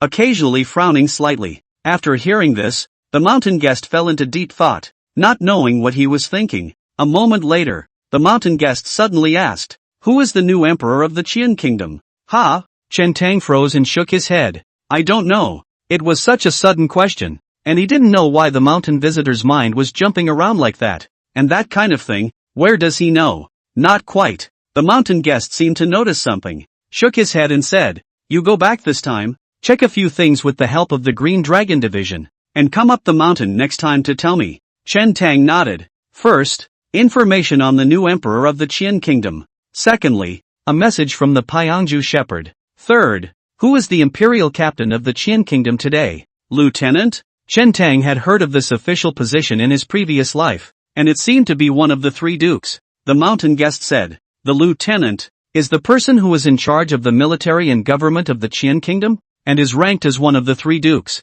This information is not considered hidden, and it is not difficult for you to find out in the Green Dragon Division. After a moment's pause, the mountain guest continued, there is also the 4th, the relationship between the Green Dragon Division and the Qian Tian sect. You may not be able to find out about this matter, just keep an eye on it when you have the chance. Okay, I'll make a note of that. Chen Tang asked, these few pieces of information are related to the Blackwater Gang? The guest in the mountain said, I don't know, you go to check it first. Having just talked about the Qian Heavenly Sect, Chen Tang's mind came alive and he couldn't help but ask, Senior, do you know Qian Sect's formula? No, but understand some. The mountain guest said faintly. Chen Tang then asked, what is this Qianmen sect all about? Is it impossible to cultivate without any qualifications? The Qianmen seemed somewhat similar to the cultivation depicted in the books of his previous life, and now that he had witnessed it with his own eyes, he was still a little heartened. After all,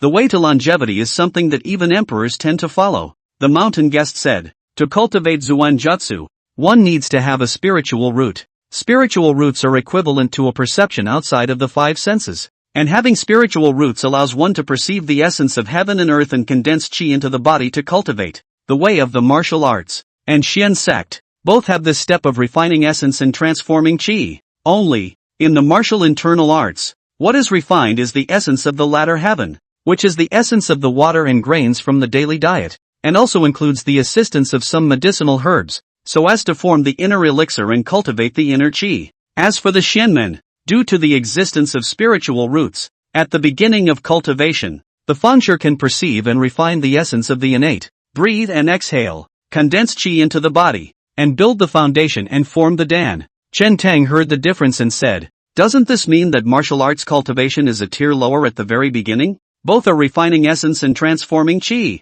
and Wudao is refining the essence of the latter. And when the Xianmen just came up, it was the essence of the innate that was refined. Otherwise, the guest in the mountain said, but all the Fengshi, all cultivate the flying sword method, even if they have the innate qi, but the whole body of kung fu is all on top of the flying sword. The vitality cultivation is far less than that of the martial practitioners who cultivate the martial way. The so-called vitality dual cultivation is the cultivation of mind and body. If you want to achieve something in martial arts, you have to be courageous and keep honing your body and mind. Flying swords are certainly powerful, killing people as easily as picking up a bag, and can even fight 1 against 10, 1 against 100, but ultimately they are external objects. Without the skin, flesh, sinews and bones of the fight, the bone marrow and internal organs of the cultivation, the Fengshi self is far less powerful than the martial artist. Chen Tang was deeply moved by these words. Su Tong relied on his flying sword to kill him by surprise, but without his flying sword,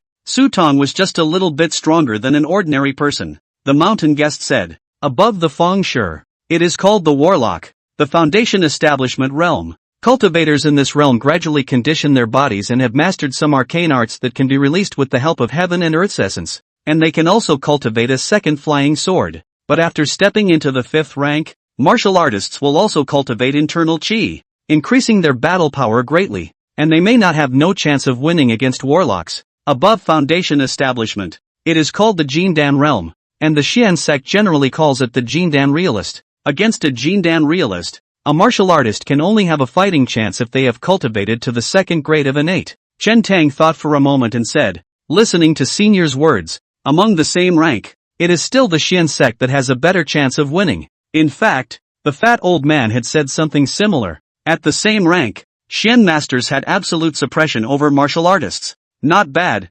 Most of the time, the Xianmen will win out over the martial arts. The mountain guest turned his words around and said, but there are exceptions to everything. If you can cultivate your destiny to extreme perfection, it will be enough to suppress a Xian master of the same rank. Faithfulness cultivated to the extreme meant that each realm, in every realm, had to be cultivated to the extreme. The mountain guest smiled faintly and said, instead of envying those immortal masters and immortals who cultivate the Xian sect, why don't you learn the immortal exorcism technique here with me? That's a dominating statement. Even the fat old man had to show 3 scruples when he mentioned some Xianmen experts. This one, however, threatened to kill the immortal. Chen Tang's heart was on fire as he bowed and respectfully said, please, senior, pass on my immortal execution technique. It's still voodoo fist.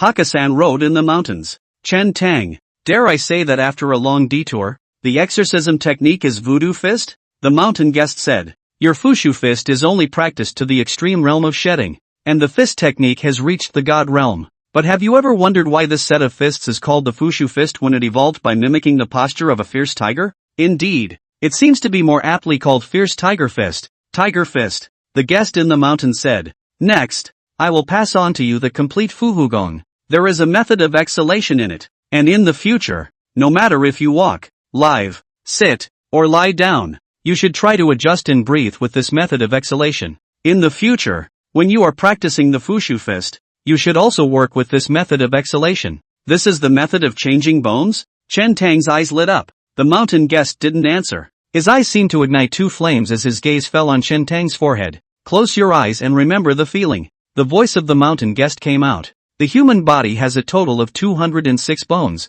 of which 29 are skulls. As he said this, Chen Tang's breathing suddenly changed its rhythm under the pull of some mysterious force. In the next moment, he felt his heavenly link cap heat up, gradually spreading to his entire skull, as if every piece of his skull was radiating heat. As he continued to breathe in and out, the 29 skulls became boiling hot. Go into the state of divine illumination to feel it. The mountain visitor reminded again. Chen Tang complied, instantly entering into the spirit to sit and illuminate. Entering the state of internal vision, the entire head seemed to be reflected in his sight, incomparably clear, with every piece of skull, even the gap set between the skulls, visible, and torso bones. 51. The voice of the guest in the mountains continued to ring out. In the state of inner vision, the warmth of Chen Tang's skull dispersed, and the entire spine, spreading to both sides of the ribcage torso, one piece of bone instantly became hot, as if emitting a red light. For pole bones,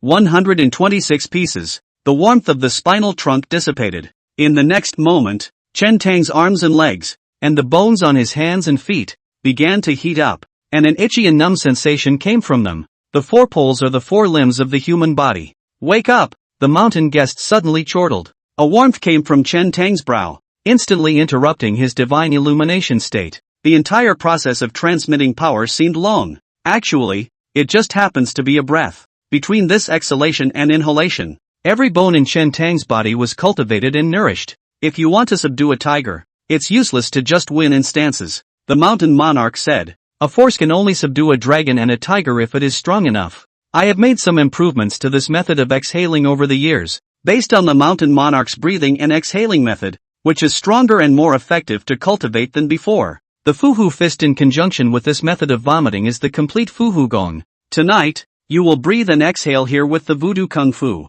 Familiarize yourself with this rhythmic feeling, and leave again at dawn. Good. Chen Tang nodded. Another trace of doubt suddenly rose in his heart and he asked, Senior, this method of vomiting and breathing should be considered an internal martial art. Why is it that for this kind of internal martial arts cultivation, one has to first shed one's bones and change one's meridians, and one cannot first cultivate internal qi? If one could first cultivate internal qi and practice it from a young age, by the age of 20, wouldn't one have 20 years of internal qi cultivation? The mountain guest explained. Shedding the bones and changing the meridians is actually the foundation building process in martial arts. The power of the internal qi is too strong. If there is no foundation of body refining in the early stages, the body is weak and the meridians are fragile. Once the internal qi is utilized, the self will not be able to withstand it. Instead, the self is like a container. The stronger you cultivate this container in the early stages, the larger the capacity, the more water will be stored in the future.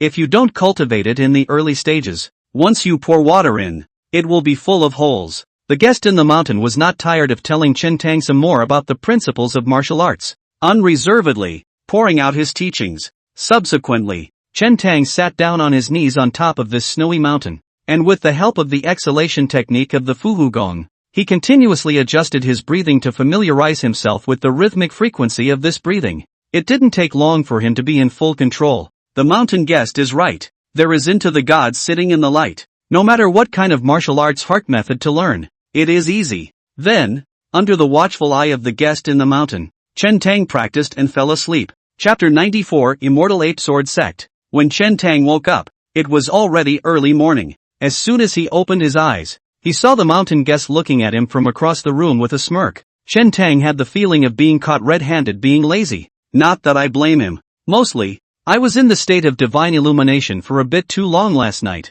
and even though I was interrupted in time by the mountain visitor, I still felt some fatigue. Coupled with this breathing and exhaling method, every bone exuded a slight heat, and through the muscular skin, the entire body was warm and exceptionally comfortable, and without realizing it, he fell asleep. Nice. The mountain guest, however, didn't have any hint of reproach. Instead, he nodded and said, Your future accomplishments may be even higher than what I expected. What's going on? A lazy nap and a wave of praise in return? Seeing the doubt in Chen Tang's eyes, the mountain guest said, Normal people have to stay awake when practicing internal energy, and the more powerful the internal energy, the more cautious they are in practicing it, and they even have to close the door and not be disturbed, or else they will be prone to go off the deep end. This statement was not new. Chen Tang had read a lot of books in his previous life. The mountain guest continued, But you broke open the mud pill palace in advance, and your divine soul sits in the yellow court, and when you sleep,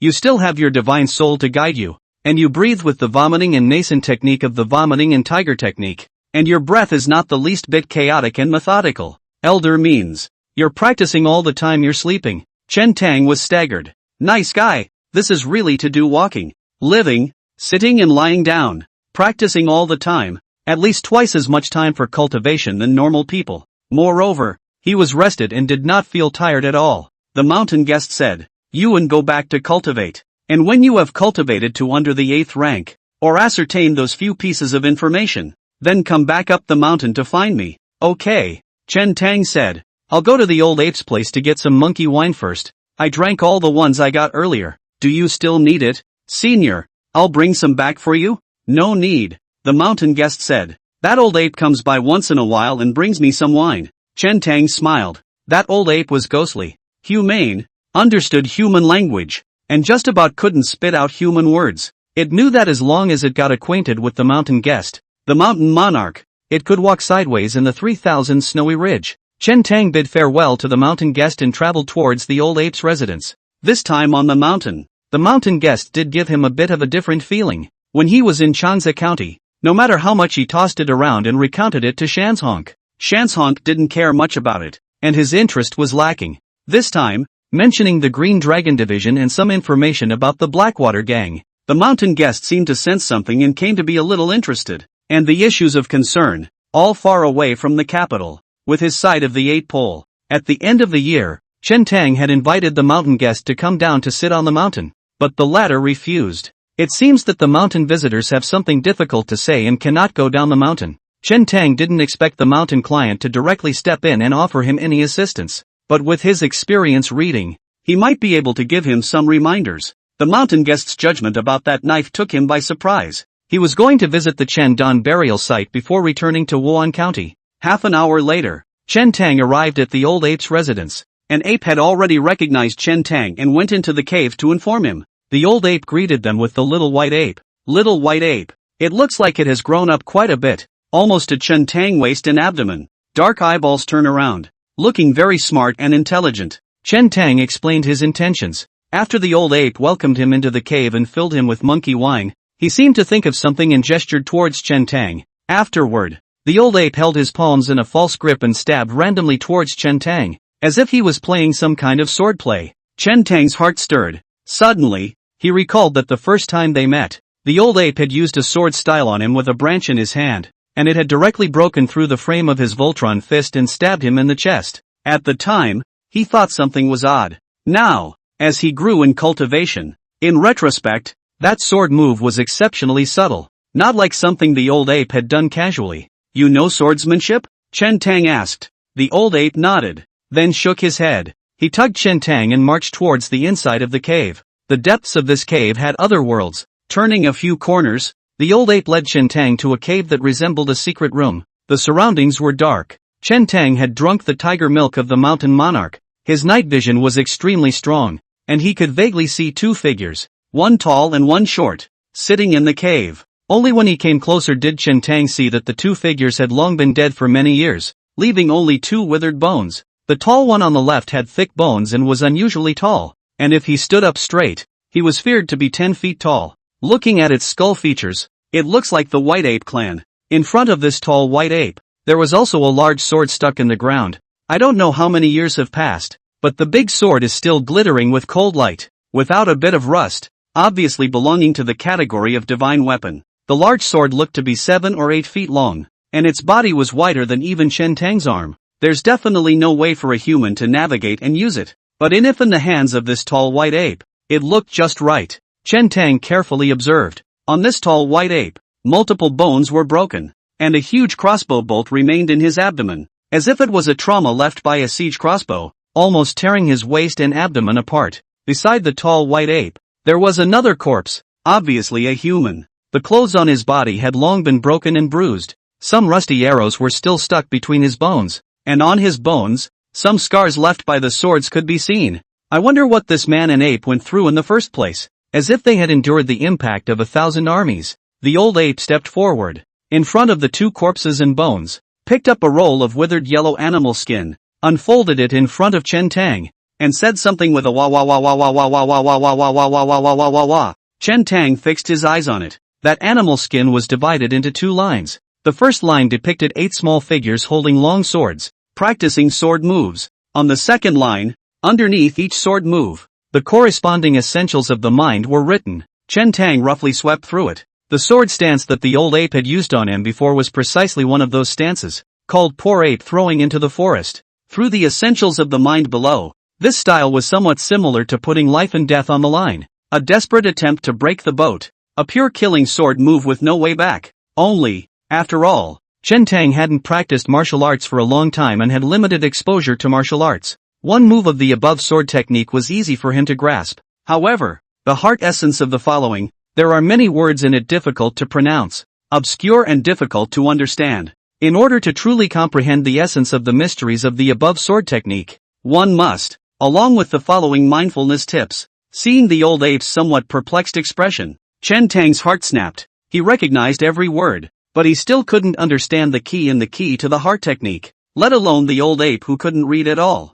The old ape dragged the little white ape to his body and gestured a few times, then folded his hands together, revealing a look of supplication. Chen Tang asked, "You want me to teach him after I comprehend this sword technique?" The old ape nodded repeatedly, his face showing joy as he looked at Chen Tang expectantly. Chen Tang said, "To be honest, I can't understand a lot of things in there, but that's okay, there's someone who can definitely read it." After saying that, Chen Tang picked up the roll of animal skin and said, "Let's go. You take the little white ape and follow me up to the snowy mountain. Remember to fight more monkey wine and send it to that senior." The old ape understood and immediately went back to prepare the wine. Chen Tang led the old ape and the little white ape further up the snowy mountain. When he handed the roll of animal skin to Shanshonk unfolded it and changed his face, immediately asking, "Where did this roll of animal skin come from? And are they still alive?" Chen Tang had never seen the mountain guest have such a change in demeanor, such a big mood swing. He recounted the scene he had seen in the cave,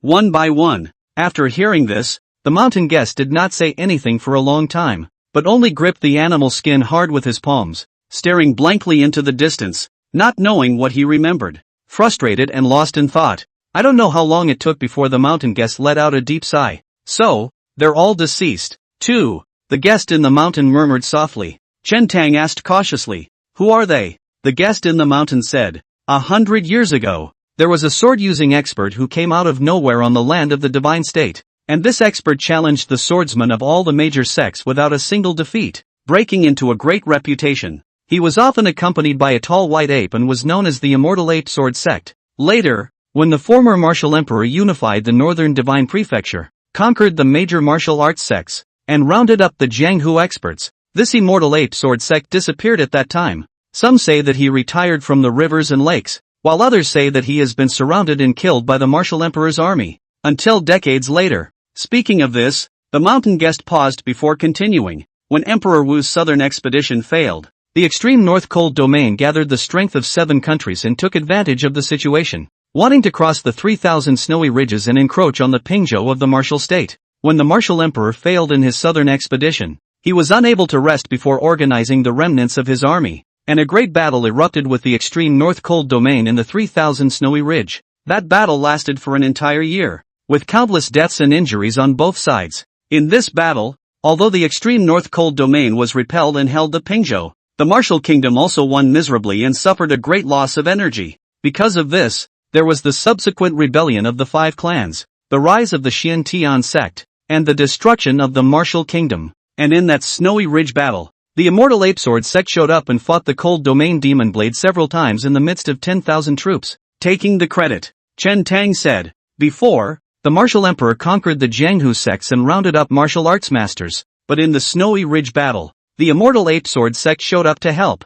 So it's considered repaying kindness with kindness." The guest in the mountain said, "He once said that he doesn't care about the rise and fall of the martial state. This time, he is not trying to help the martial emperor. He just doesn't want the people of Pingzhou to fall into the hands of the foreigners and suffer bullying and slaughter. It's just a pity that even though the extreme northern cold domain receded and there was no more external danger, the northern divine prefecture ended up being shrouded in war, and no one in the world was spared. I didn't realize that they also died in the snowy ridge battle." The mountain guest got up, came outside the cave, looked at the vast sea of snow around him, and said, "Back then, I don't know how many generals and heroes were buried in this snowy ridge, and the source of the trouble for all of this was Emperor Wu. If he had not been militaristic and ambitious, and had been bent on a southern expedition, why would this have happened? He alone is to blame for the suffering of all the people and the plagues." Speaking later, the mountain guest got emotional and snapped. Chen Tang was silent. Regardless of the rise and fall, it is ultimately the people at the bottom who suffer. Only, peace is always better than chaos. If there was no Wu Di's southern expedition, and the northern divine prefecture had just ended the war, recuperated, and was waiting to be revitalized, it might have been a different scene. Elder is also a member of the former dynasty, right? Chen Tang asked. If it weren't for that, the mountain visitor wouldn't know so much about these things. Chapter 95, White Ape Sword Art. Hearing Chen Tang's inquiry, the mountain guest quickly regained his composure and turned into his previous calm and indifferent appearance. He didn't answer Chen Tang, and lowered his head to unfold the animal skin and look at it. This set of sword techniques only has 8 stances, but each stance has multiple variations. Moreover, the 8 sword moves are all-encompassing, and the means of attack are varied, so it is worthy of being a superior sword technique. The mountain guest said, "I'll have to attend to my enlightenment for a while, so you guys wait for me." Chen Tang was secretly staggered. With the insights of the mountain guest, he was unable to comprehend this set of sword techniques in a short period of time. With that said, the mountain guest picked up a dry wood from the side and tried to maneuver a poor ape throwing into the forest in the same spot. But soon, he shook his head and made another slight adjustment to make this sword again. In Chen Tang's eyes, the second sword was, obviously, even more powerful than the first. Nope. Still shaking his head, the mountain guest pondered for a moment before stabbing out a third sword. It was still the same move of the poor ape throwing himself into the forest. The trajectory of the move, almost the same. But when the third sword was made, it was very different from the first two. The 3 swords stabbed out, one slower than the other, and the third sword even revealed a tragic and mournful aura of not returning. It was only at this moment that the guest in the mountain nodded slightly, but he still didn't feel quite satisfied. Standing in place, he repeatedly practiced this style of swordplay. Just one move of the sword consumed so much energy from the mountain guest. Chen Tang, the old ape and the little white ape were watching from the sidelines, and this was a rare opportunity for them. 3 whole hours passed. The mountain guest suddenly moved his body, using the firewood as a sword, and with a slight tremor, he actually caused a ripple visible to the naked eye in the void, only to see the mountain guest's sword walking like a dragon, like a swimming dragon. His stance was ethereal and agile. Sometimes he struck in the air and stabbed several swords in a row. Sometimes his sword was like a cage, dazzling the eyes, and sometimes his human sword united and broke through the air. At the end of the day, Chen Tang could no longer see the figure of the guest in the mountain in his eyes, but saw a ball of white light flying up and down in midair, like a gazelle hanging onto its horns without a trace. After a long time, the white light converged, and the figure of the guest in the mountain stood in place, as if it had never moved. And the scene just now seemed to be just a hallucination of Chen Tang. Buzz off! Even though the guest in the mountain had already withdrawn his sword, the sound of the sword chanting was still unceasing, and it took a few more moments before it dissipated. Chen Tang was greatly shocked. At this point in martial arts cultivation, there was no difference between them and the legendary immortals. "I'm afraid, this white ape sword art is truly exquisite." With a light sigh of relief, the mountain guest looked at Chen Tang and slowly said, "Don't slack off on your sword practice in the future, but also take some time out to practice this white ape sword art. This set of sword art is not just a fine sword technique, but it also helps to cultivate your muscles and bones. With the aid of this white ape sword technique, along with the Voltron feat, I believe you can quickly cultivate to the lower 8th rank." Chen Tang nodded. Although he did not intend to use a sword in the future, it would never be wrong to practice a sword technique that could make the mountain guest rave about it. What's more, it would also help him improve his current realm. Moreover, as he entered the Green Dragon division, he could usually only use his sword, and learning this white ape sword technique would still come in handy. The mountain guest looked at the old ape and the little white ape on the side and said, "Looking at your appearance, you should be the descendants of that immortal ape. Come and learn together as well. This sword stance is called Dead Ape Disaster Wood." The guest in the mountain said,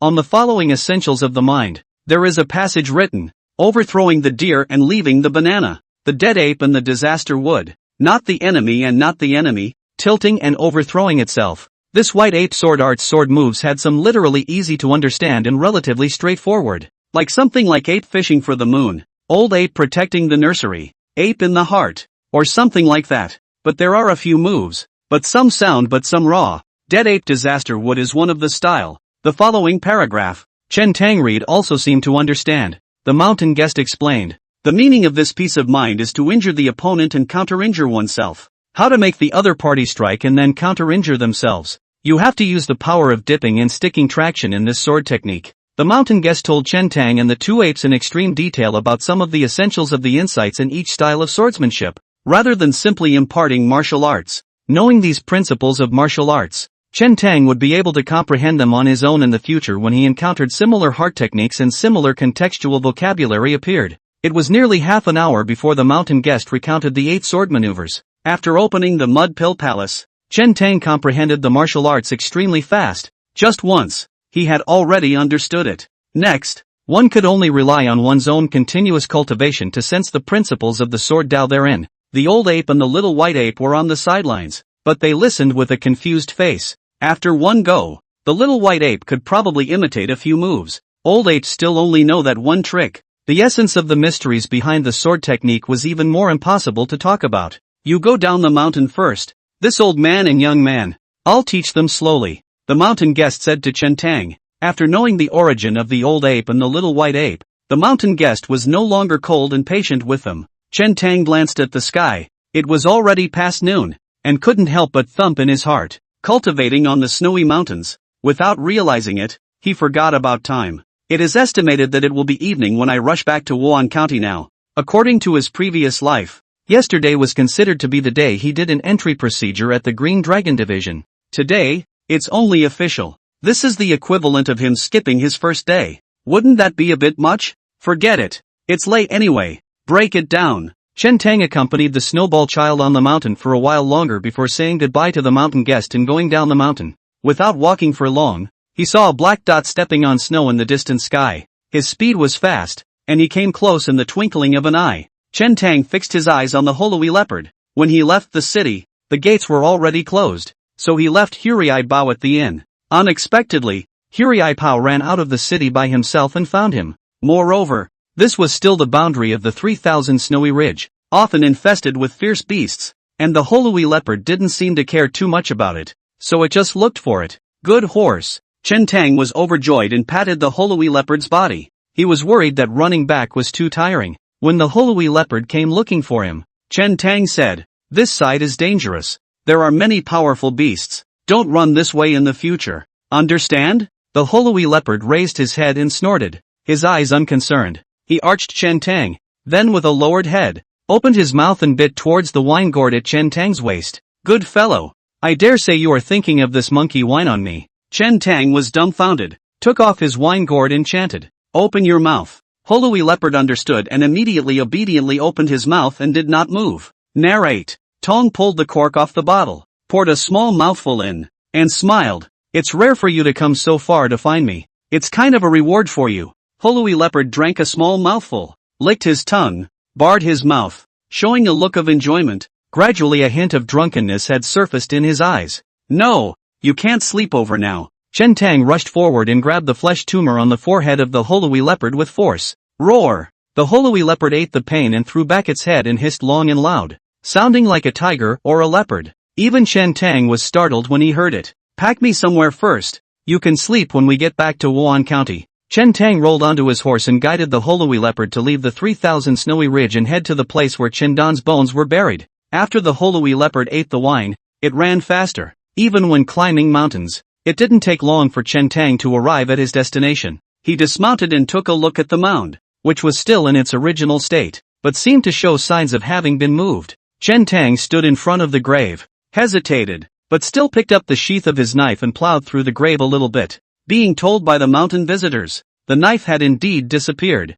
Chen Tang fell into deep thought. Originally, he had joined the Green Dragon Division with a rather relaxed mindset. At the moment, it could not help but give him a few misgivings. If that knife was in Kai Yin's hands, with this Wei lieutenant's experience of reading, he must have already guessed that the masked man who appeared that night in Changsha County was him. In that case, why did Kai Yin recruit him again? After thinking about it for a long time, I don't have a clue. Perhaps it was really as the mountain guest's judgment that Kai Yin was mostly not hostile to him. If he really wanted to deal with him, there was no need to go to such lengths. Chen Tang pondered for a moment before he got up and mounted his horse, driving the Hurai leopard towards Wan County. Because of the delay in going to Chen Dan's grave, when he returned to Wan County, it was nearing evening. Luckily, Chen Tang entered the city before the gates closed. Chen Tang first went back to the inn and reported to Ching Mu and Ji Wei before putting on the Green Dragon armor and equipping the Green Dragon sword and heading towards the Green Dragon division. When he reached the door, the guards didn't stop him when they saw him in this outfit.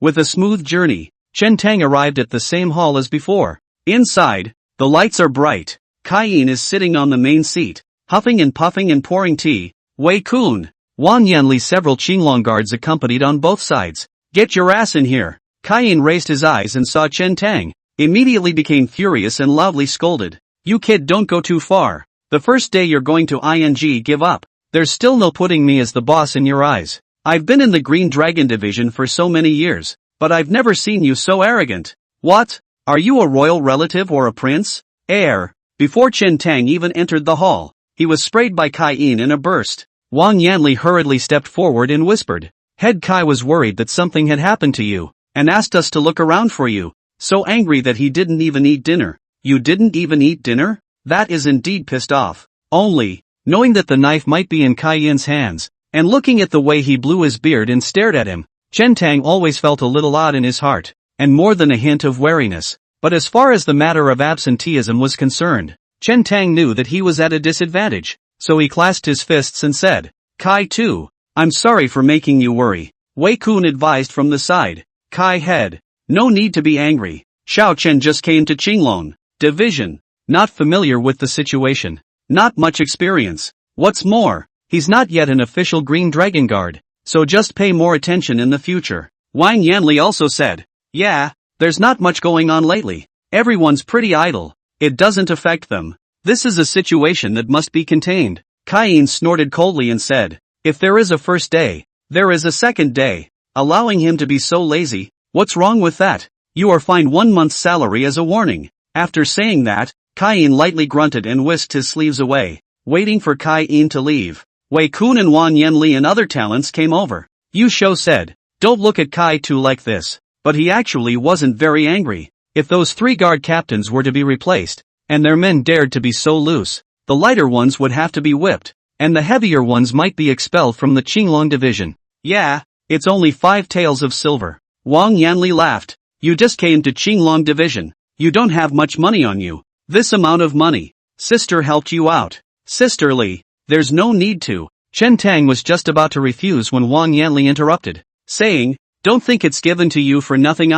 You have to remember to return it. Shi Yun whispered. Finding a bit of salary is considered the lightest punishment of the Green Dragon Division. When we first came here, we also all made mistakes and had no money on us, and the fines were all paid by Brother Wei to help us out. Wei Kun walked over and patted Chen Tang's shoulder, saying, Those who can be recruited by Kai Tu into the Qinglong Division are all from poor families and bad backgrounds. I heard that you have an old man on top and a young man underneath, and you just arrived in Wan County from out of town, so you'll have a lot of money to use in the future. If you have money in your hand, you can use it for your family first. If you are short of money in the future, tell us, don't be embarrassed. Chapter 96, Whoever crosses the border is an animal. In the next few days, Chen Tang went to the Qinglong Division every day to order a dime, and found some data information about the Qian Kingdom and the division to understand it. When there wasn't much going on, Chen Tang would practice Fuhu Quan and White Ape sword art in the division. Chen Tang rented a high-walled mansion in Wan County.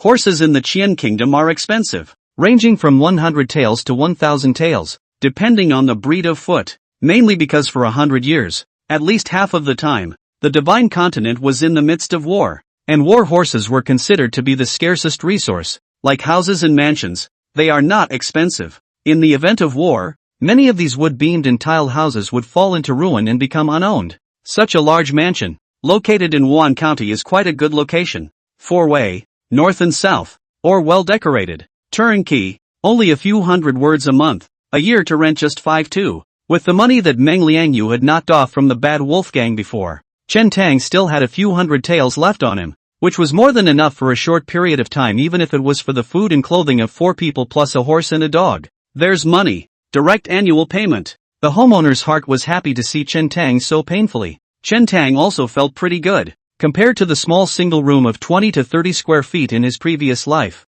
this mansion was simply a villa. Only, the first night she just moved in, Shi Wei had nightmares. It was still the same scene from before, reappearing in the dream world. The voice of the young master of the Blackwater gang, Caracal, was like a nightmare, haunting and flashing frequently. Shi Wei was awakened in the middle of the night by fright, sweating profusely, and stayed curled up in Cheng Mu's arms until the early morning, when she was just too exhausted to fall into a deep sleep. Only, this goes on for days. Shi Wei's complexion looked all the worse, listless and wan during the day. Along with that, Cheng Mu was not resting well. Shi Wei felt guilty in her heart, but the dream was something she simply could not control, and every day into the night, she became more and more anxious. The more this state of physical weakness, the more the nightmares haunted. This night, Cheng Mu guarded Shi Wei and watched her fall asleep with great difficulty before letting out a light sigh of relief. But it wouldn't be long before Ziwei would be awakened by nightmares once again. Gotta think of something. I can't carry on like this.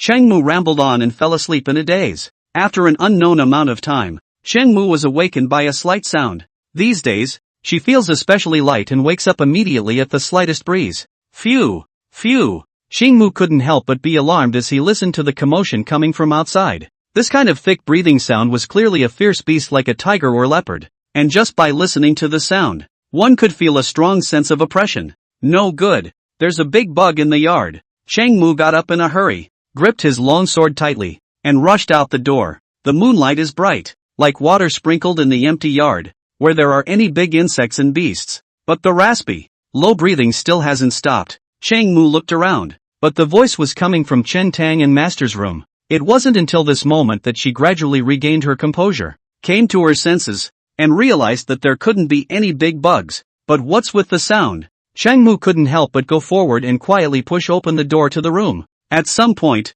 the fat old man had woken up and was standing by Chen Tang's Kong, his eyes staring slyly at the Chen Tang, who was huffing and puffing, was thoughtful. Changmu was stunned. That tiger-like breathing sound she heard just now was actually coming from Chen Tang's mouth and nose. Changmu closed his eyes. In her mind, it felt like it wasn't a person lying on the bed, but a big bug. It wasn't that he had just gotten lost in his own sleep. When the fat old man saw Changmu come in, he gestured for her to talk outside. The two of them came to the courtyard. Changmu couldn't help but ask, "Master, what's going on? I just heard this commotion and thought that a big bug had entered the courtyard." The fat old man said, "You feel right. This breathing and exhaling method of his is the breathing and exhaling of the great worm, which is also the bone-forging internal breathing method of the Fuhuquan. I can almost conclude now that the person behind this kid is from the former army, and should be the head of the former Huban army. If not for that, it would be impossible to have comprehended the internal breathing method of the Vulcan fist to such an extent."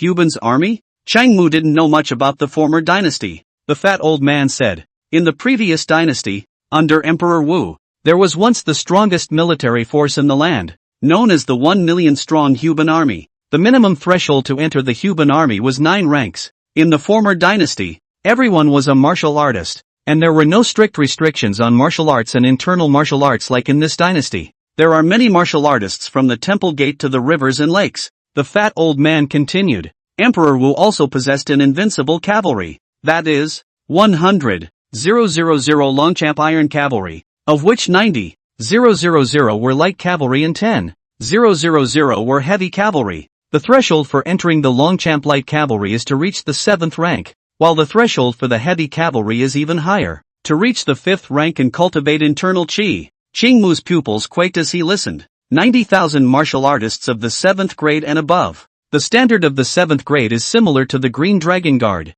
I'm afraid that the 4 elephant guards of the Green Dragon, White Tiger, Xuanwu, and Vermilion Bird together are less than 50,000. What's more, there were 10,000 heavy cavalry that had reached the 5th rank. That's not hard to understand. The only way to hold up the bulky heavy cavalry armor and maximize the power of the heavy cavalry was to cultivate internal chi. No wonder, back then, the martial emperor was able to end the war in the northern divine prefecture, eliminate all the major Jianghu sects, and unify all the major clans. But Changmu thought for a moment, even if it is a million Huban army, 100,000 Longchamp iron horsemen, the emperor of Wu was eventually defeated, and the Wu dynasty has long gone up in smoke. Changmu seemed to think of something and suddenly asked, "Master, you just said that Chen Tang was breathing and exhaling. Is he not sleeping?" "This is how powerful the entranced spirit sitting illumination is," the fat old man said. "This kid is practicing while he sleeps, breathing in that bone-forging spitting method,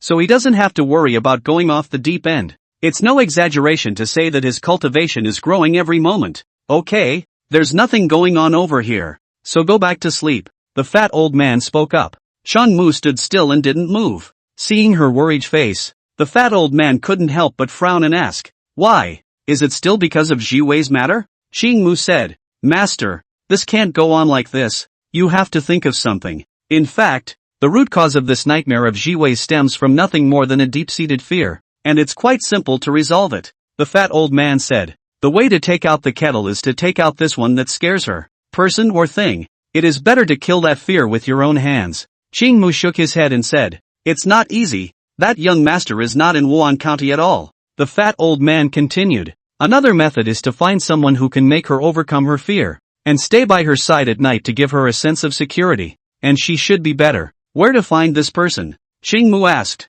The fat old man said leisurely. Far away. Close at hand. Master. You. Cheng-mu looked at the fat old man with an odd expression. The fat old man coughed lightly, fearing that Cheng-mu would misunderstand, and hurriedly explained. It's not me. It's that kid Chen Tang. Him? Right. This kid had stood up to more than 30 knives and saved Jiwei in the beginning. In Jiwei's subconscious, Chen Tang is the one who can help her overcome her fear and bring her a sense of security. Really? Cheng-mu always felt that something was wrong and asked, what would be the best thing to do? Simple. The fat old man said. At night, just have Chen Tang sleep next to Jiwei. How about that? Cheng-mu hurriedly said. Even though I trust him, it's ultimately not right to let the two of them sleep together. The fat old man said. Aren't there still you? Just watch a little from the side. Cheng-mu's eyes widened as she asked. The three of us sleeping together? The fat old man waved his hand and said without any concern, it's okay. This kid sleeps like a dead pig at night.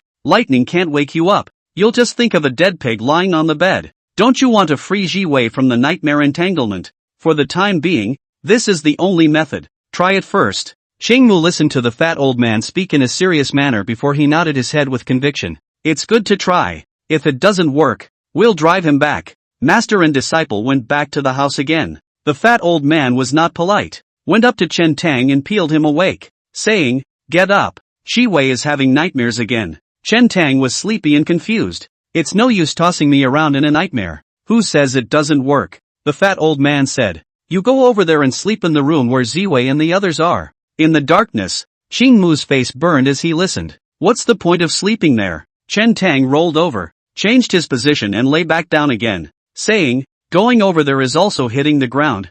I'm not going. How comfortable is this hot Kong? Ching-mu lightly bit her red lips and said, go sleep on the Kong over there. I won't let you hit the floor. The fat old man said, do you hear me? Get up. Don't ink. Seeing that the fat old man was not finished, Chen Tang could only pick up the bedding and get off the bed, following Ching-mu to run to that room. As soon as he entered the bedroom, he smelled an extremely nice fragrance. Not overpowering, light and elegant. Just right. The big difference between the two sides of the room layout was not bad, but Ching-mu's bedroom for the two of them was just not the same as the kind of brown old man's room that he and the fat old man had. Jiwei lay on the left side of the fire bed, still asleep, frowning lightly, seemingly caught in a nightmare tangle again. Chen Tang was woken up in the middle of the night and was still a bit confused. He didn't politely talk to Cheng-mu. He hugged the bedding and was about to climb up to the bed. Cheng-mu hastily tugged him back and whispered, you sleep on the far right. What for? I was afraid you'd mess up. So where do you sleep? I sleep in the middle? You're not afraid I'll mess with you? Don't you dare. Cheng-mu placed the short sword solemnly in the middle of the two men and said softly, this sword is the boundary. Those who cross the boundary are beasts as well, so look to respect yourself. This is really worse than an animal if it doesn't cross the line. Chen Tang muttered. What did you say? Cheng-mu glared at Chen Tang, suddenly having the feeling of leading a wolf into the house. Chen Tang was so sleepy that he didn't think too much about it, hugged the bedding to the bed and lay down. Cheng-mu stood in place, and did not know what came to her mind. Her face flushed red, and only after a moment did she somewhat hesitantly burrow into the comforter. Keeping a certain distance from Chen Tang, the other side, the fat old man lay down on his back on the wide Kong, and muttered contentedly to himself, this is really comfortable now. The whole world is quiet. In the past few days, this kid has been snoring every day, making my brain buzz, but I can finally send him away. Chapter 97. After tossing and turning,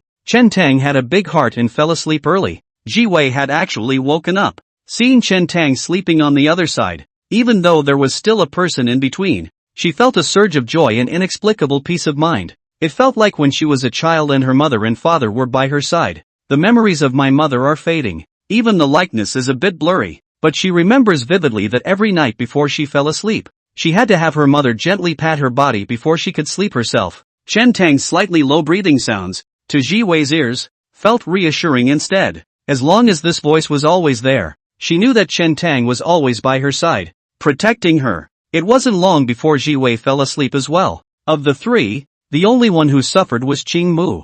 The situation at hand, although not quite the same bed, but after all, sleeping in a fire bed, and lying next to a blood and vigor of the young man, She had cultivated the heaven and earth yin and yang great joy fugue, and there were a ton of moves in her head, but she had never performed them with anyone. Great theoretical knowledge. Zero real-world experience. Did he just fall asleep? What if he wakes up first and sneaks across the border while I'm asleep? It doesn't seem too good to draw the sword straight away. What if it wakes Jiwei up? If it's just an unintentional touch, it doesn't seem to be crossing the line, so there's no need to make a noise. Just push him away. What if it was intentional? Humph. We can't let him get it easily. Xingmu listened to Chen Tang's breathing. His heart was in turmoil and his mind was wandering. After staying up like this for more than an hour, Chen Tang really didn't move a muscle, snoring like a dead pig. In the darkness, Xingmu spat lightly towards him. It really is worse than a beast. Having said that, Chengmu let go of his heart. His eyelids were heavy,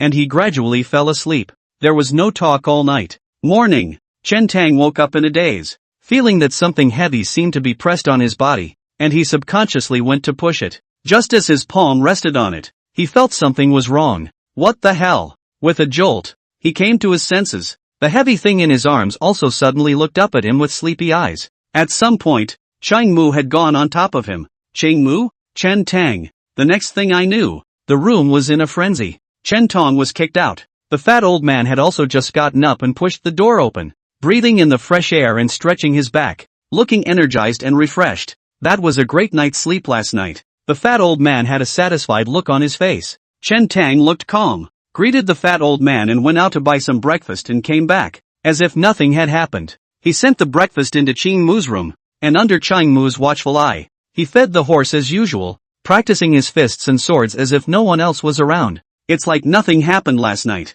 Chengmu thought about it, and she really wasn't in a good position to pursue the matter. After all, she was the one who crossed the line in the morning. I don't know how, but after I fell asleep, I was so lucky that I ran into someone else's body. On weekdays, he wore armor and carried a sword in the Green Dragon division, but on this side, Chen Tang still practiced Fuhu Quan and Burning Wood Sword. When he was studying the White Ape sword art on the snowy mountain, he was deeply touched by the words spoken by the mountain guest. The weapon is the body. Extension of the body. As long as the body is practiced to be coordinated and natural, stretching freely, moving and static, round and round, it is very easy to get started with any weapon. Chen Tang performed swordplay, and he didn't look like someone who was holding a sword for the first time. Picking up the Green Dragon sword, Chen Tang weighed it slightly and was able to perceive the precise weight, length, and width of the sword, quickly forming a cognizance in his mind. Only after practicing at home did Chen Tang put on his armor and sword and head to the Green Dragon division. Usually there were no major cases, or no instructions conveyed from above, and the Green Dragon division usually did not have much work to do. Occasionally, some officers are followed and monitored. However, when Chen Tang first arrived at the Qinglong division, Kai Yin did not assign him a task. In Kai Yin's words, in the next half year, Chen Tang's most important task was only one: to cultivate to the 7th grade as soon as possible. Occasionally, Wei Kun and Yu Shou, a few familiar Green Dragon guards, would approach Chen Tang to spar. They were all under Kai Tu's command, nominally sparring, but actually accompanying Chen Tang for a bit of training, feeding him moves so that he could master the Green Dragon sword technique as soon as possible. Most of the rest of the time, Chen Tang was in a state of idleness, remembering the few things that the mountain guest had instructed him to do.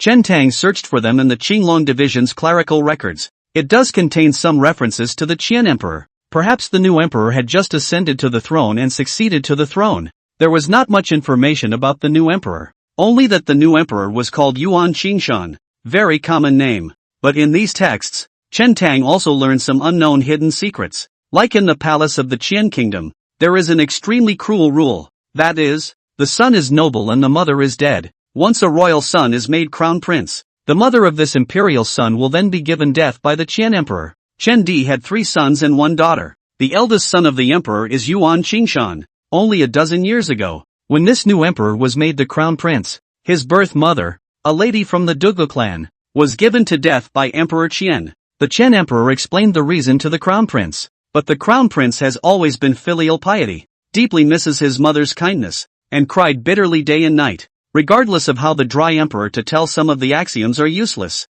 See the crown prince so stubborn, but led to the dry emperor's anger, even the crown prince into the heavenly prison, ready to beheading. Chen Tang looked up some other information, and gossiped from Wei Kun and a few others. and inquired about some information. It is said that the Qian emperor, when he was past his prime, indulged in wine and sex, was headstrong and self-opinionated, did not get along with his brothers, was jealous of his subordinates, and was temperamental. Regarding the questioning and beheading of the imperial prince, they were all convinced that the Qian emperor could do it. It is said that I do not know how. That night the crown prince from the palace heavenly prison mysteriously disappeared. Do not know where to go. Along with the disappearance of the princess, some say that they were released privately by the Qian emperor, while others say that they have been quietly beheaded. So after more than 10 years, the Qian emperor suddenly died. The crown prince disappeared for many years. According to the order of precedence, it should be the second prince to succeed the throne. But the crown prince suddenly at this moment into the capital. In theory, the crown prince is still alive and has not been abolished, so he should be the one to inherit the throne. The second prince naturally refused. The two princes will be in the capital jockeying for position, and ultimately still missing more than 10 years of the crown prince won. There are certainly numerous details that don't add up here, and some areas of confusion. Let's say the crown prince has been missing for more than 10 years. How come he suddenly appeared? Where have you been all these years? Why is the princess missing too? Where is it now? These belong to the gossip. Did not see accurate. Chen Tang as a gossip heard also even if, did not take it seriously. In this way, Chen Tang went home every day to practice his fists and swords, and in the evening, he had his divine soul sitting on the mud pills, breathing and exhaling. During the day, he practiced the white ape sword technique at the Green Dragon division again, and with the heavenly ginseng monkey wine, his cultivation had an extremely obvious increase every day. Just after the first month, Chen Tang had already cultivated to the lower 8th rank. In terms of strength, it is comparable to that on the 8th rank, and can open a 6-stone bow. Just as the mountain guest had said, Chen Tang practiced day and night, cultivating both internally and externally, and after only half a month, there was a breakthrough in his realm. For half a month, Wan County has been quite peaceful and nothing major has happened. After joining the Green Dragon division, no one really came to trouble him. Even that third Duke Hua, who had been hostile to him before, quieted down and didn't make another move. But this is something that Chen Tang remembered. Su Tong's death caused a ripple in Xian Tianguan, but after a few days, it subsided. Seemingly taken in by the fat old man's tactics, the matter passed. On this day, Wang Yanli was dusty and returned from outside. As a job of the Green Dragon Guards, they occasionally traveled to the surrounding counties to go on inspections to monitor the various officials in the county and keep records. There's nothing wrong with it. It'll be back in a day or two. There are some special circumstances that may delay the process a little longer. Wang Yan is almost 10 days away from this appearance. Seeing Chen Tang, Wang Yanli laughed. Haven't seen you for 10 days. How's your sword practice? Wait for me to rest for a day and come back to practice with you. Yeah, Chen Tang responded and casually asked. Where did Sister Li go this time? She was gone for so long? Went to Chanza County. That's your old neighborhood. Wang Yanli said. It wasn't half a month ago that the Chanza magistrate and a constable disappeared. The position was vacated and just filled over. I stayed over there for a few more days to record it. Oh, hearing that it was Changza County, Chen Tang came to be a bit more interested. Since that night after parting with Meng Liangyu, the two have not seen each other again, and I do not know how he is doing. Chen Tang asked. Who is the county magistrate of Chanza now? The position of county lieutenant was always vacant before, but is there one now? Meng Liangyu is actually the 8th rank. In Chen Tang's opinion, with Meng Liangyu's ability, it was more than enough to become a county lieutenant in Chanza County. And usually when this happens, most of the county lieutenants are also promoted locally. After all, they are relatively familiar with the people and things around them. Wang Yanli said, the county magistrate is now surnamed Zhang. And the county lieutenant does have someone. A constable on the Wan County side transferred over, named Duan Zhao, with good strength, on the 8th rank. Chen Tang nodded. So it seems that Meng Liangyu still hasn't gotten a promotion. After all, in the court, it is not the case that if you have the strength and ability, you have the opportunity to exert it. There's no harm in that. Brother Meng doesn't seem like a man who prefers merit. Wait for a chance to go back to Chanza County and get together with him. Wang Yanli was about to leave when Chen Tang's mind moved and asked one more question. Have you paid attention to Meng Liangyu Meng's arresting officer when you were recording officials in Chanza County? Him? Wang Yanli shook his head and said. His current situation is quite miserable. He is locked up in the county office dungeon and is about to be beheaded. Chen Tang's complexion changed and he quickly asked. What's going on? How did he get sent down to the prison and have to be beheaded? Wang Yanli said. During this period of time, it was just when Wan County was looking for the remaining members of the evil wolf gang, that new county lieutenant found out that this Meng Liangyu had had interests with the evil wolf gang before the incident that night. It's rumored that the peace talks between the two major gangs that night also had Meng Liangyu in the mix. This county lieutenant will arrest him for interrogation. The new officer most likely wants some merit. And this Meng Liangyu does have a bit of a problem. It's been found that the evil wolf gang gave him 3,000 taels of silver, of which at least 1,000 taels are unaccounted for, and he's always refused to talk about it. Chapter 98, Returning Home in Clothes. Even if the crime of receiving money from the evil wolf gang is not punishable by death, why does it come to the point of beheading? Chen Tang said in a deep voice. As far as I know, Meng Liangyu was transferred to Chanza County just over half a year ago, and is not considered close to the evil wolf gang. The one who really has interests and close ties with the evil wolf gang is another constable, Yan Ji, who was also imprisoned. That's not true. Wang Yanli shook his head and said, Duan Zhaga and Meng Liangyu used to be colleagues in Wan County, serving as officials in the county government offices, and have a history of grudges. This time, Duan Zhao went to Chanza County to become a county lieutenant, and in time, the county government went around arresting the remaining members of the evil wolf gang, which just gave him an excuse to lash out at Meng Liangyu. Of course, that's just my guess, not necessarily accurate. Chen Tang pondered for a moment and said, if Sister Li's guess is correct, this is communicating a personal vendetta, and the Green Dragon Division can intervene, right? It would be just as well if it were someone else. Meng Liangyu he must save. Meng Liangyu was considered the first friend that Chen Tang had made when he came to this world. There are a lot of similarities in the two. Being able to avenge Chen Dan's death, without Meng Liangyu's help, it would be difficult for him to do so satisfactorily and smoothly, and many things would become 100 times more tricky. Now that Meng Liangyu was in trouble, there was no way Chen Tang would sit back and do nothing. What's more, he had the status of a green dragon guard nowadays. With this layer of identity, this official uniform, this name, if you don't make a move now, when will you wait? Wang Yanli said. It's certainly no problem for the Green Dragon Division to intervene, but there's no need for such a trivial matter. You're still young. You've just entered the court. You're full of ambition and passion. There are a lot of things you can't see clearly yet. Wang Yanli said in a serious tone. The Qinglong Division is nominally to monitor the 100 officials, but in fact, many things are turning a blind eye. If corrupt officials are to be killed, and those who use their power for personal gain are to be killed, and there is no room for sand in their eyes, I'm afraid that there won't be a single official left in this Qian kingdom. If it is the predecessor, born in the grass, simple-minded, I'm afraid I really do not know the Tao of this. But how could Chen Tang not understand? The Green Dragon Division is the sword in the hands of the Son of Heaven, hanging over the heads of the 100 officials. Corruption can be killed or not, but if one is disobedient, disloyal to the king, and has dissenting views, the knife will surely fall. If the officials of Qiangua are carefully traced, there are not many of them who are clean and innocent. To kill or not to kill, it's all up to the Son of Heaven. The only way to preserve oneself in the official world is for the 100 officials and ministers to be loyal and obedient to the Emperor of Dakian. Therefore, Chen Tang never had any naive idea of purifying the court by virtue of his own power. Ancient dynasties, rotten to the core, are hopeless. The fact that he wanted to intervene as a Green Dragon Guard had nothing to do with public justice, but, to put it bluntly, was motivated by personal feelings. A bull ***** county lieutenant who has a personal vendetta and wants to behead Meng Liangyu, who doesn't know two people in the court. Sensing that Chen Tang seemed overly concerned about the matter, Wang Yanli asked,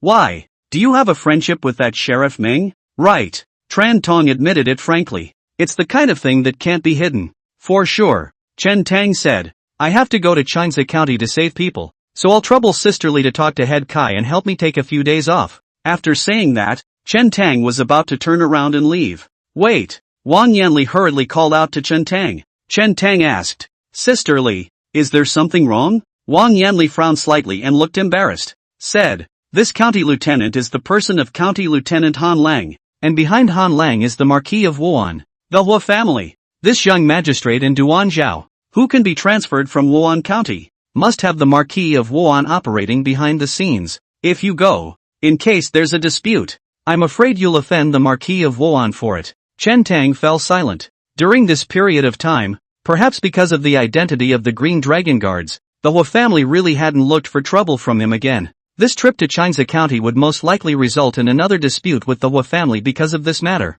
Chen Tang said, "If you are offended, then you are offended. I must save the people." He hadn't settled the score with Third Duke Hua over the schoolyard bow exchange earlier. Compared to Meng Liangyu's safety, offending a Hua family is nothing. If we were to count from the beginning, it would be the Hua family that messed with him first. Seeing Chen Tang's firm attitude, Wan Yanli did not persuade him any further, and murmured, "It will take a few more days to ask for the decapitation, so wait for a while. I'll go and call up Big Brother Wei now, and we'll accompany you there." "Sisterly, there's no need to bother," Chen Tang quickly said. "With the green dragon armor and the green dragon sword, I'm good enough to handle it on my own." Do they still dare to make a move against the green dragon guards? If I offend the Hua family over this, wouldn't I implicate you guys as well? What's all this talk about being implicated? Wan Yanli showed his displeasure and said, "Since Kai had recruited you, we are a family, and if there is anything, we will carry it together. Besides, you don't have enough cultivation and are inexperienced when you first enter the Green Dragon Division,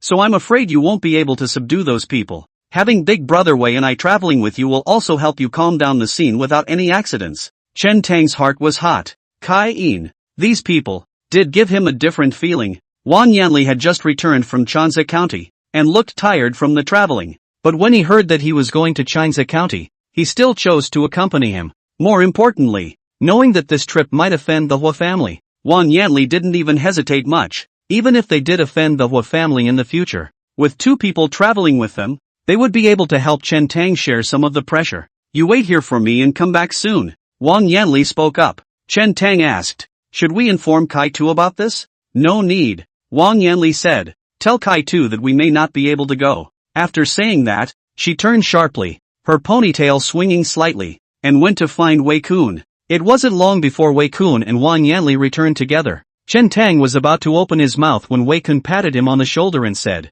"I know all about it. Saving people is important. Let's talk about it on the way." After saying that, the three of them came to the stables of the Qinglong division, and each of them took their horses away from the division, went out of the city gate, and ran straight to Changsha County. As the three of them walked in unison on the official road, Wei Kun asked out loud, "Little Chen, what do you plan to do when you get to Changsha County?" Chen Tang said, "I haven't thought about it yet. Let's take one step at a time and save the people first." Wang Yanli said, "Brother Wei, you have experience in this area. See what method there is? If it's just a rescue, it's actually good." Wei Kun said in a deep voice, "Just collecting the silver from the evil Wolfgang is at most considered using power for personal gain. Not to the point of beheading. With our green dragon guards stepping in, it's still not a big problem to bail someone out." After a pause, Wei Kun looked, with a glance at Chen Tang. He said, "If you want to get back, I'm afraid you'll have to use some other means.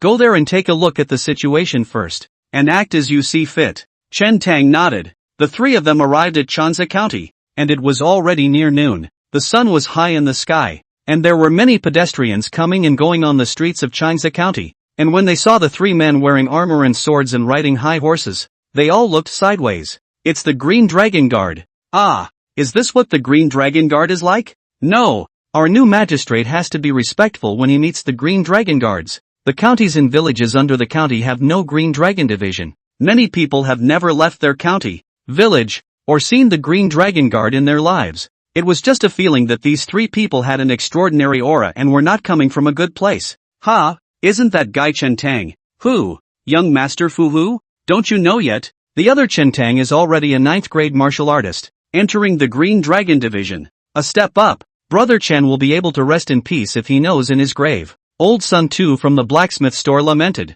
"It's still Brother Chen who sees things correctly. He told me a long time ago that this boy Chen Tang will be famous in the future." The crowd was whispering and talking. Under the gaze of people's envious and astonished eyes, Chen Tang and his trio came straight to the entrance of the county government office. The first time he came here, Chen Tang was just a white man who had just recovered from his injuries, and what he waited for was the cold corpse of Chen Dan. The two magistrates at the door of the courthouse looked familiar. In the beginning, these two magistrates had thrown Chen Dan's body to him without even giving him a second glance or a word of explanation. Now, returning to this place, the two magistrates remained unchanged, guarding the door. He is already a Green Dragon Guard. It's kind of like returning home in style. Returning to his hometown, Chen Tang's mind was overwhelmed. The logo of the Green Dragon sword armor was too conspicuous. The two yamen recognized them at a glance, and with a flinch in their hearts, they hurriedly stepped forward and bowed, hanging their heads and saying, "Greetings to the three adults." Chen Tang stood in front of the door, but did not go in first. "My father's body had gotten in the way of your eyes. Are your eyes okay?" Chen Tang asked indifferently. When the two magistrates heard these words, their hearts thumped and they subconsciously glanced up. This teenager is. The two magistrates hadn't recognized it. Over the past 3 months, Chen Tang's appearance had not changed much, but his temperament had changed greatly, and now he was wearing armor and carrying a sword, so powerful that those who had only met him once or twice would indeed not easily recognize him. "My name is Chen Tang." "Ah!" the two yamen exclaimed in shock. Their legs weakened, and they directly knelt down. "Lord Chen, I had no eyes in the beginning and rushed you. I still hope that your lordship will not remember our sins and forgive us for not knowing." "My lord, we have eyes that do not recognize MT. Tai and speak nonsense. We really deserve to be beaten." While saying this, the magistrate whipped himself. They were well aware of the Green Dragon Guard's methods. If he fell into the hands of the Green Dragon Guards, it would be worse than death. If the Green Dragon Guards wanted to deal with him, any reason would suffice. The magistrates had to hand the two men over with joy. The culprits had been executed. Chen Tang was too lazy to pay attention to this kind of minions, walked past them and entered the government office. "The three lords have traveled a long way to come here, and my little county house is truly flabbergasted." An old man in his 50s with a goatee greeted them from afar, bowing towards the three of them. Chen Tang, his face full of smiles. "This is Zheng Lin Zheng Magistrate." Wang Yanli whispered to Chen Tang. "The one on his right is the County Lieutenant Duan Zhao. To the left and right of Magistrate Zhang, half a body length behind, there were two other people. On the left is the Magistrate of Chansa County, surnamed Shi. On the right was a man in his 30s, wearing an official uniform, with his hair tied up high and a scar on his face, adding a bit of a fierce look. The prefectural magistrate, prefectural chancellor, and prefectural lieutenant were all there, showing the importance attached to the King Longwei. More importantly, Wang Yanli had just left last night, and now that he was going and returning, it was more than likely not a good thing. Chapter 99. Chen Tang's trio faced the smiling faces of Zheng Magistrate's trio, and no one exchanged pleasantries, as if the visitors were not good. Giving enough pressure to the trio, Wei Kun opened the door and said, "I heard that a constable in Chansa County was put in jail by you and will be beheaded? So the three lords are because of this." Magistrate Zheng let out a laugh, turned slightly sideways, looked at Duan Zhao behind him, and said, "Lieutenant Duan, you tell us." Duan Zhao stepped forward and opened his mouth. "Indeed, this person is named Meng Liangyu. Take us to the people first." Wei Kun directly interrupted it, his tone not to be questioned. Duan Zhao's expression froze as he glanced at Magistrate Zhang, but he quickly reacted and said, "The three adults, please follow me." Led by Duan Zhao, the three of them, Chen Tang, came to the big jail of the county government office. The underground cell was dark, gloomy and humid, and a few months ago, Chen Don was in this environment, suffering endless pain, with no way to ask for help, and ultimately dying of despair. When he entered the underground cell, he didn't go far before he saw a scaly man tied to a cross stake, with not a single good part of his body, bloodied, cloaked, unable to see his face, and already fainted to death. Duan Zhao coughed lightly and explained, "This is the human prisoner Meng Liangyu. He was arraigned here before, and I haven't had time to lock him back up yet." Wei Kun frowned slightly the moment he saw Meng Liangyu. On Meng Liangyu's body, there were traces of multiple punishments, and this was no longer an unusual interrogation technique. Wang Yanli worried about Chen Tang's impulsiveness and subconsciously glanced over. If her friend had ended up in this situation, I'm afraid she would have lost control of her emotions a long time ago. To her surprise, Chen Tang looked calm and expressionless. Wei Kun faintly said, "What's going on? Tell me." Duan Zhao said, "Recently, the county government office has been pursuing the remaining members of the evil wolf gang and collecting relevant clues, and I found that this Meng Liangyu is very suspicious. He received 3,000 taels of silver from the evil wolf gang to facilitate the peace talks between the two gangs, and to my surprise, something happened that night. I suspect that he is the person that the bad wolf gang has planted in the yamen. The disappearance of the last magistrate's son and Sheriff Chui should also be related to him, and he might even have killed them." Wei Kun asked rhetorically, "What is the inevitable relationship between receiving money from the evil wolf gang and him being a member of the evil wolf gang?" "As far as I know, Everyone up and down Changsa County, including County Magistrate's son, County Minister Sher, and the 3 constables, has received money from the evil Wolfgang, and they are also the people the evil Wolfgang has inserted into the government offices? This, Duan Zhao was momentarily speechless. Next to him, County Minister Sher instantly broke out in a cold sweat. Wei Kun didn't give Duan Zhao time to react, and continued, could it be that County Lieutenant Duan means that the county government offices in this Changsa County don't belong to the imperial court, and that all of them have been bought by the evil Wolfgang? I'm not. County Minister Sher hurriedly denied it. Duan Zhao also explained, Your Honor misunderstood. I don't mean that. And Wei Kun continued to ask, County Magistrate Sun and Sheriff Chui disappeared. My Qinglong division didn't even determine if they were alive or dead. And County Lieutenant Duan seems to have already known that they're dead, and even caught the murderer. I'm a little curious as to where County Lieutenant Duan got the evidence for his clues, which is superior to even my Green Dragon division's tactics. After a few consecutive words, Duan Zhao had been asked to, sweating profusely and feeling a little beckoned. These few questions may seem unusual, but they contain swords and daggers, and if he is not careful, he may even have to take himself in. Duan Zhao felt a big headache and said, There is no conclusive evidence yet, just suspicion. Still under interrogation. Why have I heard that this man is going to be beheaded? Wei Kun's tone gradually changed, transmitting a hint of coldness. I don't dare. It's just a scare tactic. I don't intend to ask for a beheading. How dare Duan Zhao admit this matter? He can only change his words. Wei Kun said, Release the people first. Duan Zhao was secretly annoyed in his heart, but he could only wave his hand helplessly, signaling a few jailers to untie Meng Liangyu and put him down. Meng Liangyu was tossed around so much that she touched the wounds on her body and woke up in pain, letting out a whimper. He was so badly injured that he could no longer even stand, and had just untied the rope when he sat helplessly on the cold ground. Meng Liangyu's eyes were covered with blood. Her vision was a little blurry, and she could only vaguely see that a few people seemed to be coming from the opposite side. Surname Duan, kill me if you want to. If I, Meng Liangyu, frown, I'll take your surname. Chen Tang's face sank into the water, slowly stepped forward and crouched down. Looking at the bruised and battered Meng Liangyu, Chen Tang said in a deep voice, Sheriff Meng, I'm Chen Tang of the Green Dragon Guards. I've come to ask you a question. I hope you'll answer truthfully. Hearing this voice, Meng Liangyu shuddered and suddenly widened her eyes as if she wanted to see Chen Tang's face.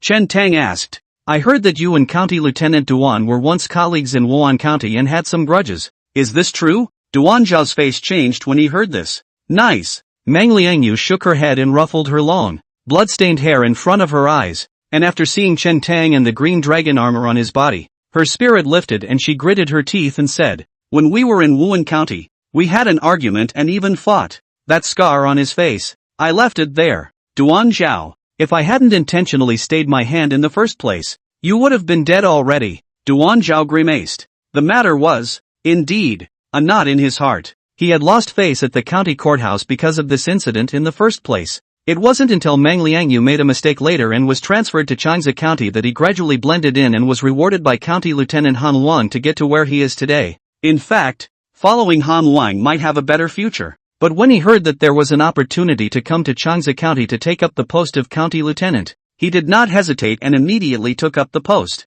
because he knew that Meng Liangyu was here. It was a day he had waited for. He just didn't expect that when he was about to behead Meng Liangyu, the Green Dragon Guards suddenly intervened. Chen Tang looked back at Duan Zhao and slowly said, County Lieutenant Duan, you're using this as a personal vendetta. No, Duan Zhao immediately denied it. Wei Kun faintly said, County Lieutenant Duan, it's okay for us, the Qinglong Division, to take this person away, isn't it? Duan Zhao's heart was in the wrong place, but the situation is aggressive. Although he is a county lieutenant, but in front of the King Longwei, he also has to bow his head and bow his head. Duan Zhao gave a strong laugh and said, No problem. Chen Tang assisted Meng Liangyu and walked slowly towards the outside. Every step Meng Liangyu took would leave a blood-colored footprint on the cold ground that was shocking to the eyes. Chen Tang looked calm, but a fierce light surged in the depths of his eyes, spurting. Finn wants to come out. Duan Zhao followed behind the crowd and secretly frowned as he watched the scene of Chen Tang assisting Meng Liangyu. It doesn't make sense. Why would the Green Dragon Division ask about such a trivial matter? Moreover, it's still such a big battle, with 3 Green Dragon Guards coming down in one go? I hadn't heard that Meng Liangyu had any connections or backers in the Qinglong Division. Is it because of this man? Duan Zhao's gaze whirled around Chen Tang. Could it be him? Duan Zhao recalled a message from half a month ago and suddenly thought of a possibility. Out of the underground cell and back into the daylight. Meng Liangyu was somewhat unable to open her eyes, almost greedily inhaling the bitterly cold air outside, her heart surging with a sense of life after the robbery. When he was beaten into prison by Duan Zhao, he had thought that he would surely die. I didn't expect to walk out alive today. Turning her thoughts to this, Meng Liangyu turned her head to look at Chen Tang. The two men looked at each other and said nothing. It's all in the words. Right at this moment, Duan Zhao stepped forward and asked seemingly offhandedly. This adult looks very unfamiliar. Just joined the Green Dragon Guards not long ago, right? None of your business. Chen Tang learned it from Kai Yin and blurted it out. Hey! Duan Zhao was not annoyed and laughed. As far as I know, there seems to be only one person who has recently joined the Green Dragon Division, and this is Chen Tang from Changzhe County. Chen Tang still ignored him. When Duan Zhao saw this, he let out a cold laugh in his heart. Sure enough, it's him. Ha! Duan Zhao let out a light laugh and suddenly stepped forward, blocking Chen Tang and Meng Liangyu's path, raising his voice and saying, the three adults, I'm afraid that you can't let you take away this human offender. Wei Kun frowned and turned around, staring unblinkingly at Duan Zhao, asking, County Lieutenant Duan, what do you intend to do by going back on your word? Duan Zhao laughed and said, My lord, I suddenly remembered something. For a prisoner as important as Meng Liangyu, I have to inform the county lieutenant. Of course, it's only a day or two's work to deliver a message. I'm sure that Lord Sheriff Lieutenant will be accommodating for the sake of Qinglong Division's Weiwei Lieutenant Kai. When the time comes, it will not be too late for me to ask the three lords to take the prisoners away. Or, if the three of you have a handwritten order from Captain Kai Wei, I can release them. That doesn't seem to be a problem at first glance. However, Wei Kun sensed a hint of something wrong. Just now Duan Zhao was coy. How come in the blink of an eye, it is hardened? Moreover, he suddenly moved out of Han Wang and mentioned another mouthful of Kai too. Wei Kun's mind turned, and he quickly figured out the reason for this. On the night of the 15th day of the first lunar month, in full view of all the people, Han Wang turned on Chen Tang, which was supposed to be a sure thing. Unexpectedly, because of Kai Tu's intervention, it led to the loss of success, and Han Lang also lost face. After this Duan Zhao recognized Chen Tang. He was bound to want to find a way back for Han Lang. When this matter reached Han Lang, this person would most likely receive some appreciation from Han Lang. Don't look at it as just delivering a letter and delaying it for a day or two. There's just so much handholding that can be done in that time. Maybe 2 days later, Meng Liangyu died in jail. More importantly, Duan Zhao had moved Han Lang out, and the three of them really couldn't handle it well. If Kai Tu had stepped in, he could have naturally taken the person away directly. But the three men were all below the county lieutenant Han Lang in official position and rank. Wang Yanli obviously also knew the doorway. Scolded, Duan Zhao, don't give an inch. I'm going to take people away today. What can you do? Meh. Duan Zhao laughed. I've long heard that the Qinglong Division takes orders from the Son of Heaven and acts in an overbearing manner. But to be so unreasonable as to rush to the county government office to fight over a prisoner,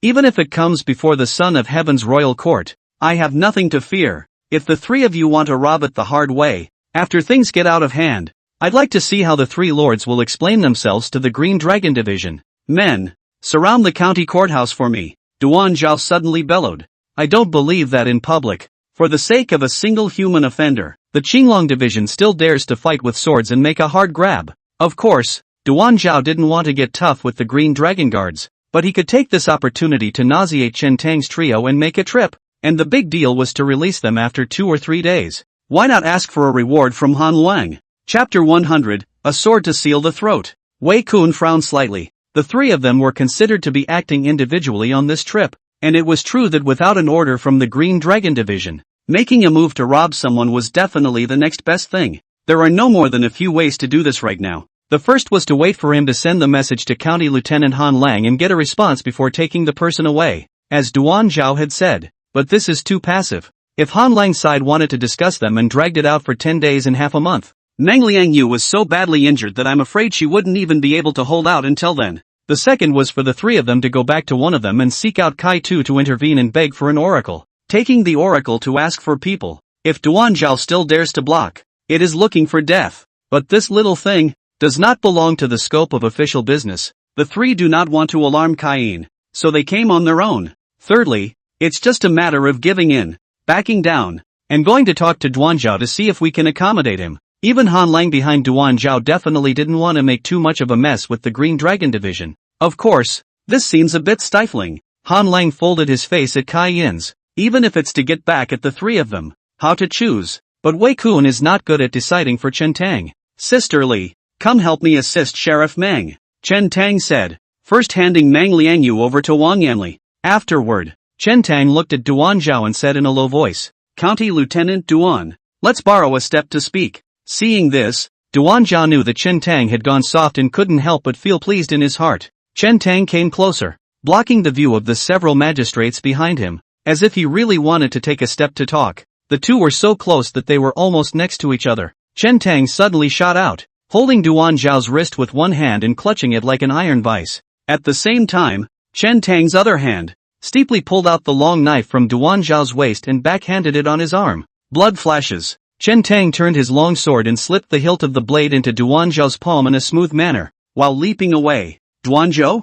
The entire process was done by Chen Tang in the state of divine illumination. At such a close distance, Duan Zhao couldn't react at all. He sensed that one of his arms was restrained. His heart was startled, and he subconsciously wanted to touch the sword at his waist. There was a steep flash of blade light in front of his eyes. In the next moment, his own belt knife was inexplicably shoved into his palm. Before he could think about it, Chen Tang had already covered his injured left arm and jumped away. The surrounding crowd was stunned by the scene. They were a little farther away and their view was blocked, so they didn't see what was happening. Just a kanyang sound was heard as the sound of a long sword being sheathed rang out. Immediately afterward, they saw Chen Tang bleeding from his left arm wound, and Duan Zhao holding a long knife in his hand, the blade still stained with blood, was looking at Chen Tang with gritted teeth. County Magistrate Zhang looked on in shock. What's going on with this mega? Why did you move against the Green Dragon Guards without saying a few words? Is he out of his mind? The many surrounding magistrates had different looks, and when they looked at Duan Zhao's eyes, they all changed a bit. Some people are in awe. This new county lieutenant really has guts, daring to use his sword against the Green Dragon Guards. Some, however, secretly shook their heads. This county lieutenant is so impulsive. He moved the knife in this way, even though there were 1,000 reasons to say so. The Green Dragon Guards take orders from the Son of Heaven, and only the Son of Heaven and the Green Dragon Division can punish and penalize. No, it's just a matter of letting people go, but you dare to fight with them. One cut and you see blood, even if you just gesture twice to scare the hell out of people. Wang Yanli was right in front of her, and although Chen Tang struck out quickly, she saw it clearly and couldn't help but stutter secretly. This hand is really ruthless. Wei Kun didn't see exactly what happened between the two sides, but he reacted extremely quickly and immediately shouted, Duan Zhao, how dare you? How dare you make a move against the Green Dragon Guards? He had just seen Chen Tang come forward and had thought that Chen Tang had chosen to back down. I didn't realize that the change was instantly broken. Chen Tang's hand was too ruthless, directly blocking Duan Zhao's retreat. There was no good reason for the Green Dragon Guards to make a move to rob someone. But when Duan Zhao shot and hurt someone, the nature changed. Duan Zhao just started the whole thing off. When he saw the scene of Chen Tang jumping away from his injuries, he reacted and couldn't help but burst into a rage. This kid is counting on me, where he didn't understand what was happening. This is a pitfall for myself. And, right in front of everyone's eyes? I didn't. Duan Zhao was just about to open his mouth to explain when he was interrupted by Wei Kun's voice. In the next moment, Chen Tang was holding the green dragon sword, his gaze cold and emanating a fierce light, like a wounded tiger, already pouncing towards him. Stop him for me. Where did Duan Zhao not know Chen Tang's mind? At this time, in full view of the public, one absolutely could not make another move with Chen Tang. As long as Chen Tang was stopped, there was always room for defense. If once they fought, the swords were blind, and if he accidentally killed Chen Tang, this would be even more difficult to say. This matter has nothing to do with you all. Don't waste your lives. Wang Yanli supported Meng Liangyu with one hand, drew out the green dragon sword at his waist with the other, looked at the surrounding magistrates, and lightly shouted. Some of the magistrates were so distraught that they stopped in their tracks. Some of the Yamen are Duan Zhao's personal followers brought over from Wan County, naturally following Duan Zhao's orders, and still somewhat hesitant in the face of Wang Yanli's threats, waiting for an opportunity to make a move. The Green Dragon Division is taking people. I'll see who dares to come forward. Wei Kun let out a stern cry and looked around with a murderous aura. The aura of this sound far exceeded that of Wang Yanli's. and his gaze was like a torch, instantly deterring the magistrates who had originally been dumbfounded. Seeing that the situation was stabilized, Wei Kun hurriedly drew his sword and stepped forward, wanting to help Chen Tang. Chen Tang had just cultivated to the lower 8th grade after all. That Duan Zhao, however, is a solid 8 pints up. However, he didn't take 2 steps before he stopped and looked at the scene not far away with a shocked expression on his face, only to see Chen Tang come forward with his sword. Duan Zhao saw his murderous aura and bad intentions, so he could only hold his sword to fend it off. In the current situation, it was best to capture Chen Tang alive and then explain to the crowd. But as soon as the two sides exchanged hands, Duan Zhao sensed something was wrong. In the news he had gotten before, half a month ago, Chen Tang had only just entered the product. But the moment the swords collided, Duan Zhao felt that the force coming from the other side of the sword, actually not weaker than him. It's only been half a month. How is that possible? Without waiting for him to understand, Chen Tang leaped up in the air, holding a sword and stabbing downward. The tip of the sword trembled, the sharpness of the blade gulped, and even swung out a shadow of the sword. It was difficult to distinguish between the real and the imaginary. Duan Zhao has never seen such a subtle swordsmanship. Under the shock, actually do not know how to out of the sword to counterattack, can only fall back. As he retreated, Chen Tang took advantage of the situation and attacked with another sword in the air.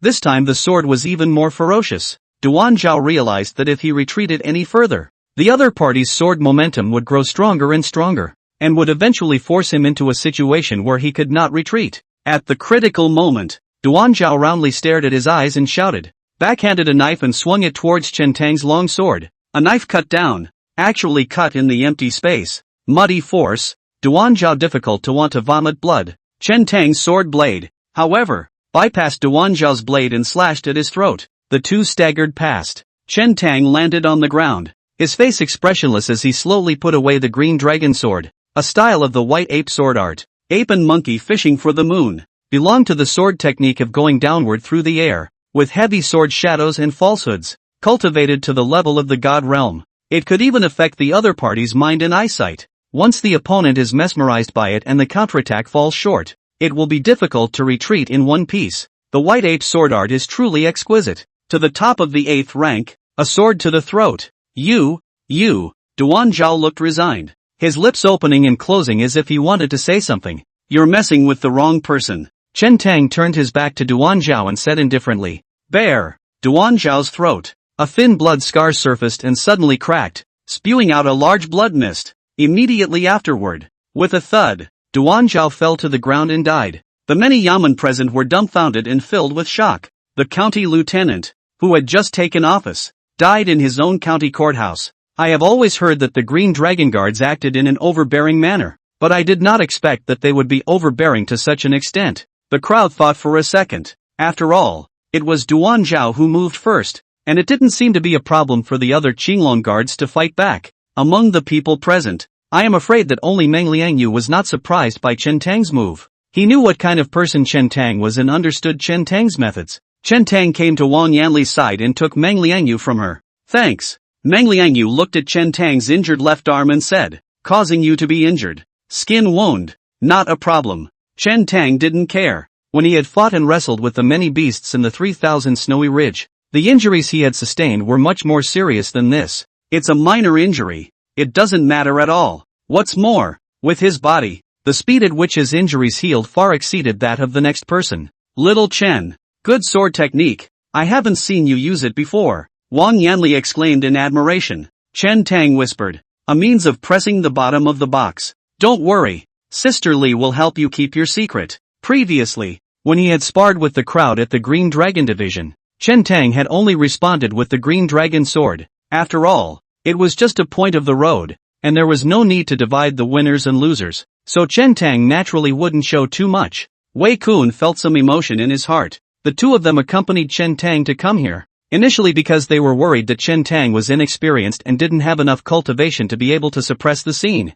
Unexpectedly, Chen Tang's means of action were out of the ordinary and a few points more ruthless than them. Even without them traveling with him, I'm afraid Chen Tang would still be able to bring people back. Moreover, Wei Kun had a feeling. Chen Tang was not motivated to kill because of Duan Zhao's later change in attitude. Rather, the moment he saw Meng Liangyu's scaly body, Chen Tang was moved to kill. This kind of careless style of action, rough and wild, killing and decisive, not like the government and the people, but like the origin of the reckless people of the rivers and lakes. It's actually a bit similar to Kai's head. No wonder. Head Kai had recruited Xiao Chen and looked at him differently. Young magistrate's face was full of sorrow, and he said painfully, this, why this? Wei Kun said, this matter is all due to Duan Zhao, injuring my green dragon guards in the first place. All of you have seen it in your eyes. Alas, Prefect Duan is confused. Prefect Sure sighed. I will truthfully report today's matter to the Green Dragon Division, so all of you will take your leave. Wei Kun arched his hand, gave Chen Tang a wink, and left the county office with a few people. Wei Kun said, although the people were rescued today, but after all, a county lieutenant died. Things are a bit big. Go back and have to talk to the head of the Kai. Inevitably, you will be scolded. You have a preparation. Afraid of what? Wang Yanli said. It's not like we moved first. Wei Kun was a bit helpless and shook his head and smiled. Chapter 101, The Killing Chance. The sheriff's office. The weather was cold and snowy. A red clay stove was placed on the table, with a copper pot hot on top of it, in which boiling water was cooking, and a slice of tender red hand-cut mutton, rolled in the boiling water like this,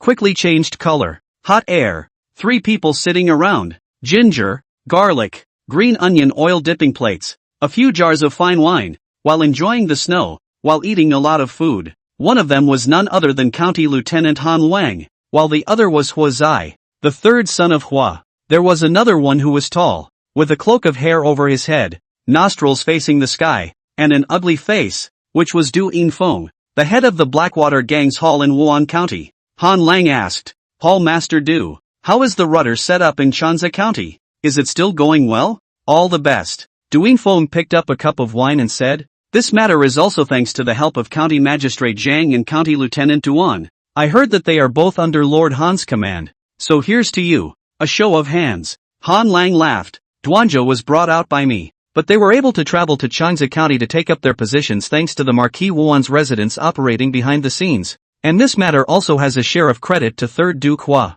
Good talk. Good talk. Hua Zai raised his glass at the same time, and the 3 of them drank it all in one go. Han Lang asked again. I heard that a masked swordsman appeared that night, with a ferocious blade, killing many people from your gang. Are there any clues? Ever since that day, this person seemed to vanish into thin air and never appeared again. Du Infeng shook his head and said, perhaps, it's really the help that the evil wolf gang hired from somewhere and fled after killing someone. I've left some extra people in Chanza County this time, including 10 9th grade, and 3 8th grade sitting around, so nothing will go wrong. Find a chance to scrap that Plum Blossom Martial Hall, and there won't be any power in Chanza County that can threaten us. Han Lang nodded and said, that's good. If there's anything you can't handle, remember to go to the county government for help. I've informed Duan Zhao and the others and they'll all help when the time comes. Lord Han is open-minded. Another toast to you. Du Infeng and Han Lang once again raised their glasses and drank to each other. Next to him, Hua Zai looked at the heavy snow drifting outside and seemed a bit sullen.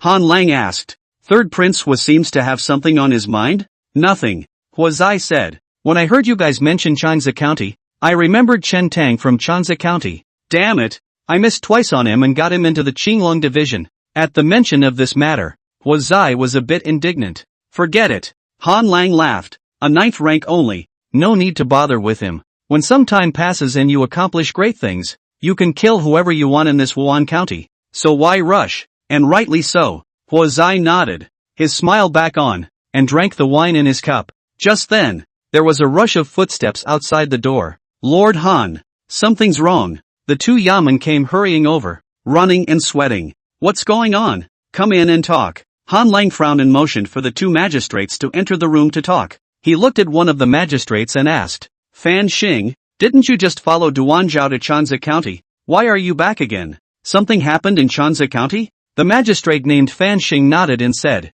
Lord Duan Zhao is dead, killed by the Green Dragon Guards. What? Han Lang's expression changed as he said, what's going on? Tell me in detail. Example. Xing recounted the scene that took place in the county courthouse in its original form. That Chen Tang again? Han Lang's face was grim, and with a thud, he slammed his palm heavily on the tabletop, saying word for word, Qinglong Division. You've bullied people too much. Hua Zai's eyes rolled as he said, in my opinion, This matter doesn't look like an order from the Qinglong division. It might be a private action by the three of them. That Chen Tang is from Chanzi County, and most likely has a personal relationship with Meng Liangyu, which is why he stepped in to save him. If there's a directive oracle from the Green Dragon division, Duan Zhao should not dare to block it. Hearing this, Han Lang quickly calmed down and also noticed a hint of something wrong. He could understand Duan Zhao blocking the Green Dragon guards from taking someone, but no matter how bold Duan Zhao is, he wouldn't dare to use his sword on the Green Dragon guards.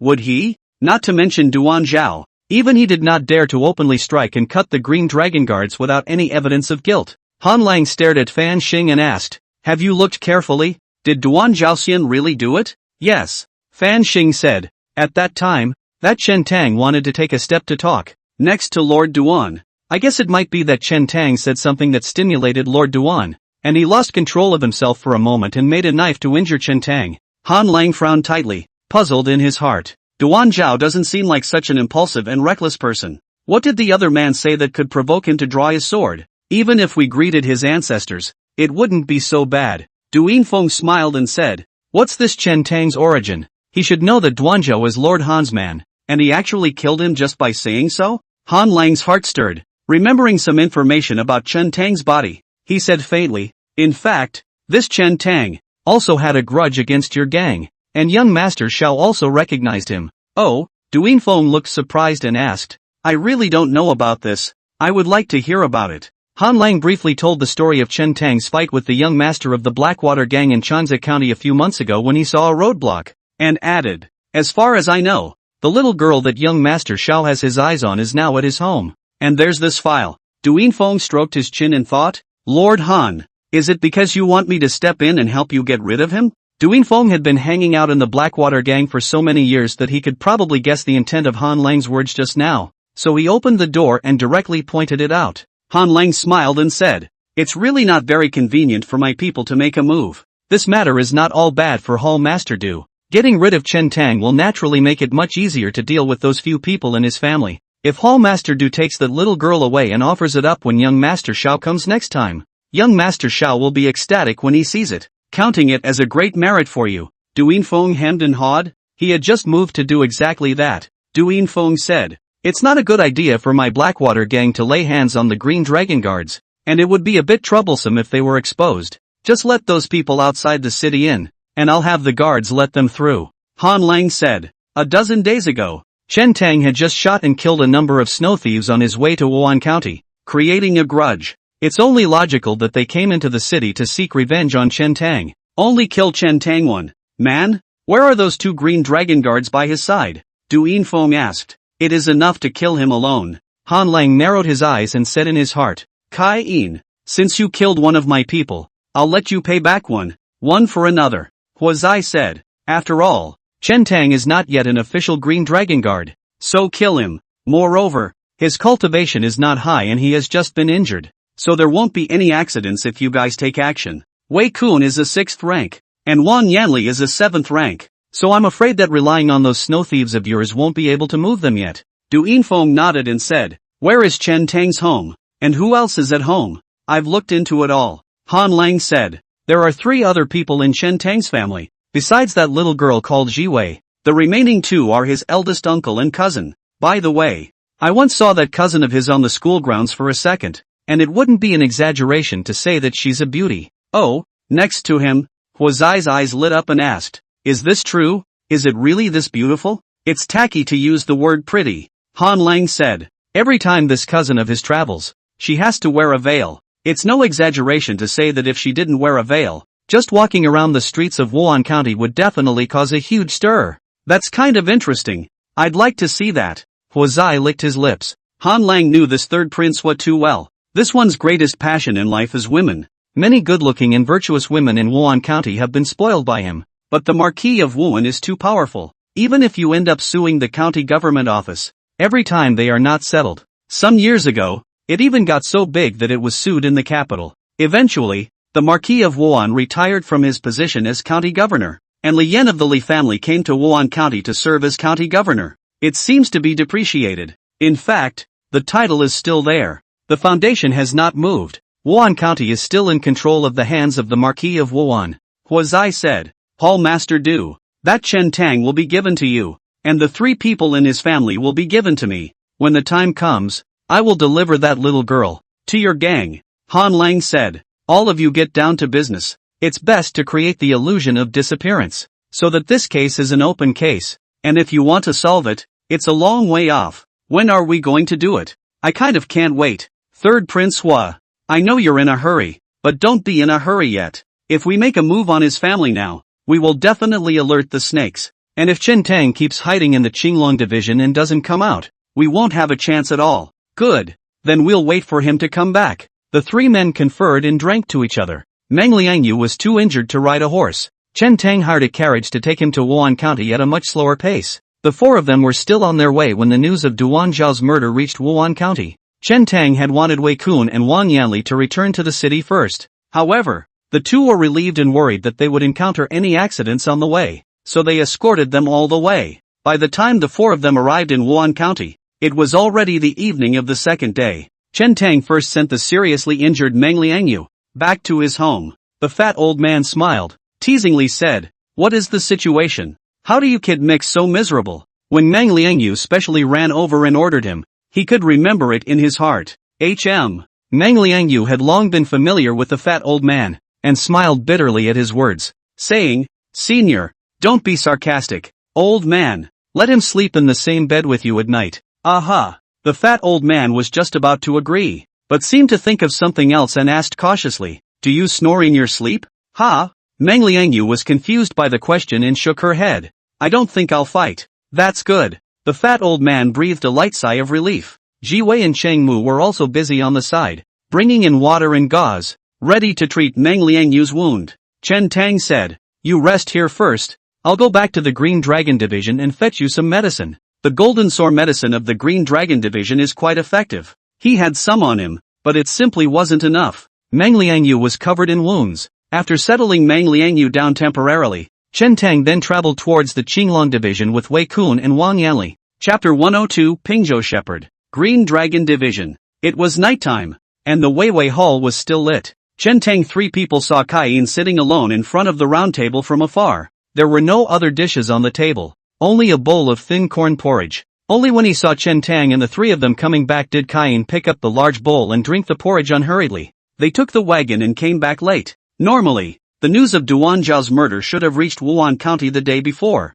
So late, Kai Yin is still waiting here. Obviously already got the news. The 3 of them looked at each other, having prepared their hearts, and went forward to salute. Kai Yin, as if he hadn't heard, didn't even look up to see the 3 people, still drinking porridge by himself. The 3 of them couldn't say anything but wait patiently on the sidelines. Kai Yin drank porridge very slowly. The bowl of porridge I do not know how long to put. There is no heat, obviously already cool. But he picked up the large bowl and still bared his soul. With each small sip, I barred my mouth a few times, as if I had to savor it a bit more. Chen Tang looked carefully. There were no other ingredients in that bowl of congee. Only corn, and it was particularly thin and thick, with little rice and a lot of water. Definitely not considered good. But for some reason, watching Kai Yin drink this bowl of porridge seemed to feel particularly fragrant. After half a minute, Kai Yin finally finished drinking. The bowl was clean, not to mention a grain of corn. Not even a drop of soup or water remained.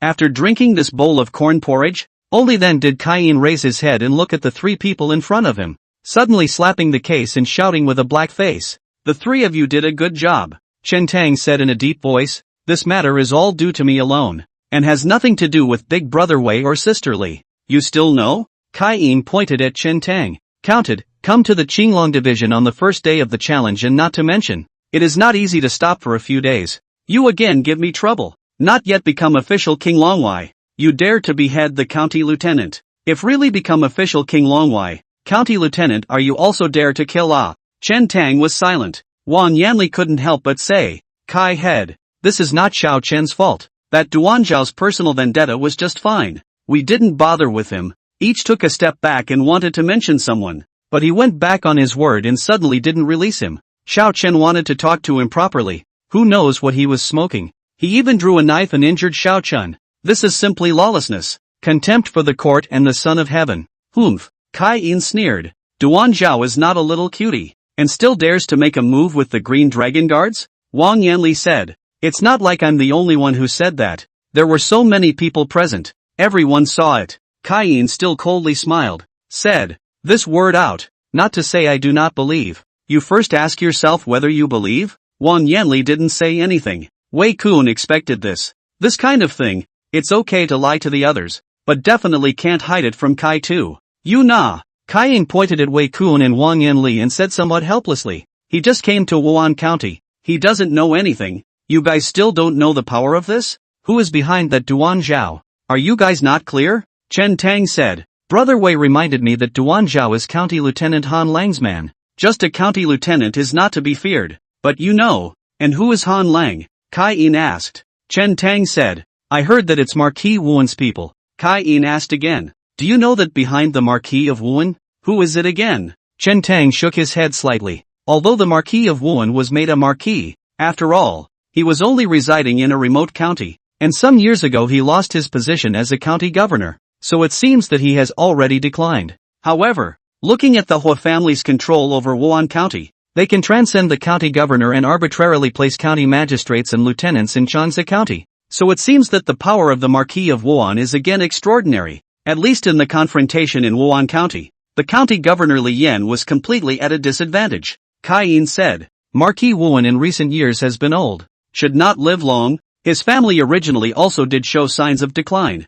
But a few years ago, Marquis Wuan's worldly son married the daughter of the Pingzhou pastor. Chen Tang drifted off. No wonder. The Hua family has so much power in Wan County. The state pastor, equivalent to a feudal official, Pingzhou shepherd, He Yi Qian, is said to have reached the second grade of cultivation, and is an innate master. If the Marquis of Wuan's house was backed up by the Pingzhou pastor, there really wasn't any power in Wan County that could stand up to it. Kai-in added, there's also something else that I guess you don't know. One of the daughters of the Pingzhou pastor was a consort of the late emperor. He, who had given birth to a son for the late emperor, the current king of Qinghe. Chen Tang was staggered. This Pingzhou pastor is not only a feudal official, but also has a layer of foreign relative status. Wei Kun suddenly said, I heard that the late emperor died some time ago, and King Qinghe almost succeeded the throne. Because the missing for many years the crown prince appeared in the capital. All parties power game fight. Those days the capital died a lot of people. Finally the crown prince to get the support of the Xuanwu division, only to finally lay the victory, inherit the great system, become the new emperor. Chen Tang had seen this account, but not in detail. The second prince mentioned in there should be this Qinghe king. Chen Tang asked, what happened to this Qinghe king? Kai Tu said, I've heard that King Qinghe's mother and son are temporarily under house arrest by the saint. Wang Yanli said, although different mother, after all, the same father, more than 10 years have not seen, or have blood relatives. The saint did not kill all, is a benevolent ruler. Chen Tang was thoughtful. Whether the present son of heaven is benevolent or not, he does not know. However, I am afraid that the most important reason for not killing the Green River King is that there are scruples. The fact that Pingzhou is located at the border and intersects with the cold regions of the extreme north is a testament to its importance. And now that the late emperor has died, the daughter and grandson of Pingzhou has lost the battle for the throne. And once he is killed, it is highly likely that Pingzhou will be forced to rise up in revolt. The new emperor is in his first year, and it's a time when the dynasty is unstable. Coupled with the fact that the crown prince has been missing for more than 10 years, his prestige and seniority are far from enough, both in the court and in the army. The new emperor on the throne. The most important thing is to appease the ministers and officials. The reward on the reward. The pull together on the pull together. As far as possible to stabilize the situation, and then gradually cultivate their own forces. If they were to kill each other with a single-minded pressure, they would probably force the other party to take desperate measures and throw themselves into a desperate situation. Kai-in said, although King Qinghe's mother and son were put under house arrest, Pingzhou was rewarded by His Holiness, and was also named Duke of Jingbei, making him even more prominent. Just then, Yu Shou came to the door and said in a deep voice, Kai Tu, Captain Tan is looking for you. Must be for your Kai-in bulls. I glared fiercely at Chen Tang's trio, scolding, how dare he give me trouble. Next time there is again this, you'll have to talk to me about it first, okay? After saying that, Kai-in followed Yu Shou out. It's okay. Wei Kun lightly breathed a sigh of relief, smiled, and comforted Chen Tang. Don't look at Kai Tu slapping the table and blowing his beard and eyes. But in fact, he's not really angry. If he was really angry, he would have ignored people. When I first came over, I saw Kai-tu drinking kanji all the time and ignoring us, so I thought he was really angry. Wang Yanli let out a light laugh. Chen Tang smiled back and asked, why does Kai-tu drink just a bowl of corn porridge at night? What's the story? Usually when he ran into Kai-in, he was either eating or looking for food, and his mouth was hardly idle. At the very least, clutch some peanut nuts in your hand. It's the first time I've seen just a bowl of corn porridge tonight. Wei Kun sniffed, put away his smile, and said, Kai-tu came from a poor background, and suffered a famine in his early years, where he was unable to eat at all, and his parents starved to death in front of him.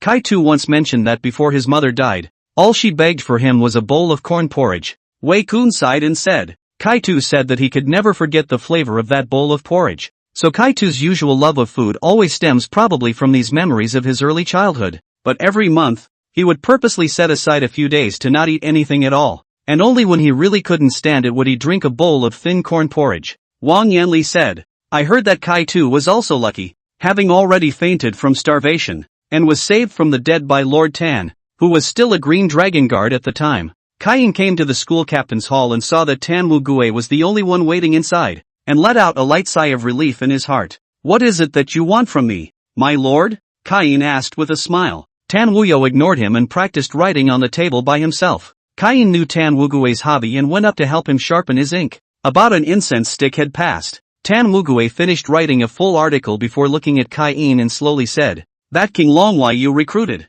He caused trouble without coming for a few days. Just for this? Ha! Kai-in stared at his bull's eyes and said with a face full of innocence, he is not to blame for this. I asked clearly. At that time, it was that Duan Zhaozhao who made a move to hurt people first, and only then was Chen Tang forced to fight back. This is simply lawlessness. Contempt for the court, contempt for the Son of Heaven. Tan Wu-gue smiled coldly and asked, this kind of reason is just enough to fool the onlookers, not to mention that I don't believe it. Han Lang, and the Hua family won't believe it either. Believe it or not, I believe it anyway. Kai-in muttered. Tan Wu-gue asked again. This is something the three of them did privately, right? No. Kai-in said, three of them go before talking to me. I think not much big deal. Also did not give them the oracle. Who thought that Duan Zhao find fault? Ing. Kai-in was about to swear. Found Tan Wu-gue's eyes are not right. Hastily shut up. Lightly cough. Said, this matter really does not blame them. It is before Han Lang in my face that Duanzhou want to get back. The result of a dispute. You can protect him for a moment, but not for a lifetime. Tan Wu-gue shook his head slightly and said, Duanzhou is Han Lang's man, and behind Han Lang is the Marquis of Wuan. What? Kai-in blared. Han Lang and Marquis Wuan's residence. They still dare to retaliate against the Green Dragon Guards, don't they? Tan Wu-gue said. First, that Chen Tang is not yet an official Green Dragon Guard. Secondly, do you think that Marquis Wuan has been operating here for many years? And that Han Lang, as a county lieutenant in charge of one side of the military and government, has only his own people? There are so many ways to make someone disappear. Kai-in's face changed, as if he thought of something, and turned around. It's already late. Tan Wu-gue glanced at the sky and shook his head, saying faintly. Kai-in turned his back to Tan Wu-gue, paused briefly, clenched his teeth, and left with large strides. Chapter 103, Sword Training. After Kai-in left, Chen Tang said goodbye to Wei Kun and Wang Yanli, left the Qinglong division, and traveled towards his home. It was late at night and there were not many pedestrians on the street. Chen Tang walked for a while and turned into a street. Not much farther, ahead came 7 or 8 people, tall, like merchants from the cold regions of the extreme north, seemed to have eaten wine and just returned. Wobbling and traveling this way, Chen Tang looked back. In the street behind him, a dozen or so people also appeared, traveling this way. Chen Tang did not move and continued to walk forward. In the blink of an eye, it had come together with 7 or 8 people from the opposite side. Just the moment both sides brushed shoulders. Buzz. Without warning, Chen Tang suddenly drew his sword. Pust. With just one sword, it pierced through the man's armpit and pierced his heart. The man had just fished out a paper packet from his arms, and before he could open it, he was stabbed by Chen Tang with a sword. Puff. The man fell to the ground, the paper bag in his hand falling and spilling lime all over the floor. If Chen Tang had been one step slower, he might have fallen into his trap. Korakumo. Seeing that their actions were exposed, these foreign merchants stopped hiding and drew their weapons, surrounding and killing towards Chen Tang. Chen Tang assassinated one person. His movements did not stop, unfolding the white ape sword art. a style of ape monkey fishing for the moon, leaping up in the air, avoiding several swords while stabbing straight downward. Swish, the long sword swung, and a sword shadow instantly surfaced before the eyes of the crowd, making it difficult to distinguish between the real and the fake. The exotic merchants hurriedly held their swords to block, but all of their blades fell short, slashing at the sword shadows without being hindered in any way. It looks like a full moon is reflected in the well, but when you actually go to salvage it, the full moon instantly shatters and disappears. This strange feeling surged in the hearts of all the exotic merchants facing this sword at the same time. Pust! A merchant was hit by a sword and fell to the ground. It was only a moment later that a trail of blood oozed from the man's throat. Although Chen Tang killed 2 people in a row, in the blink of an eye, he was caught in a siege. These exotic merchants were all good fighters with a lot of combat experience. At least 5 of them were of the 9th rank, and 2 of them were of the 8th rank. When Chen Tang turned back to his sword, protecting the slashing blade that was coming from a diagonal cut, the old ape protects the chick. This was a purely defensive style of swordplay in the white ape sword art. Swords clash. That exotic merchant was shaken, and a look of shock appeared on his face. He's 8 pints up. Just now, the full force of the strike. The strike was exactly the gap after Chen Tang's sword, the weakest time. I did not expect that it was still blocked by his sword. More importantly, the power of the blocking rebound that erupted from this sword made him feel numbness in his tiger's mouth. Wasn't this person just finalizing his product half a month ago? Something's not right. The message is wrong. The fact that Chen Tang had cultivated to the 8th grade was only known to Wei Kun, a few people who often sparred with him. He had struck out once before in Shanxi County, killing Duan Zhao with a sword, and those magistrates hadn't seen his cultivation. It was only because he thought that Chen Tang's sword technique was exquisite and Duan Zhao was careless and rash that he was killed by a sword. At this moment, when they really exchanged blows and felt the power transmitted by Chen Tang's long sword, the exotic merchants realized that this one had already cultivated to the 8th rank. It's even highly likely that it's on the 8th grade. Of course, the crowd quickly calmed down. Even on the 8th rank, after all, there was only one person, and it was hard to defeat 4 hands with 2 fists, and all of them joined forces to surround them. There is also a chance to cut it down. In an instant, 1,000 thoughts flashed through this person's mind, and Chen Tang's sword stance changed abruptly. Right at the moment the swords collided, he made the dead ape plague wood, and a dipping and sticking traction force erupted from the sword. This 8th grade martial artist actually felt that the long sword in his hand was nearly dislodged. He was so shocked that he hastened to grip it harder. Even so, the long blade was only spun around under the pull of Chen Tang's green dragon sword, and his force was dissipated. The green dragon sword dislodged his force and sent it forward again. This blade of his own even bizarrely reversed its blade and chopped towards his neck. This person was so shocked that he quickly let go and bowed his head. Swish! This person only felt a chill on his scalp as the blade sliced across it completely against his scalp, and a few strands of his long hair fell out. If he had been half a step slower, this head of his would have already been cut in half. Chen Tang stabbed his sword in a smooth manner. This person couldn't dodge in time and roared, grabbing the blade of the green dragon sword with both hands.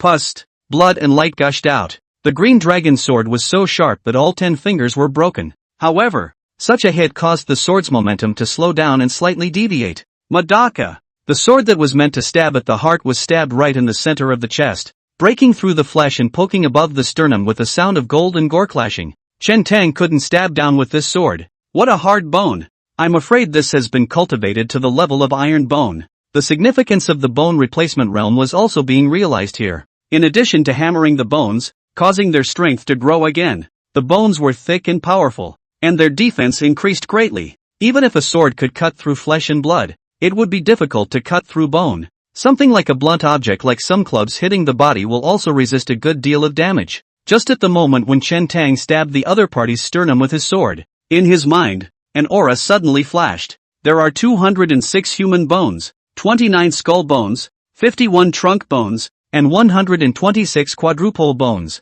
You have to practice until you can't see the person. All you see is the musculoskeletal, weak and broken parts of his body. The words of the mountain guest suddenly surfaced in his mind. For the butchering the bull style, originally Chen Tang had only cultivated to the level of the form realm. It hadn't even reached the change realm. Only at this moment did it dawn on him to realize the meaning of butchering the bull. Only by cultivating to the level of bone replacement and familiarizing oneself with the position and shape of every bone in the human body was it possible to comprehend the essence of this style. In a flash of lightning, the other party suddenly disappeared from Chen Tang's eyes, and what remained in place was a mass of muscle-covered skeleton. The thinness and thickness of the muscles, the position of the bones, and all the textures, all clearly reflected in the eyes. In Butcher's cow, there is the expression of not seeing the whole cow. At this moment, Chen Tang reached the point of being sightless. He simply turned the blade, slashed through the muscle, and sent it gently along the gap between the two bones. Pust!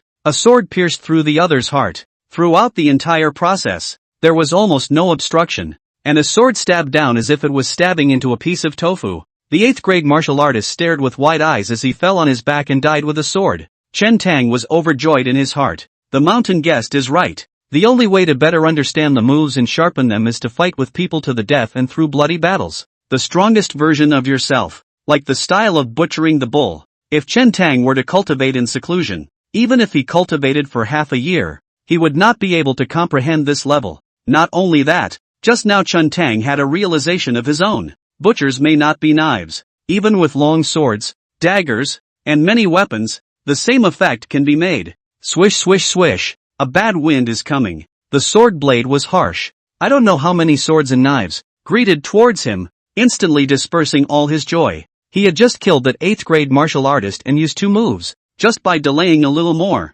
Chen Tang was in a crisis. Looking at the weapons in all directions, Chen Tang knew that it was impossible for him to fend them all off. Chen Tang moved his feet and reversed his stance, leaving his back, for those few who hadn't cultivated, to the 9th grade, and his front facing another 8th grade and a few 9th grades. Swish! At the same time, Chen Tang turned his wrist, and the green dragon sword in his hand drew a semicircle in front of him, then swung to the side. Ding ding ding ding! The oncoming sword lights and shadows were all swept into the arc by this sword, and all of them fell to the side. This was exactly the same sword technique that Ji Wei had imparted to him. Although it was only a defensive move, it was appropriately beneficial to use it at this moment. The group across the street was filled with shock. What kind of swordplay is this? Their attacks, with different angles, different blades, and different weapons, were swung away by the other party's sword, and all of them were resisted. Duck duck duck! The blade behind him also chopped down. Chen Tang tried his best to avoid the vitals and met it with his green dragon armor. These people's long knives chopped at the green dragon armor with a muffled sound, like defeating leather, only leaving a knife mark on it, but failing to break through the green dragon armor. Seeing this, Chen Tang put his heart down. Wang Yanli had said that the green dragon armor had high defense, and could even block the full force of a 9th grade martial artist. Chen Tang was still conservative just now and didn't dare to let the 9th ranked martial artist cut. Nowadays, it seemed that unless one was in the 9th grade extreme realm, it would indeed be difficult to break through the defense of the green dragon armor. With the green dragon armor in his body, Chen Tang was even more calm and backhanded a sword. The heart is in the right place. This sword had the most variations in the white ape sword art, just like a hard ape, jumping around without a set pattern, without a fixation. The opponent has no way to resist. Sword cultivation to a certain degree. Have a sense of realization. Often the heart of the mind, casually a sword, is a subtle and incomparable sword moves, as if the sky, full of imagination. An exotic merchant fell to the ground dead with a sword in his chest. This time, Chen Tang didn't wait for the crowd to surround him, so he unleashed the white ape sword art to the fullest. The person followed the sword, like a dragon and snake weaving in and out of the crowd. But see the silhouettes staggering. Sword light austere, Chen Tang body dexterous, like a white ape in the moonlight tumbling jumping. Every time he passed a place, there will be a person fell to the ground. This ambush interception against Chen Tang had quietly changed its flavor. Normally, in the Green Dragon division, he practiced sword practice with Wang Yanli and the others, always on point. Chen Tang was also not in a good position to use his full strength. At the moment, there were no scruples. It was rare that this group of people sent themselves to the door, so it was a good time to use it for sword practice. Normally, it was hard to find opponents of such a similar realm who could bring some pressure to him and were not much of a danger. Where had this group of exotic merchants ever seen such exquisite swordplay? And even though they had all the strength in the world,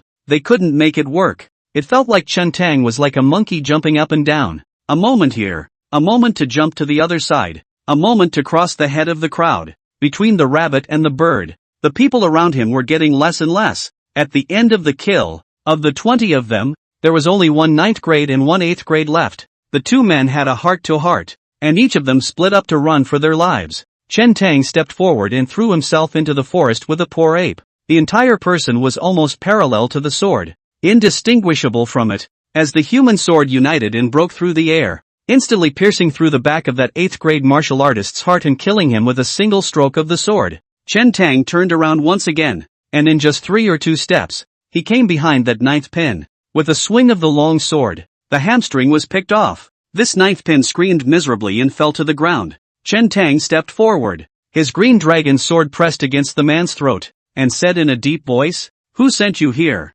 In fact, he already had a vague guess in his mind. He just wanted to confirm it. That 9th pin was also tough enough, clenching his teeth, not saying a word, and launching himself into a fierce fight, suddenly slamming himself against the green dragon sword and dying on the spot. Chapter 104, Kill Them All. A mansion in Wan County. It's late at night. Meng Liangyu's entire body was wrapped in gauze from head to toe, almost wrapped into a large dumpling, lying on the warm fire, feeling the hot and sharp pain at the wound, unable to sleep at all. The fat old man was lying on his side. Meng Liangyu just held back, sweating profusely, clenching her teeth and making rattling noises. After a while, the fat old man rolled over and looked at Meng Liangyu with unblinking eyes, and in the darkness, a hint of ghostly light flowed out of his small eyes. "Elder, what's wrong with you?" Meng Liangyu was a little uncomfortable after being stared at by the fat old man for a while, and also turned her face sideways, enduring the severe pain as a few words popped out between her teeth.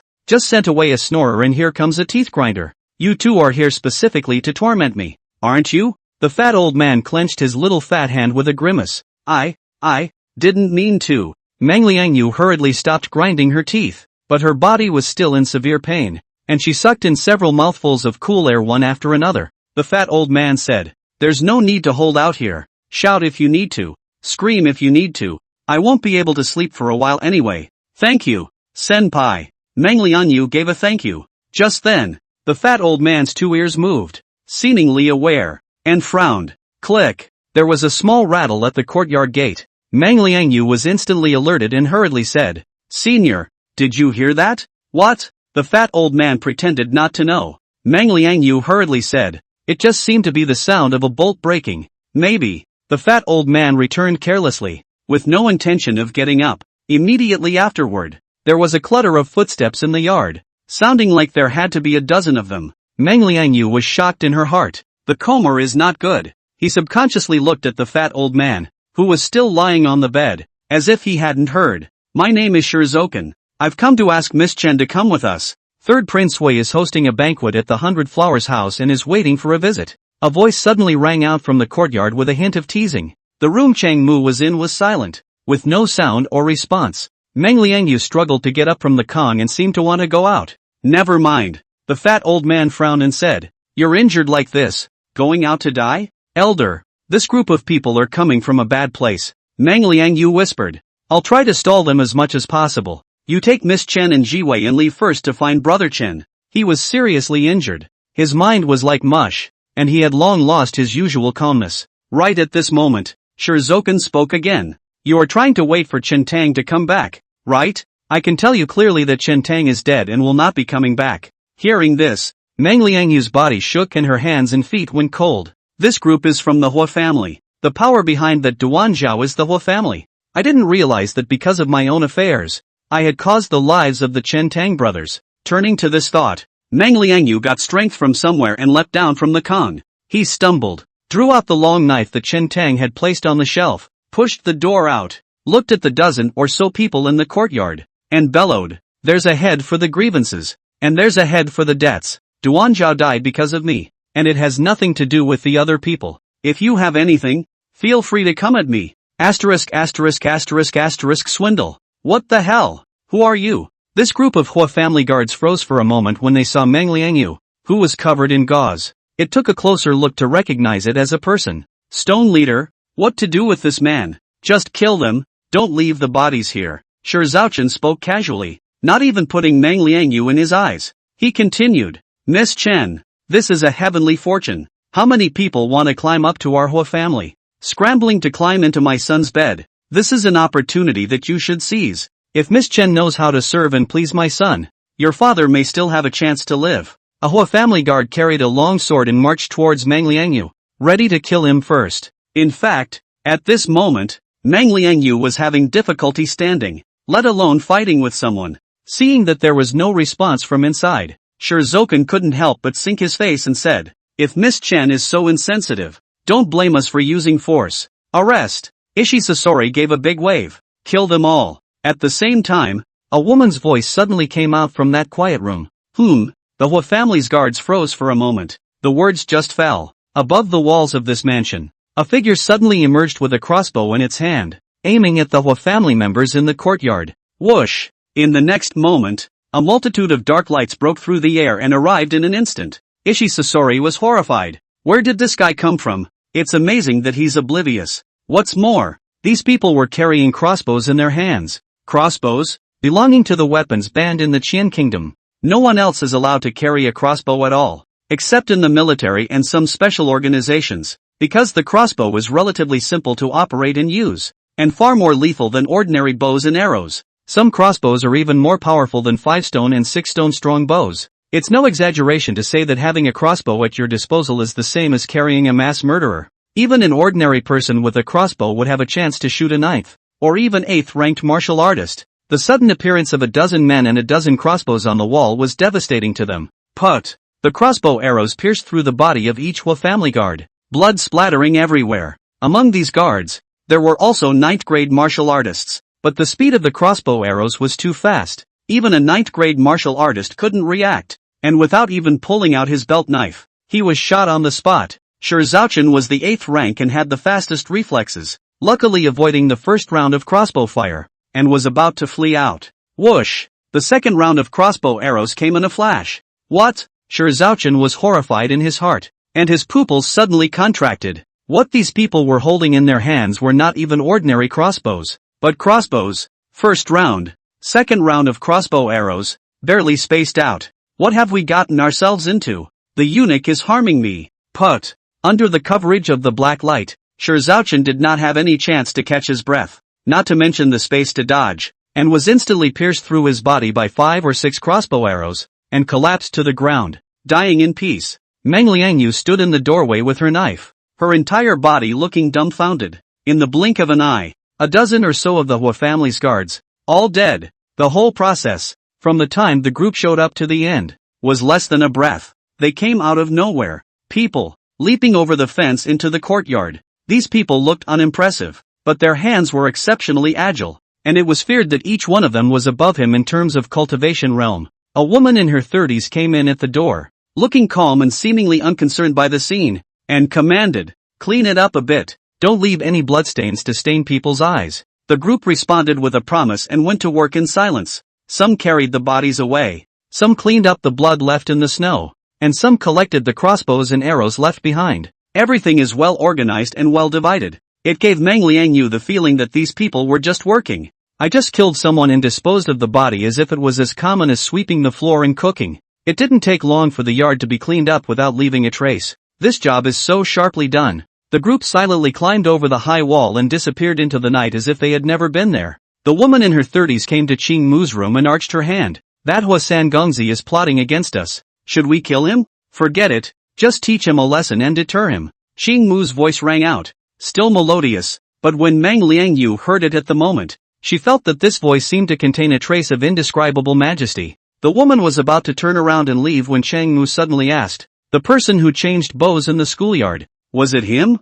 "Yes," the woman replied. "Oh, then kill it," Chang Mu said indifferently. "As you wish." The woman received the order, and without half a hesitation, she turned around and left, never glancing at Meng Liangyu from the beginning to the end, until the woman left and closed the courtyard door, and the entire mansion regained its calm. Meng Liangyu's entire being was still confused. In his perception, these two relatives of Chen Tang did have some skills, but only a little bit. The scene just now completely shattered his perception. What's Chen Tong's story? Is his father really a common hunter? Could it be that it's the illegitimate son of some royal minister in the private sector, and Chen Dong is just the adoptive father? No, it's not. The princes and ministers, I'm afraid, will find it hard to mobilize this kind of terrifying power. This has to be a royal relative, right? That's right. Chen Tang is most likely the illegitimate son of some royal relative. Brother Chen is hiding deep enough. Meng Liangyu was secretly staggered in brainstorming. He returned to his room in a whole daze, tossing the knife aside. After this incident, It made the soul of the 8 trigrams in his body burn, and all the pain in his body seemed to be alleviated a lot. Looking at the posture of the fat old man, it was obvious that this had been expected. Kai came out of the school captain's hall and traveled straight to the stables of the Qinglong division. Kai head. What happened? Wei Kun and Wang Yanli had just returned their horses and were about to return to their residence to rest, when they saw Kai running over in a hurry and asked in a hurry, "Follow me." Kai rolled onto his horse and said, "Chen Tang is in danger." When Wei Kun and Wang Yanli heard this, their hearts sank, and without hesitation, they immediately mounted their horses and ran out after Kai. "What's going on?" Kai head. On the way, Wei Kun frowned and asked. Kai said in a deep voice, "I was careless. That Duan Zhao is dead. Han Lang and the Hua family might make a move against Chen Tang. They dared to hurt the Green Dragon Guards?" Wang Yanli's willow eyebrows rose. "Unseen is one of theirs," Kai said. "Moreover, technically speaking, Chen Tang is not considered a Green Dragon Guard yet." The 3 of them rode their horses and galloped at full speed along the road Chen Tang took home. Not long after, Kai Yin's trio turned into a street, subconsciously strangling the reins and looking at the scene ahead with odd expressions, only to see that on the street, there were bodies lying all over the place, about 20 or so, all dead. None were spared. A tall teenager wearing a green dragon armor was pouting under the pale starlight, pawing at the bodies of these corpses. "I just felt out a few taels of silver, so I casually slipped them into my pocket." Kai and the 3 of them were somewhat speechless. Chen Tang heard the sound of hooves behind him, turned his head to look over, saw that it was Kai Yin's trio, and waved his hand in greeting. Such a coincidence? Chapter 105, The Son of the Hua Family. In any case, seeing that Chen Tang was unharmed, Kai and his trio finally let go of their hearts and breathed a light sigh of relief. Wang Yanli couldn't help but laugh. "Coincidentally what? Head Kai was worried that you were in danger, and had just returned from Lord Tan's place, so he brought us here to rescue you.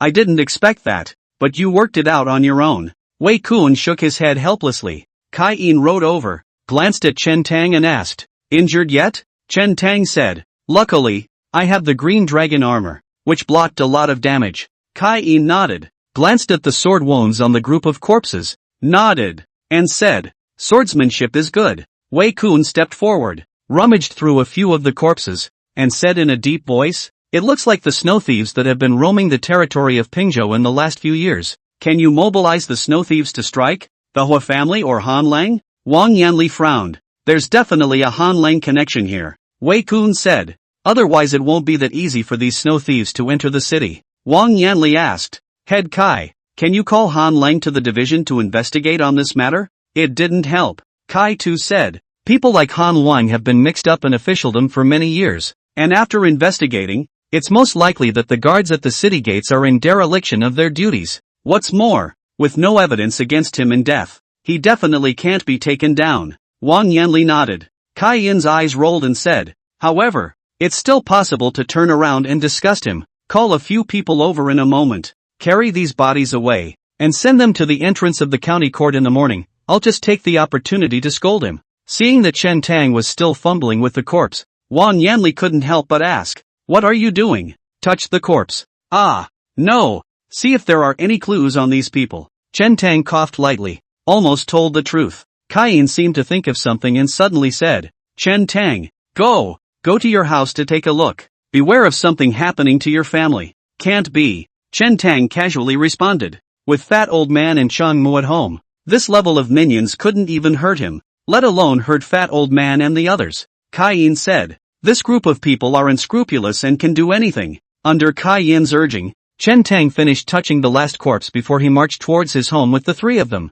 It didn't take long before the 4 of them had arrived at Chen Tang's doorstep. There was silence all around. Kai glanced around and did not find anything unusual before following Chen Tang into the mansion. The yard is clean and very neat. However, Chen Tang could smell a faint trace of blood. Chen Tang went forward and pushed open the door of the fat old man's room to take a look. The fat old man and Meng Liangyu were there. At this moment, Meng Liangyu was still awake, and when she looked up and saw that it was him, her complexion suddenly became extremely complicated, and her eyes were a bit odd. Chen Tang didn't know what it meant and didn't think much of it. Just as long as people are okay. He went to Qing Mu's room to take another look, and the 2 girls, one big and one small, were also unharmed. "It's okay." Chen Tang came back and whispered. Wang Yanli also laughed. "It's good that you're fine. It seems like those people just wanted to make a move on you. Kai-in never spoke. He just caught a whiff of blood as well. Very faint, but he couldn't say if it was left behind in this place. He just had a feeling that this place just seemed to have experienced something, and it was never as quiet as it was today. There is one detail that corroborates that feeling. The latch on the courtyard gate was forcibly jarred. Kai-in circled the courtyard and looked around. What's wrong, Kai-head? Chen Tang asked. Nothing. Kai-in did not move on the surface, but his heart was secretly surprised. On the pillars of this courtyard, on the door beams, he saw several tiny holes. It wasn't a feathered arrow, or a mark left by a concealed weapon. More like a crossbow. This place seems to have just been through a big battle. Of course, it could be a massacre. It's kind of fun. Kai-in did not point it out and turned to leave with Wei Kun and Wang Yanli. Chen Tang sent it out. Standing at the entrance of the mansion, Kai-in thought for a moment and looked at Chen Tang. There are still some words that I didn't finish with you before. At that time in Wei Wei Hall, Kai-in was telling him about the power behind the Hua family when he was called away by Tan Wu Gue. The Hua family is backed by the He family, and He Yeqian is not only a feudal official, but also a royal relative. So, I have to give you a heads up, Kai-in said in a deep voice. In Wan County, try not to offend the Hua family, unless it's a major crime of treason or there's an imperial decree from the Son of Heaven. The Qinglong division won't touch the Hua family. The implication of this statement is clear. If Chen Tang really crossed paths with the Hua family, the Qinglong division might not even be able to protect him. After a pause, Kai-in added a reminder. At least, you can't do it openly. Right at this moment, 3 riders came galloping from the direction of the Green Dragon division, but it was Yu Shou, Mo Zilian, and Qi Yun. Seeing the posture of the 3, Kai-in knew that something had happened again tonight. Head Kai. The 3 riders came close. Yu Shou said in a deep voice, something happened over at the 100 Flowers building. Hua Zai, the 3rd son of the Hua family, is dead, including the personal guards around him.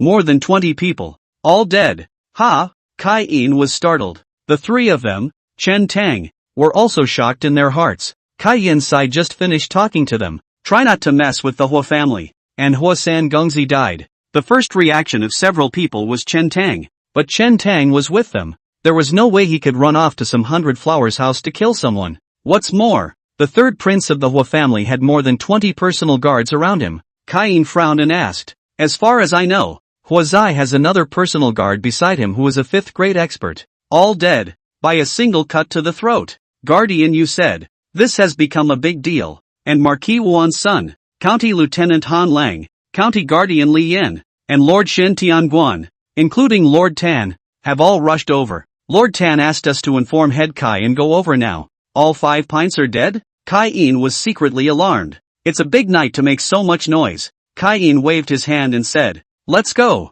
Let's go over and take a look as well. 100 Flowers house. In the middle of the night, the interior and exterior were still lit up, and the county guards had surrounded the place. Kai-in's few people showed their identities and walked in. Starting from the entrance of the courtyard, all the way forward, all the way to the 3rd floor of the 100 Flowers building, there were the corpses of the Hua family's guards. By now, on the 3rd floor, it was full of people. Almost all of them were pivotal big shots in Wan County. The Hua family's status in Wan County is evident. Kai-in walked all the way, on top of some beams and pillars, and saw the kind of holes left by crossbow arrows, and couldn't help but look at Chen Tang a few more times. Used for either sex when the sex is unknown or unimportant. Taking Chen Tang several people, he came directly to the 3rd floor. My lord, it's not too late. After seeing Tan Wu Gue, Kai-in first whispered. This statement, which seems to speak of the present, means something else. Kai-in asked, what's going on here?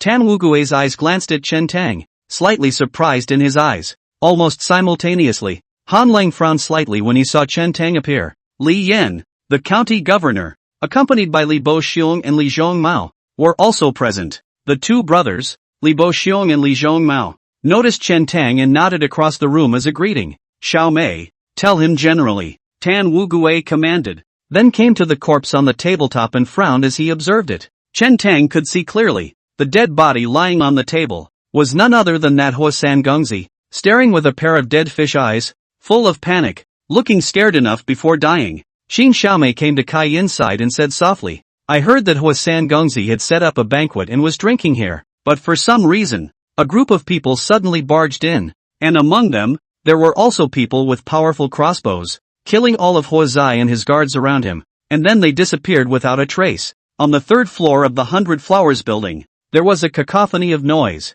with people mingling and discussing with each other. Right at this moment, a voice suddenly rang out, instantly silencing the presence. There aren't many forces in Wan County that can mobilize such a group. The speaker was a man in his 30s, looking like an elegant scribe, with a low, magnetic voice that seemed to contain an inexplicable power. The world son of the Marquis of Wuhan, the son-in-law of Pingzhou Pastor, Hua Zinan. Marquis Wuhan is old and sickly and is bedridden. Over the years, almost all of the affairs of the Marquis Wuhan's residence had been manipulated by this world son. In the eyes of the crowd, Hua Zinan was the Marquis of Wuhan. What's more, his wife is also the daughter of Pingzhou's pastor. So many big names of Wan County arrived at the same time.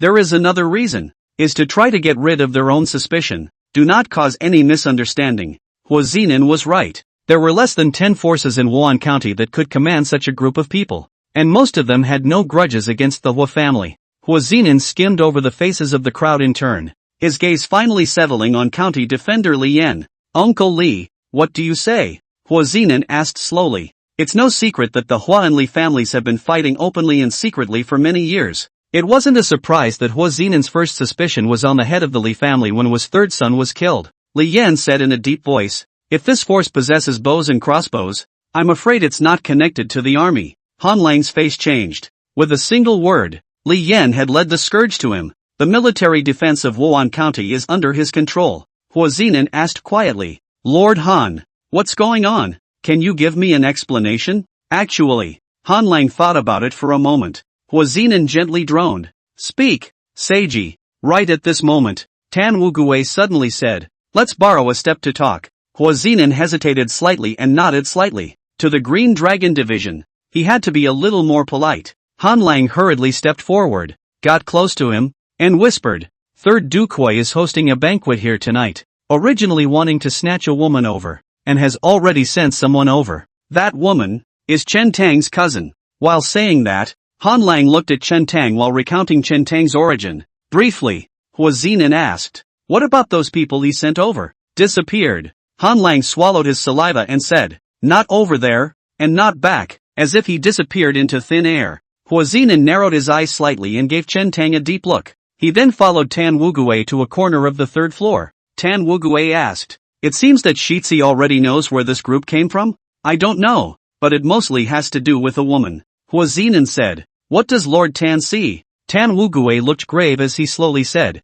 I just looked at the wounds of 3rd Prince Hua and that 5th grade. And the wounds should have been caused by a dagger-type weapon and accompanied by a trace of burning. What does that prove? That would be the wound left by the Phoenix Beak Blade. Hua Zinan's expression changed slightly. The Phoenix Beak Sword. The weapon of the Vermilion Bird Guard. Chapter 106, The Key Bargaining Chip. The Phoenix Mouth Blade, not a long blade, resembled a dagger. Smelted and cast from hematite near the volcano, with a reddish glow on the blade. The greater the range of the red light, the higher the grade of the Phoenix Beak Sword and the higher the cultivation level of the user. It was said that Vermilion Bird Sijuan's Phoenix Beak Blade, with its fiery red body, was like a dagger burning with flames. A wound left by a Phoenix Beak knife will have visible burn marks. Hua Zinan frowned and asked, could it be a weapon made of hematite, just similar to the Phoenix Beak Sword? The Vermilion Bird Division itself was responsible for intelligence within and outside of Qian, and it was understandable that there were Vermilion Bird Guards in Wuhan County.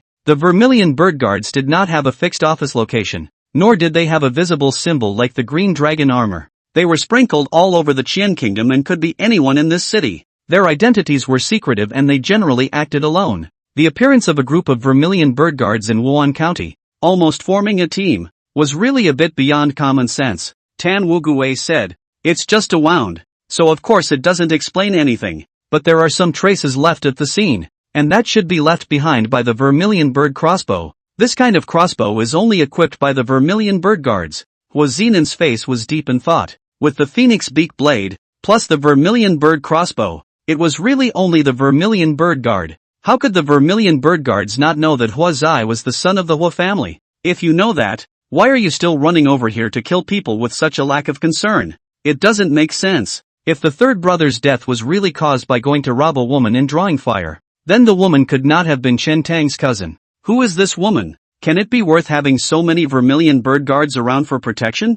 I'm afraid even the average royal relative doesn't get this kind of treatment. Hua Zinan asked. Who is that Chen Tang's cousin? Tan Wugue nodded secretly. This year Z was indeed smart and quickly thought of the key. Tan Wugue said, the current saint has been missing for more than 10 years, and along with him is a sister who shares the same father and mother. Nice. Hua Zinan nodded and said, this princess is named Yuan Changmu. If she were still alive, she should be known as the eldest princess. What Lord Tan means to say is, Tan Wugue said, as far as I know, the name written on the paperwork of this cousin of Chen Tang's is Chen Changmu. Rapunzel is in Wan County. In that case, it all makes sense. Hua Zai is not good at looking at anyone, but to look at the princess of someone's family and have to make a move to rob her is simply asking for death. Father had said long ago that this fault of Hua Zai's would harm him sooner or later. I didn't realize that this time I hit a brick wall and even lost my life. It's so deserved. This brother of mine didn't die unjustly. Hua Zinan smiled to himself. He said he deserved it on his lips, but Tan Wugue could hear the anger in his heart. Tan Wugu said indifferently, in fact, revenge is not urgent. Since Shitzi knows her identity, he should be able to think of the significance of this elder princess to you.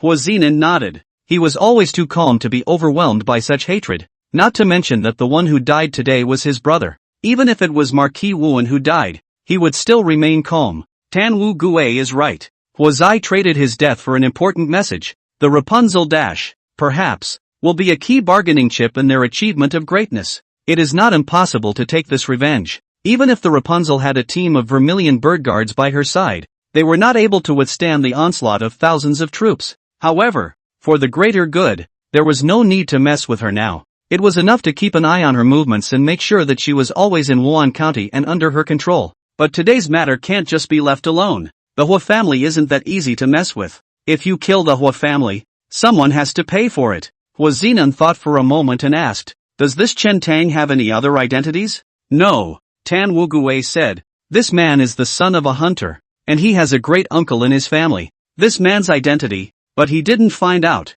But it doesn't look like he's practicing martial arts, so it's not much of a threat. Thank you, Lord Tam. Hua Zinan nodded, then turned around and ordered his men to clean up the scene and carry away the bodies of Hua Zai's people. I've bothered you a lot with today's matter, so please return, and just leave everything to Lord Han. Hua Zinan slightly arched his hand toward the people present, and then turned to leave. That's it? The people looked at each other, puzzled in their minds. Just now, Hua Zinan's murderous stance made it clear that he didn't intend to make good, but in the blink of an eye, it passed so lightly. As Hua Zinan left, there was no need for the crowd to stay here. Who could have done it? Not sure. It could be anyone. Hey, with the Hua family's methods, someone is going to suffer next in Wan County. Just wait and see. The crowd murmured and dispersed as well. Marquis Wuan Mansion. Hua Zinan dismissed the guards around him and went straight to his father's bedroom. Who is the murderer? A hoarse, old voice rang out. Eldest Princess Yuan Changmu.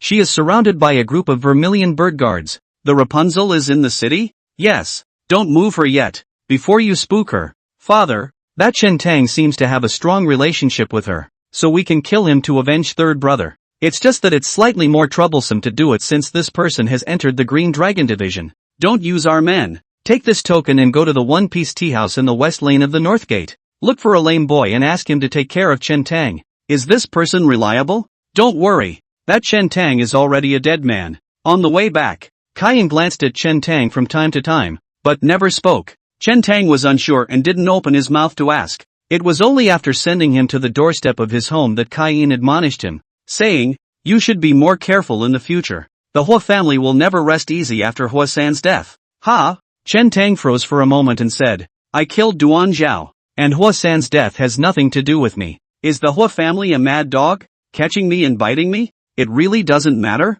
Kaiyan glanced at him and thought, little like, still pretending with me here. Chen Tang had an innocent look on his face. He was genuinely unaware of it. When he first heard that Hua San was dead, he thought that the fat old man had made a move. When he arrived at the 100 Flowers house, he heard that the people who had struck out were a group of people, so it must have nothing to do with him. Kaiyan said, Hua San's death should be the work of the vermilion bird guards. Go home and ask. The Hua family can't move the one in your family, so it's not likely that they'll spread their anger on you. Vermilion bird guard? Chen Tang was shocked in his heart. After saying goodbye to the crowd, He went into the mansion, looking at Cheng Mu's room thoughtfully. But that one in Kai Yin's mouth couldn't be the fat old man he was referring to, nor would it be Ji Wei. The only one that could be a possibility is Cheng Mu. Chen Tang couldn't help but recall what Cheng Mu had said to him when the two of them first met. Something about flying high and being green. Then linking today's incident. Cheng Mu was surrounded by a group of vermilion bird guards to protect. Can it be that she really wants to enter the palace as a royal concubine? Chen Tang was startled. The more he thought about it, the more likely it seemed. When I think of these days, he and the imperial consort live in the same house, lie on the same bed, and occasionally roll inside a quilt, moving their hands and feet. Chen Tang then felt a chill down his spine. Was all this seen by the vermilion bird guard? Chen Tang wandered around the courtyard for a long time, didn't dare to enter that room of Cheng Mu, and ran back to the room of the fat old man and Meng Liangyu, ready to make do with the night before. A little cuckold for the emperor sounds exciting, but once it happens, it's not exciting. Chen Tang was currently only in 8th rank, not even an official King Longwei, but he didn't want to just cross over for less than half a year and mess with the emperor and die. The next morning, Chen Tang went out to buy some breakfast and came back. The fat old man, Cheng Mu, and Ji Wei had also gotten up. Meng Liangyu hadn't slept much last night, and her mind was filled with the scene of a group of people holding bows and shooting the Hua family guards.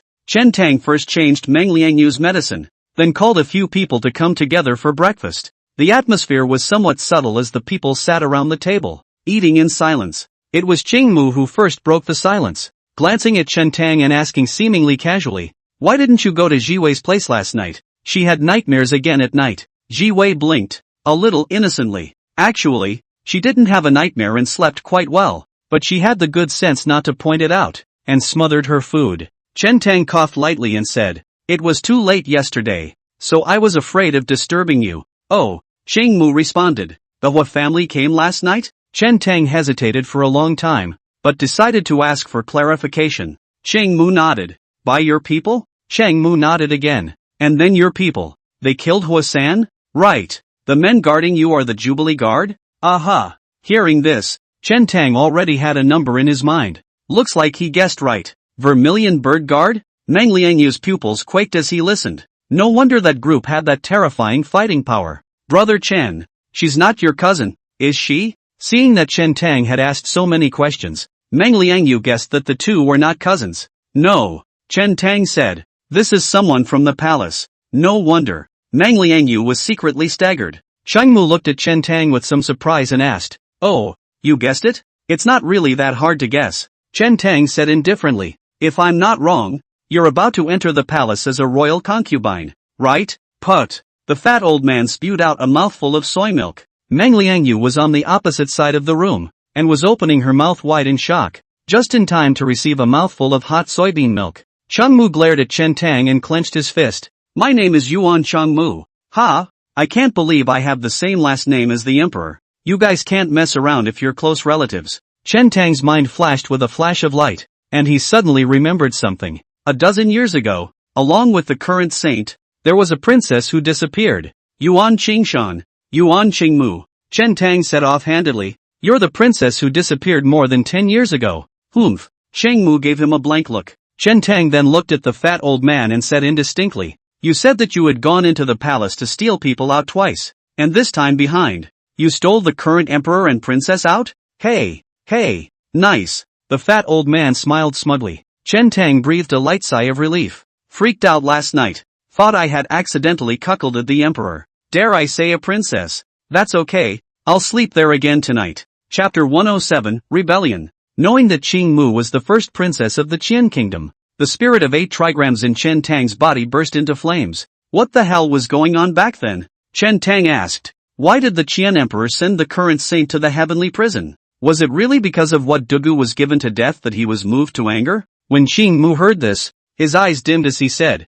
"After mother's death, big brother quarreled with father over this matter, and ultimately angered father, sending him to the heavenly prison to be beheaded. A tiger's poison does not eat its son. How could the Qian emperor bear to kill his own son?" Chen Tang asked with a frown. Cheng Mu was silent and said, "In fact, many of father emperor's practices are difficult for big brother to understand, and he has advised him many times, and each time, he has caused father emperor to become furious." The fat old man let out a cold laugh and said, "What can't that kind of person The Qian Emperor. I saved you along with me because you were both from the Duga clan. If I had only saved the crown prince, the Qian Emperor, in his rage, would have even killed you to vent his anger. So tough? Chen Tang was secretly staggered. However, on second thought, those who could establish the death of a son's noble mother were certainly not benevolent. The death of the son's noble mother is nothing more than a concern for the power of the mother's side, fearing that the foreign relatives will monopolize the power and hold the dynasty. But in fact, there are many ways to make a response to prevent it. The law of the death of the son and the mother is too cruel, both to the son and to the mother. Chen Tang vaguely remembered that he seemed to have heard of similar rules in his previous life, and he couldn't remember exactly in which dynasty. What about after the rescue? You siblings weren't together? Chen Tang asked. Qing Mu shook his head and said, after all, Big Brother is of the status of a prince and has to stay in the divine state, so Master entrusted him to another person and left the divine state with me. The fat old man said, the main reason is that with the two of you, it's not good to run away. In case you are caught up, it's easy to end up in a pot, so you can only throw one down. Chen Tang asked Cheng Mu quite a few more questions about Qianhua. Many of the information that he hadn't seen at Qing Longxi's place was answered here at Qing Mu's. When he left the house, Chen Tang was so full of vigor that he was floating a bit when he walked. Knowing Qing Mu's identity, what's there to be afraid of? What do you care about the county lieutenant Han Wang, the Blackwater gang, and the Marquis of Wuhan? If the power behind you is big, can it be as big as the power behind him? Behind him is the Rapunzel. Behind the Rapunzel is the current sage. The family has the Vermilion Bird Guard, and the unit is the Green Dragon Division, with the princess at her back and the emperor at her side. It's okay to walk sideways in this Wan County. Chen Tang came to the Qinglong division and ran straight to Kai Yin, holding his head high and shouting with a straight face. Head Kai, I want to take my leave. You've been here a few days and you're quitting again? Kai Yin's bull's eyes glared and was about to get angry, but when he saw that Chen Tang was emboldened, he thought for a moment that this one still had a great god at home. Forget it. Kai Yin waved his hand and said lightly, come back early. Chen Tang was greatly pleased in his heart. In his previous life to take a vacation, have to be in the heart of the deliberations for a long time, in front of the boss to be polite, really cannot also have to sell misery and pretend to be poor. Not anymore. There's really no way to keep a low profile. Strength doesn't allow it. Taking a vacation, naturally, is going up a snowy mountain. The mountain guest had asked him to inquire about something, and he had pretty much checked it out. Moreover, his cultivation level had also broken through, so he was just in time to go to the snowy mountain to speak to the mountain guest. On the snowy mountains, everything is as it was. I'm going back to. Come on. Chen Tang snorted. What's the joy of this? The mountain visitor saw it with a lift of his eyelids. Chen Tang heatedly smiled and said, Senior, the few things you asked me to inquire about, I've pretty much checked them out, so I just happened to come back to tell you about them. Today's son of heaven is called Yuan Qingshan. Chen Tang recounted all the information about Yuan Qingshan and the peaceful prefecture pastor to the guest in the mountain.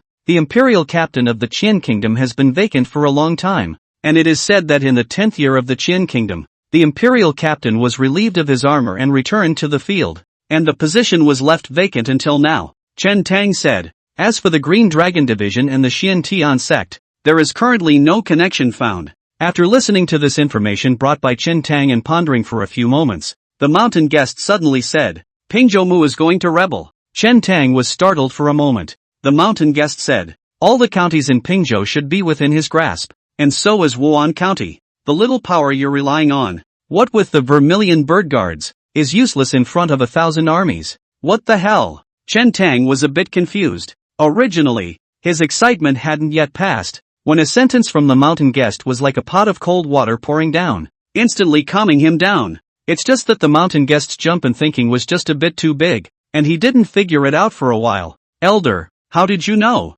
Chen Tang couldn't help but ask. The mountain guest stayed on the snowy mountains all day long, and seeing as he didn't know much about Qianhua, he didn't even know who the current saint was, or who the Pingzhou pastor was, so how did he suddenly come up with such a sentence? Actually, the last time I heard you mention something, I sensed that something was wrong, the mountain guest said. Cold iron is the rarest resource in the extreme north cold domain. No matter which of the 7 countries in the cold domain, it is unlikely that they will trade cold iron to the Qian kingdom. Elder is saying that the trade between the two places is fake? Chen Tang was a bit incredulous and said, this matter was indeed presided over by the Pingzhou pastor, but I'm afraid it's not possible to fake it and hide it from the world, right? the guest in the mountain said. It's not true that it's fake. It should be second best. The cold iron traded to the Qian kingdom is never of the top quality of the cold domain. Just exchanging some gold and jade won't satisfy the appetite of the 7 kingdoms of the cold domain. They must have a greater purpose if they're willing to do this trade.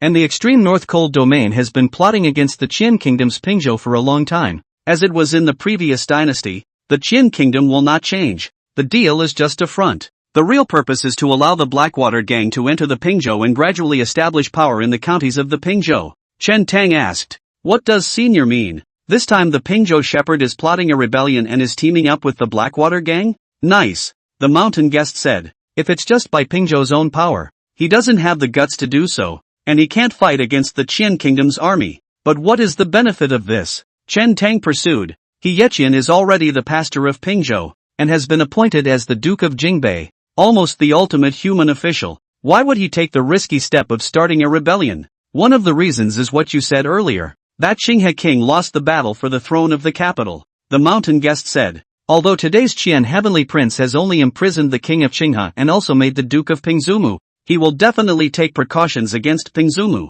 and Pingzumu will also be able to sense and detect the crisis. King Qinghe's mother and son are both in the capital." Chen Tong said, "Those who can do great things don't care about that, let alone just one of his daughters and grandchildren." The mountain guest continued. "The second reason, with the support of the extreme north cold domain, if Pingzhou rises up in rebellion, he can be merged into the extreme north cold domain and become the 8th country, and the Pingzhou shepherd can then logically claim the title of king, if anything." Initially Chen Tang was skeptical. Hearing this, he was already somewhat convinced of what the mountain guest had said.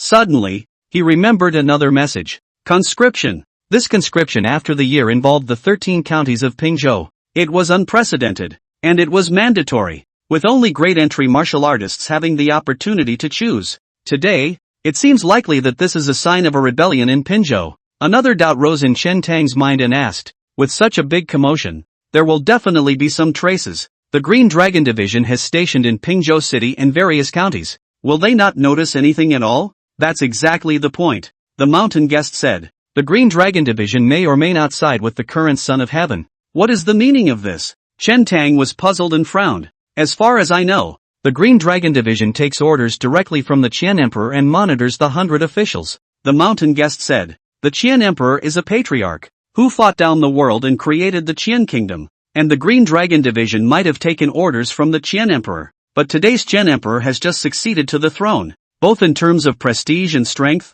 It's far from enough, and most likely won't be able to control the Green Dragon Division. Chen Tang asked, if we don't side with Qian Tianzi, is it possible that the Qinglong Division is still going to help the Pingzhou pastor? The Qinglong Division doesn't have to help the Pingzhou shepherd either, the mountain guest said. As long as the Green Dragon Division pretends to be unaware of the situation and remains neutral, it will at most be liable for failing to observe the situation. Chen Tang asked again, but how does this benefit the Green Dragon Division? It's hard to say. 2 possibilities, the mountain guest murmured. So, the other 2 things I asked you to investigate are who the present-day lieutenant is, and what relationship the Qinglong Division has with the Xian Heavenly Sect. The Green Dragon Division remains neutral. Once Pingzhou rebels, the Qian Kingdom will surely send out troops to crush it. And with the prestige of the Qian Heavenly Prince nowadays, if he wants to conquer Pingzhou, which has its back to the extreme North Cold region, he has no chance of winning at all. Chen Tang was enlightened and said, therefore, in order to take back Pingzhou, Chen Tianzi can only re-establish the imperial captain to take charge of the world's military power. Nice, the guest in the mountain said. There aren't many people in the Qian Kingdom who have this kind of prestige and strength. Chen Tang said, the first possibility, that the Green Dragon Division is neutral, may be for the purpose of re-establishing the imperial captain. Then the second possibility, is that it has something to do with the Xian Tian sect? But the Pingzhou rebellion, what benefit does it have to the Xian Tian sect? The guest in the mountain said, the Qian Kingdom belongs to the coexistence of politics and religion, and the influence of the Xian Heavenly Sect in the Qian Kingdom should still be above the imperial power. The Qian Emperor was chosen by the True Dragon back then and was followed by all the people. Since this is the case, the True Dragon can also choose someone else. To the Xian Tian sect, evangelization means more. The Xian Tian sect might have some kind of agreement with the extreme North Cold domain, allowing them to enter the extreme North Cold domain to preach if they guarantee neutrality in this Pingzhou rebellion.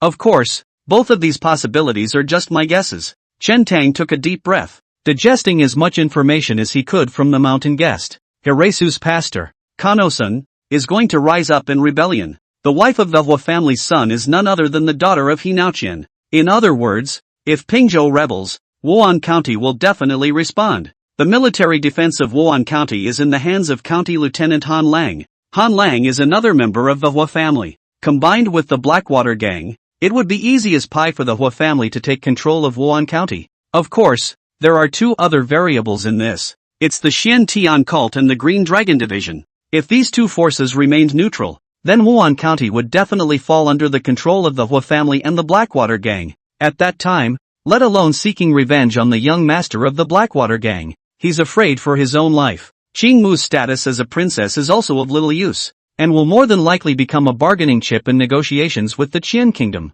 Chen Tang seemed to have experienced great ups and downs this day. When I was in Wan County, I was still spirited, came to the snowy mountain, listened to the mountain guest some words. He even do not want to go down the mountain. Chapter 108, The Way to Break the Situation. Chen Tang's nature is such that he is not even willing to get involved in the bright struggles and conspiracies in the courtroom. He only wanted to get away from the temple and go to the rivers and lakes, this time by using the power of the Green Dragon division to settle that young gang leader. A knife, a jug of wine. When there's injustice, the knife does the talking. Meet interesting people and share a drink. Right now, suddenly encountered what Pingzhou rebellion, foreign invasion. Chen Tang's first reaction is to stay away, do not splash blood. He was only the 8th rank, as insignificant as a mole cricket in front of an army of thousands. Once you get involved in the battlefield, it's 9 lives. Chen Tang asked, at what approximate time will Pingzhou rise up in rebellion? That's hard to say, the mountain guest said.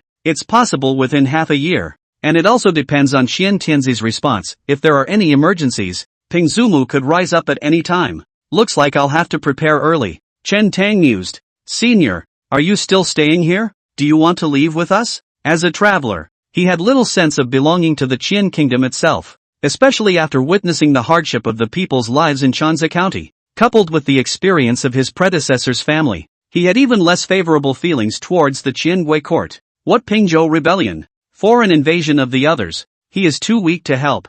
Under this chaotic war, the only thing he can do is to save his own life and protect the people at home. It was predictable that a great war would inevitably break out between Pingzhou and Qiangua. It might even evolve into a war between the far north cold region and the Qian kingdom. By then, all of the territory of Pingzhou may be invaded by war, and no place will be safe. Food supplies are all the more scarce under war. If they stayed in Pingzhou, survival would become incredibly difficult. The only way out is to go south and leave Pingzhou as soon as possible. I can't go down the hill. The mountain guest shook his head and looked up at Chen Tang with a somewhat complicated expression as he asked, are you leaving? Chen Tang heard something odd in the mountain guest's tone and asked tentatively, Senior doesn't want me to leave? It's just that I don't want to see Pingzhou fall into the hands of the foreigners, the mountain visitor whispered. When Chen Tang saw that the mountain guest was uncharacteristically concerned about this matter, he couldn't help but be puzzled. Most of the guests in the mountain are people from the former dynasty, and it is likely that their status in the former dynasty is not low, so they can only hide in this snowy mountain, not daring to show their faces for fear of being discovered by Qiangua. If that's the case, why is he so attached to the Qian kingdom? Even if Pingzhou rebels, what does it have to do with him? As if he could see the doubts in Chen Tang's mind, the mountain guest slowly said, if it was just an ordinary change of dynasty, I wouldn't care at all. But once Pingzhou is incorporated into the extreme north cold domain, it means that the foreign races will occupy Pingzhou, and that would be a huge disaster for the people of Pingzhou. I have experienced the war in the northern Divine Prefecture. This land was at war under the invasion of the major foreign races, and wherever I passed, not an inch of grass was left to grow. War, plague, starvation, and natural disasters. Within the Ping state, not many people were spared. In the Qian kingdom, the people of Pingzhou might just have a hard life. If they were to be incorporated into the cold domain, they might not even have a way to live. The people of the 7 countries of the cold domain will pit the strong men of Pingzhou and sink them in the river.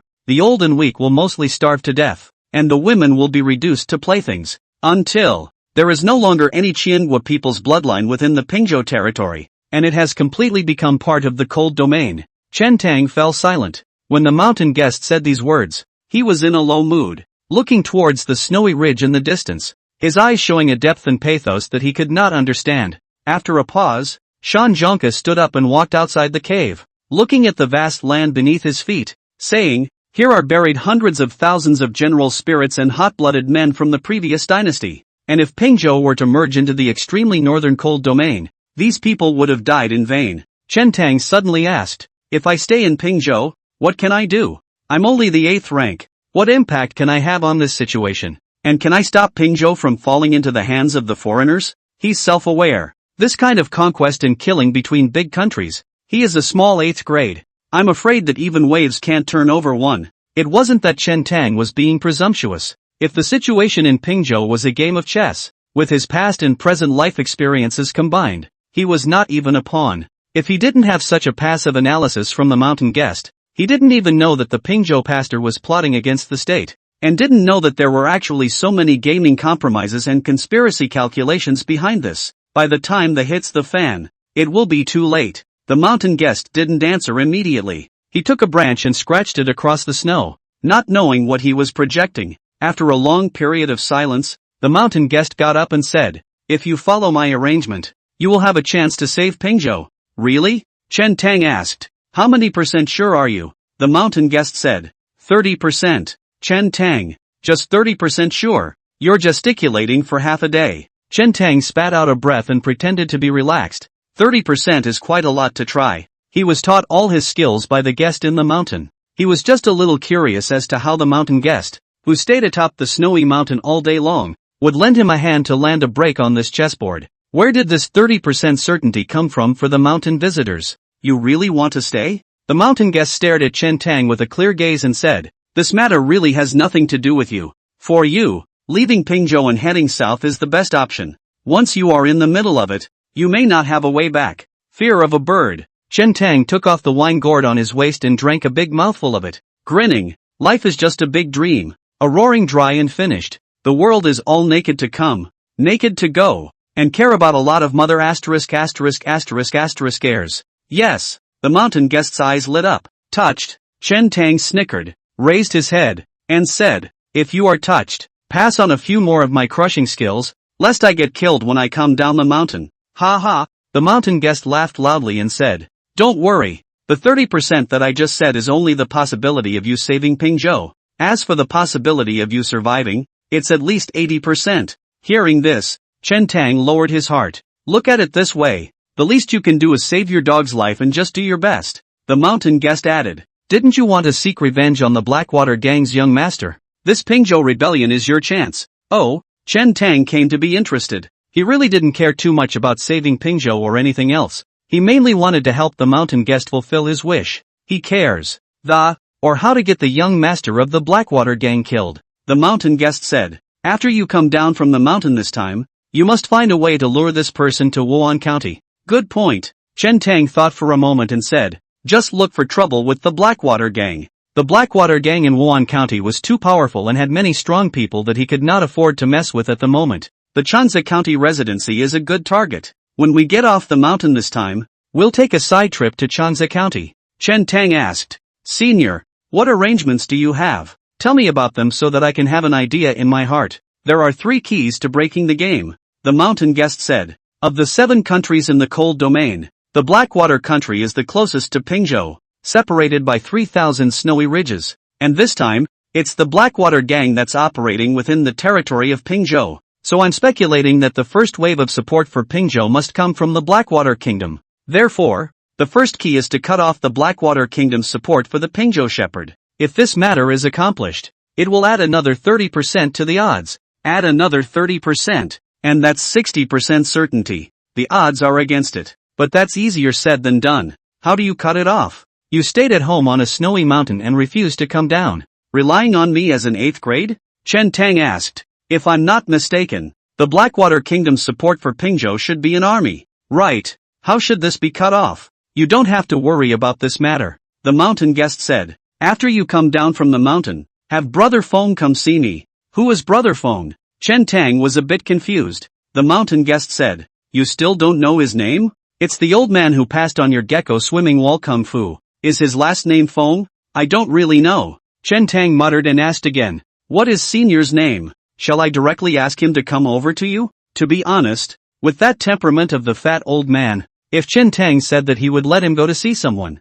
the fat old man would most likely not bother to take care of it. You don't have to say my name, the mountain guest said. I'll pass on 2 more martial arts to you later, and after you learn them, find a chance to spar with him. By then, he'll find it himself. That amazing? Hearing that he could learn martial arts again, Chen Tang was still a bit excited. The mountain guest continued. The second key falls on Xiantianzi. If you want to quell this rebellion, Xiantianzi will definitely compromise and re-establish the imperial captain. And his own sister is in Wan County, in danger, depending on how much Xiantianzi cares about this sister of his. If he cares very much, he will be able to add another 20% to his chances of victory if he responds as soon as possible and sends troops to conquer. Chen Tang said, this doesn't seem to have much to do with me. The third key, then, has to do with you. The mountain guest continued. The key to this is Wan County. With this Pingzhou rebellion, the 13 counties should already be under the control of the Pingzhou pastor.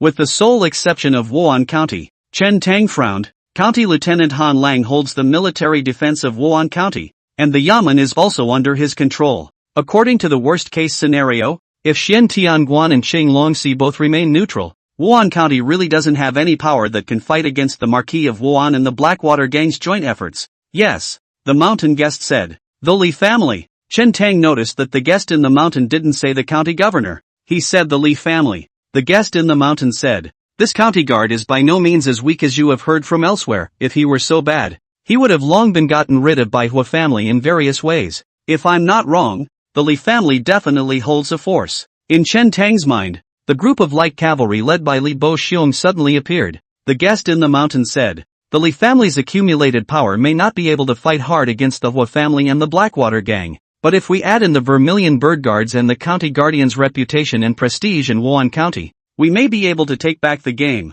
and take back the military and political power of Wan County. What you have to do after this trip down the mountain is to try to unite the Li family. Once Wan County rises up, the Li family is your retreat. Chapter 109 Dragon Tackling. The mountain guest admonished Chen Tang one more time, then said, seeing that you've already cultivated to the lower 8th rank, I'll pass on another set of techniques to help you better hammer your bones. This set of techniques is both a cultivation method and a powerful combat technique called the powerful Vajra hand. The most difficult part of bone cultivation is at the ends of the bones, that is, above the hands and feet. Only when you cultivate your strength above your fingers will the bone replacement realm be considered a great accomplishment. The mountain guest passed on the cultivation method of the powerful Vajra hand to Chen Tang word for word. Includes many cultivation details. Notes. Chen Tang cultivated while the mountain guest instructed from the side. There are quite a few feats on hammering the bones of the palms. The famous ones are like the eagle claw technique, Xianin finger, one finger zen, and the green dragon claw that you mentioned before also belongs to this category. The vigorous Vajra hand follows a rigid and powerful path, and once cultivated to great completion, the power of the fists and palms will increase greatly, and the palms of the hands can even pinch and break the other party's tendons and bones when grasping down. Chen Tang cultivated while he was enlightened. The powerful Vajra hand could be perfectly integrated into the Fuhu fist, making the Fuhu fist much more powerful. If the powerful Vajra hand was practiced successfully, like the tiger's mouth, the tiger's claw grabbed down, just for a moment, Chen Tang would be able to rip the other party's throat out. As Chen Tang practiced, he felt his hands swell a bit, especially each finger bone, which was slightly burning. Seeing that Chen Tang had already mastered the cultivation method of the powerful Vajra hand, the mountain guest asked him to stop and said, in the coming period of time, you may not have the opportunity to go up the snowy mountain again, so I'll pass on the technique of Yi Sheng to you along with it. There are many techniques to ease the tendons.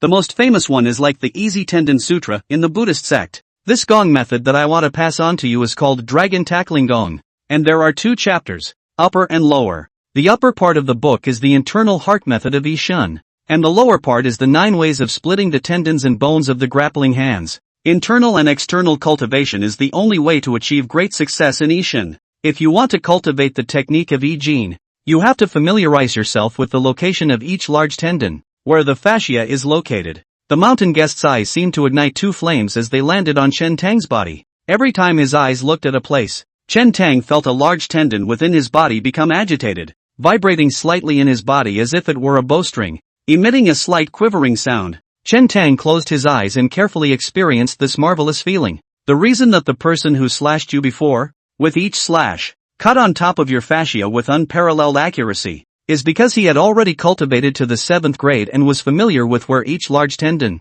each piece of fascia was located. The voice of the guest in the mountains continued to ring out. The internal gong mind method of the dragon tackling technique. You are not in the right realm, so don't practice it first. The next chapter of the 9 Roads Escapement. You can find the time to practice it slowly, but you must not be in a hurry. You have not yet finished Yishun. If you forcefully perform the escapement hand, instead, you will easily induce damage to your own fascia. In addition, if anyone recognizes this 9-way grappling hand, you should not reveal your true name. Chen Tang asked, how about making up a pseudonym for this set of grappling hands? Right. The mountain visitor nodded. Let's call it Heavenly Mountain Plum Breaking Hands, Chen Tang said. The mountain guest was silent for a moment and said, not to mention, you have a better name than me. That's natural, Chen Tang muttered in his heart. After all, it's a mastery of the easy school. There are 8 major joints in the human body: shoulder, elbow, wrist, hip,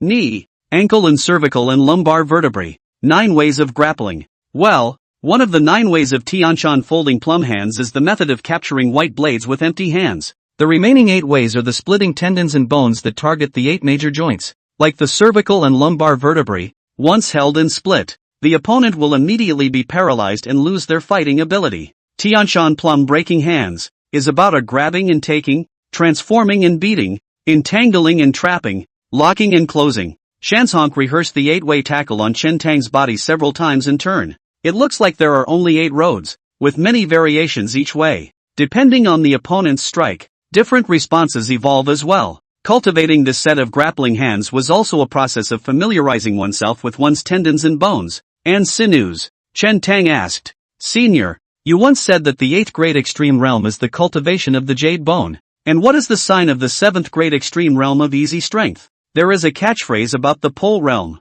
the mountain guest said. Icy muscles and jade bones are like strings. Frost marrow and mercury blood glazed body. The average martial arts genius, who can cultivate the big tendon as if it were steel, is even rare, so there is the saying of steel tendon and iron bone. But in fact, this has not achieved the true purpose of gene. Bones, the ultimate in cultivation is rigidity, while easy tendons, the ultimate in cultivation is flexibility. Too rigid is easy to break, too soft will be destroyed. Only rigid and soft together can capture the dragon and conquer the tiger. The 7th grade extreme realm is that the tendons are like strings. The large tendons in the body tremble like a bowstring quivering, and can even emit thunderbolt sounds. Chen Tang said offhandedly, the bow is like thunderbolt strings. Good. That's what it means. The mountain visitor nodded. Soon, night fell. The Green Dragon Division has taken a leave of absence and is in no hurry to return. Chen Tang then slept on the snowy mountain for the night. Yesterday, the mountain guest imparted a bit too much. Chen Tang got up early, practiced once again and memorized it, before he was ready to go down the mountain. Just then, the little white ape climbed up from the bottom of the mountain. After seeing Chen Tang, he was very joyful. Chen Tang smiled and asked, do you come every day to practice your sword? The little white ape nodded. Every day it comes to the top of this mountain to learn the sword from the mountain guest. When it is noon, it will return to the cave. When Chen Tang came yesterday, the little white ape had already left. The little white ape's eyes were pitch black and dribbling around. His hands danced and gestured towards Chen Tang. What do you mean? Chen Tang was puzzled. The little white ape gestured a little more intricately this time. The mountain guest stayed with it every day, but he saw it and understood. Saying, it is saying that when it has accomplished its divine power, it will go down the mountain to help you. Ha ha. Chen Tang laughed out loud and touched the little white ape's head, saying, have a heart. Grow up quickly. Chen Tang accompanied the snowball child and the little white ape to play for a while more before saying goodbye to the mountain guest and the mountain gentleman and going down the mountain. And this time, the mountain guest actually left the cave and stood on the edge of the cliff, watching him leave. Elder, don't be like this. Make it seem like I can't come back. Chen Tang turned back and waved his hand. Chen Tang did not return to Wan County, but traveled towards Chanza County. According to the plan, he had to lure the young master of the Blackwater gang to Wan County. Just after noon, Chen Tang had arrived at Chanza County. He didn't go straight to Blackwater gang's subrutter, but instead traveled towards the Plum Blossom Martial Arts Hall. He may not have a chance to come to Chanza County for the next while. Just in time to return, He went to the Plum Blossom Martial Arts Center to meet Mei Shui. It didn't take long for Chen Tang to make his way to his own place of residence in Changsa County. After a slight pause, Chen Tang pushed the door open. The mansion was empty, snow-covered, with no sign of life. Thinking back to the scene when I first came down the mountain and came here, it seems like it all happened yesterday. Chen Tang looked around his home before turning around and leaving to the Plum Blossom Martial Arts Center. Just after arriving at the entrance of the Martial Arts Center, Chen Tang frowned. Unlike the past days, the entrance of the Plum Blossom Martial Arts Center was unguarded, and the plaque hanging right above it was only halfway down. The crowds coming and going around passed by the Martial Arts Center and hurried away with their heads down. Chen Tang frowned slightly as he walked slowly into the Plum Blossom Martial Arts Center. Mei Shui had brought him here once, only, compared to the last time. This time, the inside and outside of the Martial Arts Center was permeated with decay, deadness, and no one practiced martial arts. Chen Tang's ears twitched as a cry came faintly from the depths of the inner courtyard. Chen Tang followed the sound and didn't go far. Turning into a courtyard, he saw a red-clothed girl squatting at the base of the wall, burying her face into her knees and sobbing in a low voice. The red dress, stained with dirt, its luster no longer. "Miss Mei?" Chen Tang attempted to call out softly. The girl in red shivered and slowly raised her head. It was Mei Shui. After seeing Chen Tang, Mei Shui's tears came out and she cried even harder. Chen Tang came closer, squatted down, and asked, "What's wrong? The Blackwater gang's coming?" In Changsa County, the only ones who could put the Plum Blossom Martial Arts Center in this situation were the Blackwater gang. Moreover, Chen Tang could probably guess why the Blackwater gang valued Changsa County so much. Coming from the Blackwater country and crossing the 3,000 snowy ridge, the closest county is here. Mei Shui nodded with tears in her eyes and said, "A few days ago, someone from the Blackwater gang suddenly came to the door, saying that they wanted to find my father to spar in martial arts. My father was unwilling to do so, and the man split the plaque of the Plum Blossom Martial Arts Center in half. My brother, he was so angry that he rushed up to argue with the man and was slapped unconscious. At that time, the disciples of the martial arts school were all watching. Father, he really had no choice but to stand out and spar with that person, and as a result, he was severely injured and is still unconscious at this moment. Kickboxing. Lousy tactic, but it does work. The government won't say anything about such a small matter." "And then?" Chen Tang asked. Mei Shui said, "Then all these disciples of the martial arts school left, and some of the relatives of the family also dispersed, unwilling to get involved with us. Now at home, there are only 3 of us left." Chen Tang entered the room and glanced at Mei Yanji, injured in the internal organs. If it is well conditioned, there is still a chance to save his life. Only, at Mei Yanji's age, with this serious injury, it would be difficult to fight against people in the future. "I'm going to call for a carriage, so you guys can come with me to Wan County," Chen Tang said and turned to leave. At first, he had persuaded Mei Yanji to leave Changsa County. Mei Yanji is not willing to give up this martial arts school, but also cannot give up these family properties in Changsa County. Today was robbed. There is no need to stay in Changsa County. Mei Shui, originally brocade, suffered such a blow. These days, the heart emaciated, has long run out of ideas. My father is in a coma and my brother is disheveled all day. These days, it's all about her. Now that she saw Chen Tang, Mei Shui's mind was in chaos. Whatever Tran Tong says, that's what he does. In no time, Chen Tang called for a carriage. After carrying Mei Yanji to the carriage, Mei Shui assisted the drunken Mei Jixin again and stuffed him into the carriage. Only after Mei Shui got on the car did Chen Tang drive the carriage away. After walking for a while, the carriage suddenly stopped. Mei Shui lifted the curtain to take a look and couldn't help but blush. This is the Blackwater Gang's branch. Chapter 110, Reprisals. Chen Tang, what are you doing? Mei Shui had a vague guess in her heart, but she still didn't quite dare to believe it. You stay right here and don't move, Chen Tang said, then leaped off the carriage and traveled towards the Blackwater Gang's branch rudder. Mei Shui's heart sank. She hurriedly jumped down after her, went forward and tugged on Chen Tang's arm, whispering, "Chen Tang, don't be impulsive. There are hundreds of people stationed by the Blackwater Gang here. Even if you are a Green Dragon Guard, you can't defeat so many people." That's true. Hundreds of people swarmed around him, and he definitely couldn't stop them. Chen Tang hadn't planned to get tough with this group of people. "It's okay, I know it in my heart." Chen Tang smiled faintly, signaling her to rest assured. Mei Shui was originally in the car and had stopped crying, but at the moment, hearing the words, her eyes reddened again. These days, She truly experienced the warmth of human feelings and the coldness of the world. After Mei Nianji suffered this calamity, those relatives and friends who used to be there either avoided it or cleared the relationship, and some even took the opportunity to fall on the well. When Mei Yingshui was most helpless, Chen Tang stood out. He even went so far as to take her and come to the Blackwater gang to stand up for her. In fact, it was Mei Yingshui who misunderstood this point. Even if there wasn't this incident with her family, Chen Tang would still come after the Blackwater gang.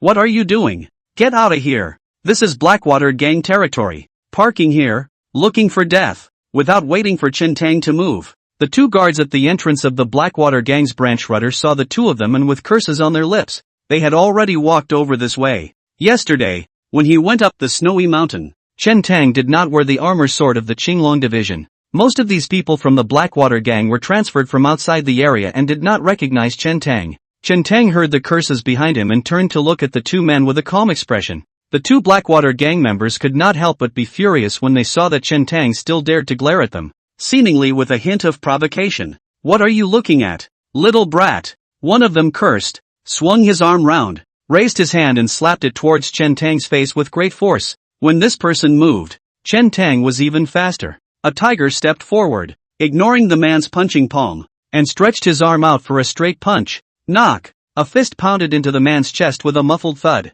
This person was instantly sent flying by Chen Tang's punch, and while his body was still in mid-air, he was already spitting blood from his mouth, and his breath was like a swimmer. This kind of person who didn't have the right character couldn't even carry a punch from Chen Tang. The other Blackwater gang member's complexion changed drastically, and he subconsciously backhandedly touched the long knife at his waist. However, his palm had just gripped above the hilt of the knife when Chen Tang took a stride and came in front of him, also probing out his palm at the same time, and pinched his wrist that was holding the knife with a deadly grip. Ah! The man couldn't help but let out a miserable scream as he felt a sharp pain that pierced his bones from his wrist. He felt that Chen Tang's palm, as if it was not like flesh and blood, but a huge iron pincer, deadlocked around his wrist, and it was tightening. Click! The oozing voice rang out. The man's eyes rolled back in pain and he almost fainted. His wrist, in fact, was pinched off by Chen Tang's palm alive. Chen Tang nodded secretly. The powerful Vajra hand is really powerful. He just practiced for one day,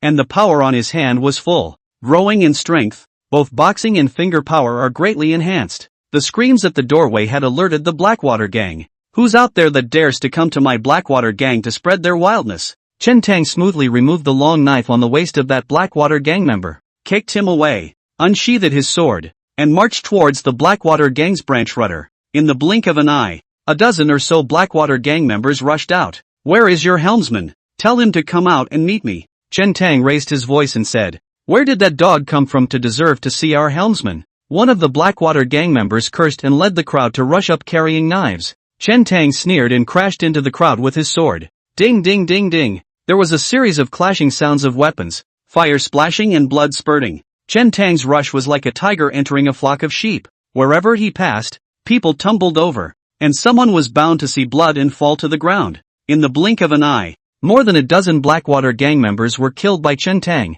and their asses were in the air. Enemy attack! Enemy attack! Somebody! Some people rolled back and fled, shouting at the top of their lungs. Don't panic! Follow my orders! A bald man came above the square and bellowed, LV helmsman! The crowd greeted the man when they saw him. Chen Tang rushed into the Blackwater gang's branch rudder. His eyes circled around, and the first time he locked onto this bald man in the square. Tackle! Only by taking advantage of the chaos and capturing this helmsman of the Blackwater gang could we hammer away. If this person was allowed to organize the hundreds of Blackwater gang members, with the 8th and 9th grade martial artists holding them back, and the rest of them taking turns to attack, he wouldn't be able to resist. Chen Tang made several consecutive tiger leaps, utilizing his stance and trying to avoid the Blackwater gang members who were blocking the way, and rushed straight towards the bald man. At the same time, in the rest of the directions, there were also several good players gathering towards this place. Looking at his stance movements, it was obvious that he had already entered the grade. Some may even be 8th grade. That bald man saw Chen Tang rushing over. Not panicking, backhandedly drew out the big knife on his back, shouted, not retreating but advancing, toward Chen Tang, chopping his head. This sword of the bald man was not an unusual waist sword perpendicular sword, but a plain sword with a longer handle. An inch long, an inch strong. Chen Tang's blade could not touch him, while his park sword had been able to chop at Chen Tang's body. This is the biggest advantage of many long weapons. Even if there was no entry-grade strongman, holding a lance, with a little bit of training, marching in formation, and working together a little bit better, constantly stabbing straight ahead, even if the opponent was an entry-grade martial artist, he would still find it quite tricky, and could only avoid his sharp edges. Chen Tang didn't want to dwell on this group of people, instantly entering the divine illumination state and slightly sidestepping. Swish! The blade nearly chopped down against the tip of Chen Tang's nose, narrowly missing. With Chen Tang's realm of the 8th rank,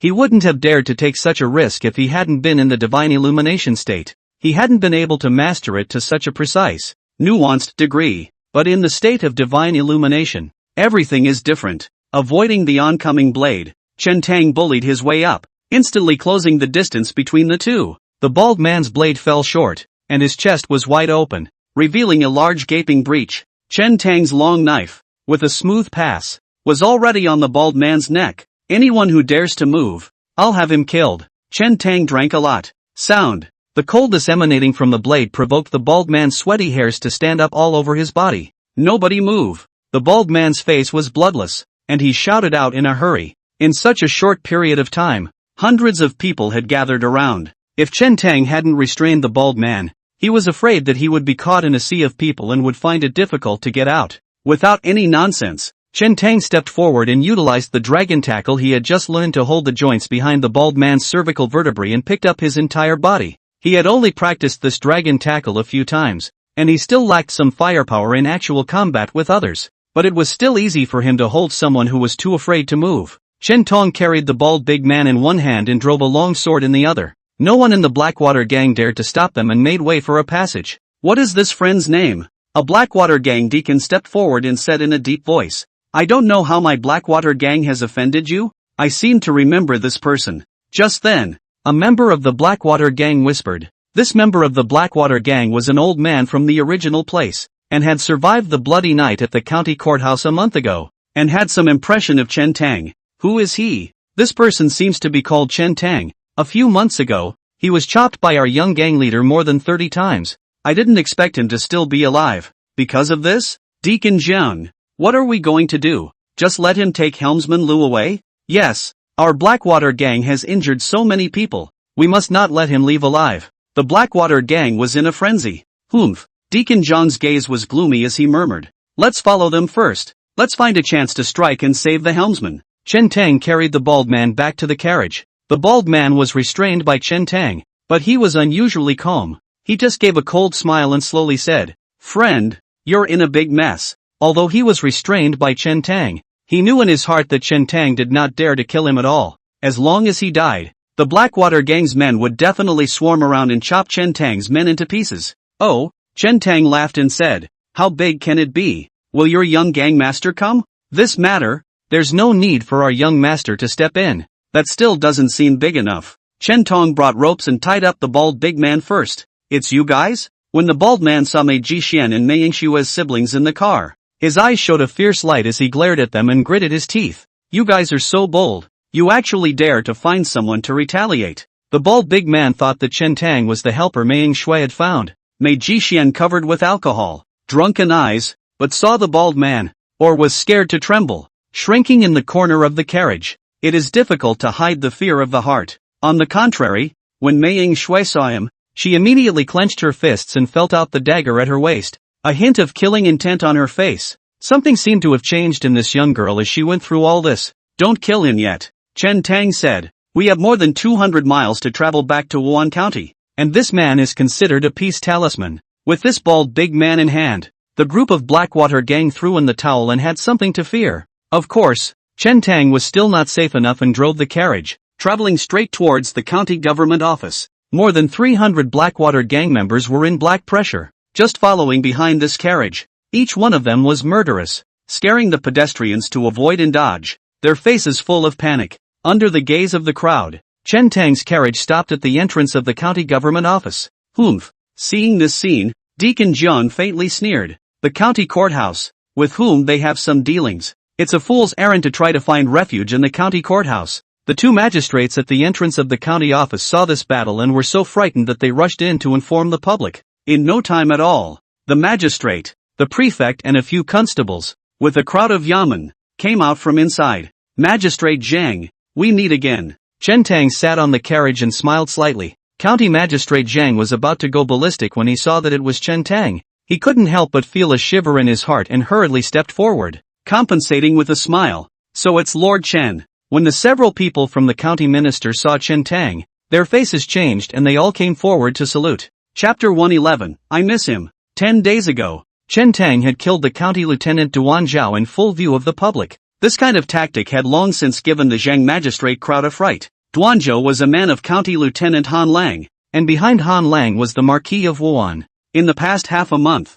this Chen Tang is still not doing anything, so it is evident that this person is powerful. When the crowd of the Blackwater gang saw Magistrate Zhang and his party come out and run to Chen Tang's car to salute, they couldn't help but mutter and look puzzled. Lord Zhang, Deacon Zhang brought his men forward and said in a deep voice, this man ran into my Blackwater gang's territory and started a big fight, and my Blackwater gang has suffered heavy deaths and injuries, so I hope that Tajin Zhang will be fair and enforce the law and take this man down. Without waiting for Chen Tang to speak, Lord Zhang's complexion was corrected and he quickly said, this is not a good thing to say. This Chen Tang is a lord of the Qinglong division. How could he do that kind of lawlessness? There must be a misunderstanding here. Green Dragon Division? Deacon Zhang frowned greatly. What's with the Green Dragon Division coming after the Blackwater gang? As far as he knew, the Green Dragon Division had no grudges against the Blackwater gang. Chen Tang said, there's no misunderstanding. My carriage was parked on the official road. That Blackwater gang's people preferred to say that it's their territory,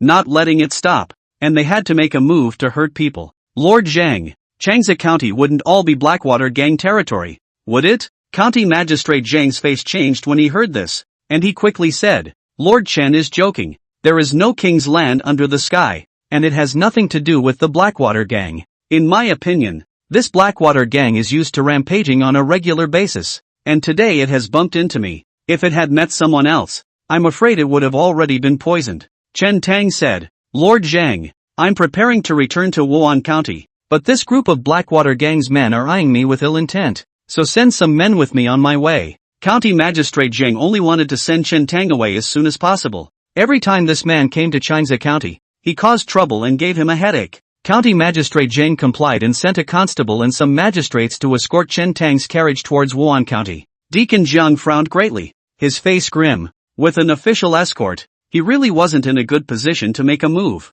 unless the group is killed on the way. But now that this is a big deal, the people of Changsa County are gathered around and see it clearly. Once something happens on the road, surely everyone knows that it's the work of the Blackwater gang. More importantly, this Chen Tang's identity was quite tricky. Green Dragon Guard. As far as he knew, the Blackwater gang still had a few scruples about the Green Dragon Division, or at least both sides were extremely tacit and tried to avoid conflict. Killing a Green Dragon Guard, he really didn't dare to take the liberty of doing something so big. Deacon Zhang, what do we do? One of the Blackwater gang members couldn't help but ask, are we just going to let him take the helmsman away? County Magistrate Zhang saw Chen Tang's crowd leave and walk farther away before he came and said to Deacon Zhang, if you can't decide on this matter, speed up your horse and head to Wan County and hand it over to Hall Master Du over there. Good thing too. Deacon Zhang nodded and immediately ordered his men to ride a fast horse to Wan County. A wagon can't match the speed of a fast horse, for sure. Hall Master Du's side got the news and had plenty of time to respond.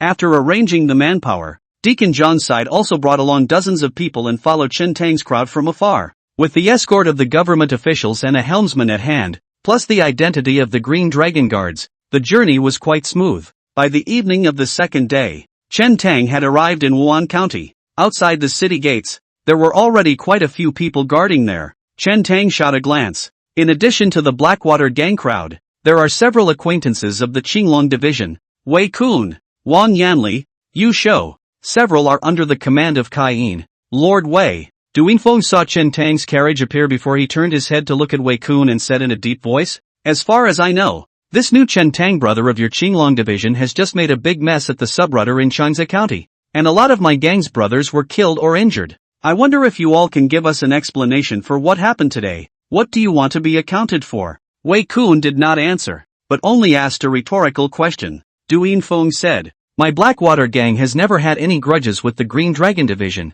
This Chen Tang has come to find trouble with my Blackwater gang based on his status as a member of the Green Dragon Division, which is a bit excessive. So no grudge? Wei Kun said indifferently. As far as I know, half a month ago, Chen Tang was just attacked in Wan County by someone from your Blackwater Kingdom. Du Yinfeng frowned slightly and said, those snow thieves are also the scourge of our Blackwater Kingdom. This matter has nothing to do with the Blackwater Kingdom, and even less to do with our Blackwater gang. Yes? Wei Kun seemed to be smiling. Du Yinfeng took a deep breath and didn't say anything. It wouldn't do them any good to keep pestering them. The two of them had been talking for a while, and Chen Tang had already driven his carriage to the near front. Big brother Wei, you guys are here too. Chen Tang got up and said hello. Wei Kun nodded and said, I heard the news that you are in Changzhou County, so I came out to welcome you. Du Yinfeng stared at Chen Tang and said slowly, Lord Chen, since you have arrived safely, release the people. It's okay to let people go. Chen Tang laughed,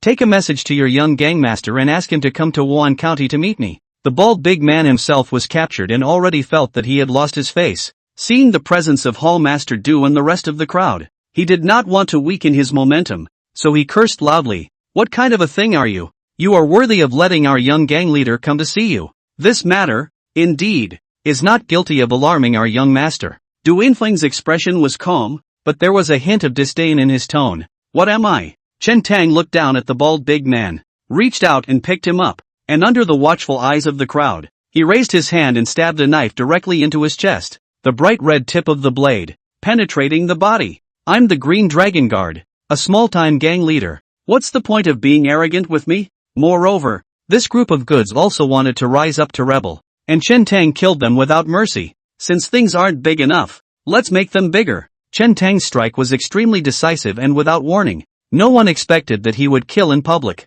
Deacon John's crowd followed behind him and suddenly saw the scene and couldn't help but be startled. Not to mention Du Yinfeng and the others didn't react. Even Wei Kun and Wang Yanli's crowd froze for a moment, secretly staggering. This Xiao Chen, he's really tough. However, when the people thought about it, half a month ago, Chen Tang was ambushed by snow thieves in the middle of Wan County, and now it made sense to get back. Only, after this incident, he and the Blackwater, between the gangs, I'm afraid there's no more room for maneuver. Chen Tang looked at Du Yinfeng, grinned, and said, Hall Master Du, take a message to that young gang master of yours, and tell him that I miss him. Good. You're good. Du Yinfeng's face turned blue as he gritted his teeth and slowly said, I'll take note of today's matter for the Blackwater gang. Don't worry, I'll surely help you bring the sentence to you. Wouldn't it be nice to be so obedient? Chen Tang shook his head slightly and said with some regret, this helmsman of yours wouldn't have to die. Du Yinfeng took several deep breaths in succession.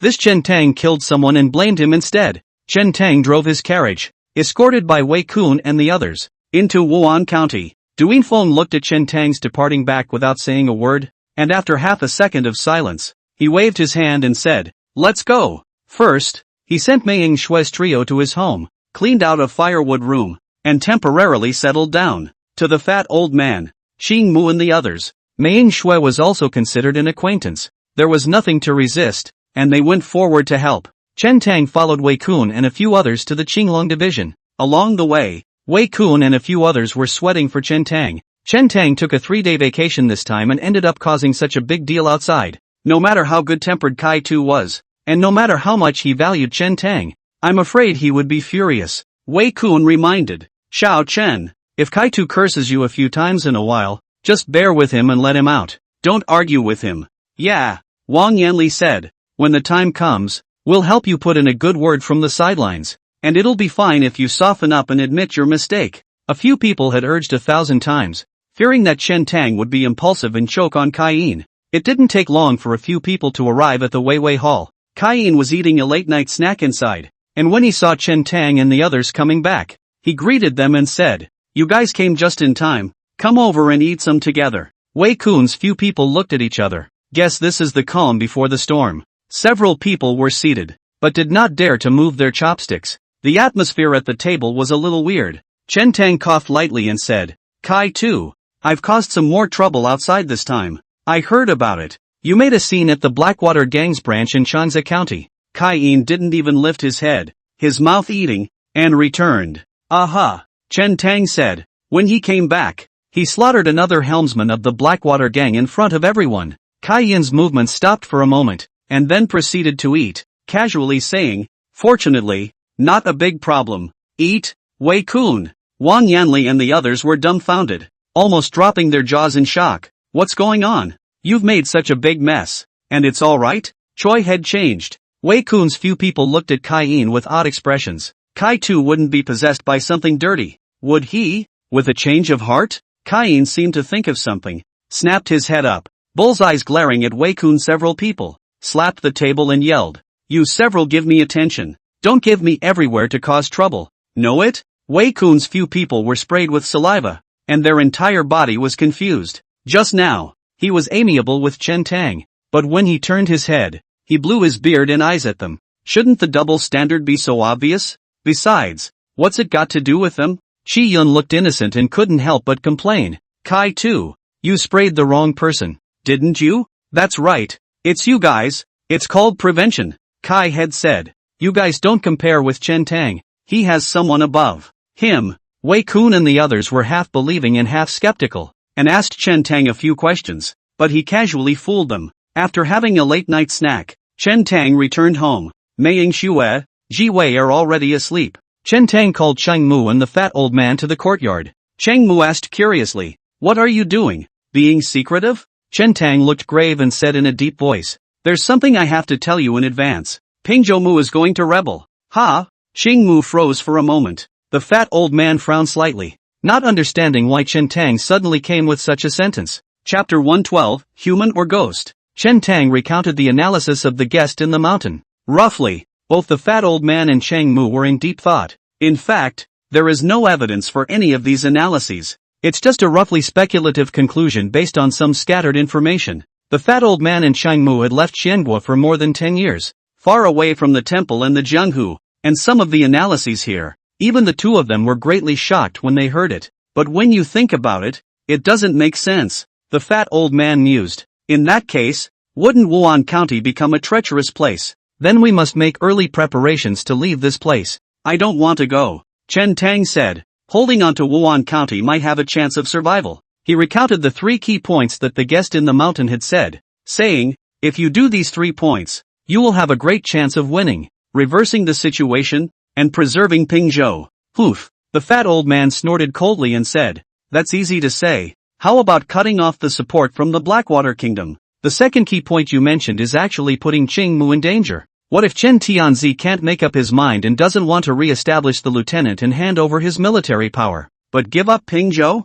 I know how Big Brother is. He wouldn't do that," Cheng Mu said in a hurry. The fat old man shook his head and said, "What you understand is only the Yuan Qingshan of a decade or so. Now that he has ascended to the throne, will he change and what will he become? How would you know?" Chen Tang was silent. What the fat old man said was not unreasonable. Not to mention the fact that a person suddenly ascends to the throne and holds great power. Even if he suddenly becomes a magistrate, a constable, or becomes rich and powerful, he may become unfamiliar. The fat old man continued. There's a third point. Even if the Li family holds a little power, what's he going to fight with the Hua family that has been operating for many years, and the Blackwater gang that has been plotting for a long time? Chen Tang coughed lightly and said, "Aren't there still you? It's not a 1-2 punch," the fat old man said. "In front of 1,000 armies, the most I can do is to save myself, but not everyone in this courtyard." After a pause, the fat old man squinted at Chen Tang and said half-heartedly, "Kid, you won't be fooled,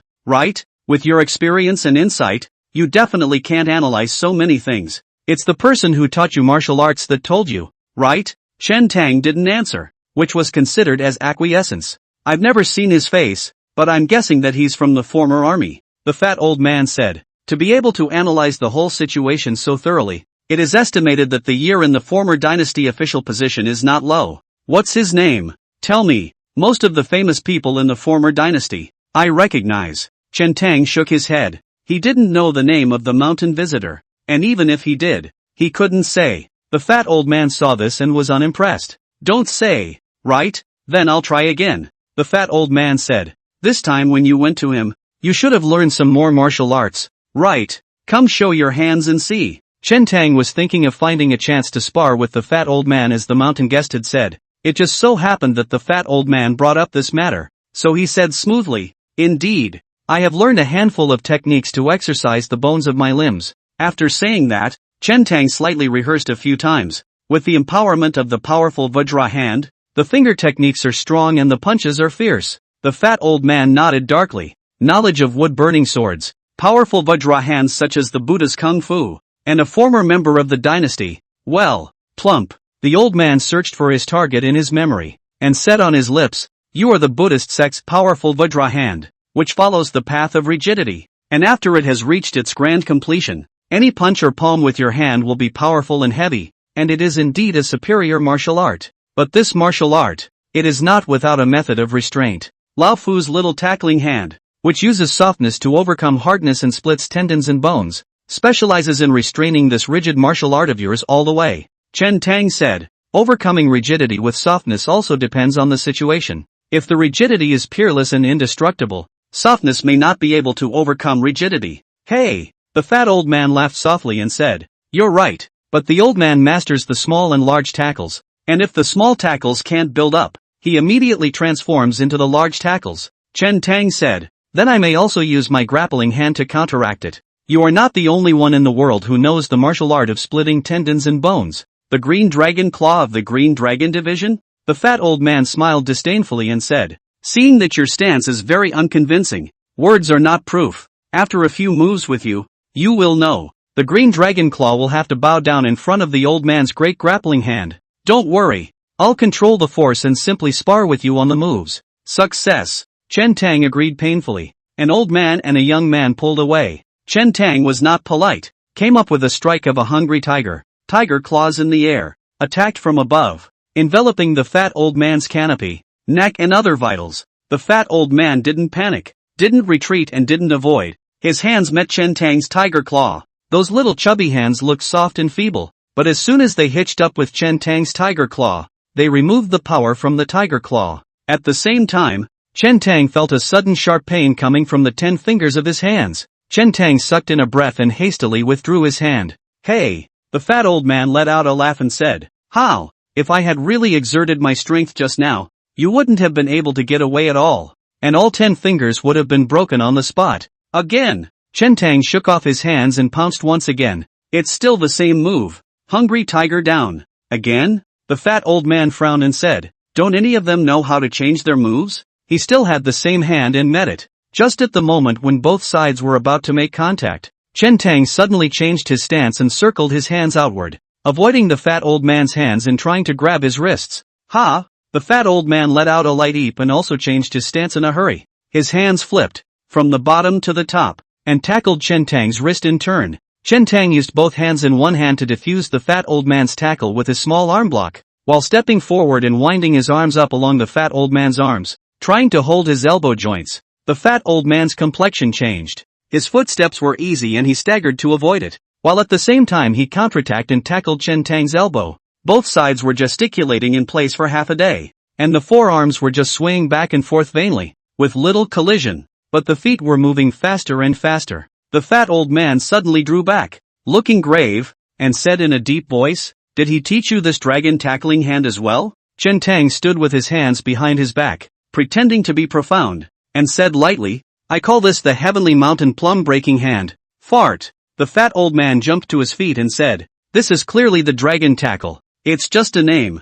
Whatever it is." Chen Tang said, "Old man, your set of big and small grappling hands is really powerful. After fighting for half a day, I can't take the live you and teach me sometime later." The fat old man's old face reddened. In reality, Chen Tang was not yet skilled in practicing this set of dragon tackle. Coupled with the fact that one has not cultivated to the realm of Yishun, it is difficult for the arms and wrists to operate freely and stretch as one wishes, and one cannot exert power. Even so, both were in a stalemate with his sizable takedowns. The fat old man was a bit deflated and said, "That's not necessary. Just practice your set of dragon tackling hands. You don't need to practice mine." "Have you guessed his identity, old man?" Chen Tang asked tentatively. In fact, he was a bit curious in his mind. The fat old man waved his hand and said, "No more guessing. It's no fun. It might be the dragon tiger guard from the former palace. Otherwise he wouldn't know how to tackle the dragon." Chen Tang and Shang Mu had heard the fat old man mention it once.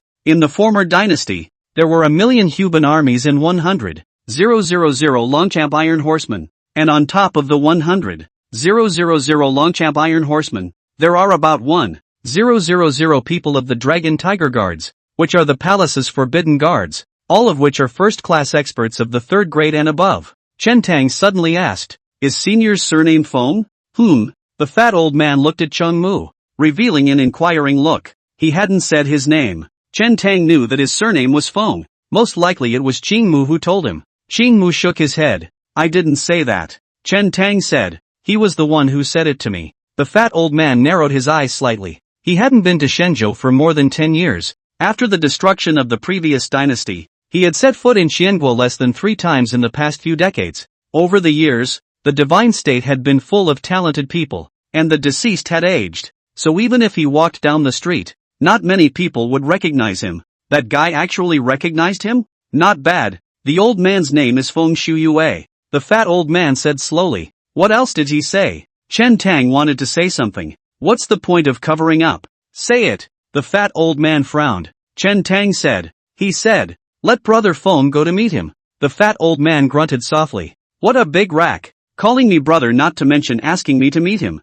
The fat old man said. Since he recognized the old man, why didn't he come to see me? Not very convenient, I guess. Chen Tong could only speak ambiguously. It's not convenient for me either. With a haughty look on his face, the fat old man turned his head and went inside to sleep. A mount. It doesn't seem to be quite the same situation as what the mountain man said. Sheng Mu said softly, "It's getting late. Go back to the house and sleep first. We'll talk tomorrow." Aha. Chen Tang answered and entered Cheng Mu's room. Into the night, the fat old man lay on the bed, tossing and turning, unable to sleep, and the more he thought about it, the more wrong and curious he became. Who is this man? To be able to see the situation in Pingzhou so thoroughly, this person was by no means unknown in the previous dynasty. I should have heard of him. You still call me brother Feng? The more the fat old man thought, the more the spirit secretly climbed out of the nest, flashed out the door, and flew out of the high wall, silently landed on the ground, and disappeared into the darkness in the twinkling of an eye,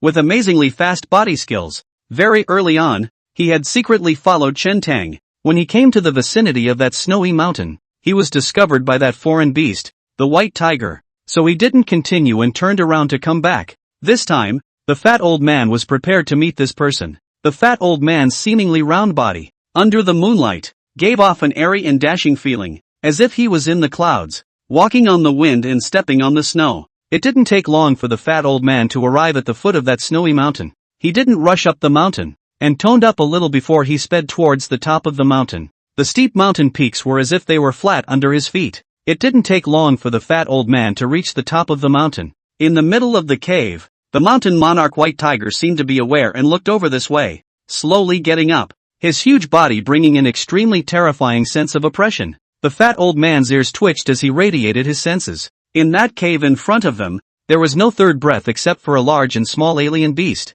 Brother Feng, goodbye. Just then, a voice came from inside the cave. The fat old man frowned slightly, looking surprised as he slowly walked towards the cave. The beast stood aside and didn't attack him. The fat old man entered the cave and saw a man leaning on the edge of the stone wall, cloaked in hair, looking at him calmly. Hiss! The fat old man's face was full of shock, sucked in a mouthful of cold air, and stood still for half a second before asking in a stuttering voice, Are you a human being or a ghost? Chapter 113, The Fushan Gong. Early morning, Chen Tang opened his eyes, briefly washed up, and prepared to go to the courtyard to practice boxing. He had just pushed open the door when he saw the fat old man standing in the middle of the courtyard, his hair disheveled, staring with reddened eyes, not knowing what he was thinking. What's the matter with you, old man? You haven't slept all night? Chen Tang asked curiously. The fat old man did not hear, as if still immersed in some kind of emotion. Looks a little strange,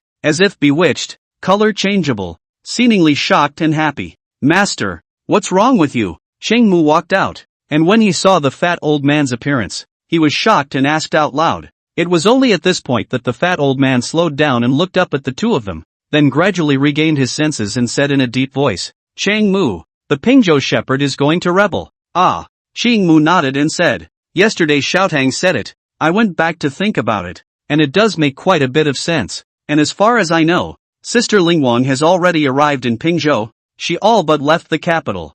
So I guess Big Brother has also sensed something. The Lingshine sister in Ching Mu's words was the vermilion bird Si Jun. The fat old man added. We can't leave. We have to defend Wan County and Pingzhou.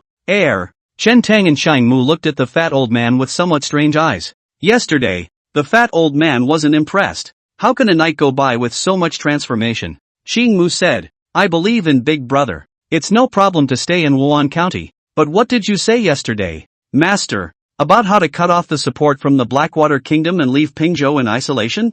Leave this matter to me. The fat old man took a deep breath. A hint of exuberance flickered in his small eyes. He rubbed his fists and jumped into action, saying, Master will be leaving for a period of time, so you guys have to be careful in Wan County. Also, you must find a way to get this letter to your big brother, and the fewer people who handle it, the better. The fat old man took out a letter from his arms and said, when he sees the letter, he should make the fastest response. Ching Mu nodded at his words and said, I have my own way of contacting Big Brother, so as long as I leave a sign, he will know it's me. Good. The fat old man was about to turn around and leave. Then he thought of something and looked at Chen Tang, saying, before I leave, pass on a gong method to you. That's what I'm really good at. Yeah. Chen Tang's eyes lit up. The fat old man said, the name of this feat is Fu Shua Gong. There are 4 chapters, which are listening to the wind and recognizing the shadow, blasting the wind, following the wind without a trace, and 1 step to the clouds. Ching Mu smiled at his words and said, Master, this is your unique mastery, not to be passed on by a non-disciple. In that case, I'm going to have one more senior brother? Chen Tang asked. Want to worship a master? No, no, no. The fat old man's head shook like a rattle, waving his little fat hand and muttering, I wouldn't dare to be. Originally, he really wanted to take Chen Tang as his disciple, but since meeting the guy last night, that thought has been completely put to rest. With that person preaching and teaching him, the only thing he could hold was this Fu Shao Gong. You first memorize these Gong Fu phrases silently. The fat old man utilized the sound transmission technique to gather his voice into a bundle, and a phrase of the Gong Fu mantra resounded directly in Chen Tang's mind. When I was young, on the heavenly mountain, I happened to meet a rare beast of the world, whose the wings are like clouds that hang down to the sky, and they rock up to 90,000 miles, thus having an epiphany. He was enlightened at the top of the mountain for 7 days and 7 nights before he created this rotary gong. The root of the Fu Shua Gong is to perceive, experience, and feel the power and changes contained in the wind, so as to listen to the wind and control it. Listening to the wind and recognizing the shadow is actually 2 chapters, up and down, divided into the listening to the wind skill and the sense of shadow sword. The listening wind skill exercises a cultivation ability of perception. Your mudball palace is already open. Together with the listening wind skill, it will allow to greatly enhance one's perception of danger, knowing the surroundings like the back of your hand, and your perception becomes even sharper. To listen to the wind is not to listen to the sound of the wind, but to listen to perceive the changes in the flow of breath around you. The air currents between all things in heaven and earth are not static. The conversations we have with each other, the breaths we take in and out, and every move we make will cause changes in the air currents, and this is the wind. When you familiarize yourself with these changes, you will be able to distinguish some unusual winds. The wind brought about by boxing, the wind brought up by palms, including the wind surrounding a sword, spear, sword and halberd as it cuts through mid-air, will all be different. Chen Tang was enlightened. The fat old man continued. Some people's strikes may be without warning, or they may be extremely subtle and silent, but as long as he makes a move, the surrounding air currents will inevitably change. And practicing the wind listening skill is to detect such changes so as to respond. Blistering wind is also the upper and lower parts of the test. Blistering wind skill. Powerful grass sword. Following wind without trace is following wind skill. Traceless sword. If you can master the triple realm of hearing wind, blistering wind, and following wind, you can go further and cultivate the one-step cloudy sky stance. Ching Mu said from the side. There were once people in the world who ranked the top 10 lightweight feats, and Master's one-step cloudy sky is one of them. Oh, Chen Tang's heart stirred as he said, which one is the top 10 lightweight skills? The fat old man said, the top 10 light power. Each has its own strengths. Some complement each other, and some even restrain each other. There is no difference between high and low. Like the magic door of the magic trail step, to confuse the opponent is good at. Eastern barbarians of the floating light and shadow. With the help of the environment, hiding the figure is good at. One-step cloudy sky is not the fastest, but the stance moves with the wind and is erratic, making it the most difficult to capture. After a pause, the fat old man said, "At the moment, I'm only comprehending and creating 4 heart technique recitations, but I have a vague feeling that there might be a 5th, feathered immortality. If we can get to that point, it might be another untouchable realm. You like to use swords. The sense shadow sword, the power grass sword, and the traceless sword can be learned or not, but the hearing wind skill, the blast wind skill, and the following wind skill, should be mastered as much as possible so that you can cultivate the one-step cloudy sky stance." Under the fat old man's guidance, Chen Tang quickly comprehended a hint of know-how. This made Qing Mu next to him jealous. Chen Tang learns things so fast that there is hardly any bottleneck. She had been thrown by the fat old man on the edge of the cliffs of Tianshan Mountain in order to cultivate the wind listening skill, and had been blown by the cold winds, gale force winds, cold winds, and all sorts of winds so much so that she had almost lost her head, and people had almost gone crazy. If you don't understand anything, you can ask Chung Mu. I'm leaving first. When the fat old man said that, he turned around and left, quickly disappearing. What's going on with Master? Being secretive, Cheng Mu murmured softly. In all these years she had seldom seen a fat old man who would be interested in a thing so on the nose. Chen Tang had a vague guess in his mind. Last night the fat old man went up the snowy mountain 80% of the time. It seems he was convinced by the mountain man. Chen Tang recited the Fu Shua Gong silently a few times to memorize it, and then practiced the wind listening skill in the courtyard for a while, listening to the rhythmic sound of the wind. He stood still and closed his eyes. Then he could sense the door to the woodshed push open and Mei Ying-shui walked out. The opening and closing of doors and the movement of people would bring up different air currents and convey different feelings to Chen Tang. The wind is blowing, and it is swirling up the snow. This gust of wind blows over every single thing in the compound and sends a different message. Combined with the ability to enter the divine sitting illumination, even without having to enter the state of divine illumination,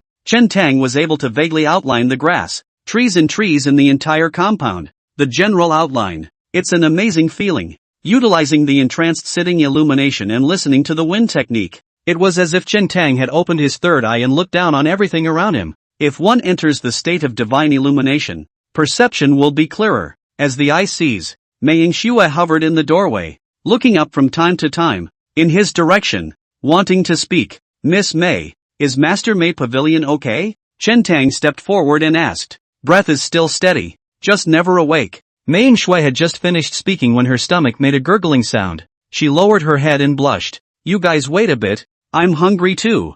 I'll go get some breakfast and come back." Chen Tang went out and went to the store he usually frequented. It's a small-looking store, but the flavors are well done and business is booming. In addition to the inner hall, there are a few short tables and stools stretched out in front of the entrance, and there are quite a few people lined up every morning. Usually only a middle-aged couple and a teenage apprentice are busy. Chen Tang bought more buns and soy milk than usual. A teenager who looked a bit faceless wrapped up the buns, his technique still not too skillful, picked up the hot soybean milk and handed it to Chen Tang, revealing a green and polite smile. "Boss, is this a new recruit?" Chen Tang asked casually. "Yeah." The boss revealed a naive smile and said, "The original Xiaolu went back to his hometown and couldn't come back for a while, so he looked for this kid to help out." The boss whispered, "Lord Chen, this child is not very leggy. I looked at him with pity, so I recruited him in. The work is still not too numb. It's good to familiarize yourself with it." Chen Tang nodded. The teenager had turned around and gone to get soy milk for another person.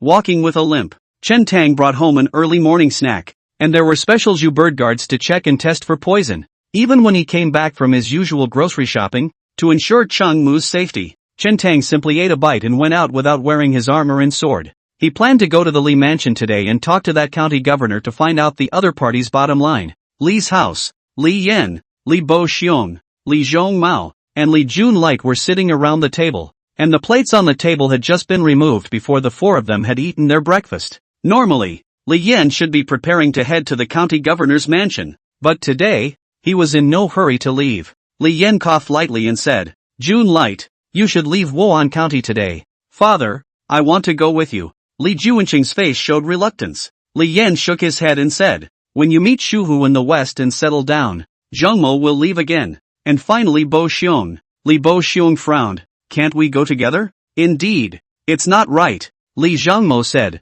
"If our family leaves Wan County at the same time, the commotion will be too great, and the Hua family will surely be aware of it, and by that time, none of us may be able to leave." Li Bo Xiong said, But in that case, wouldn't it be most dangerous for father to leave last? Li Yin smiled and said, I am the Wan County governor, so naturally I can't just leave. What's more, that matter is just my father's speculation. It can't be accurate yet. As long as you leave and preserve the Li family lineage in the chaotic world, my father will have no regrets. Chapter 114. Li Junlight said, Father, isn't there any other way? If we seize control of Wan County, hold this place, and wait for the Son of Heaven to rescue us, we may still have a chance. Li Yan shook his head and said, the Hua family has been in business for many years, and almost all of the various chiefs of the Wan County garrison are his people. Not to mention, there are quite a few guards and followers in his marquee residence. Coupled with the Blackwater gang's assistance, our chances of winning are slim.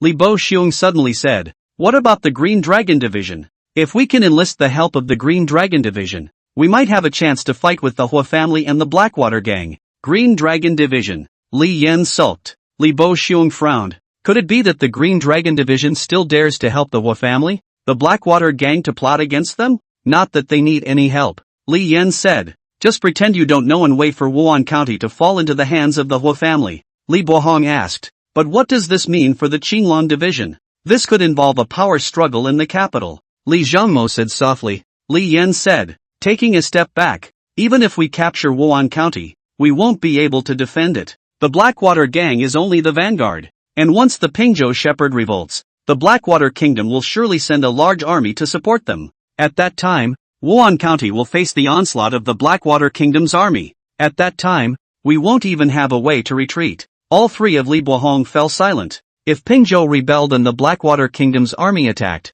Wan County would be an isolated city with no dangers to defend. With these generals in the city, they will definitely not be able to defend it. Just then, a guard outside the door informed, Lord County Guard, Chen Tang of the Green Dragon Guard seeks an audience. Li Yan nodded and said, bring him here. Supposed to be here to see you. Li Yan looked at Li Junqing and smiled faintly. Li Junqing slightly hung her head and softly asked, Father, you know everything? It's rare to meet one you like. How could father not know? It's just a pity that between you, alas. Li Yan sighed, you are about to leave this place. You may not even have the chance to see him again in the future. Say goodbye to him and stay a little longer. Why don't you ask him if he wants to go with you? Li Bhe said. Li Zhangmo shook his head and said, Chen Tang has now joined the Qinglong Division and is highly valued by Kaiyin, so how could he run over to Longxi with us? June Light, there's something you don't want to say out loud. Li Yan barked another sentence. Got it. Li Jun Light nodded. Right at this moment, led by the guards, Chen Tang came to this place. He was seeing the 4 county guards Li Yan, Li Bo Xiong, Li Zhong Mao, and Li Jun Light walking head-on. Lord Chen is here. Li Yan looked at Chen Tang, nodded slightly, and after greeting him, he said, you guys chat. I'm going to make a trip to the county governor's residence. Lord Sheriff, I have come here to have a few words with you. Chen Tang hurriedly called out to Li Yan. Oh, Li Yan laughed. June Light is going back home soon. Don't you guys want to chat some more? Back home? Chen Tang asked. Where is the old home? Li Junqing replied. Liangzhou Longxi. Oh, Chen Tang froze for a moment, in a bit of a trance. Longxi Li. There seems to have been such a family in a previous life. But soon, Chen Tang came back to his senses and suddenly asked, is Lord County Guardian leaving as well? Of course I'm not leaving. Plum. Diffraction smiled and shook his head. Chen Tang looked at both Li Bo Xiong and Li Zhong Mao and asked again, what about the 2 elder brothers? Are they going back to Longxi as well? The 2 looked at each other, both seeing the surprise in the other's eyes. These few words from Chen Tang were asked somewhat abruptly, and he seemed to know something. Li Yan smiled and asked, Lord Chen, what do you want to talk to me about? Chen Tang said, about the Pingzhou Mu plotting a rebellion. The 3 siblings, Li Bo Xiong's brother and sister, changed their faces. Li Yan looked as normal, still maintaining his smile, and asked, what do you mean by that? I'm sure the Sheriff Lord should already know about this. Chen Tang said, otherwise, he wouldn't have arranged for June Light to leave Wan County. Moreover, I believe that the County Guardian Lord holds some power under his command that can fight against the Hua family and the Blackwater gang. The point has been made, and there's no point in playing dumb. Li Yan asked, are you representing the Green Dragon Division? No, just me personally. Chen Tang shook his head and said, I'm not sure about the position of the Green Dragon Division. Li Yan asked, what do you have to say about this matter? Chen Tang asked, seeing what the county governor means. He wants his family to evacuate Wan County and stay alone? As the Wan County governor, an official of the imperial court, I have the duty to stay in Wan County, Li Yan said. But the three of them aren't. The safety of Wan County has nothing to do with them. There's no need to lose their lives for nothing. Staying in Wan County is not as bad as dying, Chen Tang said in a deep voice. As long as the county governor has Wan County under his control and waits for support from the Qian kingdom, I believe that the Qian heavenly prince will come to the rescue as fast as he can. How do you control it? Li Zhongmo asked. With our power today, we are still unable to fight the Hua family and the Blackwater gang, Chen Tang asked. At the risk of asking, how many available people does the Li family have now? Neither brother nor sister Li Bohong said anything. Li Yan faintly said, about 500 people. But the 4 gate guards in the city have 500 each, totaling 2,000. The Yamen has more than 100, the Blackwater gang 500 upwards, and the Hua family has at least a few hundred. The number of people that the Hua family and the Blackwater gang can mobilize in Wan County is at least 3,000 or more. These 500 men of mine are of no use at all. 3,000. Chen Tang secretly frowned. That's a bit much. Normally, there wouldn't be this many people in a county garrison. However, the Qian kingdom had just ended decades of war, and Pingzhou was neighboring the Blackwater kingdom, separated only by a 3,000 snowy mountain range. So in the Qian kingdom's military types, in addition to the garrison soldiers, that is, the border soldiers, and the forbidden army of the capital, there were also the state and county soldiers. Qiangua's control over the states and counties was not as strong as it was thought to be. Li Yan suddenly asked, did your people kill Hua San? Sort of. Chen Tang didn't want to expose Qing Mu's identity yet,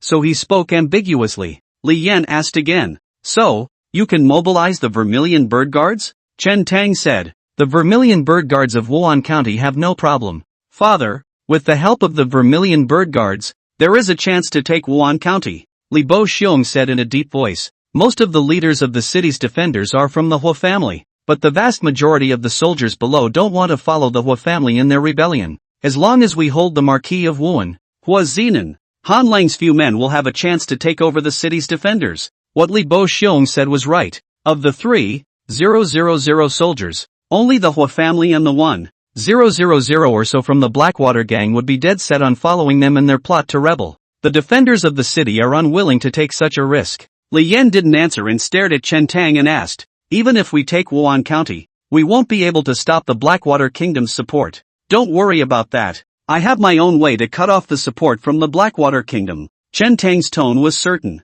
In fact, he didn't have a clue. It was only out of trust in the mountain visitor that he could only say it stiffly. If he showed a little bit of hesitation, Li Yan would definitely not be able to trust him. What way? Li Yan didn't intend to let Chen Tang muddle through with one sentence and followed up with a follow-up question. Chen Tang said calmly, we can't say it yet, otherwise it won't work. I can only believe it, and give Li Yan a bluff first. Li Yan was silent for half a second, but still shook his head and said, I can stay, but the 3 Bo Xiong still have to go. Chen Tang said, it's no problem for them to go. It's fine for the guards and followers that the Li family has trained over the years to stay. Li Yan shook his head and said, those people were left as the last family base for a few of them. They can't stay in Wuhan County and take the risk. Once the city breaks down, it's a total loss of the army. Over the past few years, the Li family had indeed trained and cultivated a group of guards, but Li Yan could not possibly hand over their safety and security to Chen Tang on an ambiguous sentence. Chen Tang fell silent. With Li Yan's character, it was true that he would not accompany him to take such a big risk just because of his 3 words. He had just analyzed a whole bunch of things, but a lot of them were actually uncertainties. Father, let's stay with you and fight for once, Li Baoxiong suddenly said. Li Zhongmo also nodded and said, if we can hold Wuhan County and preserve Pingzhou this time, our Li family will surely be honored by the Son of Heaven and become the new nobles of the Qian Kingdom. It's risky, but it's worth a shot, Li Junqing said. Yes, even if we all die here, there's still 3rd brother outside, and the Li family lineage won't be broken. That won't work either. Li Yan still flatly refused. Li Zhongmo coughed lightly and said, Father, there's actually another reason why you owe someone Chen Tang a favor. What kind of favor? Li Yan frowned. Li Zhongmo said, that extremely high-quality ground ginseng before. It is brother Chen Tang's. You? Li Yan glared at Li Zhongmo and asked really, didn't you say that it was Jun Cheng who found it in the 3,000 snowy mountains? Yeah, right. Li Zhongmo said, she found brother Chen Tang in the 3,000 snowy ridge. And brother Chen Tang gave her the extreme ground ginseng. So isn't this the same as if she found it in the 3000 Snowy Ridge? Li Yen, Li Bo Xiong said. Father, you've eaten all of that superb earth ginseng in your stomach, so you won't be able to return it for a while. You three have gotten better and learned to work together to trick me. Li Yen glared at the trio without any good humor. Then a flash of determination flashed in his eyes as he slowly said, in that case, let's fight with the Hua family and the Blackwater gang and see who actually has the final say in this Wan County. Lord Sheriff is wise. Chen Tang gave a quick praise. Li Yen glanced at Chen Tang and said, Chen Xian nephew, do you still call me Lord Sheriff? Part of the reason I am willing to stay, that is for June Light's face. Dad, you're talking nonsense again. Li Jun lightly muttered. Chen Tang smiled and said instead, Uncle Li. Several people talked for a few more moments and finalized some details before Chen Tang said goodbye and left.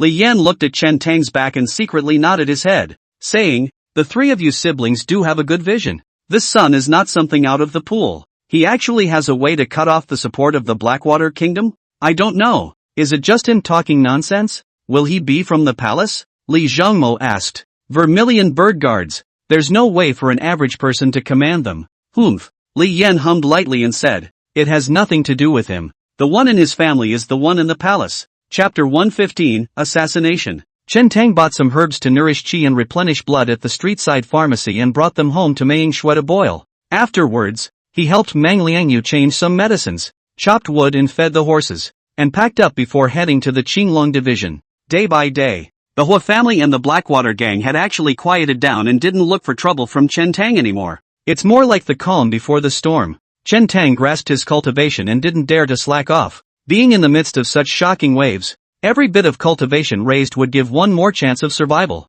By the time it was over, Chen Tang would just go to the Qinglong division every day to take a nod, after which he would go home and cultivate. During the day, he drank a sip of Tian Ginseng Monkey's wine, practiced Fu Hu Quan, powerful Vajra hand, white ape sword technique, gecko swimming wall technique, listening to the wind technique, and wood burning knife. When sleeping at night, with the help of the Divine Soul's guidance, he silently utilized the Fuhugon to breathe in and out. At first, the breathing grew louder and louder, and as time went on, it subsided and eventually quieted down. For a month, at night, Chen Tang was much more honest and didn't play around with Chang Mu, instead focusing on sleeping and cultivating. Since he moved into this room, Shi Wei hadn't had that nightmare again. In other words, what the fat old man said before did make sense. Only, this approach treats the symptoms rather than the root cause. The injuries on Mang Liangyu's body were also mostly better. After all, there was no injury to the tendons and bones. Coupled with Chen Tang's medicinal herbs and supplements during this period of time almost never stopped. Mang Liangyu's own foundation was good, and recovered very quickly, and was already able to hold the sword and cultivate in the courtyard. Mei Nianji has woken up. Only, his state was a great deal worse than Mang Liangyu's, looking like he had aged another 10 years. He was only able to move around the yard with the support of Mei Jixian and Mei Yingxue. After this incident, it was clear that the Mei siblings were different. The Mei family suffered this calamity. The scenery is no longer. Mei Jixian daily wasted, no longer cultivate. Mei Yingxue, on the other hand, was the opposite. When she was in the Plum Blossom martial arts school before, she wasn't really motivated to practice martial arts. After this incident, she practiced diligently every day, practicing even later than Chen Tang every day. That childish face, too, is fading into youthfulness. After only a month had passed, Mei Yingxue had become somewhat different from before. Early in the morning of this day, Chen Tang was practicing the Fuhu Fist in the courtyard, and after finishing the last stance, he stood still, and after half a minute, he let out a long breath. He could clearly feel that it had been cultivated to every bone in his own body, a power that had even reached the limbs, hands and feet. The bones in his body were as hard as fine iron. 8 pints up, cultivating day and night, coupled with the help of many superior techniques, Chen Tang's cultivation refined faster than expected. After the 9th grade extreme realm, only a month and a half had passed, and he had already cultivated to the 8th grade. Chen Tang calmed his breath, his heart joyful. He put on his armor-wearing saber and marched towards the bakery. During this period of time, whenever he went out, he would wear the green dragon armor and hang the green dragon sword on his waist in case of accidents. Lord Chen, still want a 5-drawer bun? The owner asked with a smile. Right. Chen Tang nodded. He comes here every day and is already familiar with the owner. The family was large, Plus they were all martial arts practitioners and had large meals. 5 drawers, that's 50 buns. The northern part of the country is filled with meat buns. Each about the size of a grown man's fist. Even Cheng Mu could eat 5 or 6 of them, together with the little yellow dog, Holui leopard, who ate and drank the same as them every day. 50 buns were barely left over every morning. Fortunately, Chen Tang had saved a few hundred taels of silver before and could still harvest some by occasionally touching corpses. Otherwise, with so many people, just relying on his monthly salary of 5 taels would not even be enough to spend. Holui leopard's monthly food and drink alone is more than 5 taels. No wonder the Holui leopard couldn't be sold. The average family really couldn't afford it. The lame fellow skillfully wrapped Chen Tang's buns in oil paper. 5 buns were wrapped up in a piece of oil paper. And finally 10 oil paper buns, tied tightly with a thin rope, were linked together into a string, and handed them over to Chen Tang in full. Chen Tong took it in his left hand. The slope-footed fellow turned around again, limping and pumping soybean milk, filling a wine jar, his arms wrapped rather reluctantly around it. Chen Tang hurriedly stepped forward, stretched out his right hand, held the bottom of the wine altar, and picked it up. Steep. Chen Tang heard a hint of something different. He saw nothing out of the ordinary in his line of sight. The people in line behind him, the people rubbing shoulders next to him, including the limp fellow who was handing him the wine jar. Everything was as it should be. The crippled fellow still nodded at him, with that green, impish smile on his face. Still, he sensed a crisis. This was the change brought to him by the trick of listening to the wind. Almost all of them, yelling and walking back and forth, looked incredibly harmonious. But right in the middle of it, there was a steep change in the airflow. Everything was silent, but the flow of air changed and was instantly captured by Chen Tang. And, close by, Chen Tang wanted to back up and avoid the situation, but realized that there were many people lined up behind him. If he retreated, he would inevitably crash into these people, and if he delayed a little, it was likely that he would not be able to dodge the blow. And with both of his hands, he was carrying something, so he couldn't even empty his hands to defuse it in the first place,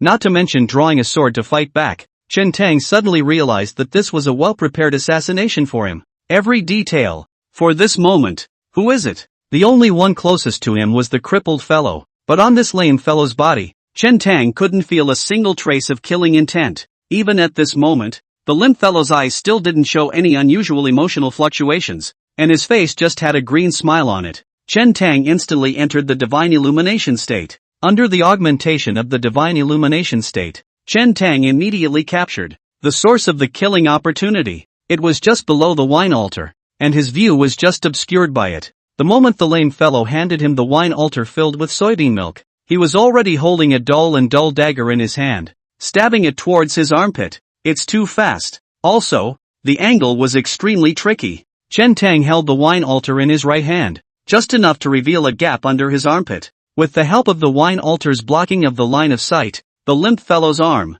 hidden just below Chen Tang's arm, was covered by shadows. The two arms overlapped almost up and down. Even the moment the lame fellow stabbed Chen Tang, he couldn't see the trajectory of his opponent's strike, and this stabbing through the armpit, across the heart, could have gone right through the heart vitals. The green dragon armor couldn't even block it. Blue dragon armor and non-coverage of the whole body, between the front and back two armor pieces, connected by a silk thread, with the seam just under the armpits. A fatal cut. Perfect jab.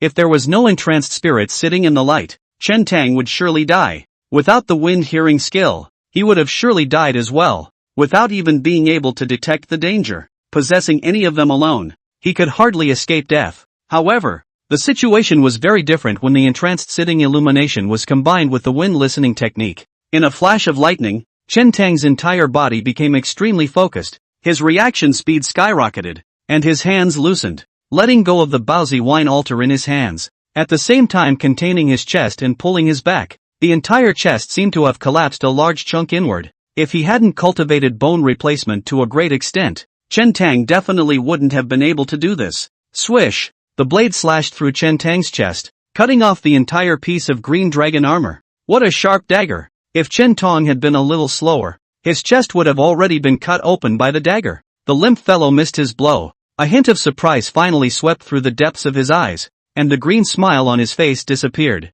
He had prepared and waited patiently for a month for this strike. It wasn't until he figured out Chen Tang's habits, movements, patterns, and even the posture of receiving the buns and soy milk every day that he chose to strike today. It should have been a sure shot, but Chen Tang dodged it. How is that possible? Not to mention that this person was only an 8th rank. Even if he was a 7th or 6th rank, it would be difficult to avoid this strike. Normally, he should have backed off after one hit. It had been recorded in the Hermit's journal that the most sensible situation was to miss a blow and immediately flee far away. Although the assassination fails, the odds are that it will survive. If he continued to stab, his own danger would grow exponentially with each additional move. Each additional moment he lingered. Only, he wasn't willing. There's no reason for this strike to fail. The lame fellow's dagger slashed through the green dragon armor and suddenly changed his stance. The dagger hovered in front of Chen Tang's chest and pushed forward violently. Aha! Just then, the lame fellow stifled a grunt and felt a sharp pain coming from his elbow. His own dagger, after all, could no longer stab down. Just at the moment when Chen Tang contained his chest and drew his back, he also made a counterattack at the same time, drawing his sword with his left hand and flipping his right hand down, grabbing at the limp fellow's elbow with a dragon tackle. The lame guy planned to open the green dragon armor, and when he changed his stance again, he was actually already one move slower than Chen Tang. Chen Tang instantly held his elbow joints, and his 5 fingers fired. Koran! With a flash of cold light, the green dragon sword was already sheathed. Click! Bone-cracking sounds. That lame fellow even took the initiative to exert force. In order to break free from Chen Tang's tackle, he did not hesitate to break his elbow joints. At the same time, his right hand was raised, and a handful of powdered stuff came to his face with a hint of faint fragrance. This powder is poisonous. Not only that, but it also obscures the view. Chen Tang felt that at his wrist, the winds sounded different. He didn't dare to be careless, and hurriedly loosened his withdrawing hand, and his figure retreated violently, avoiding the area covered by the powder. It was only then that the wine altar filled with soy milk fell to the ground and shattered. The two exchanged 2 consecutive moves, but not even a single breath. The surrounding crowd remained frozen in place, not reacting. Chen Tang watched as the lame fellow hung his arms down and limped into the crowd. He leapt forward and bellowed, "The powder is poisonous. All get out of the way." It was only at this moment that the crowd dispersed. Chen Tang stared at the lame fellow and chased after him for a few steps. Originally, he was still able to lock onto this person, but in the blink of an eye, one breath of time had arrived, and he hastily exited the divine illumination state. Disengaged from divine illumination, all perception returns to normal. The limp dude flashed a few times through the crowd and disappeared in a weird way. Chen Tang came to a roof and stood tall, cruising back and forth through the chaotic crowd with his longitudinal eyes. After looking at it for half a second, Chen Tang tightly frowned. The lame dude has disappeared. A limp, a broken arm, and they all managed to run away under his nose. What's this guy's story? Although there was only one person on the other side, the scene just now was really the most dangerous moment Chen Tang had encountered so far after traveling across the world. If he didn't have entranced spirits sitting illumination, he wouldn't even have the chance to counterattack. Chapter 116, Shadow House. The crowd scattered in fear. The owner of the store froze in place, bewildered. The boss's wife had fainted from fear. Seeing Chen Tang leaping down from the roof, the boss rushed forward and fell on his knees with a thud, saying, "Chan sir, this has nothing to do with me. That person I do not know. What is going on? This is." The owner was pale and somewhat incoherent. This couple had operated this store in Wan County a long time ago, and they hadn't even known Chen Tang before, so they couldn't have started laying out their plans many years ago because of the assassination of him. Chen Tang knew that the matter had nothing to do with the store, and after asking for a word of information about the lame fellow from the owner, he released him. After asking the boss to make another fresh serving of soybean milk, Chen Tang marched towards his home. When he returned home, he was still in a state of shock when he recalled the scene he had just witnessed. Previously in Wan County, there had been 20 snow thieves who had set up an ambush on the street, but the 20 people on that occasion couldn't hold a candle to the threat that limp fellow brought to him. This person's cultivation shouldn't be too high, but Chen Tang nearly died in this person's hands. Now that I think about it, in the 3,000 snowy mountains, killing and fighting with all kinds of ferocious birds and beasts is really nothing. The crowd sat around the table, eating the breakfast that Chen Tang had brought back. Chen Tang recounted what had just happened. Roughly, Mei Nianji, Meng Liangyu and the others were sweating for Chen Tang. While Changmu sniffed, his face changed slightly. Chen Tang hurriedly asked, "Do you recognize this lame fellow?" "Not recognizable." Changmu looked grave and said in a deep voice, "But I've heard of these people of theirs." "Oh?" Chen Tang looked curious and asked, What are the origins of these people? This lame fellow, isn't he still alone? Xingmu said. When the divine continent was not divided into north and south 100 years ago, it was the Xia dynasty. Xia was relatively tolerant, and apart from the Xia people, there were many other tribes, one of which was the Dongyi tribe. The Eastern barbarians have their special culture, cultivation methods, and what they are best at is the ways of concealment, evasion, and assassination. Their assassination organization, called the Shadow House, is hidden in all corners of the great Xia dynasty. It is said that the assassins of the Dongyi clan are known as hidden ones and are divided into several levels: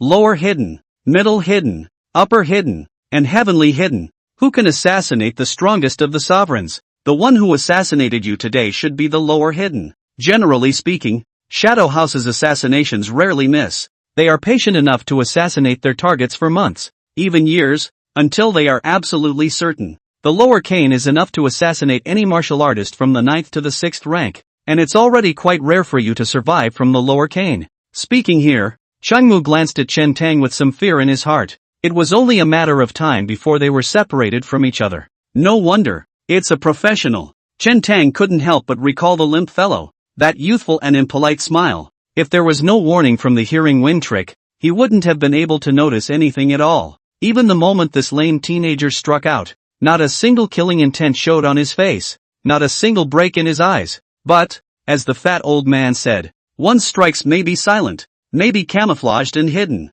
but as long as he moves, the air currents around him must, then it will change. Chen Tong said. I twisted off this man's elbow, and in a short period of time, he should not be able to strike again. It's just a pity that I wasn't able to catch him at that time. Although this man is lame, he slips extremely fast. Xingmu said. The hidden people of the Shadow House all know some recluse techniques, and it is said that some of the upper hidden people even know the 5 elements recluse techniques, and can recluse at any time with the help of gold, wood, water, fire, and earth, and come and go without a trace, so they can't be caught at all. It's that amazing? Meng Liangyu was staggered. Xingmu shook his head and said, Master is not convinced by this argument. He once said that what the 5 elements transportation technique is actually some strange techniques that belong to the realm of martial arts. Master had also cited examples, like the golden escape technique, which actually utilizes the sound emitted from one's own weapon and the refracted light to deceive and confuse opponents, creating an opportunity for one's own escape. What is the most amazing fire escape technique is actually just utilizing some special medicinal powder that is sprinkled into the fire to release a large amount of thick smoke to block the line of sight. Chen Tang said, such a huge assassin organization has actually managed to survive. 100 years ago, the Shadow House did cause quite a bit of turmoil to the Grand Xia dynasty. They have only one principle for assassination, which is money. Xingmu said, anyone, any power, can hire them to serve them as long as they provide enough money. However, later on, after the martial emperor unified the northern divine prefecture, he abhorred the Shadow House, believing them to be the source of the scourge, and began to go around rounding up the Shadow House's assassins. It is said that the Shadow House has assassinated the martial emperor dozens of times, all of which ended in failure, and the martial emperor set an unprecedented record as a result. Later on, when the eastern barbarians had nowhere to hide under the siege of Emperor Wu, and southern Xia did not allow them, the group traveled east out to sea, not knowing where they were going.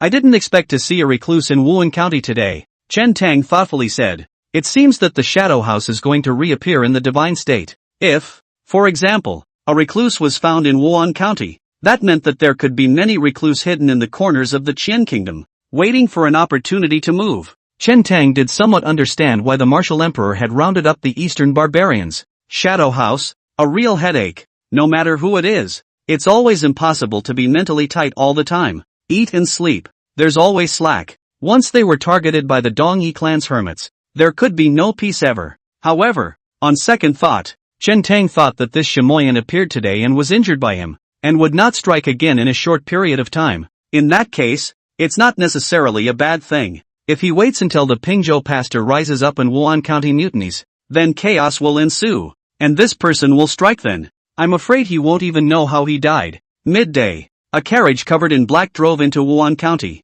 There were 2 men sitting in the wagon. One of them was none other than the hall master of the Blackwater gang of Wan County, Du Yinfeng. The other seemed like a noble gentleman, dressed in white, young, with a fair face, narrow eyes and extremely thin lips. gently lifting the curtain of the car window and looking out, his eyes flashing with an evil light, as if he was looking for prey. Xiao Sun, young master of the Blackwater gang, Du Yinfeng asked softly. Young master, are we going directly to 100 Flowers House? Did you get a date? Xiao Sun asked. Road, Du Yinfeng said. An appointment has been made, and now, it should be arriving soon. Then go straight to it, Xiao Sun said indifferently. Not long after, this carriage stopped outside the 100 Flowers building. Under the leadership of Du Yinfeng, Xiao Sun came all the way to the depths of 100 Flowers building, and from afar, he could see a chrysanthemum pavilion, which was already prepared with wine and water, and the three of them were already seated. Xiao Sun wore a smile on his face as he marched towards the chrysanthemum pavilion. When they saw Xiao Sun coming over, the three of them also got up. Farewell, young master Xiao, brother Xiao. The three of them greeted Xiao Sun, brother Hua, Guan Master Song, and Lieutenant Tan. The three of you please take a seat. Xiao Sun returned the salute with an arch. The three in the chrysanthemum pavilion were none other than Hua Zinan, the Hua family's worldly son, Song Mu, the lord of the Xian Tianguan, and Tan Wugu, the lieutenant of the Qinglong division. Hua Zinan laughed. After such a long interval, brother Xiao came to Wan County. He wouldn't have forgotten about us. How? Xiao Sun said. If I forget anyone, I won't forget brother Hua. Only to see him wave his hand. Du Yinfeng immediately brought over a foot-long wooden box from the hands of his personal follower behind him and handed it over. Xiao Sun pushed the wooden box in front of Hua Zinan and said, This is the weapon I found from the palace. It's some years old and still sharp as ever. Give it to brother Hua as a gift. Hua Zinan lifted the wooden box, only to see a sheathed dagger laying inside. He picked it up and pulled it outward. Swish! The cold light dazzles. Song Mu and Tan Wuyo felt their eyes light up and couldn't help but praise a good weapon in their hearts. Hua Zinan was delighted in his heart, and with a smile on his face, he said, In that case, I won't be polite. Song Mu asked. The young master went into the palace. Did he see the Blackwater king? Naturally seen, Xiao Sun said. I had long since received news from brother Hua that the eldest princess of the Qian kingdom was in Wan County, but I was a little late because I had to go into the palace to pay my respects to the king and ask him to order the troops. The Blackwater king is ready to send out his troops? Hua Zinan asked in a hurry. Xiao Sun nodded slightly and smiled. The edict has been issued, so brother Hua will wait for the good news. Xiao Sun turned around and took a fist-sized box from his pro-attendant's hand and handed it to Song Mu, saying with a smile, This is a gift for Guan Master Song. What is it? Song Mu asked with some curiosity. The goddess might as well open it. Xiao Sun smiled faintly. Song Mu opened the box, which contained an ice cube the size of a pigeon's egg, which looked unassuming but emitted a gust of cold air. As soon as the box was opened, everyone around them couldn't help but shiver. Xiao Sun said, This is Xian ice condensed from the spiritual qi of heaven and earth, which is useless for martial artists or ordinary people, but for the goddess of mercy, it should be helpful for cultivation. Song Mu had long recognized this object, and his eyes flashed with a strange color. With the help of this piece of Xian ice, he would have a chance to break through and reach the 8th level of qi condensation. The young master has a heart. Song Mu nodded and smiled, seemingly calm. Long ago, after a pause, Xiao Sun said quietly,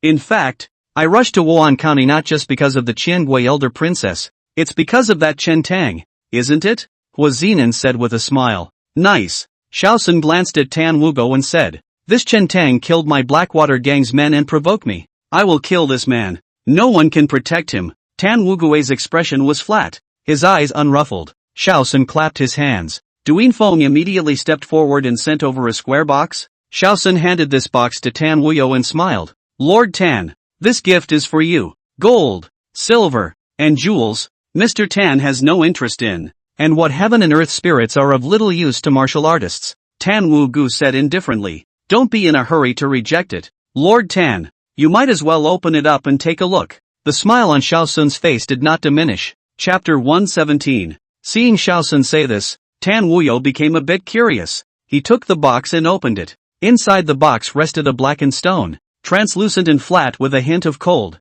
This is cold iron? Tan Wugui asked with a frown. To be precise, it's extreme cold iron. Xiao Sun laughed. There are some things that cannot be hidden from Lord Tan. The cold iron that is normally traded over can only be considered as the lowest quality in the cold domain. And this kind of extremely high quality cold iron is not rare in the cold domain.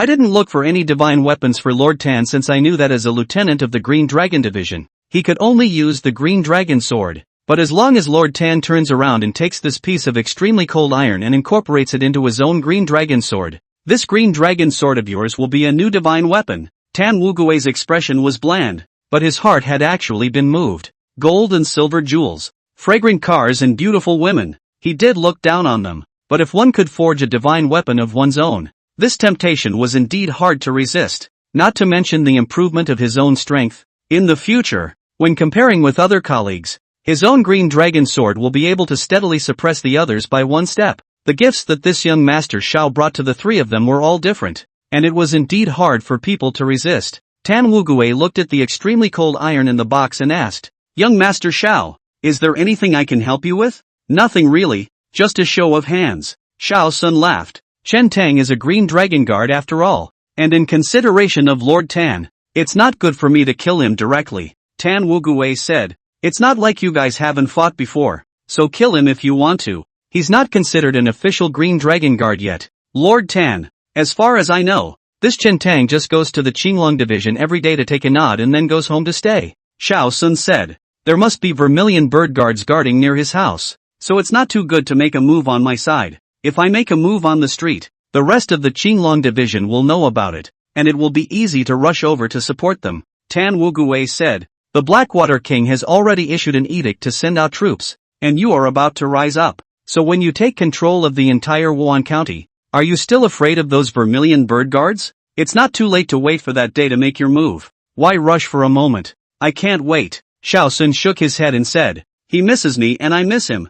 I'm a person who has a grudge that doesn't last overnight, and since I've come to Wan County, I'm going to move him today." Tan Wugui pondered for a moment, covered the box in front of him, put it into his arms, and said faintly, "Yes, make an appointment. I'll have him go there tonight." "With pleasure, Lord Tam." Shao Sun clasped his fists and let out a light smile. Chen Tang ate breakfast and practiced in the courtyard. Mei Yingshui also practiced hard. Influenced by the two, Meng Liangyu also began to move her muscles and began to cultivate. The three didn't stop until midday. Ji Wei was busy making lunch. Mei Yingshui helped to play the hand. So many people's meals. Just Ji Wei alone cannot be busy. It didn't take long for a hearty lunch to be ready. A big table full. Chen Tang ate lunch, rested for a while, and went out of the face, wearing the broken Qinglong armor, heading to the Qinglong division to order the Green Dragon armor. And in the meantime, sending it to the old Zhangtu of the Qinglong division to fix it up a bit. Chen Tang asked,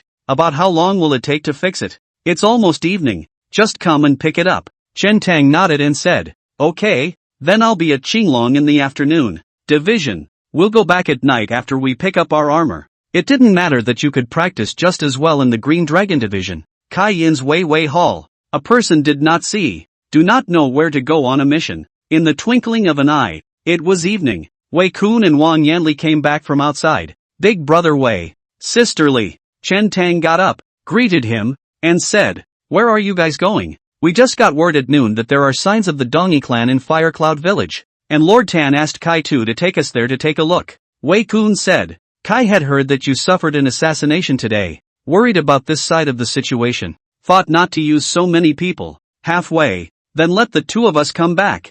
There is something, but also can take care of you a little. A clue to the Dongi tribe so soon? What's with the assassination today?" Wang Yanli asked with a frown. Chen Tang briefly described the process and said, "Judging by their methods, they should be killers from the Dongi clan." Wang Yanli frowned darkly and said, "It seems that the Eastern barbarians have set foot in Divine State again. I wonder if things will go well on Kai Tu's side. It's getting late, so I'll take the Green Dragon armor and withdraw first." Chen Tang got up and said, "Come on, together." Wei Kun said. Chen Tang asked, "Doing what?" Wang Yanli laughed. "We'll send you back, and if any more assassinations happen, we'll be able to take care of them." "I don't think so." Chen Tang smiled. The three of them came to the blacksmith store of the Qinglong division, and besides some blacksmiths who were working on the iron, there was also a figure with his back to them, holding his arms, staring at the reddish and tumbling iron water not far in front of him. The face was hidden in the firelight. "Lord Tam." The three men recognized the man and came forward to salute.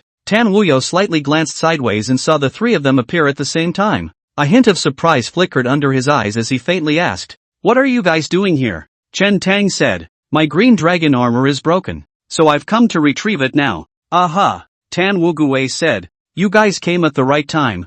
I got a message from my side. There seems to be something wrong with the coffin store on East Street. It might be related to the Blackwater gang. You guys go over there tonight and scout it out. As you wish. Wei Kun and Wan Yanli responded. Tan Wugui added. By the way, don't reveal your identities. Go over there tonight just to scout the situation. Don't alert the bystanders. Take off your green dragon armor sword and change into your night clothes. The three were ordered to go to the Qinglong Division's arsenal, changed into night clothes, hooded and masked, and strapped a long sword that could be found anywhere on their backs. There is only one casket store on East Street, located on the corner of Wan County, surrounded by vacant houses. Not many people want to live near a coffin store. The three of them waited until after curfew, left the Qinglong Division, and took advantage of the night to weave through the alleys toward East Street. Along the way, Chen Tang secretly frowned. He always felt something was wrong, but it's hard to say exactly what's wrong. Chen Tang said in a low voice, Big brother Wei, sisterly, in a moment, if you notice anything strange, leave this place at the first opportunity. Don't stay long, Wang Yanli said. Don't worry, there aren't many people in this Wan County who can hurt us. That said, the trio remained quite cautious, making the rounds of the East Street neighborhood. I looked around the casket store again, but I didn't see anything out of the ordinary. It was only then that he took a quiet step forward, prying the door open with his dagger, gently removing a plank and sidling up to look inside. Even at night, Chen Tang's vision was unaffected. As he gazed, inside the coffin store, there were coffins laid out, looking quiet and without any abnormality. The three of them looked at the doorway for a while and found no danger before they dashed in one after another. In the store, there was a coffin. The three searched the store and found nothing suspicious. A few people looked at the coffins in the store and gestured. Wei Kun and Chen Tang went forward and moved the lids of several coffins, which were empty and covered with dust, and there were no traces of them. Wei Kun pointed inside the coffin store. This coffin store is huge. This is only the outer hall, through a small courtyard. There are other places inside. The three came into the courtyard and were about to head inside. Wei Kun suddenly changed his expression and looked towards the surrounding high walls, only to see dozens of figures suddenly appear above the wall, cloaked and tall, holding sharp blades, without a word, pouncing towards the three people in the courtyard. It's the Blackwater gang. Look out! Wei Kun shouted, backhandedly drew the long sword on his back and killed towards the surrounding Blackwater gang members. Chen Tang and Wang Yanli also drew their swords to meet the enemy. Ding ding ding! The swords clashed, making a series of noises. Wei Kun's longsword swung away one man's blade and stabbed straight forward towards the man's chest. This time, if stabbed, this person will be hit in the heart, fall to the ground and die. However, this person was unusually fierce, facing Wei Kun's long sword, did not flash or avoid, but instead, with fierce eyes, backhanded a knife towards Wei Kun's neck, ruthlessly cut down. Wei Kun sneered in his heart, it's fighting for your life. But the speed of his sword was clearly faster than his opponent's. When he had poked his opponent to death with a sword, he had exactly enough time to avoid the slash that was chopping over from the opposite side. Pust! Just as Wei Kun stabbed this person in the chest with his sword, his face changed. His sword blade, encountering a great obstruction, was like stabbing at the green dragon armor.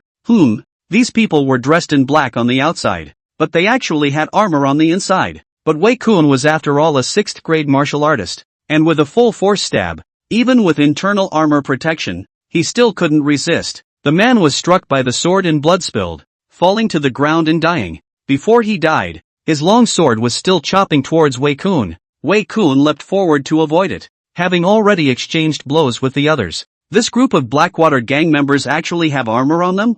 Moreover, this kind of life-threatening fight was not at all like the outbursts of ordinary gang members. It was more like the killing moves of people in the line of duty fighting for their lives. Is the Blackwater gang going to invade Pingzhou? In a flash of lightning, countless thoughts flashed through Wei Kun's mind. Judging by this momentary exchange of blows, on the bodies of each member of this group of Blackwater gangsters, they were wearing internal armor. Hiding armor is a capital crime in the Qian Kingdom. With so many people wearing inner armor, and with a high likelihood of being from the Blackwater Kingdom's army, Wei Kun could not think of any other possibilities other than the Blackwater Kingdom wanting to invade Pingzhou. It's surprising that the Green Dragon Division didn't get the news until today. Gotta get out of here. Turning his thoughts to this, Wei Kun gave a low shout. Retreat! On the other side, Chen Tang and Wang Yanli were also caught in a bitter battle.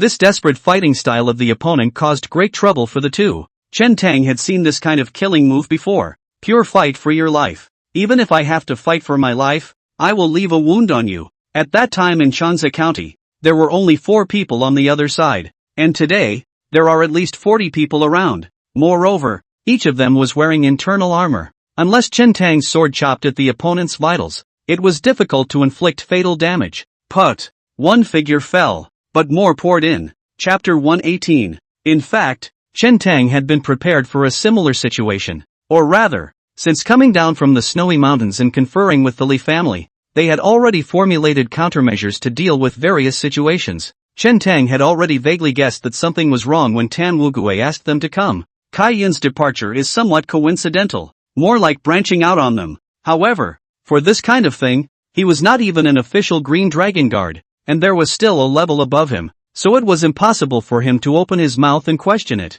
What's more, it would have been an opportunity for them. It was simply unrealistic for the Li House's 500 personal soldiers to try to take on the Hua family, the Blackwater gang plus the 3,000 or so men of the city defense force. The Marquis of Wuhan lived deep in the Marquis residence, usually guarded by countless guards and relatives, and there was little chance of trying to capture the thief and capture the king. However, if there is any major disturbance in Wan County that alarms the Hua family's son, County Lieutenant Han Lang, and the mobilization of troops from all sides, the Marquis of Wuhan may have an opportunity. When the time comes, 500 of his personal soldiers will attack Marquis Wuhan's residence directly, and it will be possible to capture Marquis Wuhan, thus taking the initiative. The only thing that was somewhat unexpected was the assassination from Shadow House this morning. Of course, that crisis has been temporarily lifted. Chen Tang leaned his back against Wang Yanli and waved his sword, utilizing the sword stance that Ji Wei had taught him, swinging away all the weapons that were stabbing over in front of him. As he struck his sword, he reached into his pocket and took out a firebreaker and bit it into his mouth, and quickly fumbled for 2 blackened iron balls with fuses at one end. At the touch of a firebrand, the fuse burned rapidly. Shocking thunder, one of the firearms of the Vermilion Division, the Vermilion Bird Division, in addition to specializing in intelligence spying, is also proficient in firearms,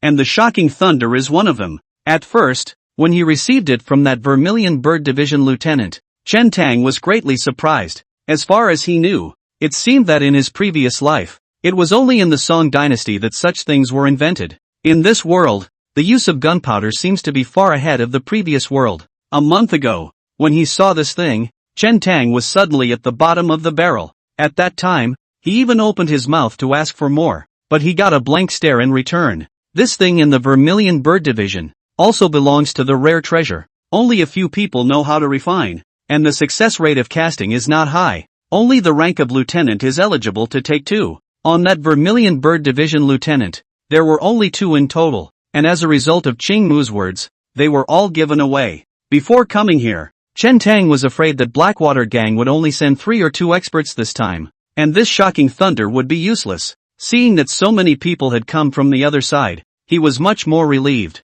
Chen Tang threw one shocking thunder behind him and the other in the direction of the front hall, while tugging on Wang Yanli Wei Kun and shouting lowly, "Get down!" The 3 men immediately dropped to the ground. What the hell? A concealed weapon? The Blackwater gang members froze for a moment when they saw the iron ball that rolled to their side. Boom! The next moment, there was a loud, earth-shattering sound. In the coffin store, blood and flesh were flying. Countless figures crumbled and flew out, and a large area fell around the 3 of Chen Tang, lying on the ground and screaming miserably. The high walls on either side collapsed, toppling the tiles in the front and back halls and filling the room with dust. Good man, that's a lot of power. Chen Tang was secretly staggered, his ears buzzing. The ringing of the earth-shattering thunder is the letter of his agreement with the Li family. No, he was trapped in Wan County, and could meet with danger at any time. When the time comes, there will be no opportunity to exchange information, and once the shocking thunder was mobilized, it meant that something big had happened on Chen Tang's side.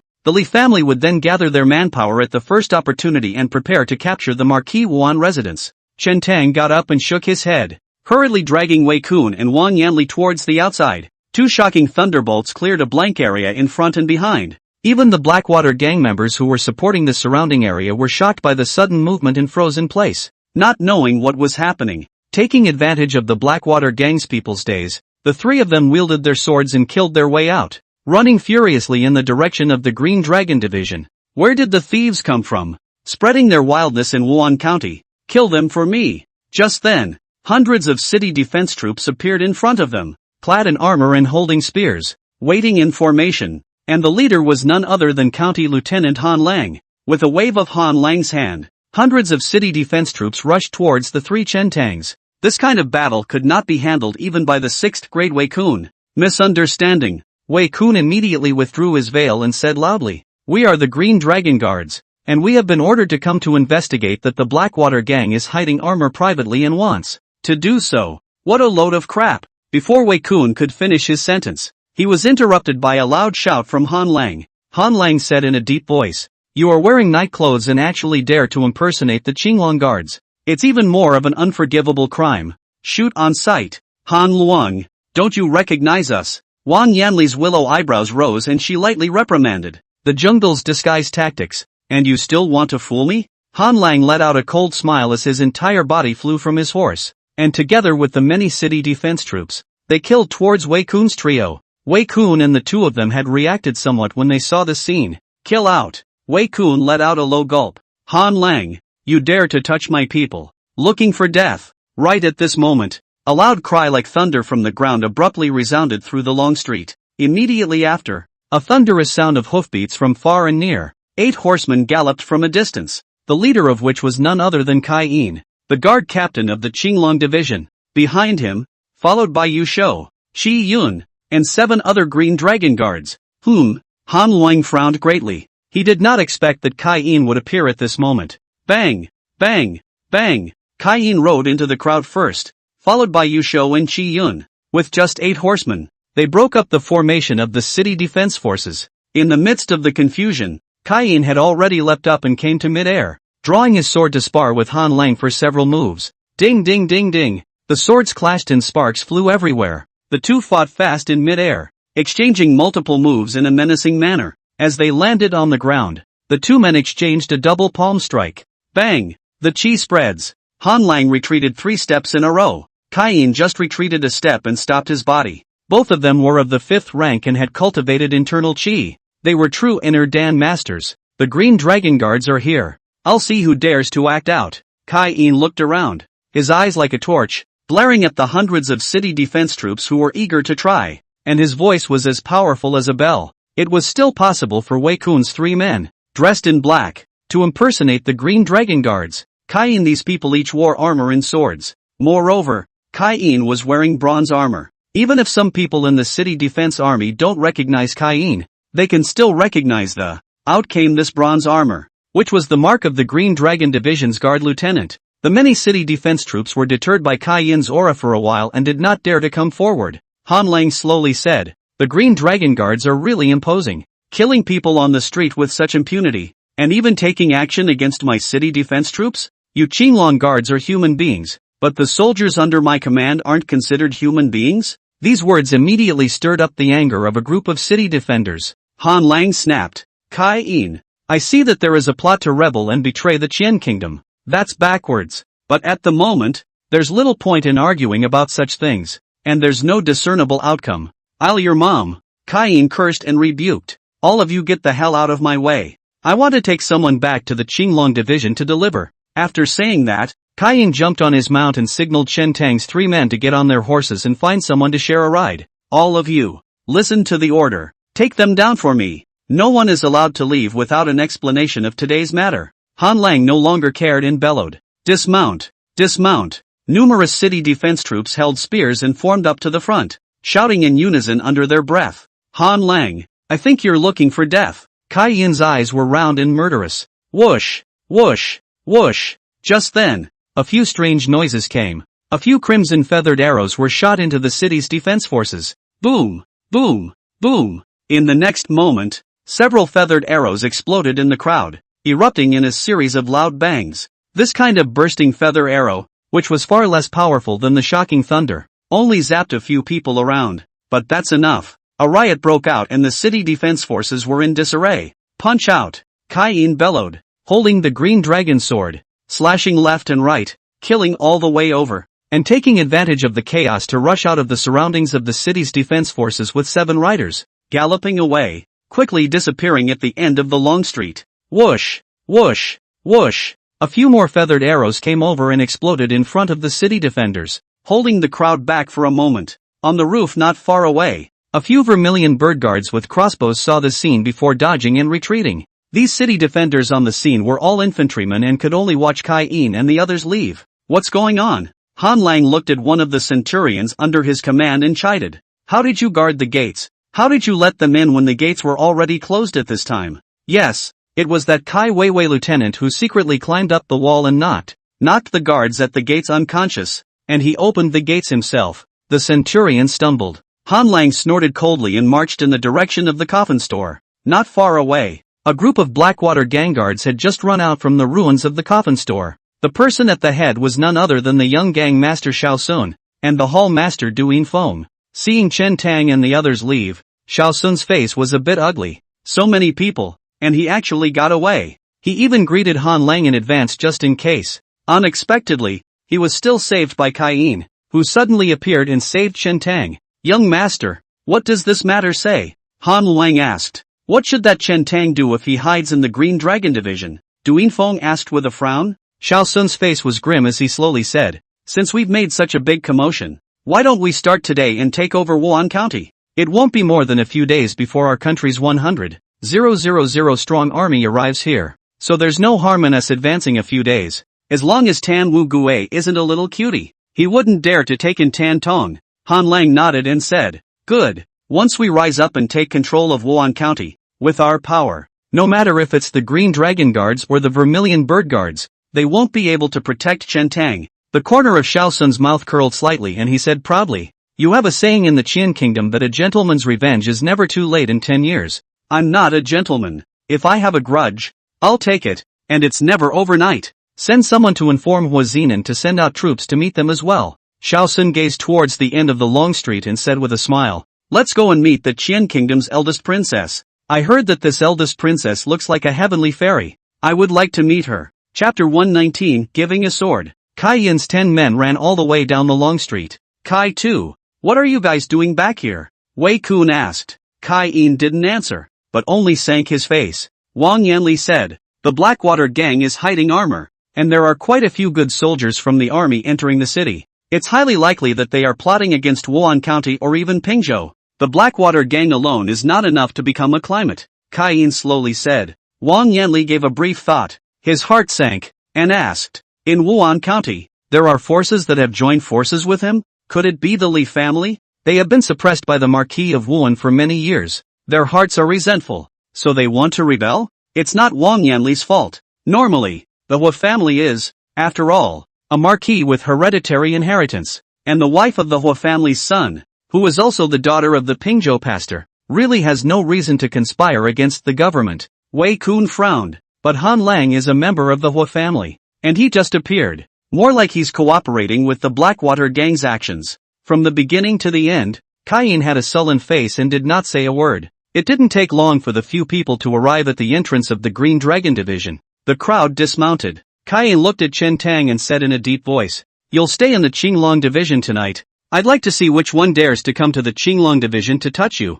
Chen Tang was silent for a moment and said, actually, it was Lord Tan who asked us to go tonight. Wei Kun and Wang Yanli looked at each other. In fact, such doubts flashed through their minds, but that was Tan Wugui after all, the captain of the Green Dragon Division. The two of them couldn't believe that this incident would be something that Tan Wugui had intended for them to die. Chen Tang thought for a moment and said, in the future, there may be no way for me to stay in the Green Dragon Division. Chen Tang could be certain that even if Tan Wugui was not involved in the plot to rebel, he definitely had nothing to do with tonight's events. It is not yet safe for him to return to the Green Dragon Division. What's more, with such a big commotion tonight, the Blackwater gang and the Hua family will likely rise up immediately. At that time, the Li family and Chang Mu would all become targets of the Blackwater gang and the Hua family. There was no way he could hide in the Green Dragon Division by himself and let the others fight it out. Wang Yanli quickly said, Xiao Chen, tonight's matter may also be just a misunderstanding. Let Head Kai take us to see Lord Tan and just ask him about it face to face. Yeah, stay in the Green Dragon Division. This month, we've all gotten acquainted with you, and we can't afford to let you go all of a sudden. The crowd was retained. Only Kai-in never spoke. He seemed to have known that Chen Tang would leave one day. There was a moment of silence before Kai-in said, Wait for me here. After saying that, he turned around and entered the Green Dragon division. In no time at all, he came out carrying a long, pitch black, sheathed sword. Chen Tang recognized at a glance that this was the knife that Chen Dan had once left for him. The sword was indeed in Kai Yin's hands. Kai Yin handed this blade to Chen Tang and said, "When I first retrieved this blade, I melted it, added some cold iron to it, and recast it, and its hardness and sharpness is by no means weaker than the Green Dragon sword." Chen Tang sniffed and subconsciously drew out his long sword. Madaka! The blade was sheathed, and a chill came over him. With just a glance, Chen Tang could tell that this blade was much stronger than the one old man's son had built earlier. The blade is as smooth as a mirror, and at the end of the blade, there are still 2 lines of small letters engraved on it. "A wild man's anger at injustice wears out his chest." Knife. Chen Tang couldn't help but ask, "Head Kai, since you knew that the person in Changsha County that night was me, why didn't you ever expose me, and even favored me many times and recruited me into your army?" It was something he had always wondered about. At that time, Chang Mu's identity was still unknown. Kai Yin couldn't be because of Chang Mu. At that time, in everyone's eyes, he, Chen Tang, was a young boy from a hunter's family with a poor background. "Nothing, it's just that in my opinion, you did nothing wrong and shouldn't be punished," Kai Yin said. "The hatred of killing father is not shared. If justice is not done, blood relatives' revenge is the only justice. If I were you, I would be like you, kill him to turn the world upside down." These words really spoke to Chen Tang's heart. In fact, when he learned that Kai Yin had dug up Chen Dan's grave and taken the knife, he had once suspected Kai Yin. He wondered what Kai Yin was up to. For what purpose? Trying to get a hold of him, or for some selfish reason? It was only at this moment that it dawned on Chen Tang. Kai Yin treated him more like he was protecting a junior he admired, even though the two were strangers. Although Kai Yin was in the imperial court, and even belonged to the imperial court hawks and dogs, in his body, Chen Tang felt a sense of Jianghu righteousness. Kai Yin laughed. "I know that you don't like to use swords, and I also knew that you would leave one day, so I thought that when you left, I would give this sword to you.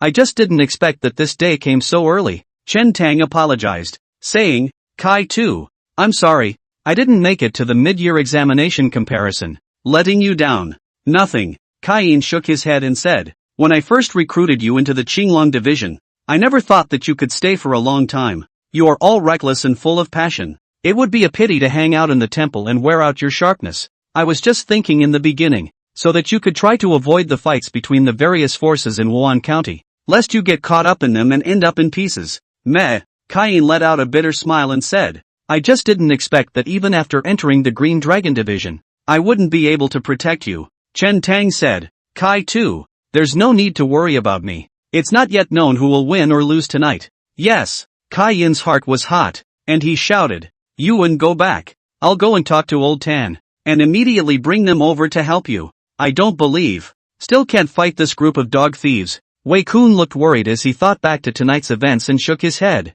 "I'm afraid Lord Tan may not agree to our actions. Whether he agrees or not, I'm just going over there to talk to him." Kai Yin snorted coldly and said, "This is also him. In exchange for others, I have long been carrying a knife to kill the past." Chen Tang hurriedly advised, "Kai head, you are in the Qinglong division. There are many inconveniences and you can't help it. You must not force yourself. I can handle it from my side." "I know," Kai Yin said. "No matter what, tonight's matter, I have to find him to ask for an explanation." Kai too, brothers and sisters, take care. Chen Tang arched his hand and clasped his fist. "Be careful. Don't worry. No chance will be there to help you in a few minutes." The crowd also said goodbye to Chen Tang and then followed Kai Yin into the Green Dragon division. Chen Tang gripped the long knife in his hand and moved towards his home.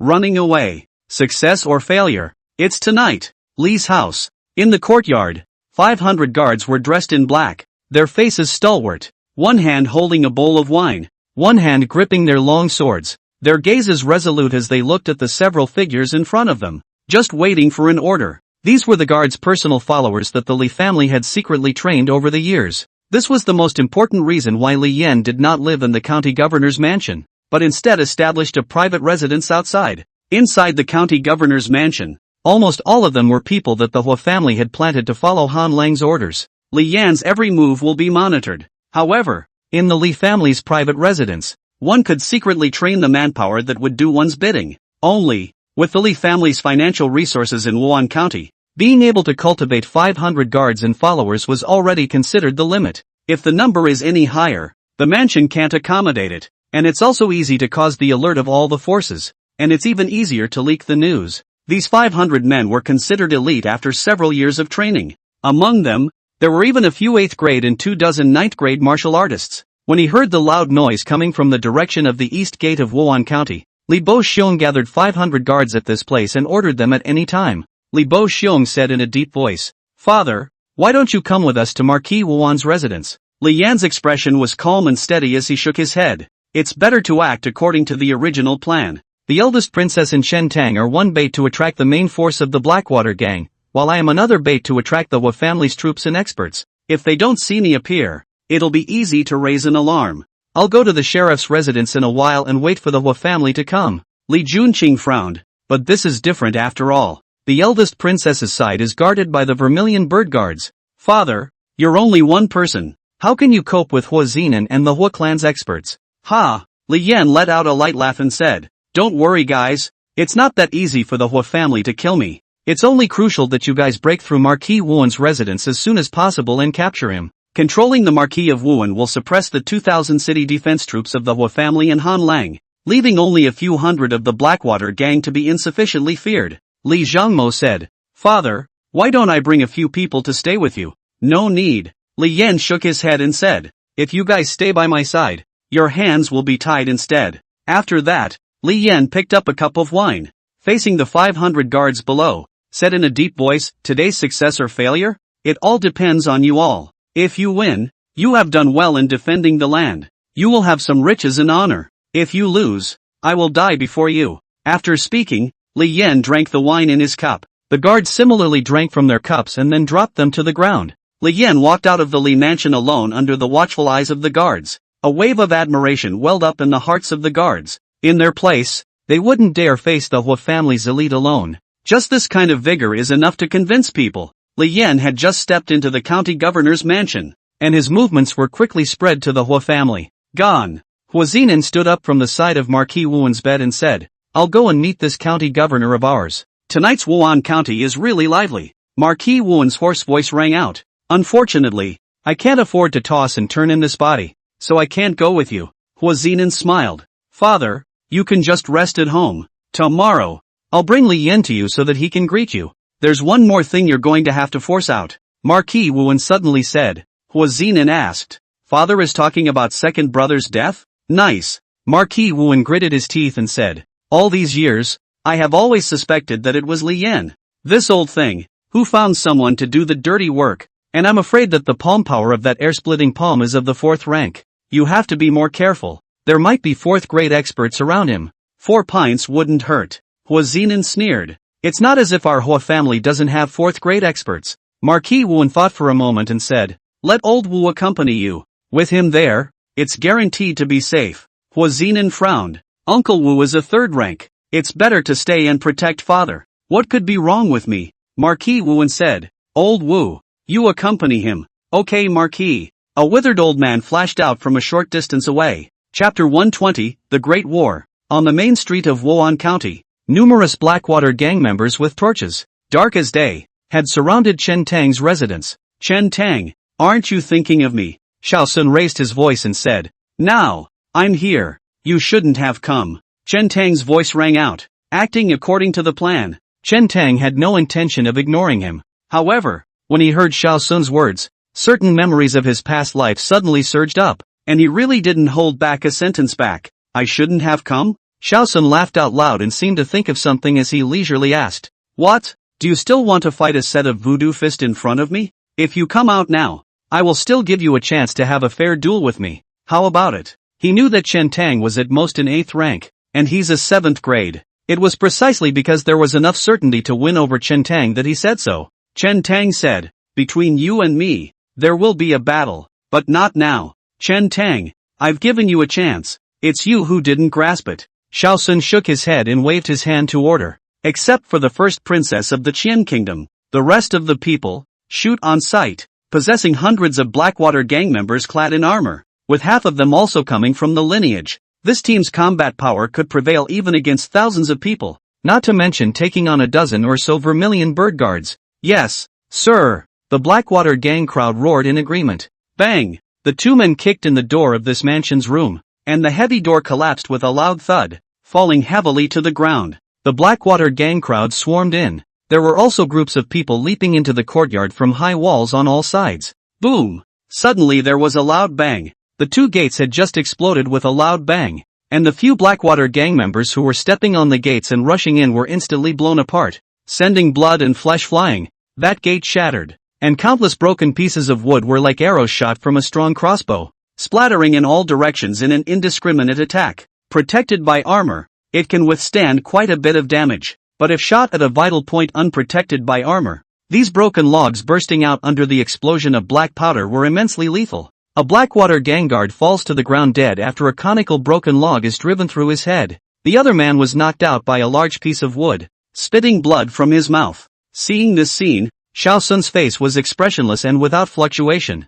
Trying to take this residence will inevitably result in human death. Shenzhou continent's firearms world famous. The Daxia dynasty originally had many strange skillful craftsmen. Then Shenzhou divided into north and south. Some of these craftsmen stay in the north of Shenzhou, some with the Daxia south. Later on, a pattern was formed with the Vermilion Bird Division in the north and the Perak Hall in the south. Xiao Sun has heard of these for a long time. And today, Fong has seen the real power of firearms with his own eyes. The good thing is that there are not many of these and they are exceptionally difficult to make. Whoosh! Whoosh! Whoosh! It was accompanied by the sound of a sharp object breaking through the air. A crossbow bolt shot out from behind the windows of several houses inside. A dozen or so Blackwater gang members fell to the ground one after another. Either an arrow in the forehead or an arrow in the throat. Both vitals that armor could not protect. After leaping into the courtyard, the two sides were too close. The crossbow arrows under this distance were so powerful that it was too late to block and dodge.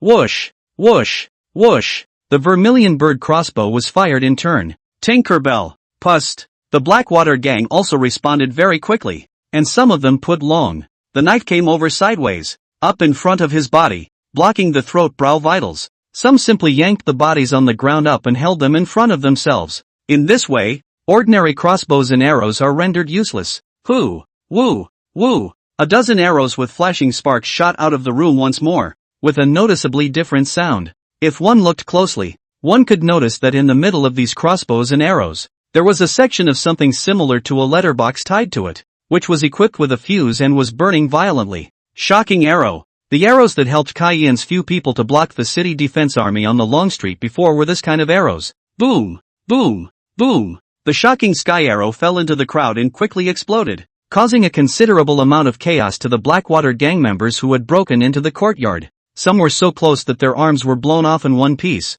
and their severed limbs were a bloody mess. Some had even worse luck, getting half their heads blown off and dying horizontally. In just this moment, dozens of brothers were killed or injured. Duinfeng subconsciously glanced at Xiao Sun. Xiao Sun was expressionless and unmoved as he said indifferently, "There are a limited number of these shocking sky arrows, so they won't last more than a few rounds." In fact, what Xiao Sun said was good. Just 2 rounds had passed, and there were no more shocking arrows on the Vermilion Bird Guard's body. Numerous Blackwater gang members had approached several residences. Bang! A dozen or so figures of Vermilion Bird Guards broke out of the window. Next, the real test. Short fights, close combat, and viciousness. The slightest misstep will result in a random knife attack, whether it is the 8th product, the 7th product or the 6th product. After all, there is no cultivation of the inner elixir, not to mention the 8 meridians and 8 veins, and without internal chi to protect the body. It is just a body of flesh and blood. Under the chaos of the sword, anyone must die. Chen Tang, Meng Liangyu, Mei Yingxue, including Cheng Mu, also rushed out of the room one after another. As for Ji Wei, Mei Nianji, and Mei Jixin, they were hidden in the cellar. The first time Chen Tang came back, he released Hului Leopard and Little Yellow in advance. Yellow was dumbfounded and still didn't know what was going on. When Hului Leopard heard Chen Tang say that there would be danger in a while, he didn't hesitate at all. He didn't need Chen Tang to persuade him. He picked up Xiao Huang in his mouth and turned his head to run away. Looking at that speed, it seemed like it was a little faster than usual. Kill! The Blackwater gang members erupted into a roar and swarmed up to them. Chen Tang gripped his long sword tightly, his human sword united, and slammed directly into the crowd, knocking one of the Blackwater gang members directly in front of him out. As this person fell to the ground, The long sword in his hand had been chopped off in unison, and the entire face of the person, a huge blood scar had surfaced, almost being split in half by Chen Tang's sword. "Good knife!" Chen Tang exclaimed in admiration. With the help of this sword, he would definitely be able to kill a few more people today. Facing the Blackwater gang's crowd in all directions, Chen Tang looked calm. The three sword techniques taught by the mountain guest could only be maximized in this situation. Normally practicing swords against the air, it was difficult to cultivate the three swordsmanship moves to the level of the god realm. Only by training in life and death, and fighting in blood, can one comprehend the true meaning of the divine rhythm of the sword. Because these three sword techniques were originally evolved in the sand, under heavy siege and facing countless opponents. 3 tricks to simplify and streamline. Poof, poof, poof. Chen Tang chopped left and right in the crowd, as if he were fighting in the south and north. General, crossed the sword and jumped on the horse. Sharp, although the number of Blackwater gang, but for a time no one can block. Swish, Yan Shi lifted a mouthful of internal chi and leaped over the crowd, holding the phoenix beak sword and pouncing towards Xiao Sun. Humph. Duinfeng's gaze flourished as he waved his sword with both hands, spilling out a cloud of dark light that enveloped towards Yan Shi. The Blackwater sword technique of Blackwater Torrent. The Blackwater blade technique, the most superior blade technique in the Blackwater Kingdom. Only those who had accomplished great feats were qualified to practice 1.5 moves. Even if it's just one move, it's enough to last a lifetime. It was rumored that the Blackwater blade technique was created by the Cold Domain Demon Blade. Each of the 7 countries of the Cold Domain mastered a different blade technique, the source of which was the Cold Domain Demon Blade. In the extreme North Cold Domain, this person was even honored as the Sword Emperor. Yan Shi frowned slightly. Her figure had nowhere to dodge in mid-air, so she could only hold the phoenix beak blade in her backhand and receive Duinfeng's slash hard. When the 2 knives collided, cockatrice knives are just daggers, after all. Moreover, Yan Shi was in mid-air and had nowhere to land. Even though she was a 4th rank, she was forced back by the 5th rank Duinfeng with a single slash. Yan Shi had just landed on the ground when a group of Blackwater gangs surrounded him. She reacted extremely fast, her toes just pointing to the ground, and her whole body pounced out. Her body movement was agile and extremely fast, although Duinfeng had just forced Yan Shi back with his sword. His hands, which were holding the sword, were vaguely numb. Seeing Yan Shi pounce on Xiao Sun, he hurriedly crossed his sword to chop. The cut, however, had been slow. Steep, behind Xiao Sun, a flash of dark light appeared, like a waterfall tilting. In Yan Shi's ears,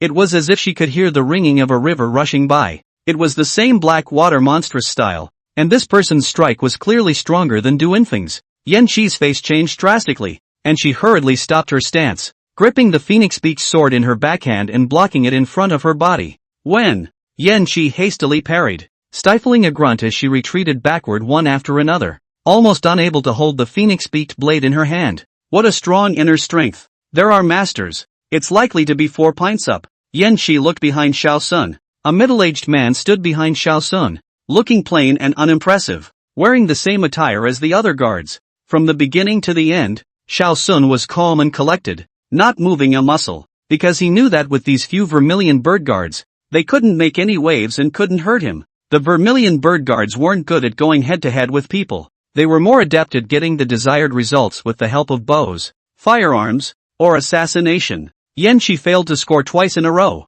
and was soon caught in the middle of a siege by Duinfeng and the others. Unable to take care of himself, the rest of the vermilion bird guards were not in good shape either, and were frequently in danger. Meng Liangyu and Mei Yingxue were relatively weak in battle, but with Qing Mu circling around them, they could still hold on. After all, the order that the Blackwater gang's crowd had received was to capture the Qianguo's first princess alive, so when they struck out at Qing Mu, they tended to leave room for maneuver. But the crowd couldn't last long in this situation. The sheriff's office. Almost at the same time that the Blackwater gang surrounded Chen Tang's residence, Hua Zinan rushed into the county courthouse with the elite of the Hua family. Han Lang had been waiting for a long time with a group of magistrates. My men are keeping an eye on him, and Li Yan is inside. Han Lang stepped forward and said, Is he the only one? Hua Zinan suddenly asked. Han Lang said, There's only one. Hua Zinan frowned, vaguely sensing something in his heart. But soon, the coldness returned to his eyes and he waved his hand.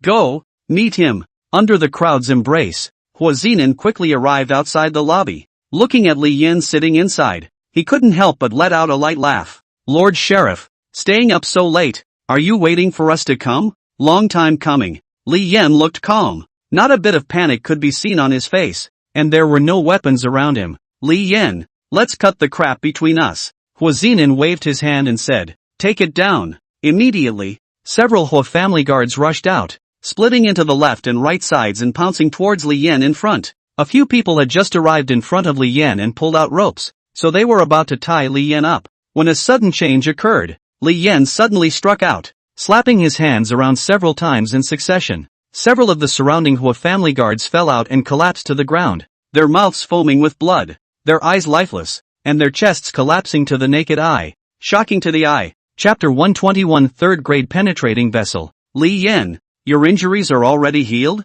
Seeing this scene, Hua Zinan seemed to be enlightened and lightly shouted. The several guards were wearing armor, but Li Yan's internal force was able to penetrate through the internal armor and shocked several people to death. Splitting palm. The withered old man who was originally behind Hua Zinan narrowed his eyes and blocked in front of Hua Zinan, saying in a deep voice, be careful, son of the world. This person makes the splitting palm. The palm force is strong, and I'm afraid that it has already penetrated the meridians. Open up the meridians. Hua Zinan's heart fluttered. The 3rd grade of channeling refers to the internal chi opening up the 8 meridians one by one. Could it be that Li Yan was a 3rd grade martial artist? In a flash, Hua Zinan figured out many things. His own second brother had been betrothed to Li Junqing, and before he was even married, he was severely injured. At that time, the second brother was subjected to a splitting palm. The internal force shattered his internal organs, and after wailing at home for a few days, he died. The Hua family, who had suspected that Li Yan was surrounded by some 4th grade experts,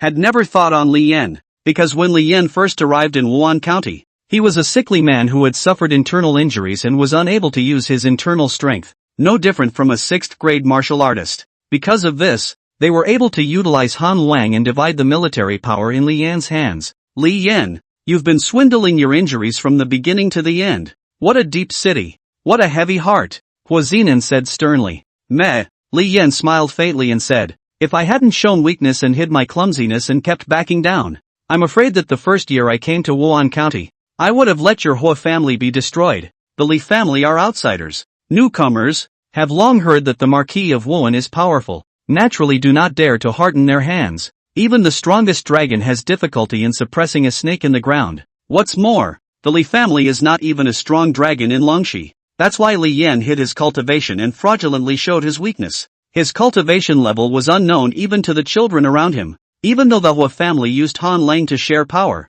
he chose to repeatedly back down and not let the other side be provoked into too much hostility. It wasn't until the Hua family forced the marriage that Li Yan began to secretly plan and cultivate power to seek a way back for the Li family. Hua Zinan asked again. So, you killed my second brother. Nice. Li Yan directly admitted it. Now that it's over, there's no need to hide it. Success or failure, it's all about tonight. Li Yan laughed coldly. Hua Er is a notorious dude in Wan County, bullying people and committing crimes. Simply an unscrupulous scoundrel. For the sake of the Li family, I can hold back and back down, but not when you bully my Li Yan's daughter. I, Li Yan, will never allow Junqing to ruin her life on something like Hua Er. Good, good, good. Hua Zinan nodded his head repeatedly and said, if you're willing to admit it, then it's no better. You have 4 sons and 1 daughter. I will make them taste all the pain in the world, and life is worse than death. Li Yan ignored Hua Zinan's threats. By this point, such threats were too childish. No matter who wins, it won't be easy for the other. Li Yan looked towards the withered old man beside Hua Zinan and sneered. The famous Iron Finger Wu Chang, once a resounding figure. I didn't expect that he would stoop to the Hua family and take orders from a junior. Learn the art of literature and martial arts and sell it to the emperor's family. Said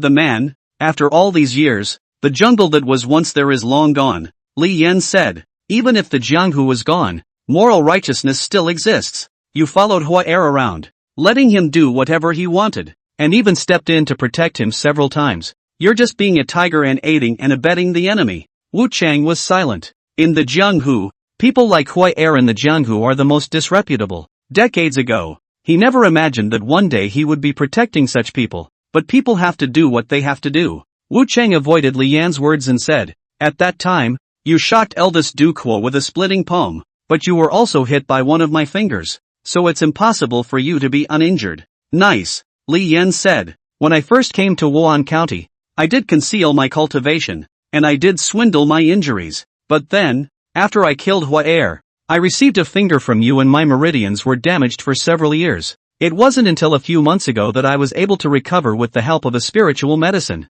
And thanks to the blessing, I made a breakthrough and stepped into the 3rd grade of the passing vein. If not for this, Li Yan really wouldn't necessarily dare to go it alone and face the hundreds of elite members of the Hua family. So what if it's 3rd grade? Wu Cheng shook his head and said, you just stepped into the 3rd grade, and at most you have only opened 1 meridian, while I have long since opened 6 meridians. But you're old. Li Yan did not let up at all in his words, saying, your age has long been a failure of qi and blood, and your battle strength is much less than before. If you can't pass through the 2 veins of run and do in the future, the end is not far off. These words hit Wu Cheng's vital points, and his face changed. Uncle Wu, don't tangle with him, kill him. Hua Zinan gulped lightly. Wu Cheng inhaled a breath and quickly regained his composure. His withered figure scuttled forward and in the blink of an eye, he arrived in front of Li Yan, probing out a finger that enveloped a number of large acupoints around Li Yan. Wu Cheng's finger, which was still in mid-air, had already begun to swell and fill with blood, turning greenish-black and hideous. Li Yan didn't dodge or avoid. Lifting his qi and utilizing his power, a palm strike slashed down.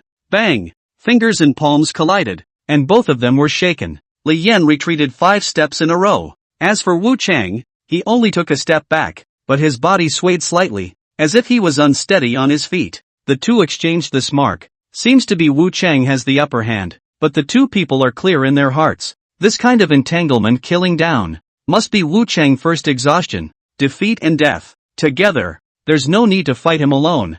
Hua Zinan had a sharp eye and saw that Wu Cheng had not taken advantage of the situation. So he raised his arm. The Hua family didn't just have a 3rd grade. There was also a 4th grade martial artist and 6 5th grade. With the crowd swarming around, Li Yan will surely be defeated. Bang! Bang! Bang! Li Yan and Wu Cheng exchanged several moves one after another, and the remaining few experts had already killed from both sides. Seeing the situation, Li Yan moved his body and fled towards the outside. Don't let him get away, Hua Zinan shouted, commanding the Hua family's elite to surround and pursue him.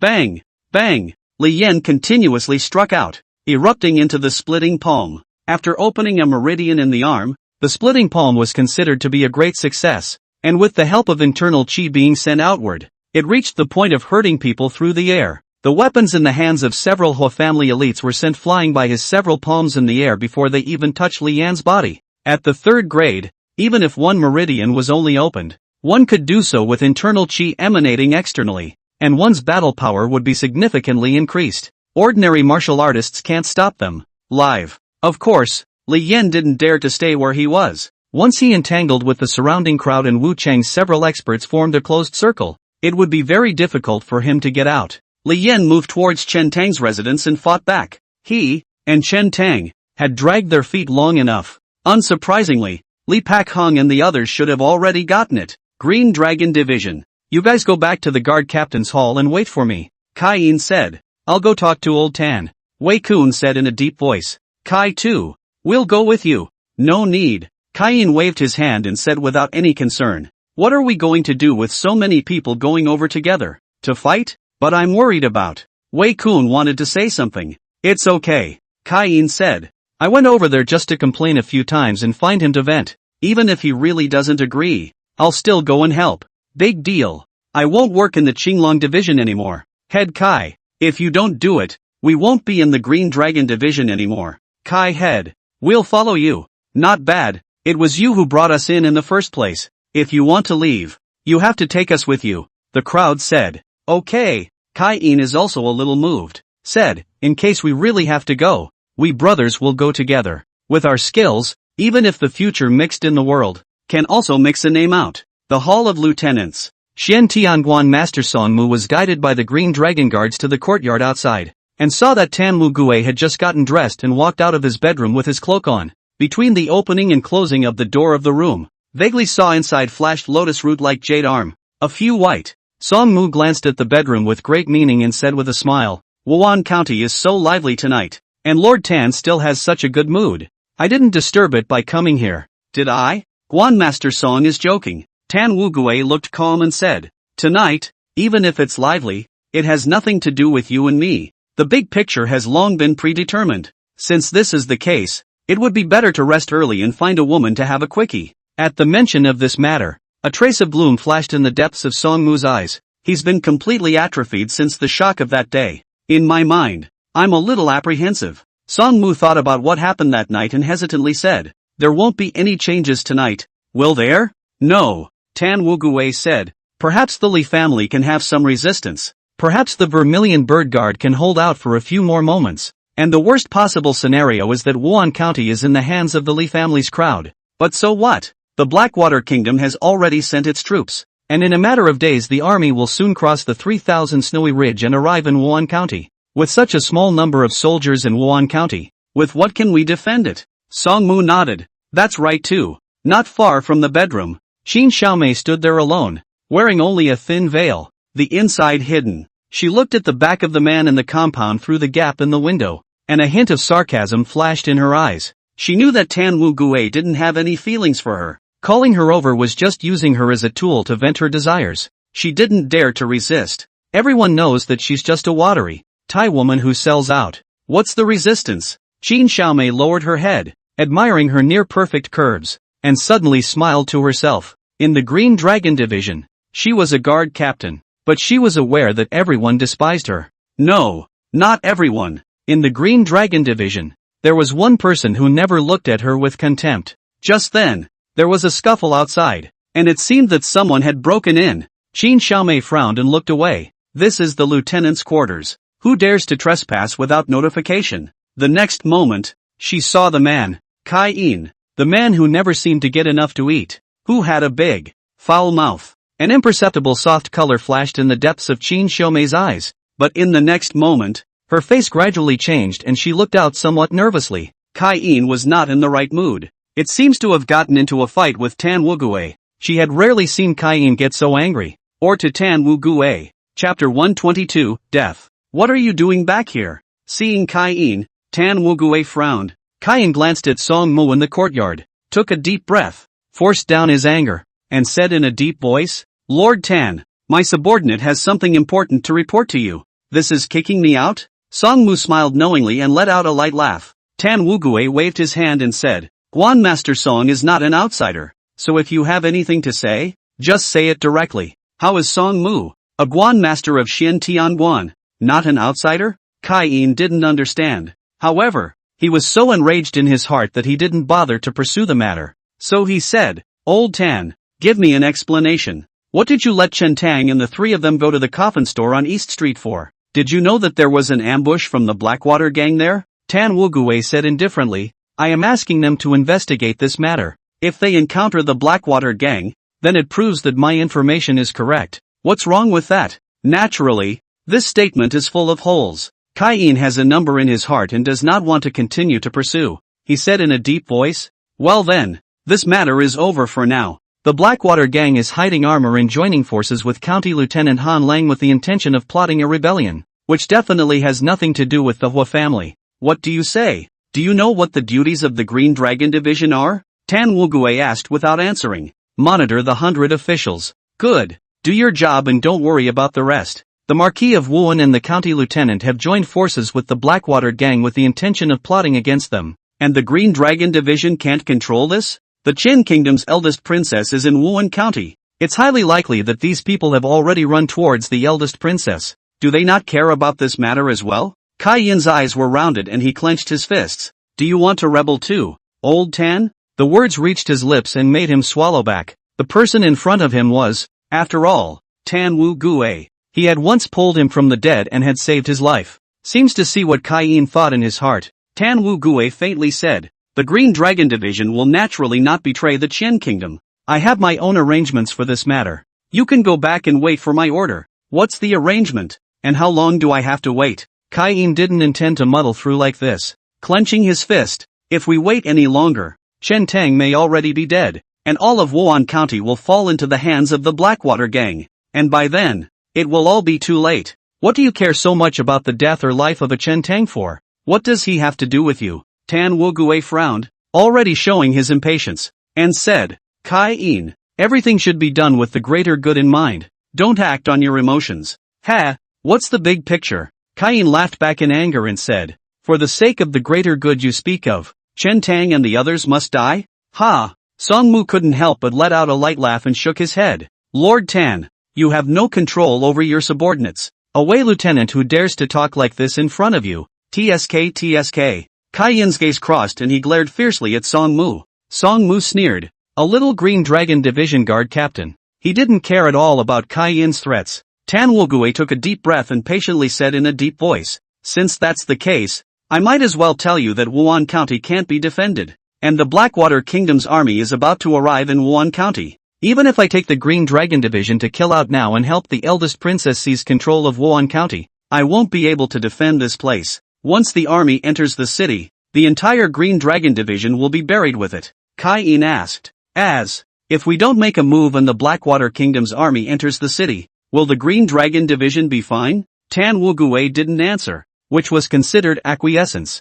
Kai Yin smiled. He didn't know what kind of interests were exchanged behind all these forces, all these big names. He doesn't understand the big picture either, much less want to. Tan Wugue sighed and said, Kai Yin, I know that you are sentimental and righteous, but Chen Tang, he is not yet a Green Dragon Guard, not your brother, but I brought him in, just as you brought me into the Green Dragon Division in the first place. Kai Yin said, I can't do it knowing that he's in danger in standby, and I believe that you couldn't do it in the beginning either. In the beginning. Mentioning this matter, Tan Wugue was speechless for a moment. Frustrated. Murmured softly, that was 30 years ago, but Kai Yin, the whole 30 years, people always change. Maybe. Kai Yin nodded. Both men fell silent. Kai Yin suddenly asked, for the sake of the big picture you are talking about, Chen Tang can die. If it were me, I can also sacrifice, right? Tan Wugue was silent. I see. Kai Yin silently unhooked the green dragon armor on his body,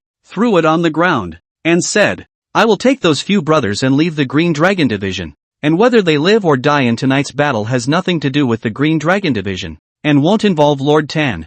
Yoo-hoo! Songmu said in a conspiratorial manner. Lord Tan, this man under your command is trying to rebel against you. It's just that he doesn't listen to his superior's orders, but he actually wants to take someone away. If you let him walk out of the Qinglong Division, and word gets out, you won't have to be a lieutenant anymore. Tan Wugue's face sank. Dogs, this is no place for you to talk. Kai Yin cursed and glared angrily. Just now, this Songmu had incited the fire, so he had repeatedly endured it, but now that he was stirring up trouble on the side, he finally couldn't bear it anymore and cursed. Humph. Songmu had just been upset with Kai Yin, and when he saw the other party speak out of turn, he no longer hid it and said coldly, Lord Tan, since you can't bear it and can't lay your hands on him, I'll take care of him for you. Before the words fell, Songmu's arm swung. In the wide robe sleeve, a white light flew out steeply, as fast as lightning, toward Kai Yin's throat to wipe away. Swish! The white light was instantaneous.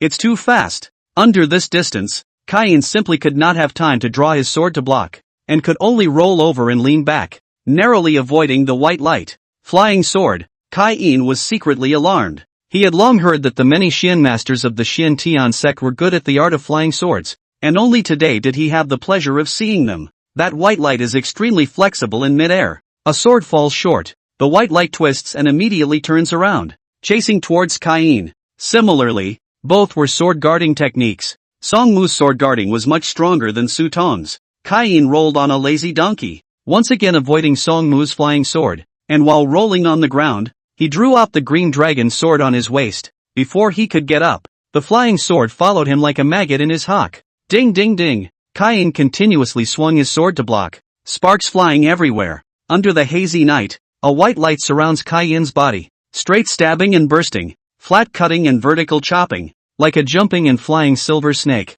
Pervasive. Kai Yin has never seen such a powerful means. Left and right. Woeful. In fact, according to Realm to calculate, Kai Yin was a 5th grade inner Dan, which corresponded to a warlock, or the early stage of the Foundation establishment realm in the Xianmen sect. Songmu was only a Fengsher at the 7th level of Qi condensation, but just by virtue of a flying sword, he was able to suppress Kai Yin to death, and the power of the Xian master was evident. The great thing about flying swords was that they were sharp. Kai Yin's green dragon sword will definitely leave a tiny opening in the sword body when it meets and collides with it. and the flying swords were extremely fast and flexible. Even the most top-notch swordsman wielding long swords would find it hard to make such varied moves, with many angles and sword moves that only a flying sword could release smoothly. Moreover, the flying sword attack was intensive, like a raging storm, not giving Kain the slightest chance to breathe. Just a mouthful of flying swords had trapped him in place, unable to take care of himself, let alone to decapitate Song Mu.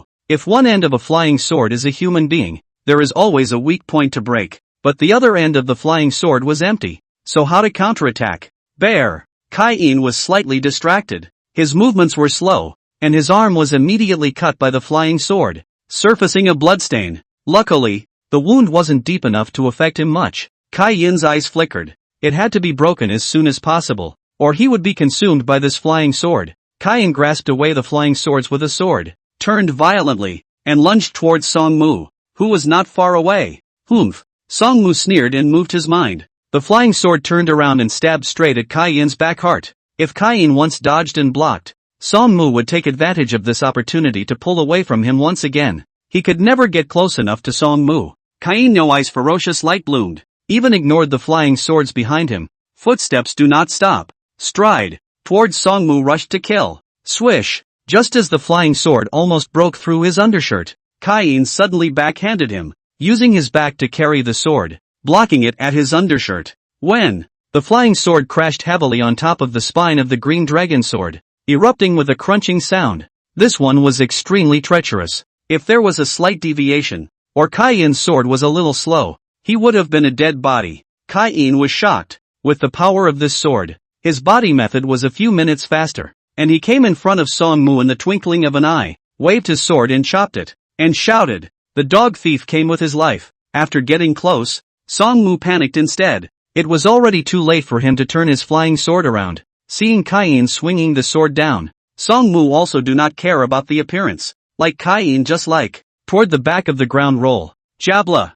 Song Mu felt a chill down his spine, and the Dao robe behind him had been slashed by the green dragon sword in Kain's hand. If he had been half a step slower, I'm afraid he would have been dead. At this distance, Song Mu was no match for Kain at all. Kain won a move, quickly stepped forward. Another sword, towards Song Mu chopped, his hands without mercy. Tan Wu Gue, if I die here, you won't be able to escape either. Song Mu suddenly screamed. Stop! Tan Wu Gue bellowed, suddenly dodging to the side of Kain, and with a backward glance, he pinched Kain's shoulder blades, restraining him and preventing him from moving. Kain's face showed mockery. He is the lord of the Xian Tianguan. He cannot be killed. Tan Wu Gue shook his head slightly. Song Mu had just harnessed his flying sword and killed him several times in close quarters, and Tan Wu Gue did not make a move. Now, he had only gained the upper hand by fighting for his life, but Tan Wu Gue stepped forward. Kain had long been dead to Tan Wu Gue and just looked at him coldly.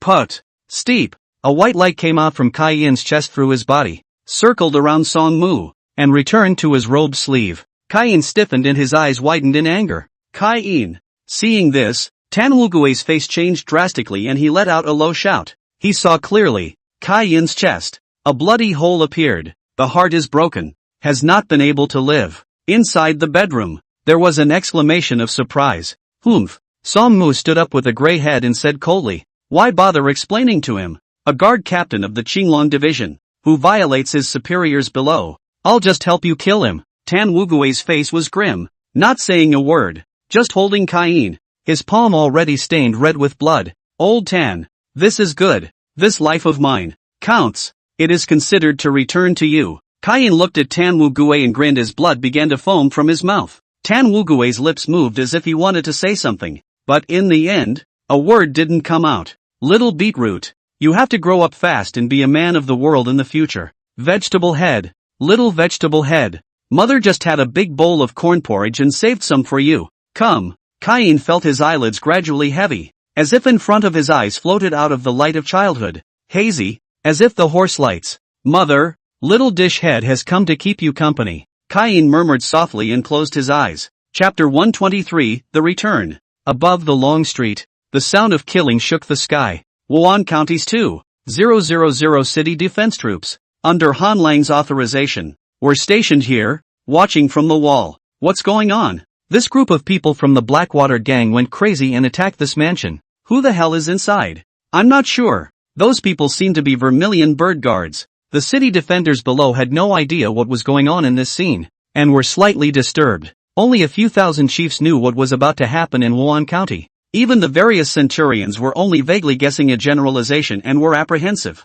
There is no need to ask more questions. In a moment you will act at the command of the sheriff. One of the 1,000 chiefs looked around and bellowed softly, silencing the noise in the crowd. Just at this moment, a figure sped from one end of the long street. Many city defenders looked back and quickly recognized that the one who rushed here was the county governor Li Yan. And behind Li Yan, there were hundreds of people holding sharp blades, killing and chasing all the way here. It's Lord Li. The ones chasing him are from the Marquis of Wuhan. Should we step in and help? The crowd of city defenders whispered. At the same time, on the other side of the long street, hundreds of blood-soaked guards also dashed towards this place, led by the three siblings Li Bo Xiong, Li Zhongmao and Li Junlight. Go help Chen Tang and the others first. Under the command of Li Bo Xiong, many guards of the Li family joined the battlefield and fought with the crowd of the Blackwater gang, and Chen Tang's few people finally got a moment of respite. Han Lang looked cold and said in a deep voice, Li Yan is plotting a rebellion. All of you listen to my order. All the guards of the Li family, kill them on sight. Listen to me, gentlemen. Li Yan came to the front of the Li clan crowd, looked at the city defense forces that were foolishly moving in front of him, and said loudly, the Hua clan and the Blackwater gang are joining forces with the intent to conspire against the Qian kingdom. All of you must not be deceived by them and follow them, committing the great crime of treason. When these words were spoken, they caused a ripple in the city defense army. The crowds are not cuties. Looking at the situation in front of him, it was obvious that what Li Yan said was more like it. If Li Yan was plotting a rebellion, this group of Blackwater gang members couldn't explain it. Han Lang chided. A bunch of nonsense, turning black and white upside down. Li Yan said in a deep voice, in this mansion, is the Qian kingdom's eldest princess? You condone the Blackwater gang to besiege the eldest princess's residence. Wolfish ambition. Clear as day. The many city defenders saw it clearly. In that mansion, there was indeed a woman holding a short sword, born extremely beautiful and noble. The crowd had just been in private, speculating about this woman's identity. What a waste of words with him. Hua Zinan rushed over with his men and said in a deep voice, kill all of the Li family. Look who he is. I'll see which one of your Hua family dares to move. Li Bo Xiong escorted an old man who was tied up in 5 different ways and stood in front of the crowd. The Hua family's crowd fixed their eyes on that old man, who was none other than Marquis Wuan. Hua Zinan's face was ugly. In fact, just now in the county governor's residence, when he saw that Li Yan was the only one, he vaguely guessed that this would happen. But the arrow had to be fired. It would be too late to rush back to the Marquis Wuan residence. When the Hua family saw the Marquis of Wuan fall into the hands of Li Bo Xiong, they really threw in the towel and looked at each other, not daring to act rashly. Han Lang also frowned greatly. He is, after all, it's from the Marquis of Wuan. At this moment, Marquis Wuan was captured, and he was not in a good position to order a move. The situation was a stalemate for a while. You dry people are really inkless. What are you doing? Xiao Sun really couldn't watch and couldn't help but bellow. Right now, Han Lang has 2,000 city defense troops in his hands, and hundreds of elites on the Hua family side are actually cowed by a Marquis of Wuan. As a result, they were the only ones left in the Blackwater gang, fighting to the death against the Li family and the Vermilion Bird Guards, suffering heavy losses, and not being able to take advantage of the situation at all. Hua Zinan's expression was cloudy, his eyes flickered, and he clenched his fists as if he was still hesitating. Xiao Sun gritted his teeth and said, Hua Zinan, how can you accomplish great things if you're so forward-looking? When Hua Zinan heard this, a vicious color flashed in his eyes, as if he had finally come to a decision. Uncle Wu, you pester Li Yan, leave the rest to me. Hua Zinan spoke up. Wu Chang nodded and immediately struck out, charging towards Li Yan. The two sides exchanged blows again. Hua Zinan took the bow and arrow from the hands of his personal follower behind him, knocked the arrow on top of the bowstring, and walked slowly in the direction of Li Boxiong with an icy expression. Zinan, you. Marquis Wuan seemed to realize something, his eyes slightly flustered. Father, you are old, and all these years of sickness have been worse than death. Hua Zinan slowly said, why don't I give you a ride, so that you don't have to suffer anymore? Before the words fell, Hua Zinan bent his bow and arrow. Whoosh! The arrow was like a meteor, shooting straight at Marquis Wuan's face. Li Boxiong was shocked in his heart. He didn't expect that even Hua Zinan would be so hard on his own father. He hurriedly led Marquis Wuan towards the side to dodge. Hua Zinan kept moving, continuing to knock his arrow and shoot. Li Boxiong could only protect Marquis Wuan as he continued to dodge. In this way, it creates a strange sight in turn.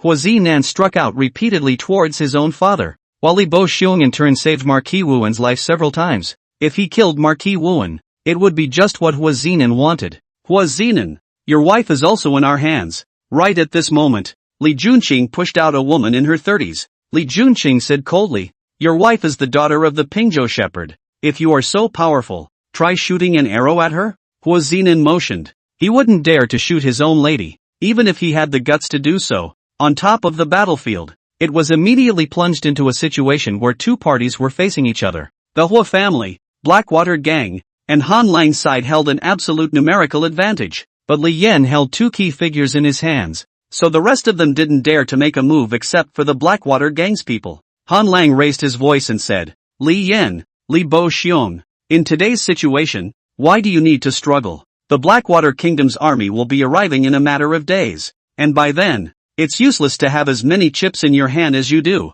This statement is indeed true. Whether it was Marquis Wuan or Lady Shitzi, it could only make the Hua family and the city guards present wary. The people of the Blackwater Kingdom don't care about that. Li Yan was still trading hands with Wu Dong and was unable to reply. The two were the only two third-grade powerhouses present. Both of them had opened their own meridians and released their internal chi outwardly, and they were continuously crossing swords in mid-air, their chi energy raging and making a lot of noise. Wu Changsheng is opening up 6 meridians. Li Yan, on the other hand, wins because he is relatively young and is still at his peak. The two exchanged blows, and it was difficult to distinguish between them for a while. Hearing Han Lang's words, Li Yan took a deep breath and temporarily forced Wu Chang back, while loudly saying, all of you generals have heard it. Han Lang has colluded with the Hua family with the Blackwater Kingdom, and sold Wan County, so why do you need to follow him? Think about it. Among the people up and down this Wan County, there are also your parents and children. Are you all willing to watch them fall into the hands of the foreigners? The 2,000 number of city defenders, once fought for, would surely turn the tide. Li Yan still hasn't given up. The many city defenders fell into deep thought when they heard Li Yan's words. Rebellion is a serious offense that will cost you your head and kill all your family members. Who would want to do such a thing unless they were forced to live? Wu Chang once again killed up and sparred with Li Yan, stopping him from talking. Han Lang said in a deep voice, you all don't have to listen to his nonsense. The Chen Emperor is ferocious and doesn't treat us as human beings at all. In these 30 years or so, have you all ever had a good time? Today's Qian Emperor is even more youthful and ignorant. Sooner or later the Qian Kingdom will be torn apart and fall apart. At that time, this place will be plunged into endless war again. It would be better to return to the extreme North Cold domain, and at least be able to save your life in the midst of the chaos. Quite a few of the city defenders were quickly spoken to by Han Lang again. Han Lang continued, moreover, the Blackwater Kingdom's army is about to arrive in Wan County, so if you help the Li family, you will surely become the target of the Blackwater Kingdom's retaliation, and at that time, all of you will be in for a rude awakening. The words were also powerful, soft and hard, with threats and intimidation. Mutters also flooded the hearts of the crowd of city defenders. If they really helped the Li family, once the Blackwater Kingdom's army pressed in, Wan County would definitely fall. On the day the city breaks down, which of them will survive? Ha ha ha ha ha ha. Just then, the crowd heard a loud laugh. At first, the laughter was in the distance. In the blink of an eye, the laughter had come close. He only saw an old man with a 5 short stature, round like a ball, holding a bamboo staff, dusty and stepping into the air. Seeing this person appear, Chen Tang and Shang Mu breathed a sigh of relief. The fat old man is finally back. The Blackwater Kingdom's army. It can't come. The fat old man laughed out loud and his figure flashed, brushing past Wu Chang. In the next moment, Wu Chang's head fell to the ground. The crowd fixed their eyes on it, only to see that there was already an additional bloody hole at the center of Wu Chang's eyebrow. His stance was too fast and he struck even faster. Except for Li Yan, who was fighting with Wu Dong, the rest of them didn't see what was happening. Just at the moment when the fat old man and Wu Chang's figures crossed paths, the fat old man lifted the bamboo pole and sent it forward gently. The blow looked light and forceless. However, Wu Chang was unable to dodge and was poked to death in one go. A third-grade martial artist couldn't block the fat old man for a single round. Li Yan was secretly shocked. This old man's stance reminded him of a figure who was famous decades ago. The fat old man killed Wu Chang and kept moving, pouncing straight at Han Lang and the city defense army. you're a bad boy and a good talker. So don't say that again. By the time the last word fell, the fat old man had already arrived above the city defenses. Stop him. Han Lang's pupils contracted and his scalp went numb.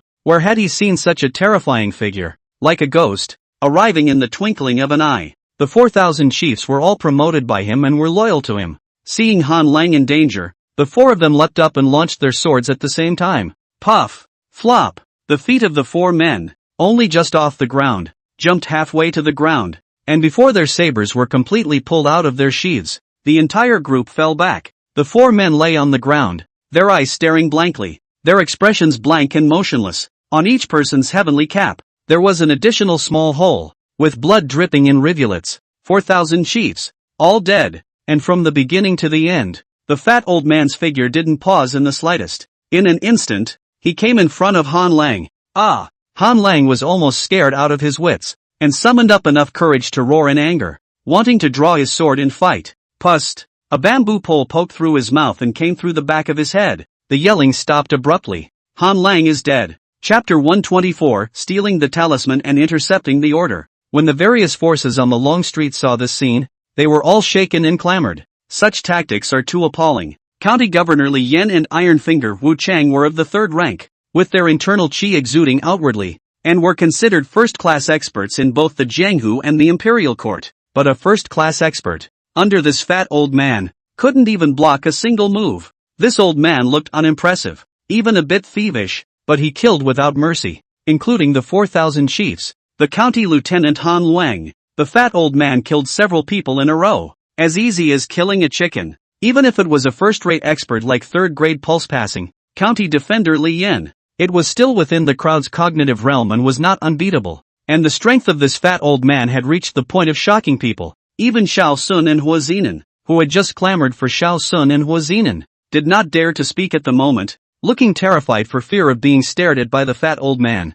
How could such a ruthless man come out of Wan County? This kind of means, is it an innate master? Or, Xiao Sun was secretly shocked. Chen Tang had known the fat old man for so long, and it was the first time he had seen him make a move. What rank is your master? Chen Tang couldn't help but ask. Xing Mu said, 1st grade, patriarch. No wonder. When Chen Tang thought about it, it was reasonable to be able to sneak into the palace, infiltrate the heavenly prison, and also steal the crown prince and the eldest princess out. It would be difficult to escape without the strength of a first-grade grandmaster with 2 large living people. The situation on Long Street was originally a stalemate, with all parties confronting each other and having mutual scruples. But because of the fat old man's appearance, the stalemate was instantly broken, showing a one-sided trend. Its personal power to be unrivaled is one aspect of it. There is another, more important reason. That was what the fat old man had just said under his breath, that the army of the Blackwater Kingdom couldn't come. The many city defenders present began to falter a bit. If there wasn't the threat of the Blackwater Kingdom, most of them would be unwilling to follow the Hua family in their rebellion. Even the people of the Blackwater gang were in disbelief, and their military was in turmoil. Without the support of the Blackwater Kingdom's army, they wouldn't be able to take Wan County at all, and since that was the case, they might as well leave earlier. After all, the appearance of a fat old man in Wan County was such a big variable that it could only be temporarily discarded. Seeing this, Xiao Sun couldn't help but say in a deep voice, all of you don't need to be alarmed. Don't listen to his nonsense. I've met the king before I came here. He has already issued an edict to send out the Tiger Talisman. As long as the great general sees the edict and gets the Tiger Talisman, he will definitely send out his army. Ha! The fat old man's eyes turned to Xiao Sun in the crowd and laughed. You're that young gangmaster, aren't you? Let's kill you first. If Xiao Sun didn't open his mouth, the fat old man's attention hadn't necessarily been placed on him. When he speaks, he's asking for his own death. In the blink of an eye, the fat old man had swooped over the Blackwater gang's crowd. Young lord, be careful. The burly man behind Xiao Sun immediately dodged out and drew his sword towards the fat old man in midair. This person was none other than the expert who had just forced Yan Shi back with a single slash. However, in the eyes of the fat old man, this person's strikes were too slow and everywhere was broken. Pust! The fat old man stretched out his bamboo pole, broke through the waves of black water, and poked the burly man in the throat at once. The strong man was shaken and fell on his back, killing him instantly. Xiao Sun was so scared that his face turned pale. He had some regrets. If I had known, I would have run away quietly. What's the point of arguing with this old man? Swish swish swish. The surrounding Blackwater gang members hurriedly blocked in front of Shao Sun and struck out. And all of a sudden, countless sword lights flashed in all directions. The fat old man's figure floated around in the light of the sword, like a ball of willow floss swinging in the wind, clearly right in front of him, but no one could catch it. Put. Bamboo pole poking around. A large portion of the Blackwater gang's crowd fell to the ground. Little. I'll see where you run. The fat old man had already locked onto Shao Sun in the crowd. Even if there are hundreds of Blackwater gang members, they can't protect him. Feng Shuemo, how dare you? Just then, a voice rang out over the long street. In the next moment, a tall figure swept over the heads of the crowd like a large bird, blocking out the moonlight and swooping towards the fat old man. Swish! The black water is torrential. In the ears of the crowd on the long street, a sound of rushing river water was heard at the same time, roaring continuously with a horrifying sound. It was as if there was endless black water, pouring down from the sky and pouring into Wan County. Some of the timid people even cried out and subconsciously turned to escape. Just one slash affected everyone present. This kind of tactic was no less shocking than what the fat old man had brought to the crowd. When the fat old man saw this person, he put away the smile on his face and looked grave. His figure retreated. His feet seemed to be stepping on top of the clouds, avoiding the other party's blade, and did not engage in a hard fight with it. Dad! Shao Sun was ecstatic to see this person and hurriedly shouted out. The Blackwater gang's crowd was also energized when they saw this person. Xiao Zhangyuan, the Blackwater gang's leader, a first-grade grandmaster. Since the gang master had arrived, it meant that the Blackwater Kingdom's army was outside the city, and Wan County was already in the Blackwater Kingdom's pocket. When the fat old man saw this person, he suddenly let out a strange laugh and said, Xiao Zhangyuan, I'll kill him. What's your hurry? He's my son. Don't you know that? Xiao Zhangyuan was dressed in black, looking no more than middle-aged, with a tall and sturdy figure, holding a long sword in his hand, with an amazing aura, even above the fat old man. Are you sure he's your son? The fat old man let out a laugh and said, I've been around your Blackwater Kingdom this time, but I've heard a secret story about him. Don't you realize that this little brat looks a lot like the Blackwater King? What did you say? Xiao Zhangyuan snapped. The fat old man shrugged his shoulders slightly and said, I only overheard it in your king's palace. If not, how could the Blackwater King be so nervous about him? And since he entered the palace, he has issued an edict to send out the tiger talisman. Xiao Zhangyuan couldn't help but glance at Shao Sun, his face cloudy. Shao Sun's eyebrows and eyes did look somewhat similar to the Blackwater King, but they were originally from the same family, both with the surname Shao, and it's not a big deal if they look alike. But the Blackwater King on Shao Sun, indeed extremely favorite, repeatedly recruited him into the palace. Is it? When was that? Could it be that year when the princess recruited Shui Yun to the palace? This even went behind my back. Xiao Zhangyuan learned that there was a change in the army and he was unable to support Pingzhou for the time being, and worried about Shao Sun's safety in his heart, so he rushed here first. Unexpectedly, just arrived in Wan County, heard such a news. The whole person was like a lightning strike. The people from all the forces on the long street were dumbstruck. How did you get such a big melon in the middle of the fight? Shao Sun was dumbfounded on the sidelines, and his heart was shocked and delighted. So, I'm not a young master and promoted to prince? No wonder the king thinks so highly of me. Xiao Zhangyuan took a deep breath, looked at the crowd of the Blackwater gang, and said in a deep voice, You guys escort Shao Sun, quickly leave Wan County, and retreat back to the Blackwater Kingdom. Xiao Zhangyuan was still sensible. It's a matter of going back and confirming it. You can't just let the fat old man take it at face value with a few words. It's just that the seeds of doubt, once planted, take root over time. Father, I'm not leaving, Shao Sun said. Since the king has sent a large army, I'm going to stay in Pingzhou. There are no more armies, Xiao Zhangyuan said expressionlessly. The king's tiger talisman has been stolen by this person. Ha! Shao Sun was incredulous and said hurriedly, but the king also issued an edict. Xiao Zhangyuan coldly said, that edict, too, was intercepted by him? What? Shao Sun was shocked. The people present were also in an uproar when they heard this.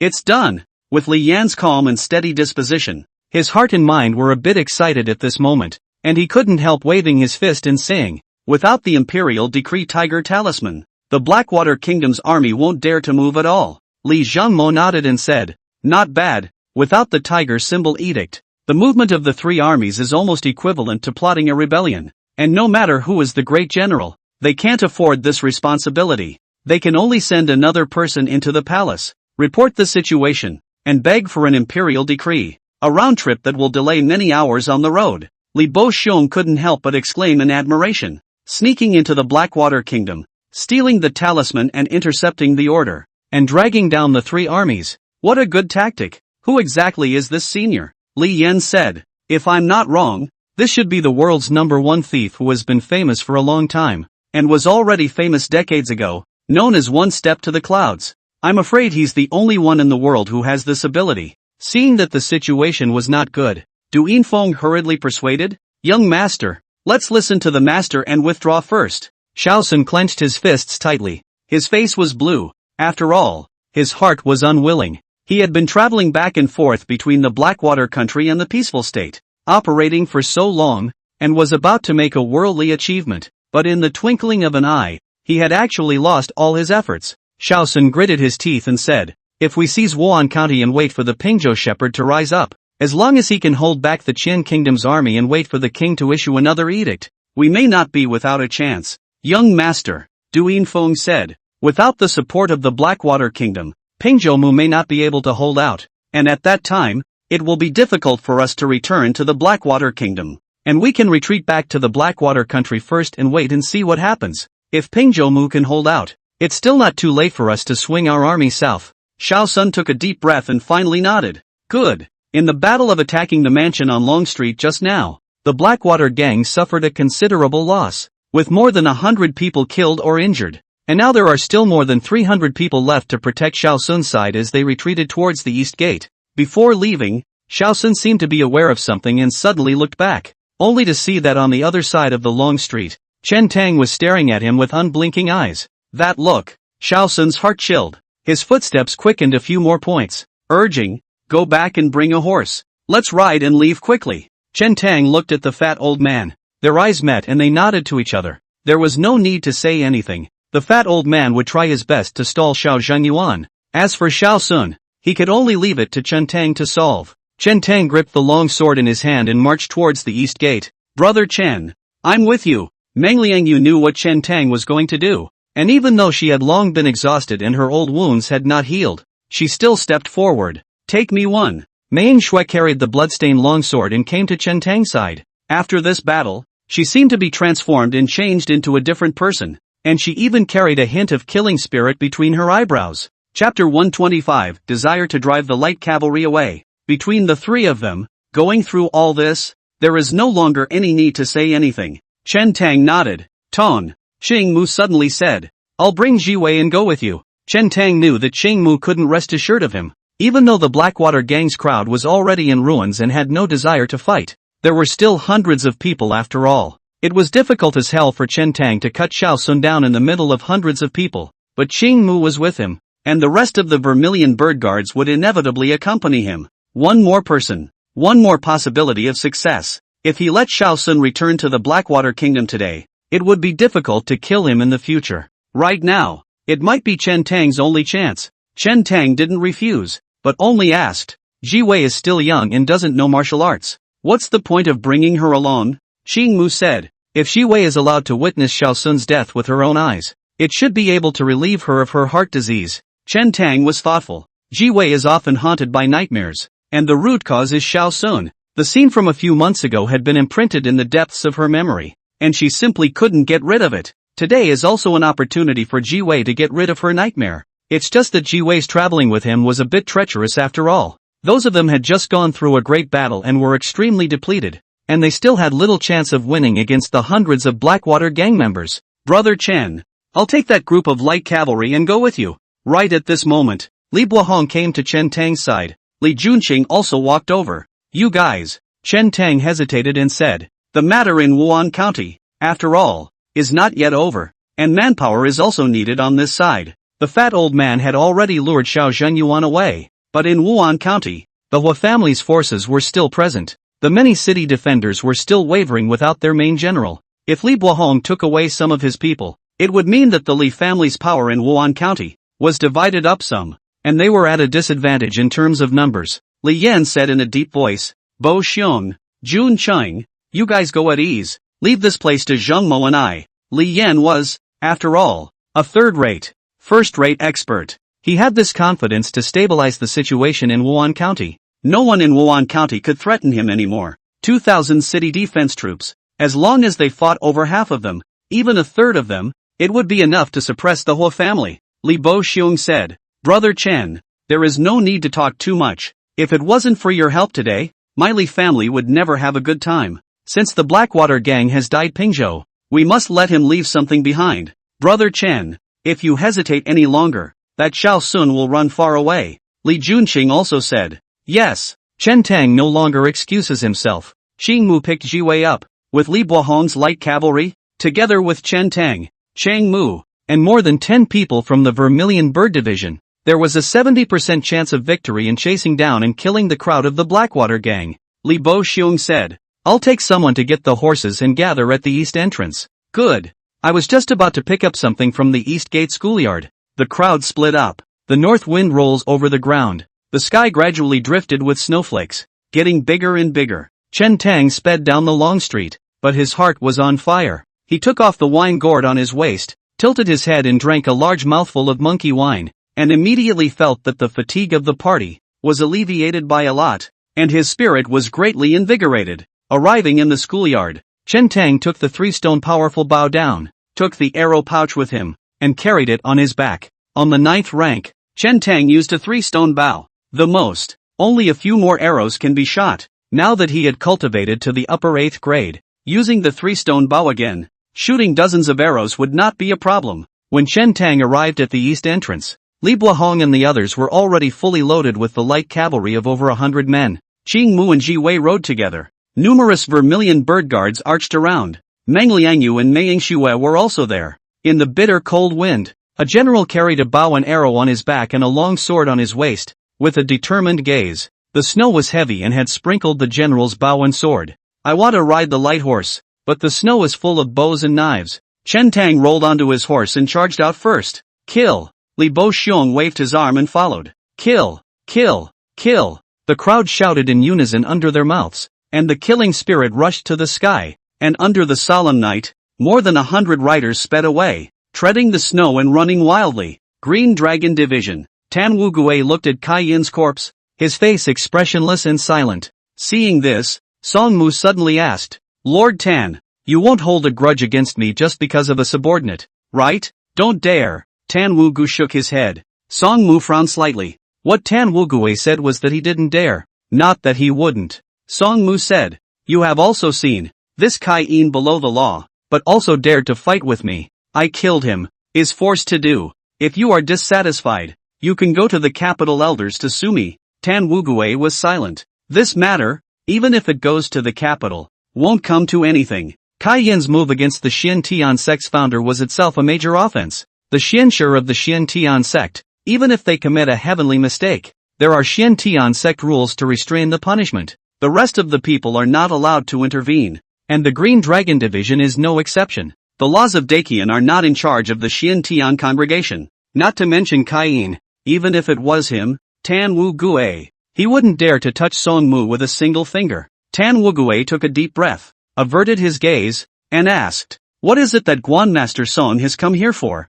Mentioning this matter, Song Mu just suddenly thought of something and said, just now, I was about to talk to you about this matter, but I didn't expect that it would be interrupted by this person barging in. It's very detestable. Song Mu glared at Kai Yin before continuing. I'm still worried that there will be some kind of change in Wan County. There's something you don't know. In this Wan County, there might be a top expert. Oh, Tan Wugue asked. How many grades? Not good. Song Mu recalled that night's experience and still had some palpitations, saying, I can only be sure that this person's lightness is extremely high, coming and going without a trace, definitely above you and me. My lord, my subordinate, Xia Xing, has something important to report. The voice of Xia Xing, the guard captain of the Qinglong division, sounded outside the courtyard. Tan Wugu said, just stand there and say it. Yes, Xia Xing said in a deep voice, the situation outside of Wan County has gradually become clearer. The Hua family is finished. The Blackwater gang,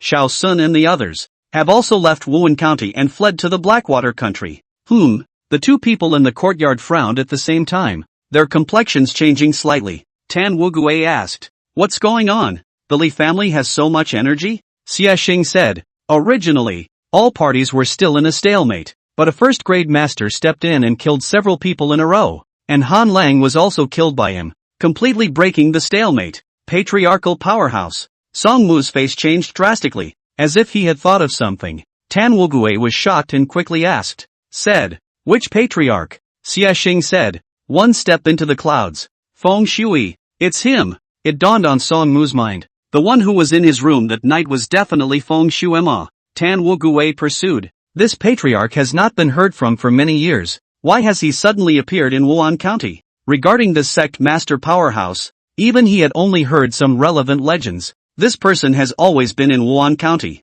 Xia Xing said. The old man who called himself Chen Tang's eldest uncle. That's him. The fat old man? Tan Wugue froze for a moment. He had once even deliberately investigated Chen Tang's family. And apart from the eldest princess who was worth noting, the rest of them were not enough to worry about. That old man looked thieving and harmless, but he was a first-grade master? Moreover, it was still the infamous one-step cloudy sky. Xia Xing added. Later on, the Blackwater gang master Xiao Zhengyuan showed up. This one is also a first-grade master, and was engaging in a battle with Feng Shuyue. So what's the Blackwater gang running for? Tan Wugue asked again. Since Xiao Zhengyuan has shown up, the Blackwater Kingdom's army should be arriving soon. Xia Xing said, there are no more Blackwater Kingdom armies, and the Tiger Talisman edicts of the Blackwater King have all been stolen by Feng Shuyue. The two people in the courtyard fell silent at the same time. Just then, a red light flew in midair, hanging above Song Mu's head and slowly drifting down.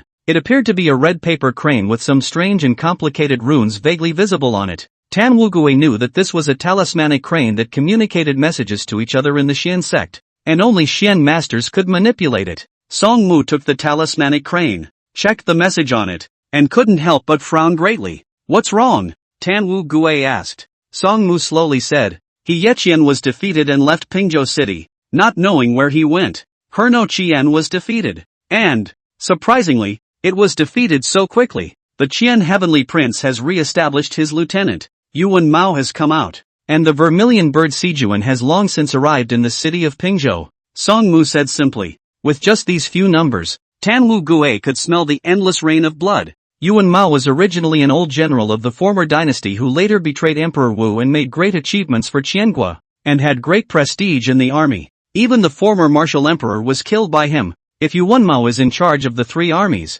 and the troops are at the city, and then with the vermilion bird Sijuan, the inside and the outside, He Yeqian really doesn't have much of a chance. If the Blackwater Kingdom's army had supported them in time, they might still have a fighting chance, but now, there is also a problem on the side of the Blackwater country. You go down, Tan Wugue said. Xia Xing sniffed and retired. Song Mu didn't look too good. The situation had developed completely beyond his expectations. Song Mu suddenly said, this Wei lieutenant's death was pushed onto that group of people from the Blackwater gang. If someone asks, you should know what to say, right? Although he wouldn't be punished too much for killing a Green Dragon Division Guard captain, he was still a bit of a problem after all. Song Mu took out a talisman from his pocket, chanted a few words under his breath, and as a spiritual chi surged into his fingertips, the talisman in his hand suddenly burst into flames. He threw this talisman at Kai Yin's body. The fire instantly swept over Kai Yin's entire body and blazed. In just dozens of breaths, Kai Yin was burned to the bone.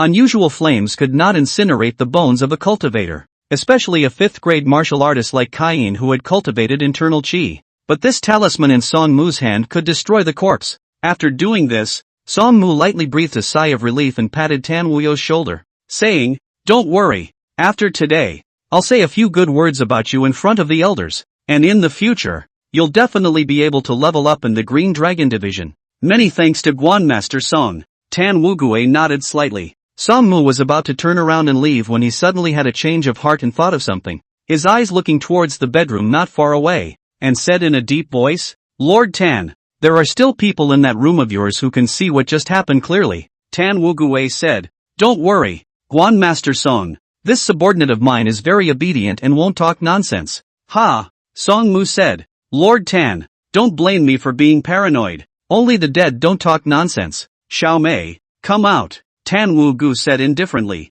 Chapter 126, The 100-Mile Chase. Xin Xiaomei slowly pushed open the door of the room. Her face was pale and she looked a little soft and pathetic. without a little bit of the mighty sharpness that was on the way. My lord, Guan Master Song, I would never talk nonsense. Qin Xiaomei's voice, with a hint of trembling, was clearly frightened. Song Mu's gaze, unbridled, wandered over her body, admiring this exquisite body under the thin veil, while his mouth said, I still believe in the dead a little more. Qin Xiaomei's delicate body trembled, her expression terrified as she looked at Tan Wuyo for help. Tell you what, you take a poisonous oath, Tan Wu Gu said indifferently. Song Mu laughed. It seems that Lord Tan has taken pity on his wife and still can't let go of her. After a slight hesitation, Qin Xiaomei obediently knelt down on the ground and softly said, I, Qin Xiaomei, swear to heaven that if I tell what I saw today, I will be condemned by heaven and will not die a good death. Song Mu stood tall and looked at Qin Xiaomei,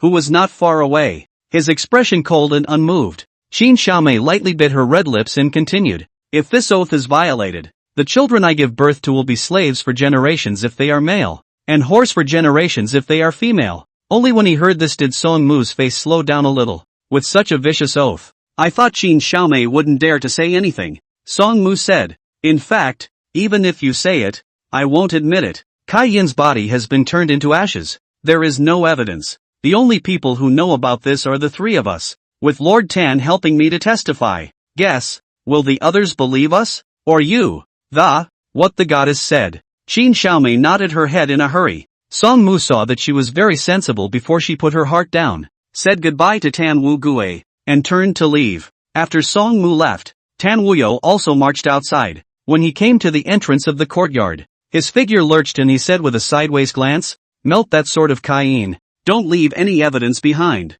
Yes. Qin Xiaomei hung her head and answered. After a long time, the courtyard had long been silent, and no one was around. Before Qin Xiaomei slowly raised her head and looked at the dust that had spilled onto the snowy ground in the courtyard, lost in thought. After a long time, Qin Xiaomei stood up, went back to the house to put on her clothes, draped herself in a wide robe, and walked out. She picked up the chipped longsword on the ground and hid it under her robes as she marched towards the blacksmith's store. It wasn't long before Qin Xiaomei came to the blacksmith store there, handed over the green dragon sword, and said in a low voice, take the trouble to melt this sword. Old Zhang took the sword, glanced at it, was a bit surprised, and asked, this sword is fine, what's the point of melting it? No need to ask, just melt it. Qin Xiaomei didn't explain and prodded. Old Zhang didn't say anything and threw the green dragon sword into the iron water. Qin Xiaomei watched the green dragon sword gradually dissolve into the sword slot before turning to leave. Not far away in the corner, Tan Wugue stood in the shadows,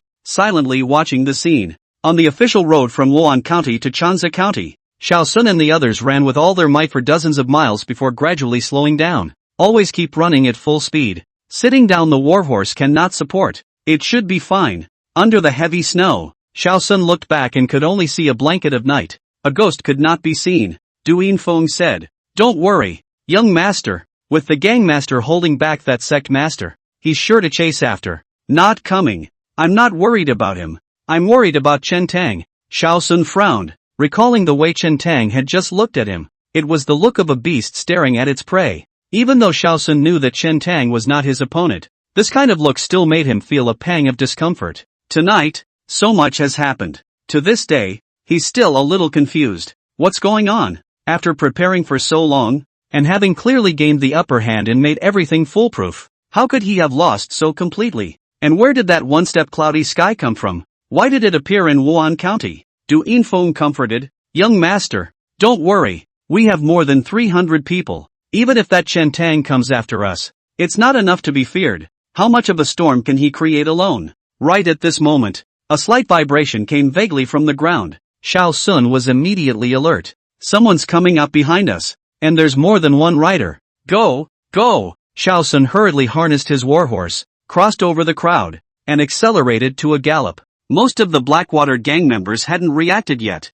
Woo! Right at this moment, the sound of a sharp blade breaking through the air rang out and arrived in an instant. Pust! The back of the head of one of the Blackwater gang's personal followers was pierced through by a feathered arrow, and he immediately fell off his horse and collapsed to the ground. Zhang Yu, Dai Guan, you people stay behind and scout the situation behind you. Do everything you can to stop anyone who tries to chase after the young master. Duyin Feng immediately separated about 100 people and stayed in place to intercept the pursuers while he himself darted towards Xiao Sun. As he spoke, Another Blackwater gang guard was killed by an arrow. The Blackwater gang members who stayed behind hurriedly dodged away from each other, crouching down in the snow and hiding their figures as much as possible. Those who were carrying bows and arrows on their backs began to bend their bows and shoot toward their backs with the intention of counterattacking, but their feathered arrows didn't go into the heavy night, like mud cows into the sea, without a single response. The sound of horses' hooves was getting closer. It didn't take long for the Blackwater gang people to see a group of light horsemen treading the snow and coming in a murderous manner,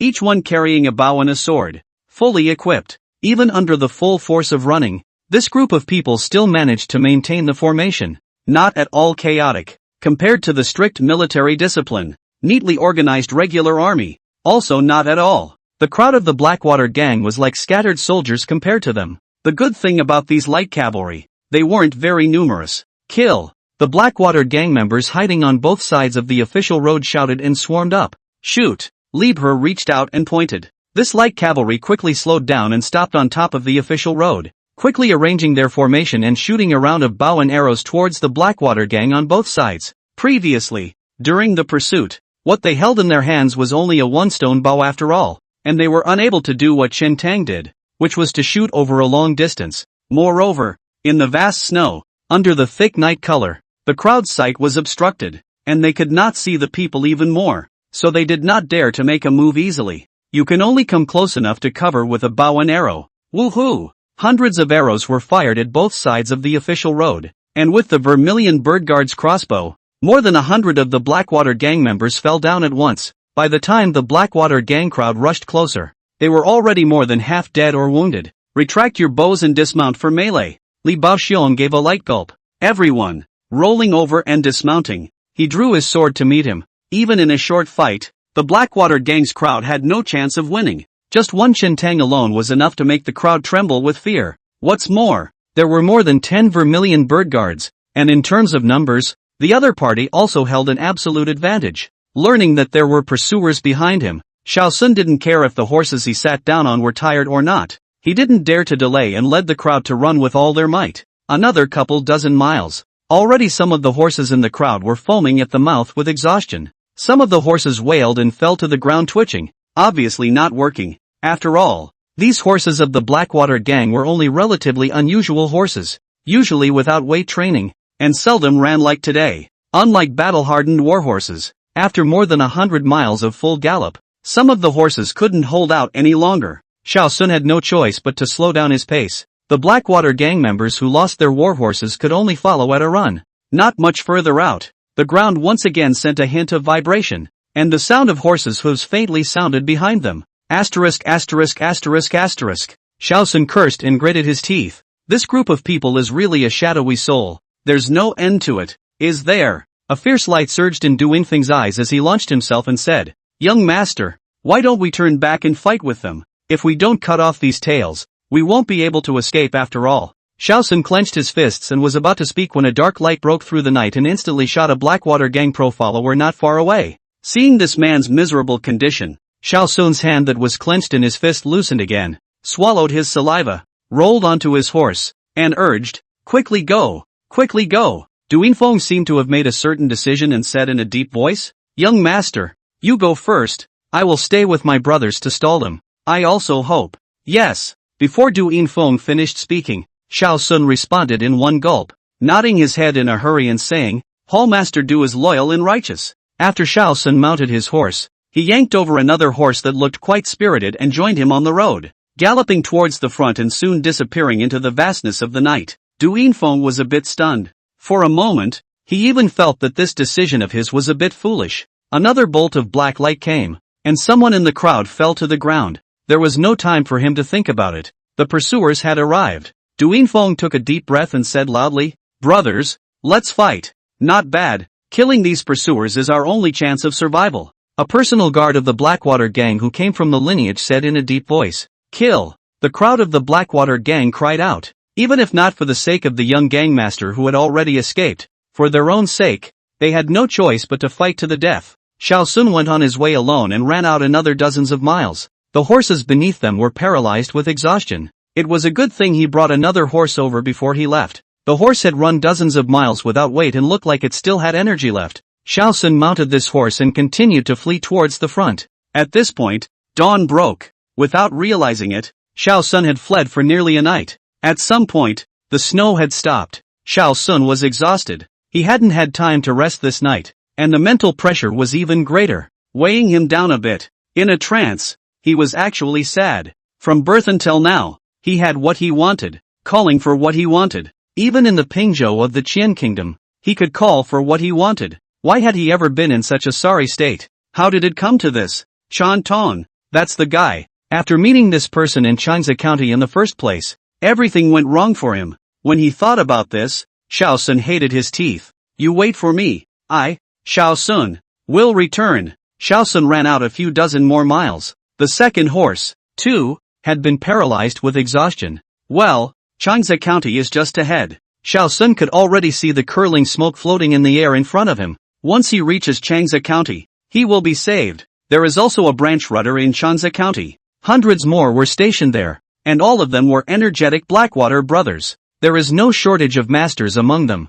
Since the last time this rudder was attacked by Chen Tang, Duin Feng had even sent a few 6th grade and 7th grade good fighters to sit in on it. Chen Tang and the others had traveled a long distance, and in the middle of the journey, they had experienced several killing battles. The brothers of the Blackwater gang's branch rudder can definitely hold off the pursuers with their ease. Moreover, Changzhou County was close enough to the 3,000 Snowy Ridge. He could trade for a good, energetic horse and rush back to the Blackwater country, greeting the faintly glowing sunlight in the east in the distance. Xiao Sun seemed to have seen life, and, pumping up his spirit, he ran furiously towards Changzhou County. Chapter 127. Tokorozawa County. Early dawn. Some of the stores on both sides of the street opened early. There are a number of small businesses set up stalls, a variety of breakfast snacks, game meat and eggs, frozen river fresh, cloth sellers, shoes sellers, barterers, and all sorts of other things. There was a lot of activity. This kind of morning market is considered a unique feature of the northern part of Qiangua.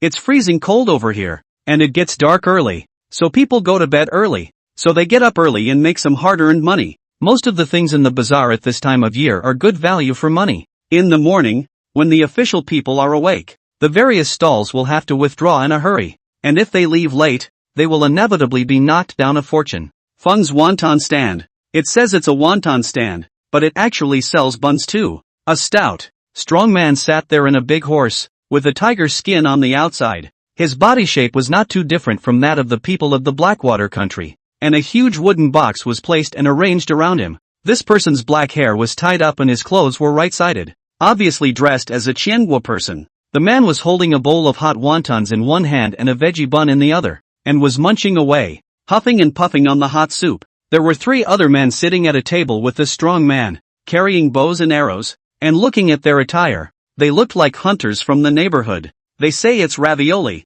but there's not much meat in it. It's more like pasta sheet soup, but the 4 of them still ate with sweat and gusto. Brother Tiger, we've been eating meat all day on the mountain, and the brothers are all about to vomit. One man whispered, this coming down the mountain to eat a vegetarian bun and drink some slice of soup is quite a relief. Hey, the burly man laughed and said, it's rare to come down here, eat more, and bring back some more in a while for the brethren to try. Boss, another bowl of wontons. The burly man yelled. The stall owner glanced at the stack of bowls on the table and looked worried. These people look strange. Back bow with a knife. Look not too messy, and eat so much, don't be a freeloader. Seeing that the stall owner hesitated and slowed down as if he wasn't too happy, the burly man laughed, fished out 2 pieces of broken silver from his pocket, placed them on the table, and said, Boss, these can be enough. Enough, enough. When the stall owner saw it, he smiled and put his head down, and immediately went to cook the ravioli. Just then, a man in white, cloaked and disheveled, panting, ran over and through the bazaar, looking back from time to time, as if he was afraid of something. Passing through the stall of the strong man's few people, the white man seemed to be starving, casually grabbing 2 meat buns and stuffing them into his mouth while running towards the front. This grandpa, you haven't paid yet. Seeing this, the wonton stall owner became anxious and wanted to go forward to stop the man in white. Recognizing the identity of the man in white, one of the diners rushed forward, yanked the wonton stall owner to a halt, and whispered, don't you want to die? What? The wonton stall owner asked. Old Sun Tu, you recognize him? This eater is none other than Old Sun Tu from the blacksmith store in Changzhou County. Old Sun Tu said, This is the young master of the Blackwater gang. Before in Changsa County, he forcefully robbed the women of the people. Someone stepped in to stop him. He was cut 32 times. The officials did not dare to take care of it. How many lives do you have that you dare to ask for his money?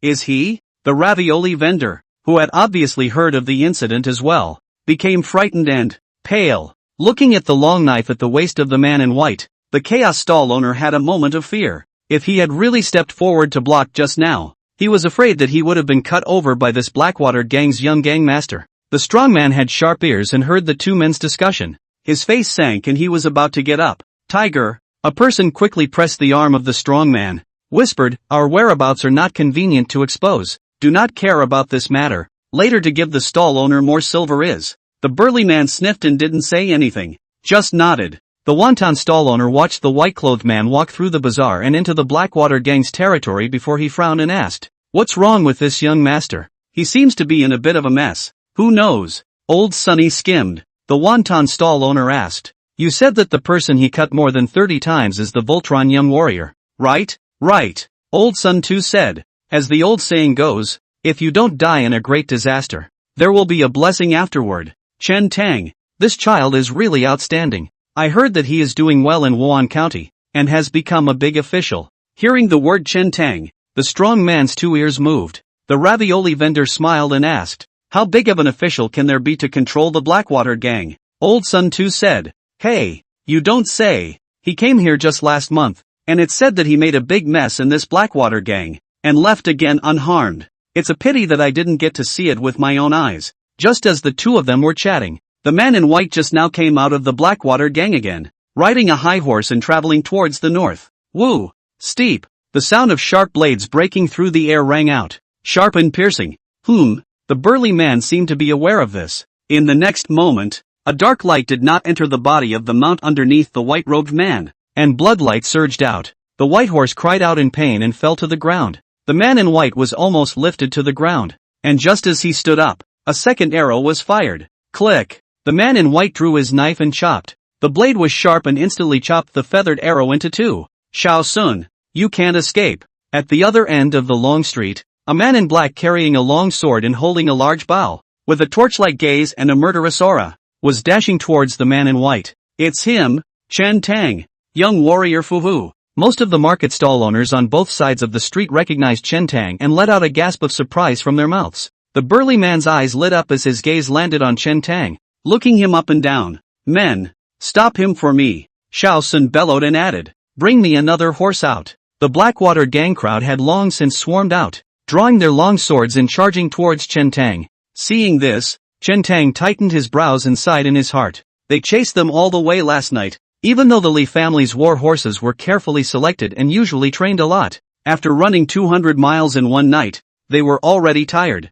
Chen Tang was worried about Shao Sun escaping, so he dismounted and chased after him first. Seeing the crowds of Blackwater gang on the opposite side, Chen Tang could not help but feel a sense of powerlessness welling up in his heart. Once he was stalled by this group, it would be difficult for him to kill Shao Sun. Ha ha! Just then, a long laugh suddenly came from the side of the street. A burly man suddenly rose and shouted, "Dogs of the Blackwater gang, what is the skill of bullying the few with the many? Let me meet you." Chen Tang looked sideways. This guy's face is raw, much to the point that he didn't recognize it. If the strong man was the only one, he still wouldn't be able to stop the group from the Blackwater gang. But just after the strong man got up, the stalls on both sides of the long street, one after another, stood up one by one. Diners. There are actually more than 100 people. This group of people drew their long knives from their waists, and led by the burly man, they rushed towards the Blackwater gang crowd. The burly man grinned toward Chen Tang and said, "You go take care of that young gang leader. Leave the others to us." "Strong man, thanks a lot." Without hesitation, Chen Tang gave a word of thanks, and with a flash of his body, he drilled into a side alley, bypassing the crowd of the Blackwater gang, and groped in the direction of Shao Sun. No one knows the roads of Changsa County better than he does. Mind your own business and don't know what you're doing. The helmsman of the Blackwater gang, the deacons, came forward. Good timing. With a backhanded slap, the burly man smashed the wooden box beside him and grabbed a thick-backed greatsword inside. The blade looked extremely heavy, but it fit the burly man's frame just right. The burly man met the deacon at the very front and slashed his head. Phew! This thick-backed greatsword slashed down, actually bringing out a wind sound. This Blackwater gang deacon subconsciously raised his sword to block their weapons, all of which were integrated into cold iron casting. Whether it was the degree of sharpness or hardness, were far beyond the ordinary weapons of the Qian kingdom. The moment the two swords collided, only to see the burly man's thick-backed greatsword with a gaping hole knocked out of its blade. But the burly man was too powerful. Even though the thick-backed greatsword was damaged, it still chopped down with an irresistible trend, and split that Blackwater gang deacon into two halves alive. In a flash, blood was spilled on the long street. Hiya! Xiao Sun brought in another new horse, rolled onto it, and galloped off toward the north. He hadn't taken more than a few steps when a shadow fell from the sky on the roof to his side. Xiao Sun looked up, only to see Chen Tang leaping up high, holding his sword with both hands. His eyes showed fierce light. His momentum was heavenly, and he chopped his head towards him. Xiao Sun, take your life! Chen Tang bellowed. Ah! Xiao Sun could not avoid it and could only cross his sword to block it. When the twin swords collided, erupting into an oozing sound, Xiao Sun was so shaken that he fell off his horse, rolled on the ground, and quickly stood up, staring at Chen Tang with a deadly stare, gasping for air under his breath. Chen Tang also fell heavily to the ground, but quickly stood up. Both sides had just landed a hard blow, and it looked as if neither side had gotten the better of the other. In fact, Xiao Sun was on the 7th rank and had the strength to open an 8-stone bow. As for Chen Tang, he was only on the 8th grade, and even if he had once cultivated to the 9th grade extreme realm, he was still only able to open a 7-stone bow today. In terms of strength, Chen Tang was weaker than Xiao Sun, but just now, Chen Tang leaped up in the air, holding the knife with both hands, and staged a vertical chop. With the momentum of opening up the mountain and cutting down the wood, Xiao Sun was on a horse and was unable to use his strength, and was in a hurry to block, which resulted in an even split. Chen Tang, you are forcing me to kill you again. Xiao Sun's face was frosty. He knew that if he couldn't get past Chen Tang today, he wouldn't be able to return to the Blackwater Kingdom. It was a good thing that with the slash just now, he had already tried out Chen Tang's depths. Chen Tang's strength was definitely no match for his. In fact, Chen Tang didn't have a bottom in his heart either. After being besieged by the Blackwater gang in Wan County last night and falling into danger several times, he had long since exhausted the time for a single breath of divine illumination. No rest all night. He could no longer enter the state of divine illumination. Plus, after several consecutive fierce battles and a night of running, his physical strength was greatly depleted. If it wasn't for the months of drinking tiger's milk, eating mountain ginseng, drinking monkey wine, and cultivating to the 9th grade extreme realm, he wouldn't have been able to last until now. But when two people sparred, the height of the realm was only one aspect, especially below the 5th rank. None of them had cultivated internal chi. The difference of one realm, the gap wasn't as big as imagined. Winning or losing also depends on the state, psychology, spirit, environment, and momentum of both sides at the time, plus the strain on the field, the surrounding environment, etc., and some unpredictable variables. Chapter 128, Settling Matters of the Heart. Chen Tang calmed his mind as much as he could and stayed calm. Xiao Sun was the first great enemy he faced when he came to this world. This battle is very significant. It was also a test of what he had learned over the past few months. Almost simultaneously, the two rushed towards each other. In the blink of an eye, it was in attack range. Blackwater. Xiao Sun gripped his sword with both hands. His feet were separated shoulder-width apart, slightly bending his knees, and made a head-on chop towards Chen Tang. This move erupted with an aura of being forced into a desperate situation and a life-and-death decision. Butchers. Chen Tang did not engage in a hard fight, moving his feet in stance and swinging his hand. The long knife stabbed in from the side diagonally behind at a weird angle, avoiding Xiao Sun's sharpness and going straight for his two ribs.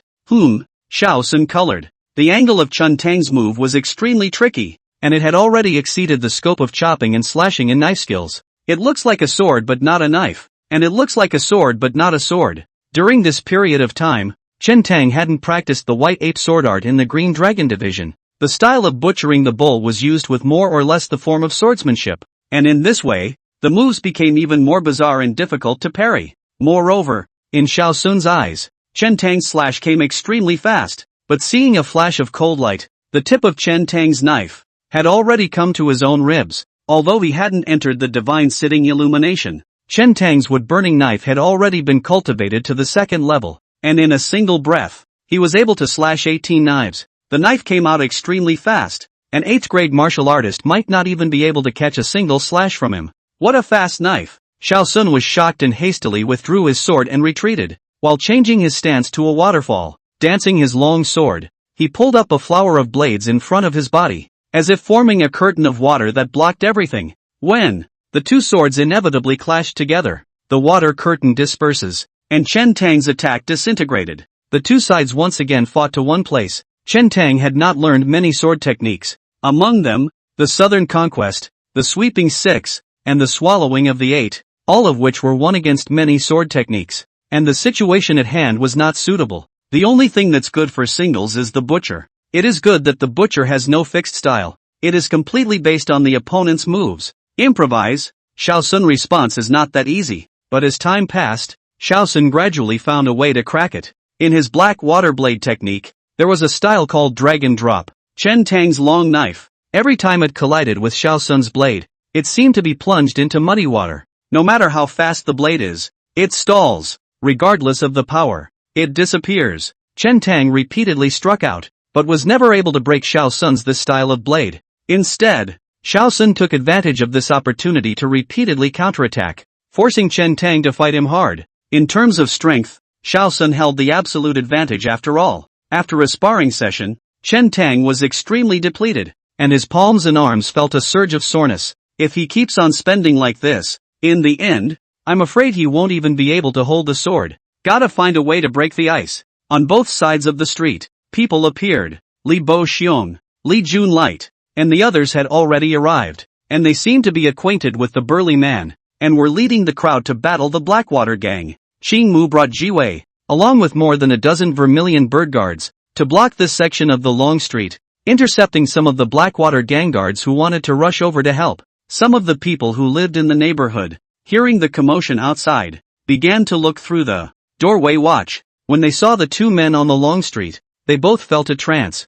It was a scene of déjà vu. It just happened a few months ago. That time, Chen Tang bare hands and empty fists, hit the 16-road Fu Hu Quan. The result was cut more than 30 knives. Right now it seems to be better. At least in Chen Tang's hand. He was holding a sword. But just at that moment, a sudden change occurred. Chen Tang couldn't hold the long blade and was actually strung out by Xiao Sun with a dragging force. He became barehanded again. Moreover, Chen Tong looked so ridiculous as he once again fought the Fu Hu Quan. Everything seems to be back to square one. Until a shocking tiger's roar rang out from the long street, causing scalps to tingle and hearts to chill. The long knife was out of his hand, and it looked like Chen Tang had fallen into a disadvantage. But in reality, there were hidden killing opportunities. Chen Tang knew that if he continued to exhaust himself, his strength would definitely run out, and it would only be a matter of time before the long sword came off. In that case, it would be better to give up the long knives earlier. 4 months, the most time he spent was actually on one hand.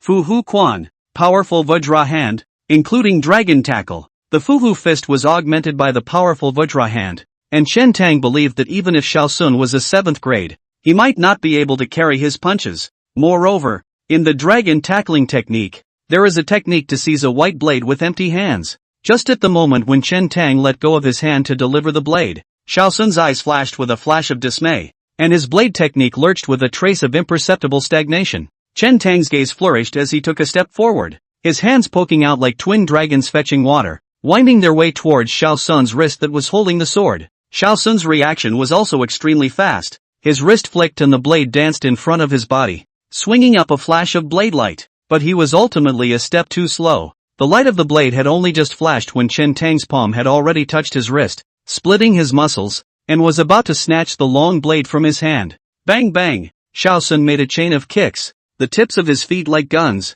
poking at Chen Tang's arms. Chen Tang could only take half a step back. Xiao Sun's long sword crashed to the ground. Although Chen Tang dislodged Xiao Sun's long sword, he failed to hold it in his hand. After all, he had only cultivated to the 8th grade bone replacement realm and had not yet cultivated to the Ishin level. If the E tendon is a great success, rigidity and flexibility, in and out as desired, the success rate of grabbing the white blade with empty hands will only increase greatly. Xiao Sun still wanted to pick up the knife, but Chen Tang didn't give him that chance. A move of a fierce tiger out of the scabbard, mouth and nose breathing, actually became incomparably thick and heavy, as if a fierce tiger gulping heaven and earth, emitting a palpitating low roar. Xiao Sun was shocked. At this moment, it seemed as if the one pouncing on him was not Chen Tang, but a fierce tiger beast with glowing eyes and hideous fangs. This was the power of cultivating the Voltron fist to the god realm. Shao Sun's mind was captured by it, and his guts were weak. Obviously his realm power exceeded Chen Tang's,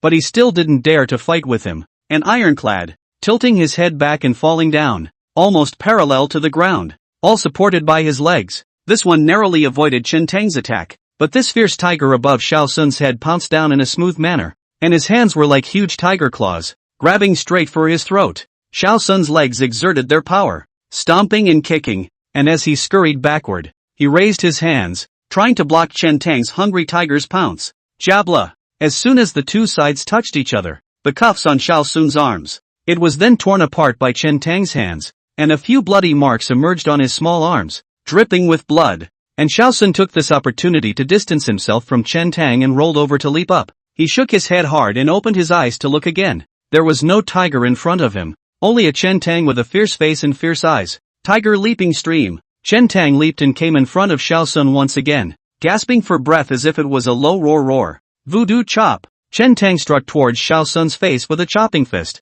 as if it was a huge axe that opened up a mountain. With an overpowering momentum, Shao Sun didn't dare to catch it with one hand, so he could only set up his arms and block in front of himself. Bang! The fist slashed heavily at the junction of Shao Sun's arms. Shao Sun felt a soreness in his arms and trembled slightly, barely able to hold up his frame. This chopping fist was more than just the god realm's Vorpal fist, it also contained the power of the powerful Vajra hand within it. Chen Tang's fist contained the power of adamantine. If it was an 8th grade martial artist, just one punch would have split the opponent's tendons and bones. Shao Sun turned around and fled in a fit of chills. Like a tiger with wings, Chen Tang leaped up in the air. His speed was amazingly fast, as if he was flying over in mid-air, and in the blink of an eye, he chased after Shao Sun. The hungry tiger descends. Black tiger hollow. Tiger-tailed feet. The tiger earns its body. Angry tigers through the forest. Tigers and dragons. The tiger offers its claws. Tiger's mouth. Chen Tang punched out all the 16 Fushu fists, and then stood still, exhaling a long breath. Across the street, Shao Sun stood in place with a pained expression, sweating profusely, and his figure shaking slightly. Suddenly, inside his body, there was a crackling and snapping sound, as if he was frying beans, or as if a bowstring was breaking. In the next moment, Shao Sun seemed to lose all his strength as he fell limp on the ground and let out a miserable scream from his mouth. Chen Tang's Fushu fist hit him with many cracked bones and dislocated joints on his body. Voodoo fist. Mei Shui looked at this scene with a complex expression and murmured softly, "So he didn't lie to me. The Fushu fist can really kill." Ji Wei, who was standing on the long street watching the battle, was originally extremely nervous, as if he had gone back to a few months ago and witnessed the scene where Chen Tang was hacked and hit with dozens of knives. Until this moment, she hadn't breathed a sigh of relief. The fear of Shao Sun in the depths of his memory was dissipating a little. Chen Tang picked up the long knife on the ground with an ice-cold expression and walked towards Shao Sun step by step. "Chen Tang, you can't kill me." Shao Sun's teeth chattered in pain, sucked in cold air, and said in a trembling voice, "I'm not the young master of the Blackwater gang. I'm the prince of the Blackwater kingdom. I don't care who you are." Pust. Chen Tang leaned down and chopped Shao Sun's throat. The blade is sharp and unobstructed. A bucket-sized head rolled down the long street, motionless. Shao Sun's eyes were rounded with horror, unwillingness, and remorse. Only, unfortunately, it was too late. Some of the people who lived nearby saw this scene and looked shocked for a long time. A few months ago, the hot-blooded teenager that they had laughed at seemed to have really become the Voltron young warrior. Did what they didn't dare to do, killed who they didn't dare to kill. Carrying Shao Sun's bloody head, Chen Tang arrived in front of the Blackwater gang and shouted, "The Blackwater gang of Wan County has been destroyed, and Shao Sun is dead." Seeing this scene, the Blackwater gang members who were still fighting with Li Bo Xiong, the strong man and the others had no desire to fight and dispersed, each fleeing. Li Bo Hong and the others were relieved and did not continue to pursue. Since last night's great battle, they had not closed their eyes, and after running long distances and fighting several fierce battles, they had long since exhausted their physical strength. Chen Tang also felt a sense of relief after decapitating Shao Sun. He had traveled so far and often thought about what happened to Chen Dan and his predecessor. Only at this moment, after avenging Chen Dan and his predecessor, did Chen Tang let go of a piece of his mind?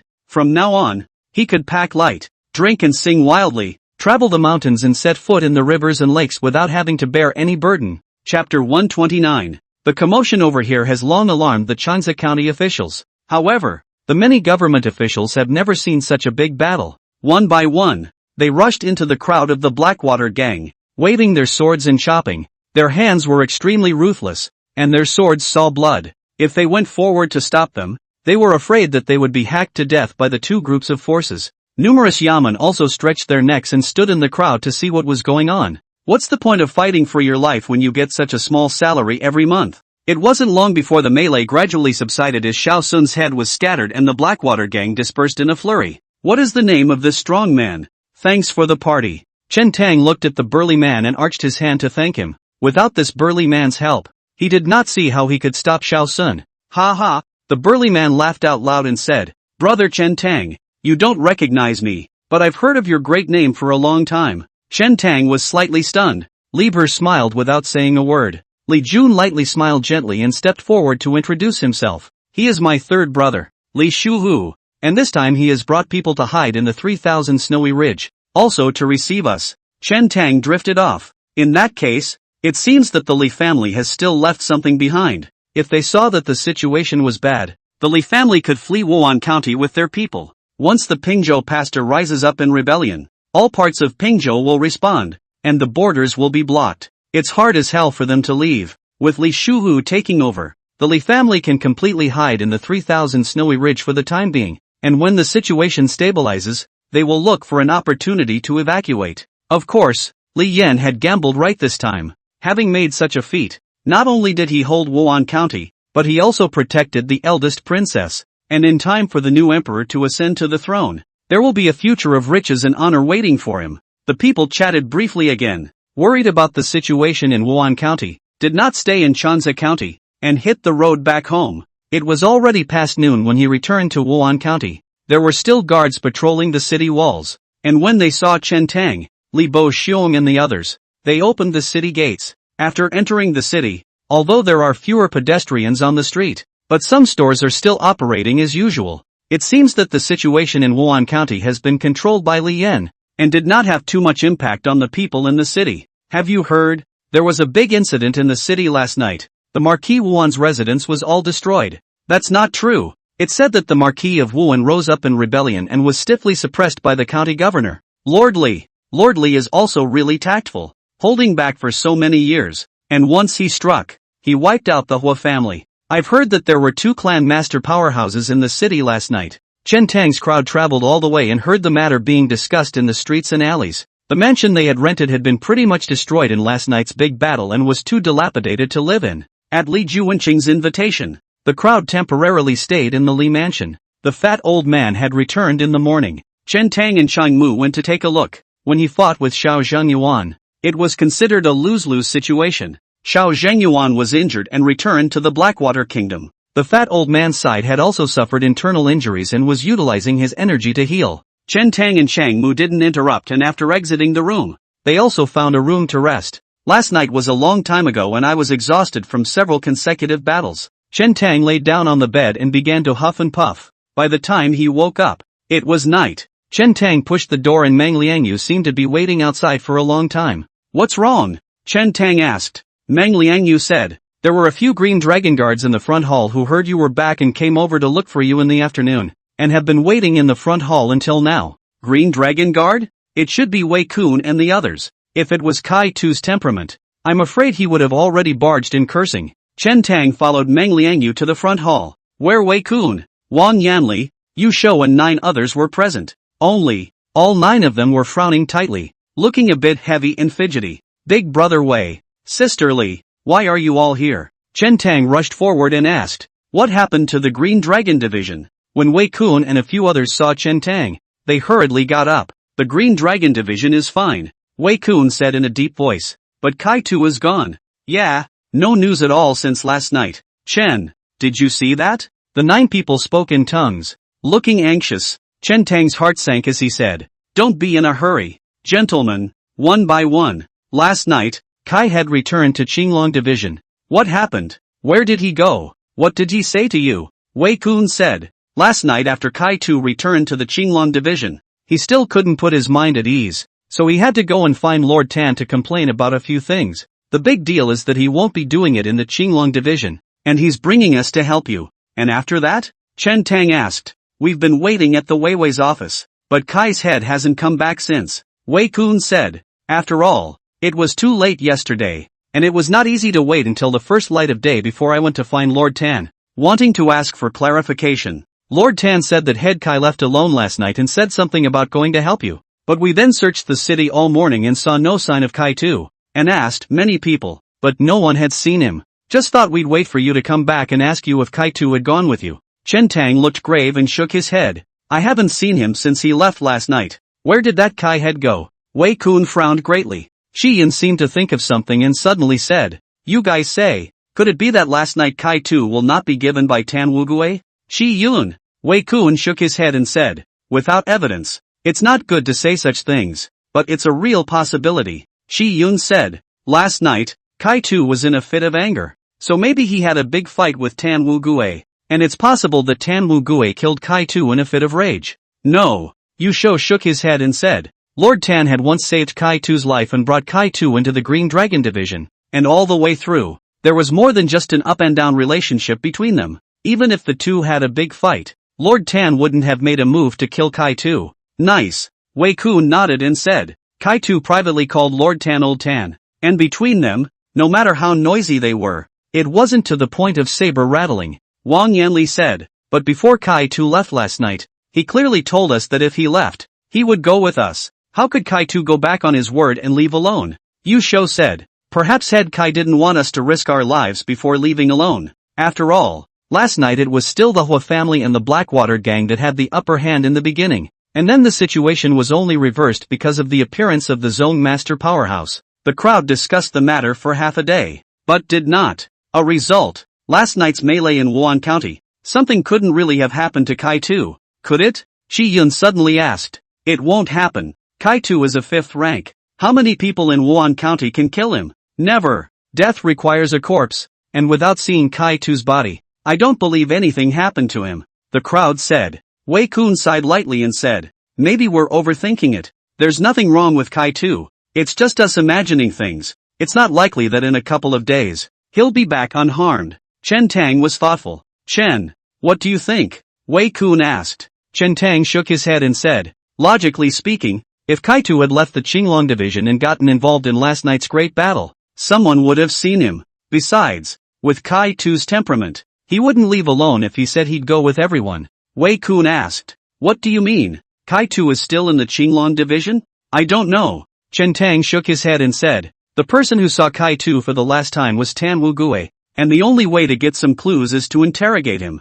Wei Kun and a few others were in disbelief. It was indeed difficult to go to Tan Wugui and open his mouth with such words. Asking too many questions or using the wrong tone of voice would inevitably cause Tan Wugui to resent him. Moreover, they were only Green Dragon guards. There was a difference of 2 ranks between them and Tan Wugui. How could they be qualified to interrogate Tan Wugui? Enemy attack! Enemy attack! Just then, a sharp shout came from outside the door. The next moment, the voice came to an abrupt end. Immediately afterward, a sound of killing came from outside the Li mansion. Ding ding ding! Boom! Boom! Boom! The visitors seemed unstoppable, driving straight in from outside the Li mansion, destroying everything and killing all the way to the backyard. With a horrifying sound, the location of the backyard was exactly where Cheng Mu and the others were resting. Chen Tang's face changed. He couldn't think too much and turned around to run to the backyard. The 9 Wei Kun people also hurriedly followed. He Yi Chien. Looking at your sorry state, with only a few men around you,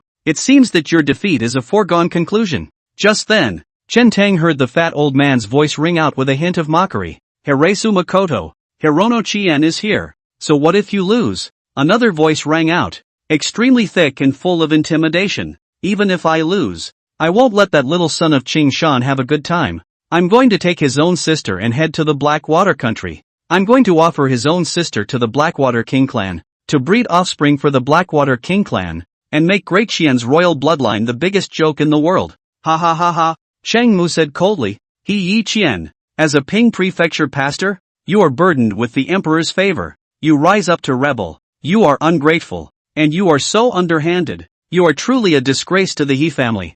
Bang! Bang! Bang! Chen Tang and the others looked up, only to see that in mid-air, the two figures suddenly exchanged blows and collided together, exchanging several moves in succession, and then separating from each other. One of them was none other than the fat old man. The other one, I think, is Kano-san. You've cultivated to the first grade? The fat old man looked grave, and a trace of blood spilled from the corner of his mouth. Nice, He Yiqian proudly said. If not, I wouldn't have risen up rashly. With my ability, how could I stoop below that Green Mountain Jr.? Right at this moment, County Governor Li Yan with many guards, Chen Tang and several Qinglong guards, arrived here one after another from outside, and after seeing Pingzhou Pastor Hinaoqin, they all looked gloomy. They heard clearly just now that this one was a first-grade patriarch. The fat old man had suffered internal injuries from his battle with Xiao Zhenyuan and was simply no match for He Yiqian. Even if all of the Li family swarmed around, it wouldn't be enough for this one to kill. What's more, this one was accompanied by dozens of followers. He Yiqian was murderous, staring at the fat old man, slowly lifting his hand, exuding a berserk chi energy around his body, so that onlookers could not get close to him, let alone take a shot at him. Feng Shu Yue, today I will not only take her away, but I will also kill you in the palm of my hand. If you hadn't stolen the talisman and intercepted the order, I wouldn't have lost so completely.